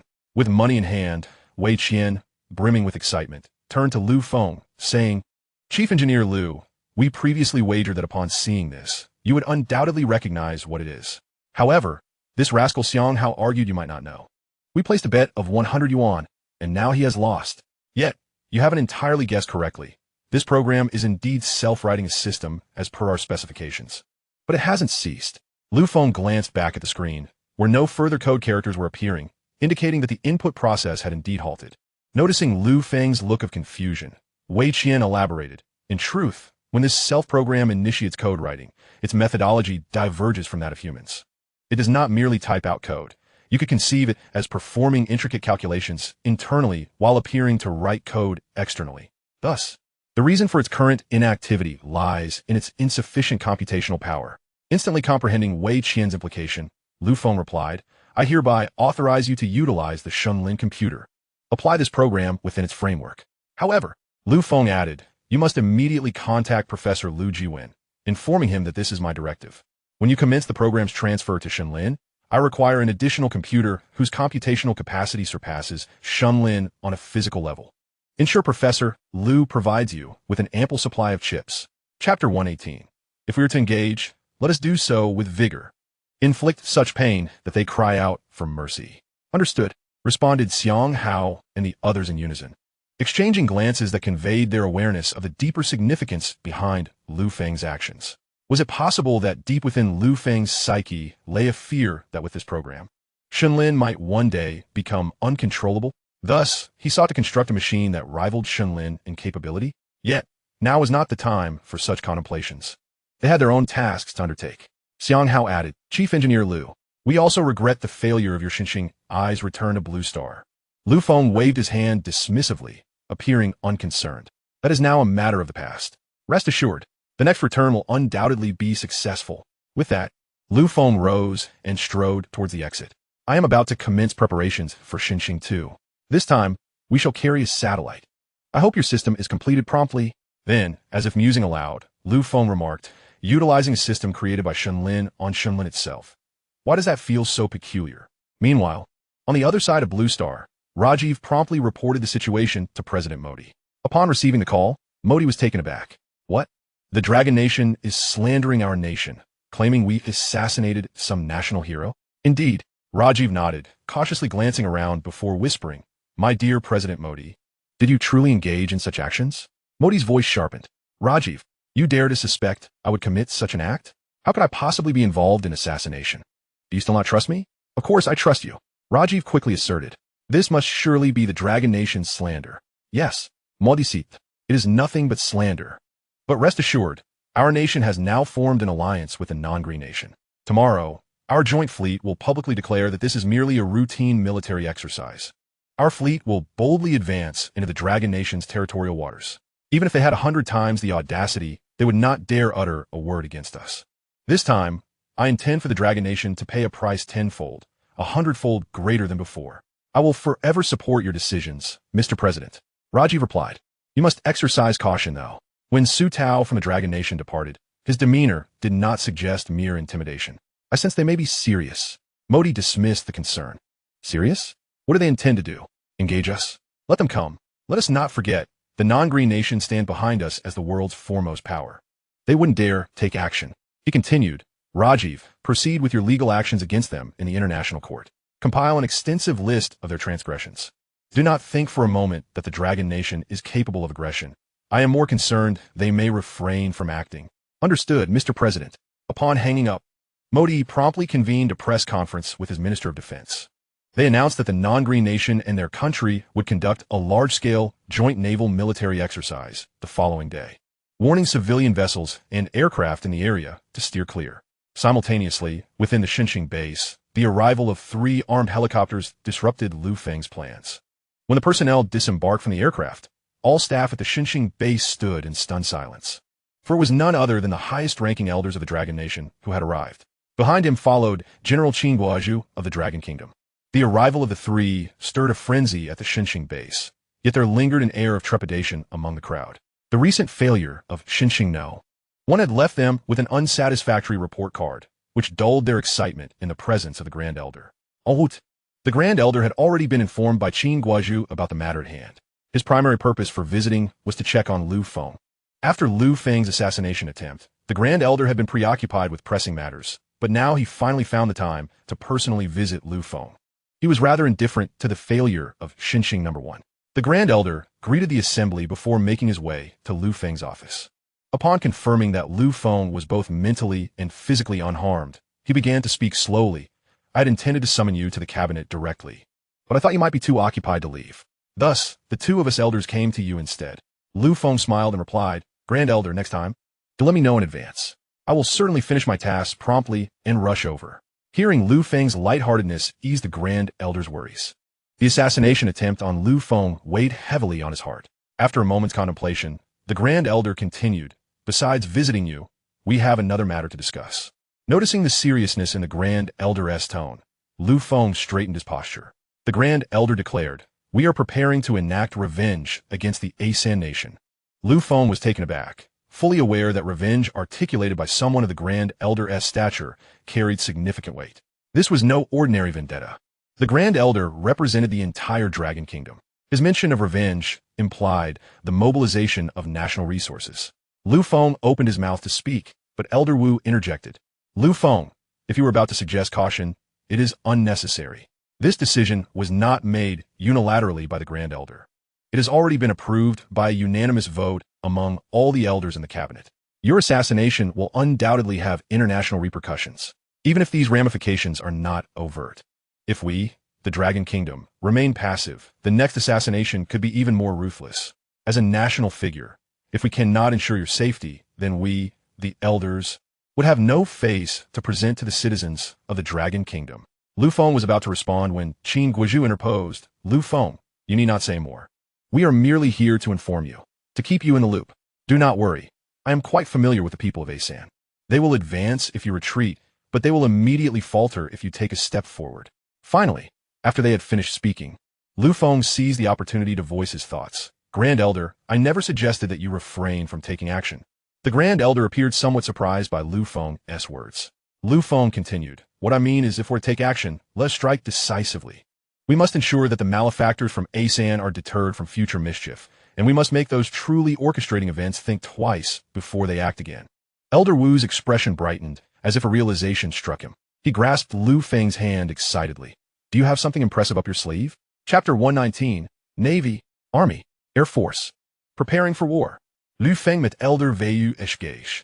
This time, I intend to present a grand gift to the military of the Dragon Kingdom. As he spoke, Elder Ji entered, wearing a smile. He first greeted the Grand Elder and the Second Elder, then acknowledged Qin Guozhu before saying.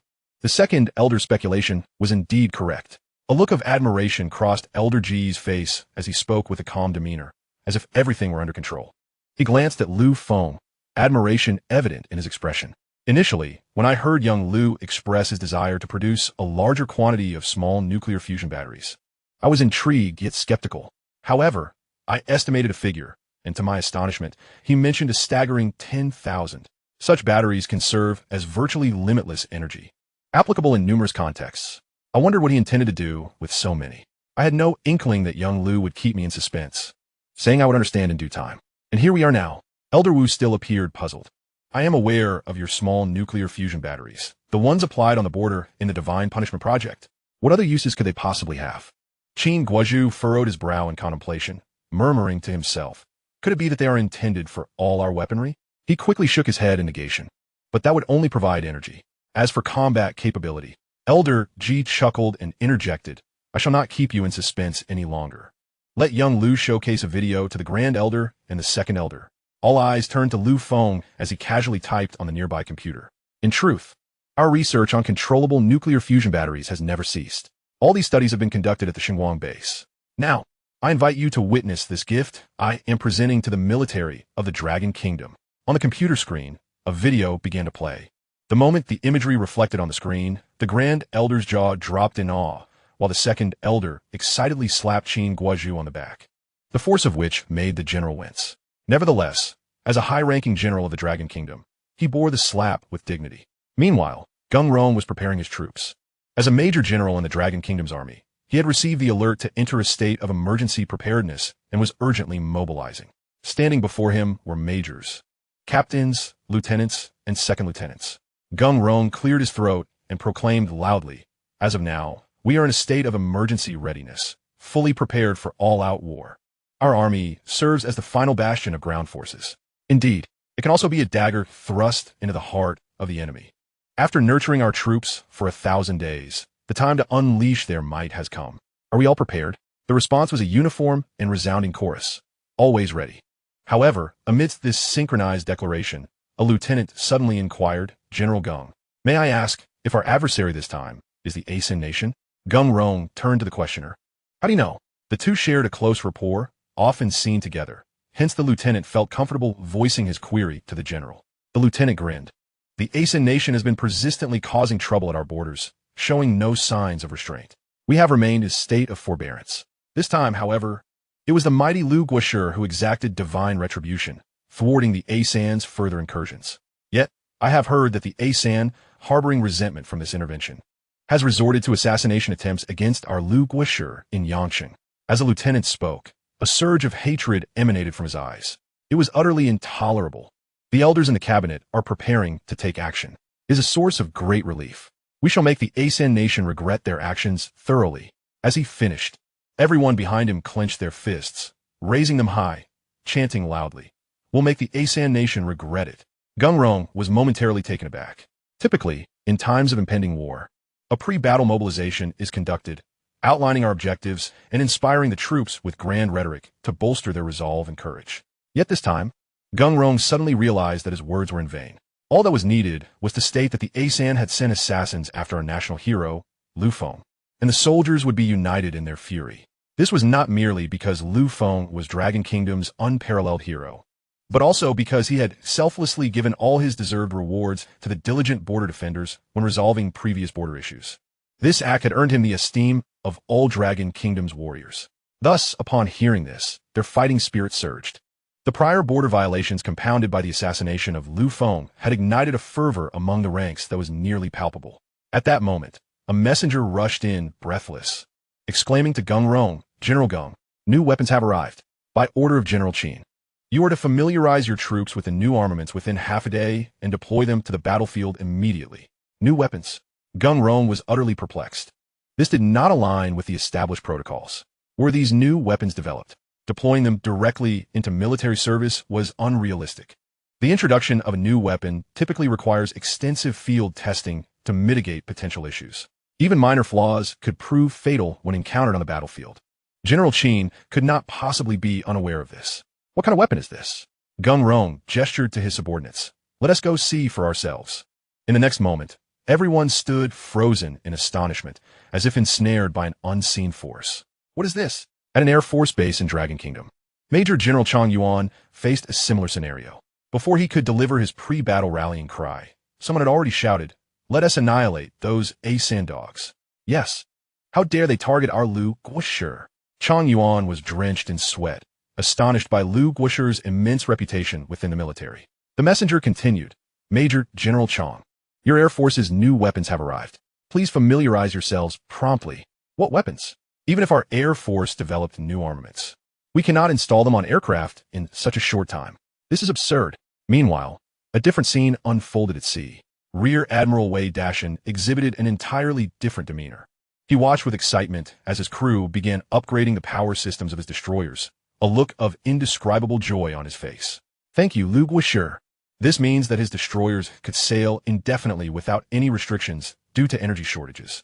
Wei Dashin, a robust figure, rubbed his hands together, his eyes gleaming with anticipation. Please, everyone, work a bit faster.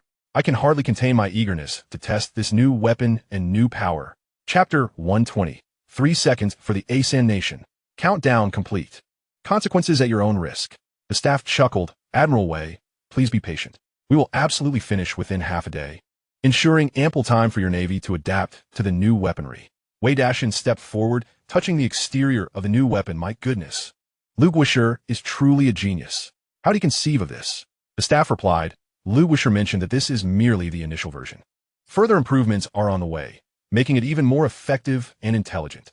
Excellent, excellent. Wei Dashin could hardly contain his joy, adding, and you all will also modify that aircraft carrier, right? One staff member nearly strained his back at this remark, hurriedly responding, Admiral Wei, we can't make extensive modifications, but we will do our utmost. Very well, Wei Dashin replied enthusiastically. The naval officers behind him began to roll up their sleeves, as if they were not about to face a battle, but rather an impending grand banquet. There was not a trace of tension in the air. A day later, in the waters of Dragon Kingdom, a massive fleet emerged on the horizon against the backdrop of a cerulean sky, with the occasional large bird soaring overhead. This fleet comprised a coalition of Asan and non-green nations, featuring a formidable aircraft carrier at its core. The Asan dispatched 24 cruisers, representing their maximum naval strength, while the non-green nation contributed 18 cruisers and 20 frigates. The aircraft carrier was equipped with 42 of the latest fighter jets, all purchased previously by Asan from the beautiful nation. Such formidable strength, of course, was not aimed at waging war against Dragon Kingdom. Their intentions were singular. This is a joint military exercise taking place in the waters of the Dragon Nation. The Third Nation and the non-green nation are conducting this exercise to showcase their strength to the Dragon Nation, making it clear that the Third Nation is backed by numerous allies. With such formidable allies at their disposal, the Dragon Nation is advised to concede. A colossal aircraft carrier, accompanied by an extensive fleet, majestically sails into the waters of the Dragon Nation. At this moment, Colonel Rujima of the Third Nation is situated in the command operations room aboard the carrier, alongside Navy Major Santos from the non-green nation. The latter's presence, being merely a single major, underscores the lack of seriousness attributed to this so-called joint naval exercise, which is primarily orchestrated by the Third Nation. Rujima gestures towards the maritime model before him, stating, we shall engage in a missile assault and defense drill within the waters of the Dragon Nation. One individual nearby interjects, doesn't this seem a bit underwhelming? Rujima's eyes flicker with a hint of derision. Underwhelming? You overestimate the Dragon Nation. Do not assume that their previous incursions at our borders have rendered them formidable. In truth, they are terrified. Observe how they dare only to establish their divine retribution within their own territory. Why? Because they fear provoking us further. We need not take this too seriously. President Modfi's intent is clear. This exercise is merely to intimidate the Dragon Nation into relinquishing their wealth and technology. Major Santos readily concurs, nodding in agreement. The Dragon Nation has only recently acquired wealth and technology. Their foundational depth in military research pales in comparison to ours. We should remain composed. I wager they will. Before he can finish, a low, ominous alarm suddenly blares. What is happening? This alarm signifies the presence of an enemy. Rujima leads the charge out of the command room, and his subordinates promptly hand him a pair of binoculars. Rujima leisurely raises the binoculars to survey the horizon, spotting a fleet from the Dragon Nation approximately 30 nautical miles away. A quick count reveals around 30 escort vessels, lacking even a single cruiser. How laughable. A smirk of derision creeps across Rujima's lips. Before long, the 30 escort vessels come to a halt. Did you see that? Rujima chuckles at Santos. They are frightened. Santos, with his dark complexion, also displays a mocking grin. A bunch of cowards. Just as the two fleets stand poised in confrontation, a small motorboat emerges from the direction of the Dragon Nation.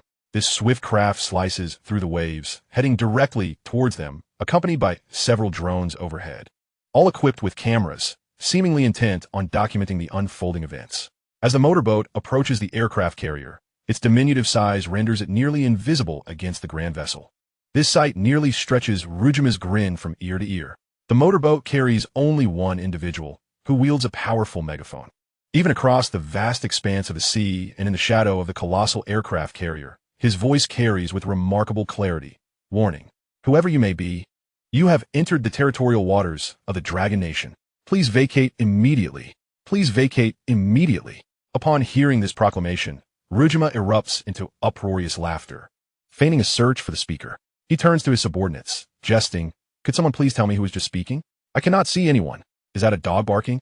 Santos joins in the laughter, as if Rujima had just delivered the world's most amusing joke. At that moment, a naval officer interjects, "Report. The fleet from the Dragon Nation appears to be somewhat unusual. There seems to be something amiss." The officer continues to peer through the binoculars, scrutinizing the distant fleet. What would be different? Merely some missiles and torpedoes, I presume. And look at this. Rujima points ahead. Behold the fighter jets stationed on our carrier. Are they mere toys? Ha, ha. He spits disdainfully onto the ground. You. He points at a soldier. Go and convey a message to the Dragon Nation. Urge them to depart immediately, for we, the Third Nation, are commencing our military joint exercise with a non-green nation. Should they linger too close, they might be harmed by our missiles or torpedoes. And we shall bear no responsibility. Yes, sir. The soldier acknowledges the command and relays Rujima's message. We implore you, Dragon Nation, to depart at once. Otherwise, do not blame us if you are injured during our military exercise. The individual aboard the motorboat seems to be entirely unfazed. He raises an eyebrow and declares, "We shall now commence a countdown. If you have not departed by the time it concludes, we shall take action. The consequences will be yours to bear." The response to this proclamation remains nothing but the raucous laughter of Rujima and Santos. In the next moment, the motorboat speeds away from the vicinity of the aircraft carrier, accompanied by a chilling countdown echoing across the vast ocean. 3, 2, 1. Chapter 121. The Dragon Nation's Unawareness. They must be struck and struck hard before they learn to fear. Within the Xinxing base, Lu Feng observes the satellite model before him, nodding appreciatively. Sun Yagong, standing nearby, feels a profound sense of honor. This time, his satellite design, based on Lu Feng's requirements and preliminary sketches, has received Lu Feng's approval on its initial model, filling Sun Yagong with a sense of validation. Finally, he has earned a nod from Chief Engineer Lu. Lu Feng smiles, saying, "When our Xinxing number 2 returns, all the signals will depend on it." Sun Yagong nods in agreement. "Chief Engineer Lu, your vision is truly imaginative. To have this satellite cover the entirety of low Earth orbit, I can scarcely fathom what such a scene would entail." Lu Feng chuckles. What else could it be? Merely that everyone on Blue Star will be able to make phone calls and access the internet freely from any location. Sun Yagong adds, and in military applications as well. All our communications will be unaffected by the signal tower. This is truly remarkable, Lu Feng exclaimed. It is merely a small step in our lunar exploration program. Furthermore, our progress has now slowed down. At this juncture, Lu Feng suddenly inquired, "Is the Xinxing 2 ready?" "It has long been ready," Sun Yagong replied. "Previously, we constructed 5 models of Xinxing I alone. Now, we have revised the signal reception according to your design and incorporated some new computational methods." "Excellent," Lu Feng responded with a smile. "This time, let Xinxing 2 launch the satellite, and we shall depend on this very satellite to safely return Xinxing 2. What a paradox. Sun Yagong was also amused by this convoluted statement. "Let us proceed. Prepare for the second launch." This time, Lu Feng glanced at the elderly Ji. "Zi Lao, allow me to handle the countdown." Ji Lao waved his hand. "It matters not. I have already called out for Xinxing I. It makes no difference. Let's go." Lu Feng gently pushed Ji Lao's wheelchair outside the launch base. This time, Lu Feng made slight modifications to address the signal issues encountered previously. Monumental Celebration. All preparations were complete. The modestly sized satellite was positioned atop the rocket. In fact, this satellite could be designated as the inaugural unit of the Xinlian project. It would initiate the entire Xinlian program for the Dragon Nation, while also establishing the greatest assurance for communication between Blue Star and the Moon. Observing the colossal body of the Xinxing 2 rocket, Lu Feng felt a tinge of nostalgia. It had been merely a few days since the launch of Xinxing I, during which so much had transpired. At this thought, Lu Feng suddenly sensed a hand resting on his shoulder. Turning to look, he found Ji Lao's encouraging expression, gently nodding to signal him to commence. Lu Feng steadied his thoughts, gazing at Xinxing 2. Into the intercom, he declared in a deep voice, "Xinxing 2, prepare for ignition and launch. Are we ready?" The intercom's response was crystal clear. "We are ready," Lu Feng announced. "Countdown begins. 10, 9, 3, 2, 1. Boom! A pale blue flame erupted from the rocket's base, billowing enormous clouds of smoke and mist, momentarily obscuring the sky. Meanwhile, on the vast ocean, the countdown for the Dragon Nation's speedboat had concluded. 3, 2, 1. All of the Dragon Nation's escort ships began to turn their bows. It seemed they intended to flee. A soldier from Sand Country raised his binoculars and said, "Colonel, the Dragon Nation is changing direction. They might be retreating. See, I told you." Liu Jimar nudged Santos beside him, smirking. "These dragon folks are cowards. Upon seeing our massive aircraft carrier, they're already frightened." However, something seemed amiss. A soldier nearby suddenly remarked, "What seems off?" Liu Jimar demanded sharply. "Their fleet is acting strangely. It appears that." The observing soldier seemed ensnared in confusion, struggling to comprehend the movements of the Dragon Nation's fleet. They seemed to want to escape, yet they were not fleeing. In a moment of disarray, the soldier blurted out, "They are facing each other." "What do you mean by facing each other?" Liu Jimar snatched the binoculars from the soldier. After a brief observation, he was somewhat perplexed. However, he had seen something on the deck of the Dragon Nation's fleet. He declared, "I understand. The Dragon Nation has installed the Divine Punishment System on their fleet." "Damn," Liu Jimar cursed. "They actually mounted that thing onto their fleet. What the hell?" Santos, who had been in Fagua, was oblivious to what Liu Jimar referred to as the Divine Punishment System. Liu Jimar explained, "It is a high-powered laser system. The Dragon Nation now possesses controllable nuclear fusion, and they seem to have developed a laser tower with nearly limitless energy. They refer to this tower as Divine Punishment. It symbolizes divine retribution. After all this time, it turned out they had mounted the device on their ships." Liu Jimar concluded this action to be utterly foolish.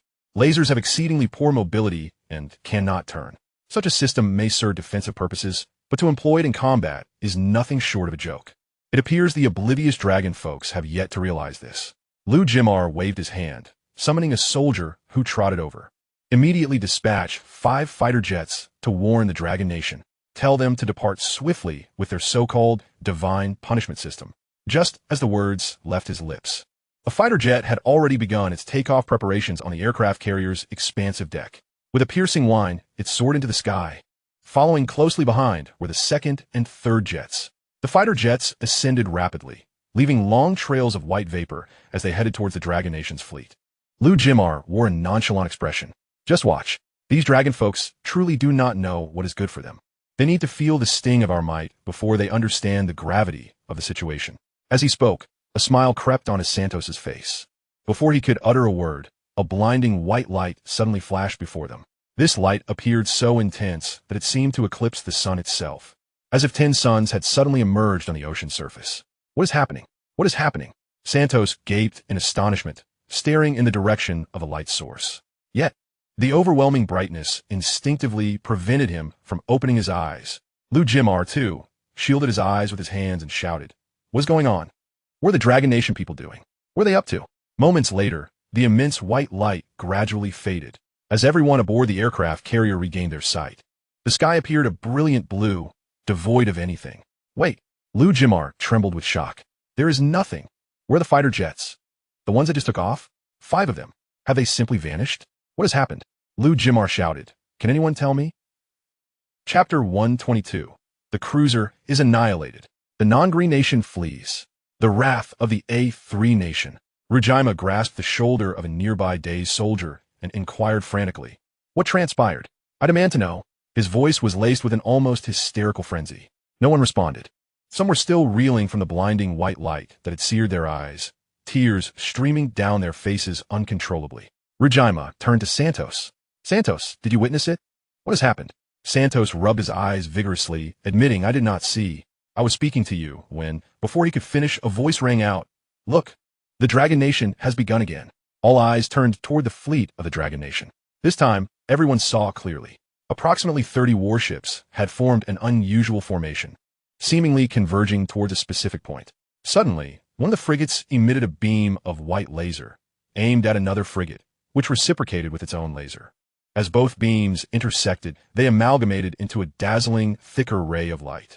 The other frigates followed suit, their white lasers merging and expanding in the air, bending and converging anew, growing ever larger. With a few more twists, the white light became so brilliant that it was nearly impossible to behold. This immense radiance, reminiscent of an ancient deity's gaze, bore the chilling aura of death, swiftly approaching the A3 nation's vicinity. In an instant, the white light collided with a massive cruiser, and within a fraction of a second, this formidable vessel, which could only be described as terrifying, was cleaved asunder before their very eyes, vanishing in a pristine half, as though struck by a divine sword. Some unfortunate soldiers were left with only their upper halves, mouths agape in silent screams. The air hung heavy with a wisp of faint white smoke, as if to declare that this colossal cruiser had once existed in its entirety. A chorus of horrified cries erupted from the remnants of the cruiser, spreading like a contagion to the others. Panic ensued as soldiers disregarded orders and their duties. Leaping into the sea, Rajima felt the veins in his forehead throb. His eyelids twitched uncontrollably. What on earth is happening?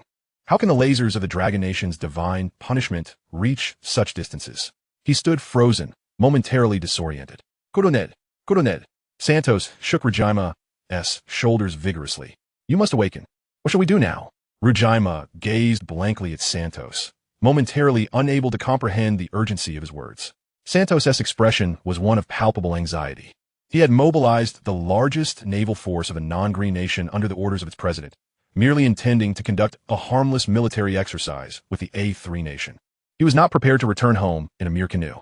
Santos shouted, Colonel, if you do not take immediate action. Before he could finish, another blinding white light flashed, eclipsing even the sun. In a near-silent instant, the preceding massive cruiser vanished entirely, as though it had never existed. Their divine punishment lasers could stack upon one another, amplifying their destructive power. In that moment, Rajima's mind seemed to clear. The realization struck him. But what good was this knowledge? Santos interrupted his thoughts. What do we do now? I propose a swift retreat. Let us exit the territorial waters of the Dragon Nation. There may still be a glimmer of hope. No, Rajima shouted vehemently. The recently obliterated cruiser belonged to the A3 nation. He could not return without a satisfactory explanation to President Modu. Rajima commanded his subordinates, all personnel, heed my orders. Direct all fire towards the Dragon Nation's fleet. Coronel, think this through. Santos implored, attempting to dissuade him. Forgive us, but the non-green nation cannot accompany you. With that, Santos gestured to his crew, ordering, our fleet shall withdraw immediately. At the sound of his command, the non-green cruisers began to turn about, and a large white flag was raised upon each vessel. Santos knew the Dragon Nation would observe this, and the flags would denote their identity. Rajima was spiraling into madness. But Santos could not allow himself to be dragged down with him. This was no jest. Having witnessed the combined might of the Dragon Nation's divine punishment, Santos felt no desire to engage in conflict. He merely wished to return swiftly, preserving the maritime strength of the non-green nation, and report the events to his president without delay. Immediately, at once, cease all cordial relations with the A3 nation. We must hasten to apologize to the Dragon Nation. With that thought, Santos gazed skyward, murmuring, may it not be too late. Meanwhile, aboard the opposing Dragon Nation fleet, Major General Wei Dashin rubbed his hands together, pondering. Have the A3 forces retreated? An observing subordinate promptly reported, the non-green fleet has departed, raising white flags. Good. Wei Dashin nodded. The non-green nation has shown prudence by not engaging and has retreated swiftly. Thus, our experiment comes to a close. Bring forth our cruisers. Yes, the subordinate affirmed. The previous coordinated laser display had merely been a preliminary experiment. Wei Dashin sought to ascertain the combined might of over 30 vessels of divine punishment. Now that he had witnessed their potency, he was ready to unleash the full force of the cruiser's divine weaponry. Each cruiser is equipped with 8 colossal towers of divine retribution, rendering their appearance somewhat peculiar. An enormous vessel seemingly encircled by these white monoliths. At that moment, the subordinate shouted, report. The opposing cruiser has launched missiles at us. Wei Dashin furrowed his brow. How audacious of them to retaliate. He raised his gaze to witness the fleet from the neighboring nation unleashing a barrage of missiles towards them. In an instant, the sky was filled with missiles. Obscuring the sun. Chapter 123. Let the ants witness the power of the divine. Within the divine motion base, azure flames generated immense thrust, propelling the grand divine motion 2 back into the sky, breaking free from the shackles of gravity, carrying humanity's long-held dreams and hopes, and soaring into low Earth orbit. In the observation hall, Fong calmly issued commands to initiate satellite separation. As his orders were relayed, the satellites initially housed within Divine Motion 2 began to detach gradually. Lu Feng's divine chain satellite unfurled its thruster wings. Unlike conventional satellites, this particular satellite diverged from all others on Blue Star. It lacked expansive solar panels resembling wings. Instead, it was powered by a compact nuclear fusion battery, rendering its energy supply virtually limitless. As the satellite commenced transmitting its signals, Lu Feng asserted, "Send the command directly." Divine Motion 2 is to begin its return journey immediately. Indeed, this time, Lu Feng intended for Divine Motion 2 to return directly from outer space, maintaining vigilance over all information and data throughout the journey. At that moment, Sun Qing handed over a tablet. "Director Lu, our Dragon Nation is engaged in combat with the neighboring nation in the offshore waters." This statement instantly captured the attention of Lu Feng and Elder Ji, both of whom turned their eyes to the tablet. The screen displayed an aerial view of the entire sea surface, where a plethora of rockets trailed long white smoke as they rapidly surged toward Dragon Nation. This scene resembled something out of a Hollywood blockbuster, as if a cinematic spectacle had unfolded before their very eyes. Elder Ji involuntarily held his breath, glancing at Lu Feng. "Young Lu, it seems our elders are genuinely enraged this time. Yet, the neighboring nation shows no signs of retreat." With a note of concern, Elder Ji added, "Will your divine retribution system truly perform as you have claimed?" A confident smile crept across Lu Feng's lips. "Elder Ji, just watch." Both men directed their attention back to the screen as the countdown for Divine Motion 2's return began to resonate in the background. Divine Motion 2 is commencing its return. 3, 2, 1. The live footage from the tablet showcased real-time images captured by drones at the forefront. This footage was also visible to a select few within Dragon Nation, including all military officials and the 10 elders currently in the cabinet. The Grand Elder scrutinized the scene before him, his heart racing despite the distance of over 1,000 kilometers from the battlefield. The second elder, filled with excitement, hoped fervently that Lu Feng's strategy would prove effective. The Grand Elder remarked, "I trust that Lu Feng would not jest with such a matter of national significance." However, as a multitude of missiles hurtled toward Dragon Nation, the visual impact far surpassed that of any ordinary film. Even Wei Dashin, who found himself amidst the chaos, felt a surge of alarm. He had not anticipated the neighboring nation would strike so boldly. It was possible that the earlier display of laser convergence had instilled fear in them, prompting an impulsive declaration of war. Wei Dashin commanded his subordinates, "Activate the defense system." All of this unfolded precisely as Lu Feng had anticipated. As before, the first frigate initiated its laser fire, subsequently merging its beams with those of the second frigate. Then came the third and the fourth. The blinding white lasers darted like mischievous sprites among the 30-plus frigates. Although it might have seemed slow, the speed of light meant that within a mere microsecond, all the lasers converged. Yet this time, the lasers did not amplify nor culminate into a singular beam of retribution. Rather, they intertwined densely, forming a colossal net of white light. This luminous web was so tightly woven that even a mosquito would struggle to penetrate it. Thus, it appeared out of thin air, enveloping the Dragon Nation fleet like a vast protective shield. Almost instantaneously, the missiles from the neighboring nation collided with the light net, extinguished like moths drawn to a flame, vanishing without a trace as if they had never existed, dissipated by the overwhelming energy. Oh! The soldiers aboard the Dragon Nation fleet erupted into jubilant cheers. This marked their first close encounter with the Divine Retribution Defense System devised by Lu Guoshi. Just moments before, when the enemy missiles approached, they had yet to activate the interception system, and all were left breathless for Wei Dashin. It was astonishing how deeply he trusted Lu Guoshi, fully believing in Lu Feng's capabilities as he activated the defense system he had ingeniously created. This network of light woven from lasers could withstand virtually any military assault. Witnessing the spectacle, Wei Dashin clenched his fists. "Lu Guoshi, from this moment forth, I am your devotee. You Lu Feng are my greatest idol." In the next instant, Wei Dashin shouted, "Bring forth a counterattack." The cabinet meeting room erupted in a wave of fervent cheers. Even the Grand Elder could not contain himself, rising to his feet. "Remarkable. I have never witnessed such an impressive defensive maneuver." To everyone's astonishment, Lu Feng had ingeniously managed to configure the lasers into a formidable defense system.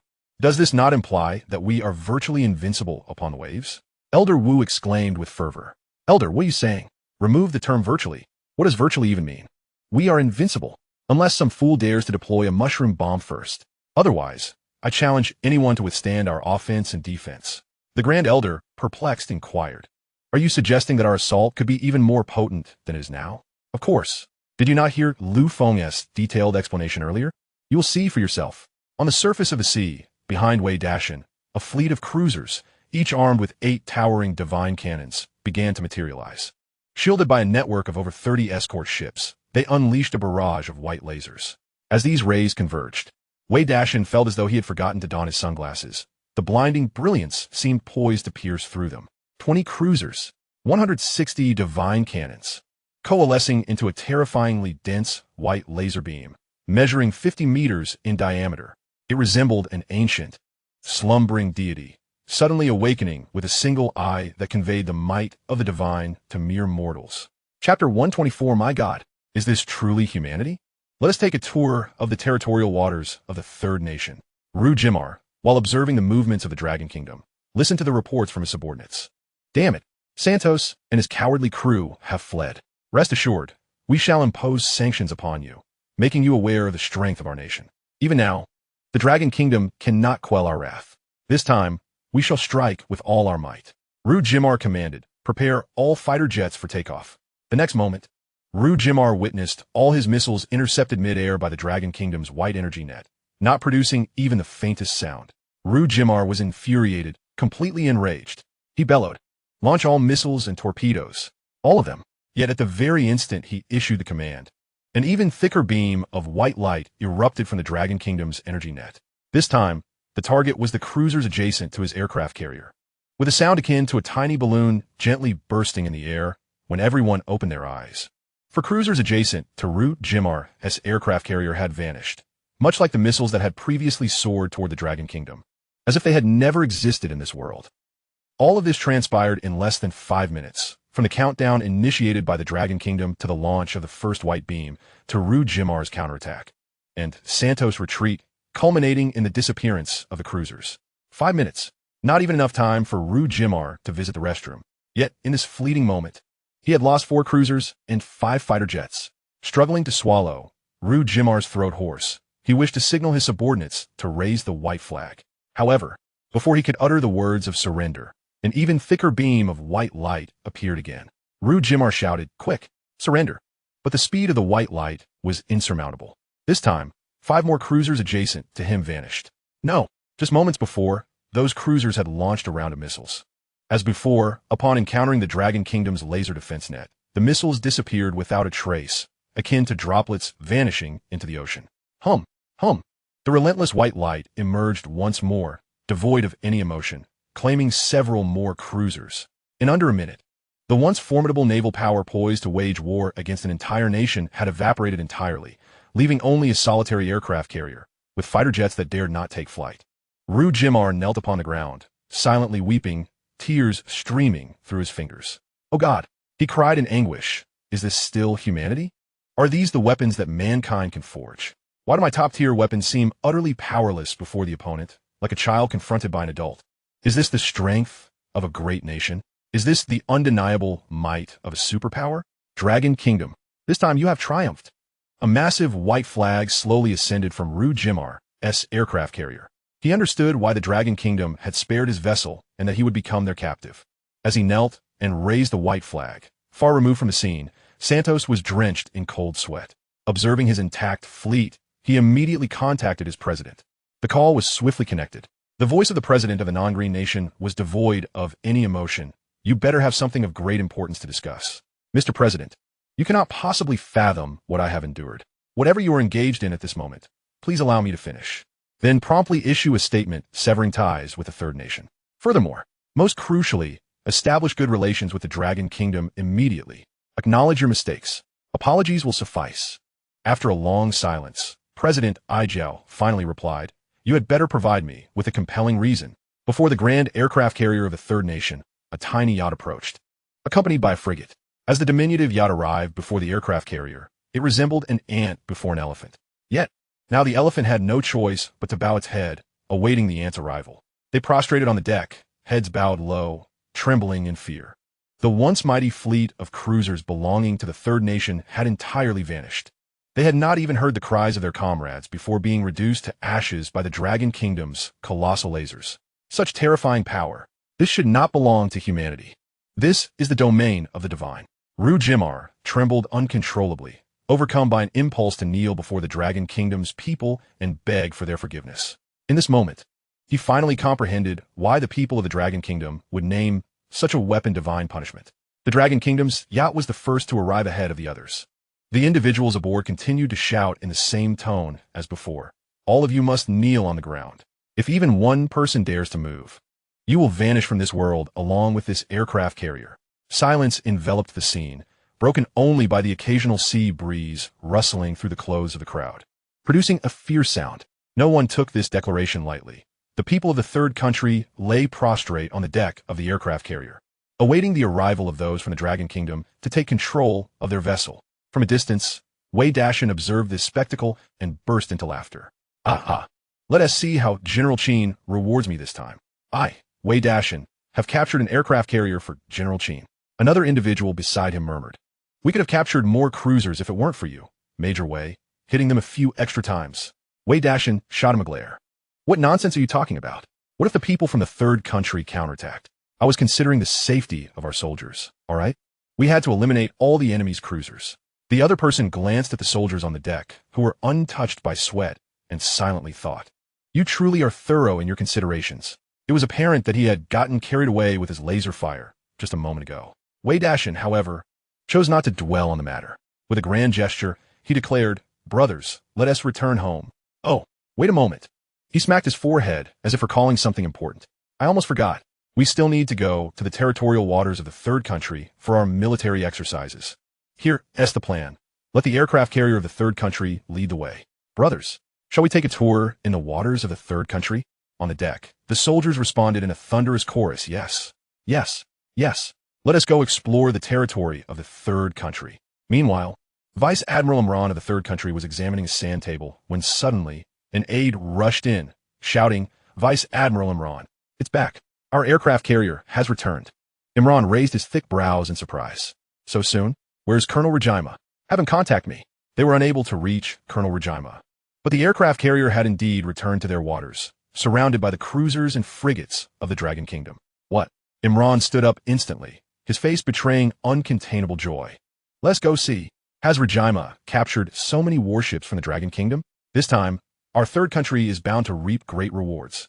However, the elation on Imran's face did not last long, for he noticed that the aircraft carrier of his country was not following his orders to remain stationary, but was instead heading straight towards the port of the third country. Something felt amiss. A lieutenant nearby remarked, Previously I saw the fleet of the non-green nation pass by, without a word. Even when we attempted to make contact, they said nothing. This situation might not be right. Imran snatched the radio from a nearby communicator and yelled into it. Rajima, Rajima, respond immediately. This is Vice Admiral Imran.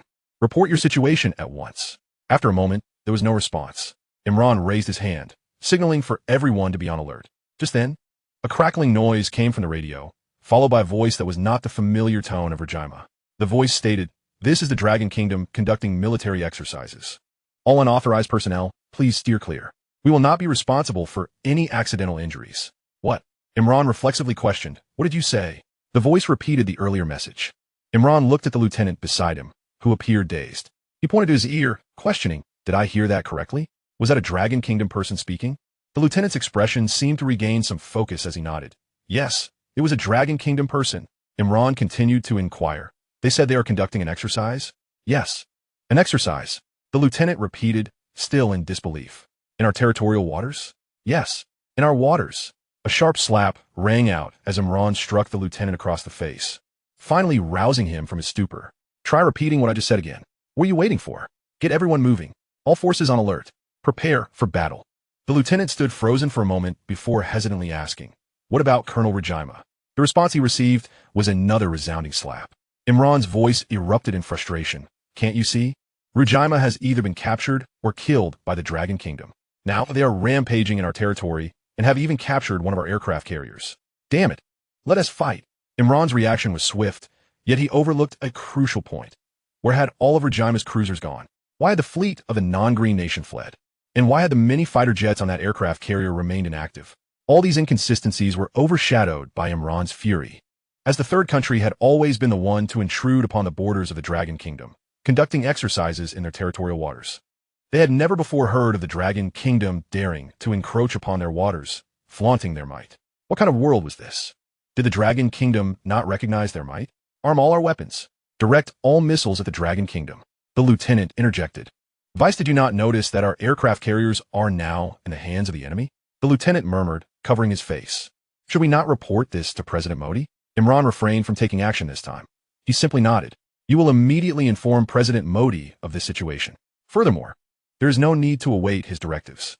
This is the territorial sea of our nation, Asan. We possess the right to defend our waters. We may directly engage and fire upon any enemies that intrude into our territory. At this point, Imran's countenance was still filled with indignation. Fire. With that command, all the defensive missiles and cruise missiles soared into the sky, heading towards the fleet of Long Nation. Observing the trajectory of these missiles, it was clear they avoided targeting Asan's own aircraft carriers, focusing solely on Long Nation's cruisers and frigates. In the face of the enemy's formidable barrage, Wei Dashin laughed nonchalantly to his subordinates. Look at this. This is the true face of Asan. When they encroached upon our territory, we at least granted them a chance for a warning. They, on the other hand, have opted for direct confrontation.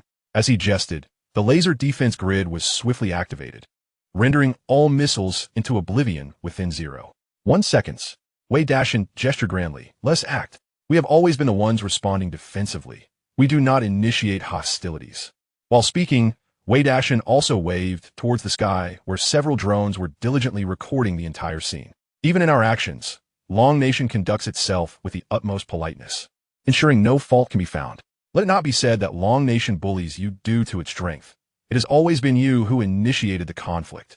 It was as if he were musing to himself. In the next moment, Wei Dashin declared loudly, Long Nation has an ancient saying, to receive without reciprocating is impolite. Since the enemy has sent so many missiles our way, let us return the favor. As his words fell, a blinding white light erupted, as if it consumed all that existed in the realm. Within the presidential office of Asan, President Modi was engaged in a meeting with several ministers. He was elucidating the purpose of the current exercises with the non-green nation. This exercise serves to instill a sense of deterrence against Long Nation, to quell its audacity, and to regain some dignity after our previous setbacks at the border. Indeed, the Minister of Defense nodded in agreement. Otherwise, other nations might perceive us as easy prey. The Minister of Economy furrowed his brow. While President Modi's intentions are commendable, must we truly supply the non-green nation with such a substantial arsenal and funds? It seems rather counterproductive. Modi interjected decisively. Minister, you are overthinking it. All our expenditures will be reclaimed from Long Nation. Rising to his feet, Modi met the gaze of his audience.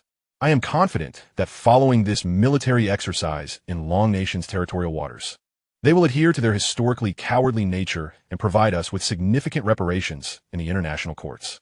Let's not forget, we are the ones who have suffered losses of over 500 personnel. The others in the room nodded in quiet assent. It appeared President Modi possessed a certain logic. At that moment, the conference room door was abruptly thrust open, and the secretary rushed in, drenched in sweat. President Modi, this is dire. Dozens of our cruisers are missing. Modi's lips curled into a nonchalant smile.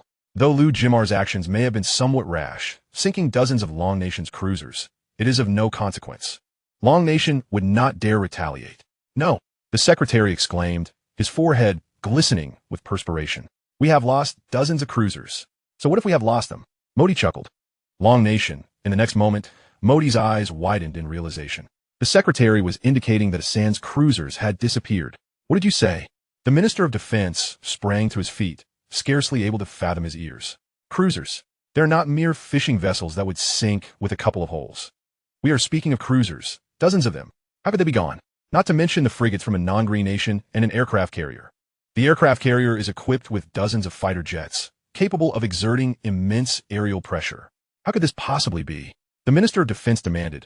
What is the situation? Modi was momentarily speechless, unable to process the gravity of the situation. Upon hearing the minister's words, his mind was a whirl. Dozens of cruisers vanished. Did Long Nation dare retaliate? Did they not fear our response? Did they not fear the powerful nation behind us? What on earth was happening? Amidst the tumult in his mind, he heard his secretary's voice echoing in the now silent conference room. Long Nation has captured our aircraft carrier, and the non-green nation's forces have fled with their fleet.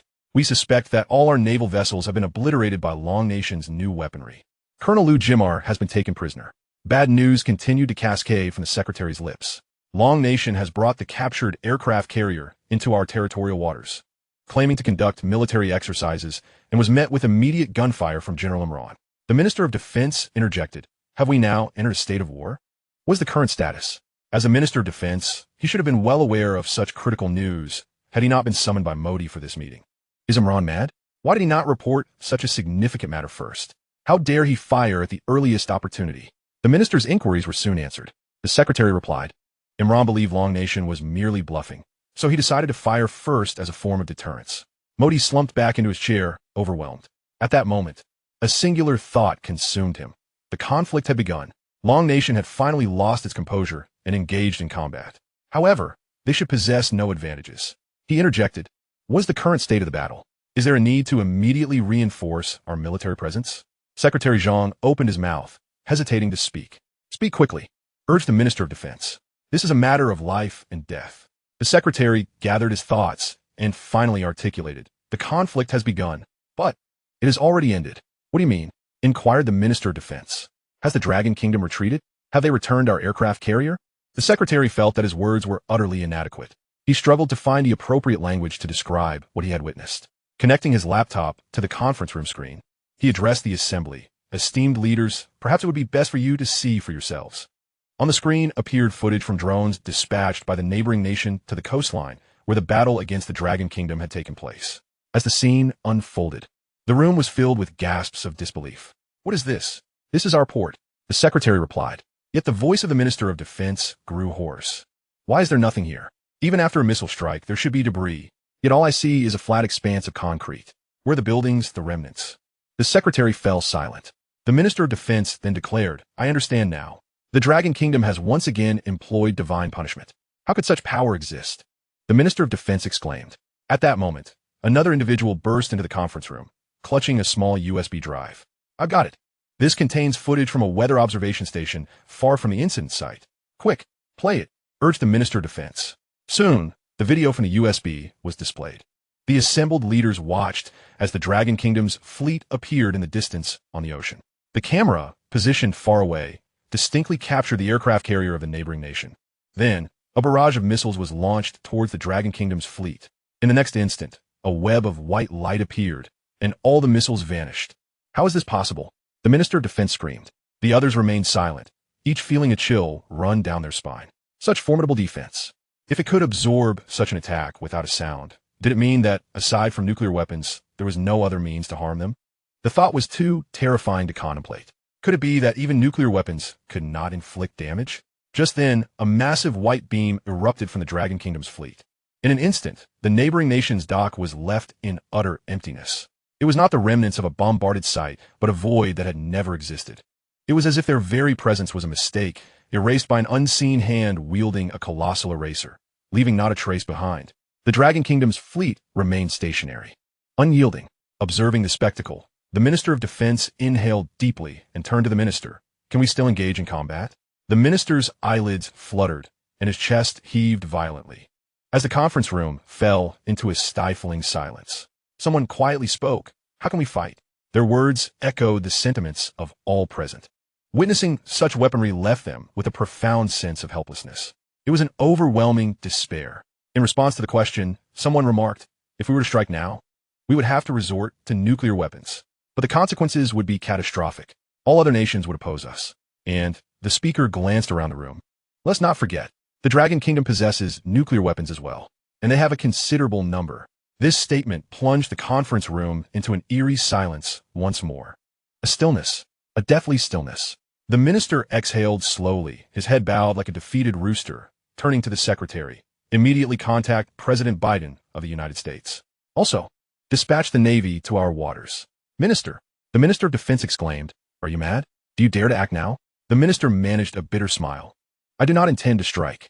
I merely wish to inquire what conditions the Dragon Kingdom might have." Chapter 127. We did not capture the neighboring nation's aircraft carrier. We inadvertently retrieved one. The minister continued, pausing slightly. "This time, whatever conditions the Dragon Kingdom might have, we, the neighboring nation, are willing to compensate." The secretary appeared stunned.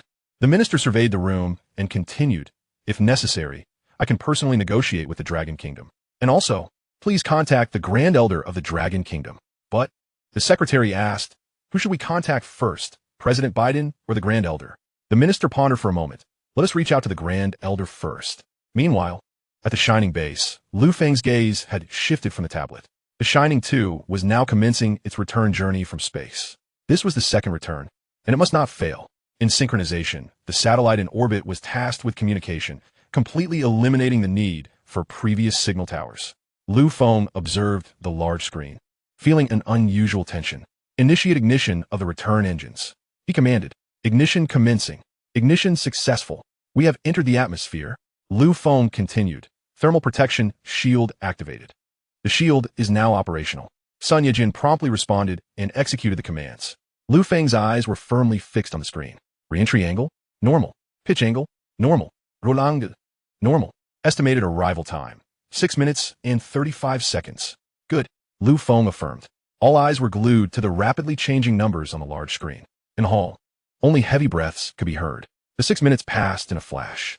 As the countdown reached 1 minute, apart from Lu Feng and Sun Yejin, everyone else had fled the hall, for the Shining 2 was now visible outside.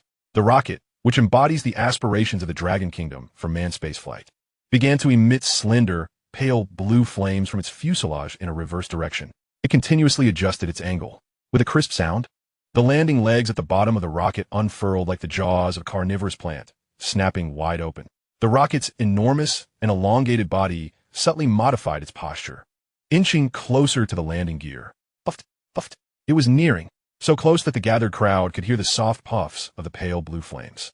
It was as though witnessing a miracle reminiscent of a film being played in reverse. The Xinxing 2 gracefully returned to the landing gear, as if it had never departed, except for the satellite atop the rocket, which had successfully been placed into orbit around Blue Star. Oh! A cheer erupted from the crowd.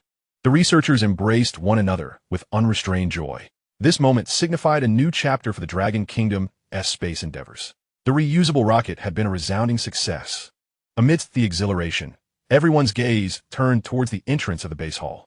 Lu Feng emerged slowly, a smile gracing his face, closely followed by Sun Yegong.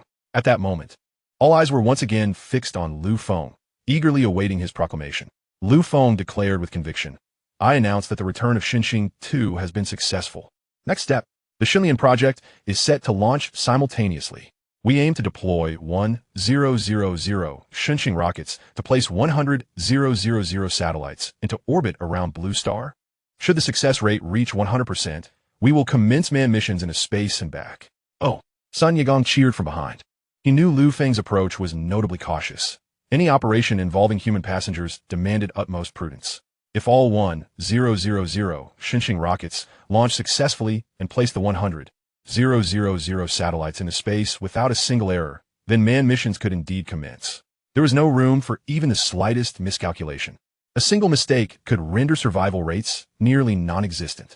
After Lu Feng finished speaking, he urged, Now, let us exert ourselves further.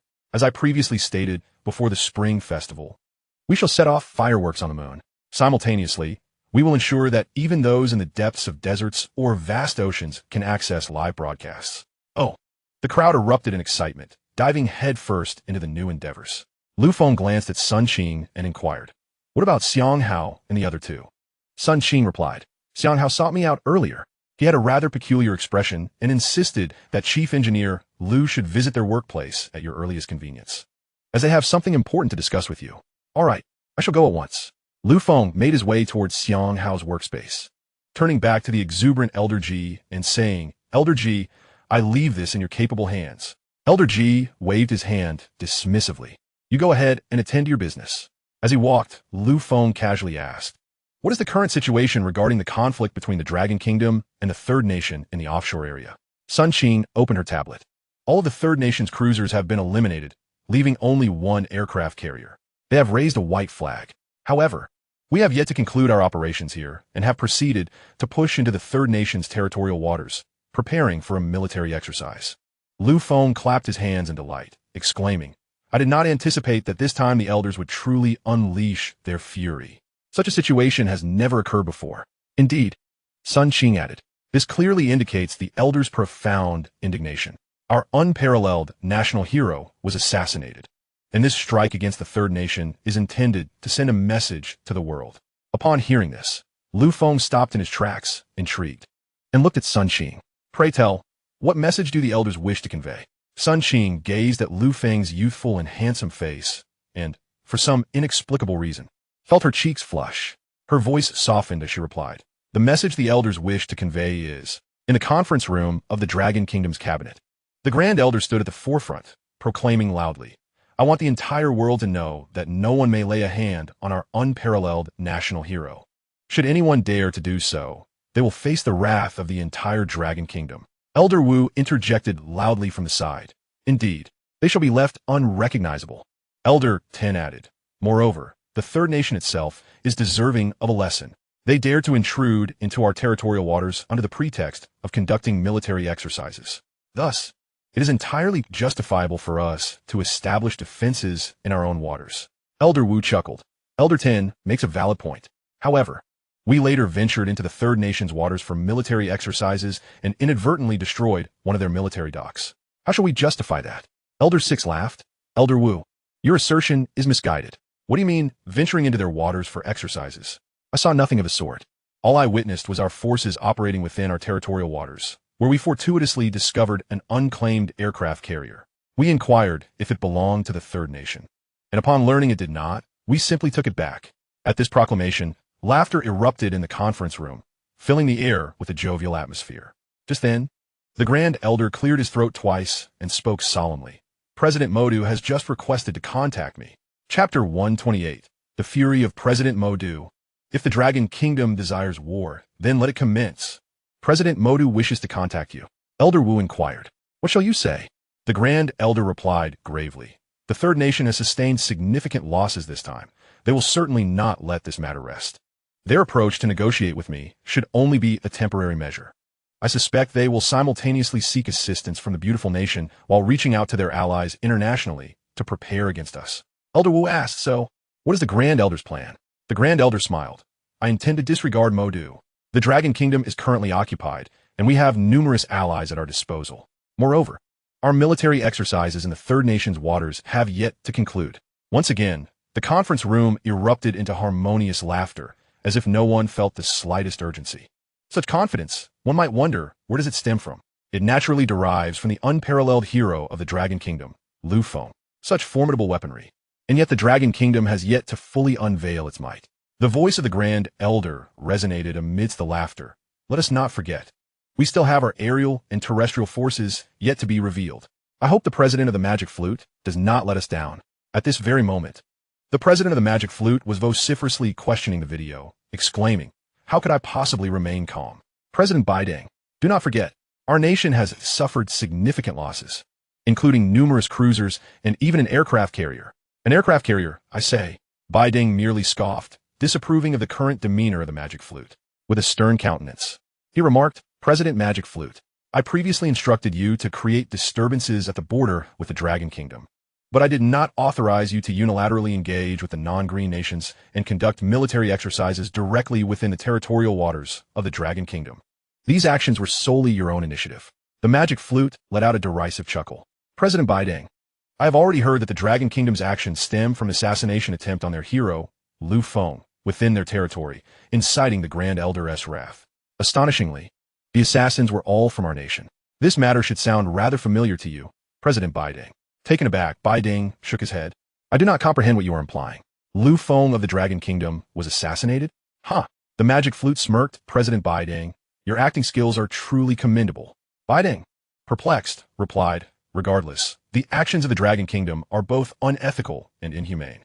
This seems to be the precursor to a war. As the guardians of world order, our esteemed nation will not remain passive." "Do not rush," Baideng continued, lifting his coffee cup and taking a measured sip. "I shall convene a meeting of our allies to discuss this matter. On another note, President Magic Flute, I suggest you engage in dialogue with the Grand Elder of the Dragon Kingdom to ascertain their demands. After all, there is seldom a matter that cannot be negotiated." The Magic Flute, upon hearing this, became increasingly agitated, exclaiming, "I wish I could. The problem lies in the fact that the Grand Elder refuses to communicate with me. His secretary claims he is preoccupied. Presently, numerous nations are vying to collaborate with him on chip technology. This revelation intensified Bai Deng's sense of urgency. He hastily terminated the call, preoccupied with strategizing with his Congress. It was imperative to prevent the Dragon Kingdom from leveraging its chip technology to garner support from other developed nations, as this would jeopardize the standing of our esteemed nation on the global stage. As for the issues facing the nation of A3, that was not a concern for President Bai Deng at this moment. The magic flute, however, found himself filled with regret, lamenting his adversarial stance against the Dragon Kingdom. What infuriated him most was the sudden emergence of the Dragon Kingdom's might. For the first time since taking office, the magic flute felt utterly disoriented. Meanwhile, on the other side of Blue Star, in a hotel not far from the International Court, Rajiv gently knocked on the door. A voice from within, Su Tao's, inquired. "Who is it?" Rajiv cautiously responded, "Minister Su. Is I, Rajiv from A3. Su Tao acknowledged with a sound, and the door creaked open. "What brings you here, Mr. Rajiv?" Rajiv, adorned with a smile, replied, "I do not presume to instruct.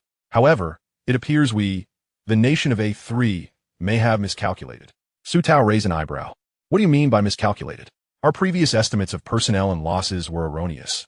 We have not suffered as many fatalities as anticipated, and the damages are minimal." If the Dragon Kingdom is willing to provide 5-nanometer chip technology before Rajiv could finish, Su Tao abruptly shut the door, a cold voice emanating from within. "Mr. Rajiv, you may not yet be fully awake. I suggest you return and catch up on your sleep. Your dark circles are quite pronounced." Rajiv, nearly grinding his teeth in frustration, had already received a call from President Magic Flute instructing him to mend relations with the Dragon Kingdom at the International Court, while simultaneously softening his demands and extending an olive branch. He also hoped Su Tao would communicate to the Grand Elder the necessity of withdrawing their fleet from A3's waters. Yet, Rajiv was evidently harboring his own intentions. He remained unaware of the current situation in A3, for such a state of conflict, if not publicly disclosed, would be challenging to disseminate swiftly. The disappearance of dozens of cruisers could not be revealed to the populace without inciting widespread panic. Thus, Rajiv was temporarily oblivious to the specifics. Upon receiving President Magic Flute's orders, he unilaterally decided to marginally lower his conditions, only to be met with a brusque dismissal. Enraged, Rajiv departed and immediately called President Magic Flute, embellishing the account of Su Tao's arrogance. After hearing this, Magic Flute was seething with rage. He summoned his Minister of Defense and, unusually, produced his pipe, igniting the tobacco and taking a deep drag. "It seems it is time to demonstrate our strength. We must bolster our defenses at sea and promptly deploy our ground forces, as well as our air force, commencing from the borders of the Dragon Kingdom." The Minister of Defense responded, "However, the borders of the Dragon Kingdom are currently fortified with the Tower of Divine Punishment. We cannot approach." Magic Flute sneered. "How can you still hold the title of Minister of Defense? Perhaps you should reconsider your position. Do you not realize that the Tower of Divine Punishment cannot thwart aerial forces? We can airdrop our valiant soldiers directly." A chilling undertone permeated Magic Flute's voice. "If the Dragon Kingdom seeks war, then so be it. I can assert with utmost certainty that they will achieve their objective." Chapter 129. The scale of this war is beyond measure. The controlled nuclear fusion of the celestial patterns. Within the VIP ward of a hospital in Yang City, an entire floor had been secured for the patients lying within, who were none other than it was indeed Xia Fei who took a blade for Lu Feng. At that moment, the assassin's strike was a mere 2 centimeters from her heart. Had it deviated just slightly more, Xia Fei would not be peacefully resting in a hospital now. Qin Guozhu directly arranged for the most esteemed physician from the military to attend to her, a general from the Dragon Kingdom. Amidst the impending conflict with the A3 nation, he personally oversaw the execution and arrangement of Xia Fei's surgery. In truth, Xia Fei understood that this preferential treatment was granted solely because she had shielded Lu Guoshi, a paragon of the Dragon Kingdom, from harm. It would not be an exaggeration to claim that she had saved Lu Feng's life. Thus, any privileges she received were willingly bestowed by the Dragon Kingdom. Moreover, Xia Fei's recovery was remarkably swift. Her manager, who had been by her side for many years since her debut, stood vigilantly nearby.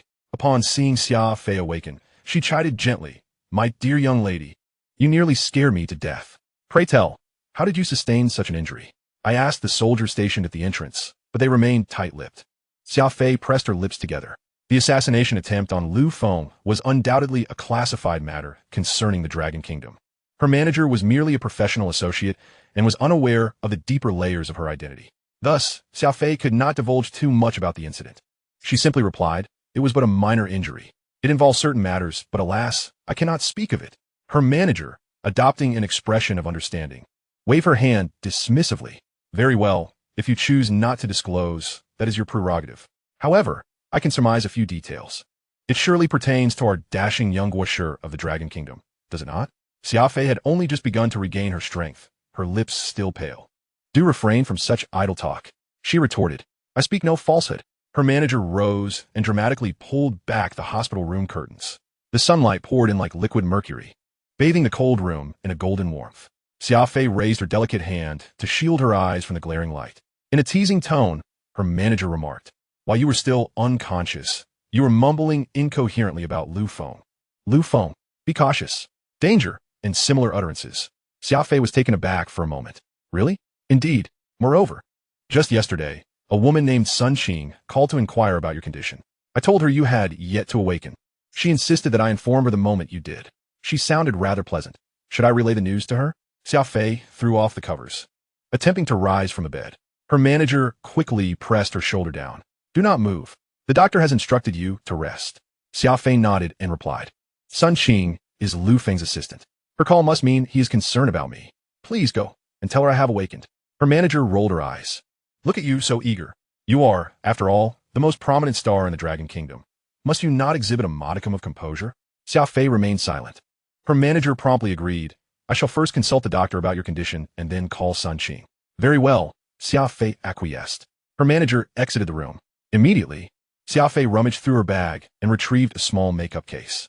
With swift precision, she pressed a few buttons on it, sending a long string of Morse code. She briefly outlined the information she had overheard regarding the stealth plan during Halloween, along with the current circumstances she faced. This matter must be communicated to the island nation without delay. The assassination attempt had greatly exceeded her expectations. She could not fathom why she had so recklessly intervened to protect Lu Feng at that critical moment. Sighing deeply, Xiaofei halted her actions. Meanwhile, in a research facility on the island nation, and Tianwen was contentedly observing the nuclear reactor before him. A nearby researcher elaborated on their progress, stating that their nuclear reactions had achieved 90 efficacy akin to that of the Dragon Kingdom. "We believe that controllable nuclear fusion, like that of the Dragon Kingdom, will soon be realized." And Tianwen nodded in satisfaction. At that moment, one of his assistants approached, whispering something in his ear, and Tianwen's eyes widened in surprise. "Is what you say true?" He then distanced himself from the crowd, seeking a quiet place to take the phone handed to him by his assistant. On the other end, an elderly voice spoke. "Esteemed Prime Minister, we have encountered some complications with our personnel. However, we have discovered several significant matters concerning the Dragon Kingdom. Currently, no one else is aware. Only we possess first-hand intelligence." And Tianwen listened intently, remaining silent as the report continued. "Lu Feng has been the target of an assassination attempt." And Tianwen's breath quickened. His thoughts were tumultuous. On one hand, he wished for Lu Feng's demise to prevent the Dragon Kingdom from growing ever stronger. On the other, he desired Lu Feng to come to his island nation and serve him, or at the very least, not to perish so soon. Even if Lu Feng could not come to the island, they could still employ various means to glean intelligence from his vicinity and acquire the most advanced scientific technologies. This conflicting mindset left him in a state of inner turmoil. Upon hearing of Lu Feng's assassination, he thought to himself, "At last, a formidable nation has succumbed to the temptation to act. A person of Lu Feng's caliber is, without a doubt, a profound threat to any nation. Is he dead?" And Tianwen inquired, his voice rapid. "Not yet," came the calm response from the other end. And Tianwen exhaled deeply, only to hear the voice continue. "Our personnel have, through this incident, established a closer connection to Lu Feng. Furthermore, Lu Feng has embarked on a new engineering project. At present, we only know its name, Shunxing." "Shunxing?" And Tianwen echoed. "Yes," the voice affirmed. "Based on the naming conventions of previous Dragon Kingdom projects and the movements of certain researchers we have tracked, our team speculates that the Shunxing project has an 80 chance of being related to aerospace engineering and a 15 likelihood of being weapon-related. The probability of 5 is associated with a certain novel type of vehicle. Aerospace." And Tianwen repeated this phrase once more. "The pace at which Longhua is advancing is astonishing." He turned to gaze at the nuclear reactor within his research facility. He had yet to keep pace with the advancements in chip technology from the other side. And now they were already venturing into aerospace. "Delve deeper." And Tianwen issued the command. Indeed, came the response from the other end. There is one last matter. Prime Minister, speak. It appears that Longhua is likely engaged in a war with a Sangua. Moreover, the tone of the other party revealed something peculiar. The scale of this conflict is immense. Chapter 130. A Sangua initiates full-scale war. Exclaimed. Longhua's air force takes flight, and Tianwen was taken aback. What does this mean? If it is indeed war, why have I not received any news? Furthermore, according to this account, a large-scale conflict would surely attract global attention. Why is there such an eerie silence now? My intelligence department has relayed no information. The elder on the other side continued. In any case, this matter is rather strange. Prime Minister, we are dispatching personnel to follow up. Should any information arise, we will inform you immediately. Understood. And Tianwen hung up the phone and promptly instructed his assistant to summon the Minister of Defense to closely monitor the situation along the border between Longhua and Asangua. Both aerial, terrestrial, and maritime domains must be observed. Swiftly. Yes. The assistant acknowledged, immediately setting to work, and Tianwen gazed at the nuclear reactor before him. His mind envisioned the island nation under his leadership, having achieved controllable nuclear fusion. He would then stand among the ranks of the most formidable presidents of the island nation, etched into its history, revered and admired by future generations. Contemplating this, the corners of Tianwen's mouth involuntarily curled upwards, revealing a smile of self-satisfaction. His expression then shifted to one of seriousness. Very well. Longhua, you have embarked on aerospace endeavors, have you? Then we too shall follow suit. And Tianwen prepared to arrange for his nation's researchers to commence preparations for the aerospace initiative. At this moment, on the border of Longhua, twilight had just begun to descend. A thick veil of mist enveloped everything. A colossal passenger aircraft silently glided past the border of Longhua. The aircraft's door opened. Ramhan tightened the parachute pack strapped to his back. He was one of the paratroopers for this airstrike, tasked with breaching the border of Longhua directly. Ramhan had received orders to defend his country. Longhua was currently acting recklessly in the territorial waters of Asangua, having seized one of their aircraft carriers. Their mission was to penetrate directly into Longhua's territory and swiftly capture a county within Longhua. The details would be addressed later. Ultimately, everything was for the sake of Sangua. Ramhan glanced at the unfamiliar land shrouded in white clouds beneath the aircraft. He silently made the sign of the cross over his chest. With a leap, he plunged into the territory of Longhua. As he fell through the air, he caught sight through his goggles of the imposing white towers standing on the Longhua border. These structures were known as divine punishment. From this height, they appeared no larger than toothpicks. Ramhan was aware of their formidable power. Longhua had reportedly installed divine punishment on their naval vessels, with devastating capabilities. At that moment, Ramhan's wristwatch began to vibrate and emit a sharp sound. This signified that he had reached the altitude suitable for deploying his parachute. Skillfully, Ramhan pulled the parachute release cord.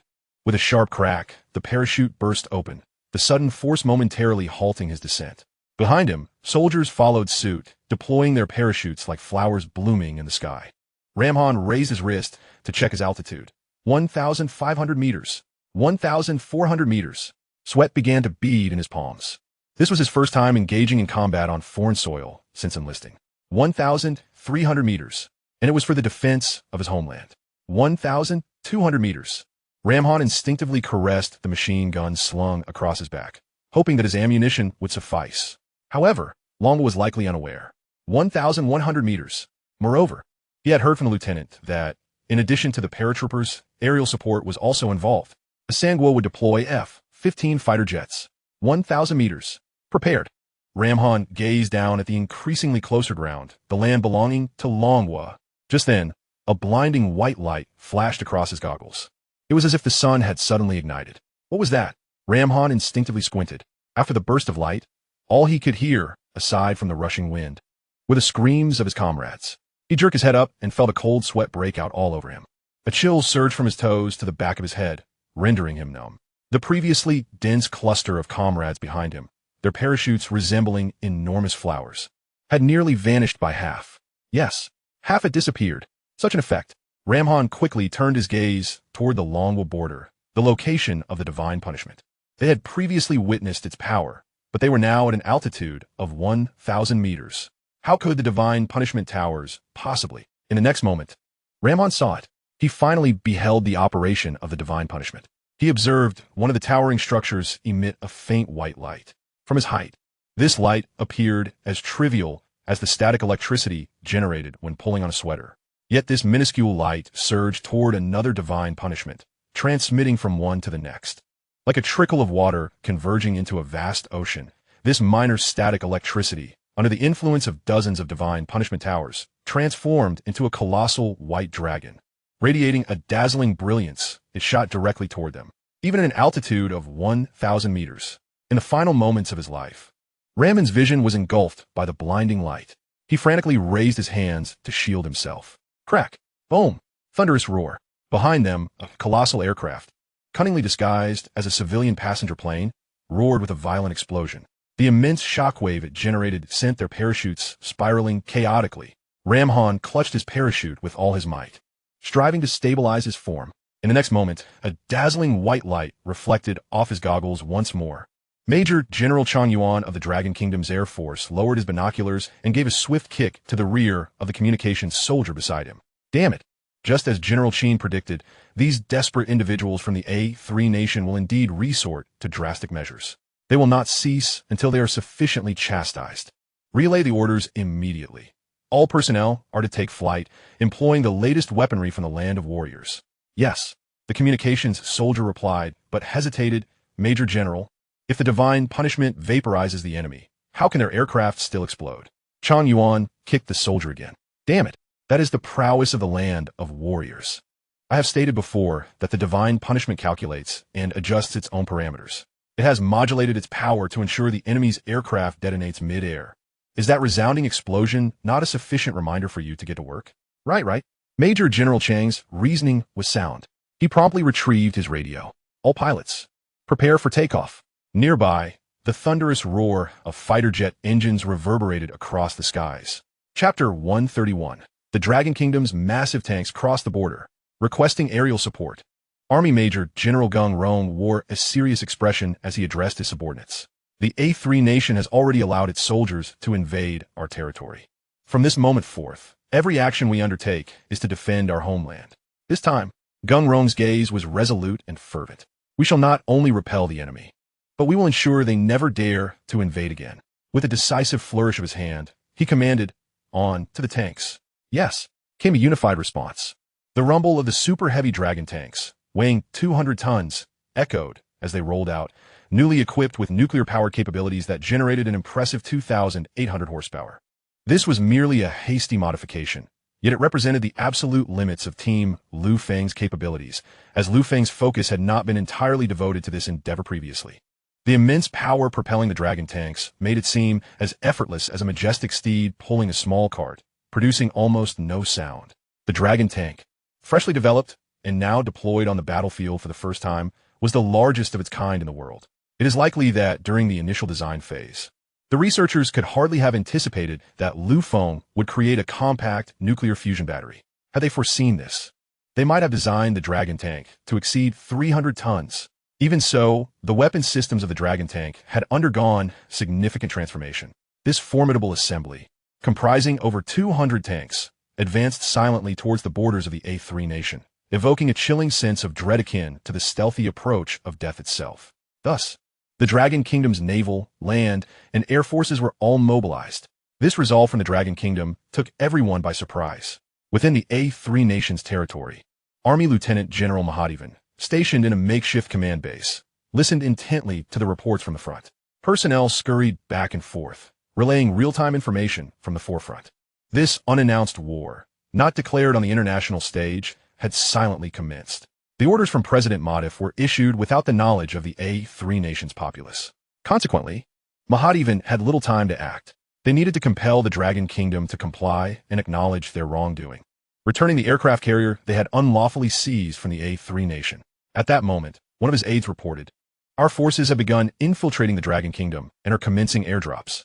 Mahadevan glanced at the large screen displaying a map of the Dragon Kingdom's border. Dots of light began to appear densely across it, each representing a paratrooper from the A3 nation.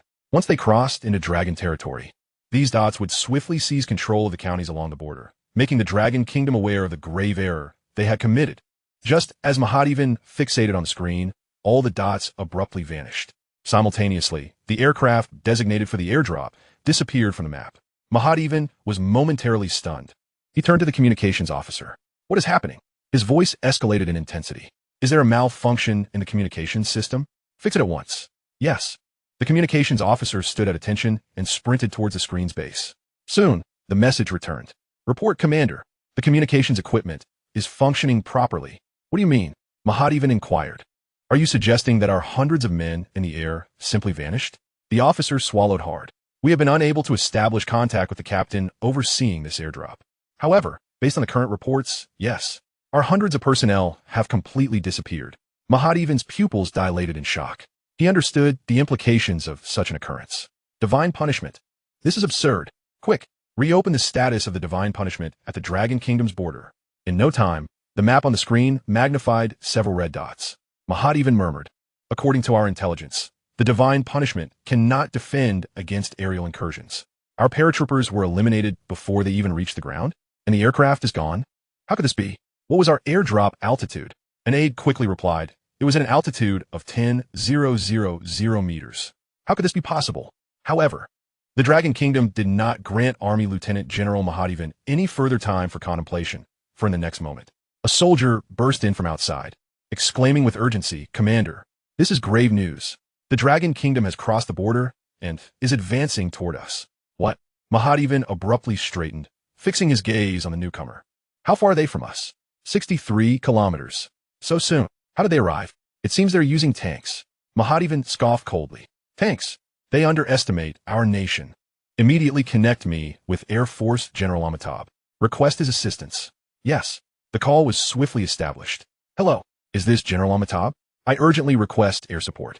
The Dragon Kingdom has a substantial number of tanks heading toward our base, now only 60 kilometers away. The voice on the other end carried a weight of seriousness. Our F-15 fighter jets have already taken off.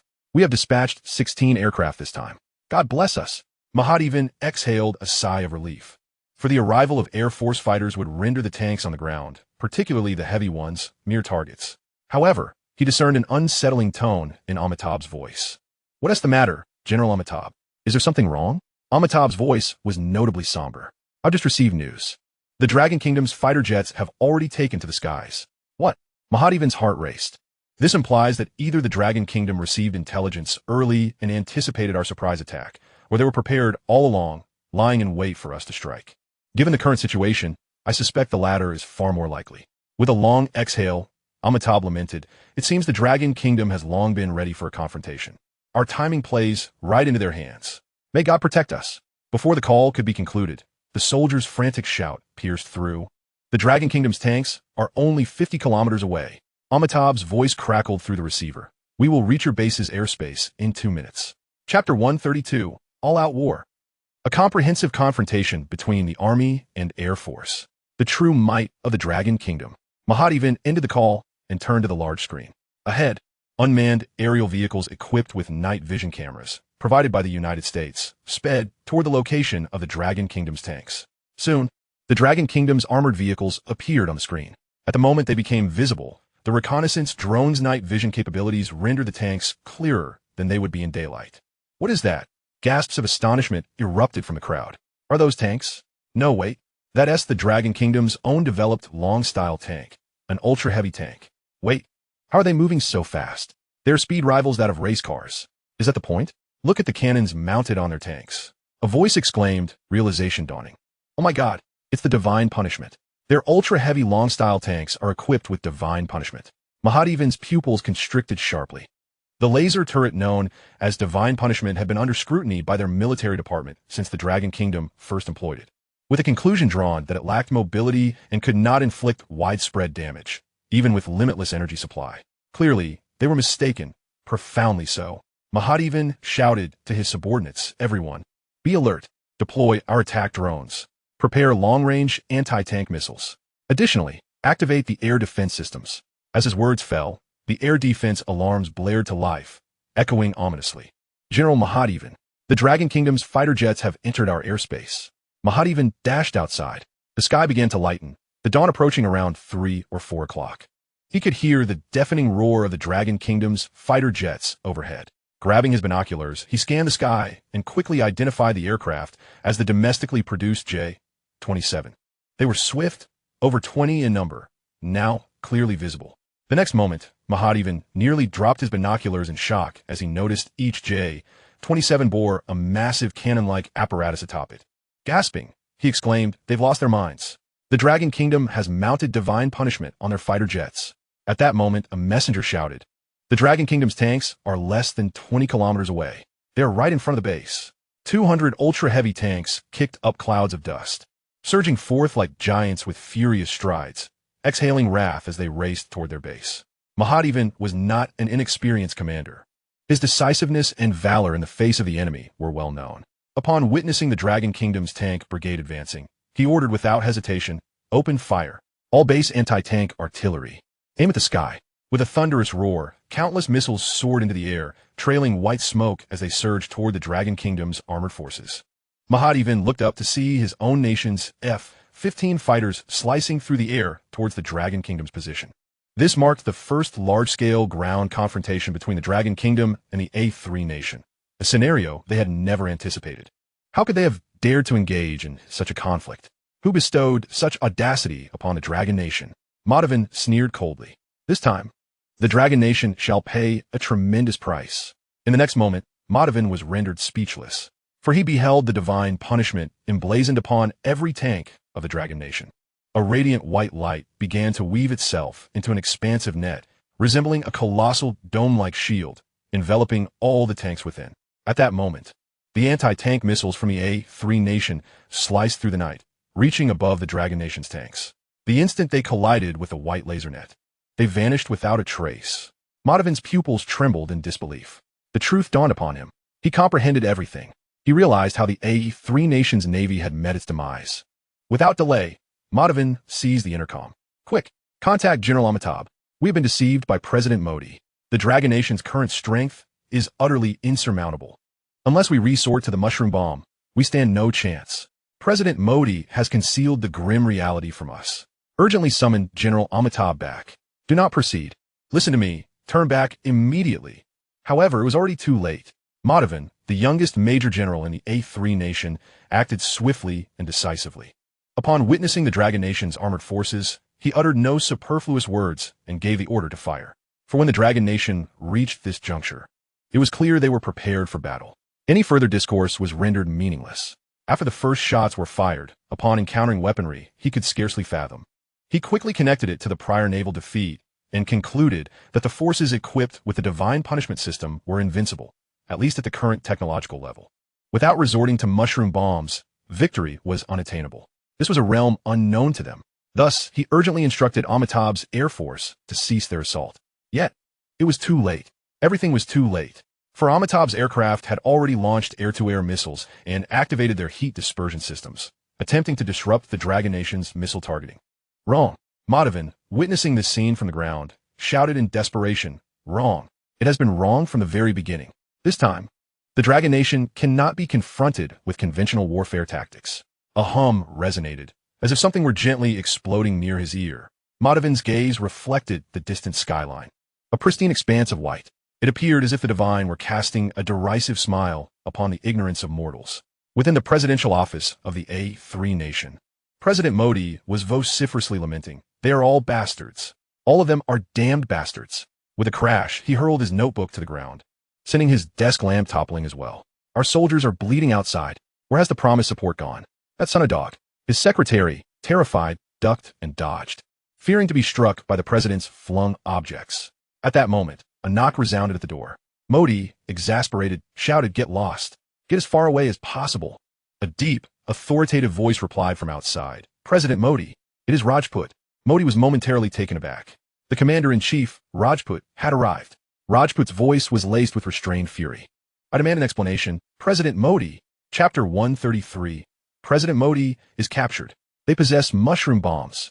We have the land warriors. Modi had yet to respond. Bang! The door to the presidential office was forcefully thrust open. Rajput entered, flanked by 2 major generals and over a dozen soldiers.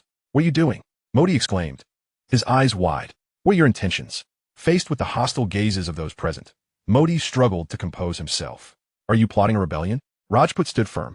He was the commander-in-chief of the A3 nation, a position he had held long before Modi ascended to the presidency. His brown eyes bore into Modi. "I must inquire. President Modi, why you bypassed me, the commander-in-chief, to issue commands directly to our major generals and brigadiers regarding the war against the Dragon Nation? Modi narrowed his eyes slightly. If you, General Rajput, have come to discuss this matter, then I find your actions rather excessive. As president, I possess the authority to issue orders for our troops to take defensive and protective measures in times of emergency, based on the threats we face. This does not violate the laws of the A3 nation. The moment those words left his lips, Rajput's fury erupted. The seasoned commander, now in his 70s, suddenly hurled an object at Modi with great force. The blow landed squarely on Modi's forehead, causing blood to spurt forth. The secretary gasped in shock, exclaiming, "Murder! Someone is attempting to assassinate President Modi." The sound of hurried footsteps echoed as Modi's bodyguards rushed in, weapons drawn, shouting, "What is happening? President Modi, are you all right?" Rajput remained silent, his chest heaving with anger. Without glancing at the guards, he coldly addressed Modi. "See for yourself." Modi picked up the tablet from the ground. Its corner smashed, but it still displayed a video clearly showing the A3 nation's F-15 fighter jets charging toward the Dragon Nation's Air Force. As he watched this scene unfold, Modi muttered to himself, "The Dragon Nation was already prepared? Did they intend to engage us all along?" In the next instant, a blinding white light surged among the Dragon Nation's fighter jets, and after the brilliance faded, the sky was devoid of any F-15s, as if they had never existed. A similar fate befell the armored forces on the ground. That terrifying white light obliterated the A3 nation's temporary command center. Modi stared vacantly at the scene before him, momentarily forgetting the blood trickling from his forehead. He was utterly stunned. Rajput's voice continued to resound. "To my knowledge, it was your orders that directly airdropped into the Dragon Kingdom, rather than any so-called defense against foreign enemies. The very spark that ignited this war stemmed from your alliance with the non-Green Nations fleet, conducting exercises within the territorial waters of the Dragon Kingdom. Following your defeat, which resulted in the loss of dozens of our cruisers and a single aircraft carrier, you attempted a direct incursion into the Dragon Kingdom in a bid to coerce it into submission and return our carrier. This," Rajput raised his voice at this point, "is this the outcome you desired? Until now, our nation has once again suffered the loss of a young Army Major General and an experienced Air Force General. President Modi, prepare to face the judgment of the people of our nation. For your name shall be inscribed upon the pillar of historical disgrace." Suddenly, Modi shouted in a hysterical manner, "Impossible! The Dragon Kingdom cannot be this formidable. It's all a lie. Ha ha! It's all a fabrication. You." Modi pointed accusingly at Rajput. "You are merely seeking grounds to impeach me as president. I do not believe you. Guards, arrest Rajput." However, as Modi's words fell, no one paid him heed. A bodyguard stepped forward and inquired, "President Modi, is what General Rajput said true?" Modi, consumed by rage, laughed maniacally. "Oh, you swore to protect your president, and now you intend to betray that oath?" The bodyguard coldly replied, "We swore to protect the president who strives for the betterment of our nation, not one who drags us into an abyss of despair." Upon hearing this, Modi seemed to lose all strength, collapsing limply onto the chair like a puddle of mud. Rajput gestured to the Major General behind him, instructing him to take the president to our congressional court for trial. Also, prepare to contact the Grand Elder from the Dragon Kingdom. Meanwhile, at the border of our nation, General Gung Rong sat idly atop the cover of his tank, picking his teeth with a toothpick. He spat on the ground with a sense of relaxation. Why is our nation so cowardly? We haven't even exerted ourselves, and they've already fallen? Let us keep it coming. We're waiting here. The intercom crackled to life, revealing the voice of Air Force Brigadier General Chang Yuan. "Stop your complaints. My Air Force has just taken off. We haven't even begun to exert ourselves, and General Chin has ordered us back to await further commands. By the way, old Gung, do you think this conflict will escalate into a full-blown war?" Gung Rong reached for the bottle of mineral water handed to him by a subordinate. "I don't think it will escalate." "Why do you say that?" Chang Yuan inquired. "Isn't that obvious?" Gung Rong replied. "At this level, I believe that across the entirety of Blue Star, there's no one who can match our Dragon Kingdom forces, unless the opponent employs mushroom bombs." However, a newfound confidence gleamed on Gung Rong's face. "If they dare to use mushroom bombs, we shall not fear." "Indeed," Chang Yuan echoed. "We also possess mushroom bombs." "You are mistaken," Gung Rong corrected him. "We have land country warriors." Yes, Chang Yuan quickly amended his words. "We have land country warriors. As long as we have them, whatever type of bomb it is, it can only be met with 2 words. Get lost." "Ha ha ha." Chang Yuan laughed. "Indeed, just 2 words, get lost." Suddenly, There was a silence on Chang Yuan's end. Gung Rong remained quiet as well. It was now daytime, and a gentle breeze caressed his cheek, allowing him to experience the beauty of life for the first time. Yet amidst all this beauty, there are always those who seek to disrupt it. Without formidable strength, how difficult it is to guard such beauty. At that moment, the intercom emitted a crackling sound, followed by a startled voice from Chang Yuan. General Gung, be careful. Look at the sky. What is that? Gung Rong felt a jolt of alarm within him. He quickly raised his eyes to the azure sky. His mouth slowly gaped open. What is that? Chapter 134. The beautiful nation deploys aircraft carriers to engage in war. The Dragon Kingdom's divine chain satellite takes flight. At this moment on the deck of a cruiser, Wei Dashin was languidly wrestling with a can of beef. No matter how he tried, he could not manage to open it. Frustrated, Wei Dashin hurled the can to the ground and cursed. Damn it, what a stroke of bad luck. He then turned to the communications officer standing nearby and asked, "What's the situation? How is Gung Rong and Chang Yuan faring? Please don't tell me that with the Land Country Warriors' weapons, they still managed to lose. Our Dragon Kingdom cannot afford such humiliation." However, Wei Dashin chuckled, seemingly in a better mood. He picked up the can from the ground, gently tapped it against the iron railing on the deck, and continued, "If they can't manage, our Navy can still provide assistance." The communications officer immediately retrieved the communication device and was in contact with the Army and Air Force. Suddenly, the officer's face brightened as he looked up at his Major General and exclaimed, "Major General Wei, good news. The Army and Air Force have defeated the enemy completely." However, as the communications officer finished, he was taken aback because Wei Dashin was not looking at him but was gazing up into the sky, seemingly transfixed by something. The officer gently tapped Wei Dashin on the shoulder, but heard him murmuring, "Look quickly. What is that?" The officer also looked up, and in an instant, he mirrored Wei Dashin's astonishment, his mouth agape, at a loss for words to describe what he beheld. Above the expanse of the azure sky, thousands upon thousands of white lights, resembling stars, formed orderly rows, gracefully gliding across the horizon, as if a meteor shower had aligned into formation. Or perhaps celestial bodies were passing through the mortal realm. "What is that?" the communications officer queried. "Could it be missiles launched by the enemy?"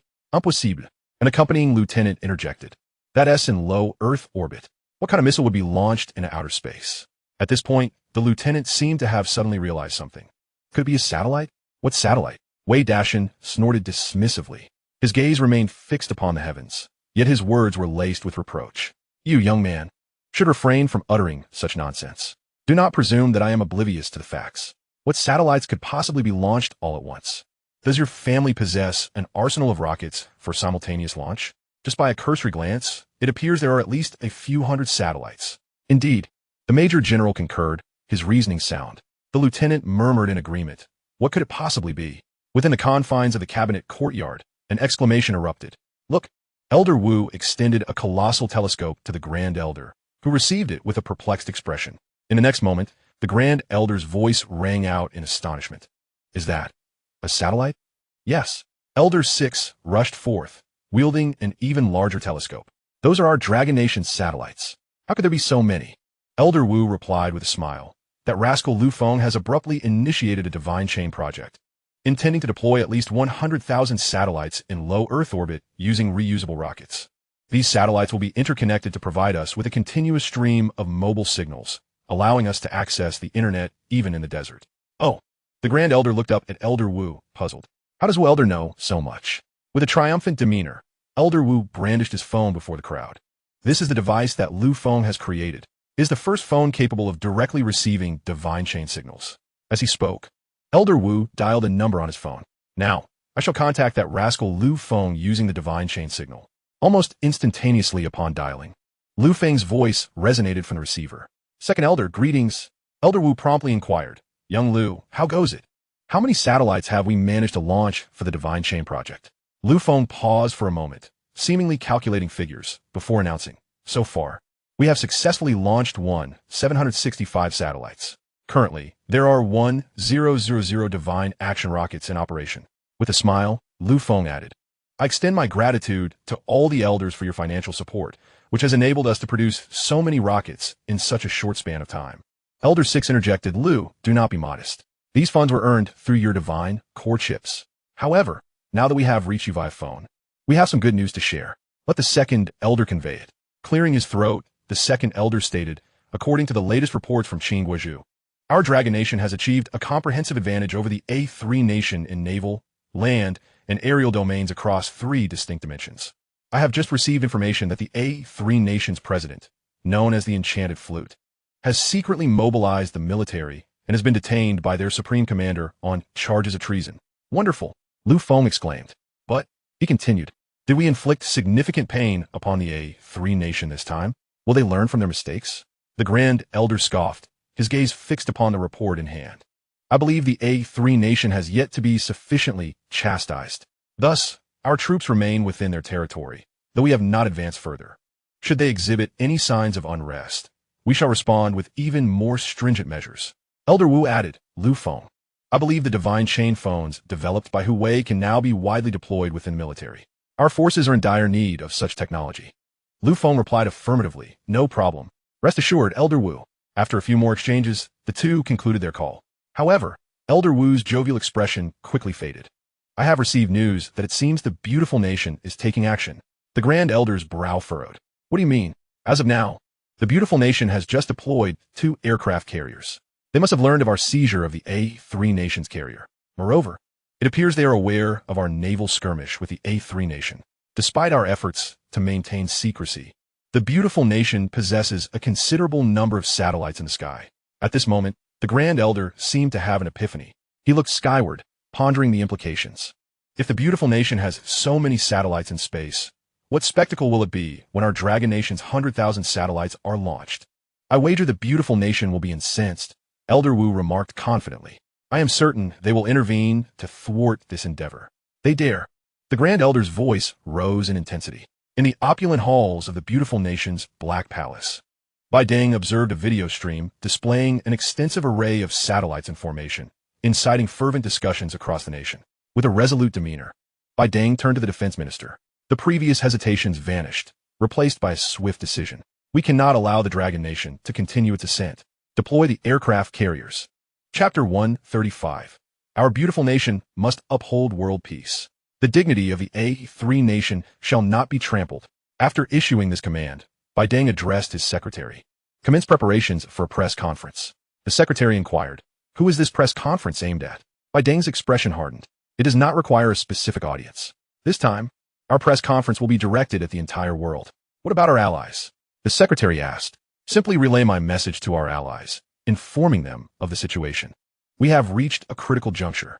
Prepare them for what is to come, as the Dragon Nation has initiated hostilities on a global scale. There is no need for further elaboration. Proceed with the press conference immediately. Understood. The secretary responded, hastening towards the exit, fully aware of the gravity of the situation. Meanwhile, within the A3 Nation, the president, known as the Enchanted Flute, had been apprehended, a significant event yet to be revealed by the media. Supreme Commander Rajput convened an urgent emergency meeting with the presidential cabinet. His expression was graver than ever as he occupied the head of the large conference table. Our A3 Nation faces a monumental crisis. Within our territorial waters, the Dragon Nation's fleet of cruisers and frigates is present, including our own aircraft carrier that has been seized. A general seated at the table promptly inquired, when was this aircraft carrier dispatched? Why were we not informed? Raji Putta shook his head, signaling his counterpart to temper their excitement. In a grave tone, he declared, all of this is the doing of President Magic Flute. He has, without our knowledge, issued commands to our generals under the guise of his presidential authority, leveraging the power of the state. Another lieutenant general interjected loudly.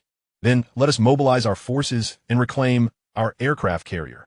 This statement was met with immediate agreement from others, who echoed, yes, bring it back. The Dragon Kingdom has never dared to confront our nation directly. In fact, we possess naval power that far surpasses theirs. A female lieutenant general then spoke up. She was the sole female commander in a country that traditionally revered men. Her features bore a somewhat masculine resemblance. With a fierce tone, she asserted, do we still need to tread carefully in the face of the Dragon Kingdom? If you are fearful, I will personally lead our troops against them. Her words ignited fervor among the assembly, and the room erupted into a cacophony of voices. Observing the chaos, Raji Putta raised his hand and made a downward motion. And after a considerable pause, the room gradually fell silent. The female general, still brimming with indignation, added, since President Magic Flute is now under control, We cannot afford to lose our dignity as a nation. Even if he is at fault, we must not concede. We should directly confront the Dragon Kingdom. Sensing another surge of emotion rising among the assembly, Rajputta had to raise his voice. Enough. Silence. His authoritative presence silenced the room instantly, as no one dared to utter a sound. His fiery temperament was not to be trifled with. His stern gaze swept across the assembly before he continued solemnly. If the Dragon Kingdom were still the same as before, I would not have needed to detain President Magic Flute. You must understand that he is, in fact, the most powerful figure in our nation. My actions have undoubtedly received the support of our Congress. At this point, Rajputa's frustration was palpable. Do you not think?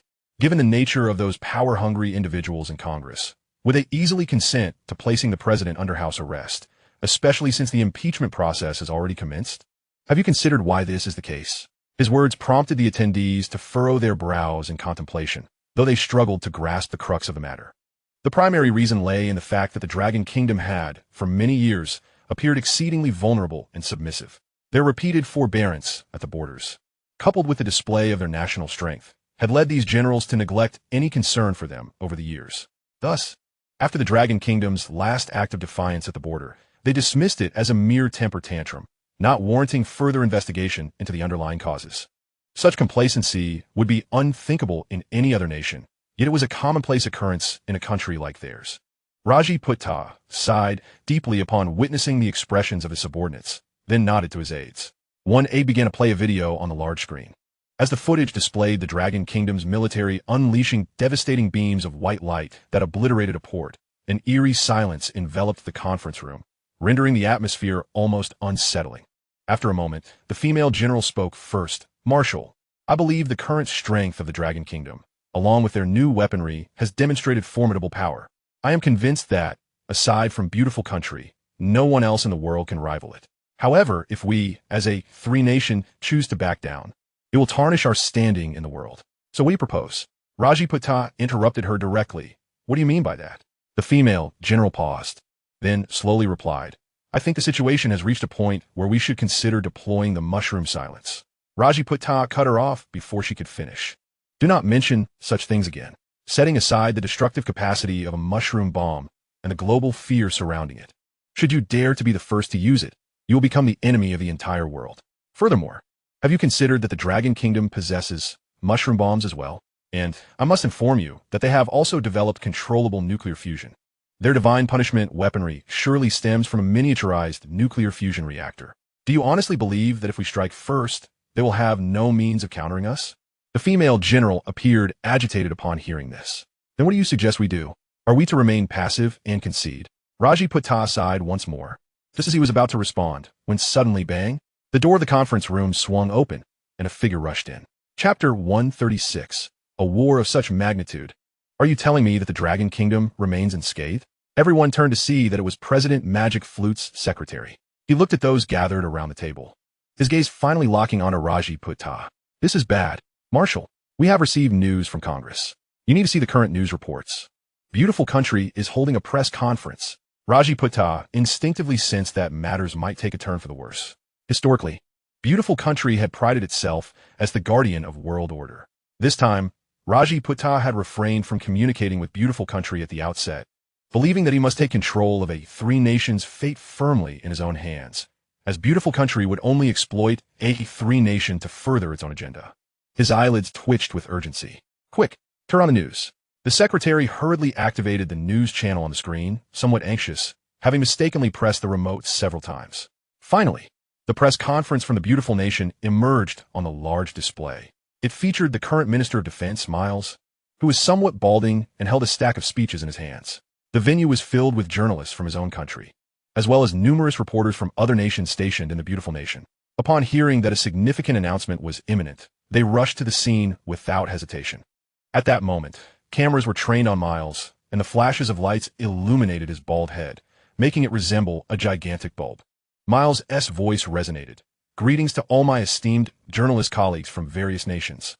Today, we are poised to announce a momentous development. This issue has begun to influence the international order. The reporters exchanged puzzled glances, bewildered by the anticipated revelation. Miles continued, according to credible information we have received, The Dragon Nation has initiated hostilities with the A3 Nation. At this proclamation, the room erupted in astonishment. The Dragon Nation and the A3 Nation were at war? Why had neither side disclosed any information? The secrecy was astonishing, and not a single journalist had been privy to the news. The attendees were not naive.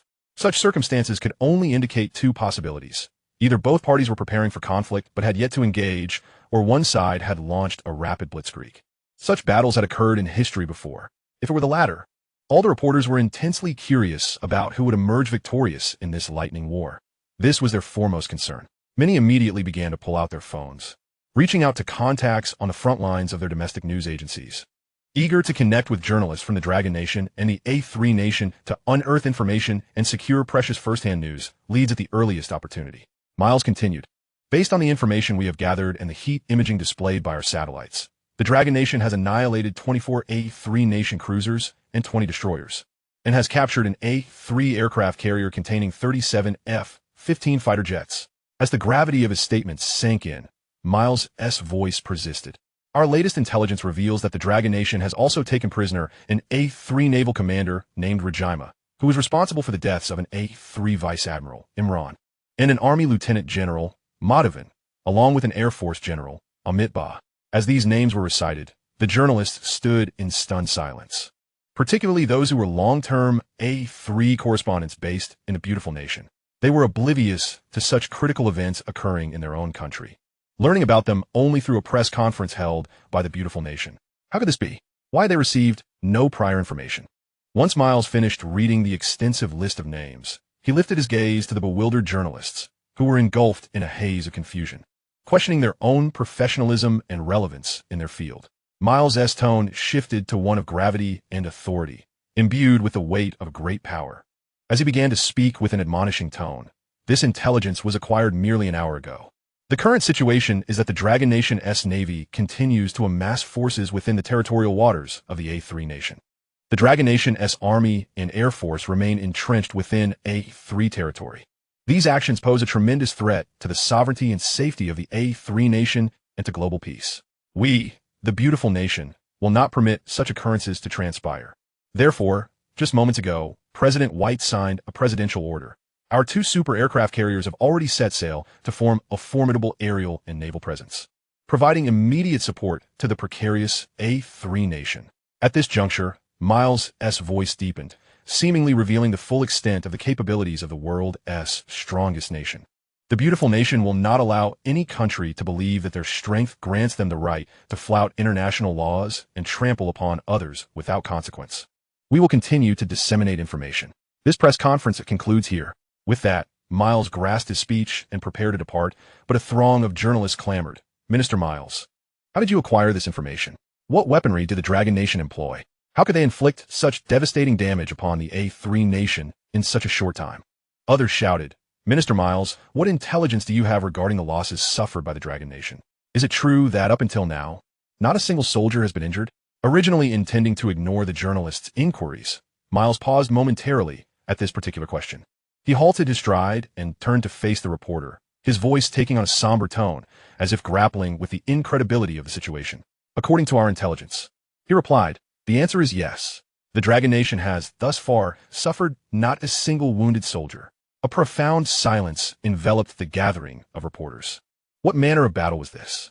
Such a scenario had never been witnessed in history, decimating so many high-ranking officers while sustaining no casualties. If they hadn't heard Miles' declaration with their own ears, they might have believed they were watching a science fiction film.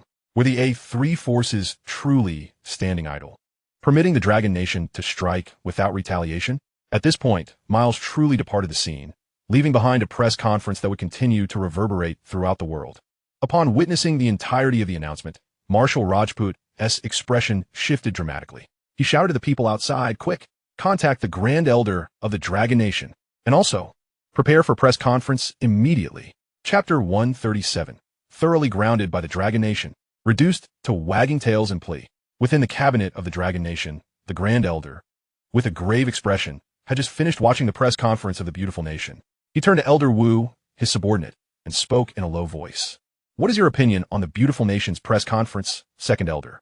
After a moment of silence, just as the Second Elder was about to respond, The secretary, standing by, interjected quietly, "Grand Elder, esteemed elders, the Marshal of the Third Nation requests a call."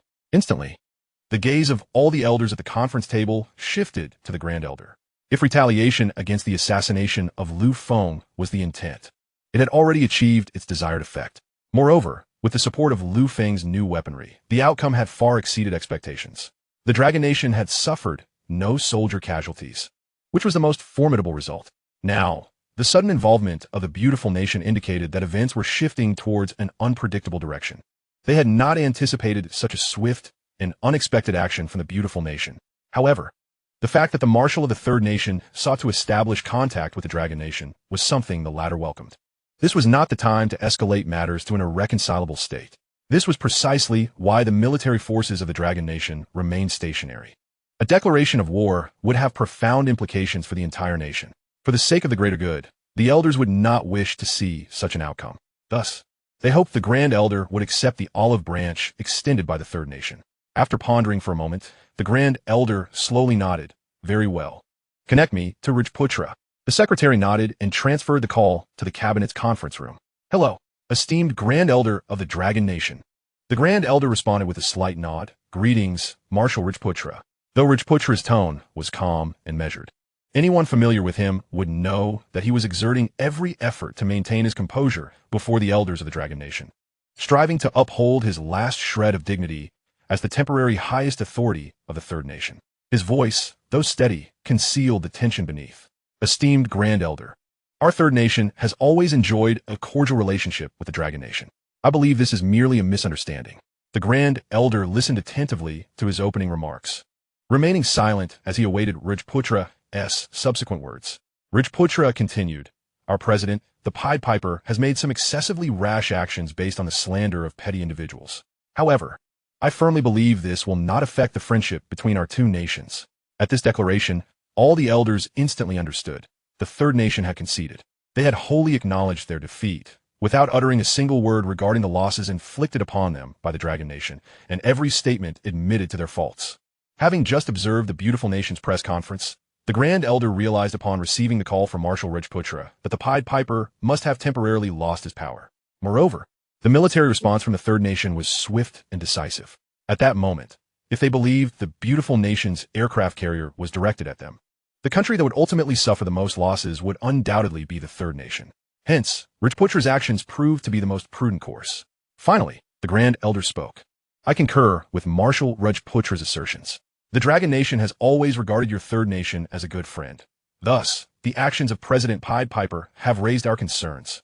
Rajputra responded immediately. "This exercise was conducted unilaterally by President Pied Piper without our prior knowledge. Had we been informed, we would have certainly intervened to prevent such absurd actions." After a brief pause, Rajputra added, "I trust the esteemed Grand Elder would not wish to see our two amicable nations embroiled in difficulties due to misunderstandings." He hesitated momentarily, as if the next words were difficult to utter, but ultimately he expressed them. Once spoken, these words signified the Third Nation's complete capitulation on the international stage, acknowledging their utter defeat and submission beneath the formidable military prowess of the Dragon Nation. The consequence of their obstinacy was a dire defeat, leaving them to plead humbly before the mighty Dragon Nation. Rajputra took a deep breath and stated, "We request that the Grand Elder and the other 9 elders assess the damages caused to the Dragon Nation by President Pied Piper's reckless actions. We, the Third Nation, shall compensate."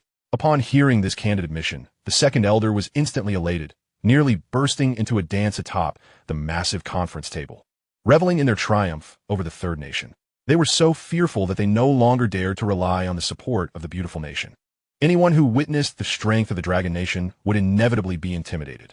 Before the beautiful nation's reinforcements even arrived, the Dragon Nation's divine punishment laser would obliterate all of the Third Nation's existing military forces.